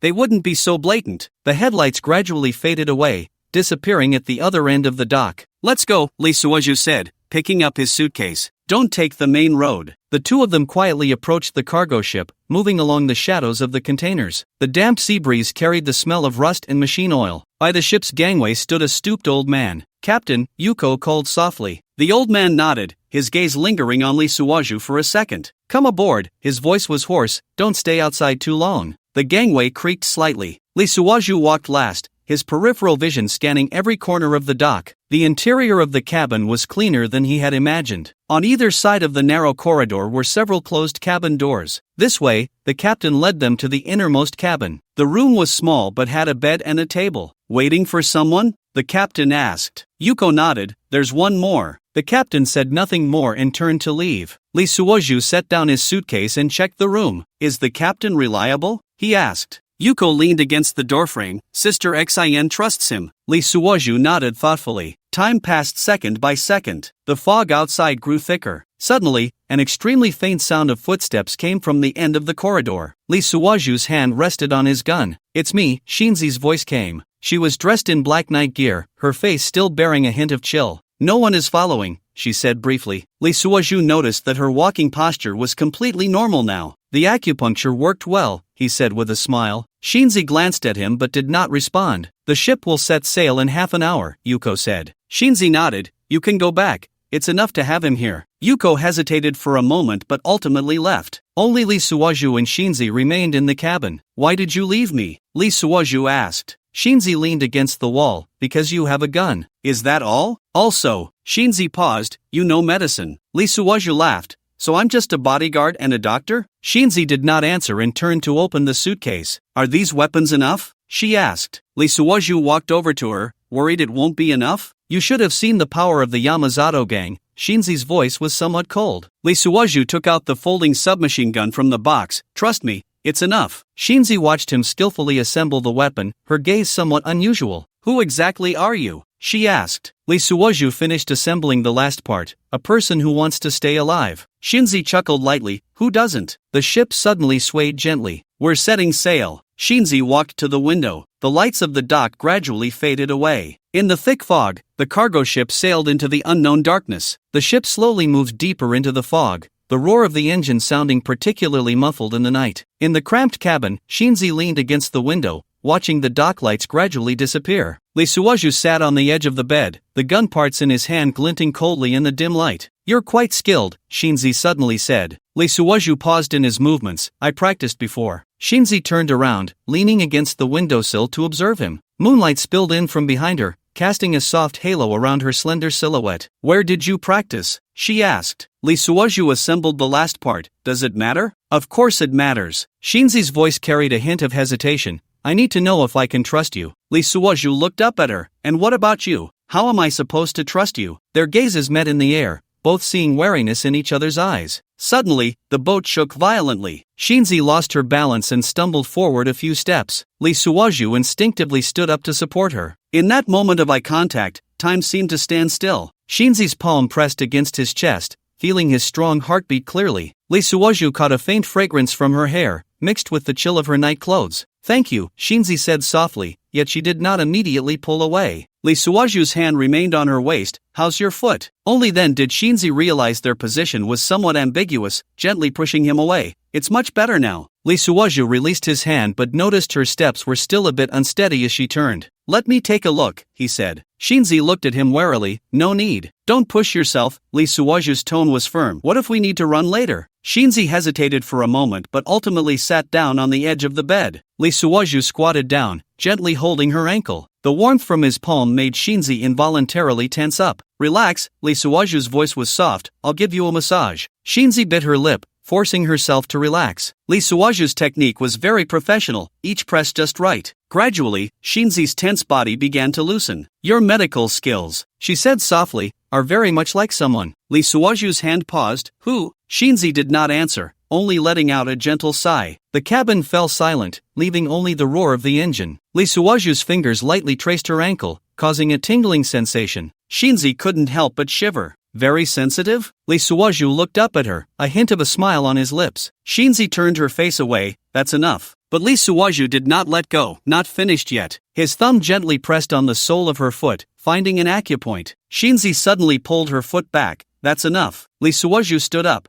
looking down at her. What are you afraid of? Shinzi looked up to meet his gaze. I'm afraid you'll ask too many questions. Lee Suoju laughed. Same here. The boat shook again. This time, Shinzi was prepared and sat steadily on the bed. You should check the deck, she said. I feel like something's off. Lee Suoju nodded, picking up his gun and walking toward the door. Be careful, Shinzi said from behind him. Lee Suoju turned back to look at her. Worried about me? Shinzi snorted lightly. Worried my bodyguard might fall here. Lee Suoju silently laughed and pushed the door open. The corridor was pitch black, with only the emergency light at the end casting a faint red glow. He pressed against the wall, silently moving toward the deck. As he passed the captain's room, he noticed light seeping through the door crack. He could vaguely hear the captain talking to someone. Lee Suoju slowed his pace, listening carefully. Yes, we have set sail. The captain's voice was intermittent. Understood. There won't be any problems. Lee Suoju frowned and continued forward. The deck was empty, the thick fog obscuring the moonlight. He walked to the edge of the boat, squinting into the distance. He could vaguely see a few dark shapes, resembling the outlines of speedboats. Sure enough, someone is following us, he whispered. When he returned to the cabin, he deliberately lingered outside the captain's room for a while. There was no sound inside, only the rustling of a pen on paper. When he pushed open the cabin door, Shinzi was cleaning her handgun. How is it? She asked. Lee Suoju closed the door. There are a few speedboats behind us. Shinzi's movements paused. People from Shanzhua? Not sure. Lee Suoju walked to the window, but the captain was just on the phone. Shinzi put down the gun. What did he say? It was hard to hear. Lee Suoju turned to look at her. But I think he knows something. Shinzi was silent for a moment. Shall we check his room? Lee Suoju nodded. Wait until he's asleep. The two exchanged a glance, both understanding what they needed to do next. The lights in the cabin flickered, as if hinting at the impending danger. Shinzi stood up but felt a bit numb in her legs from sitting too long. Lee Suoju supported her. Still not feeling well? Shinzi leaned against him, catching a faint whiff of tobacco on him. I'm fine, she said, but didn't rush to stand straight. Lee Suoju's arm wrapped around her waist, feeling her warmth. They stood there quietly, neither speaking, until a distant foghorn startled them both. Shinzi quickly straightened up and adjusted her clothes. Lee Suoju walked to the door. I'll go see if the captain is asleep. Shinzi nodded but called out to him as he opened the door. Be careful, she said. This time, Lee Suoju didn't tease her, just nodded seriously. After the door closed,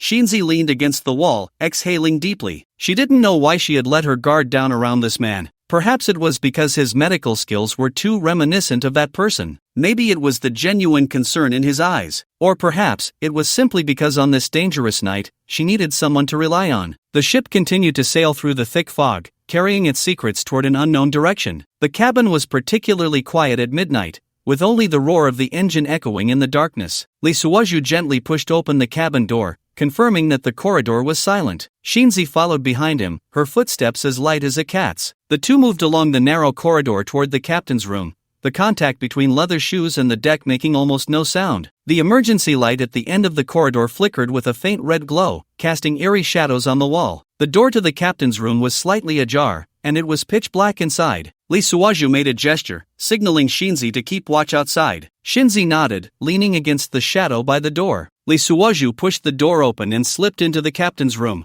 Moonlight streamed through the porthole, casting a silvery glow over the room. It was small, with a desk, a filing cabinet, and a few yellowed photographs hanging on the wall. Lee Suoju turned on his phone's flashlight and quickly scanned the room. On the desk lay a navigation log and several scattered papers. He opened the navigation log and quickly browsed the recent entries. Suddenly, a soft cough came from outside the door. Lee Suoju immediately understood, turned off his phone, and hid behind the filing cabinet. Footsteps approached from afar. It was the captain's footsteps, mixed with another person's voice. Shinzi silently slipped into the room, hiding beside Lee Suoju. In the cramped space, their breaths intertwined. Shinzi's back pressed against Lee Suoju's chest, feeling his heartbeat clearly. Lee Suoju's hand instinctively rested on her waist, as if afraid she might lose her balance. The footsteps stopped outside the door. "Captain, are those two reliable?" a strange voice asked. The captain's voice was somewhat vague. "I only handle the delivery. I don't ask about anything else." "Mr.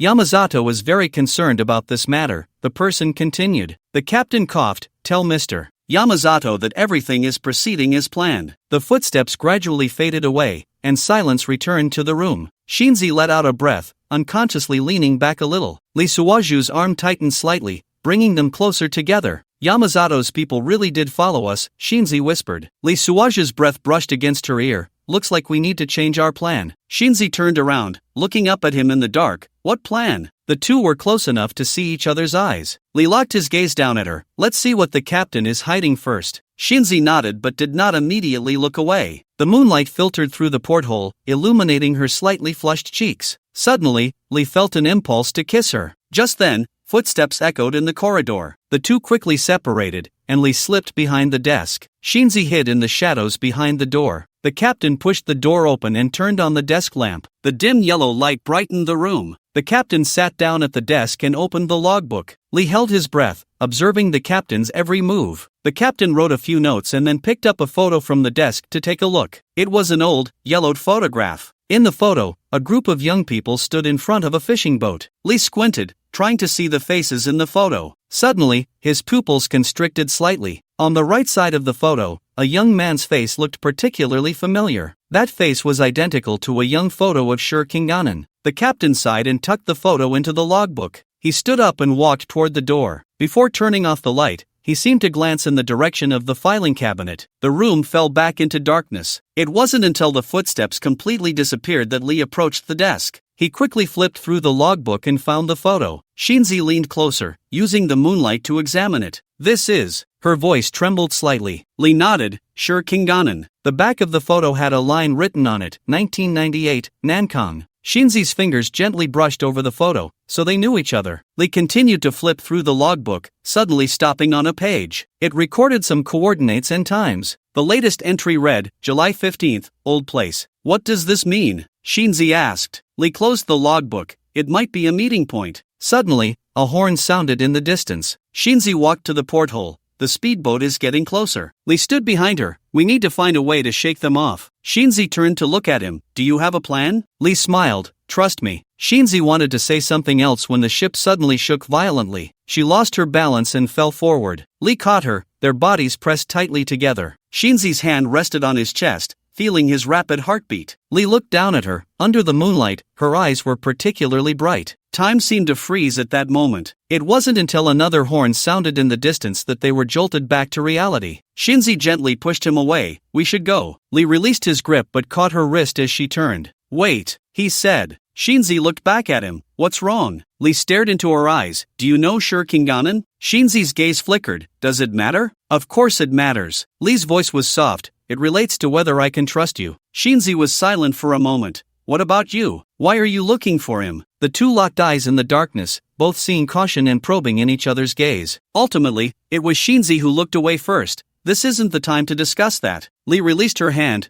"All right, we'll talk about it when we find him." The two quietly left the captain's cabin and returned to their own quarters. Shinzi suddenly turned around and pulled out a gun, pointing it at the closely. "Lee Taihan, why are you inquiring about Sher Kinganon? I've always felt you approached me with a purpose. Speak." The dim emergency light flickered at the end of the corridor. That flash of red light resembled a restless firefly, flickering on and off. Lee's figure silently merged into the darkness. His footsteps were as light as a cat, not even disturbing the air. Snap! The crisp sound of the safety catch clicked behind him. The corners of Lee Suoju's mouth curled slightly, but he did not turn around. Mr. Lee Tai-hsien. Shinzi's voice was as cold as a knife, each word carrying a bone-chilling chill, or should I say, is this also a fake name you fabricated? Lee Suoju slowly turned around. Moonlight slanted through the porthole, casting eerie shadows on his face. Oh, he looked at Shinzi's hand gripping the gun, a hint of mockery in his eyes. Miss Shuriing, are you planning to kill me to silence me? Shut up. Shinzi gritted her teeth. Do you think I would believe your nonsense about the Goryo chables? Then tell me. Lee Suoju leaned against the wall, his whole demeanor screaming I don't care. Who am I? A liar. Shinzi sneered. A schemer who has been getting close to me with ulterior motives. From day one, you've been inquiring about that old man. So what? Lee Suoju raised an eyebrow. With just this, you want to point a gun at the person who saved your life? Saved me? Shinzi's laughter was like shattered ice. Do you think I would believe in those coincidences? The chance encounter at the hot spring street, the ambush by the Yenzhua gang, and this ship. Her voice suddenly choked. What exactly do you want from me? Lee Suoju's gaze flickered. What if I said I'm very interested in your father's affairs? Lee Suoju bluntly stated, cutting through the pretense,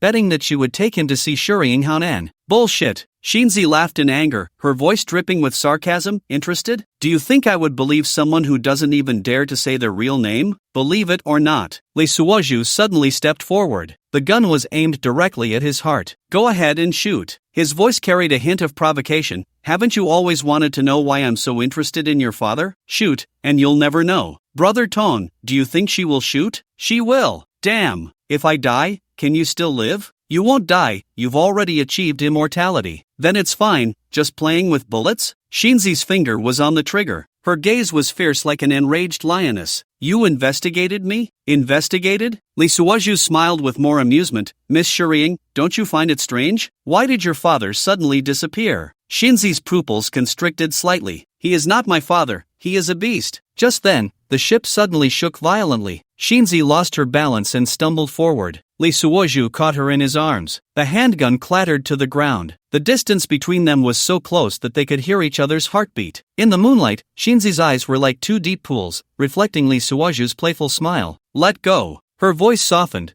but she did not struggle. Not letting go. Lee Suoju looked down at her, his voice laced with temptation. Unless you tell me why your heartbeat quickens every time I get close. You shameless. Suddenly, a sharp ringtone pierced the ambiguous atmosphere. The phone's ring shattered the tension. Shinzi pushed Lee Suoju away abruptly. A flush crept onto her face, whether from anger or embarrassment, it was unclear. Don't think this will let you off the hook. Lee Suoju shrugged, leaning against the wall with an indifferent expression. What I said is true. True? Shinzi scoffed. Then tell me, why are you so interested in my father? Lee Suoju's gaze suddenly deepened. Because. Before he could finish, hurried footsteps approached from the deck. Miss. The captain's voice was frantic. Not good. There's a speedboat chasing us from behind. Shinzi's expression instantly turned cold. People from the Yenzhua gang? Unclear, but they don't look like ordinary gangsters. Lee Suoju narrowed his eyes. You handle it first. I'll check the situation. Stop. Shinzi blocked his path. Our account isn't settled yet. Lee locked and suddenly leaned close to her ear. What if I told you that I know your father is looking for someone? Shinzi's body visibly stiffened for a moment. You. Now, do you want to continue interrogating me, or solve the trouble behind us? Lee Suoju's voice carried a hint of teasing. Shinzi gritted her teeth. You better not play tricks. Don't worry, Lee Suoju smiled enigmatically. My interest in your father is far greater than those pursuers. A series of rapid gunshots rang out on the deck. Miss, they've started shooting. Shinzi shot a deep glance at Lee Suoju. This isn't over. Of course. Lee Suoju drew a handgun from his waist. We have plenty of time to chat. The two rushed up to the deck. In the night, 3 black speedboats were closing in. The beams of searchlights swept across the surface of the sea. What a show, Lee Suoju whistled. Shinzi shot him a glance. What? Are you scared? Scared? Lee Suoju chuckled lightly. I'm more afraid you'll be frightened by my marksmanship later. Arrogant. Just as the words fell, a bullet whizzed past Shinzi's ear. Lee Suoju pulled her behind cover. Their bodies pressed tightly together again. This position seems familiar? Lee Suoju whispered teasingly. Shinzi shot him a fierce glare. Focus. At your command, miss. Lee Suoju leaned out, aiming at the nearest speedboat. Bang! A crisp gunshot rang out. The searchlight on the speedboat shattered in response. A flurry of panicked shouts erupted from the darkness. A flicker of surprise crossed Shinzi's eyes. This man, truly is something else. The moonlight poured like water onto the deck. Lee Suwaju leaned against the ship's railing, watching the pursuing speedboats draw closer. His gaze swept over Shinzi's tense profile, and suddenly he thought of something. Hey, he spoke softly. Shinzi was focused on observing the movements of the pursuers and merely responded coldly with an HM. Do you want to? Lee Suwaju's voice carried a hint of laziness. Play something more exciting? Shinzi turned her head, the moonlight outlining her perfect silhouette. She raised an eyebrow, waiting for Lee Suwaju to continue. That black suitcase. Lee Suwaju pointed to the corner of the cabin. It's actually a little gift for you. Shinzi looked at him suspiciously but still walked slowly toward the suitcase. The sound of the latch being opened was particularly crisp in the quiet night. When she saw what was inside the suitcase, her breath noticeably halted for a moment. A brand new ATO submachine gun lay quietly there, its body gleaming coldly in the moonlight. Next to it were several grenades neatly arranged, resembling some kind of deadly candy. Weren't you going to give it to me? Shinzi didn't look up but instead joyfully caressed the cold gun body. Silly, just a little surprise for you. Lee Suwaju smiled meaningfully. Isn't it exciting at this moment? Shinzi remained silent. She gently picked up the submachine gun, slowly opening the gun body. This is the equipment of the self-defense forces, the kamikaze assault team. How did you get it? Lee Suwaju almost said he stole it but had to change it to, left by an arms dealer. In the distance, the pursuing speedboats had begun tentative firing. Bullets whizzed past the ship's railing, splashing water on the surface of the sea. Want to give it a try? Lee Suwaju's voice was enticing. Let them see what true. Before he could finish, Shinzi had already aimed the submachine gun. Rat-a-tat-tat, a dense rain of bullets wove a deadly net in the night sky. From the nearest speedboat came a flurry of panicked shouts, and several dark figures fell into the sea. A smile crept onto Shinzi's lips. This feeling was simply devilishly wonderful. So refreshing. Is it as good as with a man? Lee Suwaju grinned wickedly. Shinzi ignored him, knowing that if she continued to chat with him, it would only be herself who would suffer. The sea breeze lifted Shinzi's long hair, and her figure appeared particularly proud under the moonlight. Lee Suwaju leaned against the ship's railing, quietly watching this scene. In the night, Shinzi seemed like a thorny black rose, beautiful yet dangerous. Shinzi, let them taste the lollipop. He suddenly spoke, his voice deep. Can you throw a grenade? Shinzi turned her head, the moonlight reflecting in her slightly shining eyes. She didn't speak, just reached out to touch a nearby box. Then, she held a green pumpkin grenade in her hand, skillfully opening the safety pin. Clang! The sound of the grenade's safety pin being pulled out was particularly clear in the sea breeze. 3. Shinzi's voice was as light as a sigh. 2. Lee Suwaju's gaze fell on her slender wrist. 1. The grenade traced a beautiful arc, like a shooting star falling into the sea. Time seemed to freeze at that moment. A shadow accurately landed on the middle boat. Boom! A massive column of water shot up into the sky, and the seawater turned into countless sparkling fragments under the moonlight. The two nearby speedboats were overturned by the explosion, wood chips and parts flying everywhere. Shinzi stood on the deck, letting the splashing water soak her clothes. Her eyes sparkled with excitement, like a child who finally got their beloved toy. This is what I wanted, she murmured to herself. Lee Suwaju watched her back, his gaze gradually deepening. This woman under the moonlight was so strong yet so fragile. In the distance, the sea was lit up by flames, painting half the sky red. Burning wood chips floated on the surface, like blooming fire lotuses. Shinzi, he suddenly spoke. Her voice still carried a hint of excitement. Lee Suwaju was silent for a moment, as if weighing his words. The sea breeze tousled his hair and dispersed the hesitation in his eyes. Have you ever thought about? Why did Shurkenhayan suddenly disappear? Shinzi's body stiffened noticeably. What do you mean? She turned around, her eyes wary. I wanted to ask you, what is your purpose in looking for that old man? Lee Suwaju met her gaze, countering with a question. Don't you find it strange? Why would a father suddenly abandon his daughter? Under the moonlight, Shinzi's face turned pale. Damn, he's not my father. As she spoke, she raised her gun and aimed it at the man. Are you crazy? I saved you, and you want to shoot me? Lee Suwaju moved like lightning, this time showing no mercy. In less than a second, he knocked the gun from her hand and quickly grabbed her wrist, twisting it behind her back. At that moment, Shinzi stood with her chest out, facing Lee Suwaju's gaze, the two of them mere inches apart. You? Ha, so tempting. Lee Suwaju, not forgetting his playboy nature, raised an eyebrow playfully. You rogue,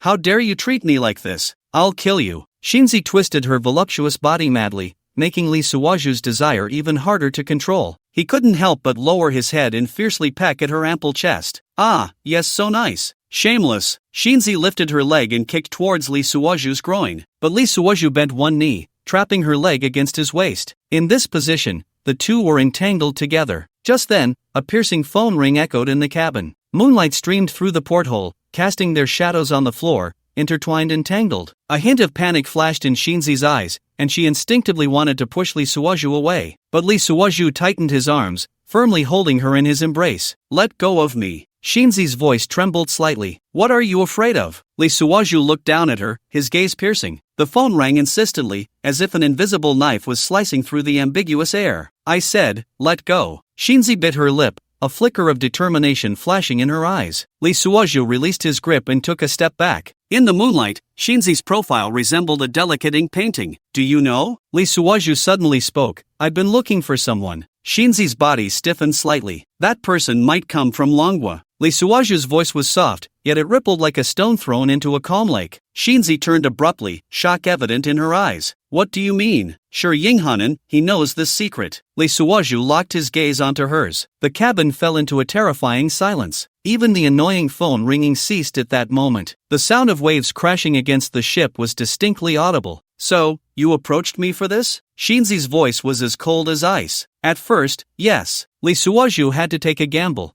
He could not delay any longer. If Sure Yinghanen were to die, it would become an unsolvable mystery. Did he still have to find that old Taoist? He didn't even have a pretty daughter, so forget it. Shinzi scoffed coldly and turned to leave. But now it's different, Lee Suwaju's voice came from behind. I think I've found something more important. Shinzi shivered. At 30, she could no longer withstand such words. She halted. In the moonlight, her silhouette appeared particularly lonely. What makes you think I would believe you? She did not turn back. Because you want to know too, don't you? Don't you feel that you might not be his daughter? Lee Suwaju said softly. Shinzi slowly turned around. The moonlight cast a soft silver edge around her. What is your identity? My identity doesn't matter. What matters is that we have the same goal. I'm also here for my own unresolved issue. Lee Suwaju spoke so convincingly that even the system believed him. Host, after this, I suggest you go make a movie. Shinzi quietly looked at him. After a long while, she spoke. All right, I'll take you to see him. Lee Suwaju was taken aback. You trust me? No. The corners of Shinzi's mouth curled into a dangerous arc. Actually, I also want to know the truth. She stepped closer to Lee Suwaju, her gaze sharp as a knife. If you dare to deceive me. Her voice was soft, yet carried a deadly threat. Lee Suwaju smiled. I won't. In the distance, a blood moon quietly rose. The sea breeze lifted Shinzi's long hair, making it flutter like a waving flag in the moonlight. Let's go. She turned and walked towards the cabin. Lee Suwaju watched her retreating figure, his gaze deep. This woman was like a fog, and he was stepping deeper into this fog. Where to next? Lee Suwaju asked Shinzi, who was still gazing at the sea. Shinzi had already put the gun in the box. Leaning against the deck, she recalled the thrilling excitement from earlier. Find someone named Daxiong. Only Daxiong knew his whereabouts. Shinzi looked at the distant horizon, her voice drifting away. Daxiong? Lee Suwaju raised an eyebrow. He remembered that name. Yuzi had once told him that Daxiong and Hauer were trusted aides of Sure Yinghanen. It seemed Shinzi was not lying to him. Daxiong from Haisha fishing village. Shinzi turned around. His relationship with that old man is quite special. Lee Suwaju nodded thoughtfully. Shinzi strode towards the cabin and shouted towards the cockpit, Old Captain, head to Haisha fishing village. The night deepened, and the sea breeze carried the salty, fishy scent towards them. Lee Suwaju leaned against the ship's railing, pretending to admire the night view, while actually focusing his attention on the cockpit. He had seen through the partition that the old captain was on the phone. His hearing was far beyond ordinary, and he could hear everything clearly. Yes, chief of the bridge. The old captain's voice was as faint as a mosquito's buzz. They are heading to Haisha fishing village. Lee locked his eyes into a squint. Shinzi, do you know a woman named Da Xiao? Shinzi's body visibly stiffened. How do you know Da Xiao? There was a hint of wariness in her voice. The old captain had just been talking to a woman named Officer Da Xiao. Lee locked his gaze on her eyes. Shinzi's expression instantly sharpened. She drew her pistol from her waist and strode towards the cockpit. Old captain. Shinzi's voice was as cold as ice. The old captain raised his hands, the wrinkles on his face trembling. Old Officer Da Xiao called. I couldn't not answer. He stammered. Shinzi's gun barrel lowered slightly. Lee Locked stood behind her, watching her tense silhouette. The sea breeze tousled her long hair, obscuring her expression. Shinzi finally lowered her gun. At dawn, the outline of the Haisha fishing village gradually became clear. The dilapidated fishing boats were scattered along the shore, like a group of weary old men. Be careful. Shinzi holstered her gun. This is the territory of the Haisha gang. Lilac nodded, his hand already resting on his waist. As the two stepped onto the dock, a bullet whizzed past Lilac's ear. Bang! Shinzi rolled and took cover behind a container. Lilac quickly crouched down and drew his pistol. Looks like your reputation precedes you. He chuckled lightly. The entire island's gangs want your life? Shinzi snorted coldly. Same to you. The sound of gunfire erupted over the fishing village. The smell of fish and gunpowder intertwined in the air. Lilac peeked out, aiming at a shadow in the distance. Bang! Bang! 2 crisp gunshots rang out, and 2 shadows fell to the ground. Nice shooting. Shinzi threw him an appreciative glance. Lilac shrugged. Not even close compared to you. The corners of Shinzi's mouth lifted slightly. A grenade fell from the sky. Watch out. Lilac tackled Shinzi to the ground. Boom! The explosion was deafening. Debris and splinters flew everywhere. Lilac's body pressed tightly against Shinzi, shielding her beneath him. He could clearly feel her rapid heartbeat. Get up. Shinzi's voice trembled slightly. I can't breathe. Lilac propped himself up but didn't fully move away. You're shaking, he whispered. Shinzi turned her face away. Less talk. In the distance, the sound of orderly footsteps approached. Looks like the main force of the Haisha gang has arrived. Lilac squinted. Shinzi tightened her grip on her gun. Daxiong should be nearby. Lilac glanced around. We need to change places. Follow me. Shinzi suddenly stood up. I know a way. The two bent low, weaving between the dilapidated fishing boats. The morning light was faint, and the sea surface shimmered with a fish belly white. Shinzi's silhouette flickered in the morning mist. Lilac followed her, his mind racing. The dawn sunlight spilled over the sea but could not penetrate this blood-soaked fishing village. Bullets whistled past, carving deadly trajectories through the morning fog. Shinzi's figure darted between containers, each turn carrying an elegant lethal intent. Suddenly, a dull gunshot rang out. Time seemed to freeze at that moment. Shinzi's body trembled slightly as she looked down at her chest. Blood was gushing from the gaping bullet wound, staining her white shirt a blinding red. A trace of blood trickled from the corner of her mouth, stark against her pale face. Cough. She began to cough violently, each spasm bringing forth large amounts of blood. Lilac rushed to her side, holding her in his arms. Shinzi, hang in there. His voice was calm, but his hands trembled slightly. Shinzi grasped his collar, her gaze gradually becoming unfocused. She felt the approach of death, a crimson line at the corner of her mouth slowly curling upwards. Her smile was like a rose blooming in the night. Listen. She spat out blood foam, carrying a bloody scent. Old man, there's another contact method. Li Suaju lowered his head to look at her, a glint of cunning flashing in his eyes. He couldn't heal her immediately, he needed to put on a show. 400 points of luck were right in front of him. Don't speak, I'll save you right now, he said, feigning urgency. However, Shinzi shook her head and continued, the bridge. Prosecutor Liang, she's my support. She struggled to pull out a piece of paper from her pocket, on which were written 2 strings of numbers. She has a handle on her. She has a scandal with the royal family. Li Suaju was taken aback and took the paper, but he didn't immediately provide aid. He knew that at this moment, a bit of dramatic confession was needed. Shinzi, Li Suaju's voice choked, tears glistening in his eyes. In the morning light, that drop of tears seemed particularly real. Host, it's a loss for the nation that you're not acting. I love you, his voice trembled. From the first time I saw you, I fell in love with you. Shinzi was stunned. Don't leave me, Shinzi, don't. She looked up at Li Suaju, disbelief flashing in her eyes. What did you say? Her voice was soft, like a falling feather. Li Suaju held her tightly. I can't live without you. The gunfire in the distance continued. The sound of bullets hitting the container was like a symphony of death. Wait for me. Li Suaju gently laid Shinzi down, a look of determination flashing in his eyes. I will avenge you. He stood up,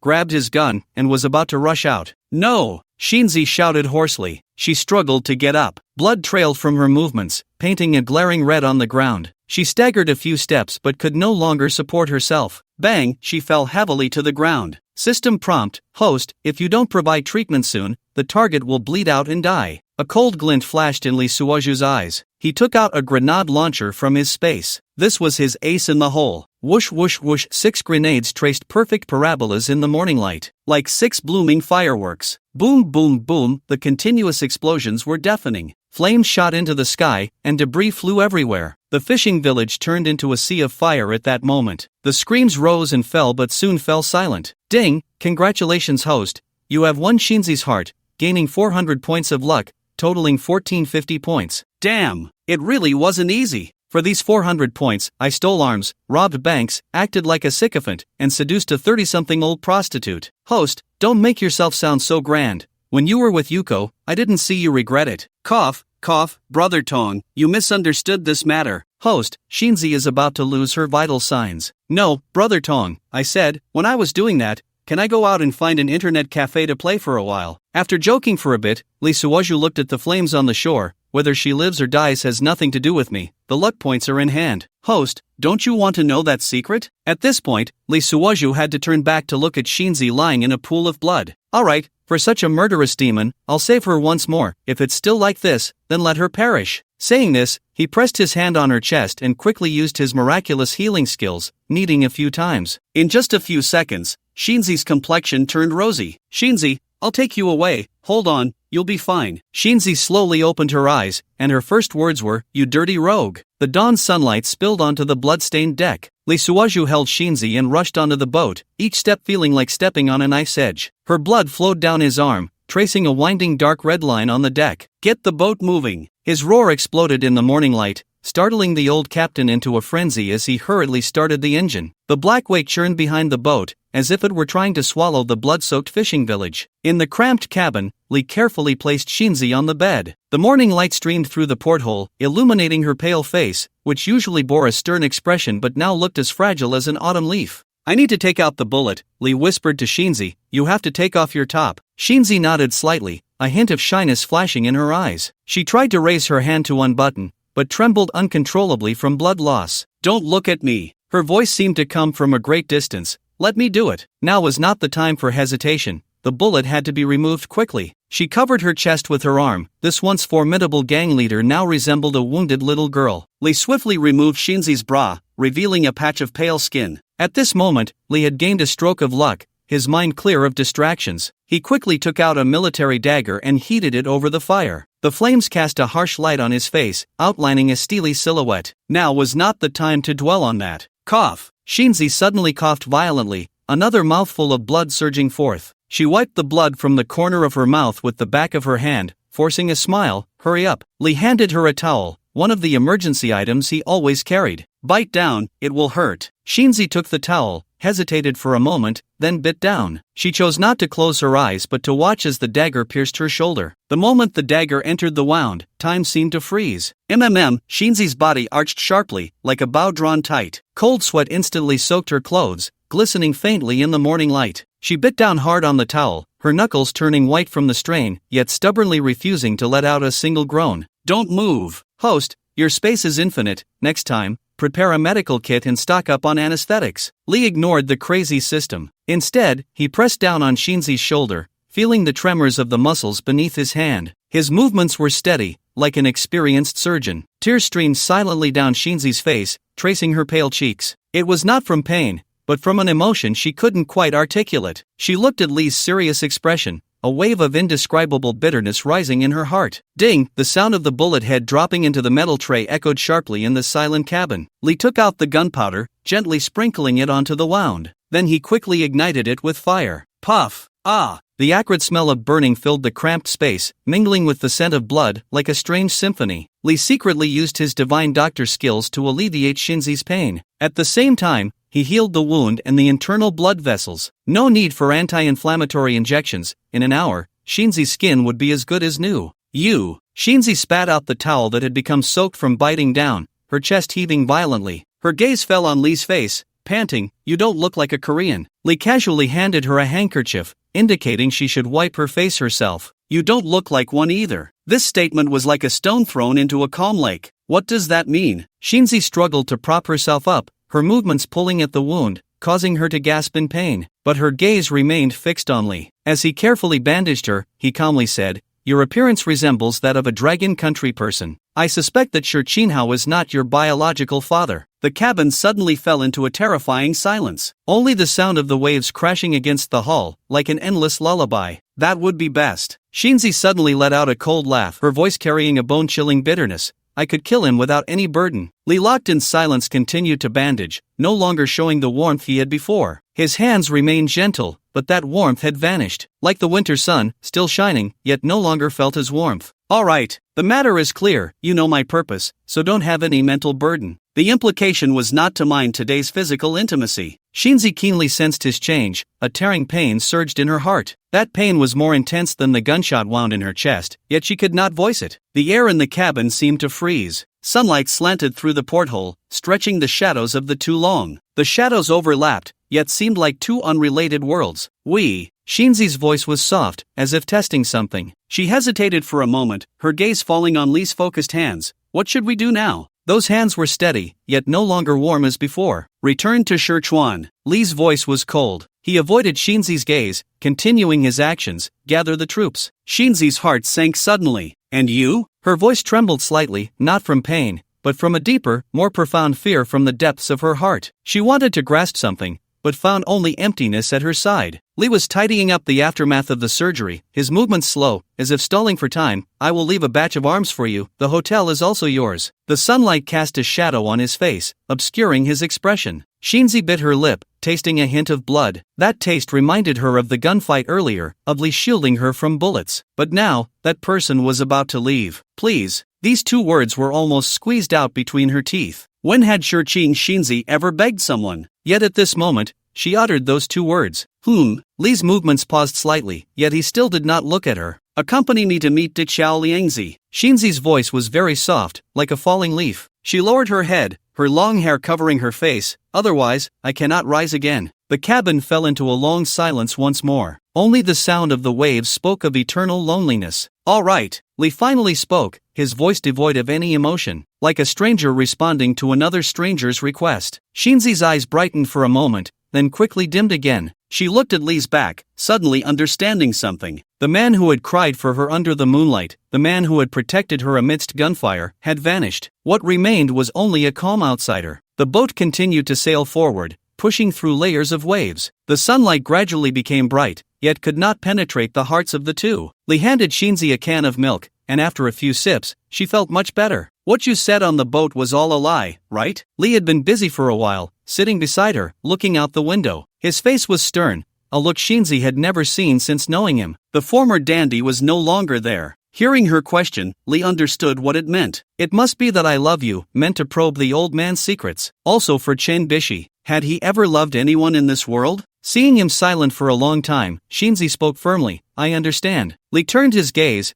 both of them tacitly aware. This was better. Mr. Lee, I ask you for one thing. Accompany me to meet De Chao Liangzi. The night in Sichuan was as dark as ink, shrouding the sleeping city. A black truck stopped outside an abandoned factory, the roar of its engine particularly jarring in the silence. Lee Suozhu stood in the truck bed, quietly observing his surroundings. With a gentle wave of his hand, weapons surged out like a tide, neatly arranged in the truck. At that moment, Shinzi, who was at a hotel with Yuko, received a call from Lee Suozhu. The two hurriedly dried themselves off. Shinzi, your wound has healed really well. You can even get it wet now? Yuko said, stroking Shinzi's wound a few more times, causing Shinzi to sniffle. I'll take the call. Hello, Mr. Lee. The goods are downstairs. Shinzi was taken aback. This man claimed he was out procuring arms. Shinzi thought he was joking. I'll be right down. They had just been discussing this. Yuko didn't believe it either. She said, this guy is just a playboy, extremely capable in that regard, and full of tricks. Every time he gets me,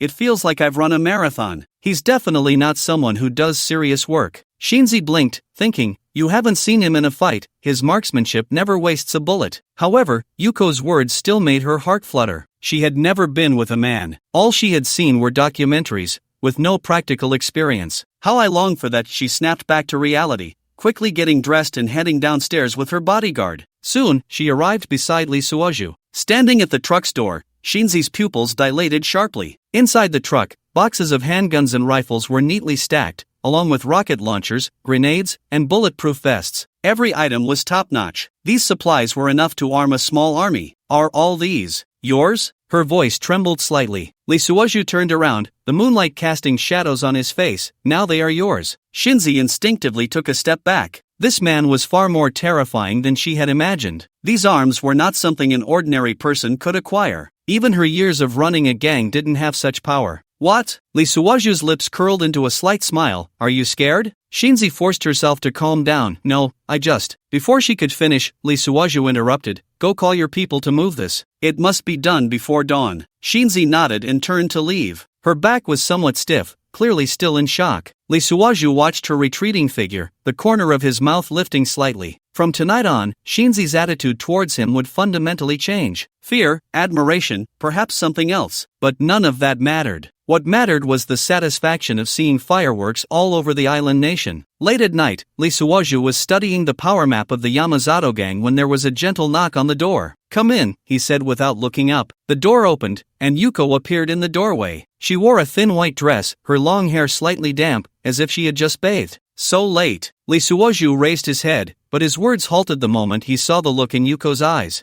Those eyes held a sentiment he was all too familiar with.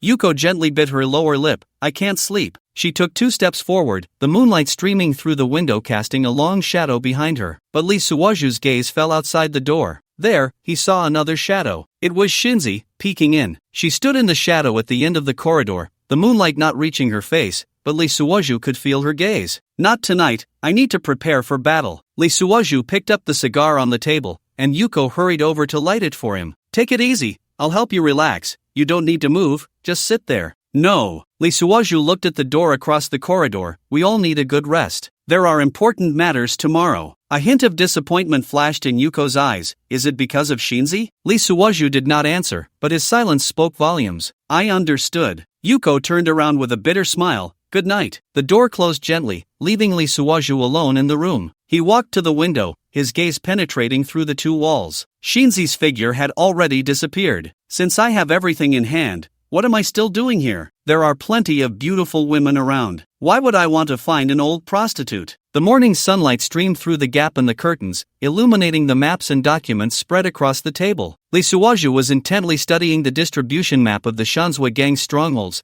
his fingers moving back and forth over several key locations. Shinzi sat opposite him, cleaning her gun while occasionally glancing up at him. Here, Lee Suozhu pointed to a warehouse in the port area. This is their armory. We should. Suddenly, his phone rang, interrupting his words. Caller ID, Shin Bishi. Lee Suozhu glanced at Shinzi and answered the call. Hello? Did you find it? Shin Bishi's voice was laced with urgency. What did you find? Lee Suozhu feigned ignorance, noticing from the corner of his eye that Shinzi had stopped her movements. Stop playing dumb. It's about that person. Lee Suozhu chuckled lightly. No, things like this aren't that easy. What are you doing then? Shin Bishi's dissatisfaction was evident. Lee Suozhu replied, Am I on your payroll? You think it's that simple? All you do is indulge and hang out with that old prostitute. Never mind, I'm hanging up. Lee Suozhu was impatient to end the call. Although he wasn't afraid of Shinzi hearing, he couldn't let her know too much. What if she turned against him one day? If Chen Bishi brought her in as a hostage, it would be disastrous. But Chen Bishi urgently called out, Wait, my aunt really wants to meet you. Your aunt? Lee Suozhu's brows furrowed slightly. He had clearly found out that Chen Bishi's parents had come to the island country. So how did Simone come into the picture? Your aunt? He deliberately asked in a teasing tone. How old is she? Is she pretty? There was a moment of silence on the other end of the line. What kind of person are you? Chen Bishi's voice was filled with anger.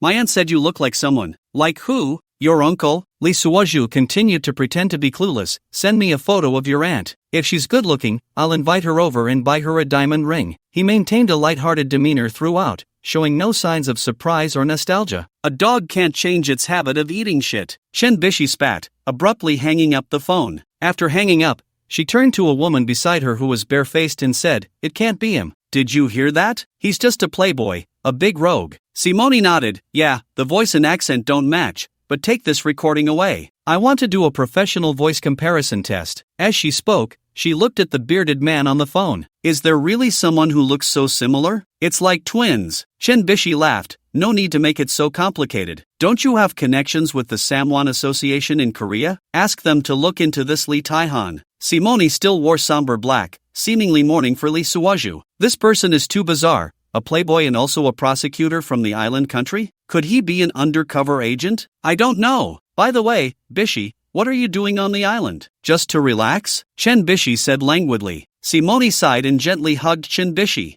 Bishi, I'm feeling so down. Chen Bishi patted her shoulder, feeling that her relationship with Lee Suaju was neither here nor there, so there were no commitments, and the hurt wasn't that deep. It seemed like they were just good friends, unable to understand Simone's feelings. Auntie, you came this time to relax, don't think about these things anymore.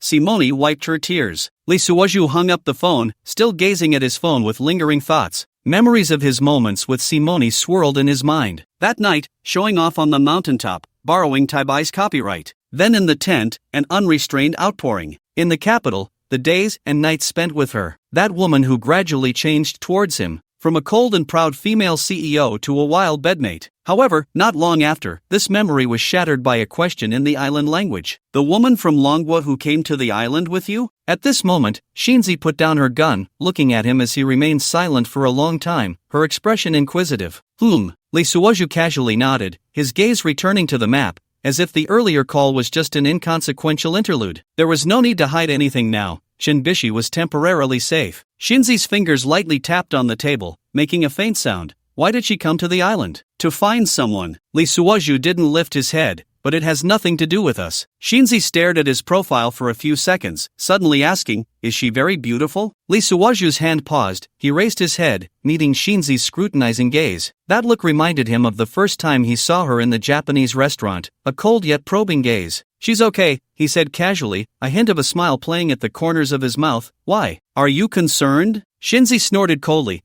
picking up the gun to clean it again. I'm just curious about what kind of woman could make such a flirtatious person like you care. Flirtatious? Lee Suaju laughed. Do you think I'm flirtatious? Isn't it? Shinzi's voice remained calm, but the action of cleaning the gun had noticeably intensified. With that oily face and powdered skin, it's clear she's not a good person. She didn't finish her sentence, but that I was already on the tip of her tongue. Lee Suaju put down his pen, looking at her seriously. Do you know why I rejected Yuko? Shinzi's hand paused again, but she didn't look up. Because, Lee Suaju's voice was soft, some people are ultimately just passing by. The air suddenly fell silent. Shinzi lowered her head, her long hair covering her expression, but Lee Suaju could see her turning her face away. Just refuse if you need to, that woman is just the next He-Wei. Let's get to the point. She finally spoke, placing the gun on the table, her eyes returning to the map. This stronghold is the place with the most powerful firepower of the Yamazawa gang. Lee Suaju remained silent, looking back at the map. Sunlight filtered through the gaps in the curtains, weaving an ambiguous light and shadow between the two. Some things don't need to be said too clearly. Just like at this moment,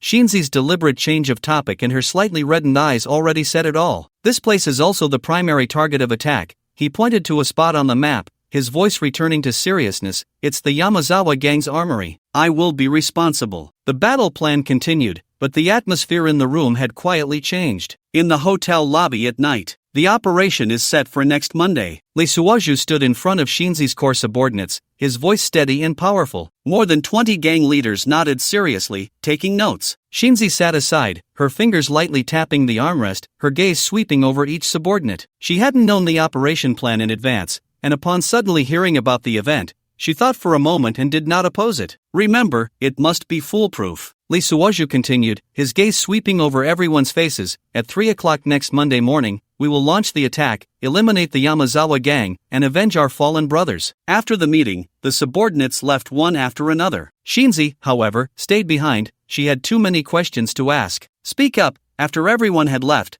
Shinzi opened her mouth. What is the real plan? Lee Suaju walked to the window, looking at the night outside. Why do you think I mentioned next Monday? Shinzi squinted her eyes. A feint? Not just that. Lee Suaju turned around, looking at the map on the table. It's to let the mole lower their guard. Shinzi's pupils constricted. You mean, the intelligence from the Shanzhua gang is too accurate? Lee Suaju's voice was very soft. They always know our movements in advance. Don't you find that strange? Shinzi stood up and walked to Lee Suaju's side. So, the real action is Friday. Lee Suaju looked into her eyes. The day after tomorrow. A hint of surprise flashed in Shinzi's eyes. Then she regained her composure. You planned this long ago? Yes. Lee Suaju nodded. At midnight tonight, secretly notify everyone who can shoot to assemble. Remember, it's everyone who can shoot. What about the others? Let them continue preparing for next Monday. Lee Suaju's gaze became sharp. I want to see who will leak the information. Shinzi nodded thoughtfully, then suddenly asked, How can you be sure there are no moles among those gathering tonight? Lee Suozhu smiled. It's a double insurance. His voice lowered further. If there's a mole in our action team, they won't have the chance to notify.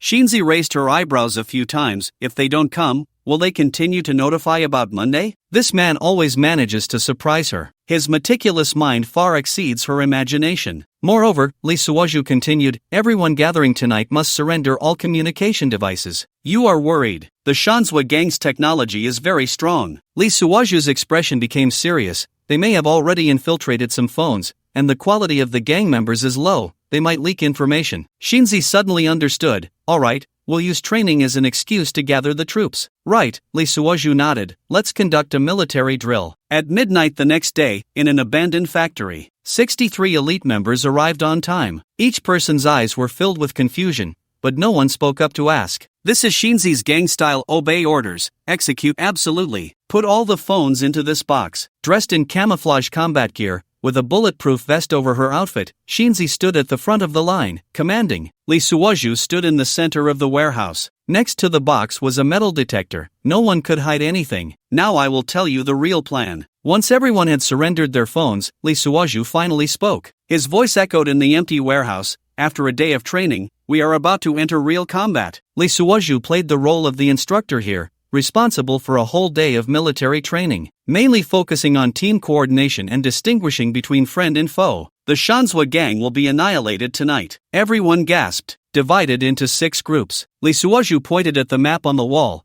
Group A is responsible for the armory. Group B. He was well aware of the number of defenders at each stronghold, shift times, and terrain features. Only then did everyone understand why the information was leaked for next Monday. Remember, he pointed at several red dots. These are the positions of the snipers. Be careful of windows and high points. Shinzi stood by, watching Lee Suozhu like a seasoned general deploying the final battle. Her heartbeat involuntarily quickened. Would this man really let him go? Each person received a bulletproof vest. Lee Suozhu opened several large boxes, revealing brand new equipment inside. Remember, this is not an ordinary bulletproof vest. He picked one up to demonstrate. This is the latest model, capable of stopping sniper rifle bullets. The price? He smiled. 1 piece is worth 3 years of your salary. Everyone gasped in shock. This batch of equipment was worth at least several hundred million. Then, Lee Suozhu took out a fluorescent armband, saying, it must be worn on the left arm. This is the enemy identification mark. Anyone without this is to be killed on sight. Shinzi added from the side, remember, the Shanzhua gang may also use similar markings, but our armbands will emit a special pattern under ultraviolet light. Lee Suozhu nodded. Each person's gun is equipped with a UV flashlight. If you encounter a suspicious target, check immediately. Everyone began to collect their gear, moving swiftly and decisively. Lee Suozhu walked over to Shinzi and whispered, have 6 vans prepared, all with different company logos. Shinzi nodded. It's already ready. Lee Suozhu glanced at her, his eyes filled with appreciation. You guessed it early on? Following Li Daizong, Shinzi replied softly, one should learn a bit. At 2 in the morning, 6 vans, each marked with different courier company logos,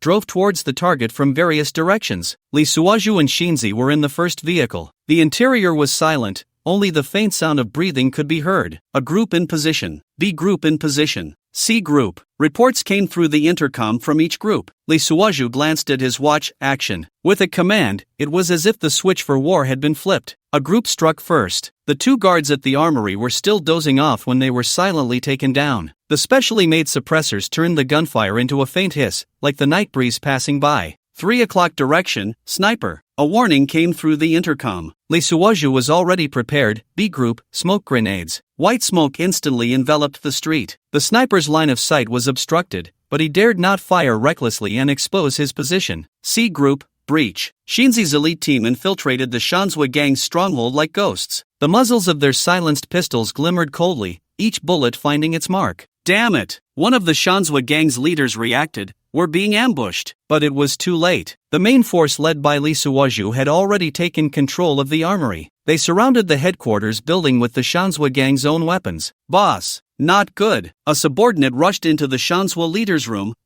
Before he could finish, a bullet pierced his throat. Shinzi stood at the door, the muzzle of her gun still smoking. Her gaze was as cold as ice. Long time no see, Shanzhua-kun. The Shanzhua leader jumped up, trying to grab the gun in the drawer, only to find the drawer completely immobile. Looking for this? Lee Suozhu stepped out of the shadows, playing with a key in his hand. Your safe's password is your daughter's birthday, too easy to guess. You. The Shanzhua leader's face turned ashen. How is that possible? Your insider, Lee Suoju smiled, has long been discovered by us. Those false pieces of information made you let your guard down. The Shanzhua leader suddenly burst into laughter. You think you've won just like that? I still have. Back up? Lee Suoju interrupted him. Are you talking about the evidence hidden in the police station? Or your political backing? The Shanzhua leader's smile froze. Sorry, Lee Suoju took out a USB drive. The data from your secret safe has already been copied by me. If your backing wants to take action, I wouldn't mind letting this data. Bang! A gunshot rang out. The Shanzhua leader fell to the ground, a blood hole appearing in his forehead. Shinzi put away her gun, coldly stating, too much nonsense. Lee Suoju glanced at her but said nothing. He knew Shinzi would not give the enemy any chance to turn the tables. This was the survival rule of the underworld. Each group reported their situation. He pressed the intercom. A group has finished clearing, seizing several firearms. B group has controlled all sniper points, discovering the bodies of 2 enemy snipers. C group, everything is under control. The entire operation, from start to finish, took less than 30 minutes. Shinzi walked to the window, looking at the night outside. It's over. Lee Suoju stood behind her. No, it's just beginning. Shinzi turned around. What do you mean? Lee Suoju's gaze deepened. That's the real target. In the distance, the sound of police sirens could be heard, but by the time the police arrived, all they could see were bodies scattered on the ground and a few large characters written in blood on the wall. At dawn, a convoy silently entered the abandoned warehouse in the Shikawa port area, counting the casualties. Lee Suoju stood at the temporary command center, his voice tinged with fatigue. Our side had 7 minor injuries, 2 serious injuries, and no deaths.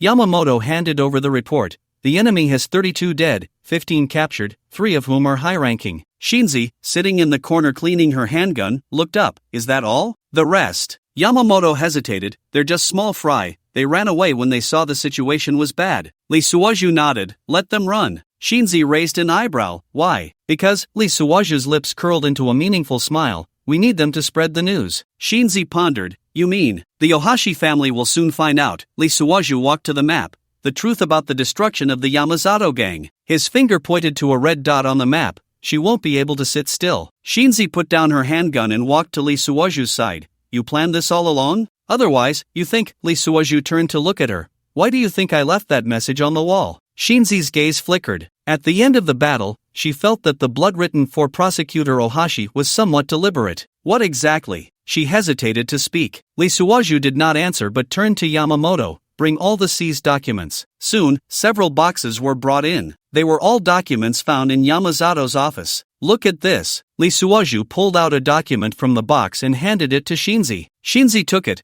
her pupils contracting sharply. It was a report from 25 years ago, prominently titled S-Plan. And at the end of the report, the signature was Ohashi Riko. So it turns out. Shinzi's hands trembled slightly. She had long. Not just that. Lee Suoju took out several photos. Look at this person. The photo showed a young Ohashi Riko standing next to a man. That man was none other than Shirin Hanan. Shinzi's breathing quickened. This is why. Why she had always been secretly protecting you. Lee Suoju's voice was soft. Why she cares so much about you. Shinzi suddenly looked up. You mean? Lee Suoju said nothing, only looked at her meaningfully. Some truths do not need to be spoken. Moonlight poured through the dilapidated warehouse skylight, illuminating Shinzi's pale face. Ohashi Riko? Shinzi's voice trembled, her hand nearly crushing the photo. In the photo, the young Ohashi Riko stood beside Shirin Hanan, their smiles so similar. And on the back of the photo, a small line was written, S-Plan Sample No. 7, Maternal Body, Fujita Narika.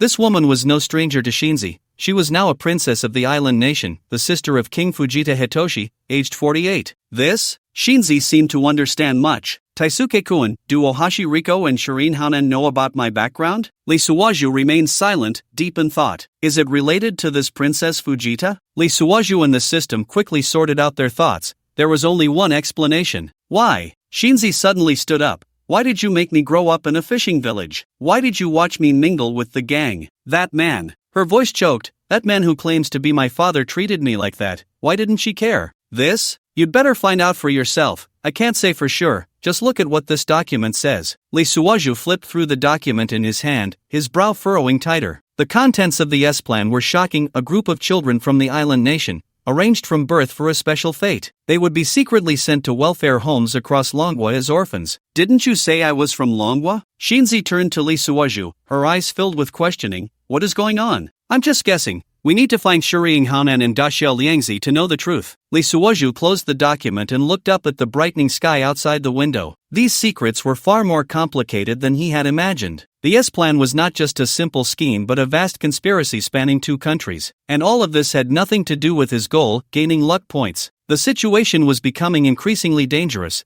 This secret could not be known by too many people. With the revelation of this document, Daxiao Liangzi and Shuriying Haonan would likely lose their lives. This must have been orchestrated by the opposition, including Yamazato and others, who wanted to topple Daxiao and the Fujita family from the political stage at a critical moment. What Lee Suoju was thinking now was to leave the island nation as soon as possible, because Shuriying Shinzi would likely also be targeted for assassination. All those in the know would die. He was not invulnerable, he had to leave early. The luck points had already been obtained, and there was no need to stay any longer. System, Lee Suoju silently thought, we should retreat. I told you to leave, you insisted on fighting this battle, but it's good, you've given up. You're right, this isn't my business. Lee Suoju shook his head inwardly, I'm just a traveler, there's no need to get so deeply involved. Speak up. Shinzi grabbed Lee Suoju's collar, her eyes glistening with tears. Lee Suoju gently held her wrist. You'll understand these things in time. Again like this. Shinzi shook off his hand. Every time I ask about something important,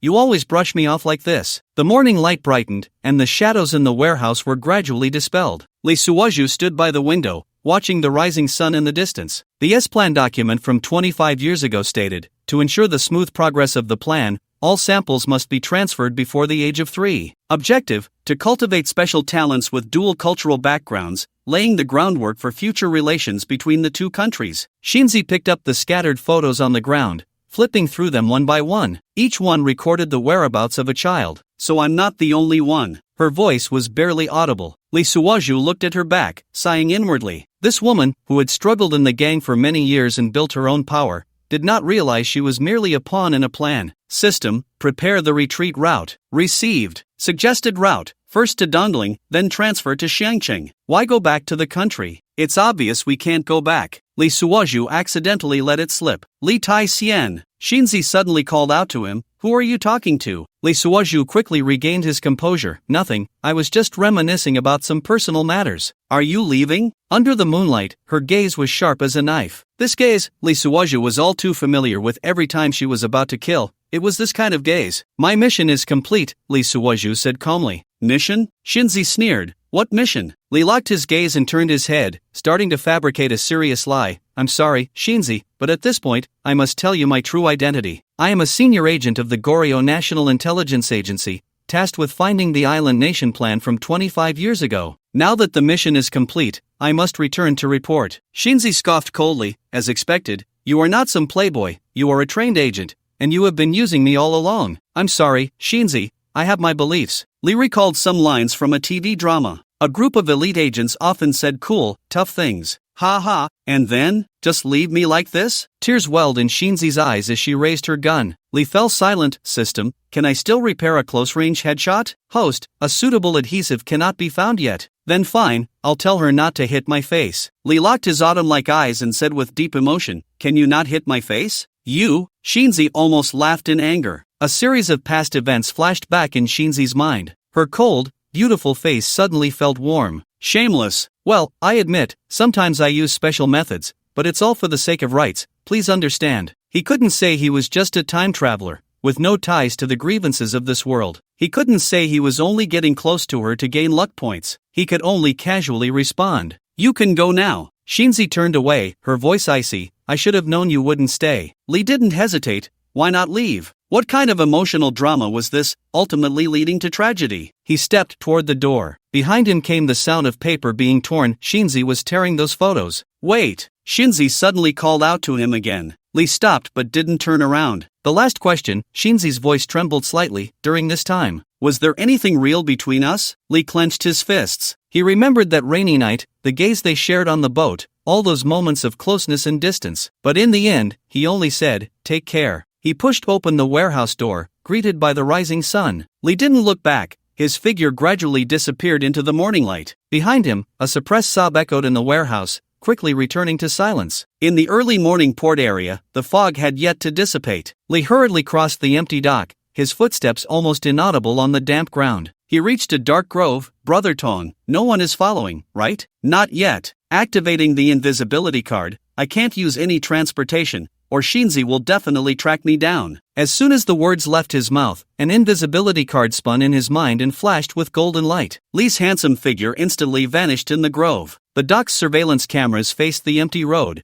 recording only a few foraging seagulls. I can't take a plane, the airport's facial recognition system is too strict. Moreover, Shinzi's influence in the underworld is not to be underestimated, once she reacts. Not to mention, soon, that big bridge guy and Princess Fujita will not let me off either. Lee shook his head, shaking off these thoughts. He ran north along the coastline. His lungs were burning, but he dared not stop. I need to find an airport quickly. As long as I leave the island nation, it doesn't matter which country. Brother Tong, guide me to the nearest airport. The nearest Springfield airport is 220 kilometers away in a straight line. Wow, that's so close? I can get there in a minute. You have to cross Snow Sakura Mountain. Lee, no time to bicker with him, because there are no high mountains in the island nation. It's just a waste of a few more minutes. In the morning light, the sound of fishing boats' horns came from afar. Lee Suwaju turned back for a glance. The outline of the warehouse had already become indistinct. In a fleeting moment, he seemed to hear the sound of a gunshot, but that might just have been the waves crashing against the rocks. Host, do you want to check the situation behind you? The system asked. No need. Lee Suwaju quickened his pace. Run as far as you can. The sunlight gradually dispelled the mist, illuminating the winding coastline ahead. Lee Suwaju's figure remained hidden in the air, leaving only a fleeting trail of footprints on the ground, soon erased by the sea breeze. The port behind him slowly sank below the horizon. 3 minutes later, Brother Tong, why didn't you tell me this is an active volcano? Detection shows the host's luck is off the charts. The active volcano fell asleep last night. You can pass. Damn it, I didn't bring a mask. 10 minutes later, at Springfield Airport. In the hall, the invisible Lee Suwaju employed the same trick again, following a flight about to take off for Koala Country. Brother Tong, this kid can really squat. I still have 10 minutes, and he hasn't come out yet. Lee Suwaju stood in front of the restroom. Host, didn't you activate supervision? Lee Suwaju? He quickly activated his vision. What the hell? He saw a flight attendant from Koala Country performing something inappropriate with a passenger in the restroom. Damn it! How long would this take? Lee Suwaju quickly came up with an idea. He hurried into the restroom, suppressing his racing heartbeat. Damn, this foreigner is really thirsty. He walked to the sink, picked up a lipstick, and wrote a string of letters on the mirror. He has AIDS. After writing, he stood in the corner to continue watching. Sure enough, a scream followed. Oh my god. Then, the blonde flight attendant quickly fled, not forgetting to kick the man as she left. The man, confused, spread his arms. Why? After waiting for the man to exit, Lee Suwaju quickly locked the restroom door, ignoring the frantic banging from outside. Fortunately, this airplane restroom was spacious. After a few minutes of knocking, it quieted down. The dusk in Brisbane always arrives particularly slowly. Lee Suwaju stood on this street, gazing at the inconspicuous Fumanlu across the way. The sign had faded, leaving only a few blurred red characters. A yellowed menu was stuck on the glass window, and in the corner, a line of small characters in Dragon Country's script read, "Boss Lady exchanges currency." The number of pedestrians on the street gradually decreased, and the aroma of stir-fried dishes wafted from the restaurant. A Chinese girl in a school uniform passed by the door, holding a cup of bubble tea. This place has been open for over 20 years. Does what you say have any significance to the plot? You should consider quickly exchanging for knife currency. Also, I need you to hack into Koala Country and get me a passport. Host, it's so late. My hard drive needs to be expanded.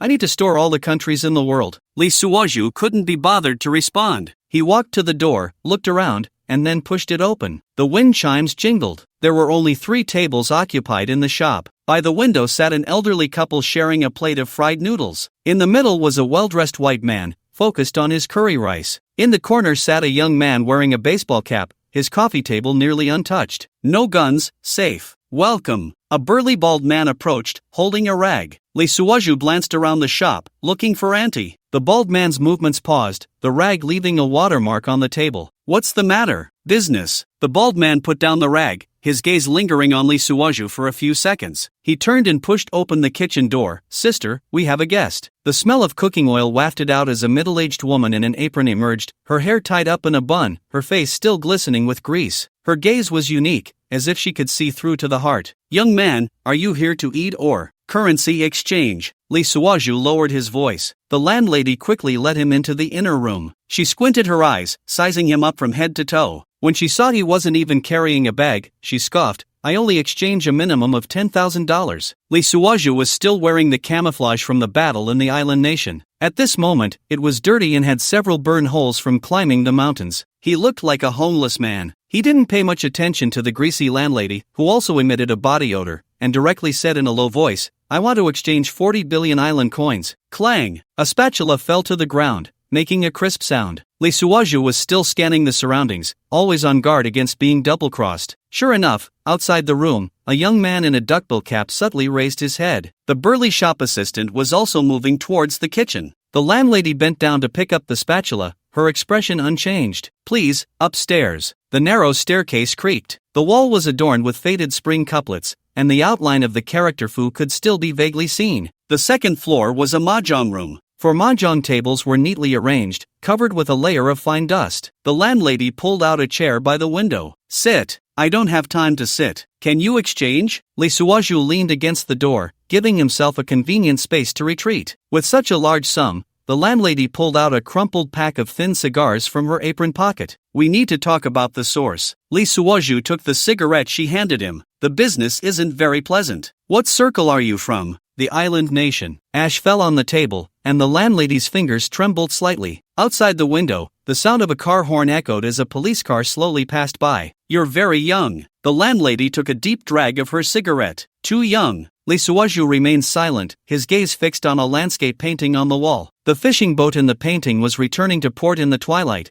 giving off a sense of nostalgia. "Less talk, can you handle it?" Lee Suaju impatiently stared at the police car downstairs. "I've been running this shop for 23 years. The landlady brushed off the ash from her cigarette, deliberately stalling for time. She had seen too many people come to exchange money. Some came with the smell of blood, others with tears. The sound of mahjong tiles being shuffled came from downstairs, as if there were customers playing. "What did you bring?" "Brother Ton, open the armory." "I brought my life." Lee Suaju extinguished the cigarette butt. 40 billion, how many dollars can I get?" The landlady's gaze lingered on his face for a few seconds. 80%, 5% handling fee. "Deal. Where's the money?" "Let's talk about the transaction method first." The landlady stood up and walked to the window. The neon lights across the street flickered on her face, bright and dim. 3 days, 3 handovers. The first tonight, the rest over the next 2 days. I'll set the location. The mahjong sounds downstairs suddenly stopped. Lee Suaju's pupils constricted. "Brother Tong?" Detected 12 heat sources moving, all armed. "Auntie," Lee Suaju slowly stood up. "Are you the one making the decisions?" The landlady did not answer. The neon lights across the street suddenly went out, plunging the entire street into darkness.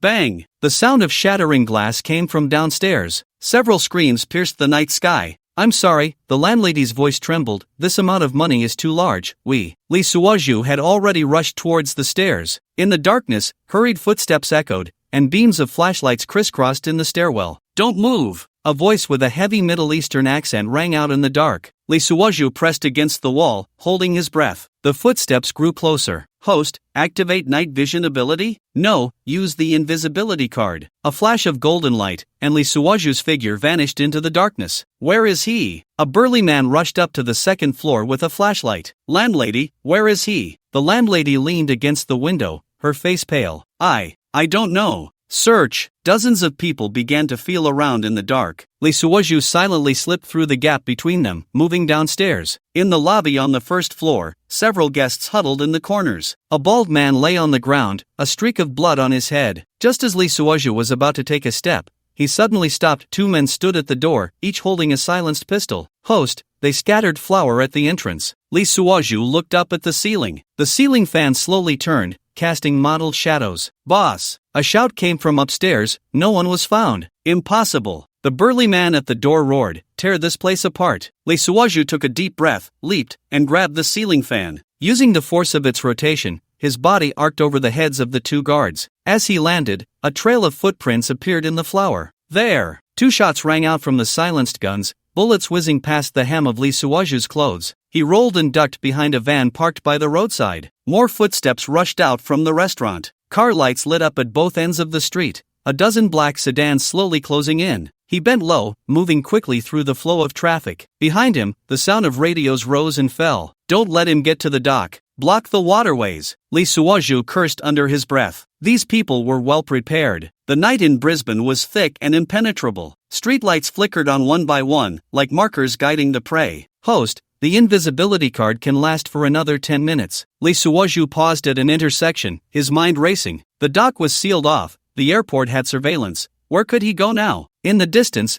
the sound of police sirens approached. Several police cars wailed as they sped by. Brother Tong scanned the surroundings. Within a 2-kilometer radius, there are 3 subway stations, 1 train station, and 2 bus terminals. The closest is. Wait, Lee Suoju fixed his gaze on a shop at the street corner. What is that? A second-hand motorcycle shop. The owner just closed up. A smile crept onto Lee Suoju's lips. 5 minutes later, a heavy motorcycle roared out of the alley. Lee Suoju crouched low, letting the night wind tousle his hair. By the time the convoy behind him reacted, he had already surged onto the overpass. That kid is clever. An enraged voice crackled over the radio. Everyone up to the overpass. Lee Suoju weaved through the traffic. In the rearview mirror, a dozen black sedans were hot on his tail. The overpass stretched westward, leading to the industrial area on the outskirts of the city. The streetlights grew sparser, the night deepening. A gunshot rang out, and the rear tire exploded instantly. The motorcycle shook violently, and Lee Suoju gripped the handlebars tightly. Brother Tong,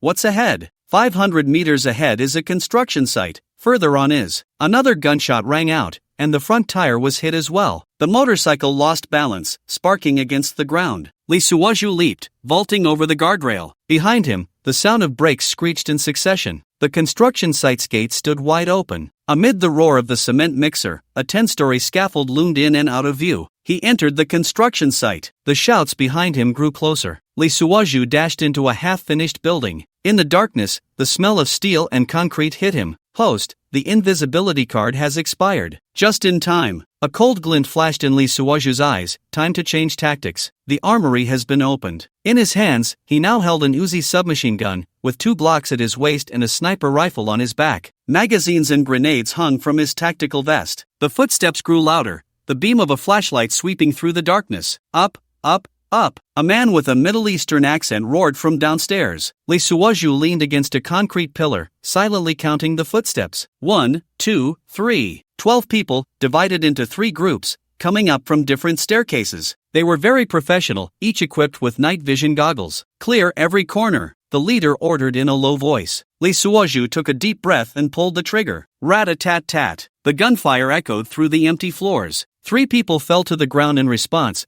The night vision goggles shattered on the floor with a crisp sound. Sniper, get down! But it was too late. Lee locked onto his target, moving like a ghost through the darkness. The submachine gun in Otto's hand spat fire, a cascade of shell casings clattering to the ground. Bang, bang, bang. 3 more people went down. Damn it, are the Little Devil's self-defense forces using this kind of heat melt rounds? They pierced through the opponent's 3-layered vests in one burst. The remaining people fired in panic, bullets hitting the concrete pillars and kicking up white dust. Lee pulled out a grenade and removed the safety pin. Here's a little welcome gift for you. The grenade arced through the air, landing at the stairway. Grenade! Boom! The explosion rattled eardrums. Amid the smoke and dust, a few figures staggered to their feet, and before they could react, Lee was already charging forward. The Glock roared in his hand. Bang! Bang! Bang! The last person fell just as the roar of engines echoed from downstairs. Host, 2 more vehicles have arrived, 20 people, fully armed. Lee switched to a sniper rifle and crouched by the window. Under the moonlight,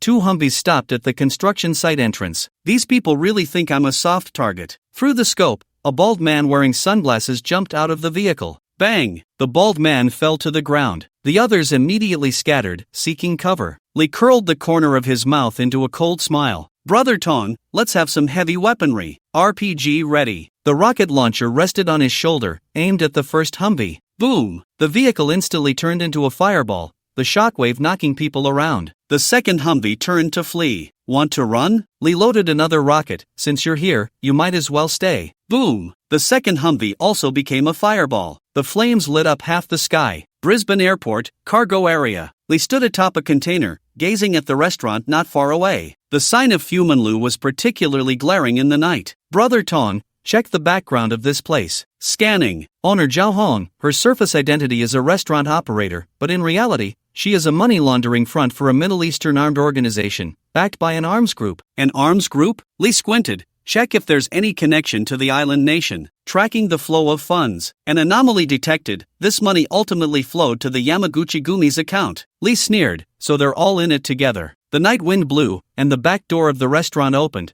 with several people stepping out. Zhao Hong walked at the front, followed by the bald bodyguard. Brother Tong, give me something big. Heavy weapons cache opened. Lee shouldered the rocket launcher, aiming at the restaurant's kitchen. Bang! The explosion shattered half the street's glass. Flames shot into the sky, engulfing the entire kitchen. Zhao Hong was thrown to the ground by the blast, her face filled with terror. Who is it? Lee descended from above, landing in front of her. Do you remember me? A business worth 4 billion. The bald bodyguard drew his gun, but it was too late. Lee's suppressed Glock flashed blue light, and the bald man fell to the ground in a tumble. Bang! Boss lady, Lee squatted down. Now, let's settle this account. What? What do you want? Zhao Hong sat on the ground, her voice trembling. Lee looked down at her from above. I'll give you 2 choices. His voice was soft, yet it sent a chill down Zhao Hong's spine. First, tell me the location of the money house. Second, he raised his gun. I'll send you to meet your subordinates. Zhao Hong bit her lip, her gaze wavering between Lee and the burning restaurant. Do you think telling you will save my life? She forced a bitter smile. The organization won't let me go. Then it depends on your choice. Lee locked down and crouched, the gun barrel pressed against her forehead. I can give you a decent way to die. The sound of police sirens echoed in the distance. Zhao Hong closed her eyes and took a deep breath. All right, I'll talk. She pulled a USB drive from her pocket. All the data is here, including their strongholds, personnel, and funding flows. Lee took the USB drive, playing with it in his hand. Why so straightforward? Because, Zhao Hong suddenly smiled, I've wanted to get out for a long time. 23 years is long enough. The sirens grew closer. Lee stood up. Let's go. What? I'll take you to a safe place. He turned and walked deeper into the alley. You're still useful. Zhao Hong was momentarily stunned, then stumbled to catch up. The flames behind them lit up half the sky, 23 years of the past turning to ashes in this great fire. Now, tell me, where's the money? Lee pointed the gun at Zhao Hong's temple. The night wind blew, carrying the smell of charred remains. The distant flames reflected on Zhao Hong's pale face, her meticulously maintained features now filled with fear. I really don't know. Her voice trembled. Lee laughed, lowering the gun to her knee. Every underground bank has its own vault. You've been in this business for years. You should know that well. Bang! A dull sound echoed as the bullet grazed Zhao Hong's knee, creating a small pit in the ground. Ah! Zhao Hong screamed, cold sweat instantly soaking her clothes. The next shot wouldn't be a warning. Lee's voice was soft, yet it made Zhao Hong tremble all over. My patience is limited. You can't kill me. Zhao Hong bit her lip. Without me, you won't get the password. Password? Lee narrowed his eyes. Zhao Hong realized she had let something slip and quickly shut her mouth. So it's a vault. Lee pondered. Tell me the location, and I'll take you with me. Impossible. Zhao Hong shook her head. There are. She suddenly stopped, but Lee had already caught the key information. There are guards, right? He chuckled lightly. How many? Zhao Hong remained silent. Lee stood up, looking down at her. Do you think I'm negotiating with you? He pulled out his phone and played a video. In the footage, a young man was on the phone. Zhao Han's pupils dilated. This is your son, right? Lee turned off the video. Studying at university in Melbourne, living in St. Kilda. This was provided to Lee by the system. Finally getting down to business. Upon seeing the video, Zhao Han's face turned pale, and she quickly begged for mercy. All right, I'll talk. You're not the first to negotiate with me. Lee put away his phone. But you're the last chance. Think carefully, cherish your son's life. The night wind blew, carrying the scent of the sea. The distant sirens were faintly heard. Zhao Hong closed her eyes, tears silently streaming down her face. The vault is in the abandoned mine in the northern district. The specific location? 3 floors underground, requires iris recognition and a password. Zhao Hong opened her eyes, her gaze filled with hatred. But there are more than 20 guards, all heavily armed. The number doesn't matter. Lee took out a rope from his backpack. What matters is that you have to come with me. He swiftly tied Zhao Hong up, checking to ensure it was secure. You're crazy. Zhao Hong struggled. Those people are all retired special forces. Perfect. Lee threw her over his shoulder. I love dealing with professionals. He strode towards a Land Rover parked at the alley's entrance. It was the same vehicle from earlier, the keys still in the ignition. You'll get us killed. Zhao Hong's voice was filled with despair. Lee tossed her into the back seat. Don't worry, my aim is very accurate. The engine roared as the Land Rover disappeared into the night. Zhao Hong curled up in the back seat, watching the streets rush by outside the window. Infinite regret filled her, regretting how she had provoked this madman. Over 20 combat team members, all retired soldiers, were gone just like that. Meanwhile, Lee Suoju held the steering wheel, a faint smile playing at the corners of his mouth. At that moment, he was casually communicating with Tonggu. Tonggu, scan the road conditions ahead. There are no police cars within a 3-kilometer radius. The mine is 15 kilometers away. I suggest taking the coastal avenue. Host, I sense a powerful gaze watching us. Lee Suoju's heart tightened. What do you mean? We might be under surveillance. Get to the point. It seems Chen Bishi is awakening. Lee Suoju nodded and slammed the steering wheel. Forget about her, I don't plan to have any intersection with them anyway. There will still be people in this world with luck. The Land Rover traced an arc and sped onto the coastal avenue. Island Nation, Dongling City, at a 5-star hotel. This was a joint venture between Long Country and the Island Nation, with He Wei as the investor from Long Country. Chen Bishi and Si Meni were staying in a private suite. Early in the morning,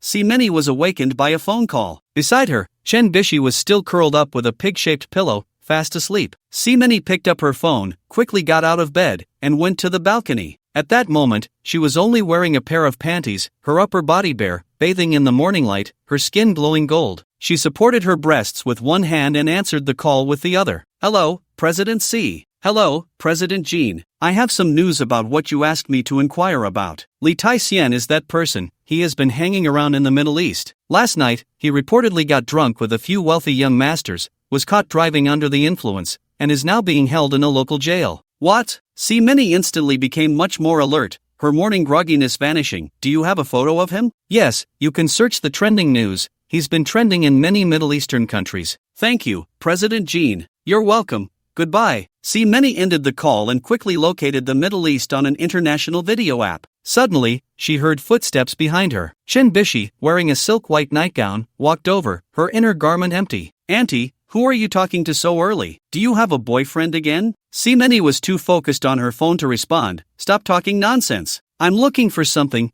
don't disturb me. Seeing her serious demeanor, Chen Bishi pouted, I'm going to the bathroom. She turned and walked toward the bathroom. Just as she reached the bathroom door, Si Meni shouted from behind. Bishi, that person is an imposter. Chen Bishi scratched her head and asked, Who? Si Meni rushed over. Who else? That Li Tai-hsien who looks like Lee Suoju is not a wealthy young master at all. Oh, I know, his real identity is. She finished and plopped down on the toilet. What is it? Si Meni rushed into the bathroom. Auntie, what are you going to do? Chen Bishi looked up. Annoying, hurry up. Si Meni left the room and went to the living room to watch the video. The man in the video, although also bearded, clearly looked different from Lee Suoju. After a while, the sound of water came from the bathroom. Chen Bishi washed her hands and came out. Bishi, that Li Tai-hsien is fake.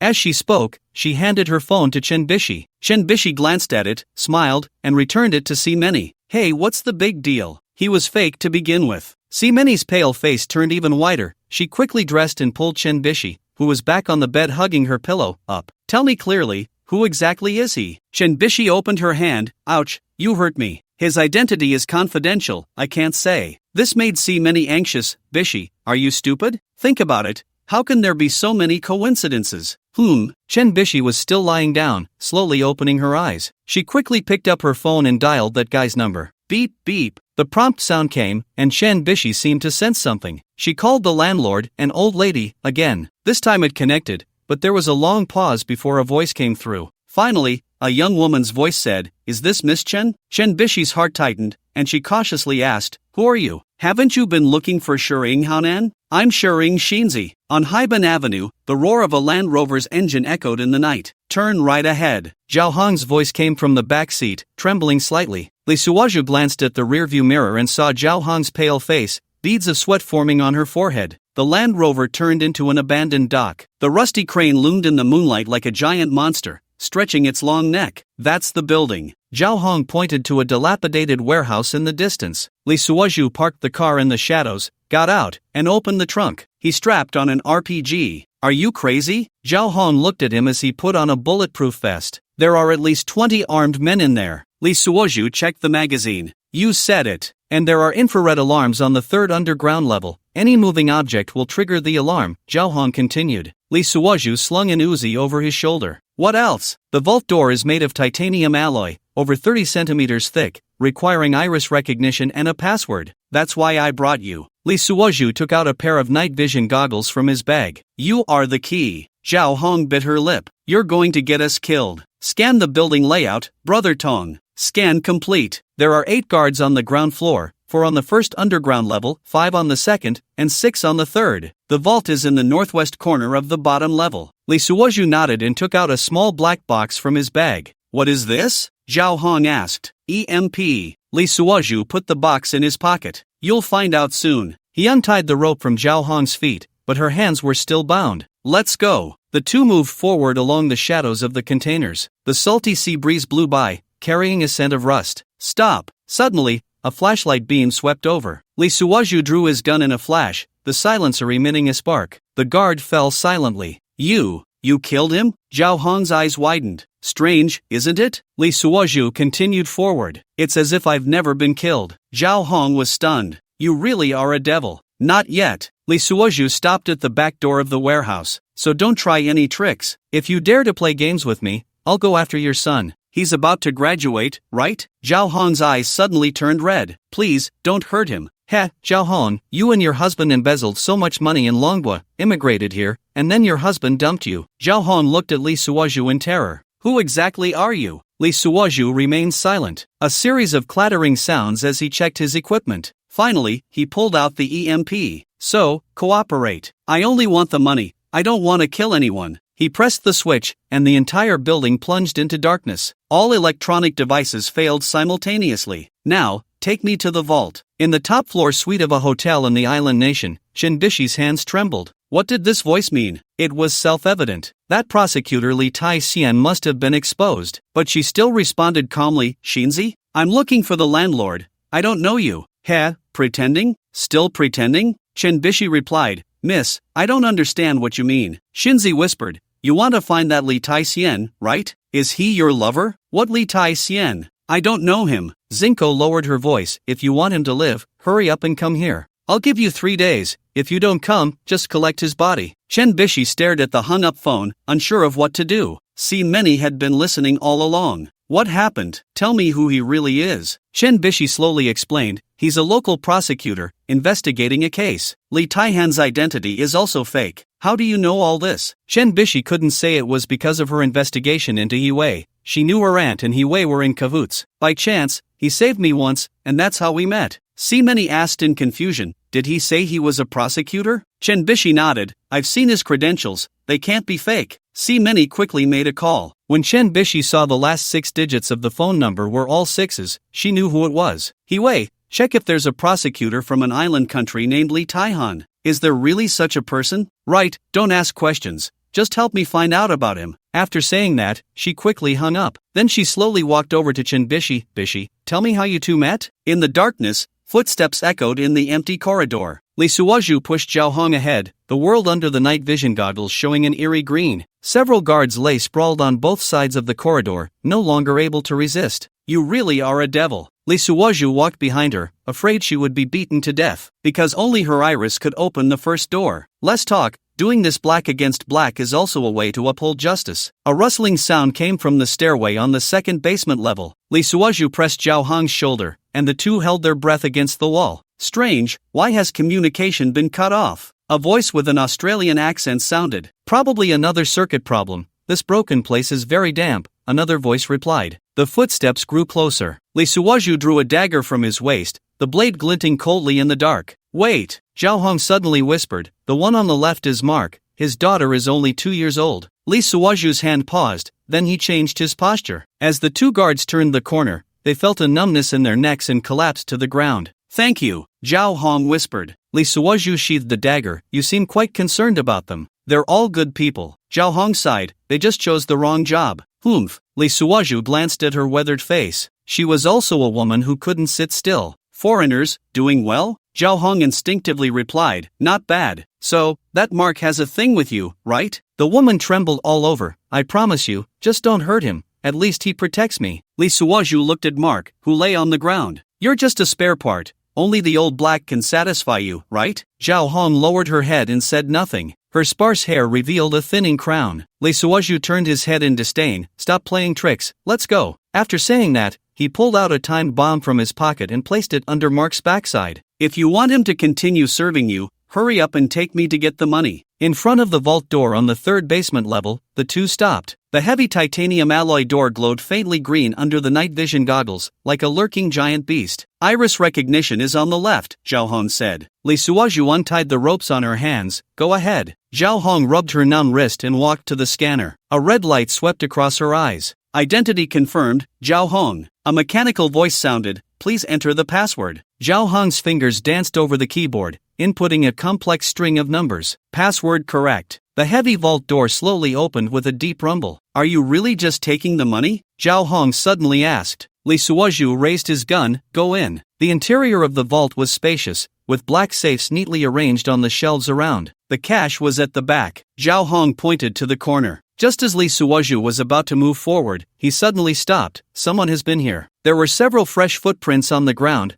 clearly left not long ago. Not good. Zhao Hong's face changed dramatically. Could it be? Before she could finish her sentence, a light laugh suddenly echoed from deep within the vault. Quite bold, to come and rob money? From the depths of the vault, a shadow slowly emerged. Bang! Li Suozhu pulled the trigger without hesitation, the bullet whistling out. The shadow sidestepped. The bullet grazed its shoulder, hitting the safe behind with a piercing metallic sound. Who are you? Li Suozhu quickly changed position, pushing Zhao Hong behind cover. The shadow did not answer. A glint of cold light flashed in its hand, and a military dagger flew through the air. Li Suozhu ducked, simultaneously raising his hand to fire. Ding! The military dagger was knocked away by the bullet, tracing a silver arc in the air. The shadow seized the opportunity to rush forward, delivering a whip kick aimed at Li Suozhu's face. Li Suozhu stepped back half a step, grabbing the opponent's ankle and twisting it sharply. Crack! The sound of a bone breaking was crisp and piercing. The shadow let out a muffled groan, rolling to gain leverage, and drew out a dagger. Tonggu, scan. The opponent has an injury on the left rib, rapid heartbeat, likely a serious injury that hasn't healed. Li Suozhu's lips curled slightly, taking the initiative to attack. His fists rained down, each strike aimed at vital points. The shadow kept retreating, its movements slowing down. Pooh! An elbow strike hit the shadow's chest, blood flowing from the corner of its mouth. Li Suozhu seized the opportunity, sweeping the leg to trip the opponent, his knee pressing heavily on its chest. He pressed the handgun against the temple. Last chance, who are you? The shadow coughed up blood, revealing an unfamiliar face. Kill. Kill me. Li Suozhu pulled the trigger. Bang! As you wish. Zhao Hong covered her eyes, unable to look at the corpse on the ground. Go open the safe. Li Suozhu put away his gun. Zhao Hong trembled as she walked to the corner, entering the password. The safe door, taller than a person, slowly opened, revealing neatly stacked cash inside. Pack it up,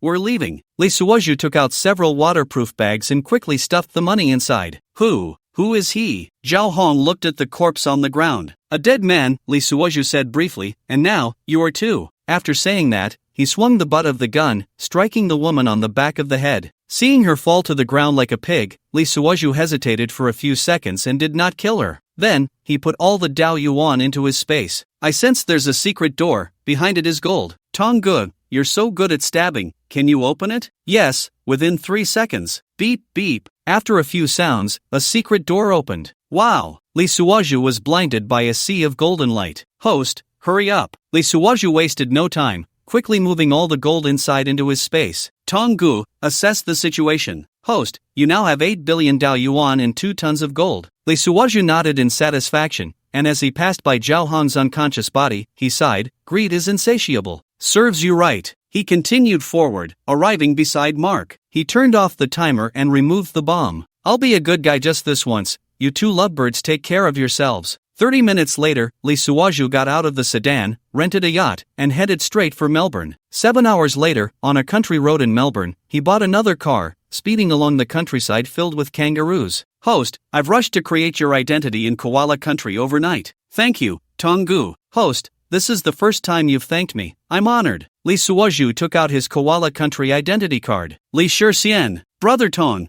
I seriously suspect you are an ancient system. The system ignored him and continued planning. Host, if you plan to live in koala country, I suggest you immigrate to the province of Xido and Dragon country, where there are many immigrants. Brother Tong, get to the point. Are there many beautiful women? Definitely, we are going there for the luck value. Alright, let's go there. Now, your profession is a lawyer. First, you need to buy a farm in Zaido. You can set up your own law firm there, and you can buy 2 cars, one sedan and another sedan. Lee laughed. These are all just a front, props for you to pick up girls, because you don't lack money. Let's see when the target appears. I'll tailor everything for her, and I still have over 500 luck points left. I'll be invincible. Far away in the capital of Dragon Country. Today is Lee Suoju's 7th day. Hiwei, fearing that Many would be sad, didn't inform her and instead called her to the island country under the pretense of work, to meet with Chinbishi. She went alone to burn paper for Lee Suoju at his grave. In the morning, dressed in black with sunglasses, Hiwei sat in the car. She received a strange call from Many, asking her to check on some prosecutor from the island country. She frowned, thought for a long time, and finally sent a directive to her intelligence network in the island country. The response was quick, and the information came back. Hiwei lowered her head,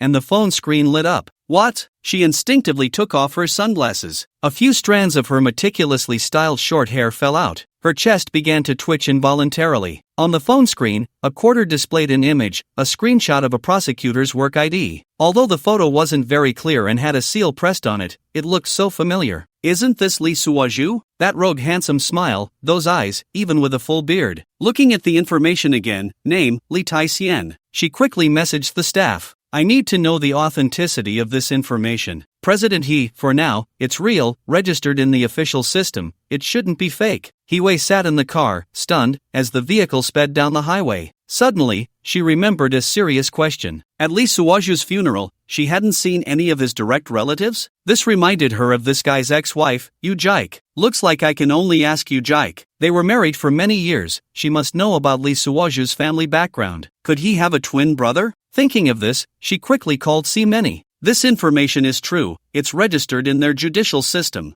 Many was also puzzled but could only seek help from Hiwei, recalling Bishi's situation. Just now, Bishi was threatened. She knows this Lee Tai-sien, but this prosecutor is in a very dangerous situation. A woman from an island country gang has kidnapped him and wants Bishi to go over to exchange him. After hearing this, Hiwei rubbed her forehead. What a mess. Wait, you said this prosecutor knows Chen Bishi? This time she didn't sound so warm. She originally had no ties with the Chen family, especially Chen Bishi's grandfather, who knew a lot about the past. If it weren't for her identity, she would have wanted to deal with that old man. A month ago, the person monitoring said that Chen Bishi had seen her grandfather. This didn't raise her suspicion, but hearing these things just now, how coincidental could it be? Alright, Many, tell me the detailed information about that gang. I'll send someone to help you. Wait, but I don't want Bishi to take risks. They're not related, just look a bit alike. Hiwei asked, what does Chen Bishi think? Many glanced at Chen Bishi, who was sitting beside her with her head drooping. She seems to want to go.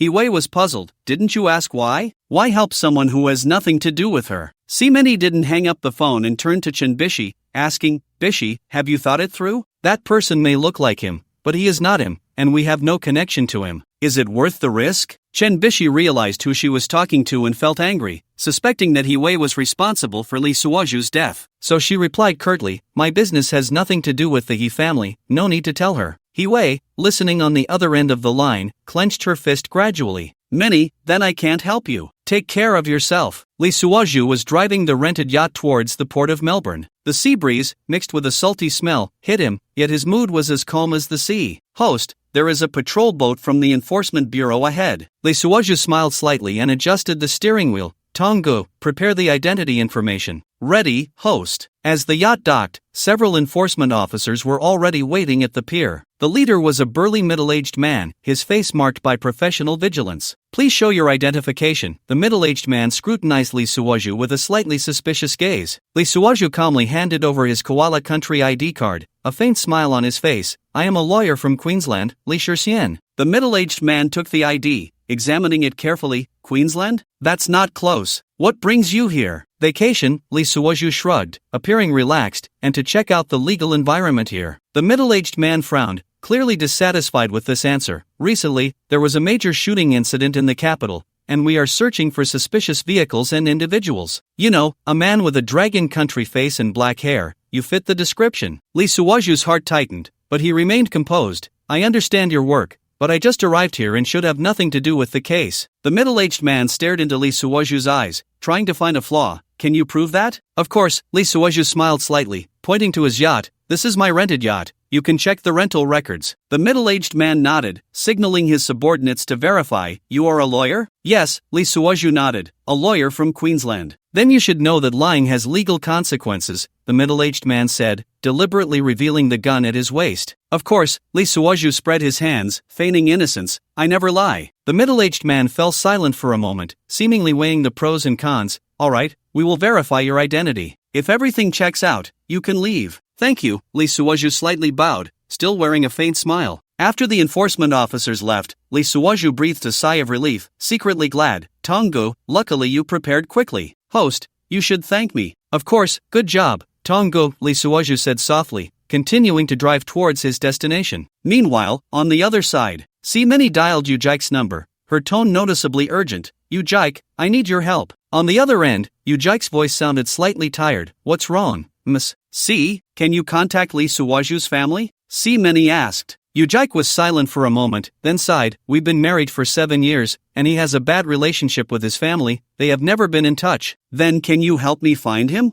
Many pressed on. My current identity makes it inconvenient for me to show up. Yu Jike's voice carried a hint of helplessness. Sorry, I can't help you. Many hung up the phone, filled with helplessness and confusion. She thought to herself, even if I find them, what good would it do? How do I explain how he died? In the end, it would still be a hassle. On a morning in Shishan district, sunlight spilled over the vast grasslands. Lee Suoju stood in front of a 2-story villa. Beside him a real estate agent with a beaming smile. Mr. Lee, this property covers 2 hectares, complete with a private pool and tennis court, perfect for a successful person like you. The agent was a woman in her 40s from Longwa, speaking with a strong southern accent. Lee Suoju glanced around, spotting a few kangaroos leisurely foraging in the distance. Host, the feng shui here is good and the area is filled with Longwa people. Tonggu, how great would it be if the kangaroos brought luck? Host, do you mean to raise kangaroos? Lee Suoju, how much is it? He asked. 8 million Australian dollars. The agent carefully observed Lee Suoju's expression. Lee Suoju nodded. Deal. The agent was momentarily stunned,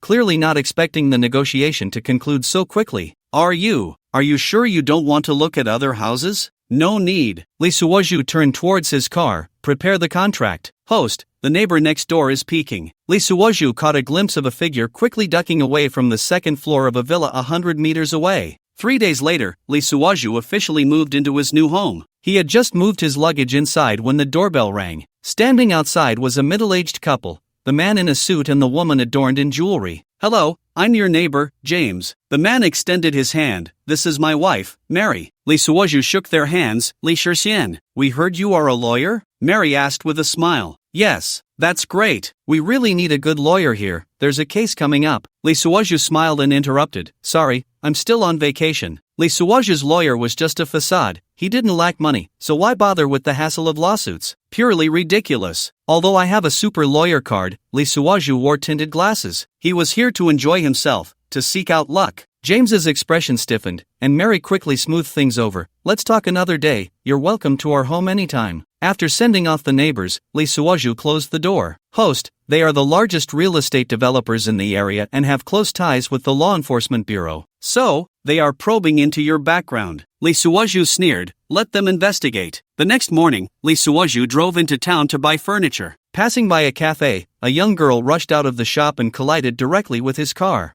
Bang! Lee Suoju slammed on the brakes, and the girl fell to the ground. Host, be careful, this girl has luck. Tonggu, I saw it, only 40, not enough to compare with Simoni's fleeting romance. Lee Suoju got out to check. Are you okay? The girl rubbed her knee as she stood up, her delicate face filled with pain. I'm sorry, I'm in a hurry. You should go to the hospital, Lee Suoju said. No need. The girl waved her hand. I really have to go. At that moment, several burly men rushed out of the cafe, shouting, Stop! Don't run! The girl's face changed dramatically, and she turned to flee. Lee Suoju grabbed her. Get in the car. What? I said, get in the car. The girl hesitated for a second before sliding into the passenger seat. Lee Suoju pressed the gas pedal, and the car sped away. In the rearview mirror, the men chased after them, cursing. Thank you. The girl sighed in relief. My name is Lin Xiaoning. Li Shixian. Lee Suoju kept his eyes on the road. What trouble are you in? Lin Xiaoning bit her lip. I owe them money. How much? 50,000 Australian dollars. Lee Suoju frowned. How could you owe so much? My dad is sick and in the hospital. I'm just a cafe waitress. Lin Xiaoning's eyes turned red. Li Suozhu was silent for a moment. I can lend you the money. Really? Lin Xiaoning looked at him in surprise, then lowered her head. But, I don't know you. I am a lawyer and can sign contracts. Lin Xiaoning's eyes lit up. You are a lawyer? That's great. I happen to have a case I want to consult about. Li Suozhu's mouth twitched. I said,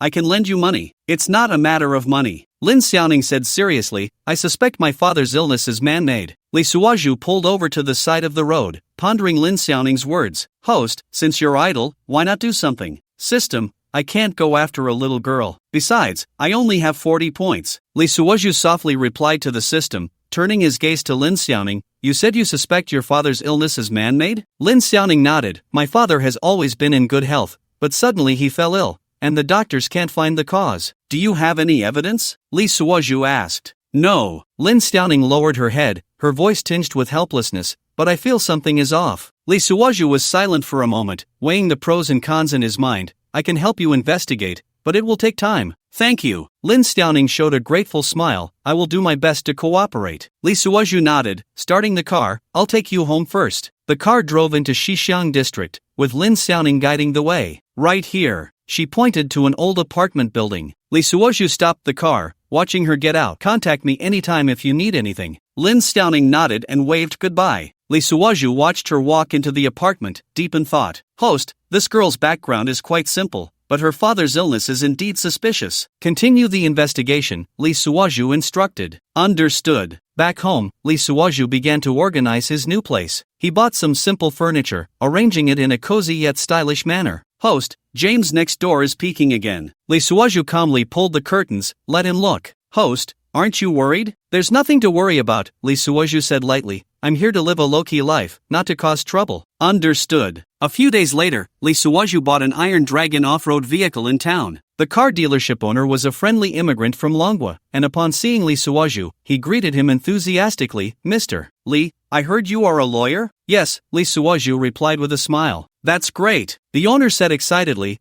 I happen to have a legal question I want to consult you about. Li Suozhu nodded. Go ahead. The owner spoke at length about his troubles, and Li Suozhu patiently listened, offering some advice. Thank you, Mr. Li, the owner said gratefully. Come over to my house for a visit sometime. Sure, Li Suozhu replied with a smile. On the way home, Li Suozhu felt pleased. Host, your life here seems to be going smoothly. Yeah, Li Suozhu said softly. I hope it stays this way. However, the peaceful life did not last long. One night, while Li Suozhu was resting at home, he suddenly heard a commotion outside the door. He got up and walked to the window, seeing several law enforcement officers arguing with James. What's going on? Li Suozhu wondered. Host, James is suspected of illegal trading, and the Law Enforcement Bureau is investigating. Interesting, Li Suozhu's mouth curled slightly. It seems this neighbor is not simple. He continued to observe the commotion outside, feeling a sense of vigilance. Unfortunately, the good scene didn't last long. Just a few minutes into watching the excitement,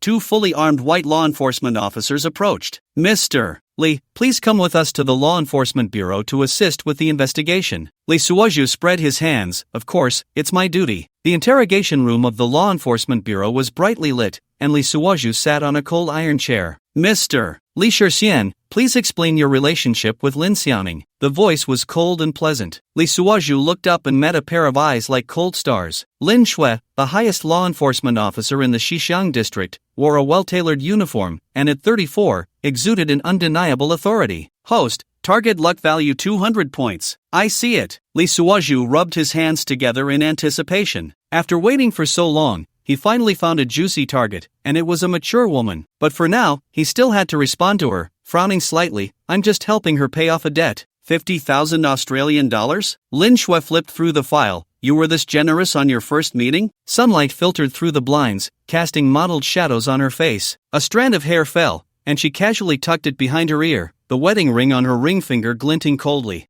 I'm a lawyer. Helping others is a professional habit. Lin Shui sneered. Is that so? Then you might not know that Lin Xiaoning is the daughter of the biggest drug dealer in the area. Li Suozhu's expression remained unchanged. So what? She's using you to launder money. Lin Shui stood up, leaning her hands on the interrogation table, and you, an unknown lawyer, just happened to appear. The distance between them was close, and a faint scent of perfume wafted over. Host, she is testing you. I can prove the source of the money. Besides, is 50,000 really worth laundering? Li Suozhu stared directly into Lin Shui's eyes. Lin Shui held his gaze, their eyes locked. Li Suozhu released a captivating look. It was a gaze that didn't belong to this planet. No woman could resist it. Li Suozhu was full of confidence. No need. Lin Shui suddenly straightened up. You are released. So soon? My husband is also from Manhwa. Lin Shui gathered her documents. He's from Queensland University. He should be your senior, right? Li Suozhu was momentarily stunned. Host, be careful of traps. Let it be a trap.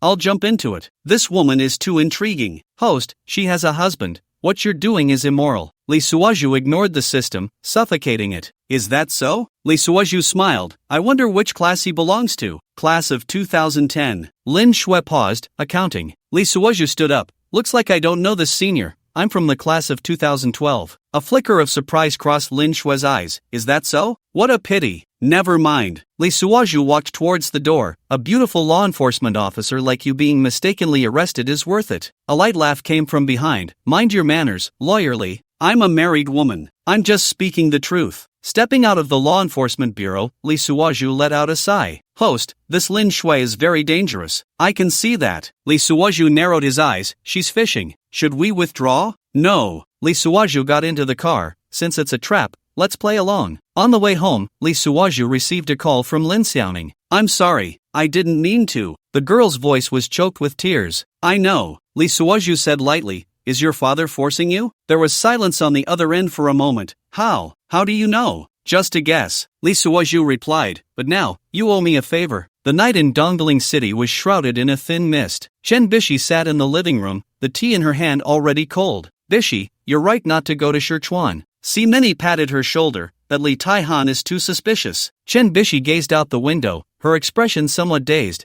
But he really looks like. Before she could finish, a series of urgent knocks interrupted her. Who is it? Simeni stood up alertly. A cold voice came from outside. Chen Bishi, open the door. Chen Bishi's face changed drastically. It's Shinzi. It turned out that Shinzi had found her hotel in Dongling through information provided by the landlady. Eager, she personally brought people to capture Chen Bishi, vowing to find out Li Taihan's whereabouts. Simeni quickly pulled Chen Bishi back. Go through the back door. Bang! The front door was forcibly opened. And XINZ rushed in with 3 men in black. What are you running for? The gun in XINZ's hand gleamed coldly. Don't you want to see Li Taixian? Chen Bishi hid behind Simeni. What are you talking about? Playing dumb? XINZ sneered. Li Taixian approached me for you, right? At that moment, XINZ's phone suddenly rang. Hello? XINZ answered the call, her expression suddenly turning grim. What? Did Xiao Liangzi run? The military police have received news that you arrived in Dongling and are already mobilizing to capture you. XINZ gritted her teeth. It's too late. The sound of police sirens echoed in the distance. Capture them. XINZ shouted to her subordinates. Simeni pushed Chen Bishi away. Run. The men in black lunged at them, and Simeni threw one of them down with a shoulder throw. Chen Bishi, unwilling to flee, joined the fight alongside Simeni. She was also a black belt. However, facing the gang's thugs,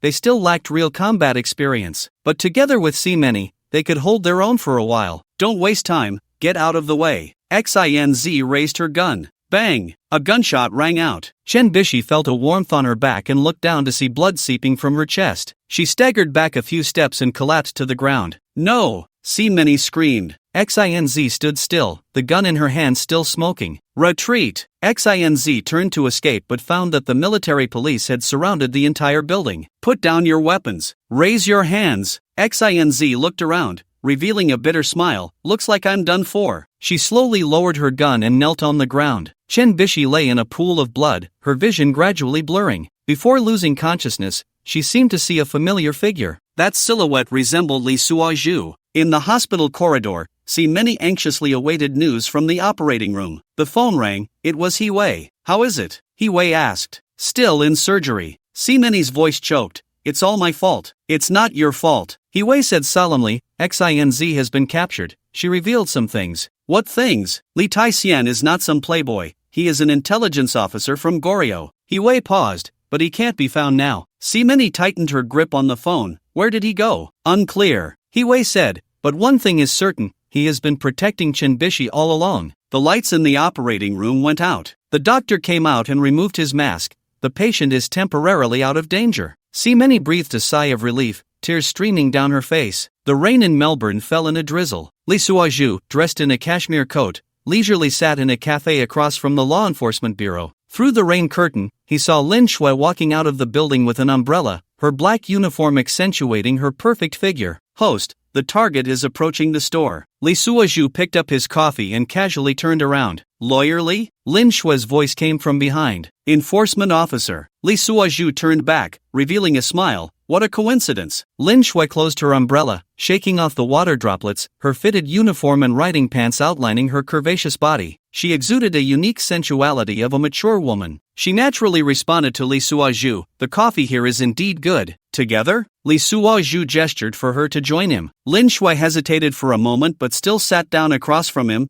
To discuss Lin Xiaoning's case? Of course. Lee Suozhu waved to call the waiter. A latte, with double sugar. Lin Shui raised an eyebrow. How did you know I like it sweet? Just a guess. Lee Suozhu smiled. A woman like you, cold on the outside but gentle on the inside. Lin Shui's expression changed slightly.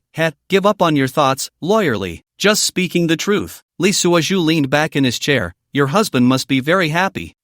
Lin Shui hesitated to speak, then quickly changed the subject. Lawyer Lee, do you know why I became a law enforcement officer? I would like to hear more. It's to make hunters like you give up. Don't think I'm that easy to handle. Lee Suozhu took a sip of coffee, merely looking at her without saying a word. A sign of disarray, a display of guilt. This woman would be taken down soon. Seeing Lee Suozhu becoming somewhat restrained, Lin Shui didn't leave in anger and pretended to start discussing serious matters. Let's talk about Lin Xiaoning's case. I took on her father's case. Lee Suozhu stared directly into Lin Shui's eyes. It requires cooperation from the Law Enforcement Bureau. Businesslike. Lin Shui avoided his gaze. What about personal matters? Lee Suozhu suddenly asked. Lin Shui stood up abruptly. Lawyer Lee, please have some self-respect. I have a lot of self-respect. Lee Suozhu smiled. So much that I can't fit anyone else in my heart. Lin Shui turned to leave but was caught by Lee Suozhu's grip on her wrist. Let go. Your hands are very cold. Lee Suozhu said softly. Is the heating at home broken? Lin Shui was taken aback.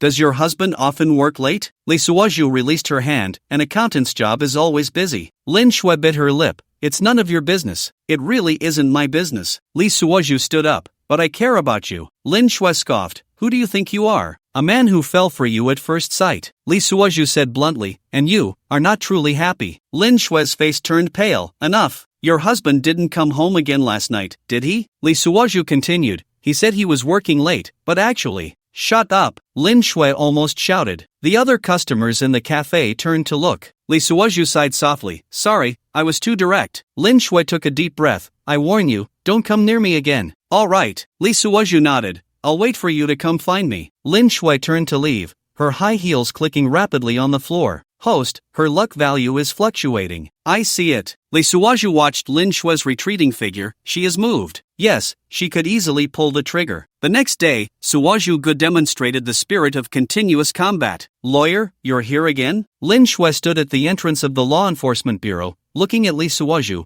who was holding a bouquet of roses. Today is your birthday. Lee Suozhu smiled as he handed her the flowers. Lin Shui's face was cold. Who told you? Lin Xiaoning. That troublemaker? Lin Shui gritted her teeth. Why does she say everything? Lee Suozhu shrugged. She said you like red roses the most. Nonsense. Lin Shui turned to leave. What about the white roses? Lee Suozhu followed. Or lilies? I can buy them again. Lin Shui stopped. What exactly do you want? To pursue you. I'm married. Your husband worked late again last night? Lee Suozhu leaned closer. In Brisbane? Lin Shui's expression changed suddenly. You investigated me? No, Lin Xiaoning told me. Lee Suozhu sighed. She said she saw your husband with a woman at a hotel in Brisbane. Shut up. Lin Shui's eyes turned red. Why not face reality? Lee Suozhu said softly. You deserve better. Like you? Lin Shui scoffed. A man of unknown origin? At least I dare to admit I like you. Lin Shui raised her hand and slapped him. Slap. Passers-by turned to look. Lee Suozhu touched his face. Good hit, I deserve it. You. Lin Shui trembled with anger. Law enforcement officer. Lin Xiaoning's voice suddenly rang out, and it was unclear when this girl had appeared. I have new clues. The two turned around to see Lin Xiaoning bouncing over. What clues? Lin Shui asked irritably. Lawyer's pursuit plan. Lin Xiaoning blinked. He said he would set off fireworks downstairs at your house. Lin Xiaoning. Lee Suozhu glared. Oh, was I not supposed to say that? Lin Xiaoning made a frustrated expression.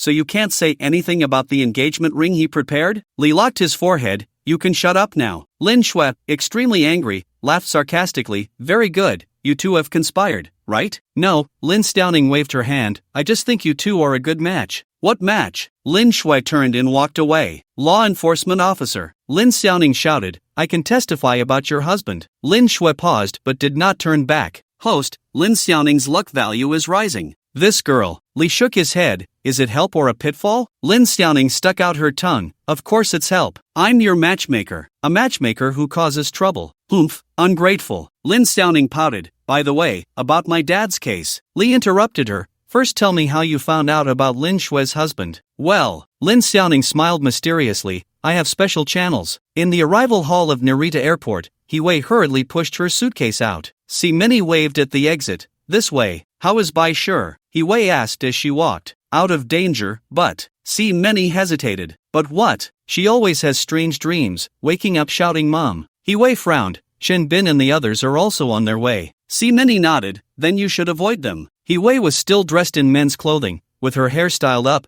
and she didn't shy away from Honging behind her. She reached out and hugged See Many. See Many let out a soft sound, playfully scolding, Honging is still here. Saying this, she broke free. Many, the hot springs in the island country are said to be nice, let's go soak together. See Many shot her a glance. You really have too much free time. He-Wei said, Shen Bin is coming. What are we going to do? Besides, Bai Sure is out of danger now. See Many thought for a moment. Let's go to our own hotel. It's safer. He-Wei hugged her again. Of course, it saves the trouble of monitoring. In the hospital corridor, Chen Bin and his wife hurried over. Bai Sure. Si Moyuan rushed into the ward. Seeing her daughter's pale face, tears streamed down her cheeks. Chen Baisher opened her eyes. Mom, you child, how could you be so careless? Chen's mother stroked her daughter's face. What were you thinking coming to Japan for no reason? Shen Bin stood at the foot of the bed, his voice low. Is it for that person? A silence fell in the ward. Dad, after all this time, can't you forget him? Shen Bin clenched his fists. Is a man of unknown origin worth this? He is not of unknown origin. Chen Baisher sat up excitedly. He is. Before she could finish, a wave of dizziness hit her. Be careful. Shen's mother supported her daughter. Chen Baisher closed her eyes, and the image of that beach resurfaced in her mind. This time, the woman's face in the white dress was clearer. Baisher, remember, you are not an ordinary person. Not an ordinary person? Shen Baisher murmured. What did you say? Shen's mother asked. Shen Baisher shook her head. Nothing, maybe I was dreaming. Shen Bin sighed. Take care of your injuries, don't think about those unnecessary things. Dad, I always feel like there are some things I need to remember. Shen Baisher looked out the window. Very important things. The important thing is your safety. Shen Bin said.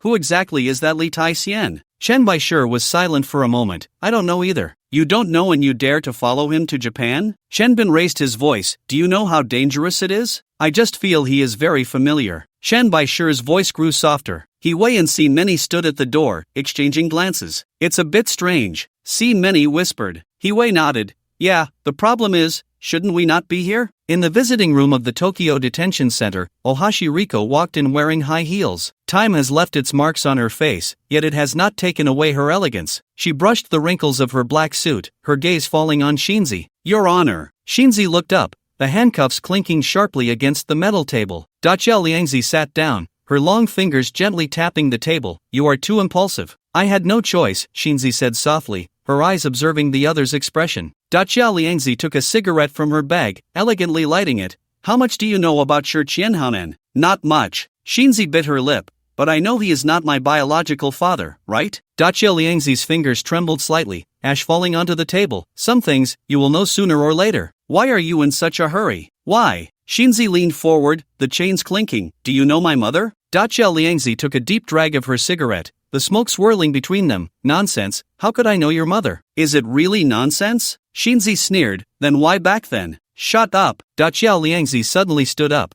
her high heels thudding against the floor. Shinzi leaned back in her chair, revealing a mocking smile. Are you scared? Are you threatening me? Dachia Liangzi leaned in, her gaze sharp as a knife. I wouldn't dare. Shinzi blinked. I just want to get out alive. You commit crimes with a gun and still want to get out alive? The surveillance footage can disappear. Shinzi said softly, just like those documents back then. Prosecutor, you can do that, right? Dachio Liangzi's pupils constricted. You. What do you know? Shinzi's fingers traced a serpentine shape on the table. Indeed, Dachio Liangzi's eyes widened. How did you know? Shinzi looked around. Let me out, and I will tell you everything. Don't play tricks, don't think about killing me. I have many interesting things stored in my overseas email. Shinzi continued, if I don't log in to modify or delay sending for a month, they will automatically be sent to newspapers and magazines worldwide. Dachio Liangzi's fingers extinguished the cigarette, her knuckles turning white. You are playing with fire. I am trying to survive. Shinzi looked directly into her eyes. Help me, or wait for the scandal to explode. A flash of murderous intent crossed Dachio Liangzi's eyes, but it quickly faded. You look too much like your mother. So, why doesn't she acknowledge me? Dachio sighed. Some things in this matter are beyond my control. Trust me, don't send the emails, and I will get you bailed out as soon as possible. As for the rest, don't ask what you shouldn't. Dachio Liangzi adjusted her collar. In time, you will naturally know. Are you just brushing me off? Is decades of perfunctory enough? 1 week. This time I will definitely tell you, okay? Dachio Liangzi turned to leave. Wait. Shinzi called out to her. I have one more question. Speak. Why does Shi Haonan want to kill me? Dachio Liangzi paused. Because you are wrong, it is his mistake. The night deepened in Melbourne. Li Suozhu sat in the office, staring at the computer screen. Host, there is an anomaly in Lin Xiaoning's data. What anomaly? Her identity information suddenly appeared 3 years ago, completely blank before that. Li Suozhu rubbed his temples. Why would a 16-year-old girl forge an identity? The sound of a car horn outside interrupted his thoughts. Lin Shui stood downstairs, looking up at the lights on the second floor. It had been a week since that annoying man last harassed her. Her phone vibrated. It was a message from her husband, Zhang Duo, working late again tonight. Lin Shui smiled bitterly. 7 years of marriage felt like a glass of champagne gradually losing its bubbles. Judge. Li Suozhu's voice came from behind. Lin Shui turned around. Are you following me? No, I am waiting for you. Li Suozhu handed her a cup of coffee, still double sugar. Lin Shui took it, the warmth seeping through the paper cup into her palm. You investigated Lin Xiaoning? Do you know her? A case from 3 years ago. Lin Shui took a sip of coffee. Her father. Was he wronged? Lin Shui fell silent for a moment. The evidence is conclusive. So she hates you, Li Suozhu said softly. Hates you enough to ruin your marriage. Lin Shui's hand trembled, spilling coffee on the ground. What do you mean? Your husband's affair was arranged by Lin Xiaoning. Impossible. Lin Shui stepped back. How old is she? That's the problem. Li Suozhu moved closer. Is she really only 16? Lin Shui was stunned. In the distance, 2 men in black jackets stood at the street corner, their eyes never leaving Lin Xiaoning's back. Host, suspicious individuals detected. I see. Li Suozhu squinted. How long have they been following Lin Xiaoning? According to surveillance, at least a month. Check their identities. Searching. They are 2 nationals from an island country, affiliated with an organization called Yin Yang Society. Li Suozhu's expression hardened. Another pair from the island? Lin Shui noticed the change in his expression. What's wrong? Nothing. Li Suozhu withdrew his gaze. Be careful lately. Why? Intuition. Li Suozhu turned to leave. Wait. Lin Shui called out to him. Why haven't you come to find me? Li Suozhu stopped, not turning back. Because I'm investigating something. What kind of thing? Something that could get people killed. Facing the sunlight in the vast farmland, Li Suozhu sat on the porch swing at the edge of the grass, holding a cup of hot coffee. Hey, Li. Old Tom from next door passed by with a fishing rod. Going fishing today? Li Suozhu shook his head. We're having a barbecue today. Want to join? Of course. Old Tom grinned, revealing a gap where a tooth was missing. I'll bring a bottle of whiskey. In the distance, a few kangaroos hopped leisurely across the lawn. It was truly a perfect day for daydreaming. Li Suozhu stretched lazily. Host, Lin Shui has arrived. Li Suozhu frowned. Here again? Why not seize the opportunity? Brother Tong, do you have a peeping habit? At a white SUV stopped at the farm entrance, and Lin Shui got out of the car in casual attire. This place is really nice. Lin Shui looked around. No wonder you haven't come to find me lately. Li Suozhu set down his coffee cup. Is there something? Can't I just come to see you? Lin Shui walked up the steps and sat down in the chair beside him. The sun is rising from the east today? Isn't it supposed to be from the east? Li Suozhu gazed at Lin Shui's curvaceous figure. Every movement exuded charm. She was truly a stunner, surpassing mature women like Monica and Yujik. Li Suozhu even doubted if her husband was a fool. With a wife like this, why would he seek affairs? Is marriage really a grave? Can anyone escape the 7-year itch? What are you looking at? Lin Shui shyly turned to give Li Suozhu a view of her back. This was even more appealing. Is the law enforcement officer very idle?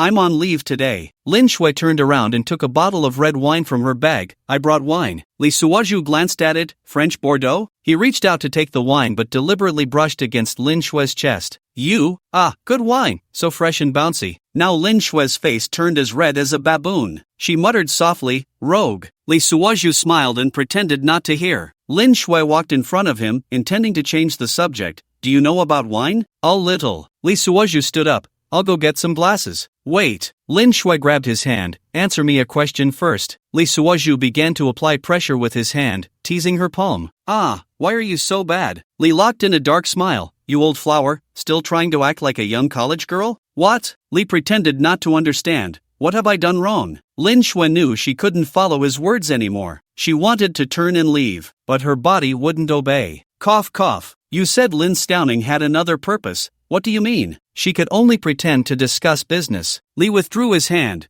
Aren't you here to drink?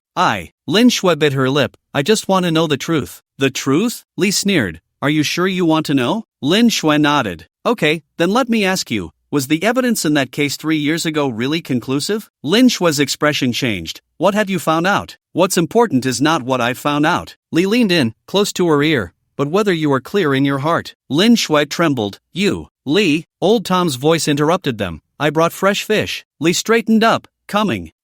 Lin Shui stood up. Stay for dinner. Li turned and walked into the house. Since you brought the wine. The farm in the evening was shrouded in golden twilight. This fish is really fresh. Old Tom was busy at the grill, just caught from the river. Li sprinkled some rosemary on the coals. Perfect with your whiskey. You, a dragon country person, really know how to enjoy life. Old Tom grinned. Lin Shui sat on the grass nearby, watching the two men busying themselves. Need any help? No need. Li didn't look back. Ladies just need to taste. Ha, you old fox. Old Tom elbowed Li. When did you hook up with such a beautiful girl? She's a law enforcement officer. Li flipped the fish. Oh, Old Tom raised an eyebrow. So you're avoiding her? Li didn't speak, focused on brushing olive oil on the fish. Hey, beautiful. Old Tom turned to Lin Shui. Want some whiskey? Lin Shui raised her glass. I have red wine. Red wine with grilled fish? Old Tom shook his head. You have to try this. He poured 3 glasses of whiskey, handing one to Lin Shui. To a wonderful evening. To a wonderful evening. Lin Shui took it,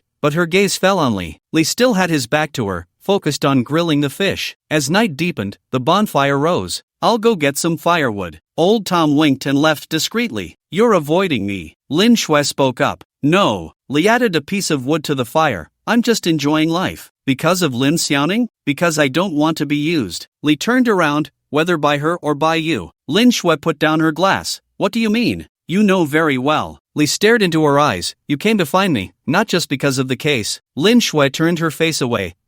Your husband cheated. You need revenge. Li continued. I'm a very good choice, right? You. Lin Shui suddenly stood up. What do you think of me? A confused woman. Li said softly, just like I'm a confused man. The bonfire crackled, the flames reflecting on their faces. I thought. Lin Shui's voice choked a bit. What did you think? I thought you really liked me. Li was silent for a moment. I do. Then why? Because this liking comes at the wrong time. Li picked up his glass, just like this red wine with grilled fish. The sky was dotted with stars. A gentle breeze brought a hint of coolness. You know? Lin Shui sat back on the grass, gazing at the starry sky. I loved watching the stars when I was a child. Li sat down beside her. Why? Because they are always so distant, yet so real. Lin Shui said softly, unlike the human heart, which is unpredictable. Human hearts are inherently complex. Li Suozhu sighed. Just like this starry sky, it seems calm, but in reality, there are undercurrents. Are you talking about me? Lin Shui turned her head, her gaze as fluid as water. I'm talking about us. Li Suozhu smiled slightly. You and I are the same. Are you really not going to pursue me anymore? Lin Shui asked, her voice carrying a barely perceptible tremor. I don't want to make things difficult for you. Li Suozhu replied. And I don't want to make things difficult for myself. But I don't feel troubled. Lin Shui lowered her head.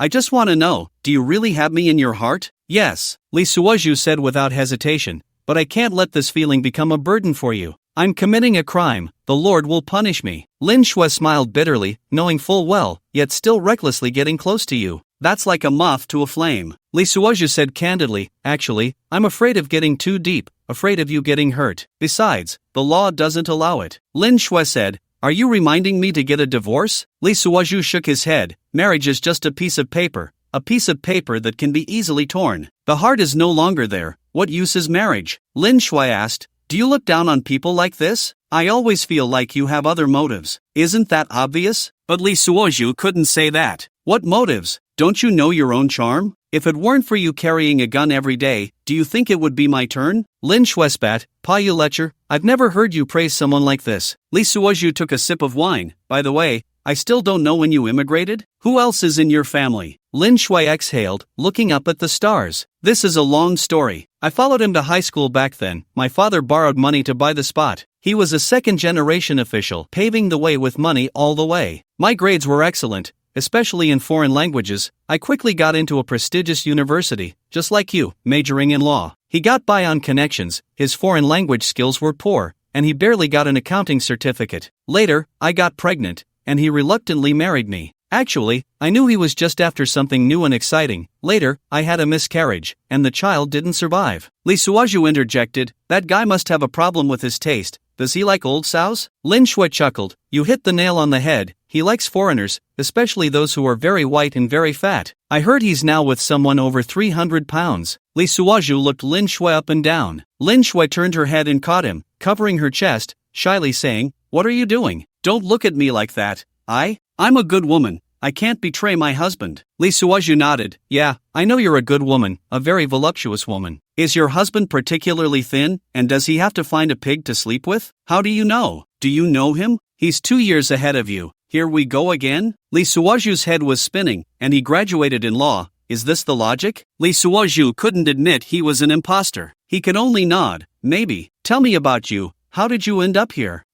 This? Li Suozhu thought, if he said it, she would definitely check. Better to play dumb. Me? It's hard to say. Lin Shui blinked her big eyes, her 3 layers of eyelids particularly sexy. Did you come here illegally? You'd better not ask. I'm afraid if I say it, it will implicate you. Anyway, I'm legal now. I'm not afraid. Lin Shui raised her head, looking clever and love-struck. I'm only afraid of losing you. Li Suozhu's heart trembled, and he fell silent for a long time. He was really afraid the system would say, detection successful, captured Lin Shui's heart, gained 200 points. If that happened, he would have no reason to continue pursuing her. A woman like this, if they didn't roll together. Sorry to the ancestors and the training of the time-traveling army. Maybe we still have to wait. Wait? Lin Shui murmured. Wait for what? Can help us see ourselves clearly, Li Suozhu said, and can also help us see each other clearly. The campfire gradually dimmed, and the night grew heavier. Li Suozhu planned to tackle both body and spirit, a dual approach. Lin Shui felt a bit melancholic. She had somewhat lost her composure. Perhaps it was truly to get back at that person. If this man really lunged at her, was she prepared? Would she pull out the gun from her bag? I should leave. Lin Shui stood up,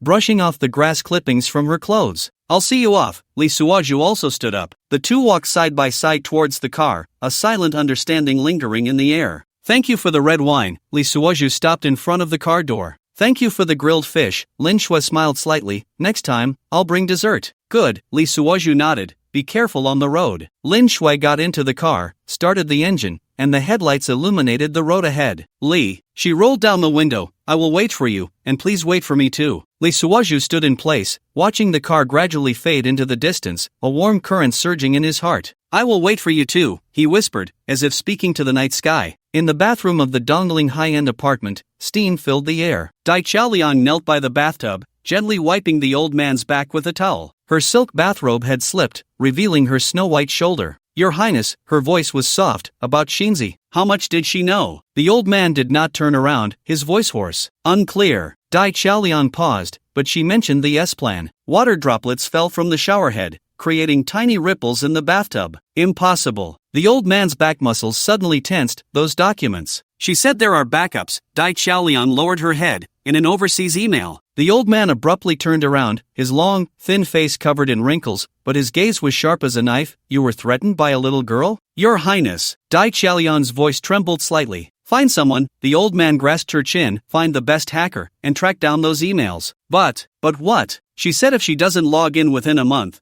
the emails will be sent automatically. The old man released his grip, letting out a cold laugh, then solve it within a month. Yes. Dai Chaoliang lowered her head. I'll arrange it right away. Wait. The old man called her back. Are you sure she is that person's daughter? Dai Chaoliang bit her lip. 90% sure. then she must not be left alive. The old man closed his eyes. The bloodline of the Fujita family, not a single one can be spared. But, no buts. The old man suddenly opened his eyes. Have you forgotten what happened back then? Dai Qiaoliang shivered. No. Then go do it. The old man leaned back against the bathtub. Don't let me down. Dai Qiaoliang stood up, her bathrobe slipping to the floor. She bent down to pick it up, her gaze falling on the mirror. The woman in the mirror had a complex expression, as if recalling something. I'm sorry, Shinzi, she whispered in her heart, we are all pawns. Morning sunlight filtered through the curtains, casting light on Hiwei's face. Time to get up. Simeni walked in with coffee. How about going out for a bit? Hiwei rubbed her eyes. Where to? According to the surveillance,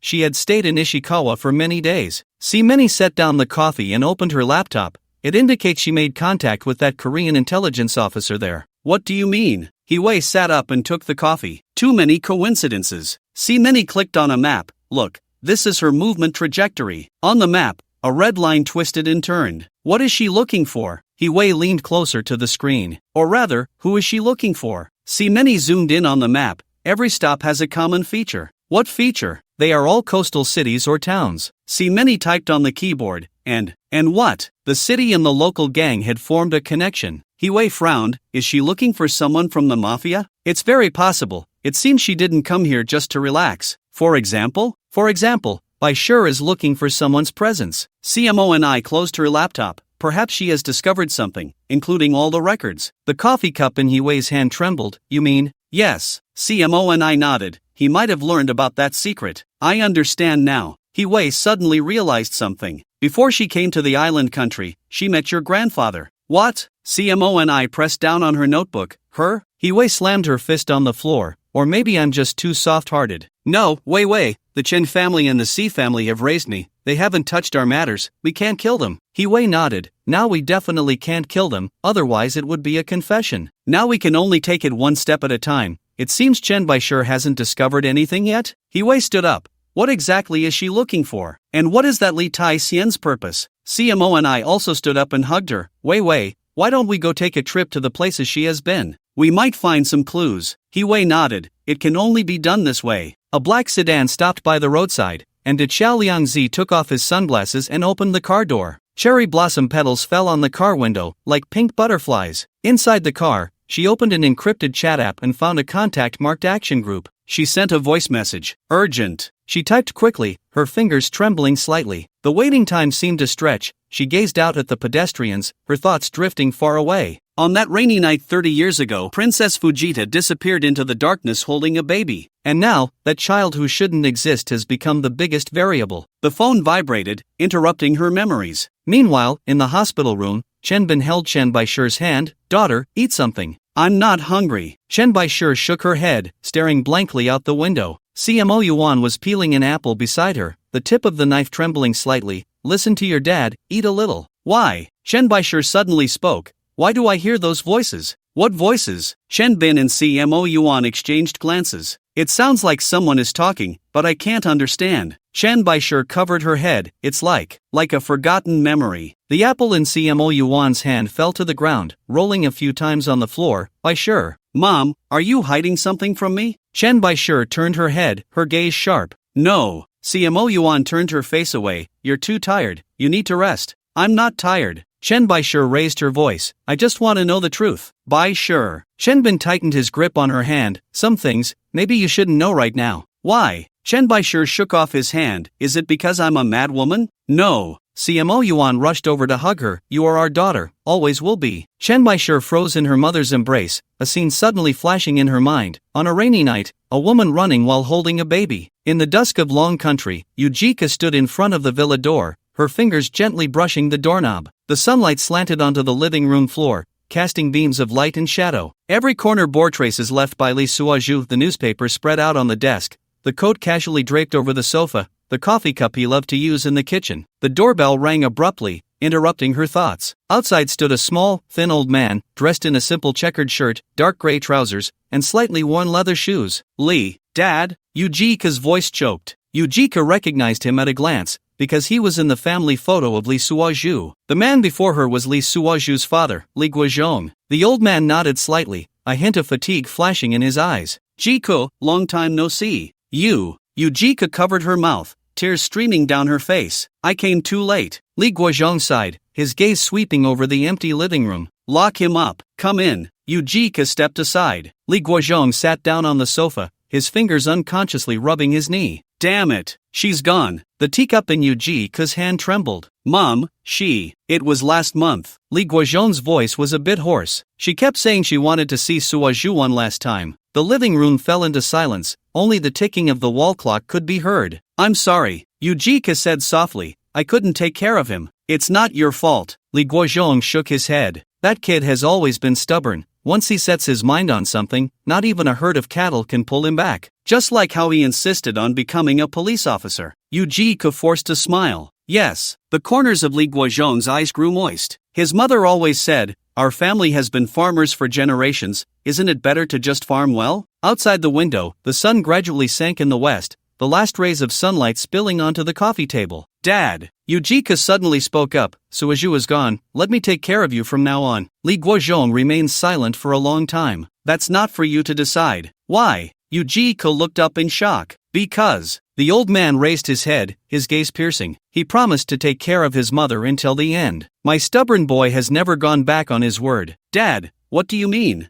Yujika stood up abruptly. Li Suaju had been dead for almost 2 months. It can't be possible that he's still alive, right? The old man's eyes were bloodshot. I won't let a white-haired person send off a black-haired one. The Li family has no such custom. Dad, what do you mean? Did Suaju come to you in a dream? He won't die. On the streets of Sichuan, Hiwei and Si Many got out of the convoy. A group of bodyguards surrounded them. The two looked around. Many, this is the only shop nearby. Let's go in and take a look. Hiwei, wearing sunglasses, had a legal gun ownership status in the island country. This is the powerful privilege of the Dragon Country. The island country is almost a vassal state of the Dragon Country. Honging carried the box in her hand, ready to turn it into a submachine gun at any moment. Hiwei glanced back at the bodyguards behind her. More than a dozen bodyguards immediately became solemn, as if they had received orders. They unbuttoned their suits, ready to engage in battle at any moment. 2 bodyguards walked ahead, heading towards an old fast food restaurant. Hiwei and Si Many followed behind. Feeling safe, they walked in slowly. Hiwei and Si Many were both wearing knee-length trench coats and black stockings. Hiwei had her hands in her pockets, while Si Many linked her arm with hers. The aroma of curry rice wafted through the shop, and a few office workers were hurriedly having lunch. The television on the wall was playing local news, the volume just right to hear clearly. Excuse me, do you have corn here? Si Many greeted the young girl behind the counter in Japanese. Yes, the girl politely bowed. May I ask if you two would like to order anything else? However, Hiwei's gaze fell on something beneath the counter. It seemed to be pressing down on something. She pretended to drop her car keys on the ground. Wait a moment. Hiwei would never casually eat anything from outside. Si Many was about to pick it up for her, but she stopped her. I'll do it myself. Saying this, she pretended to squat down, taking the opportunity to look inside the counter. It was a yellowed photograph, stained with some watermarks. A corner of it peeked out from the gap in the glass. Excuse me. Hiwei stood up and took out a photo of Li Suaju from her bag. Have you seen this person? The young girl looked at the photo and shook her head. Sorry, I'm new here. What about the previous staff? Si Many pressed on. Grandma Yamada has retired. The girl said, she worked here for over 20 years. Hiwei and Si Many exchanged glances. Where does Grandma Yamada live? In the old age apartment on the back street. The girl pointed in that direction, but what? Her memory hasn't been very good lately. The girl lowered her voice. She often mistakes guests for her son. Hiwei pondered. Can you take us to see her? It's nap time now, please. Si Many took out a stack of cash from her bag. This is for the shop's compensation. The girl hesitated for a moment, then nodded. Please wait a moment, I'll call a temp worker. While the girl was on the phone, Hiwei quickly bypassed the counter and pulled out the photo. In the photo, a man with long hair and a big beard was talking to Chen Bishi, both of them looking very serious. This is. Hiwei held the photo and looked at it with Si Many. Li Tai Xian? Si Many whispered, or should we say? Si Many looked at the twitching corner of her mouth. Them? Maybe. Si Many looked at the hurried passers-by outside the window. They are waiting for someone. Waiting for whom? Waiting for someone who shouldn't exist. In a farm in Melbourne, Li Suo was trimming the roses in the yard. Hey, Li. Old Tom poked his head over the fence. I heard you rejected that pretty police officer again? Li Suo paused with the scissors in hand. News travels fast. Does it need to be spread? Old Tom grinned. When she drove away yesterday, that expression, the whole street saw it. Sunlight filtered through the leaves, casting dappled shadows on Lee Suo's face. He continued trimming the roses, his movements gentle and focused. What are you really afraid of? Old Tom leaned against the fence. I'm not afraid, Lee Suo said. It's just that the timing isn't right. Ha! Old Tom let out a scoff. You Easterners always overcomplicate things. Lee Suo put down the scissors and wiped the sweat from his forehead. Sometimes, simplicity is the most dangerous. What do you mean? Just like these roses. Lee Suo pointed at the freshly trimmed branches. They look simple, but if you're not careful, you'll get pricked. Old Tom pondered. So, you're protecting her? Lee Suo didn't answer and turned to get the watering can. Just then, Lin Shue's car stopped at the farm gate again. She was wearing a light blue dress today, her hair casually tied back, looking fresh and natural. I brought dessert. She held up an exquisite paper box. Didn't you say you liked tiramisu? Lee Suo looked at her, suddenly recalling that rainy night. Yu Jike was like this too, bringing him coffee, saying she needed to perk up after working late. Hey, why am I thinking of her? Lee Suo shook his head. Come in, he said. I just brewed some black tea. Lin Shui walked into the yard and saw the ground covered in rose petals. Are you tidying up the garden? Yeah. Lee Suo took the dessert box. The roses grow too fast and need trimming. Just like feelings. Lin Shui said softly, they need appropriate distance. Lee Suo's hand trembled slightly.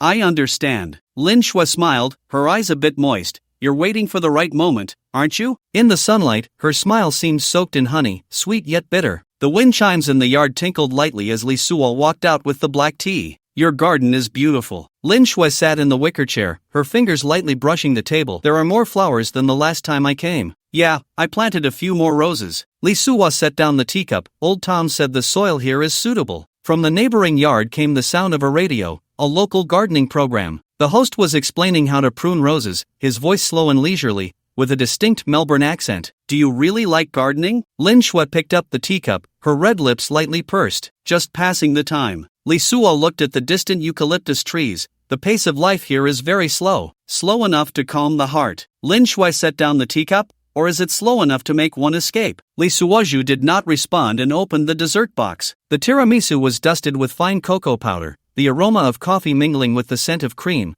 particularly enticing under the afternoon sun. Try it, Lin Shui nudged the box. I specifically went to that shop on Italian Street and waited in line for an hour. Why go through all that trouble? Because you said you liked it. Lee Suoju's hand paused, and he looked up at her. But Lin Shui had already turned her face away, pretending to be interested in the butterflies in the yard. Laughter from children echoed in the distance. A little boy from the neighbor's house was chasing a kite, while his mother stood on the porch shouting, Jack, be careful. You remember a lot, Lee Suoju said. As a police officer, I need to have a good memory. Lin Shui smiled, like how you like tiramisu, prefer red tea without sugar, and enjoy trimming roses at 3 in the afternoon. Her voice gradually lowered, her fingers unconsciously tracing the edge of the teacup. What else do you remember? I remember the first time you invited me for coffee, Lin Shui continued, still gazing into the distance. It was raining that day, and you held an umbrella to walk me home. Lee Suoju fell silent. That was 3 weeks ago. He hadn't expected her to remember. And you also said, Lin Shui went on, that some things need to wait. The wind chimes rang again, this time the sound sharp and a bit jarring. Lin Shui. No need to explain, she interrupted him.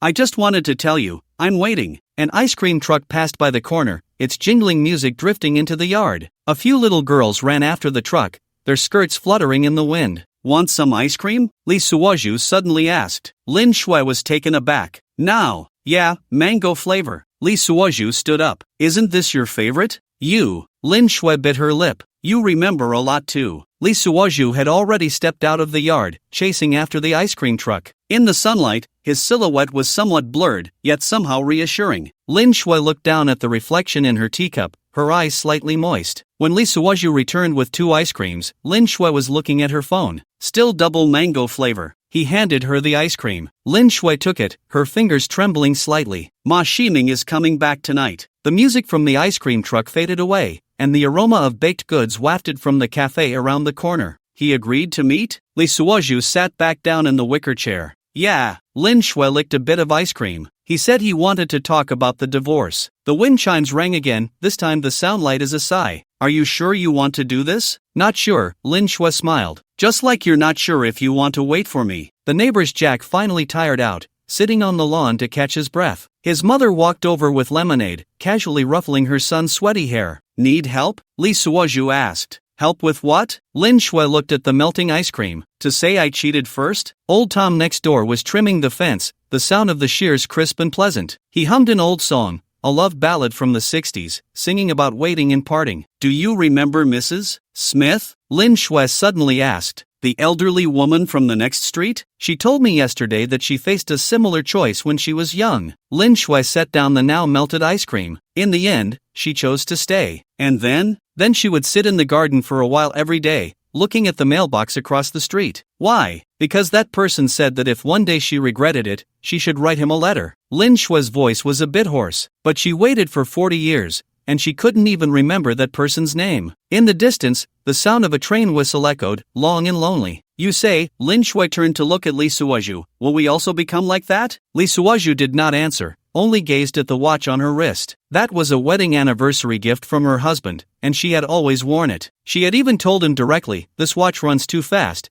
you should get a new one. Time was almost up. Lin Shui stood up. I have to go pick him up at the airport. Li Suozhu felt a dark cloud in his heart. How many years of servitude is this? You're getting a divorce and still going to pick him up? Tonga, I'm really at my limit for that bit of luck. Host, anger indicates you are genuinely invested. What genuine feelings? I just want to sleep with her. Then go ahead, she wants it even more than you do. Sure enough, Lin Shui looked at Li Suozhu with a spring-like gaze. I'm leaving. She shook her head, seemingly sensing Li Suozhu's indifference, and a chill rose in her heart. At times like this, it would be better to cheat once. Li Suozhu grabbed her arm and casually pulled off her watch. This thing should have been replaced a long time ago. Old Tom, having finished trimming the hedge, walked over to greet them. Officer Lin, leaving so early today? Li Suozhu, this old man is deliberately sabotaging me. I've almost set everything up. Yes, just a little something. Lin Shui smiled. I'll come by next time for your afternoon tea. Always welcome. Old Tom winked. I haven't finished telling you my boring gardening stories yet. Li Suozhu's eyes were about to spit fire. Tonga, I'm planning to roast old Tom for dinner tonight. How well done do you think it would be? Host, his meat is not recommended for grilling. You can simmer it for over 3 hours for better flavor. Lin Shui suddenly turned around, lawyerly. Can I borrow your bathroom?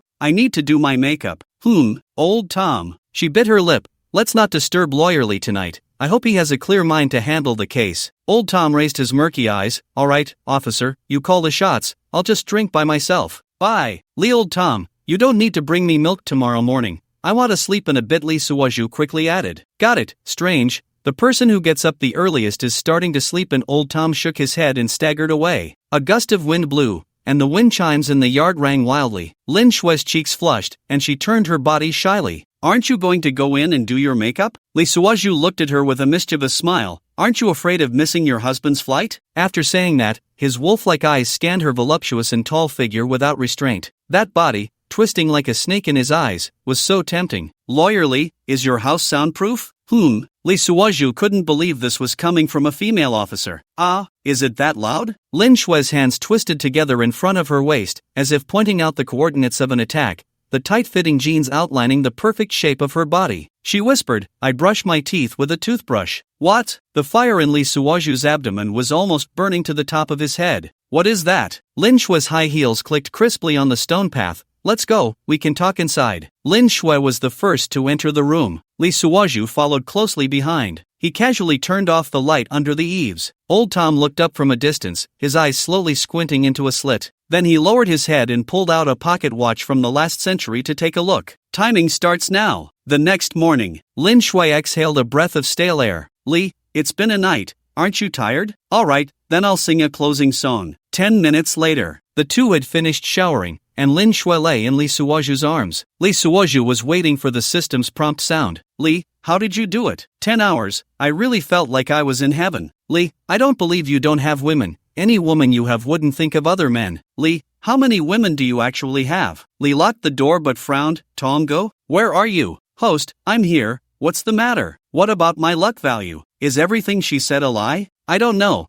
I haven't received any luck value. What? Is this like a money transfer, where I have to receive it? Li, what are you thinking? Li locked the door and stood up impatiently. Hey. He sighed deeply. Lin Shui, your phone has been ringing nonstop. I couldn't concentrate, which is why it took so long. I'm sorry, I completely lost track of time and couldn't hear it. I didn't mean to, I swear. Li locked the door and put on a robe. Yes, I know you didn't mean it, but I still feel like a third party. I know, I'll go back and divorce him right away, you don't have to feel burdened. After saying that, Lin Shui immediately got up to get dressed.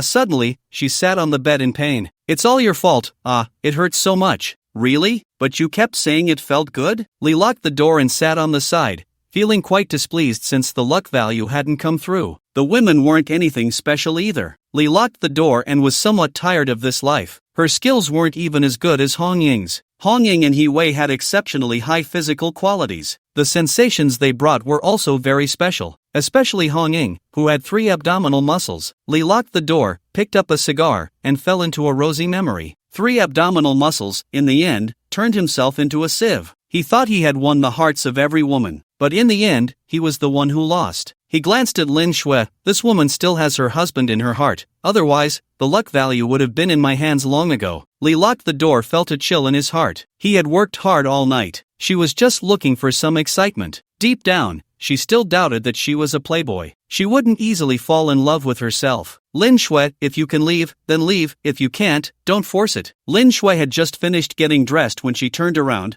What do you mean? Do you remember a saying that advises school children? What saying? If you can learn, then learn. If you can't, then eat more. Anyway, we've already paid. And if you're tired from studying, just lay your head on the desk and sleep. Put. Lin Shui first smiled. Then her face turned cold. You mean to just keep sneaking around with me like this? Li locked the door, shook his head. Ask yourself. Lin Shui was stunned for a few seconds. She smiled sadly. Yeah, you're right. I might just be looking for some excitement too. Alright, lawyerly, I'll consider it. Bye. In the late-night high-end apartment in Dongling, moonlight streamed through the floor-to-ceiling windows. Daqiao Liangzi leaned against the old man's embrace, listening to his even breathing. The aroma diffuser on the bedside table emitted a faint lavender scent, which should have been soothing for sleep. Suddenly, her phone vibrated, and the blue light on the screen was particularly glaring in the darkness. She carefully moved the old man's arm and stepped barefoot onto the soft carpet. The old man turned over, mumbling something but did not wake up. The marble floor of the bathroom was icy cold. Daqiao Liangzi closed the door and turned on the exhaust fan. The sound of running water masked her lowered voice. Are you crazy? Calling it this time. What? Disturbing you while you serve the old man? Laughter came from the other end, slurred with drunkenness. Have you had too much to drink? Do you want to die? Not drunk. Very clear-headed. The voice on the other end was filled with malice. Just want to discuss that old fool. Daqiao Liangzi leaned against the edge of the bathtub, looking at herself in the mirror. There was a faint scar on her shoulder exposed by the silk nightgown. I have serious business. She rubbed her temples. About Shinzi, there's a problem. What? What did that girl do to offend you? She caught me with the old man. The voice of Ohashi Riko trembled. They said if you don't log into your email within a month, all the evidence will be sent out automatically. The bathroom mirror began to fog up. She reached out to wipe it, but it only became more blurred. At that time, she should have. The other party paused. Forget it, saying this is useless. Didn't you want to use her to get close to the Fujita family? Who knew she was a fraud? Ohashi Riko forced a smile. Now the old man wants me to kill her. The sound of a clock chimed outside, 12 times. Don't take action. The other party suddenly became serious. The old man won't live for many more years, but Nobuko hasn't met anyone from the Fujita family yet. We still have a chance. What do you mean? Release Nobuko, then. The other party lowered their voice. I'll take care of the old man. Water dripped from the faucet onto the marble countertop, making a crisp sound. 1 drop, 2 drops, like a countdown. You want to. He was gone. It was said lightly. Everything will be easy. No one has to die. Ohashi Riko looked at herself in the mirror. For the first time in 20 years, she saw hope in her own eyes. Are you sure you want to do this? That old man should have died long ago. The other party sneered. Do you think he will leave you anything? Once he dies, you won't even be able to keep your current position. Amid the buzzing of the exhaust fan, Ohashi Riko closed her eyes. Okay, I agree. Smart. The other party's voice carried a hint of laughter. Once this is over, we will. Don't say it. Ohashi Riko interrupted. The walls have ears. No, I'm suffocating here, on this island, smelling bird droppings every day. Alright, I'll come see you tomorrow and help you sort this out. After hanging up, she stood in place for a long time. The steam in the bathroom gradually dissipated, and the mirror became clear again. She looked at her reflection and suddenly remembered that rainy night 27 years ago. Back then, she stood in front of the mirror, watching as Shirchin Hanan carried a girl off the boat. It should end, she whispered to the mirror. Opening the bathroom door, the old man was still sound asleep. In the moonlight, his face was covered in wrinkles, looking old and frail. Ohashi Riko lay back down on the bed, and the old man instinctively wrapped his arms around her. She closed her eyes, a hint of a cold smile at the corner of her mouth. At the Koala Country Police Headquarters, the conference room was filled with the aroma of coffee. Outside the window, the rain pattered down, forming fine droplets on the glass. The beam of the projector cut through the dust floating in the air, projecting a high-definition image onto the white screen. "Everyone, please look." Officer Luke stood in front of the screen, holding a laser pointer. "This is our latest restored surveillance footage." On the screen, a tall figure in black was skillfully dismantling a safe. His movements were clean and precise, without a hint of unnecessary pause. Based on physical characteristics, Luke pointed at the screen with the laser pointer. "This is an Eastern male, approximately 180 centimeters tall, weighing around 85 kilograms. The most puzzling part was when Luke put down the laser pointer and turned to face everyone. How was 2 tons of gold transported out? No traces of any transport vehicles were found at the scene. Agent Smith from the Counterterrorism Department raised his hand. Could there be an underground passage? Or were there blind spots in the surveillance? That's a good thought. Luke nodded, a look of approval on his face. We have already sent people to check the surrounding underground pipelines. But what? A female agent in the front row pressed for more. Too clean. Luke shook his head. It was as if it vanished into thin air. A murmur of whispers filled the conference room. There was one more important discovery. Luke pressed the remote, and the image switched to a close-up of a set of weapons. These are standard equipment of the island nation's self-defense forces. According to information provided by the island nation's police, one of their armories was raided 2 months ago. Any leads? Hee-Wei asked. These weapons later appeared in the hands of a local gang. Luke said, switching to another photo. The conflict between the Qinglong gang and the Shanswa gang used this batch of arms. In the photo, a building was destroyed by shellfire, and the gang's emblem could be faintly seen among the ruins. The leader has already been captured. Luke continued, I plan to personally go to the island nation for interrogation. This person likely knows the identity of the arms hijackers. Ishikawa Prefecture, Island Nation. Do you really think it's him? Simone took out a pack of mints and offered one to Hee-Wei. Hee-Wei, sucking on the candy, gazed at the distant neon lights. Intuition. Your intuition has always been accurate. Simone smiled, so I booked 2 plane tickets. The rain had stopped, and the air was filled with a damp scent. No need to book tickets. I'll have someone open the grave. After saying this, Hee-Wei called home. Simone still held her hand. Wei, let him rest in peace. Hee-Wei put away her phone and nodded. I also can't bear it.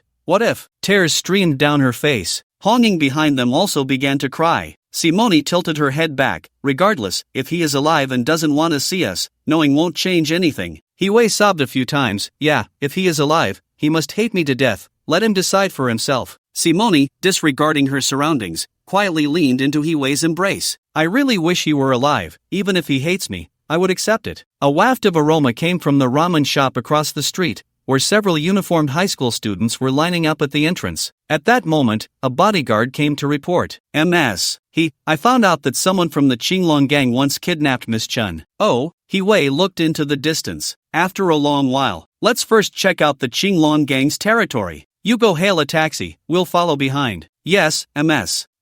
Soon, Hee-Wei's convoy followed behind a local taxi. The car drove into the bustling city center, and the neon lights on both sides cast colorful reflections on the rain-soaked pavement. The driver was a talkative old man, humming along with the radio host's old songs. Hello, I am a businessman from Longwa, and I would like to pay a visit to the dock. Please make an introduction. Thank you for your assistance. The bodyguard adhered to the rules of the underworld. He also handed over a few bills. Oh, then I'll take you to the Mountain Spring Massage Parlor. Thank you very much. However, that massage parlor, the driver glanced at the bodyguard in the rearview mirror, hasn't been peaceful lately. What do you mean? I heard the owner was arrested. The driver lowered his voice. It seems to be related to arms. Right, the driver pointed to a magnificent building ahead. Look at that hotel, the Tinglong Grand Hotel, right across from the massage parlor. In the car behind, Hee-Wei leaned closer to the window. Tinglong? Is it run by Longwa people? In the front car, the bodyguard was also asking the same question. Yes, the driver nodded. The owner is very low-key but has connections everywhere. I heard even the police have to give him face. The bodyguard got out of the car, and the vehicle quickly sped away as if avoiding a plague. The car stopped in front of the massage parlor. The sign was already off, and a seal was posted at the entrance. I'll go to the hotel to inquire. Hee-Wei got out, adjusted her trench coat. You checked the surroundings. The lobby of the Tinglong Grand Hotel was resplendent, with crystal chandeliers reflecting dazzling light. Uniformed attendants were serving tea and water to guests, their movements elegant and standard. "Hello," the front desk clerk greeted with a professional smile. "How may I assist you?" "I would like to meet your person in charge." Hee-wei leaned against the counter. "The chairman is not here." The front desk clerk's smile remained perfect. "You can look for our general manager, MS Kawada Yuko." "Then let's meet MS Kawada. May I ask who you are?" "Just say you are a friend from Manhwa." The receptionist's smile froze for a moment as she picked up the internal phone and whispered a few words. "Miss Kawada asks you to wait a moment," she said, putting down the phone. "Would you like to have a cup of coffee first?" Hee-wei shook her head and sat down on the sofa in the lobby. "By the way, what is your chairman's name?" "Oh, our chairman is named Lee Tai-sien." In a room at the Tenglong Hotel, Hee-wei and CMO and I sat by the window, overlooking the city under the night sky. The neon lights outside flickered erratically, like countless eyes blinking in the darkness. "How much do you think Yuko Kawada knows?" CMO and I asked softly, holding a cup of hot tea, the aroma rising gently. "She probably doesn't know much." Hee-wei shook her head, but her eyes betrayed her. "Eyes?" CMO and I looked at Hee-wei in confusion. Hee-wei smiled ambiguously. "They are very similar to yours, you understand, right?" CMO and I pondered for a few seconds and blushed. "Are you saying that the women who have been with that guy are somewhat nostalgic about those things?" Hee-wei nodded. "Don't you think? It's a wonderful feeling." CMO and I lowered her head. "Stop asking me about this." Hee-wei sighed dramatically. "What a pity, I rejected him back then, but I always feel like we did something." CMO and I suddenly stood up. "Did you two take a bath together, swim, and maybe you got drunk with him?" Hee-wei shook her head. "No way, Hong Ying was always by my side protecting me. Besides, that thing was just taking sleeping pills. I should have felt something afterward." CMO and I nodded. "Yeah, if you haven't been with a man, you would definitely know." "Hey, let's not study this anymore. Maybe I'm just having a spring dream," Hee-wei said, getting excited. She pulled CMO and I closer. "Come on, tell me about your experiences." An hour later, the two had finished their bath and were exhausted, leaning back on the sofa. "Lee Tai-sien is definitely Lee Suaju, I'm sure of it," CMO and I sighed. "He's still the same, too skilled at playing with women." "Haha, now you know?" Hee-wei lit a cigarette. "Back then, he single-handedly took down over 40 of my subordinates. I should have realized he wouldn't die so easily. But I saw with my own eyes the doctor take out more than 20 bullets from him. His body was completely wrecked. How could someone like that survive?" CMO and I suddenly remembered the incident on the mountain. "Oh no, Wei, this person must have some kind of sorcery. I was confused when I first got together with him on the mountain. I didn't know anything at the time.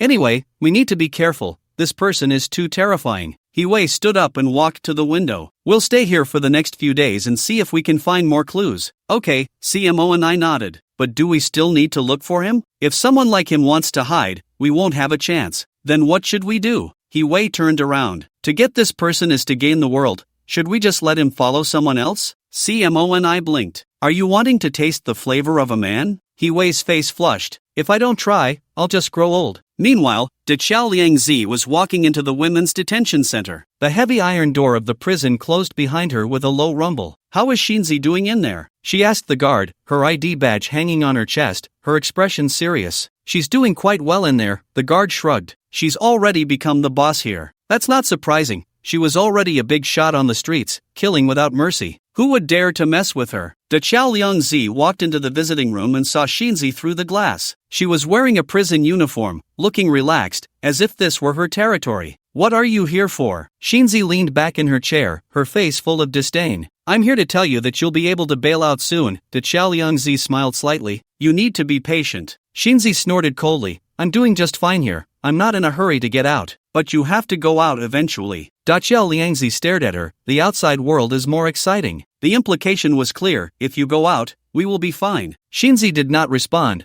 merely tapping her fingers lightly on the table, creating a rhythmic sound. "I'm a felon with a gun, can you still bail me out?" Xiao's expression remained unchanged. "That's not for you to worry about. Just stay calm. Is there anything you need me to take out for you?" Shinzi said, "If I can meet that old man, tell him not to die. I have something to ask him." Meanwhile, Officer Luke from Koala Country had already arrived at the island nation. He stood at the airport exit, taking a deep breath, feeling the foreign air. "Welcome to the island nation." The officer who came to pick him up smiled and extended his hand. "I'm Sato, responsible for your reception." "Thank you." Luke shook his hand. "I need to see that gang leader as soon as possible." "No problem, we've arranged everything." Sato nodded. "But there's a bit of trouble today. Xiao Liangzi is visiting Shinzi." "Xiao Liangzi?" Luke frowned. "What does she have to do with this?" "We're not sure, but she seems to be obstructing our interrogation of Shinzi. Sato shrugged helplessly. Then let's go take a look, Luke said. I don't want to waste time. The group went straight to the detention center without resting. Dachio had already learned about the Interpol's intention to interrogate Shinzi. As a senior prosecutor of Dongdaeling, she had the authority to block this matter. At the very least, she could delay their request to interrogate Shinzi for a month. After finishing her conversation with Shinzi, she deliberately stayed behind, waiting for Luke and the others. In less than an hour, Luke and Sato arrived at the detention center. Dachio stood alone to block them. Chief Sato, this suspect involves many top-secret matters. We cannot allow international colleagues to interrogate her for now. Prosecutor Dachio, Officer Luke is just asking about the situation. You can certainly listen in. If anything is inappropriate, you can correct it at any time. What kind of talk is this? When did our island nation become a subsidiary of Koala Country? Prosecutor, this is Interpol's authorization. We cannot go against it. Nonsense. The Interpol organization is just a bunch of rabble. Our island nation will not bow to them. Sato's position was much lower than Dachio's, and he could only agree. Sorry, Luke, it seems we need to go through the procedures again. Luke spread his hands. Why? The weapons from your island have killed many people in our country and caused many serious cases. Why can't I ask about it? Dachio said sternly. Did Shinzi steal weapons? What you saw on the surveillance was a man, wasn't it? What does that have to do with Shinzi? Luke was confused with anger. Couldn't they be husband and wife, lovers, or acquaintances? Enough. This is all speculation from your Koala Country. If you have the ability, catch that thug instead of framing our country. Oh, come on. This lady. I am a senior prosecutor. Please address me by my title. Dachio sternly reprimanded Luke. Oh, I'm sorry. It seems we have some procedural errors. Then we'll take our leave. Dachio Liangzi came out of the prison, feeling somewhat uneasy. She knew Shinzi was doing well inside, but the situation outside was becoming increasingly complicated. She got into the car and dialed Shireen Haonan's number. I just came out of the prison. There's no problem with Shinzi for now. Luke has arrived. On the other end of the line, Shireen Haonan's voice was low. We need to speed up the plan. I know. Dachio Liangzi looked at the rapidly retreating street scene outside the window. I will contact Fujita Norika as soon as possible to forge the DNA identification. What about the prince's side? Shireen Haonan asked. Just leave it to you. After Dachio Liangzi finished speaking, she looked into the distance. This step was a dead end, with no turning back. You must ensure everything is foolproof. Come over quickly. I can't hold it any longer. We'll talk when you get here. After hanging up the phone, she took another drag from her cigarette and drove to an island. It was their secret base with Shireen Haonan, the core of their plan. The air on the island was filled with the salty, humid sea breeze, and the waves crashed against the rocks, producing a deep rumble. Dachio Liangzi walked into the lighthouse, where Shireen Haonan was already waiting for her. Without a word, the two of them pounced on each other like two lions upon meeting. Two people in their 50s, tearing at each other recklessly. An hour later, old man, it seems you haven't moved at all. Shireen Haonan was a lean, short man with white hair and a body covered in black, thin flesh. Dachio shot her a glance and began to put on her clothes in order. A fire burned in the lighthouse. I'll make my move tonight, but I need to create an alibi for your absence. Shireen Haonan handed her a cup of hot tea. I've prepared the key you gave me. You need to go on a business trip to another province tonight, and it's best to have hotel records and surveillance. I know. Dachio Liangzi nodded. I've arranged everything, just waiting for the right moment. That's good. Shireen Haonan breathed a sigh of relief. Once the prince is dead, we can smoothly bail out XINZ. I hope everything goes well. Dachio Liangzi looked at the sea outside the window, feeling a bit anxious inside. Meanwhile, Lin Shui was packing her bags at home. She had already decided to divorce her husband, Ma Ximing,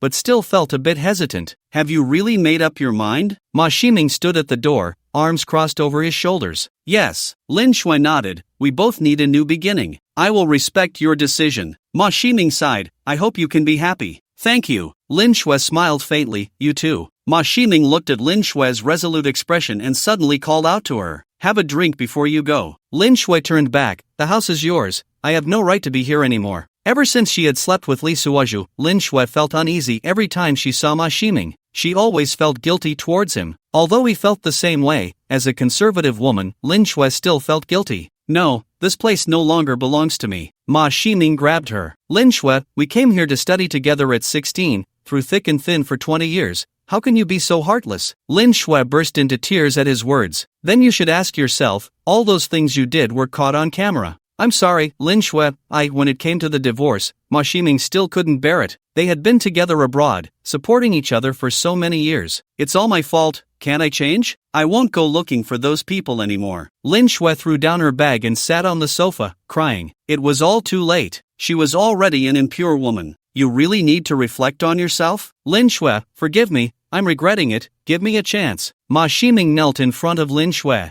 In the morning in Melbourne, Li Suozhu stood outside the farm, admiring the beautiful scenery. The morning dew sparkled on the rose petals, like countless tiny diamonds. Another new day, he muttered to himself and began watering the plants in the garden. The neighbor's puppy ran over, circling at his feet, its tail wagging happily. Hey, little guy. Li Suozhu squatted down and patted the dog's head. Here to play with me again today? In the distance, he heard Lin Xiaoning's voice. Lucky, come back. Li Suozhu looked up to see Lin Xiaoning standing outside the fence, dressed in her morning run outfit, her cheeks slightly flushed from exercise. Good morning, Mr. Li. She smiled and greeted him. Lucky is bothering you again. It's okay, I enjoy playing with it. Li Suozhu stood up. Would you like a cup of coffee? Lin Xiaoning hesitated for a moment. Sure, but I can only stay for a little while. She followed Li Suozhu into the house, with Lucky happily trailing behind. Do you always get up this early? Li Suozhu asked while brewing coffee. I'm used to it, Lin Xiaoning replied, sitting at the dining table. Morning runs help me stay awake. The aroma of coffee gradually filled the air, and Li Suozhu handed her a cup. I added a bit of cinnamon, hope you don't mind. Thank you. Lin Xiaoning took the coffee, her fingers accidentally brushing against his hand. Both of them froze for a moment, then pretended to nonchalantly look away. Your roses are blooming beautifully, Lin Xiaoning changed the subject. Yes, the climate here is perfect for growing flowers, Li Suozhu said, looking out at the garden. You'd be better suited as a gardener than working at the police station, Lin Xiaoning said with a smile. Li Suozhu's hand paused slightly. How do you know I used to be a police officer? Just a guess, Lin Xiaoning blinked. You have that special aura about you. Special aura? Li Suozhu raised an eyebrow. What kind of aura? It's... Lin Xiaoning tilted her head, thinking, that feeling of being ready to protect others at any moment. Sunlight filtered through the curtains, casting dappled shadows on her face. You observe very carefully, Li Suozhu chuckled lightly. Is it a habit from being a reporter? I suppose it's a professional hazard. Lin Xiaoning took a sip of her coffee. But your cinnamon is just right. At that moment, the sound of a police siren echoed from the street. Lin Shui's patrol car slowly passed by. She glanced at the farm through the window but pretended not to see. Li Suozhu noticed this scene, a hint of bitterness rising in his heart. It seems Lin Shui has some issues with you? Lin Xiaoning keenly sensed his change in mood. Not sure, Li Suozhu replied tersely. I heard the news about her divorce was cancelled, Lin Xiaoning said casually. Li Suozhu's fingers lightly tapped the coffee cup. Is that so? Do you care? Not really, he shook his head. Everyone has their own choices. Lin Xiaoning stood up. The coffee is great. I'll treat you to some snacks I make another day. Sure, Li Suozhu walked her to the door. You're always welcome. Lucky reluctantly followed his owner, glancing back at him from time to time. Watching her figure, Li Suozhu sighed. The luck factor still hadn't changed. Maybe it's time to change direction, he muttered to himself. Just then, his phone buzzed. It was a message from old Tom. There's a party at the bar tonight, coming? Li Suozhu thought for a moment and replied, sure. Maybe he could encounter new possibilities there. As night fell, Melbourne's bar street gradually came alive. Li Suozhu pushed open the door of the Blue Moon Bar, and the sound of jazz enveloped him. Hey, buddy! Old Tom waved at him. Over here! A few familiar faces were already seated at the bar, all neighbors from nearby farms. Finally, you made it, old Tom patted the seat next to him. Haven't seen you out lately. Been at home gardening. Li Suozhu sat down and ordered a whiskey. Gardening? Old Tom laughed heartily. What you need is to find a girl. The bar's lights flickered, and shadows danced in the dance floor. Speaking of girls, Jack, sitting across from him, lowered his voice. Did you know Lin Xiaoning is here too? Li Suozhu's hand paused. She comes to places like this? Over there, Jack pointed to a corner booth. She's with her colleagues. Li Suozhu glanced over casually. Lin Xiaoning was wearing a deep blue dress, laughing and chatting with her friends. Go say hi? Old Tom nudged him. No, Li Suozhu shook his head. I'm just here for a drink. Just then, Lin Xiaoning noticed him too. She raised her glass, smiled slightly at him, then continued chatting with her friends. Wow, old Tom raised his eyebrows. Looks like there's something there. Don't talk nonsense. Li Suozhu took a sip of his drink. I'm not interested in her. Really? Old Tom looked at him meaningfully. Then why do your eyes keep darting over there? Li Suozhu was about to retort when he suddenly saw Lin Shui walk into the bar. She wasn't in her police uniform today, but wearing a simple black dress, looking much softer than usual. This is getting interesting. Old Tom whispered, your old flame and new target are in the same place. Shut up. Lee Suoju shot him a glare. Lin Shui walked straight to the bar and sat down 3 seats away from Lee Suoju. A mojito, she said to the bartender, her voice just loud enough for Lee Suoju to hear. The air was filled with a faint lemon fragrance, mixed with the rhythm of jazz. Lee Suoju pretended to focus on the ice cubes in his glass, but his peripheral vision was always on her movements. You guys are really childish. Old Tom sighed. Clearly, you both care about each other. I don't, Lee Suoju retorted quietly. At that moment, Lin Xiaoning suddenly walked over. Mr. Lee, would you like to dance? Her voice was crisp and pleasant, with a hint of playfulness. Lee Suoju was taken aback, feeling Lin Shui's gaze on him. Sure. He stood up and took Lin Xiaoning's hand. A slow song began to play in the dance floor, and Lee Suoju wrapped his arms around Lin Xiaoning's waist, the two swaying gently to the music. Are you doing this on purpose? He whispered in her ear. What purpose? Lin Xiaoning blinked. I just want to dance. You know Lin Shui is watching. So what? Lin Xiaoning leaned closer to him. Do you care? Lee Suoju didn't speak, but his arms instinctively tightened a bit. Lin Xiaoning chuckled. You men always overthink things. What do you mean? Clearly liking someone but waiting for her to take the initiative. Lin Xiaoning's voice was teasing.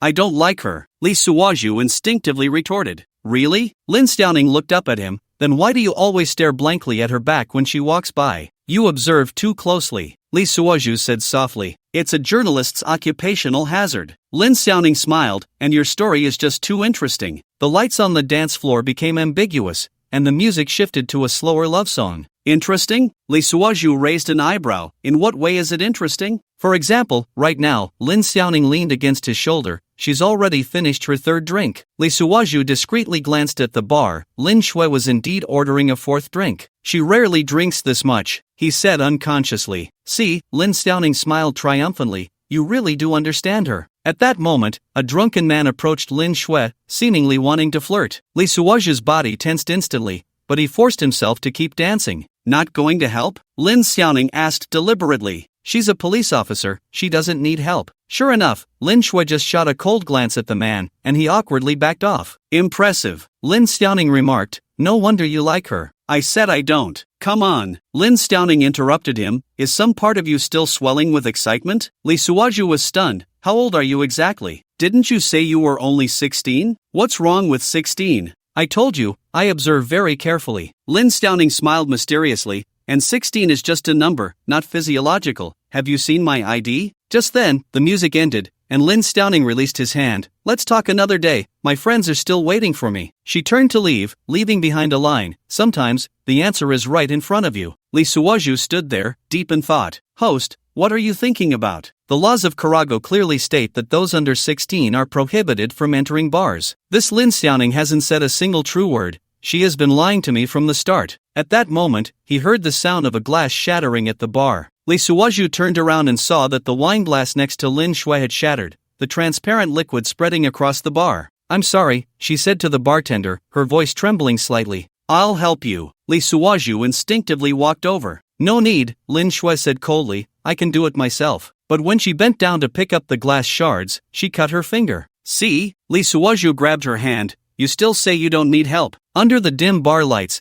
the blood on her pale finger was particularly striking. Let go, Lin Shui tried to break free, but he held on tightly. Don't move. Lee Suoju took a handkerchief from his pocket. Let me see. His movements were gentle, as careful as when he trimmed roses. When did you start carrying a handkerchief? Lin Shui suddenly asked. Just a habit, Lee Suoju replied without looking up. Roses have thorns, you always have to be cautious. Lin Shui looked at his lowered brows and eyes, suddenly saying, Did you have fun dancing just now? It was okay. She's beautiful. Yeah, you two are a good match. Lee Suoju finally looked up at her. You've had too much to drink. I'm very clear-headed. Lin Shui met his gaze, clear-headed enough to know what I'm saying. Really? Lee Suoju released her hand. Then why don't you get a divorce? Lin Shui's eyes flickered. That's my business. Right, it's your business. Lee Suoju stood up straight. So I have the right to choose my own life. Your life? Lin Shui scoffed. Is that dancing with different women here? At least it's better than pretending to be happy like some people, Lee Suoju shot back. The air suddenly became heavy. Even the bar's music seemed to quiet down a bit. What did you say? Lin Shui's voice carried a dangerous tone. You heard me. Lee Suoju leaned against the bar. Why are you afraid to admit it? You're not happy at all. What gives you the right to say that? Because I understand you. You think you understand me? Lin Shui stood up. Then do you know why I won't get a divorce? Li Suozhu fell silent. Because I don't want to gamble anymore. Lin Shui's voice choked slightly. I don't want to stake my life on someone who's not even sure of themselves. Brother Tone,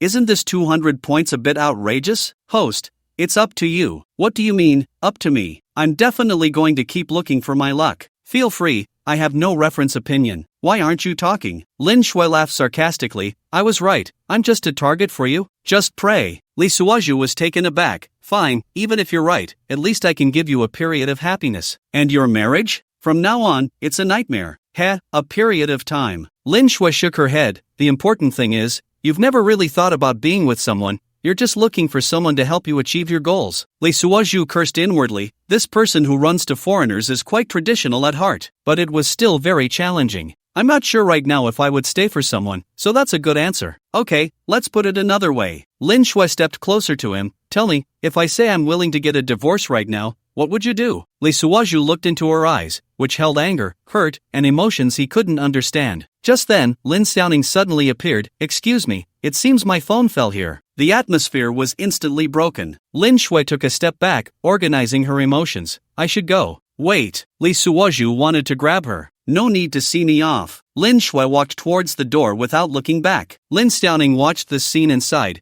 You two really are. Really what? Li Suozhu felt a bit irritated. Really wasting time. Lin Xiaoning picked up the phone she hadn't even dropped, clearly caring for each other. You don't understand. Of course I understand. Lin Xiaoning sat in the position Lin Shui had just vacated. Do you know why you came over on your own? Li Suozhu looked at her. Isn't it okay to help a friend? Because your heart is not truly yours to give. Lin Xiaoning twirled her phone in her hand. She feels the same way. She's just waiting for your assurance. What does that have to do with anything? Of course, it matters. Lin Xiaoning said seriously. Her identity is not for sale. She must follow the rules no matter what. Li Suozhu was taken aback. You watch her patrol car pass by every day, yet pretend not to care. Lin Xiaoning continued. You plant those roses because you know she likes them. You carry a handkerchief with you because you're afraid she'll get hurt.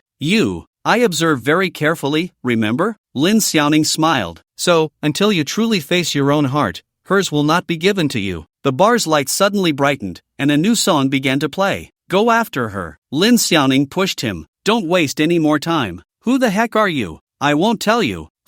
Wait, Li Suozhu suddenly realized something. I just noticed, you both have the surname Lin. Is there a story here? Asked Lin Shui. Li Suozhu rushed out of the bar, the night breeze carrying a slight chill. On the street, Lin Shui's figure had already walked far, her high heels clicking crisply on the cobblestones. Lin Shui, he shouted. She didn't stop but quickened her pace instead. Stop! Li Suozhu chased after her. What do you want? Lin Shui finally stopped and turned to look at him. Isn't tonight embarrassing enough for you? The glow of the streetlight enveloped her, making her outline appear particularly soft. I'm sorry, Li Suozhu said. Why apologize? Lin Shui sneered. For what you just said, or for dancing with Lin Xiaoning? Neither. Li Suozhu took a deep breath. I'm apologizing for always running away. Lin Shui was stunned. You're right, I'm making excuses. He continued. I really can't give you any promises. Then what do you want to say now? I want to say. Li Suozhu stepped closer to her. Tonggu, help me come up with some words. Host,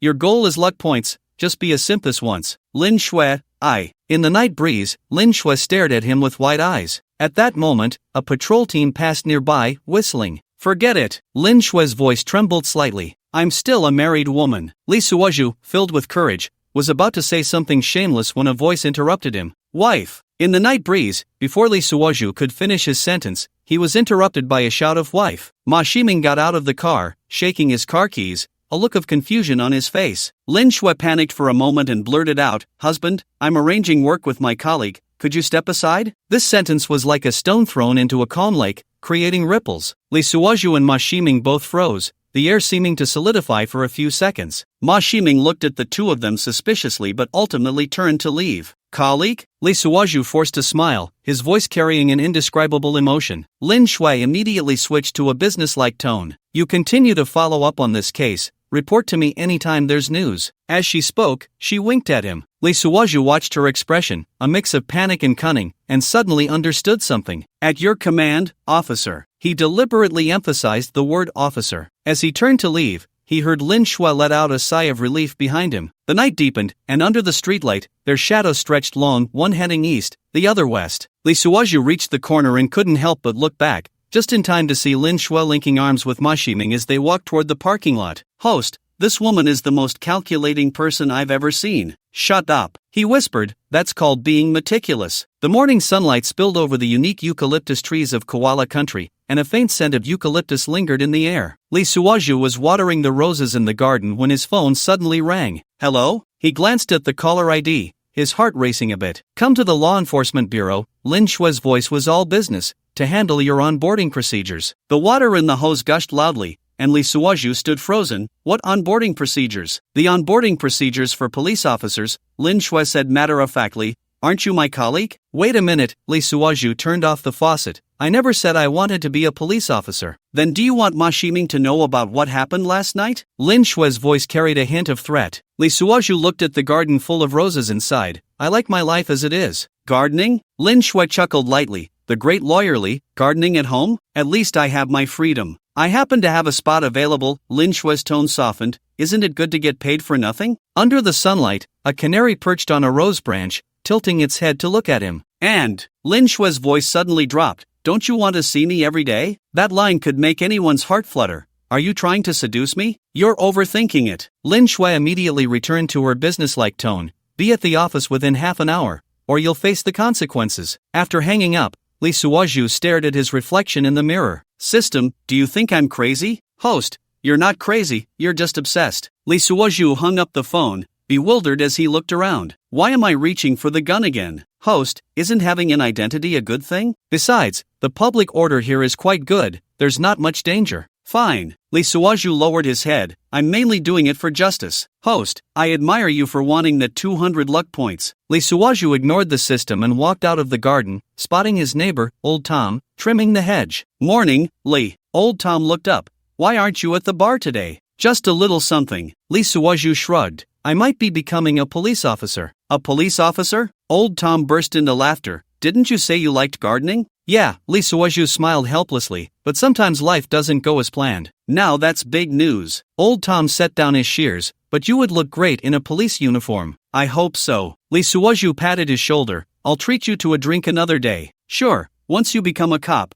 I'll have a free bodyguard." Old Tom winked. Li Suozhu shook his head with a smile and walked back inside. He changed into a clean shirt and tidied his hair. His reflection in the mirror looked fairly spirited. "System, am I going to my death?" "Host, you're going to risk your life." "Thanks for the comfort," Li Suozhu said with a bitter smile. He took a deep breath and stepped out of the house. On the streets of Koala country, pedestrians strolled leisurely, and the rich aroma of coffee wafted from the cafes. Li Suozhu entered a small shop and bought a croissant. "Do you have a date today?" The shopkeeper, a cheerful middle-aged woman, smiled broadly. "Sort of," Li Suozhu replied as he took the bread. "I'm going to meet an old friend." "Good luck." The shopkeeper waved. Li Suozhu took a bite of the bread, but his mind was on the upcoming meeting. The Law Enforcement Bureau building stood like a massive glass wall, reflecting the morning sunlight of Koala country. Li Suozhu stood at the entrance, watching the police officers come and go, suddenly feeling a sense of disconnection. "What are you daydreaming about?" Lin Shui's voice came from behind. "Come with me." Today, she wore a crisp police uniform, her hair pulled up high, looking particularly capable. Li Suozhu followed her into the elevator, and the space suddenly felt cramped. "You smell like bread," Lin Shui said suddenly. "Just bought a croissant." Li Suozhu pulled out the remaining half from the paper bag.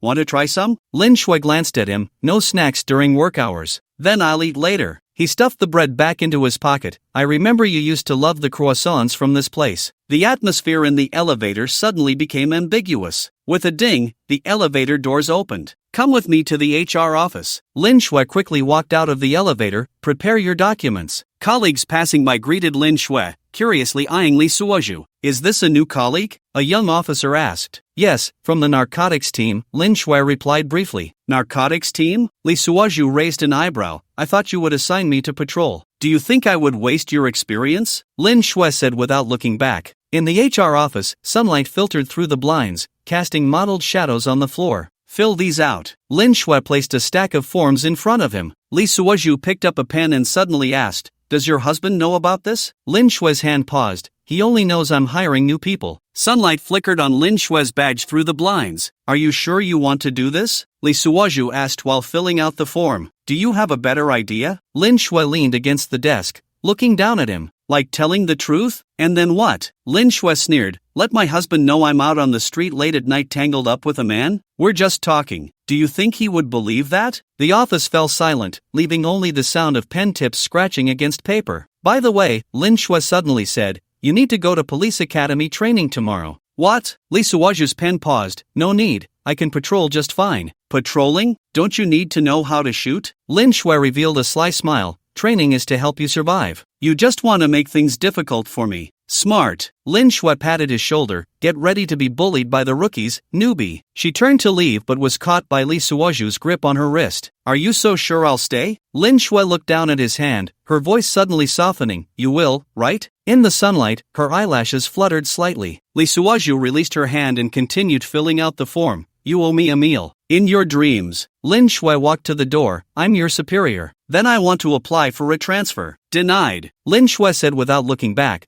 The narcotics team is short-staffed. By the time he finished the forms, it was almost noon, and Li Suozhu awaited further instructions. Officer Li, welcome aboard. The elderly lady in HR handed him a set of police uniforms. This is your uniform. Li Suozhu took it, the texture both familiar and strange. The changing room is at the end of the hallway. The lady smiled. Captain Lin said to change and report to her office. Captain Lin? Li Suozhu was taken aback. Yes. The captain of the narcotics team is also the enforcement officer, didn't you know? System prompt, host, you've been set up. Li Suozhu walked into the changing room with a bitter smile. In the mirror, wearing the police uniform, he looked much more handsome. I must be crazy, he muttered to himself. Host, you finally woke up. Shut up. He adjusted his tie and walked towards Lin Shue's office. Female officers passing by glanced over, whispering, the new guy is so handsome. I heard he came from the Dragon Country. Captain Lin personally recruited him. Li Suozhu pretended not to hear and knocked on the office door. Come in. Lin Shue's voice came through the door. He pushed the door open and saw Lin Shue reviewing documents, sunlight spilling over her hair. Report, sir. He deliberately emphasized the word sir. Lin Shue looked up,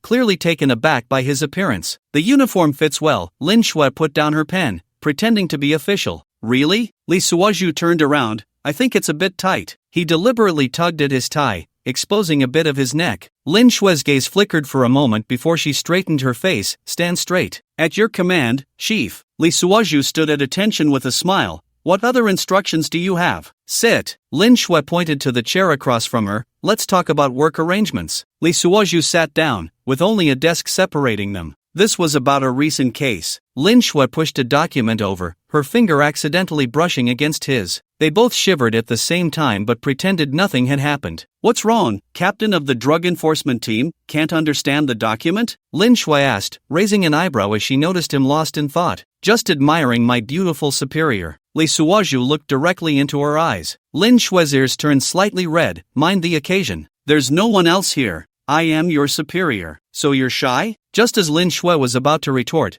the office door was suddenly pushed open. Darling, want to have lunch together? Ma Ximing's voice came through. The air instantly froze. Ma Ximing stood at the door, his gaze sweeping back and forth between the two. Who is this? He walked into the office, his tone probing. Lin Shue immediately stood up, a professional smile on her face. This is the new officer, Li Shixian. He is also. Li Suozhu quickly coughed. Chief, how about? Li Suozhu was worried that this love-struck fool would mention the Queensland University incident. That would be troublesome. He hadn't even memorized the information from his university days. Ma Ximing was a genuine graduate of that university. Fortunately, Ma Ximing didn't care about such things. Officer Li. Ma Ximing extended his hand. I've heard a lot about you. Li Suozhu shook his hand, feeling the subtle increase in pressure from the other side. Mr. Ma is too kind. We met last night, right? Ma Ximing said meaningfully. The atmosphere in the office suddenly became delicate. Yes, Lin Shue quickly said. We were arranging work at that time. She walked over to Ma Ximing and naturally linked her arm with his.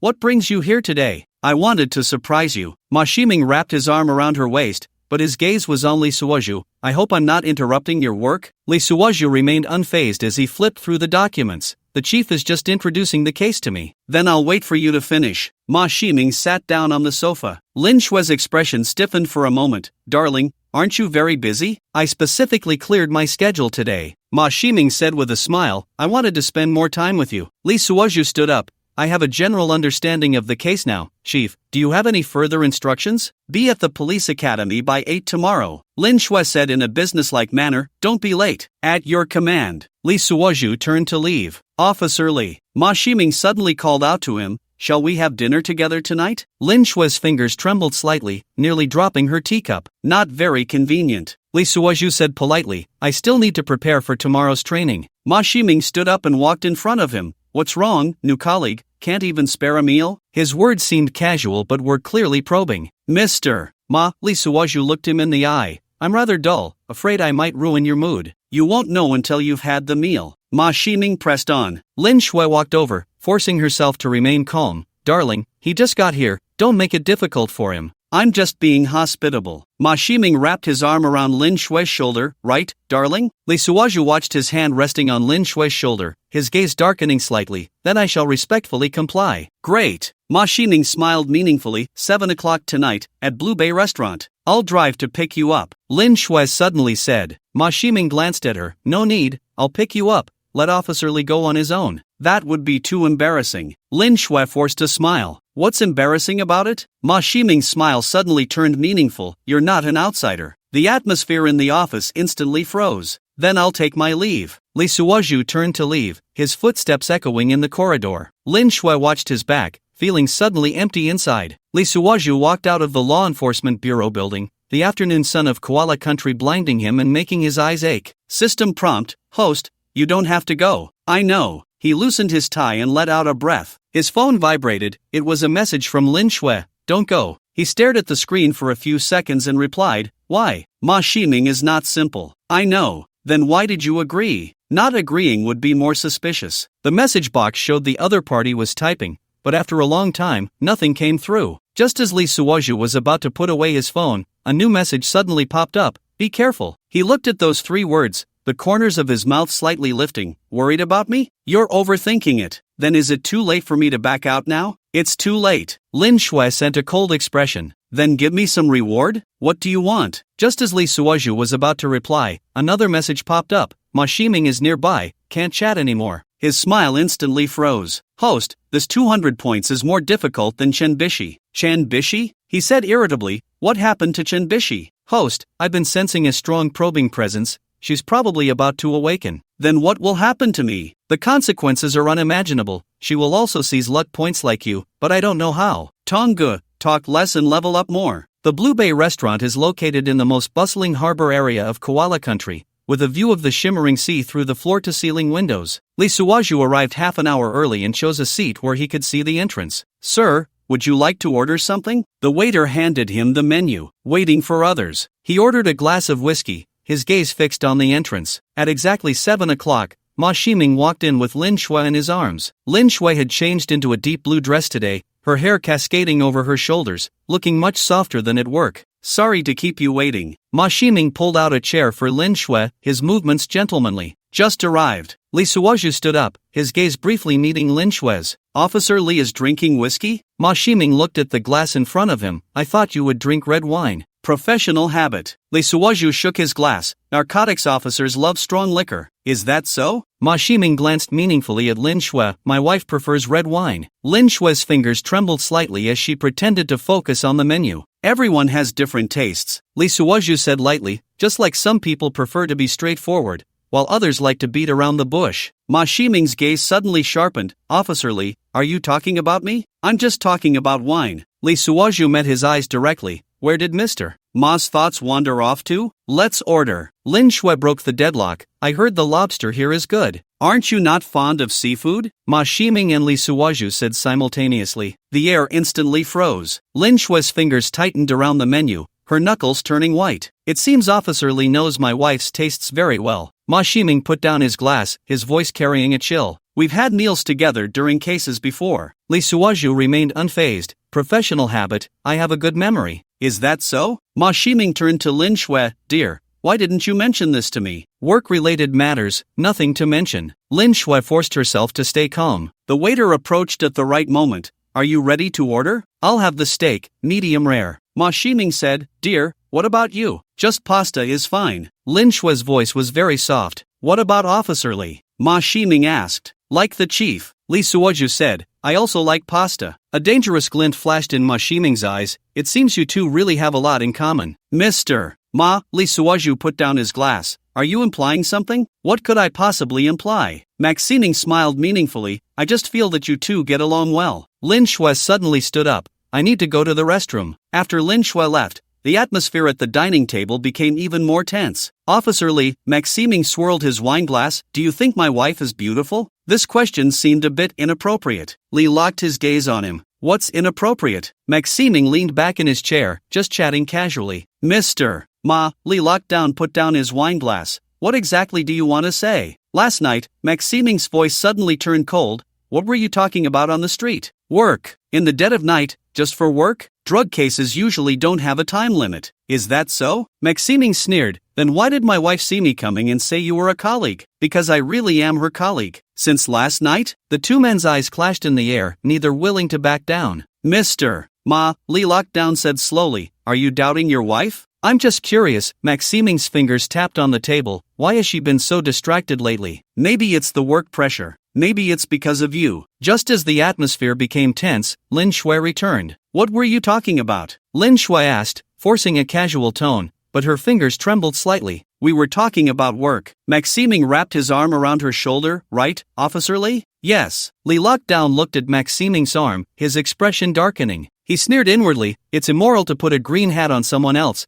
but I want to win people over with virtue. The waiter brought out the dishes, the aroma wafting through the air. Try it. Maximing cut a piece of steak and gently fed it to Lin Shue. You've lost weight recently. Lin Shue opened her mouth stiffly, but her gaze unconsciously darted towards Lee down. Officer Lee's pasta is getting cold. Maximing suddenly said, why aren't you using your chopsticks? Enjoying the affectionate couple. Lee down raised his wine glass, enviable. Maximing's smile deepened. Officer Lee isn't married yet, right? No suitable one. What a pity. Maximing deliberately kissed Lin Shue on the cheek. How nice it is to have someone who cares. Lin Shue's body stiffened noticeably. Lee down's fingers tightened around the wine glass. Mr. Ma knows how to care for people. Naturally. Maximing said meaningfully, I cherish my things. Things? Lee down's voice suddenly turned cold. Captain Lin is a person, not an object. The atmosphere at the dining table instantly dropped to freezing point. I misspoke. Maximing raised his wine glass. Officer Lee won't take offense, will you? No. Lee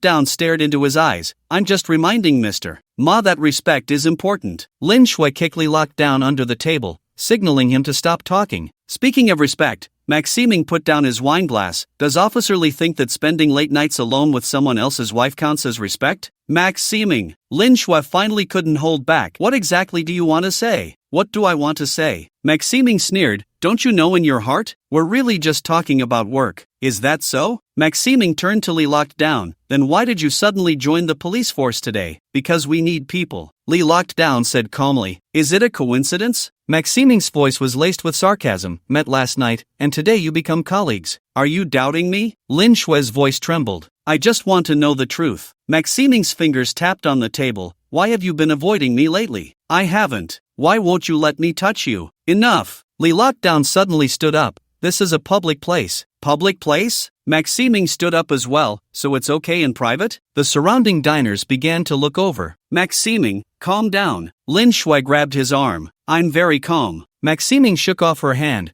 Calm enough to watch your wife flirt with another man. You've had too much to drink. Lin Shue's voice trembled. I'm not drunk. Ma Shiming fixed his gaze on Lee Suoju. But someone is quite drunk, daring to covet another man's wife. Mr. Ma, Lee Suoju's voice was as cold as ice. Take back your words, or else. Ma Shiming sneered. Are you going to stand up for her? I'm just reminding you to watch your words. What? Feeling heartbroken? Ma Shiming. Lin Shue shouted sharply. Are you crazy? I am crazy. Ma Shiming turned to her. Crazy enough to watch my own wife feel heartache for another man. I don't. Then why are you speaking up for him? Because you are being unreasonable. Unreasonable? Ma Shiming's voice suddenly rose. Then tell me, what were you two talking about last night? The entire restaurant fell silent. All eyes focused on their table. We're leaving. Lin Shue stood up, pulling on Ma Shiming's arm. Not until you explain. Ma Shiming shook her off. This isn't the place to talk. Lee Suoju also stood up. Let's discuss it when we get back. You have no right to interrupt. Ma Shiming turned to him. This is between my wife and me. But you are hurting her. I'm hurting her? Ma Shiming sneered. What about you? What are you doing? Lee Suoju was silent for a second. I'm just protecting my superior. Superior? Ma Shiming's voice dripped with sarcasm.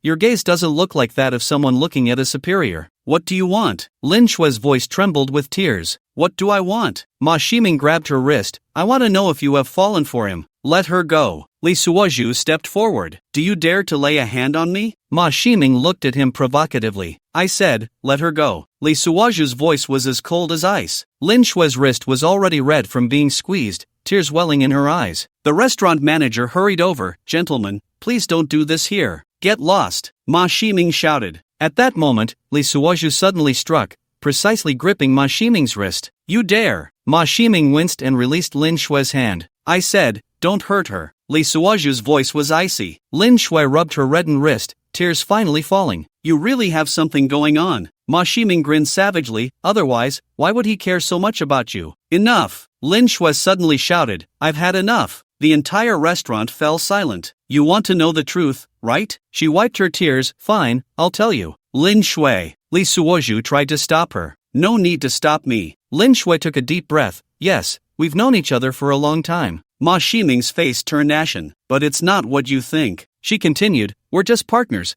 who once fought side by side. Partners? Ma Shiming sneered. So you gave up our relationship for him? The one who gave up the relationship is you. Lin Shui suddenly exploded. From the moment you started cheating. You think I don't know? Her voice choked. Those filthy things you did in the capital? Those fat white pigs. Ma Shiming was stunned. Since you are like this. Lin Shui's tears flowed uncontrollably. What right do you have to demand anything from me? The sound of Ma Shiming shattering a wine glass echoed in the restaurant, shards scattering everywhere, like his shattered dignity at that moment. He staggered out of the restaurant, his back appearing both furious and disheveled. Lin Shui stood in place, tears silently streaming down her face. She slowly raised her hand to wipe away the tear stains, tidying her disheveled hair, as if trying to hide all her weakness. When she turned to leave, she didn't spare a glance for Lee Suoju. The sound of her high heels faded on the marble floor, and Lee Suoju looked at the deep blue figure, feeling distressed. Should I continue to win people over with virtue? Lin Shui. He had just taken a step forward. Need help? A teasing voice sounded from behind, as if watching an interesting play. Lee Suoju turned around and saw Lin Xiaoning leaning against the dining table. She was wearing a red dress today, which looked particularly dazzling under the soft light of the restaurant. A smile hung on her lips, one that was uniquely youthful, straddling the line between innocence and cunning. Little brat, go away. He rubbed his temples. Little brat? Lin Xiaoning blinked and suddenly twirled around. The red hem of her dress traced a graceful arc in the air. Look, my figure is definitely not inferior to Lin Shui's, and I guarantee my butt is bigger than hers, believe it? Her movement carried a hint of deliberate innocence, yet there was an indescribable allure to it. What exactly do you want? Lee Suoju frowned, his voice laced with caution. Lin Xiaoning elegantly sat down opposite him, her movements reminiscent of a proud cat. She reached for the unfinished red wine of Ma Shiming, gently swirling it under the light. I want to help you. She took a sip of wine, her gaze suddenly maturing. I'm not a child anymore. Lee Suoju watched her skilled wine-tasting posture and suddenly realized that this girl in front of him had indeed grown up. Adults wouldn't act so childishly. There's nothing I can do. Lin Xiaoning put down her wine glass, her smile suddenly tinged with bitterness. She looked down at the red liquid in her glass, as if gazing at her own reflection. You know, in this city, no one wants to be friends with me. Why? Lee Suoju unconsciously softened his tone. Because my dad is a drug dealer. She said this with an unusual calmness, as if speaking about someone else's life. In the eyes of others, I'm just the drug dealer's daughter. The restaurant's lights flickered, casting mottled shadows on her face. Lee Suoju suddenly noticed a hint of unshed tears in the corners of her eyes. What is your relationship with Lin Shui? He hesitated to ask. Fine, I'll tell you. She's my aunt. Lin Xiaoning's fingers traced circles on the table. To be precise, she was once my aunt. Once? Ever since my dad took that path, she severed ties with us. Lin Xiaoning looked up,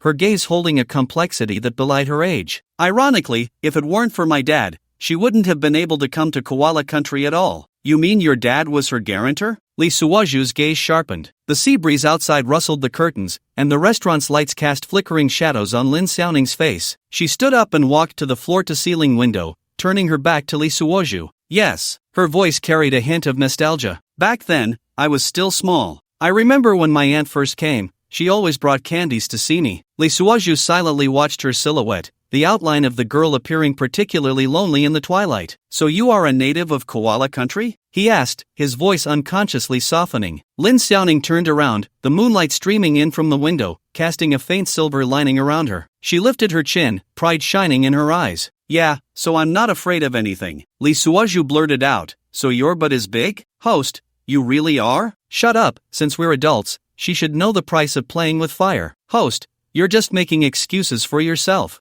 I cherish every opportunity, even with 40 points, I have to give it a try. The system fell silent, probably because the CPU was overheating. Such a shameless host would crash any system. At that moment, Lin Xiaoning walked back to the table, leaning closer to Li Suozhu, the red dress creating a stunning arc in the air. Want to take a look? Li Suozhu caught a whiff of her faint perfume, a scent that hovered between girlhood and womanhood. He leaned back, his voice turning cold again. You can leave, coward. Lin Xiaoning pressed in instead of retreating. What's wrong? Do you just like mature women like my aunt? Li Suozhu stood up, looking down at her. Don't play with fire. You're too close to me. Li Suozhu took a step back, his voice still calm. But Lin Xiaoning relentlessly followed, her red dress flowing in the moonlight like a flickering flame. What are you afraid of? I won't eat you. Her voice was seductive, yet her gaze was as pure as a child's. This contradictory contrast made Li Suozhu feel a hint of unease. What exactly do you want? He frowned. I told you, she tilted her head, revealing an innocent smile. I want to help you. Help me with what? Help you win over Lin Shui. She blinked. I'm her niece, I know all her preferences. Li Suozhu sneered, and then? Let her know I'm involved with you? What are you thinking? Lin Xiaoning feigned a wronged expression. Am I that kind of person? I don't care what kind of person you are. He turned to leave. Lin Xiaoning suddenly grabbed his sleeve. Do you know what her favorite drink is? Let go. Do you know why she always wears dark clothes? I said, let go. Do you know why she married Ma Ximing? Li Suozhu stopped in his tracks, and Lin Xiaoning took the opportunity to move closer, the scent of her perfume faintly wafting. Do you want to know? You're playing with fire. His voice carried a warning. And you? She stood on her tiptoes, whispering in his ear,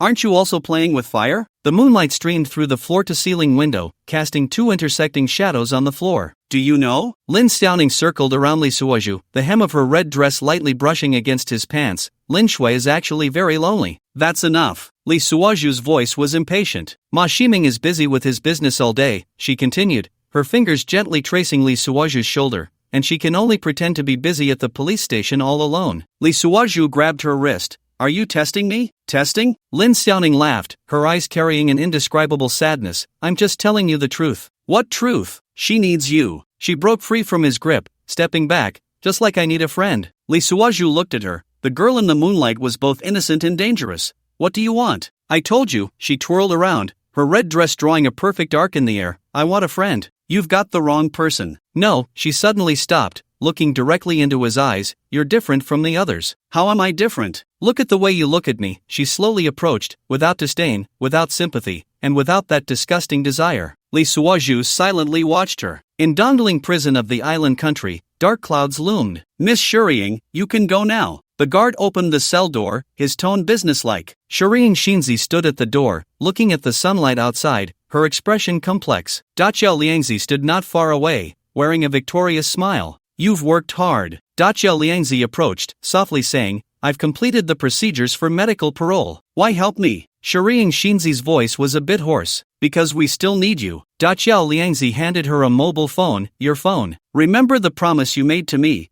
Don't make it difficult for me. Shuriying Shinzi took the phone, taking a deep breath of the free air. Don't worry, as long as I don't die. Good, hurry and hide, don't cause any more trouble. Daqiao Liangzi adjusted his suit. After this, the world will be in chaos. What about Xiang Haonan? You still want to find him? Daqiao Liangzi turned to leave but paused again. Remember, don't do anything unnecessary. Shuriying Shinzi watched her back, a cold smile appearing at the corner of her mouth. Wait, tell me the real situation from back then. Daqiao Liangzi stopped. That's also my trump card. We both have our own safety, right? That night, the moonlight was like water. Shuriying Haonan was dressed in a black night suit, silently slipping into the back courtyard of the prince's residence. The guards had all been moved to the front courtyard as planned. I was ready to act. He was quietly communicating with Daqiao Liangzi through his earpiece. The guards were in the front courtyard, while in the back courtyard were two songstresses, in the hot spring house. At this time, Daqiao Liangzi was on official business in the northern province,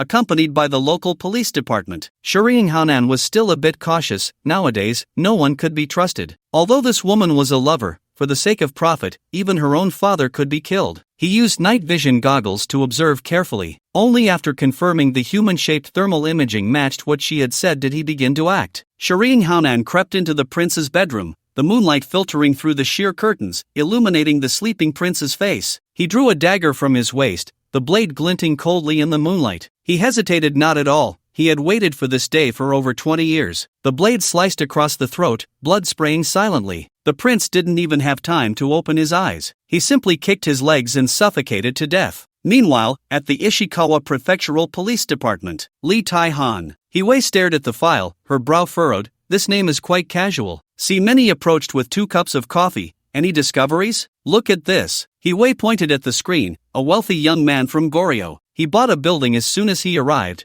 then disappeared. And there's no record of him leaving? Hiwei pulled up another document. That Kawada Yuko knows nothing. Seemany set down the coffee and leaned closer to the screen. So he's still in the island country? Hiding? I don't know. Hiwei's gaze became elusive. But I have a feeling he has left here. Seemany asked, just like leaving us? At that moment, a subordinate walked in to report. His own, we received information from Dongling that Interpol is investigating Shireen Shinzi, suspecting her gang is related to a shooting case in Koala Country. Oh, Koala Country? Hiwei stood up. Many, let's go to Dongling. Seemany asked, what's going on in Dongling? Hiwei replied, we need to go to Dongling prison immediately. Interpol has already been contacted. Hiwei quickly packed her belongings. They will meet us there. 4 hours later, Dongling prison. What? Released? Hiwei's voice was filled with disbelief. The chief guard adjusted his glasses. Yes, this morning he was granted medical parole. Who approved it? Prosecutor Da Xiao Liangzi. Hiwei and Seemany exchanged glances,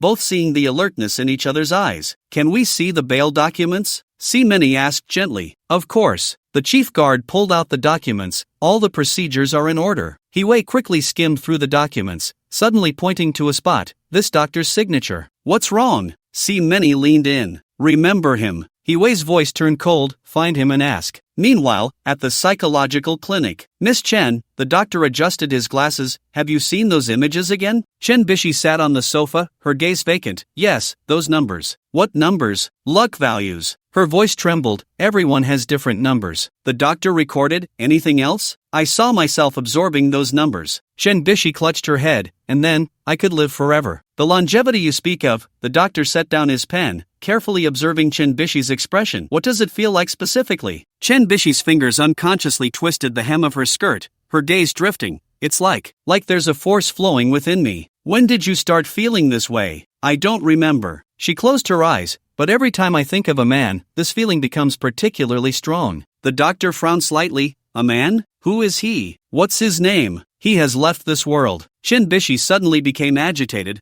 I don't want to mention his name. Calm down, Miss Chen. The doctor handed her a glass of water. Chen Bishi's hands trembled violently, spilling water on her skirt. I'm sorry. It's okay. The doctor offered her a tissue. Can you describe the luck value you mentioned? It's like. She struggled to organize her words. It's like everyone has a light point on them, some bright, some dim. Can you see these light points? Yes, her eyes suddenly became clear, and I know that as long as I absorb enough luck value, I can find him. The doctor wrote in the medical record, symptoms of hallucination worsening, recommend increasing medication. No, I'm not insane. I want to go home. At that moment, the door opened. Chen Bin and CMO Yuan walked in together. Daughter, Dad, Mom, take me away from here. I'm not sick. CMO Yuan stepped forward, quickly hugging her daughter, sobbing softly. Okay, we'll go home now. In the early morning, major media outlets in the island nation headlined, Prince murdered, the whole country in shock. This is it. Luke put down the newspaper. Looking at Hiwei and CMO and I, all police forces will be devoted to the prince's case. Hiwei stood by the window, watching the police cars rushing outside. Quartz's timing is excellent. You mean? CMO Ni's eyes lit up. Yes, Hiwei turned around, her gaze sharp. The prince's murder is not a coincidence, it's a perfect smokescreen. Luke smiled bitterly, but it's too late to say that now. Interpol has also received orders to prioritize assisting in the investigation of the prince's case. The sound of police sirens echoed through the streets,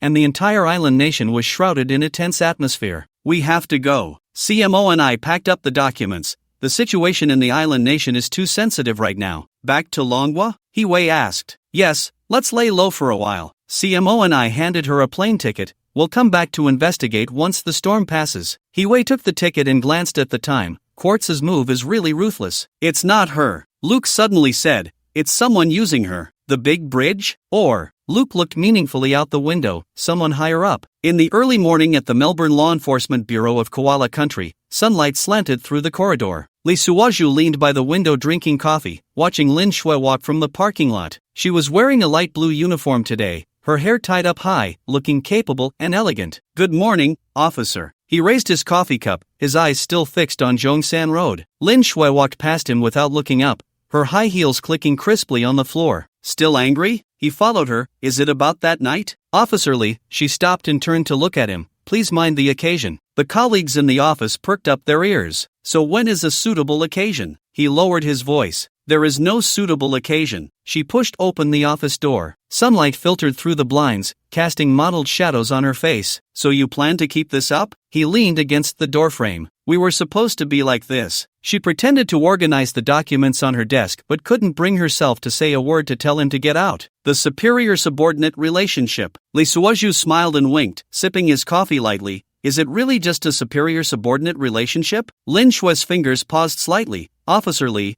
aren't you supposed to be at police academy training today? I know. He didn't move, but I want to know if you're going too. She looked up, her gaze cold. If you keep this up, I will apply to transfer you to another department. Transfer? Lee Suwaju laughed. Because I make you feel uncomfortable? Lin Shui didn't answer, lowering her head to continue organizing the documents. Sunlight filtered through her hair, casting tiny spots of light on the desk. Report, officer. Ma Xiaoshui suddenly burst into the office. There's an armed robbery in the 3rd district. Lee Suwaju turned around to leave, but heard Lin Shui say, I'll go personally. You? He frowned. Is there a problem? She had already picked up her service weapon. It's my duty. Fine, I'll hurry to the training. Lee Suwaju quickly made his escape. You're coming with me. Lee Suwaju was called back by a woman who was changing her shoes, her voice filled with anger. He walked over to her, crouched down, and happened to see her fair neck adorned with a stainless steel cross necklace. This time, Lin Shui did not shy away. It seemed she deliberately pulled her collar wider, as if savoring the moment. Can you shoot? Ha! Lee Suwaju finally reacted. Does shooting slowly count? Be serious, this is real combat. Stay behind me. Lin Shui finished putting on her police boots and stood up. Let's go. The police car sped towards the 3rd district, Lin Shui gripping the steering wheel, her gaze sharp. Let me drive. Lee Suwaju looked at her tense profile. No need. She pressed the accelerator harder. I'm very alert. The police car took a sharp turn, the tires screeching loudly. You're being stubborn. He grabbed the handrail. Officer Lee, her voice was as cold as ice. Please focus on the task. The robbery scene was a jewelry store, where 2 robbers were pointing guns at the staff. The area was already cordoned off by vehicles. No, it wasn't the police. There were too many cars,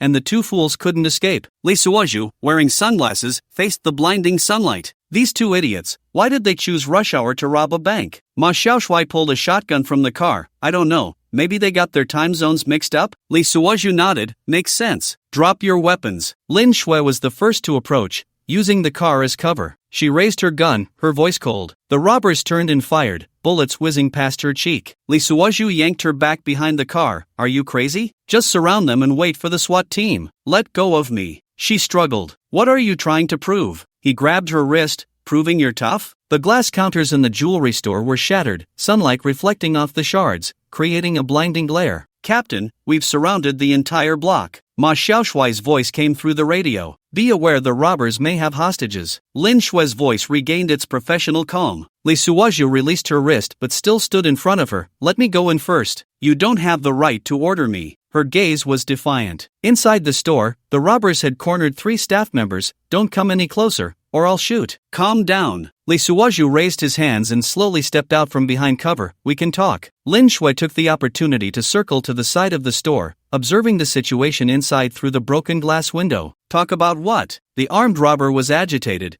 Bring in a helicopter, or I'll kill them. Okay, I'll contact them right away. Lee Suwaju continued to approach. But you have to ensure the hostage's safety. The second robber suddenly spotted Lin Shui's figure. Boss, there are cops behind. Gunfire erupted, and Lin Shui quickly rolled away, bullets hitting the spot where she had just stood. Lin Shui. Lee Suwaju's heart skipped a beat. He quickly sidestepped and hid behind a nearby car. Stupid woman, why are you negotiating at a time like this? Are you trying to get me killed? He spat angrily and continued to observe. Now is not the time to show off your special skills. Host, reminder again, you are not invincible, do not act recklessly. Got it, Tonggu, you're still the best to me. Tonggu, may I ask your gender? I'm fine. Lin Shue's voice came through the radio. Watch your position. Li Suozhu smiled wryly and turned to look in Lin Shue's direction. A married woman really has a certain charm. At this moment, Lin Shue was half squatting behind a car, holding a gun in one hand, aiming. Her rounded, firm buttocks were tightly squeezed by the taut police pants. Li could see the outline of her underwear. A wave of heat surged in his lower abdomen. Damn it,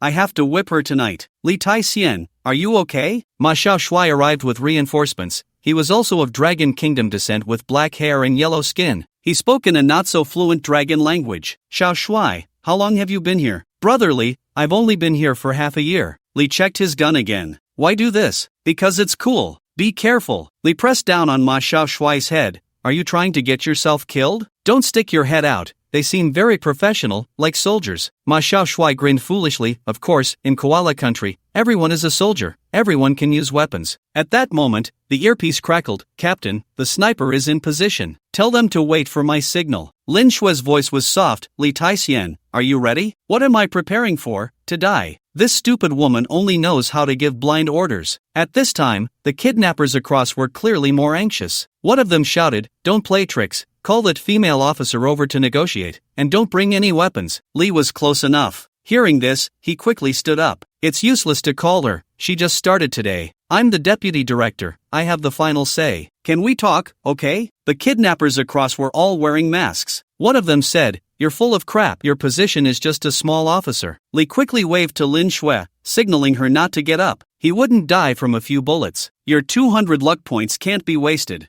I usually don't wear a police uniform. This is my secretary's. I just threw it on in a hurry. The kidnappers, probably from Africa, exchanged glances. Fine, you come over, follow our demands, and hurry up. I'll say it again. Li Taixian's voice was steady and powerful. Put down your weapons, and I guarantee your safety. The robber pointed a gun at the hostage's head. What can you guarantee? Can you guarantee I won't kill the hostage? Li Taixian slowly moved his feet, his gaze sweeping across the entire store. If you kill the hostage, you all will die. If you put down your weapons, I can guarantee you won't die. Nonsense. The robber spat. Can we trust what you police say? The air conditioning in the store was still running, the cold air blowing the scattered jewelry price tags around. Li Taixian noticed one of the robber's hands was trembling. Is someone hurt? He looked at the trembling robber. None of your business. The other party instinctively covered his left arm. Li Taixian continued to observe the surroundings. Do you need a doctor? I can arrange that. Stop wasting time. The armed robber shouted, call for a helicopter. The helicopter would take time. Li Taixian's voice remained calm,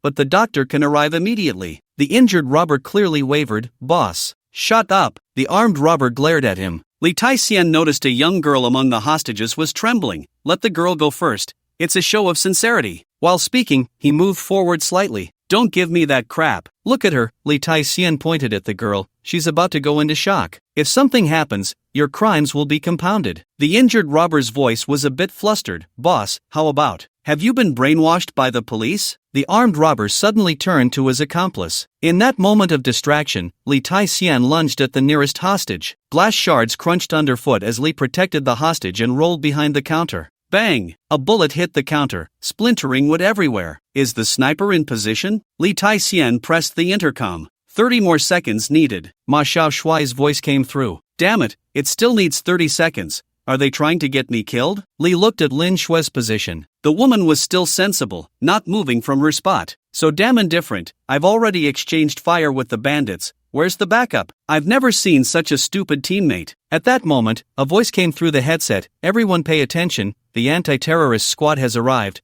We will launch the attack in 10 seconds. Please put on your gas masks. Li locked his peripheral vision on Lin Shue, and sure enough, an officer handed him a gas mask. Li locked himself in too far ahead, and no one brought him one. Damn it, these cowards. Li lowered his head and saw the girl beneath him. Miss, are you an adult? The girl nodded tremulously. Then how about I borrow your BRA for a moment? The girl looked at Li in horror. Sorry. With a startled cry, Li found a black bra in his hand. He glanced at the trembling girl in his arms. Don't be afraid, close your eyes. You get the hell out here. The bandit's voice was filled with madness. Lee locked his gaze on the reflection of the glass counter, clearly seeing the positions of the two bandits. The injured one was already leaning against the wall, cold sweat pouring down. Your accomplice is about to go. He raised his voice. If you don't get him medical help soon, he will die. None of your damn business. The armed bandit fired another shot. Lee counted the bullets. You have 4 shots left. The bandit was clearly panicking. 300,000 in cash. The helicopter will take 2 hours to arrive. Lee Tai-hsien continued, but your accomplice might not last that long. The injured bandit's breathing grew heavier. Boss, I really can't hold on anymore. Shut up, the armed bandit shouted back. Just then, a crisp sound of shattering glass came from the skylight. The bandit instinctively looked up, and a smoke bomb landed precisely. Lee quickly pressed the girl's bra against her face. Hold your breath. In the thick smoke, the assault team members burst in from all directions. Lee hurriedly shielded the girl in the smoke, trying to run outside. As the smoke cleared, sunlight streamed back into the jewelry store. The hostages are safe, the assault team leader signaled. The suspect has been subdued. Another voice came through. Lee Tai-hsien released the still trembling girl. It's okay now. Thank you. The girl looked up, tears in her eyes. Ma Xiaoshui ran over and patted Lee Tai-hsien's shoulder. Impressive, old Lee. Just lucky. Lee Tai-hsien stood up, brushing off the wood chips on his clothes. Lucky? Ma Xiaoshui laughed. You deliberately provoked that injured bandit to distract the boss, right? Lee Tai-hsien didn't respond, turning to check the scene. Officer Lee. Lin Shui walked over, her tone businesslike. Please give a report on the case. Yes, sir. He took out his notebook. 2 suspects, 1 shot. She interrupted him. Why didn't you wait for backup before acting? Ma Xiaoshui interjected. Captain, if it weren't for old Lee. Shut up. Lin Shui shot him a glare. Lee Tai-hsien closed his notebook, wanting to say it was for your safety, but the conversation shifted. The hostage is at risk of shock. The situation is urgent. So you acted on your own? Her voice was icy. I judged the timing was right. Judged? She sneered. You're gambling. No, he looked her in the eyes. I'm saving lives. Lin Shui turned her face away. Write a detailed report and submit it to me before the end of the day. Yes, sir. The night was like water, quietly creeping over the windows of the Koala National Police Station. The lights in the corridor went out one by one, leaving only the office at the end still lit. Lee Tai-hsien stood at the corner of the corridor, watching Lin Shui's figure flicker in the light. She had just changed into a dark uniform, appearing like a silent shadow in the dark. Moonlight filtered through the blinds, weaving silver bars on the floor. Lin Shui's high heels clicked softly on the interplay of light and shadow. The report is finished. He walked in slowly. Lin Shui was organizing documents, her delicate fingers flipping through the pages. Hearing his voice, her movements paused imperceptibly for a moment,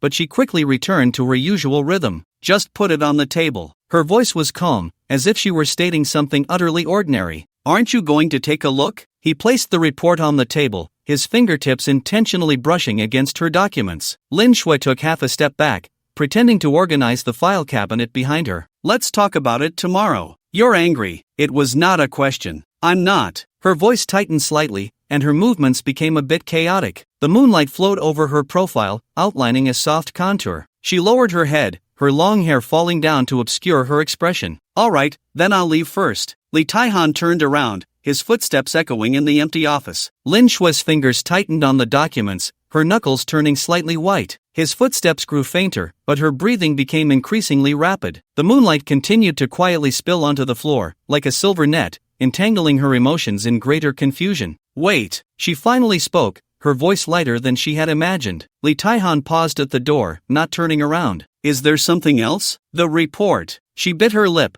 It's better to look at the report now. Wasn't it supposed to be tomorrow? His tone carried a hint of nonchalance. Lin Shui picked up the report from the table, the paper trembling slightly in her hands. I want to confirm some details. Then please, sir, take a look. He still did not turn back. She opened the report but couldn't read a single word. The air in the office seemed to solidify, making even breathing difficult. Here. Her voice was a bit hoarse. Why did you take the risk to save the hostage? The report was very clear. He finally turned around, the moonlight casting deep shadows on his face. I want to hear you say it. She raised her head, her gaze carrying a hint of a plea she wasn't even aware of. Lee Tai-han stepped closer to her, each step feeling like it was treading on her heart. Because it's my duty. Just duty? Her voice was even softer. What else? Lee Tai-han stood by the window, the moonlight outlining his tall figure. Lin Shui's fingers unconsciously rubbed the edges of the report, the paper making a faint sound. You were too impulsive today. She set the report down and walked to the window. The night breeze slipped in through the half-open window, carrying the warmth of early summer, stirring her hair. I thought you would praise me. He turned his head slightly, a hint of a smile at the corner of his mouth. Praise you for what? She instinctively tidied her hair that had been blown askew by the wind. Praise you for disregarding your own safety? So you were worried about my safety? Her fingers curled slightly. I was worried about the safety of the entire operation. Lee Tai-han turned to leave. All right,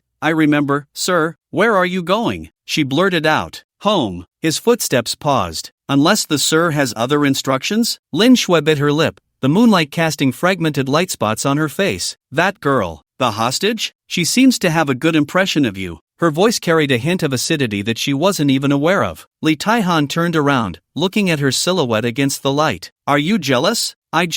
Her voice grew smaller. I just think you're too reckless. What else? Lee Tai-han stood by the window, the moonlight outlining his tall figure. Lin Shui's fingers unconsciously rubbed the edges of the report, the paper making a faint sound. You were too impulsive today. She set the report down and walked to the window. The night breeze slipped in through the half-open window, carrying the warmth of early summer, stirring her hair. I thought you would praise me. He turned his head slightly, a hint of a smile at the corner of his mouth. Praise you for what? She instinctively tidied her hair that had been blown by the wind. Are you praising me for disregarding my own safety? So you were worried about my safety? Her fingers curled slightly. I was worried about the safety of the entire operation. Lee Tai-han turned to leave. All right, I remember, Commander. Where are you going? She blurted out. Home. His footsteps paused. Unless the commander has other instructions? Lin Shui bit her lip, the moonlight casting fragmented shadows on her face. That girl. The hostage? She seems to have a good impression of you. There was a hint of bitterness in her voice that she didn't even notice. Lee Tai-han turned around, looking at her silhouette against the light. Are you jealous? Her voice grew softer. I just think you're too reckless. Reckless? Lee Tai-han's voice carried a hint of amusement.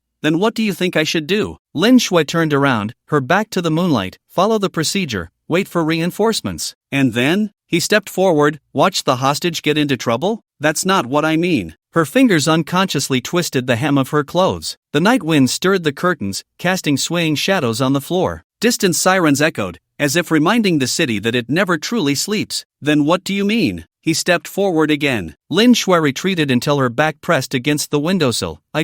Just what? His voice deepened. The moonlight outlined her slightly trembling eyelashes, fluttering like butterfly wings. I hate you like this, she suddenly said. Like what? Knowing exactly what I'm thinking and still forcing me to say it. She raised her head, her eyes filled with defiance. Lee Tai-han smiled. Then tell me, what are you thinking? Her voice suddenly caught in her throat. The office door swayed gently in the night wind, creaking softly. The emergency light at the end of the corridor flickered, adding a touch of ambiguity to the night. Forget it. Lin Shui took a deep breath, trying to walk past him. Lee Tai-han did not stop her, just stood there, the moonlight casting deep shadows on his face. Her high heels clicked crisply on the floor, counting the distance between them. Reaching the door, she suddenly stopped. About today.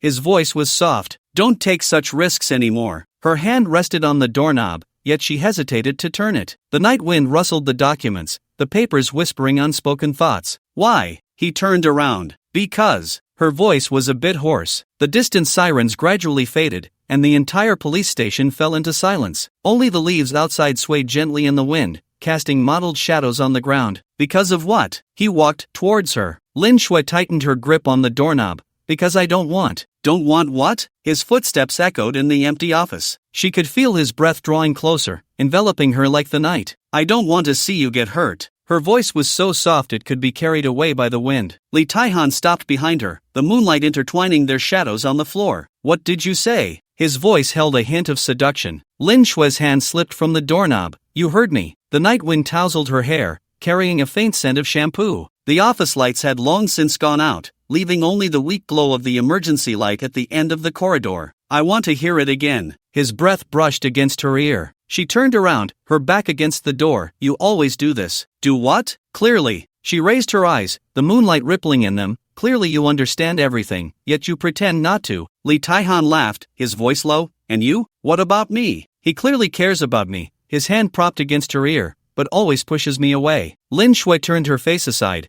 her eyelashes trembling slightly in the moonlight. I don't. What is it that you don't? His voice dropped lower. I don't. Her voice grew softer, as if it were about to dissolve into the night. The sound of a car passing by came from a distance, the headlights sweeping across from outside, casting fleeting shadows on their faces. What are you hiding from? Li Taixian's fingers gently brushed her cheek. Lin Shui instinctively wanted to retreat but was blocked by the door. I'm not hiding. Really? His fingers slid to her chin, gently lifting it. Then why don't you dare to look at me? She was forced to raise her head, the moonlight illuminating her slightly flushed face.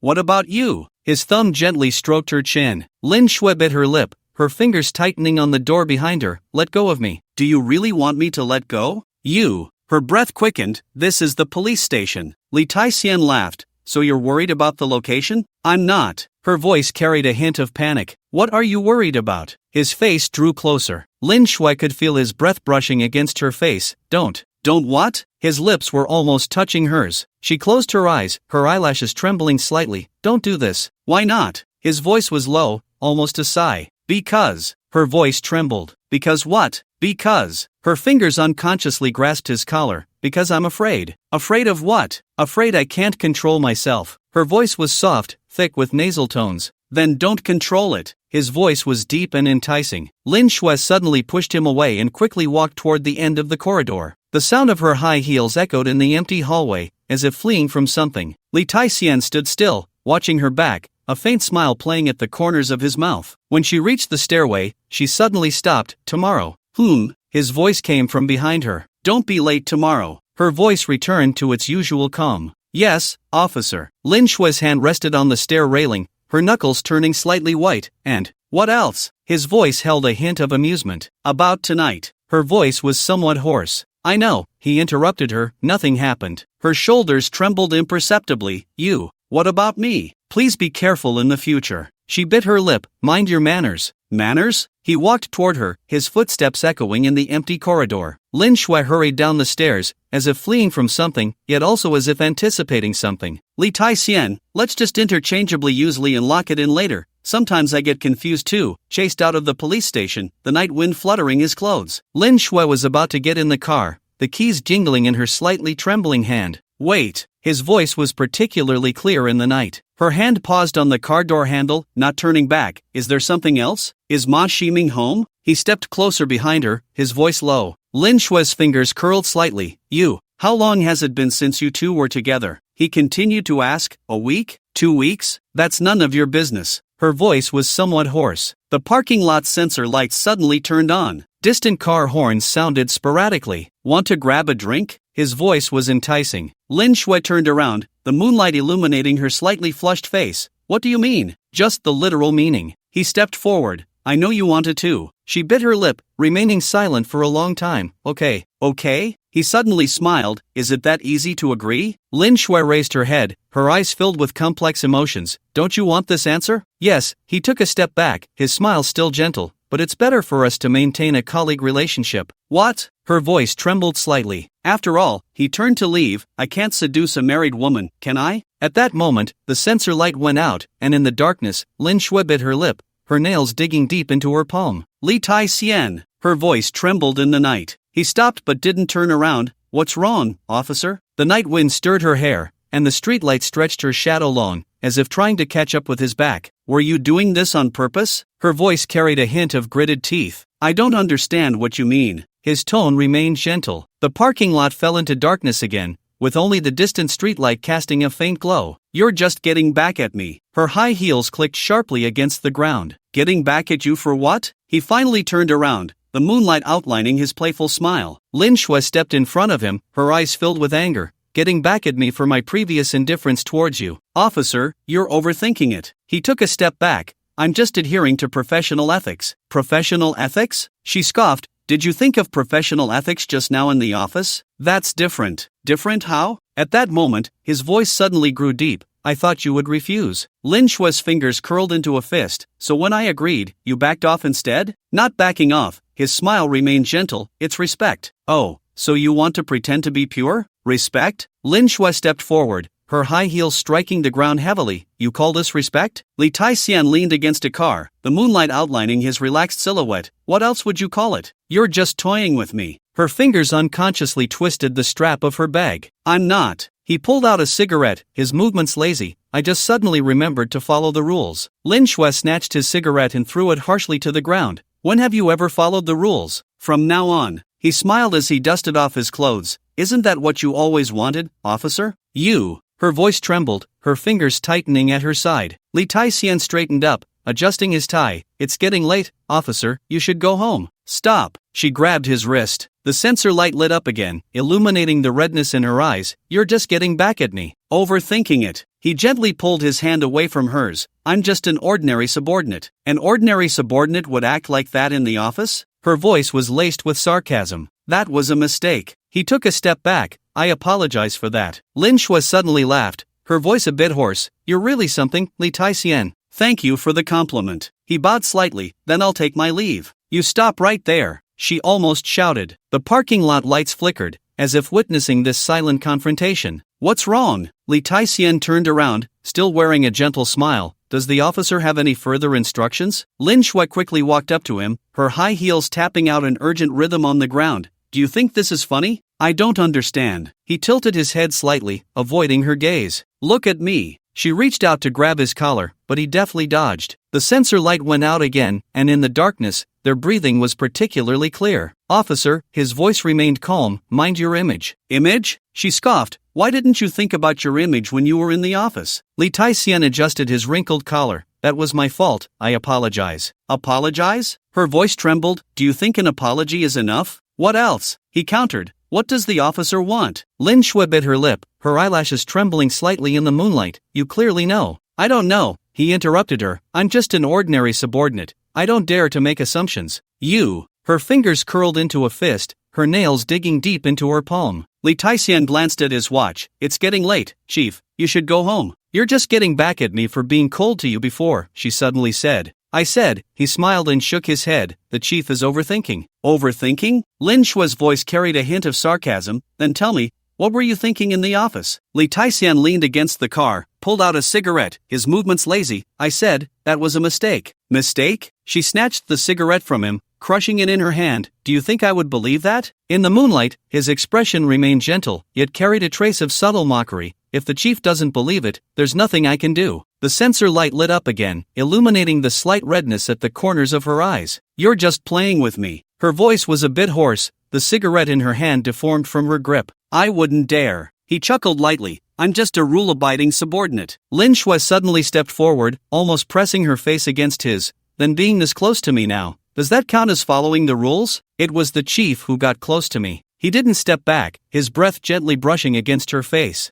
You. Her voice trembled. You're doing this on purpose. On purpose for what? His voice deepened. On purpose to keep my distance? Lin Shui bit her lip, her nails digging deep into her palm. You clearly. Clearly what? His gaze fell on her slightly trembling eyelashes. Sorry, Chief. Li Taixian suddenly straightened up. It's getting late. He turned and quickly walked towards his car, leaving Lin Shui standing in place, the moonlight stretching her shadow long. The sound of the engine roared to life, the headlights cutting through the night. Lin Shui watched his car drive away, suddenly laughing. Trying to run? She quickly walked towards her own car, already putting on her headphones. Officer Li, you forgot our intercom system is still connected. Oh, his voice came through the headphones, laced with amusement. What does the chief want to say? The streetlights ahead lit up one by one, the two cars chasing each other in the night. Are you that afraid of me? Her voice carried a challenge. I'm afraid of myself, he chuckled. Lin Shui suddenly slammed down on the gas. Afraid of what? Afraid of losing control? No, his voice remained gentle, afraid of controlling it too well. What do you mean? Her fingers tightened on the steering wheel.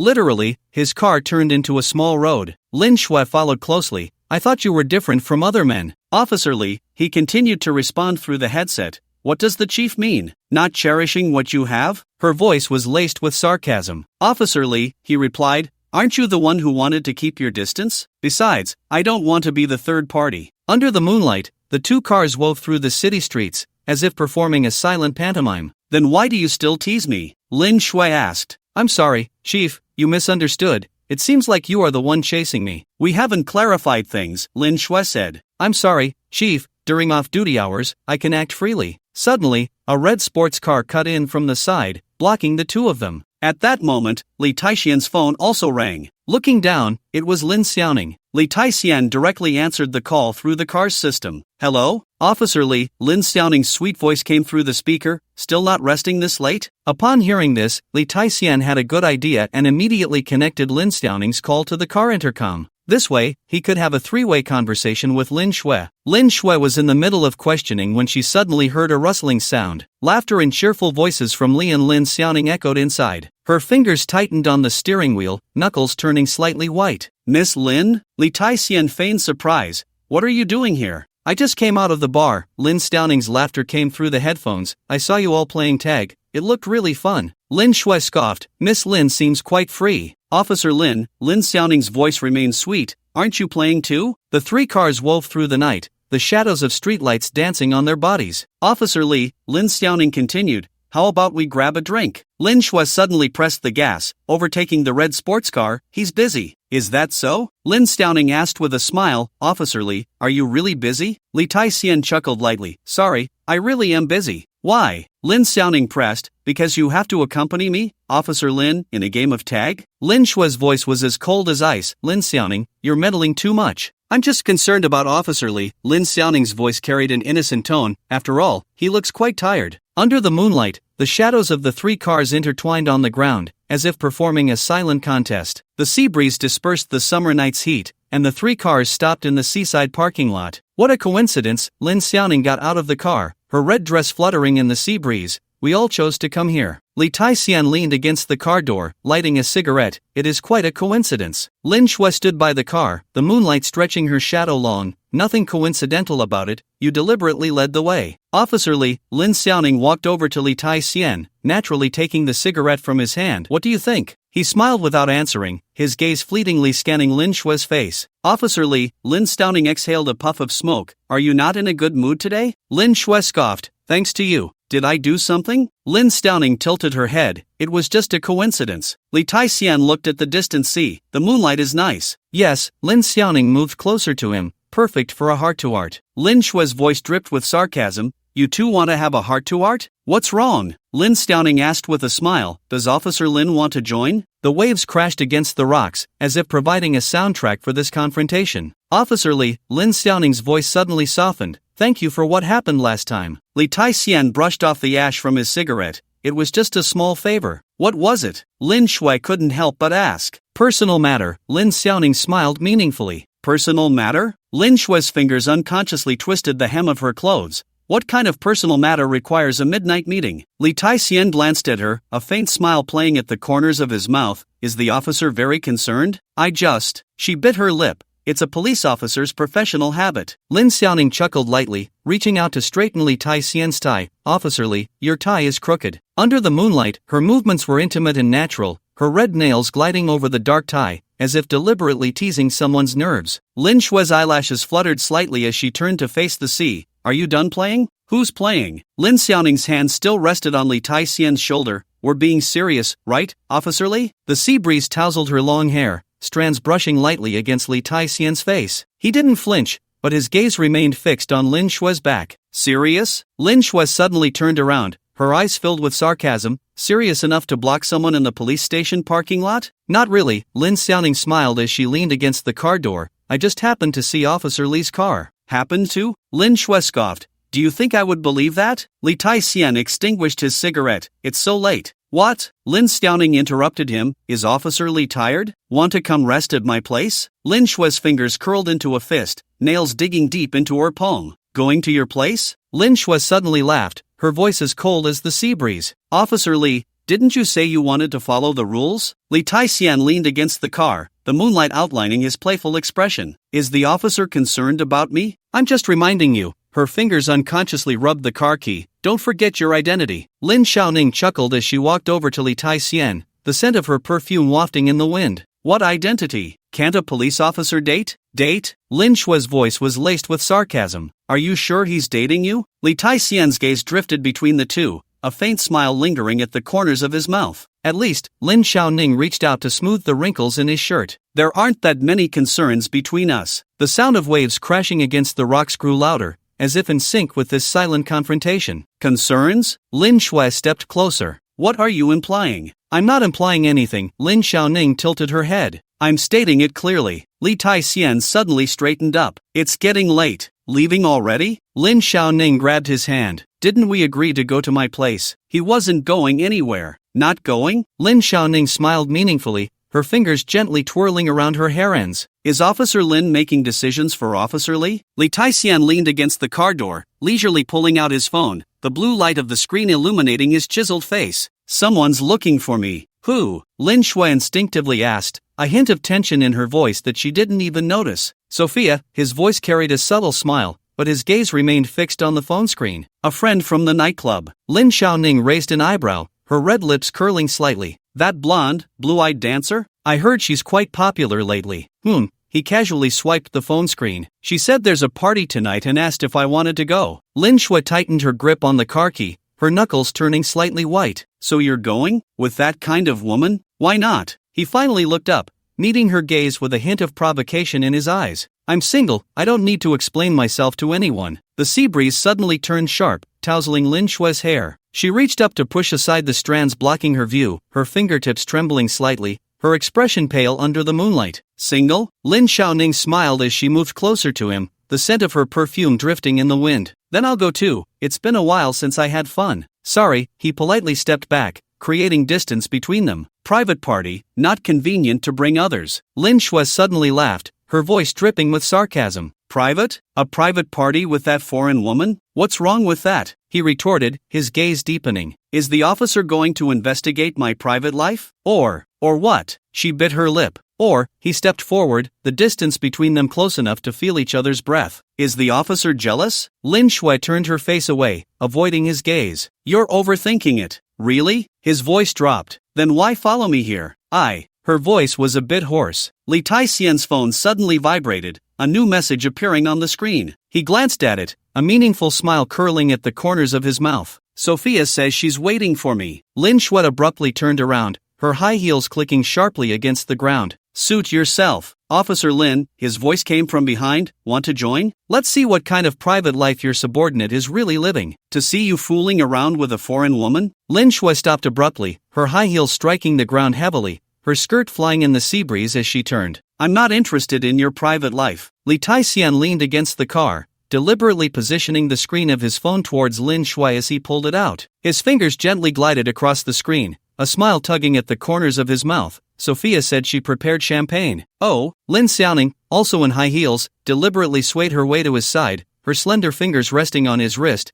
She even sent a photo. The dress is really sexy. Lin Shui's fingers tightened and then relaxed in her palm, her nails leaving faint marks on her skin. Have fun, you two. The officer suddenly straightened up, taking a few steps to stand in front of Lin Shui, his voice low and almost seductive. Are you sure you don't want to go? Go where? She looked up at him, the anger in her eyes nearly spilling over, yet her body instinctively took a step back. To watch you flirt with that foreign woman? Li Tai-hsian's hand moved slowly to adjust his cuff, as if deliberately stalling for time. I thought the officer was just concerned about his subordinate's private life. Private life? She scoffed, stepping closer, almost pressing against his chest. You call this a private life? What else? He looked down at her, his breath brushing against her hair. Does the officer think I should maintain a loveless marriage like some people? Lin Shui's body visibly trembled, nearly stumbling back, but he caught her arm.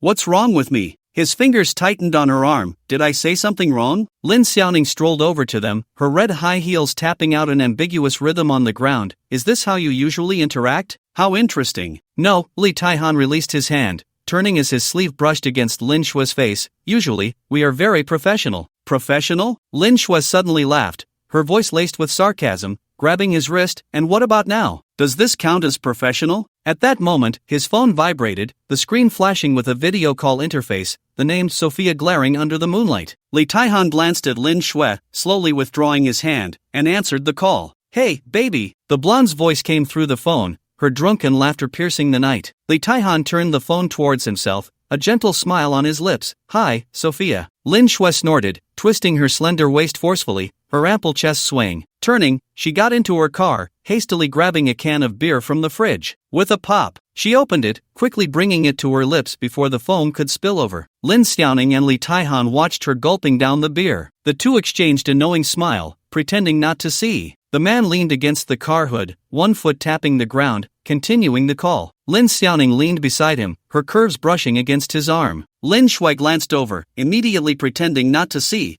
continuing to drink. Where are you? Sophia's voice was playful. The party has started, everyone is waiting for you. On the phone screen, the blonde was wearing a low-cut red dress, leaning against the bar while swirling her drink. The background music was deafening, colorful lights dancing around her. I'll be there soon, his voice deep and sexy, save me a drink. Lin Stowning leaned in to look at the screen. Sophia, long time no see. Oh, Lin. The blonde waved excitedly. Are you coming too? Not really, Lin Stowning smiled. I have something else to do. Lin Shui suddenly started the car. Wait, Li Taihan rushed over. Officer, you've been drinking. What's it to you? She didn't look back. I'll drive you, he said, about to hang up the video. Baby. Sophia's voice was filled with dissatisfaction. You promised tonight. Sorry, he interrupted her, another day. Lin Shui stopped, turning with a mocking smile. No need, I'll call a ride. Are you sure? He stepped forward. Or do you want the designated driver to see the law enforcement officer drunk? Lin Stowning laughed as if watching a show. How about I take Officer Lin home? No need. Li Taixian had already hung up the video call and strode over to Lin Shui. I'll take you. Aren't you going to the party? Lin Shui scoffed. Sophia is waiting for you. She can wait. He reached out and took the keys from Lin Shui's hand. But if you drive drunk, you might be waiting for a body bag. You. Lin Shui tried to snatch the keys back, but he easily dodged her. All right. He opened the passenger door and nodded. Get in this side. Lin Stowning suddenly laughed. Officer Li, you're going to give people the wrong idea. What misunderstanding? He turned to look at her. Misunderstanding that you care about Officer Lin, she said meaningfully, and not just fulfilling your duties as a subordinate. Lin Shui stood by the car door, flipping her chestnut hair. I don't need his fake kindness. It's not fake kindness. His voice suddenly turned serious. It's my duty. I can't let my superior get into trouble. Duty? She laughed sarcastically. Why didn't you think about duty earlier in the office? Li locked his arms around Lin Shui and lifted her up. Holding her at the waist, even though they had shared moments before, he still found it hard to control himself. What a stunning woman, she's all heated up. Ma Ximing, that foolish pig, such a good wife,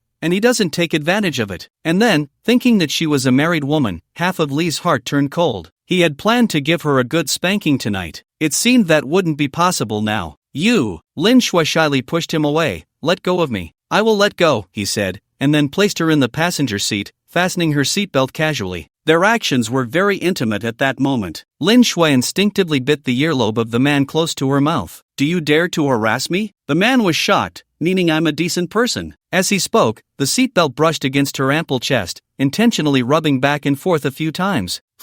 Lin Shui cooperatively twisted her body a few times. Lin Stowning couldn't watch any longer and turned back to her own car. A pair of dog men and women. After saying that, she drove away. Li locked his gaze and didn't linger, decisively walking around the front of the car. He reached the driver's seat. Let's go, get some good rest, officer. Lin Shui didn't speak, turning her head to look out the window. Li quickly started the car, the wheels roaring. More than 10 minutes later, the car stopped beside the greenery of Lin Shui's villa. Officer, should I drive directly into the garage? Lin Shui nodded silently. Li took out the keys from her bag and pressed the remote. Good night, officer. The car smoothly entered the garage. Li parked and turned off the engine, locking the brakes. At the same time, he unbuckled his seatbelt, preparing to get out. Lin Shui blinked her long, curled eyelashes, staring at him in a daze. Li got out of the car, glanced at her, and gently closed the door. He turned slowly and walked out of the garage. Lin Shui hurriedly opened the car door, wanting to call out to him, but the words were on the tip of her tongue, and she swallowed them back. What good would it do to call him? This was her home. She wasn't divorced yet. Could she really bring a man back? She could only watch as his figure disappeared into the night. On an island, at a tumultuous harbor, Shinzi stood by the shore, the sea breeze tousling her short hair. At that moment, she was completely dressed like a man. In the night, a cargo ship quietly docked at the pier, containers making dull sounds under the crane. She tugged at her loose work jacket, ensuring she looked like an ordinary dock worker. Her phone had been turned off and thrown into the sea, all contact methods severed. Once she left, she didn't know when she would return. Hey, the new arrival. A hoarse voice came from behind. That blue container, go help check it. Shinzi lowered the brim of her hat, nodded, and walked over with deliberately heavy steps. The door of the blue container was half open, filled with cardboard boxes labeled mechanical parts. She knew that what was inside those boxes was not parts at all, but her ticket. Have you finished checking? The voice sounded again. Shinzi turned back and replied in a low voice, no problem. The customs building in the distance was lit up, and patrol cars passed by from time to time. Her hand tightened around the map of Koala Country in her pocket, her only clue. Why were the police from Koala Country interrogating her? Why was it right after Lee Taisian left? These questions seemed irrelevant,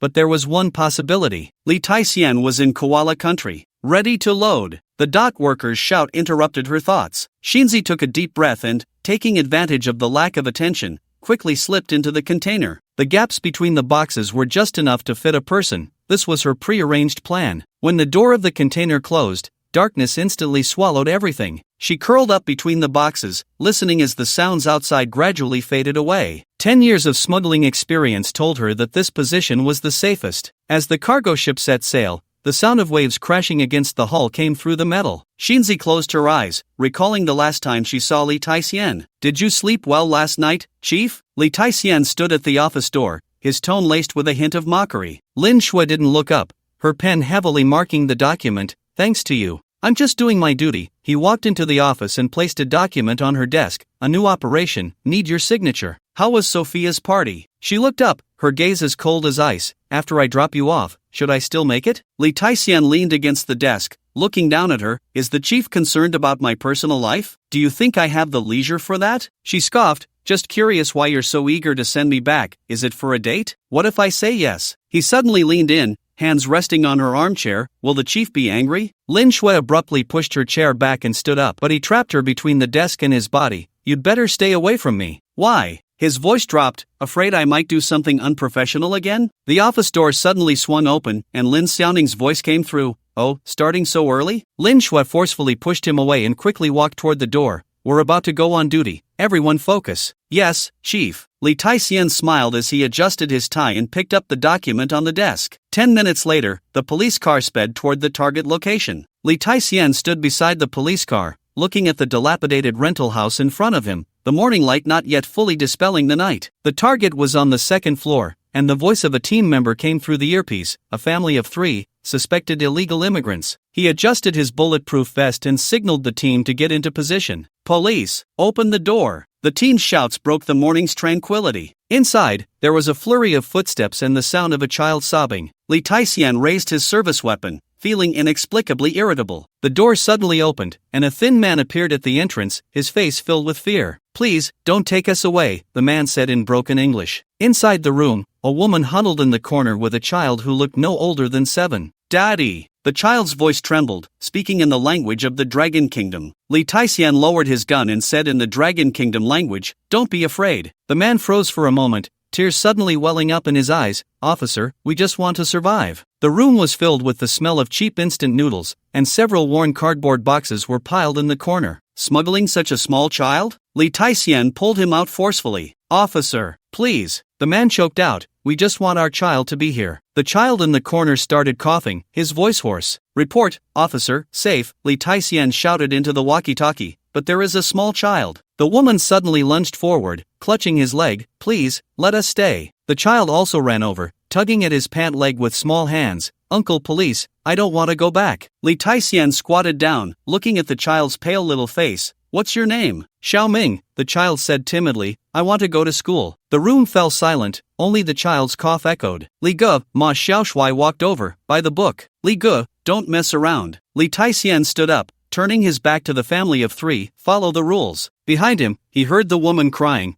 the child sobbing, and the man sighing. He quickly walked out of the room, lit a cigarette, and took a deep drag. "How many times have I told you?" Lin Shui's voice came from behind. "No smoking while on duty." He turned around to see her leaning against the wall, and he had no choice but to extinguish the cigarette. "Officer, sometimes rules aren't everything. Just like what you said last night?" She sneered. "So are you sympathizing with them now, or implying something?" The child's cries from downstairs interrupted their conversation. "I'm not implying anything." Lee Taisian crushed the cigarette. "But I just feel that this child..." Lin Shui interrupted him. "So now you're questioning my decision?" Downstairs, the child's cries grew louder. "Mom, I don't want to go back." "Follow the rules." Lin Shui's voice was as cold as ice. "That's what you taught me last night, isn't it?" Lee Taisian suddenly laughed. "So the officer is retaliating?" "Retaliate?" She scoffed. "Do you think you have the right to make me retaliate?" The child's cough echoed from downstairs, each one heavier than the last. "He's very sick," Lee Taisian said. "If we send him back." Lin Shui turned to leave. "That's their business." He grabbed her wrist.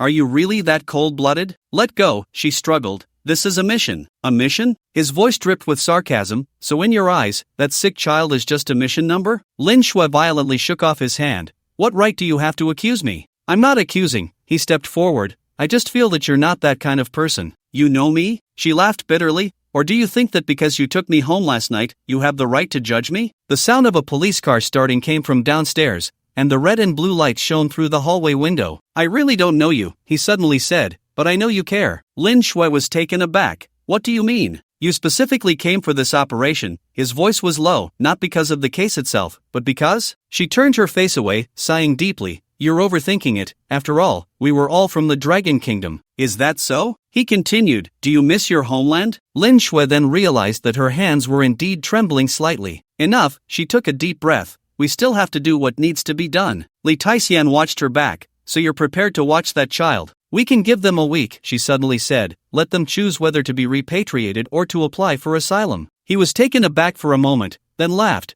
That's not in accordance with the regulations. Yes, she turned around, blinking as if it were intentional, not in accordance with the regulations, just like you said last night. Is the chief learning to exploit loopholes from me? Li Taixian's voice was laced with amusement. Lin Shui shot him a glare. Shut up and go arrange it. Downstairs, the child was still crying, the voice filled with despair. Daddy, I don't want to go back. You go tell them, Lin Shui suddenly said. You can speak the Dragon Country language. This made Li Taixian have to concede, as if you couldn't speak it. He could only obey and turned to go downstairs, a faint smile on his lips. By the police car, the family of three huddled together, as if trying to grasp the last moments. Xiaoming, Li Taixian squatted down and said in Dragon Country language, Don't cry. The child looked up, tears still on his face. Uncle Police, you have a week. He looked at the child's parents, to apply for refugee status. The man was stunned, hope suddenly igniting in his eyes. Really? But there are no guarantees, Li Taixian said. If the application fails, you still have to go back. The woman held the child tightly. As long as there's a chance, we will try. Lin Shui stood upstairs watching this scene, her fingers unconsciously fiddling with her gun strap. The chief has softened? Ma Xiaoshui appeared by her side at some point. Lin Shui withdrew her gaze.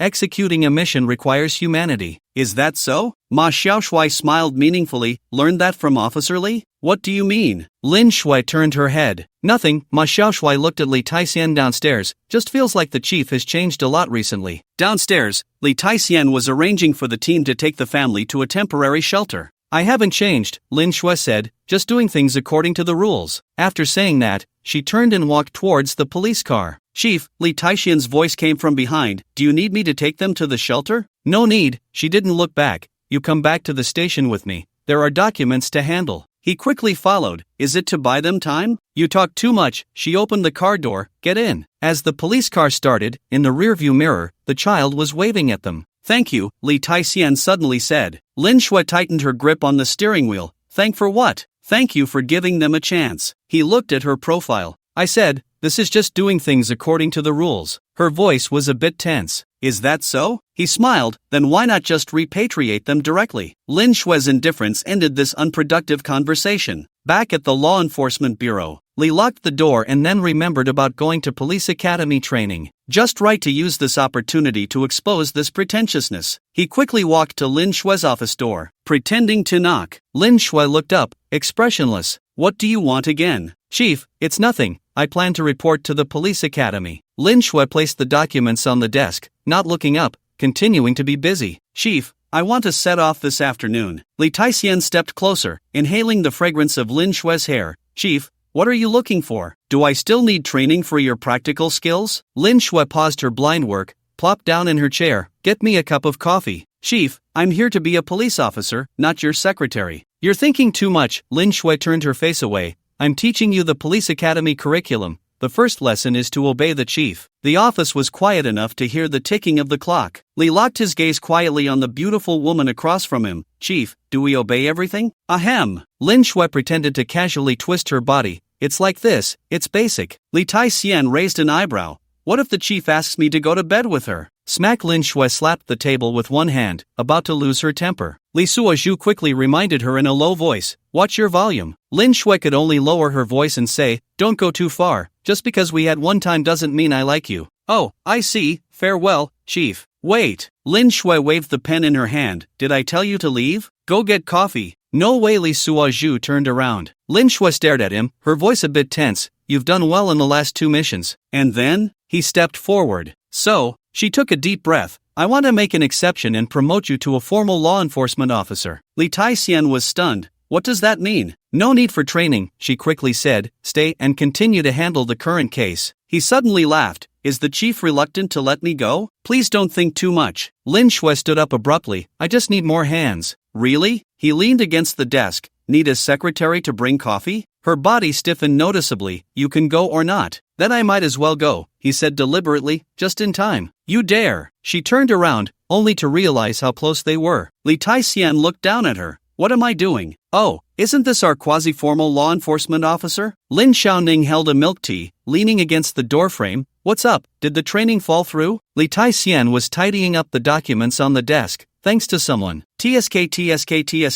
Lin Xiaoning took a sip of milk tea. Was it held back? Or, what are you talking about? Lin Shui suddenly appeared. Nothing to do, right? The air in the office suddenly froze. Even the buzzing of the air conditioner became awkward. Report, Chief. Li Taixian raised his hand, looking serious. I'll go patrol the streets right now. Lin Shui glared at him. Stop being cheeky. How's the case with old Zhang going? Old Zhang? He scratched his head. The one who got stabbed twice at the market? Otherwise? She rolled her eyes. Is it old Li who got stabbed twice? Lin Xiaoning stifled a laugh beside them. These two talk like a comedy duo. Checked. Li Taixian opened his tablet. That old Zhang is quite interesting. Collecting protection fees every day at the market. Lin Shui was taken aback. Collecting protection fees? Isn't he selling vegetables? Selling vegetables on the surface. He swiped to the surveillance video. In reality, he's a lackey for an underground casino. In the video, old Zhang was talking to a few thugs. Wow, Lin Xiaoning leaned in. Isn't that Big Pancake? Li Taixian nodded. That's the one who specializes in loan sharking. So old Zhang was cut by debt collectors? Lin Shui frowned. No, he laughed. He was cut by his own people. Lin Shui looked confused. What's going on? This old guy is too greedy. He enlarged the video. He never turns in the protection fees and embezzles the gambling funds. Lin Xiaoning whistled. Isn't that asking for death? Interestingly, Li Taixian lowered his voice. He deposited all the money into an account called Xiaofeng. Lin Shui's eyes lit up. His wife? No, he smirked. It's the little sister who sells fruit next door. Wow. Lin Xiaoning almost spat out her milk tea. This old man knows how to have fun? Hey, look at that new female officer. She's quite striking. Li Taixian was organizing documents when he heard his colleagues discussing. Of course, I heard she graduated first in her police academy class. Doesn't that match perfectly with our officer Li? Li Taixian looked up and saw Lin Shui walking by with coffee, dressed in a crisp police uniform, her hair casually tied in a ponytail. Hey, Officer Li, Ma Delong leaned over. Do you want me to help you make a connection? Get lost. Li Taixian slapped the documents on his head. Stop causing a ruckus here. Oh, are you shy now? Ma Delong grinned. But seriously, you two are quite a match. Before he could finish, Lin Shui was already standing at the door. Officer Li, the director is looking for you. The office fell silent instantly, and Ma Delong shrank his neck and slipped away. In the elevator, Li Taixian stole a glance at Lin Shui's profile. Is the officer angry? Why would I be angry? She stared at the elevator numbers. You can pair up with whoever you want. Then I want to pair up with the officer. You. Lin Shui turned her head, meeting his smiling eyes. Ding! The elevator doors opened. Lin Shui quickly walked out, her ears slightly burning. Stop talking nonsense. The director is waiting. In the director's office, a rich aroma of coffee filled the air. Xiaoli, the director set down his coffee cup. You've been performing well lately, so I'm preparing a task for you. Li Taixian stood up straight. What task? It's about the urban village renovation. The director handed over a document. Things have been a bit unsettled lately. Lin Shui added from the side. Someone is inciting the villagers to cause trouble. So, Li Taixian opened the document. So I want you to act as a small vendor, the director said with a smile. Set up a street stall or something. Li Taixian was taken aback. Set up a street stall? Yes. Lin Shui suppressed a laugh. Aren't you the best at playing the victim? Is the officer getting back at me? How could that be? She blinked. I believe in your acting skills. The next morning, at the entrance of the urban village, Li Taixian pushed a dilapidated tricycle filled with various trinkets. Boss, how much is this? A little girl pointed at a plastic hairpin. 2 yuan each. He squatted down. Buy 3, get 1 free. Not far away, in a milk tea shop, Lin Shui watched the scene with a cup in hand. This guy is quite good at business, she muttered softly. The plainclothes officer beside her chuckled. Officer, are you concerned about Officer Li? Who is concerned about him? She shot him a glare. I'm monitoring the target. Sure.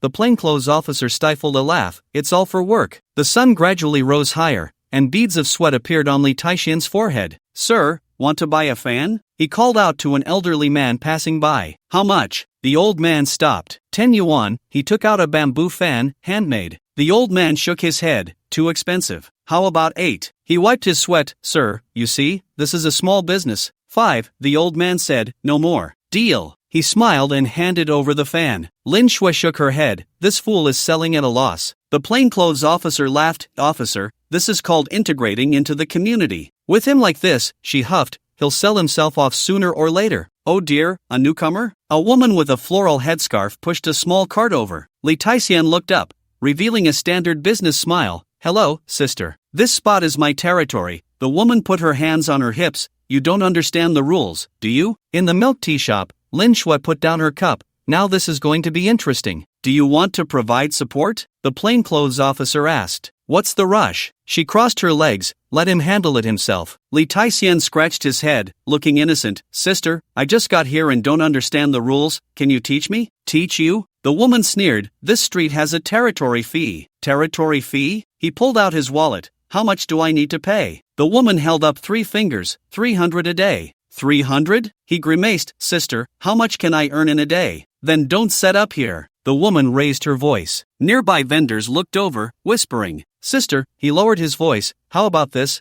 I'll treat you to milk tea. Milk tea? The aunt squinted her eyes. Do you think I'm a little girl? The popular drink from Cha Bai Dao. He smiled and said, I heard you love putting milk tea the most? The aunt was taken aback. How do you know? You come to this street every day. He pointed to the milk tea shop. I've been observing for a long time. Lin Shui rolled her eyes in the shop. This guy is so skilled at flirting with the aunt. Officer, the plainclothes officer stifled a laugh. This is called community work. Pudding milk tea. The aunt touched her headscarf. Then it has to have double pudding. No problem. Li Taixian took out his phone. I'll order it right now. The aunt watched him operate the phone and suddenly said, Your phone is pretty good, huh? Li Taixian was stunned, cursing inwardly. Selling goods with an iPhone 14? The aunt squinted her eyes. Young man, you have a problem. The surrounding vendors gathered around, pointing and whispering. It's over. Lin Shui stood up. This fool has been exposed. No, big sister, Li Taixian hurriedly explained. This phone is. It's on installment. He had a sudden idea. I pay 2,000 every month. It's almost killing me. Installment? The aunt was skeptical. Of course, he sighed, just to show off to my girlfriend. But in the end, she ran off with a rich guy. Oh dear, the aunt's expression immediately softened. The young people nowadays. Lin Shui gritted her teeth. Who ran off with a rich guy? Officer, the plainclothes officer whispered. You crushed the cup. So pitiful. The aunt patted his shoulder. Then the stall fee is waived. Thank you, big sister. Li Taixian wiped away non-existent tears. You are really a good person. All right.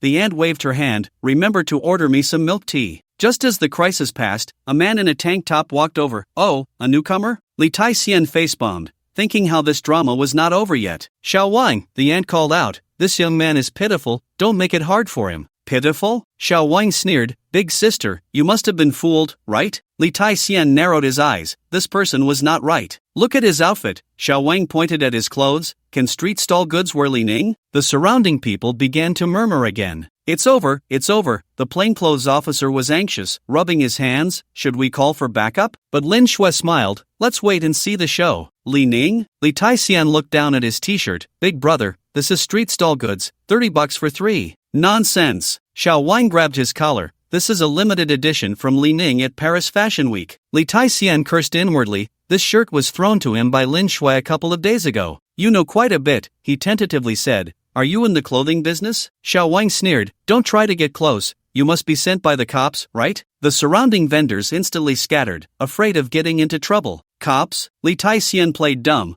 I'm just a small-time vendor. Small-time? Xiao Wang scoffed. These broken things of yours, at first glance, they look like they just came from Yiwu Wholesale Market. In the milk tea shop, Lin Shui stood up. Something's off. This person is too professional. Should we close the net? The plainclothes officer asked. Wait a bit longer. She stared at Xiao Wang. Let's see what he wants to do. Big brother, Li Taixian raised his hand. I'm really just here to set up a stall. Set up your sister. Xiao Wang suddenly overturned his tricycle. Even the city management wouldn't run away. What are you pretending for? Toys scattered all over the ground, and passing children cried in fright. Oh no, the aunt was anxious, stamping her feet. Xiao Wang, what are you doing? Big sister, Xiaowang lowered his voice. This person is definitely a cop. The recent atmosphere is so tense. Do you still dare to take his money? Li Taixian squatted down to pick up the toys, catching a glimpse of the tattoo on Xiaowang's pant leg. Xinglong gang, he silently recited in his heart. No, Auntie is still explaining. That poor child, his girlfriend ran off with someone else. Lin Shui rolled her eyes. Is this play still not over? You believe him? Xiaowang sneered. His phone bill is 2,000 a month, and his salary is at least over 10,000. Which street vendor makes that much? Li Taixian thought this was bad. This person was too shrewd. Moreover, Xiaowang continued. Have you ever seen a vendor who doesn't use WeChat Pay? The crowd around them began to murmur again. Right, who still uses cash these days? When I bought something earlier, he said he only accepted cash. There must be a problem. Li Taixian stood up and patted his pants. Alright, you win. Indeed, he's a cop. Xiaowang was about to make a move. Wait, Li Taixian took out his phone. Look at this. On the phone screen was an IOU. This is. Xiaowang took the phone. Your brother Lu Nang's IOU. Li Taixian laughed. 5 million, compounded interest, it's probably around 10 million now, right? Xiaowang's face changed drastically. You, me? He leaned closer to Xiaowang, just a debt collector. Lin Shui was confused in the store. How did the plot turn so quickly? Lu Nang said you've been collecting protection fees here recently. Li Taixian patted Xiaowang's shoulder. Let me ask, where's the money? Xiaowang was sweating. I'll call to ask. No need to ask. Li Taixian pointed to a police car not far away. Your brother just got arrested. Xiaowang froze and turned to run. With a bang, he collided with Lin Shui. Sorry, she smiled as she pulled out handcuffs. Police are on duty. Hey, officer. Li Taixian looked at Xiaowang being taken away. Your plainclothes looks pretty good. Lin Shui looked down at her floral dress. Stop being cheeky, fall in. No, he leaned in a bit closer. It really suits you. Get away. She pushed him away. You smell like sweat. This is for the mission, he grinned. How about treating the officer to a meal? Lin Shui turned to leave. No time. The new product from Chabai Dao, he followed her. I heard you love strawberry latte the most. She stopped. How do you know? Every time I work the night shift, he smiled. Your table is always filled with empty cups of that flavor. Lin Shui's ears turned slightly red. You're quite observant. Of course, he leaned in. I also noticed the officer is wearing new perfume today. Li Taixian. She gritted her teeth. Joe Malone's bluebell, he continued. It really suits you. The plainclothes officer nearby watched in shock. Is this for real? Shut up. Lin Shui shot him a glare. The officer's face turned red, and Li Taixian laughed even more. It can't be that. I'm hot. She turned to leave. He grabbed her hand. Is it hot in the air-conditioned room? Lin Shui struggled. Let go. Not letting go, he leaned close to her ear. Unless the officer agrees to have dinner with me. The warm breath by her ear made her shiver. You. Her voice softened. Are you threatening your superior? Not daring to, he released her hand. This is called catering to one's preferences. Lin Shui turned around. The two were close enough to hear each other's breaths. Then you tell me. She looked up at him. What do I like? Li Taixian was taken aback, not expecting her to be so direct. This. He took a step back. What? She pressed closer. Weren't you quite good at this just now? Officer, he continued to back away. This isn't appropriate. Where is it inappropriate? She pressed on. Weren't you the one who flirted first? Li Taixian leaned against the wall. You are a married woman. What? Lin Shui's eyes widened. Exactly. He wiped his sweat. Aren't you married? Alright, you're not done, are you? She gritted her teeth. The file clearly stated. Are you doing this on purpose? She was so angry she stomped her feet. Can you not mention this for a day? Li Taixian's eyes lit up. A little? Get lost. She turned to leave. I'm going to apply to transfer you to the detention center. No, Chief, he hurried to catch up.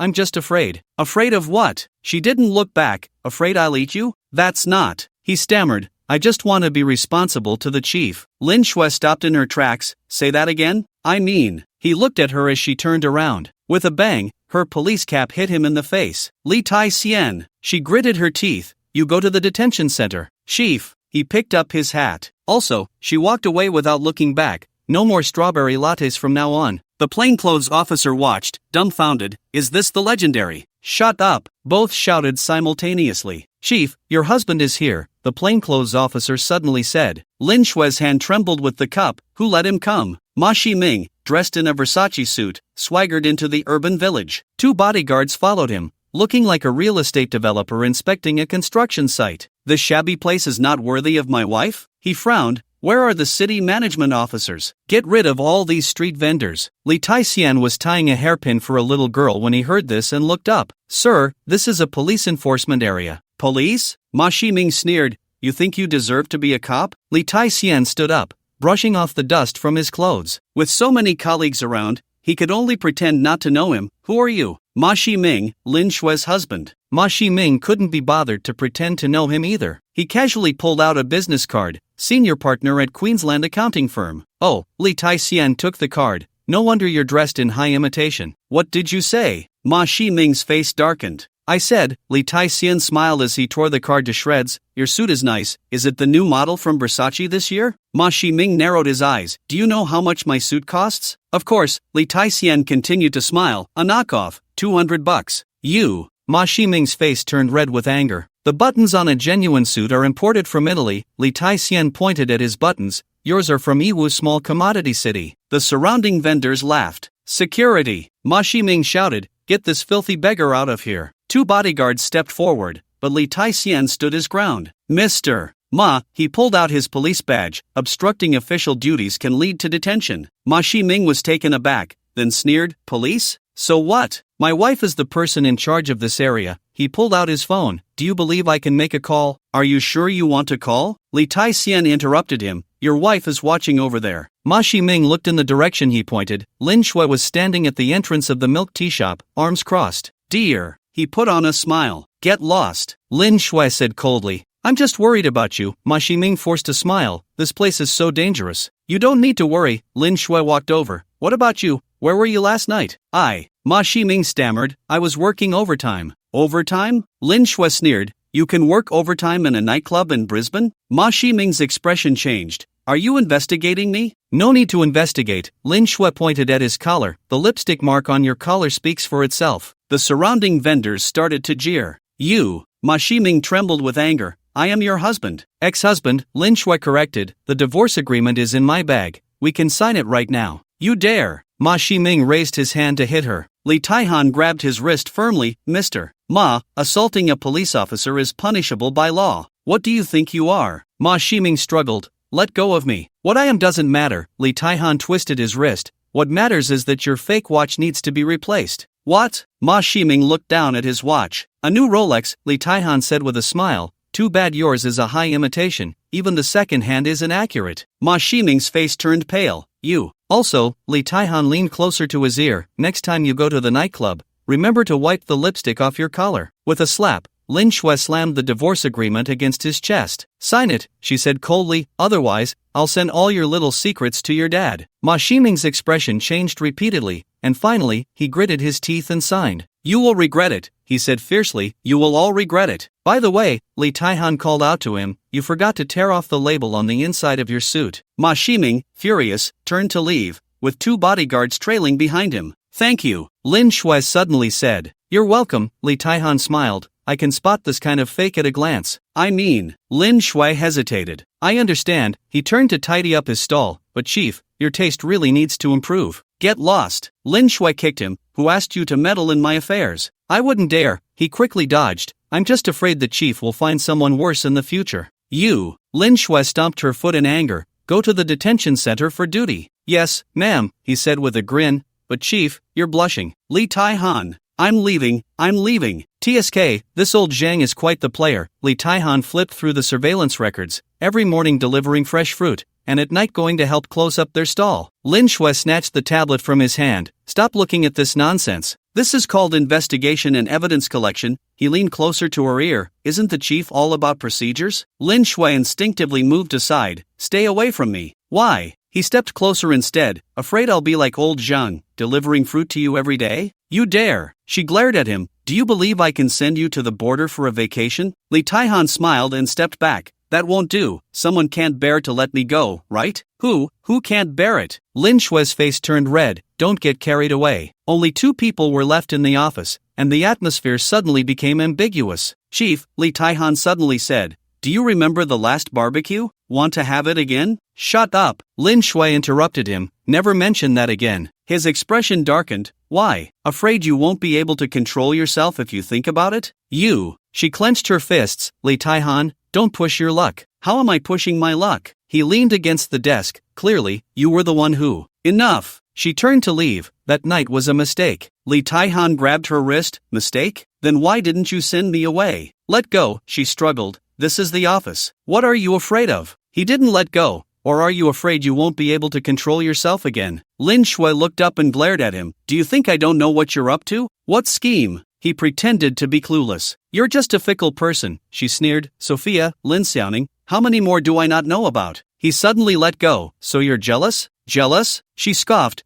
Do you think you deserve it? Li Taihan's expression darkened. That night, you weren't saying that. You were begging all night. You. Lin Shui's face turned crimson. If you dare to say it out loud. Rest assured, he smiled mysteriously. I have more secrets than you. Lin Shui burst out of the door, her heart pounding like a drum. He must have done it on purpose. That rotten man. She stomped her foot hard, her high heels striking the ground with a crisp sound, as if trying to vent the anger inside her. Li Taixian leaned back in his chair, a smug smile playing at the corners of his mouth. Little brat, can't I handle you? He muttered to himself, picking up his phone and opening Lin Shui's WeChat chat window. Officer, the moonlight is beautiful tonight, want to enjoy it together? The message was sent successfully, and he put down his phone, picking up the documents on the table, but he couldn't focus on a single word. His mind was filled with images of Lin Shui, her angry face, her shy demeanor, and that night. He shook his head, trying to push those images away. Play is play, and work is work, don't joke about work, he reminded himself, forcing his attention back. His phone vibrated. It was Lin Shui's reply, dream on. Li Taixian chuckled and replied, see you in my dreams. He set his phone down and continued working.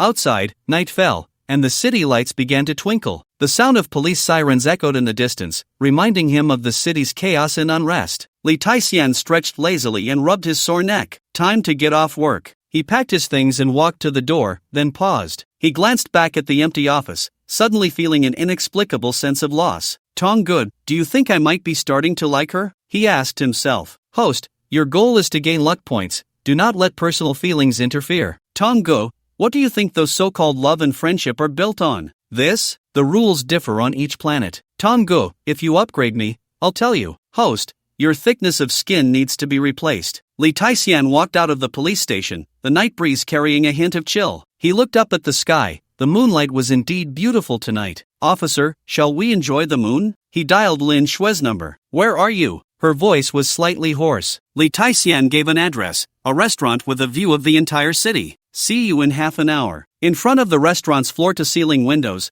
Li Taixian watched Lin Shui walk in. She wore a cream-colored long dress, her hair casually draped over her shoulders, looking gentle and elegant. Officer, long time no see. He stood up and pulled out a chair. Lin Shui sat down, her gaze falling outside the window. What exactly do you want? To enjoy the moon with you, he said with a smile, and to chat a bit. Chat? She scoffed. Are you sure you don't want to continue playing with me? Officer, how could I dare? He made a wronged expression. I'm just a humble little cop. Lin Shui looked at him and suddenly laughed. You're something else, Li Taixian. Thank you for the compliment. He raised his glass, to the moonlight, to the beauty. As they drank and chatted, the atmosphere gradually relaxed. Li Taixian asked about her family, her past, her dreams. Lin Shui also inquired about his experiences, his hometown, his wishes. You really don't remember anything from university? She suddenly asked. I don't remember. He shook his head. It's like a dream. Then what do you remember? I remember your eyes. He looked at her, like stars. Lin Shui froze for a moment, then turned her face away,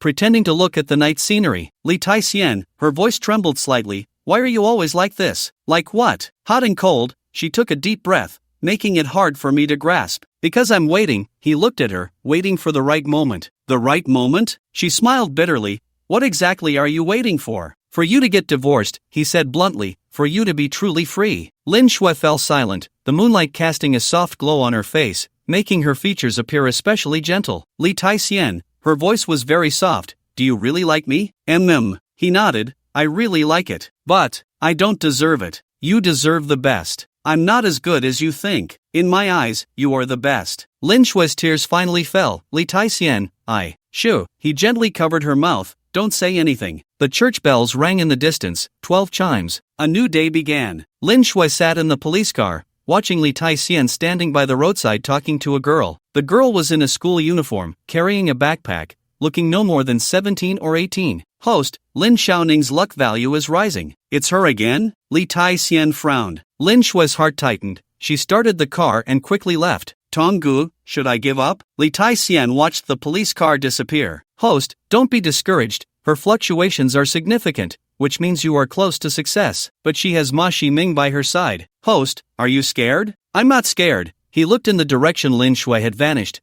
I just don't want to make things difficult for her. Tonggu, why do you think we need to gain luck value? I don't know, you ask me, who do I ask? Host, your permission level is not enough. I cannot check higher level tasks. I can only complete phased upgrades for now. What will happen after the upgrade? I don't know either. I only know that every host on each planet completes tasks according to my requirements. In the end, they all move towards higher level planets, and I am just a carrier executing the program. Li Taixian looked at the calendar on his phone. It had been a week since he last met Lin Shui. He passed by the law enforcement bureau at a fixed time every day but had not seen her again. Tonggu, should I be more proactive? That's up to you to decide. Proactive? Is it useful? He chuckled self-deprecatingly. You have to try, or will it just stay like this? Try it, then. Who's afraid of whom? Li Taixian picked up his phone and dialed Lin Shui's number. The phone rang for a long time before it was answered. Hello? Her voice was a bit hoarse, as if she had been crying. Are you okay? He asked. I'm fine. Her voice was very soft. Busy? Not busy. Want to go out for a drink? Okay. In the bar, the lights were dim, and the music was low. Lin Shui wore a black dress, her whole self hidden in the shadows. You've lost weight. Li Taixian sat down across from her. Really? She forced a smile. Maybe it's because of the stress lately. Because of Ma Shiming? She didn't answer, just took a sip of her drink. Are you divorced? He asked. No. She shook her head. He doesn't agree. Why? He said he would change. Her voice choked a bit. A leopard can't change its spots. I know. She smiled bitterly. But I don't want to gamble anymore. So what are you doing now? I don't know. She looked up at him. What do you think? Li Taixian fell silent. The bar's light cast shadows on her face, making her expression appear particularly lost. Lin Shui, his voice was soft. You deserve better. But, her tears finally fell. I no longer have the courage. You do. He reached out and held her hand. You've always been very brave. I haven't. She shook her head. I've always been escaping. Escaping from what? Escaping. Her voice grew softer. Escaping my heart. Li Taixian looked at her, the moonlight streaming through the window onto her face, making her look particularly fragile. Lin Shui, his voice was deep and gentle. Look at me. She slowly raised her head, tears shimmering in her eyes.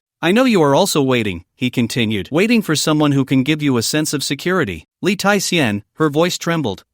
Shoo. He gently covered her mouth. Don't say anything. He leaned closer, their breaths intertwining. Give me a chance. His voice was deep and seductive. And give yourself a chance. The music in the bar gradually faded, leaving only the sound of their heartbeats. Lin Shui closed her eyes, her eyelashes fluttering slightly. Li Taixian softly kissed her forehead, his movements tender as if handling a fragile treasure. Ding! Congratulations to the host for successfully capturing Lin Shui's heart, gaining 200 luck points, totaling 1650 points. Li Taixian smiled. At this moment, he had finally waited long enough. In the morning of Melbourne, the sea breeze carried a salty tang, crashing against the containers on the shore. Xinz curled up in the corner of a container, her body stiff and numb from prolonged confinement. In the darkness, she seemed to return to 10 years ago, the days when she was taken away by Shiqian Haonan and imprisoned in a basement. Fear, despair, and a thirst for life rolled within her heart. I won't give up, she gritted her teeth, her nails digging deep into her palms. I must find him. When the container door was opened, the blinding light made it almost impossible for her to open her eyes. The noisy voices, the roar of machines, and the cries of seagulls made her feel dizzy. She struggled to adapt to the outside world, pretending to be terrified, stumbling out. The workers on the dock looked at her curiously,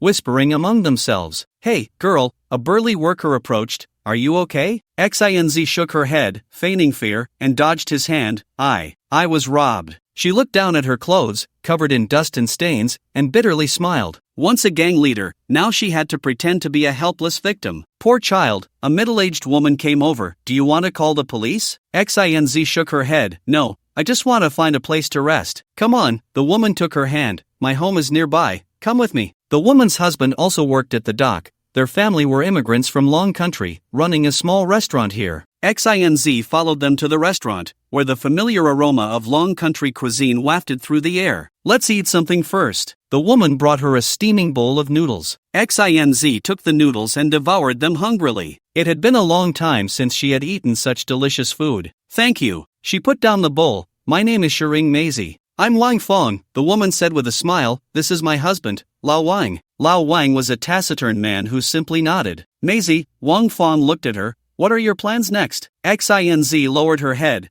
I don't know. How about this? Wang Fong hesitated. You can help out in our restaurant for now. Xinz raised her head, a glimmer of gratitude in her eyes. Really? Of course, Wang Fong said with a smile. We happen to be short-staffed. Xinz nodded. Thank you. She knew she needed a new identity, a new beginning. In the night of Melbourne, the lights were dazzling. Lin Shui sat on the sofa, holding a glass of red wine, staring blankly out the window. Ma Ximing sat opposite her, holding the divorce agreement. Do we really have to take this step? I told you I would change. Just sign it. Lin Shui silently drank her wine, her eyes as red as the drink. Ma Ximing suddenly stood up and walked straight over. Lin Shui didn't move, just gently swirled her wine glass, the red liquid glistening under the light like thick blood. Why? He asked, his voice a bit hoarse. We came here together. You still remember that? Lin Shui glanced at him with a hint of amusement. Did you ever cherish it? Lin Shui, our marriage has become a responsibility. We can't just divorce casually. Don't you understand? I understand. She turned to look at him. That's exactly why I want a divorce even more.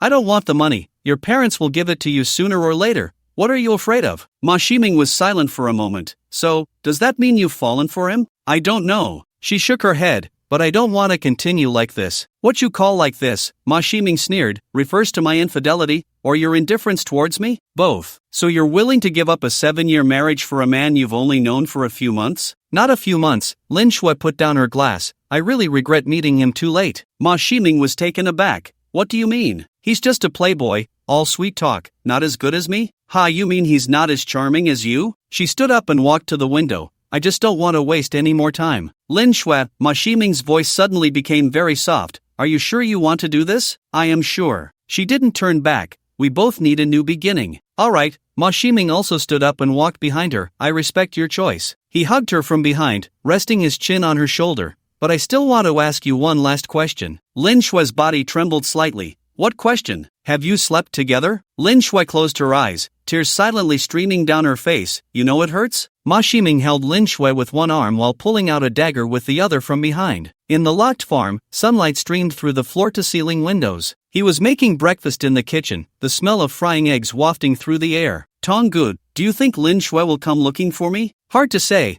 but Lin Xiaoning's luck is rising rapidly, and she seems very interested in you. That little girl is always stirring things up. Li Suozhu plated the fried eggs, but this 40 points is still something. The doorbell rang. He walked to the door and saw Lin Xiaoning standing outside on the surveillance screen, holding a cake box. Good morning, Mr. Li, she smiled. I made your favorite chocolate cake. Li Suozhu opened the door. Why the sudden politeness? To celebrate your promotion, Lin Xiaoning walked into the house. Congratulations, Officer Li. Thank you. He took the cake box. Come in and sit. No, Lin Xiaoning shook her head. I have something to do. What is it? It's a secret, she winked. You'll know later. Just as Lin Xiaoning turned to leave, Li Suozhu suddenly called out to her. Wait. What is it? How is your aunt doing lately? Lin Xiaoning was taken aback for a moment, then smiled. Are you concerned about her? I'm just asking. She's doing well, Lin Xiaoning said, preparing for a divorce. Li Suozhu's heart tightened. Really? Yes. Lin Xiaoning's smile was somewhat meaningful. Looks like you'll have a chance soon. Chance? He smiled bitterly. What chance? Of course, the chance to pursue her. Lin Xiaoning winked. Officer Li, stop playing dumb. After saying that, she turned to leave, her red dress particularly dazzling in the sunlight. This little girl, always trying to set me up. What does she mean? Tonggu,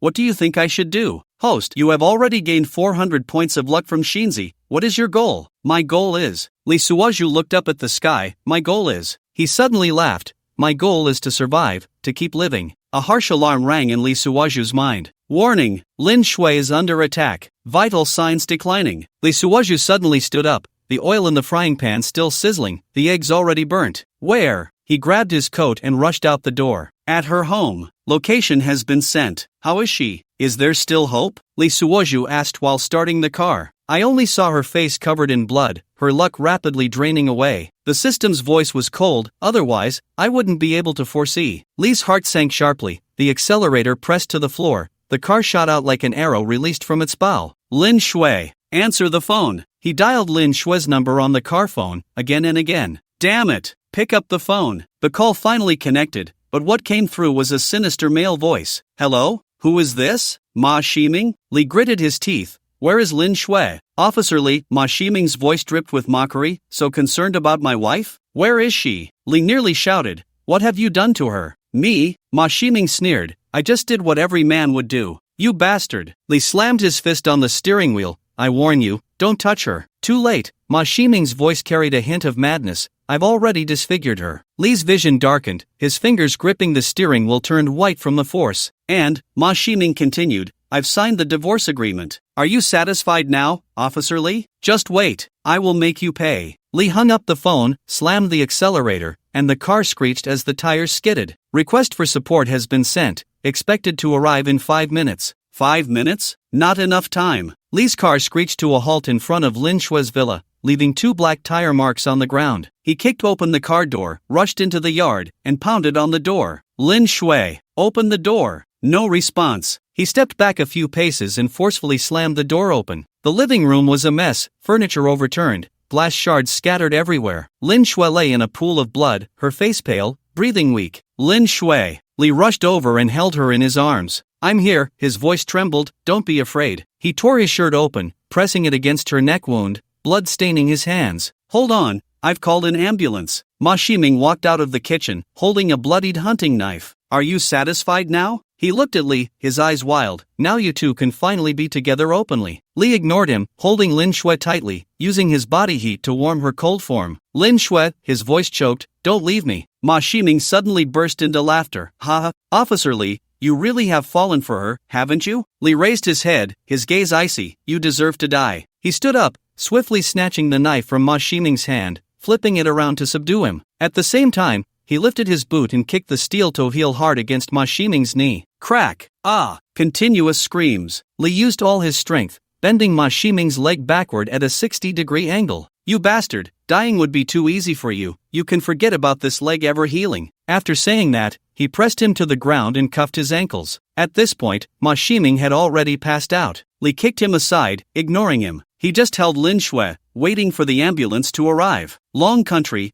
outskirts of the capital. The sun shone brightly, the air fresh. Halfway up the mountain, an inconspicuous grave, the tombstone engraved with the words Li Suoju. He Wei and Si many stood before the grave, watching workers dig it up. The morning sun shone on the tombstone but could not penetrate their heavy hearts. Do you think he will be inside? Si many asked softly. He Wei did not answer, just stared intently at the grave. The grave was opened, revealing nothing but an old, tattered gown. As expected, He Wei took a deep breath. I knew he wouldn't die so easily. Simone's tears finally fell. Why doesn't he come to find us? Because he has more important things to do. He Wei patted Simone. He doesn't want us to know. So what do we do now? Go to Koala Country. He Wei looked into the distance. Go bring him back. An ambulance wailed as it rushed in, the glaring red and blue lights cutting through the tranquility of the night sky. Li Suoju carried Lin Shui out of the villa, and the medical staff quickly approached, lifting Lin Shui onto a stretcher. In the chaos, Li Suoju pressed his hand against Lin Shui's face, silently reciting, Activate Divine Doctor Skill. A flash of golden light appeared, and Lin Shui's wounds healed at a visible speed, leaving only faint red marks. Host, this 200 points of luck value has almost drained away. Brother Tong, can we not be so realistic? I just feel sorry for her. Li Suoju said this, but inside he was overjoyed. The police car followed closely behind the ambulance, and Li Suoju sat in the passenger seat, watching the rapidly retreating street scenery outside the window. His thoughts returned to the moment he entered the house. Ma Shiming, just you wait. He clenched his fists, a glint of murderous intent flashing in his eyes. Host, you need to be cautious. If a murder occurs here, you'll be wandering. Host, I cannot understand human emotions. If you understand, something will go wrong. I'm about to reverse. A flash of white light. Li Suoju returned to his room. It was just getting dark. He had come home from work. He had been playfully teasing Lin Shui all day. In the end, through persistence, he won Lin Shui's heart. Lin Shui had also made up her mind to divorce Ma Shiming. It was precisely because of this that Ma Shiming had disfigured Lin Shui. Li Suoju hesitated no longer. He immediately got up and left. He needed to kill Ma Shiming before he could act. In the living room of Lin Shui's villa, Ma Shiming sat across from Lin Shui. Have you really fallen in love with him? Lin Shui replied, That's not important. What matters is that we must get a divorce. For him? You've only known him for a few months? What about our 7 years of marriage? Ma Shiming kept firing back with questions. At that moment, in the shadows outside the window, Lee Suoju took out a high-powered Martiner sniper rifle from his space. The electronic scope calculated the shooting probability. This position had a 98% success rate. Few months? Lin Shui scoffed coldly. That's already too long. I really wish I had met him sooner. This statement might have completely enraged Ma Shiming. This bewitched woman. Ma Shiming made up his mind to act. He pretended to walk over, lowering his voice to ask Lin Shui, I'll agree to the divorce, but I want to ask you one last thing. Have you two slept together? As he spoke, he reached to wrap his arms around Lin Shui's neck, while his other hand had already drawn a dagger. Bang! With the sound of shattering glass, Lin Shui felt a warm substance splatter on her neck. A nauseating smell of blood made her choke. She thought this man wanted to embrace her one last time. Unexpectedly, his head exploded like a ripe watermelon. Lin Shui turned to look at the large body that had fallen beside her, letting out a few gasps. Covering her mouth, she was at a loss. Taking advantage of the night, Lee Suoju quickly left the scene. He ran to the roadside to drive away. Back home, Lee Suoju began to write his resignation letter. That night, all police officers received an emergency assembly order. Lin Shui's husband had been shot in the head. This was a serious matter. Moreover, there was strong suspicion that the shot was aimed at Lin Shui but missed. Lee Suoju also gathered in the office. The incident was too serious. The head of the Law Enforcement Bureau personally commanded the operation. In the small village, checkpoints were set up everywhere to inspect suspicious vehicles. Lee Suoju was assigned to the search team. They searched the nearby households in the village. Of course, it was just a perfunctory effort. After a night, the case was reported. They continued with their routine patrols. Early in the morning, Lee Suoju knocked on Lin Shui's door. Although Lin Shui was going to divorce Ma Shiming, she still looked haggard. Lee Suoju walked in and handed a report to Lin Shui. Officer, please take a look. Lin Shui took the report but did not flip through it immediately. Instead, she looked at him. You want to resign? Yes. He nodded. I want to go back to the farm. Why? Her brows furrowed a few times, her expression unpleasant. At that moment, he looked out the window. You know my reason for coming here, now, because of me? No, he shook his head. This police position is no longer important. Lin Shui fell silent. Only the ticking of the clock remained in the office. Finally, she spoke. Are you really leaving? Yes. Then. Her voice choked a bit. Will we meet again? Yes. He looked at her. As long as there's fate. Lin Shui's tears fell again. Li Taixian, Shoo. He gently covered her mouth. Don't say anything. Why can't I say anything? What was that before? Lin Shui suddenly stood up, the tight police pants pushing the chair to the window. Officer, please watch your words. Lin Shui walked around the table and took a few steps closer. Li Taixian, I'm paying attention to your words. Li Suoju, are you done playing? Are you looking for a fat guy too? Lin Shui's almond-shaped eyes widened in disbelief. Host, you brought this upon yourself. Tong Gu, did I save the wrong person? Speak up, I'm single now, and you're about to leave? Lin Shui grabbed Lee Suoju's collar. I'm a married woman, and you've got me cheating in my marriage, and now you want to just walk away? Lee Suoju quickly explained, Officer, keep your voice down. How about we talk more tonight? Pushed away by Lin Shui, Lee Suoju hurriedly straightened his clothes. Officer, see you tonight. He gave her a meaningful smile. Get lost. Lin Shui picked up the pen holder from the table but thought for a long time and didn't throw it. Just as Lee Suoju was about to turn and leave, a woman's voice called from behind, Wait. What now? The man had no choice but to turn around. Leave your ID card here. The woman naively thought this would prevent him from slipping away. Without a word, the man emptied his pockets, including a box of novelty condoms. Lin Shui shot him a disgusted glare. Forget it, just take my wallet. All my ID and bank cards are in there. Lin Shui stood still, took everything from him, and finally let out a sigh of relief. Get lost. Lee Suoju said nothing and turned to leave. After watching his back disappear, she picked up the report on the table but couldn't focus on a single word. Host, her emotions are fluctuating. I know. Li Taixian walked down the stairs, but I can't wait any longer. Host, are you sure you want to give up? Give up? He laughed. I just don't want to hang myself on a single tree. Unfortunately, just a few minutes later, Lee Suoju, now out of uniform,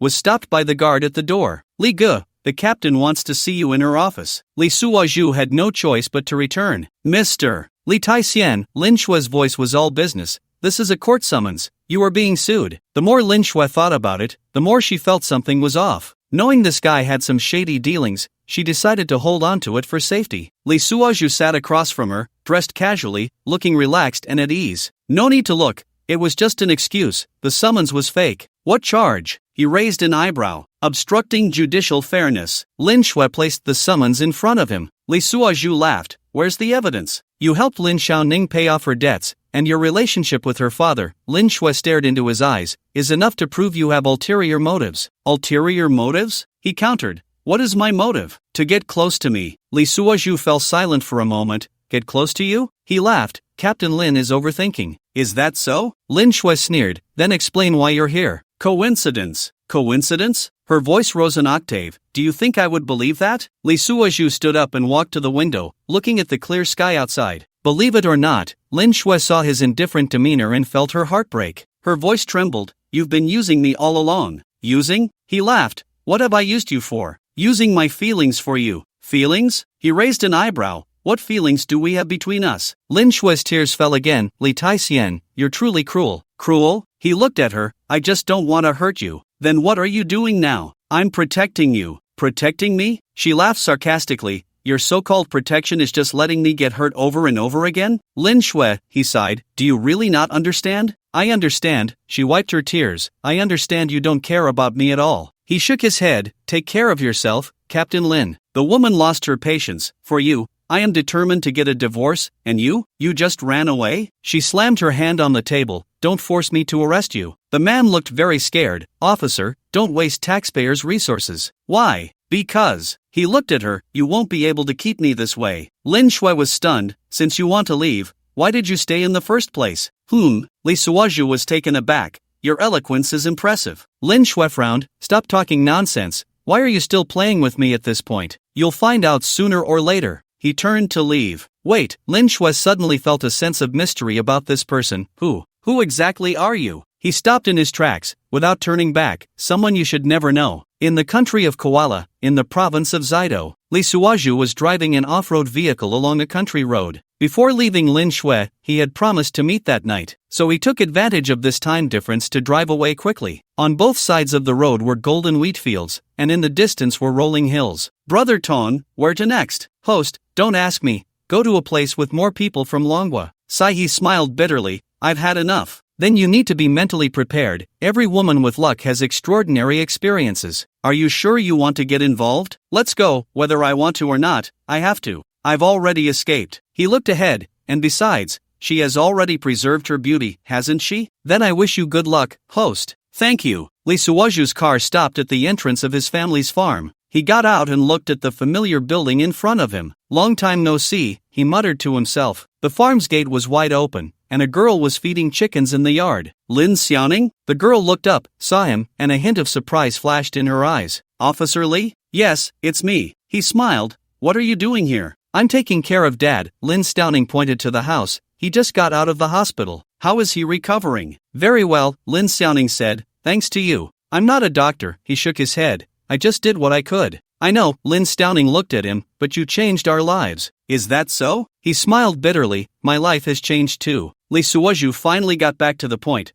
No, how did you end up on my farm? Oh, old Tom said you wouldn't be back, and it would be a waste to leave the house empty, so I moved in with my father. Li Suozhu took a deep breath, resting his chin on his hand. What kind of reason is that? Can't waste resources. Besides, given our relationship, you don't need to thank me. Li Suozhu. Officer Li, Lin Xiaoning walked up to him. Do you regret it? Regret what? Regret saving my dad. Regret knowing me. She looked at him. Regret knowing Lin Shui? Li Suozhu fell silent. The setting sun cast golden light on their faces. I don't regret it, he finally spoke. It's just a bit of regret. What regret? Not being able to protect her. Lin Xiaoning was stunned. Are you talking about Lin Shui? Yes. What happened to her? Lin Xiaoning said, but she's an officer. I know. Li Suozhu knew that the incident had been reversed by him. This girl had no memory of it. I was just making a metaphor. What about you? Lin Xiaoning asked. Why did you come back today? She smiled playfully. Aren't you supposed to comfort Lin Shui? Such a rare opportunity. I resigned. He shook his head. The relationship with the officer has also ended. Why? Lin Xiaoning suddenly said. That scoundrel Ma Ximing is gone. Aren't you two just fine? Li Suozhu laughed. You? Do you want me to get along with my aunt? Of course. Lin Xiaoning looked at him. My aunt hasn't been this happy in a long time. Li Suozhu was stunned, looking at Lin Xiaoning. She appeared exceptionally beautiful. Host, Lin Xiaoning's luck value has reached 200 points. Tongge, I think. I'm a bit moved. Congratulations, host, a new target has appeared. Tonggu, this isn't good, is it? She's still a child. Host, what about your principles? Your goals? Principles? Goals? Lee Suoju smiled bitterly. My principle is to survive, and my goal is to keep surviving. Then what are you hesitating for? He looked at Lin Stowning, who was busy moving around, making her seem particularly innocent. I just can't bear it. Host, your compassion will get you killed. Maybe, he sighed, but some things are more important than luck value. Like. He looked into Lin Stowning's eyes, like humanity. Lin Stowning's father, Lin Jin, sat in a wheelchair, watching the sunset over the farm. Since Lee Suoju arrived, he had not said a word. The old hand could see at a glance that this man was extraordinary. He carried a lot of burdens. Xiaoning, he said softly, can you come here for a moment? Lee Suoju turned to look, just nodding at the middle-aged man. A drug dealer wasn't worth his attention. There was no need for politeness. Dad, Lin Stowning held his hand. I've grown up. Lin Stowning seemed to understand her father's meaning. I know, Lin Jin sighed, it's just, this path is very dangerous. I'm not afraid. Lin Stowning looked at him. I will protect you. Lin Jin smiled, a look of satisfaction on his face. My daughter has finally grown up. As night fell, the farm was enveloped in silence. Lee Suoju sat in the living room, drinking tea. The Lin father and daughter returned to their room. Now was the perfect time to figure out how to get those 200 points. Since coming to Koala Country, things had not gone smoothly. First, he exchanged US dollars, resulting in dozens of names. Now, he had spent most of his energy on Lin Shui, only to return empty-handed. It seemed that luck value had become ineffective once he left Long Country. He was having a streak of bad luck. Suddenly, several dark figures silently climbed over the fence and infiltrated the farm. Warning, host, intruders detected. How many? Lee Suoju suddenly opened his eyes. 4, armed. Lin Xiaoning, this troublemaker. Host, the key issue now is not to discuss these. Shut up. The searchlights around the farm lit up simultaneously, illuminating the entire yard as if it were daytime. The bright light shattered the night's tranquility, causing several startled kangaroos to flee in all directions. 4 men in black hid behind the trees, whispering to each other. Damn, why are there so many bodyguards? One cursed, this old guy is quite cautious. Quick and decisive, another said, don't complicate things. Bang! A gunshot broke the night silence. A light was shattered. Lee Suoju stood on the second-floor balcony, holding a Glock equipped with a silencer. Not bad shooting. The lowest rank here is a Special Forces soldier. Who? The men in black did not answer but dispersed, moving closer to the villa. Host, their target is Lin Jin. I know. A cold glint flashed in Lee Suoju's eyes, then let them come and go without return. He opened his space and took out an Autostorm submachine gun. Tonggu, this thing has quite a kick. Host, you can choose another weapon. No need. Lee Suoju pulled the bolt. This will do, plenty of bullets. The men in black had already approached the villa, trained in moving swiftly and stealthily. Bang, bang, bang. Lee Suoju pulled the trigger, flames spitting from the gun's mouth. Bullets whistled out, tracing fiery lines in the night sky. 2 men in black fell to the ground, while the remaining 2 quickly dodged. Damn, one person cursed. This kid is a Special Forces soldier? Go! The other person didn't waste any words. Boss, his weapon is too awesome. Looking at the fallen comrade, he hesitated. The 2 of them rushed out from behind cover, holding submachine guns. Day. Dense bullets shot towards the balcony, and Lee quickly dodged. The bullets hit the wall, splattering debris and dust. Lee peeked out, aiming at one of them.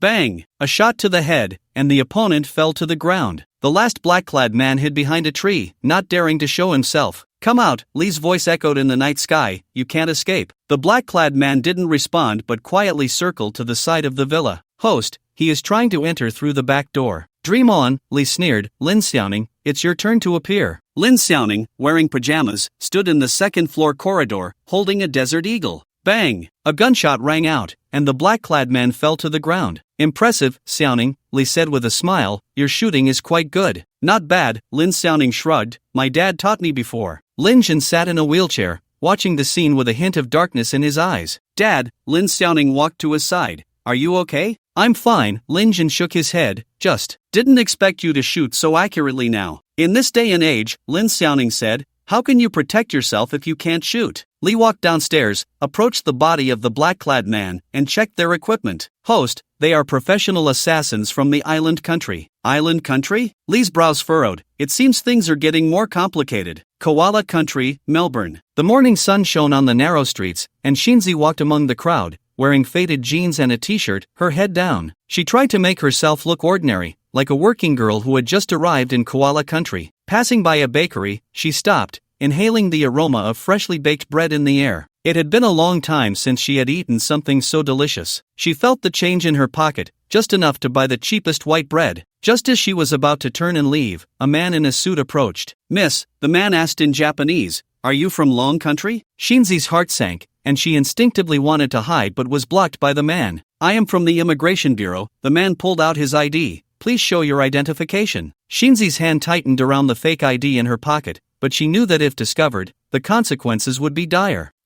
She lowered her head. "I don't have identification." The man sneered. "So you are indeed an illegal immigrant." "Please," Shinzi pretended to look pitiful, "don't arrest me." "Want me to let you go?" The man looked her up and down, his gaze lewd. "Then come with me." Shinzi bit her lip, knowing she had no choice. The man took her to a black sedan. "Get in the car." Shinzi hesitated for a moment but still got in. As the car started, the man suddenly laughed. "Actually, I'm not from the Immigration Bureau." Shinzi's heart sank. "Who are you?" "A person who appreciates you," the man said meaningfully. Shinzi knew she had fallen into another trap, but she had no way out. Koala Country, Melbourne International Airport. He Wei and Si Many walked down the plane side by side, followed by Hong Ying. "Li locked, you big liar." He Wei looked at the unfamiliar city before her. "Let's see where you hide this time." "I hope to find him," Si Many said. "Him?" Hong Ying asked. "Li locked?" "Yes," He Wei nodded. "And Shinzi." "Them?" Hong Ying was puzzled. "What do they have to do with us?" "A lot." He Wei looked into the distance. "It concerns our future." "Xiaoning, you and Officer Li have been in contact too frequently lately. I always feel like he has ulterior motives for approaching you," Lin Jin said, sitting in his wheelchair and watching his daughter, who was tending to the flowers and plants, with a serious expression. Lin Xiaoning did not look up.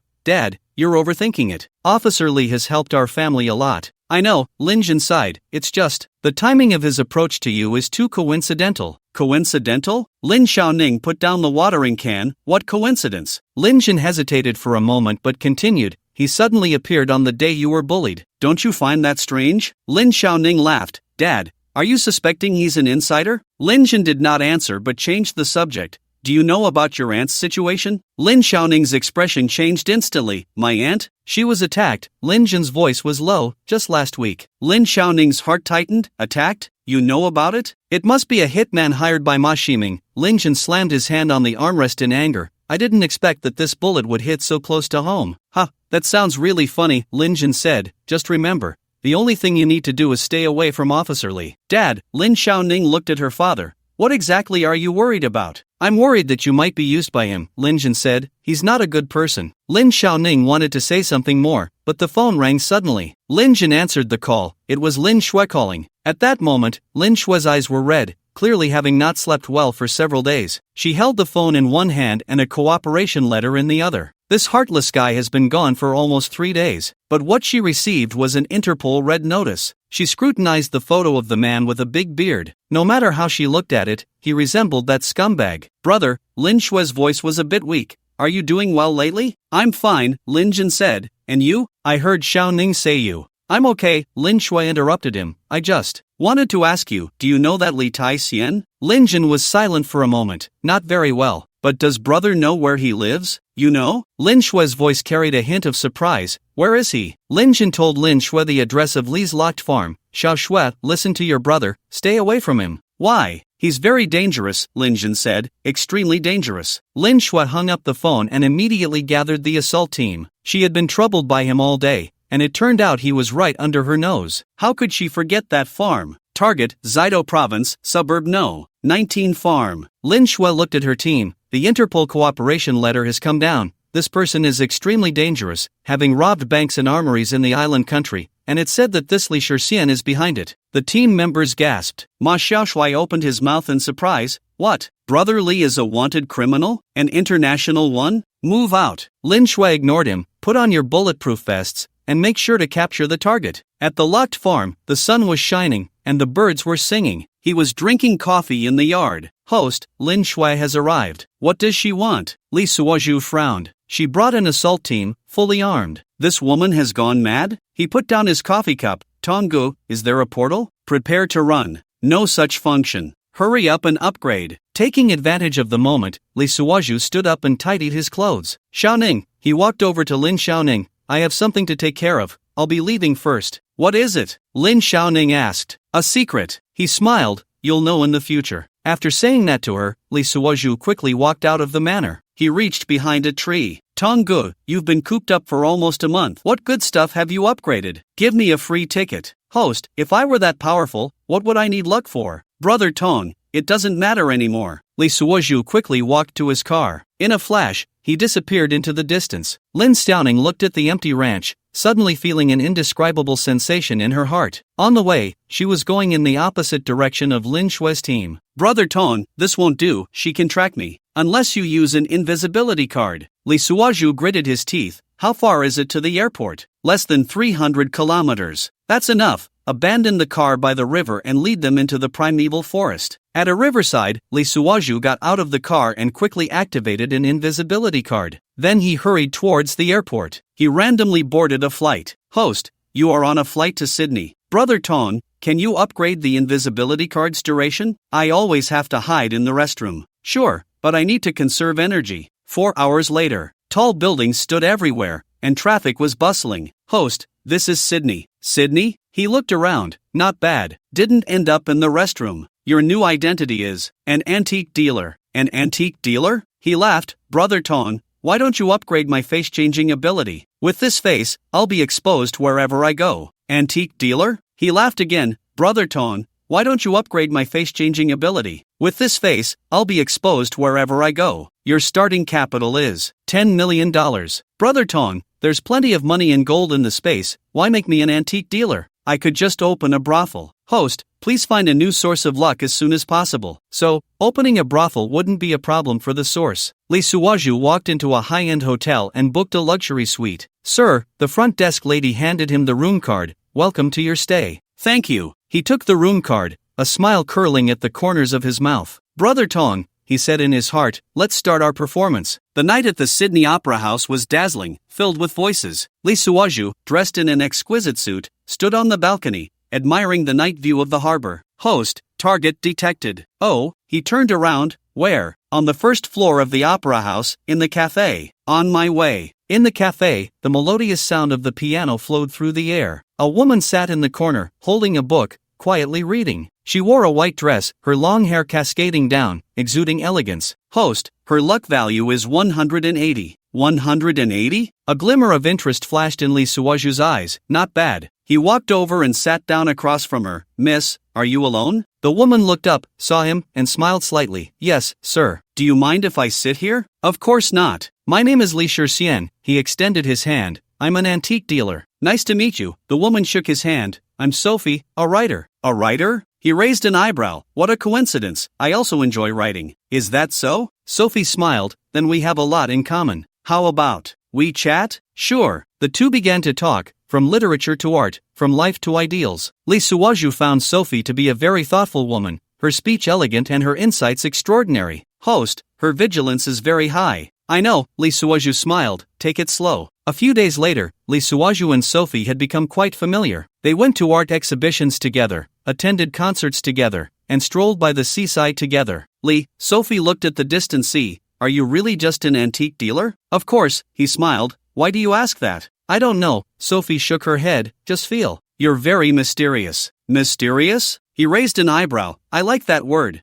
Sophie turned around and looked at him. Have you ever thought about changing your life? Changing my life? He retorted. Like what? Like being with me. Li was taken aback, staring at Sophie, the sunset's afterglow casting a golden hue on her face, making her look exceptionally beautiful. Host, Sophie's luck value has risen to 200 points. Brother Tong, Li chuckled, looks like I'm quite lucky. Host, please do not get carried away. As you command. Melbourne, Lin Shue's apartment. She sat on the sofa, holding a photo in her hand, depicting Li and Lin Xiaoning drinking coffee on a farm. Who are you really? She murmured. Why are you getting close to us? The phone rang. It was Lin Jin calling. Xiaoxue, Lin Jin's voice was anxious. Have you found him? Not yet, Lin Shui replied, but he won't run too far. You must be careful, Lin Jin said. He's very dangerous. I know, Lin Shui looked at the photo of Li. I will bring him to justice. XINZ was helping at Wang Fang's restaurant, washing dishes, serving food, cleaning. She tried to make herself look ordinary, not drawing attention. Maisie, Wang Fang looked at her. You seem troubled? No, XINZ shook her head. I'm just a bit homesick. Home? Wang Feng sighed. Can you still go back? XINZ fell silent. She knew she was an international fugitive, and once her identity was exposed,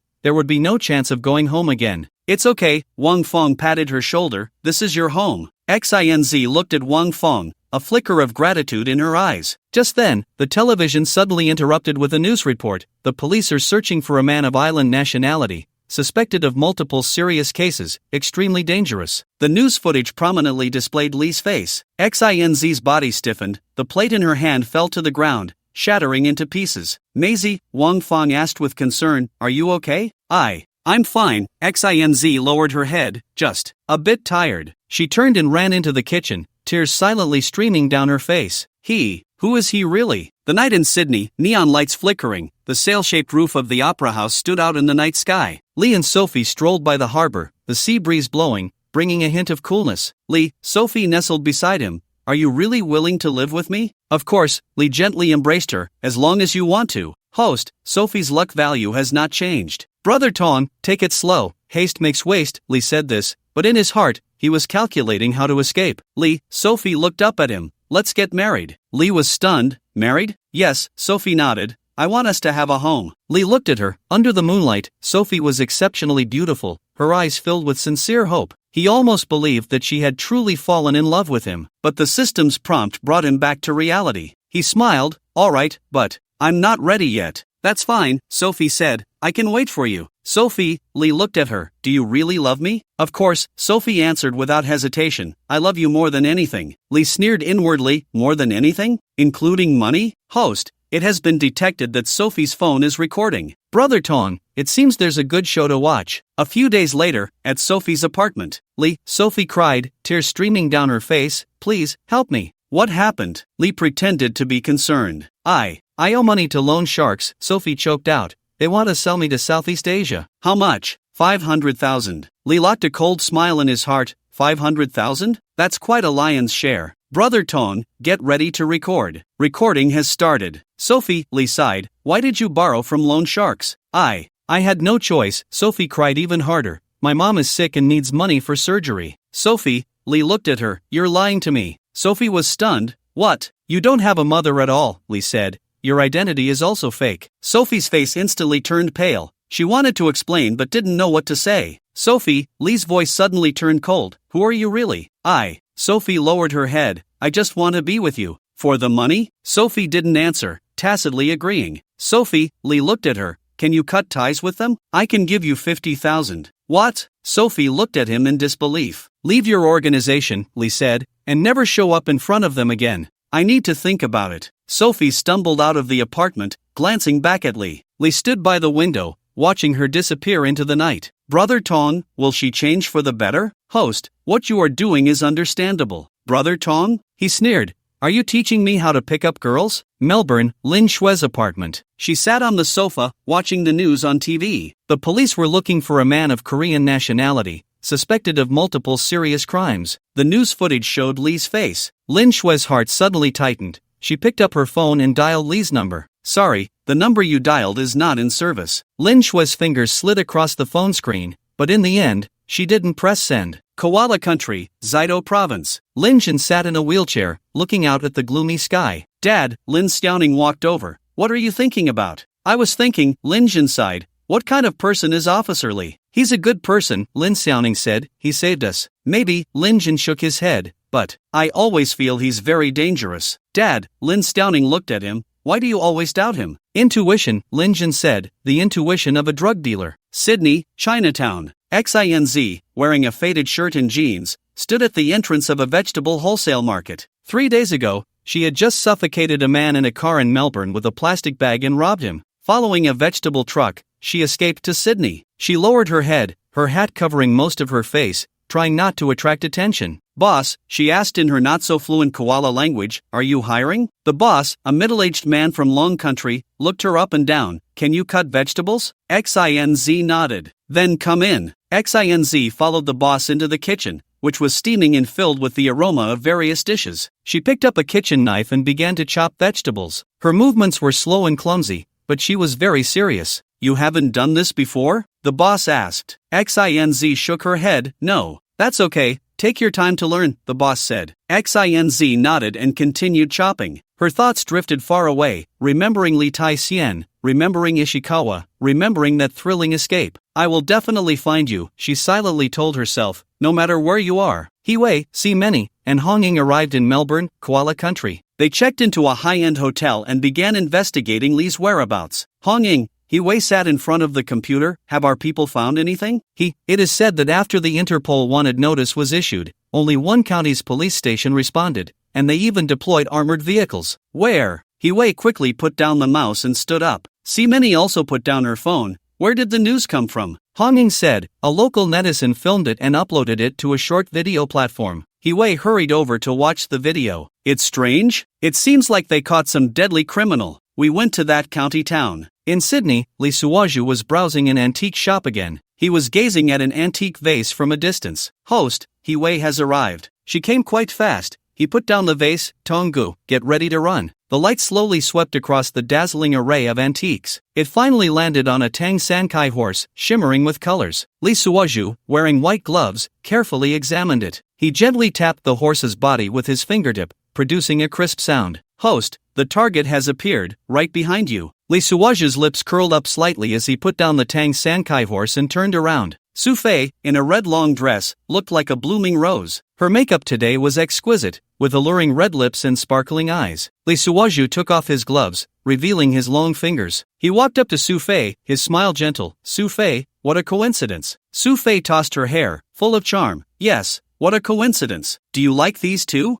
I know a little about them. Li Suaju's gaze lingered on her. You look beautiful today. Thank you. Su Fei's smile was a bit shy. You too. Host, her heartbeat has quickened, and her breathing rate has increased. Tonggu, it seems my charm is still intact. Li Suaju felt secretly pleased. Host, her phone is recording. Old Lu. Li Suaju remained calm. Then let's play with her. How have you been lately? He asked softly, his voice gentle. Su Fei lowered her head, twisting the hem of her dress. Not so good. What happened? He asked with concern. I still need 200,000 for my mom's surgery. Her voice was tinged with a sob. Li Suaju sneered inwardly. Last time it was 500,000, and this time it was only 200,000? He took out a checkbook. I'll lend it to you. Su Fei suddenly looked up, a glimmer of surprise in her eyes. Really? Of course. He quickly wrote down the amount and signed his name. Take it, don't feel pressured. Su Fei took the check, her eyes brimming with tears. Li, thank you, you're so kind. She threw herself into his arms, holding him tightly. Li Suaju stood stiffly in place, feeling her soft body. Host, her heartbeat has returned to normal, and her breathing rate is steady. Tonggu, this woman is really good at acting, Li Suaju cursed inwardly. Su Fei held the check, walking briskly down the street. She occasionally looked back to confirm no one was following her. When she reached a street corner, she took out her phone and dialed a number. Hello, boss. Her voice turned cold. The money is in hand. This time it's only 200,000. A man's roar came from the other end of the line. 200,000? Are you kidding? Li Shixian only gave this much, Su Fei explained. He has no money? No, he has plenty of money, Su Fei said. He's just testing me. Testing you? The man sneered. You better not play tricks, or else.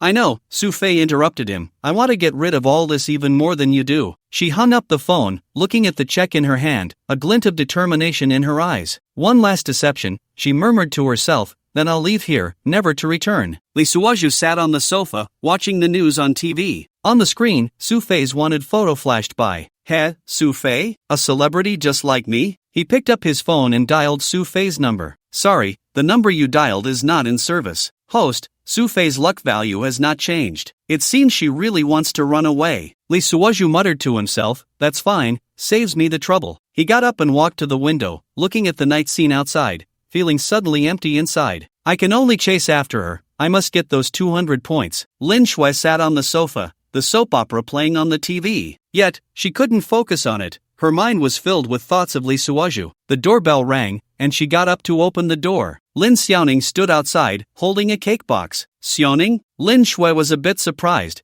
What brings you here? Just came to see you. Lin Xiaoning walked into the room, and I brought you a cake. Thank you. Lin Shui took the cake. Come in and sit down. Lin Xiaoning sat on the sofa, looking at Lin Shui. Aunt, how have you been lately? Lin Shui forced a smile. Not bad. Still thinking about him? Lin Xiaoning asked. Lin Shui didn't answer, just lowered her head to look at the cake. Aunt, Lin Xiaoning sighed, you can't keep going on like this. I know, Lin Shui said, but some things can't just be forgotten. I know you can't forget about him. Lin Xiaoning looked at Lin Shui, but what? But you also need to think about yourself, Lin Xiaoning said. You can't give up your happiness for someone who has already left. Lin Shui's tears finally fell, but I can't forget him. I know, Lin Xiaoning hugged Lin Shui, but you also need to learn to let go. Lin Shui leaned in Lin Xiaoning's arms, crying like a child. Li Suozhu stood on the ridge, watching the harvester shuttle back and forth in the wheat field. Host, Shen Bishi has fully awakened, and her luck value has reached 1,000. So soon? Li Suozhu frowned. How did she do it? It seems she found some shortcut. The system's voice carried a hint of worry,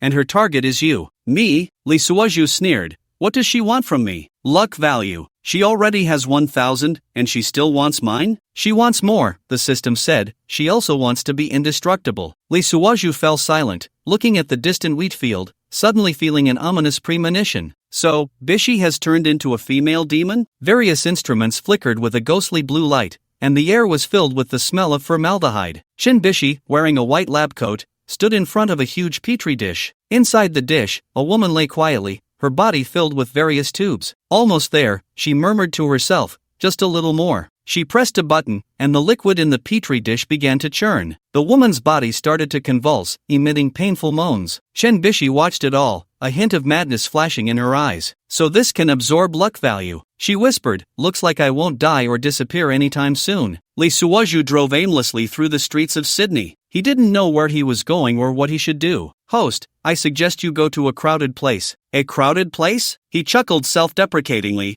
Anywhere is dangerous for me now. Host, abnormal energy fluctuations detected nearby. What energy fluctuations? Similar to luck value. Li Suozhu's heart stirred. Take me to see. The car stopped at an abandoned dock, where only a few dim streetlights illuminated the night. Li Suozhu got out and slowly walked along the dock. Host, the energy fluctuations are just ahead. He quickened his pace and reached a container. The door of the container was half open, and faint light came from inside. He cautiously pushed the door open and saw a woman curled up in the corner. Shinzi? In the dim light, the door of the container was half open. Li Suozhu hid in the shadows, observing the situation inside. Shinzi was curled up in the corner, her body marked with multiple scars. Two burly men stood in front of her, holding clubs. You filthy whore, one of the men cursed. Still dare to run? Shinzi lowered her head, silent. Take her away, the other man said. The boss is waiting. Host, Shinzi's vital signs are declining. Li Suozhu frowned. Looks like I have to take action. He quickly retrieved a silencer from his space and attached it to his Martiner sniper pistol. Then he swiftly raised the pistol, aiming at one of the man's legs. Bang! A faint gunshot rang out, and the man screamed, collapsing to the ground. The other man was momentarily stunned, still processing what had happened when Li Suozhu fired a second shot. Bang! With a second gunshot, the other man also fell. Shinzi raised her head, looking at the shadow at the door, a glimmer of hope flashing in her eyes. Li Suozhu took aim with his third shot, targeting the chains binding her. Bang! A muffled sound followed a spark, and the chains broke. He did not reveal himself, turning to disappear into the night. At that moment, in Sophie's apartment, Sophie was hurriedly packing her bags, her movements frantic,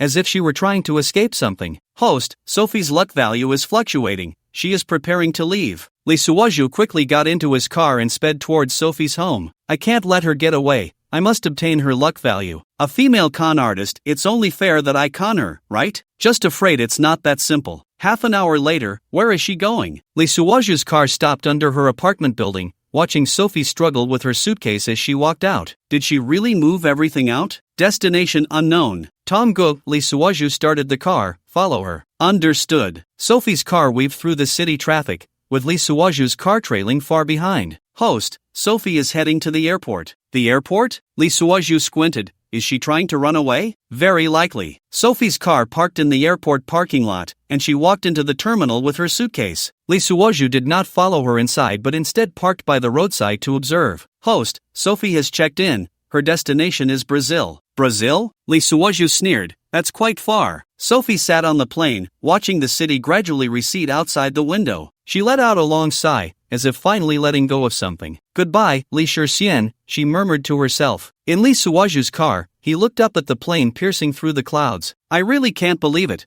A con artist can come and go as she pleases, while I have to keep hiding in the restroom? Host, Sophie's flight has taken off. Tonga, please answer my latest question. Understood. I'm asking how she managed to leave the country. Isn't she also a Class A wanted criminal? Host, there's only one thing. She changed her face. Nonsense, I want to know how she did it. Host, actually, there are many ways in this world. I can do it too, but I have my moral bottom line. Lee Suwaju slammed his hand on the steering wheel in frustration. I knew you could do it. Why didn't you say so earlier? You made me run for my life. The system did not respond. Lee Suwaju suppressed his inner anger. He knew this system was a positive energy system. It couldn't engage in illegal activities. So he changed his approach. Tongu, I want to disguise myself with a new appearance to attend a masquerade ball. Can you do that? Host, I can achieve such a goal. Lee Suwaju could hardly contain his excitement but still aimed to maintain a low profile. Tongu, make it as realistic as possible so I can attract many women at the ball. That's easy. I know that the masks people wear in this world are made of high polymer synthetic silicone,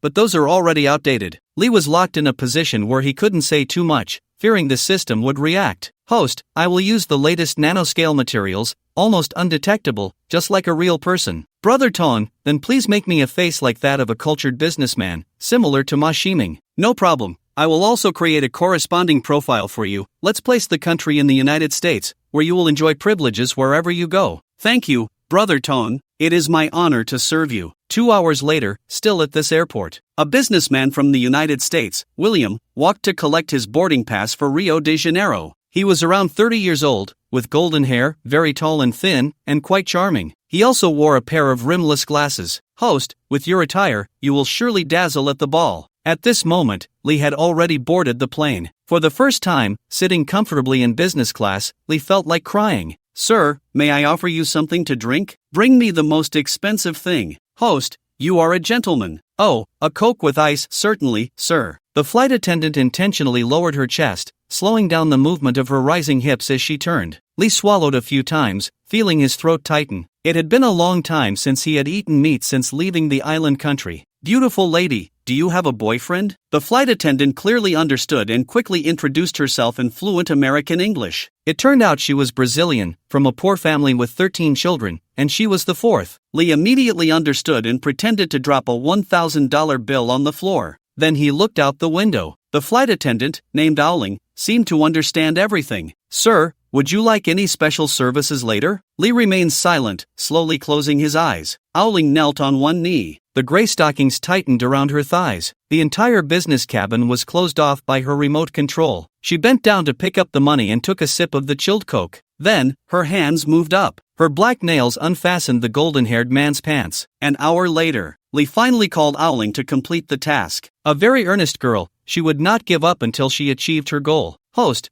you are truly shameless. $1,000 is far too little. Brother Tong, buy a tube of toothpaste. She can save a lot of money. After getting off the plane, Owling didn't even look at Lee. She quickly ran into the airport restroom. Stop looking. Tracking Sophie is more important. Under the dim lights, the streets were narrow and filthy, with garbage piled high. The air was filled with a rotten smell, mixed with the scent of drugs and alcohol. Lee stood at the street corner, observing everything before him, his brow furrowed. Host, Sophie is nearby. I know, he looked around, but it's too dangerous here. Host, your target is luck value. I know, he took a deep breath, but I also want to live. Host, multiple unidentified forces detected. It seemed this place was not simple. Lee sneered, then let's play with them. He walked into a narrow alley, his figure disappearing into the darkness. In a gloomy house, Sophie sat at the bar, holding a glass of wine. Her face showed fatigue, but her eyes sparkled with determination. You're here? A man stepped out from the shadows. Where's the money? Sophie took out an envelope and placed it on the bar. It's all here. The man opened the envelope, glanced at the cash inside, and smiled. Not bad, you're smarter than I imagined. I don't want to live like this anymore, Sophie said. Oh really? The man sneered. Do you think you can escape? I already have. Sophie looked at him, and I won't be coming back. The man's expression changed, and he reached out to grab Sophie. Just then, the bar door was suddenly kicked open. Lee Suwaju walked in, holding a gun. Let her go. The man froze for a moment, looking at Lee Suwaju, a glint of ferocity flashing in his eyes. Who are you?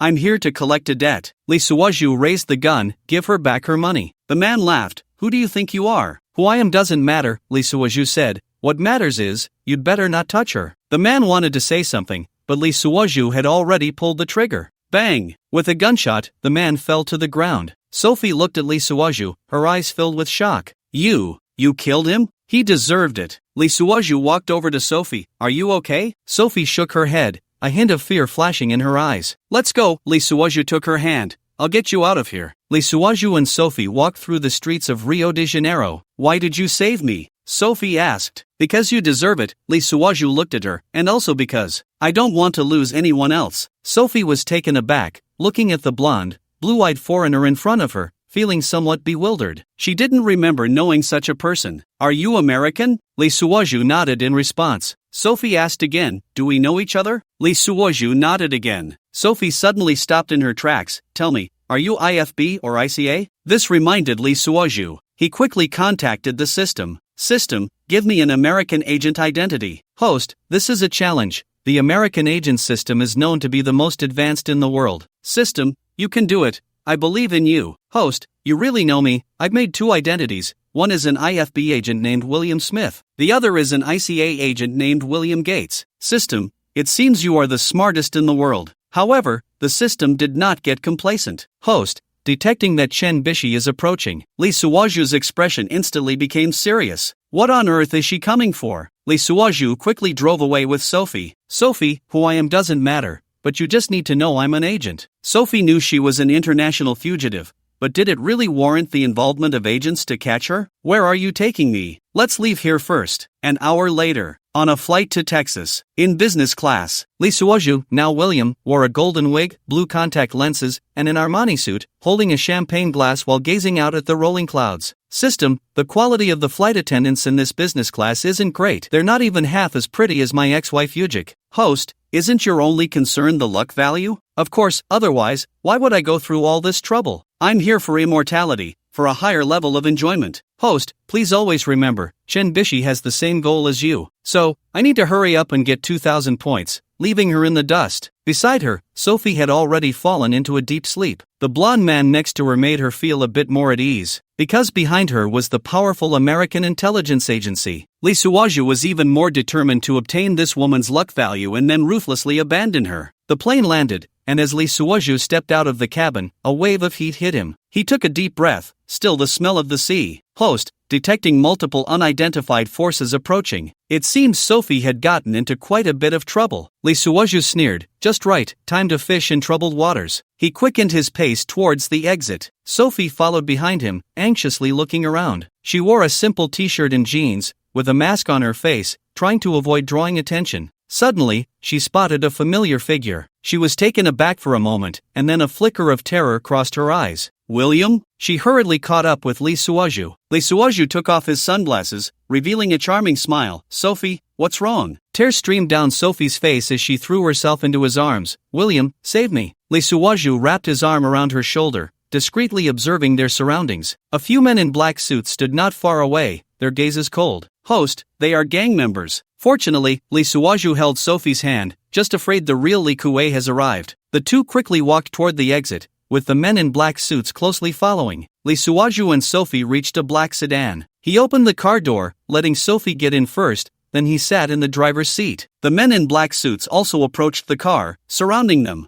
Get out, the bald man in the lead said fiercely. Lee Suoju started the car and slammed on the gas. The car screeched as it burst out of the parking lot. The men in black suits hurriedly got into their cars, hot on their heels. Lee Suoju's car sped through the streets of Texas. He constantly changed lanes, evading the pursuers behind. Host, they have guns. I know, Lee Suoju sneered. Then let's play with them. He saw in the rearview mirror that the men in black suits had drawn their guns. Bullets hit the car, making a clanging sound. Sophie screamed, covering her ears. Lee Suoju pressed her down onto his thigh. Stay low, I'll shield you from the bullets. Lee Suoju's car darted like a nimble fish through the traffic. The cars behind were getting stuck one after another. The vehicle entered a civilian area, where the streets became narrow and crowded. Lee Suoju slowed down, carefully avoiding pedestrians and vendors on the roadside. Host, they lost track of us. Really? Lee Suoju looked in the rearview mirror. Not necessarily. Suddenly, a motorcycle burst out from the side, blocking the front of the car. Two men wearing helmets sat on the bike, guns in hand. Lee Suoju slammed on the brakes, the car screeching loudly. Get out! One of the men pointed a gun at Lee Suoju. Lee Suoju raised his hands. Calm down, guys. Stop talking nonsense. The other man raised his gun as well. Get out. Lee Suoju slowly opened the car door, and Sophie followed him out. Who are you?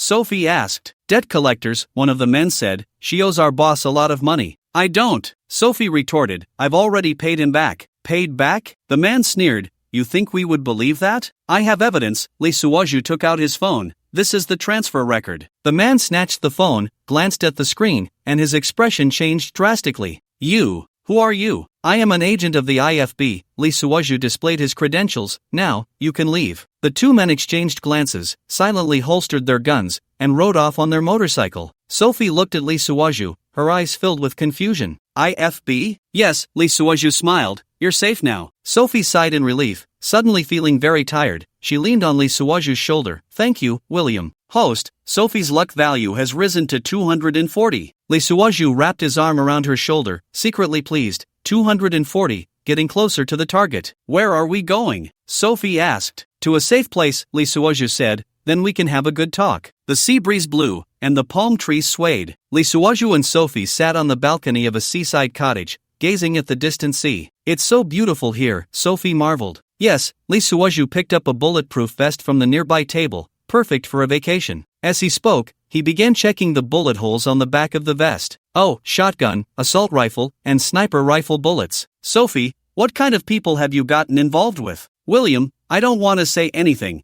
afraid of dragging you down. But you've already dragged me down? William, Sophie looked at him. Why do you want to help me? Lee locked a smile. Because you are my friend. Friend? Sophie smiled bitterly. Someone like me doesn't deserve friends. Everyone deserves to be saved. Lee looked into her eyes, including you. Sophie's tears fell again. William, you are so kind. She threw herself into Lee's arms, holding him tightly. Lee felt her soft body, but his heart was cold. Host, Chen Bishi is nearby. Damn, he whispered. Looks like our vacation is coming to an end. William, where are we going now? Sophie clutched Lee's hand tightly, her fingertips cold. Lee glanced at her. Where to? Of course, to. He deliberately paused, to dance. Sophie was stunned. Dance? Now? Yeah, Lee grinned, to celebrate our survival. But, Sophie looked at the approaching men in black outside the window. They're still chasing us. Don't worry, Lee started the car. I know a shortcut. The car weaved through the winding streets, Lee skillfully dodging the pursuers behind, as if playing an exhilarating racing game. Sophie, do you trust me? Lee fumbled with the steering wheel, glancing at the disheveled Sophie. She looked quite curvy, comparable to Yujik, even sexier than Simone. Of course, you've saved me several times. Then can you tell me why you joined this Black Wind gang? Sophie was a bit surprised. You know about Black Wind? Of course, I'm not only IFB but also an ICA agent. Sophie looked at him skeptically. Then why are you asking me? You should have checked my background by now. I checked nothing. I was just waiting for you to tell me. While trying to shake off the pursuit, Lee asked her, of course, I just want to verify if it's true. Oh, it's not that I can't say. My brother was captured by them and injected with drugs. They lure rich people to pay off debts. Oh, that's about what I know. Why don't we go rescue your brother? Just then, Tong Ji's voice. Host, they are getting closer. Tong Ge, my luck value is too eye-catching. Do you have any other methods? I have adjusted your luck value to the lowest, but Sophie's luck value is increasing. Damn, forcing me to kill. Host, I still suggest you take the initiative. Take the initiative? How? Hero saves the beauty, a painful scheme. A painful scheme? Lee smiled. I like that. He deliberately slowed down the car, letting the cars behind catch up. Bang! A bullet shattered the rear window, glass shards flying everywhere. Ah! Sophie screamed, clutching Lee's arm tightly. Don't be afraid, he comforted. I'm here. He suddenly jerked the steering wheel, crashing the car into the roadside guardrail, producing a piercing metallic screech. Not good, Sophie exclaimed. Lee pretended to be injured, clutching his chest in pain. I think I'm hurt. The car behind stopped, and the men in black rushed over. Lee seized the opportunity to open the car door, pushing Sophie out. I'll hold them off, you run. William, Sophie cried out. No, hurry. He used his last bit of strength to push her out of the encirclement. Go call the police. Getting away from them is the last choice. No, William, I can't leave you. Lee quickly took out a submachine gun from his backpack. While rapidly loading it, he told her, there's no time, I'll take them out, you hurry and leave. With that, he turned around and shot wildly at the approaching enemies. This time he wasn't pretending, he was truly pushed to the edge. He wanted to quickly eliminate them. Sophie screamed, hiding beside him. Lee locked her in and pretended to protect her from bullets. Brother Tong, I'm not invulnerable. Can my head not take a bullet? Host, Do you think they will actively shoot your ass? Damn it, then just kill them all and talk later. He initially wanted to pretend to be shot but was afraid the other side would blow his head off. Lee took out a grenade launcher from his backpack. Let's see how you like sweet potatoes, kids. Lee told Sophie to cover her ears. A round of 6 grenades whistled out. Boom, boom. With each loud explosion, flames shot up all around. Lee was knocked to the ground by the shockwave of the explosion, but he still remembered to lie on top of Sophie. Finally, he spat out the stone in his mouth. Tui. He quickly stood up, completely unharmed. Sophie, are you okay? Sophie was so scared she was dumbfounded. This was a scene she had only seen in movies, and now she was experiencing it firsthand. William, you are truly the bravest warrior. Host, your acting skills are off the charts. Thank you for the compliment. He brushed off the dust from his clothes. But why hasn't her luck value come through yet? She just admires you. She hasn't planned to offer herself yet. Fuck. He looked into the distance. I'm really damn tired of this. I want to find a place to take her by force and then talk. The two stumbled into an alley. Sophie, I need to get a car. Wait for me. No, I'm going with you. Sophie, you'll take me straight to their lair later, okay? The thick night enveloped Texas, and the air was filled with the smell of dampness and gasoline. On the roadside, Lee flagged down a taxi, and Sophie nervously sat in the passenger seat. Driver, take us to the nearest car rental. Lee wore sunglasses, his tone relaxed and casual, as if the gunfight just now was merely a game. Sophie glanced at him uneasily. William, are we really going to find Black Wind? Lee turned his head and gave her a confident smile. Of course, I want them to pay the price. Host, your luck value is decreasing. Brother Tong, shut up. Lee whispered, I know what I'm doing. I'm just reminding you, Sophie's luck value is only 240, while you need 2,000. 240 is not too little, even a mosquito is still meat. Brother Tong, you're too realistic. Host, I hope you understand, you are not invulnerable, don't go head to head. Lee paused. Brother Tong, are you concerned about me? Sophie looked at Lee, who was lost in thought, puzzled. Host, I just don't want to lose a what? A partner. William, what's wrong with you? Sophie saw him stop and quickly looked around. Oh, it's nothing, just thinking. Inside the car rental, Lee skillfully picked a black SUV. Brother Tong, how about this car? Superior performance, suitable for escape. Escape? He laughed. Aren't we going on vacation? Host, please take the mission seriously. Brother Tong, are you annoying? Besides, I'm driving a car, not a spaceship. Can I fly out of the galaxy? Lee swiped his card to pay, signing the rental contract in one smooth motion. Sophie sat in the car, watching the unfamiliar street scenery outside, feeling increasingly uneasy. Lee got in, started the engine. Let's go to San Antonio. San Antonio? Sophie was puzzled. Is Black Wind there? No, Lee smiled. There's a nice hotel there. We'll rest for a night first. Sophie breathed a sigh of relief, but she still couldn't fully relax. After all, she was facing a stranger, a man who claimed to be a spy. The car drove out of Texas, and the night grew deeper. The lights along the road gradually became sparse, with only the distant twinkling of stars. Inside the car, Lee Suwaju turned on the sound system, and soothing music flowed out. Sophie leaned back in her seat, closed her eyes, and pretended to sleep. Lee Suwaju glanced at her, a barely noticeable smile tugging at the corners of his mouth. Host, her heartbeat is fast. I know, he said softly. She stared. You need to be more proactive. Proactive? He chuckled. That's my strong suit. He hummed a tune lightly, his fingers tapping a rhythm on the steering wheel. Sophie secretly opened her eyes, watching his focused profile as he drove. His golden hair shimmered in the dim light of the car,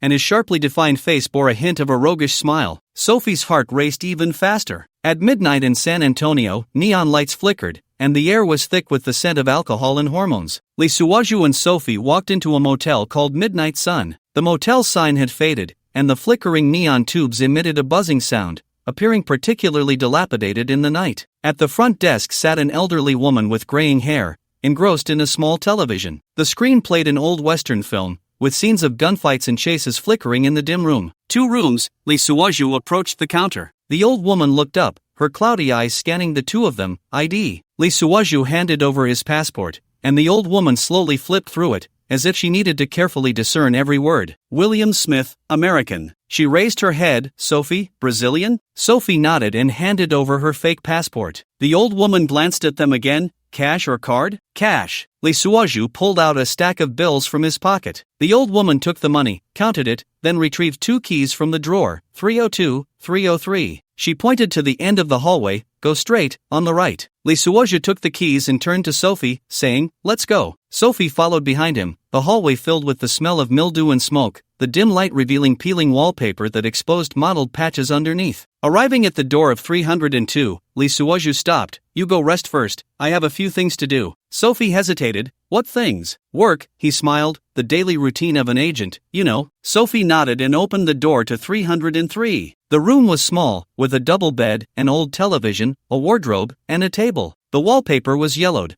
with some areas already peeling off, revealing the cement wall beneath. The air was thick with mildew and an indescribable odor. Sophie placed her bag on the table, walked to the window, and pulled back the curtains. Outside was a noisy street, the sounds of car horns, pedestrians shouting, and music from afar all mixed together. She took a deep breath, turned around, closed the door, and locked it, still feeling anxious. She sat down on the edge of the bed, watching the flickering static on the television, her mind racing. She remembered Lee Suoju's smile from earlier, how he had protected her, and the things he had said. You are my friend. Everyone deserves to be saved. Sophie's tears fell again. She covered her face and cried softly. She didn't know what to do or who to trust. All she knew was that she was very tired and very scared. Suddenly, there was a knock at the door. She jumped, nervously asking, Who? It's me, Lee Suoju's voice came from outside. William. Sophie hesitated but opened the door. Lee Suoju stood at the entrance, holding 2 bottles of beer. Want to have a drink? Now. Sophie was puzzled. Unable to sleep, he smiled, just in time to talk to you. Sophie turned to let him in, and Lee locked the door behind him. He walked to the window and drew the curtains. This is safer. Sophie looked at him,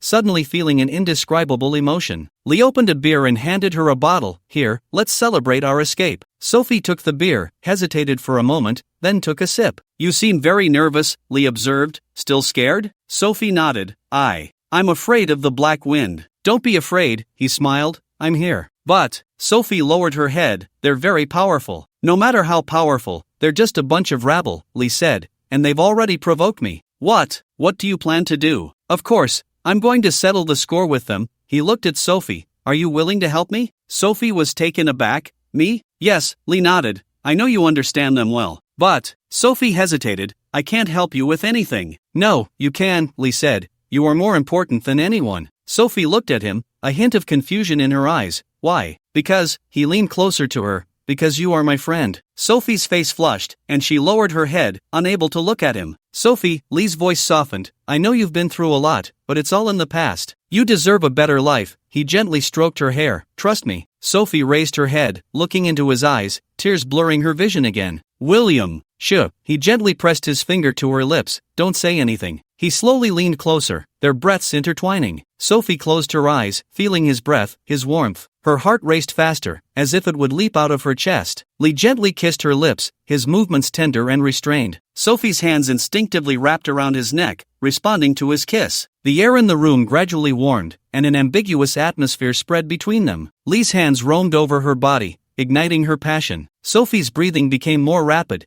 and her body began to tremble. She held him tightly, as if trying to merge herself into him. Outside the window, the night deepened. The sounds of car horns, music, and distant sirens gradually faded away. In the room, only the sounds of their intertwined breaths and heartbeats remained. Ding! Congratulations, host, you have won Sophie's heart, gaining 240 luck points. Lee opened his eyes, looking at Sophie in his arms. She wore a satisfied smile, with tears still hanging on her long eyelashes. He gently kissed her forehead. Good night, Sophie. Sophie nuzzled against him. Good night, William. Lee watched her sleeping figure, but his heart felt cold. 240 points were still far from enough. He had a long way to go. The morning sunlight streamed through the curtains, spilling into the room. When Lee woke up, Sophie was already gone. He sat up, looking at the empty room, suddenly feeling an inexplicable sense of loss. He walked to the window and pulled back the curtains. Outside, the sun shone brightly, and the sea breeze gently blew. Host, Sophie has left. I know, he said lightly, she has her own life. She left you a note. Lee turned around and saw a note on the table. He walked over, picked up the note, which read, Thank you, William. I will always remember you. Sophie Lee looked at the words on the note, feeling an indescribable emotion rise within him. He put the note in his pocket and turned to leave the room. Host, where to next? To Houston, he said. That's the lair of the Black Wind. Host, are you sure you want to go alone? Of course, he laughed. I am an agent of IFB and ICA. capable of anything. Host, please do not be overly confident. Tonggu, Sophie gave this to me out of gratitude. I cannot let her down. I am just reminding you, a cautious approach lasts a lifetime. Not wanting to think about that anymore, he started the car. What I'm doing is worth it. Tonggu, do you know why Sophie left? Before the system could respond, Lee Suwaju whispered, she loves the wealthy businessman Lee Suwaju, who willingly got tricked by him twice in Brazil. The black SUV drove out of San Antonio, disappearing into the vast highway. The Texas sun scorched the earth, the asphalt almost melting. Lee Suwaju drove the black SUV on the interstate highway towards Houston. The scenery outside the window was monotonous, with endless wilderness and the occasional gas station. Host, there are 300 kilometers left to Houston. Where is the Black Wind's lair? Lee Suwaju asked. Specific location: an abandoned chemical plant on the outskirts of Houston. The system replied, but the surrounding area is heavily guarded. It is advised that the host proceed with caution. Caution? Lee Suwaju sneered. That word doesn't exist in my dictionary. Host, a vehicle has been detected following you ahead. Lee Suwaju glanced at the rearview mirror. A black pickup truck was leisurely trailing behind. Tonggu, enlarge the image. The screen displayed details of the pickup truck, including the license plate number, model, and even the driver's facial features were clearly visible. The driver is one of Black Wind's men, and there are 3 passengers in the vehicle, all armed. Looks like they are coming for me. Lee Suwaju squinted. Then let's play with them. He slammed the accelerator, and the SUV's speed surged instantly. Host, they are accelerating. Tonggu, turn on the music, something exciting. Explosive rock music echoed in the cabin, and Lee Suwaju hummed along with the rhythm, seemingly unaware of the impending danger. The black pickup truck pursued closely, the distance closing in. Host, they are about to make a move. Lee Suwaju saw in the rearview mirror that the pickup truck's window rolled down, and a man leaned out, holding a submachine gun. Tat tat tat. Bullets struck the SUV's body, producing a piercing sound. Lee Suwaju suddenly swerved the steering wheel, and the SUV darted like a nimble snake, dodging a barrage of bullets. He pulled out a Glock handgun from under the seat, rolled down the window,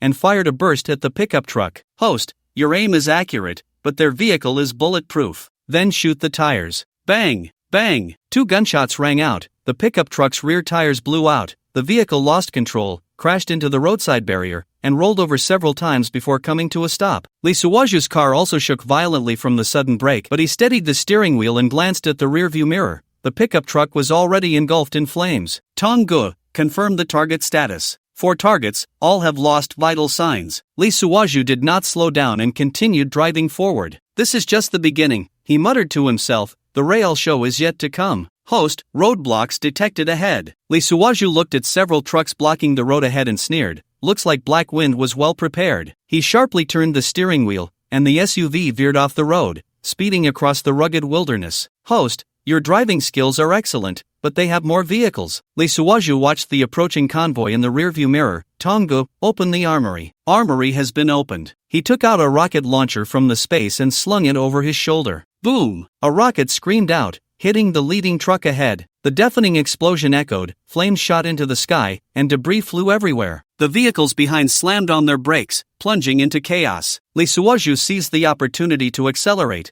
the SUV charging forward like a fierce beast, rampaging through the wilderness. Host, your actions are too arrogant and may cause unnecessary trouble. Trouble? Lee Suwaju laughed heartily. I am trouble itself. Host, your luck value is still decreasing. I know. He glanced at the convoy growing distant in the rearview mirror, but I don't care. He continued driving forward as the sun set, painting the sky a blood-red hue. Host, there are still 100 kilometers to the lair of Black Wind. Are there still ambushes? According to intelligence, Black Wind has deployed a large number of snipers and armed personnel around the chemical plant, along with heavy weapons. Heavy weapons? Lee Suwaju raised an eyebrow. I like it. Host, I suggest you formulate a detailed combat plan. A plan? He chuckled. My plan is to charge in. As night fell, the abandoned chemical plant on the outskirts of Houston loomed like a sleeping giant, exuding a chilling aura. Lee Suwaju parked the car 2 kilometers away in a grove. He opened the car door, stepped out, and stretched his limbs. The night breeze rustled the leaves, as if providing an accompaniment for the battle that was about to unfold. Host, there are over 100 armed personnel in the target area. I suggest you use the stealth card. No, Lee Suwaju shook his head. Tonight, I want something thrilling. He retrieved 2 submachine guns from his space, strapped them to his waist, and slung a sniper rifle on his back. Magazines and grenades hung from his tactical vest,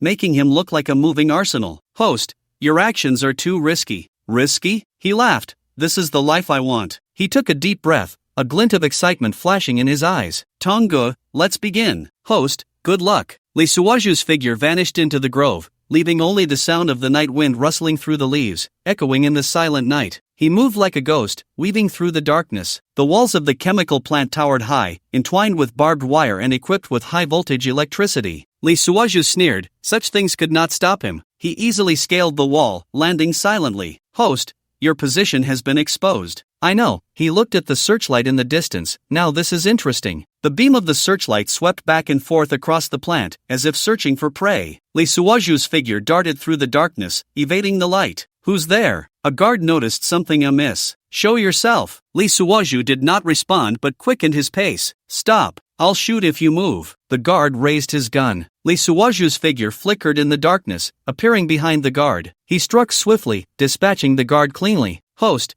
your actions are too violent. Violent? He scoffed. This is just the beginning. He continued moving forward, like a grim reaper, harvesting lives. Gunfire, explosions, and screams intertwined in the quiet night, forming a symphony of death. Lee Suwaju's figure flitted through the darkness, leaving a trail of corpses in his wake. He was like a killing machine, fighting tirelessly. Host, you have killed 30 people. Not enough. He switched to the sniper rifle. I want Black Wind to know the consequences of provoking me. He lay on the rooftop. Through the scope, a man was shouting loudly into a walkie-talkie. Bang! With a gunshot, the man fell to the ground. Host, that was Black Wind's deputy. I know, Lee Suwaju sneered. Next is him. In the central area of the chemical plant, Black Wind stood in the monitoring room, watching the red dots on the screen dwindle, his expression dark and terrifying. Damn it, he gritted his teeth. Who is it? Who the hell is it? Host, you have been surrounded. I know. Lee locked his gaze on the increasing number of black-clad figures around him. This is stimulating. He tossed aside his sniper rifle, drew his twin pistols, and a glint of madness flashed in his eyes. Come on, he challenged the rushing black-clad men. Let me see how many of you are enough for me to kill. Gunfire erupted again, flames flickering in the night. Lee moved through the crowd like a god of death, unstoppable. Host, your luck value has dropped below 100. Shut up, system, he muttered. If you keep nagging, I'll format you. The battle continued, the smell of blood permeating the air, and Lee felt as if he were in a hell of slaughter. He didn't know how many people he had killed, nor how long he could hold on. The setting sun bled red, dyeing the area a deep crimson. Inside the abandoned chemical factory, the air was thick with the acrid scent of rust and chemicals. Lee, no, he should now be called William Smith, an ace agent belonging to the American IFB. He stood alone in this desolation, his tall figure like a drawn sword, sharp and glaring. His golden short hair was tousled by the sea breeze, a few rebellious strands falling over his forehead, and his sea blue eyes sparkled with a cold light, like burning azure flames. He scanned the surroundings, the dilapidated factory buildings, the rusted pipes, and the enemies lurking in the shadows. These bastards, he smirked, really think there's something special. Host, detecting over 50 armed personnel approaching ahead. The system's mechanical voice echoed in his mind. 50? A piece of cake. Lee cracked his neck, the joints popping, his tight black combat suit outlining his perfect muscle lines, each one harboring explosive power. System, the warm-up exercise is about to begin. Host, based on data analysis, the enemy is well-equipped and heavily armed.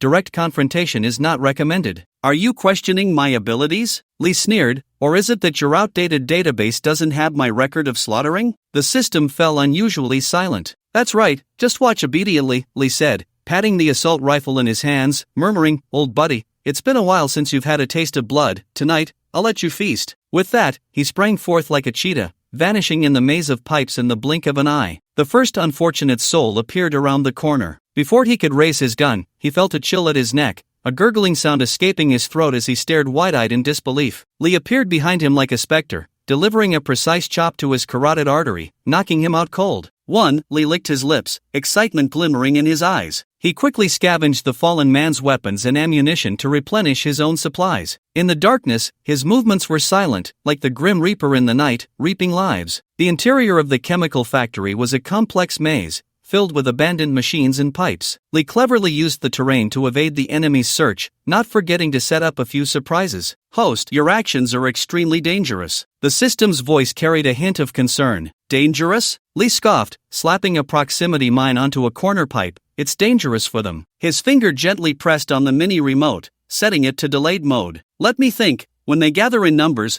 I'll give them a grand gift. Is an explosive firework romantic enough? He hummed a tune, continuing forward as if he were not on a mission, but taking a stroll in his own backyard. A fork in the road appeared ahead, and two members of the Black Wind were cautiously searching forward with their guns drawn. Look, Lee Suaju whispered to the system, the gift has arrived. He silently circled behind the two men, and before they could react, the dagger in his hand had already sliced through their throats. Blood sprayed, and two lives were extinguished. What a pity, this was an authentic military dagger, so easy to use. He shook his head regretfully, pulled out the dagger, and said, here you go, fitting for your status. With that, he stabbed one more time into their wounds. Lee Suaju continued forward, his figure merging into the darkness as if he had never existed. In the spacious workshop, a dozen or so Black Wind members were gathering, each face etched with tension. Boss, who do you think that intruder is? A young member asked in a low voice. Who cares who he is? The middle-aged man known as Boss spat. If he dares to cause trouble here, let him come and go without return. The assault rifle in his hand glinted coldly under the dim light. Suddenly, a smoke grenade exploded in the crowd, and white smoke quickly spread. Cough cough cough. Enemy attack. Take cover. The boss shouted loudly. The crowd fell into chaos, gunfire erupted, but no one knew where to shoot. In the thick smoke, Lee Suaju moved like a ghost, his submachine gun mercilessly reaping lives. He could clearly hear the sound of bullets piercing through bodies and see blood splattering in the air. Each gunshot felt like a heavy hammer, striking hard at his heart. Every breath he took was thick with the smell of blood, heightening his nerves even more. As the smoke gradually dissipated, the workshop was in disarray. Dozens of bodies lay sprawled across the floor, each face frozen in a look of terror. Where are they? The boss shouted, his voice echoing in the empty workshop, sounding particularly mournful.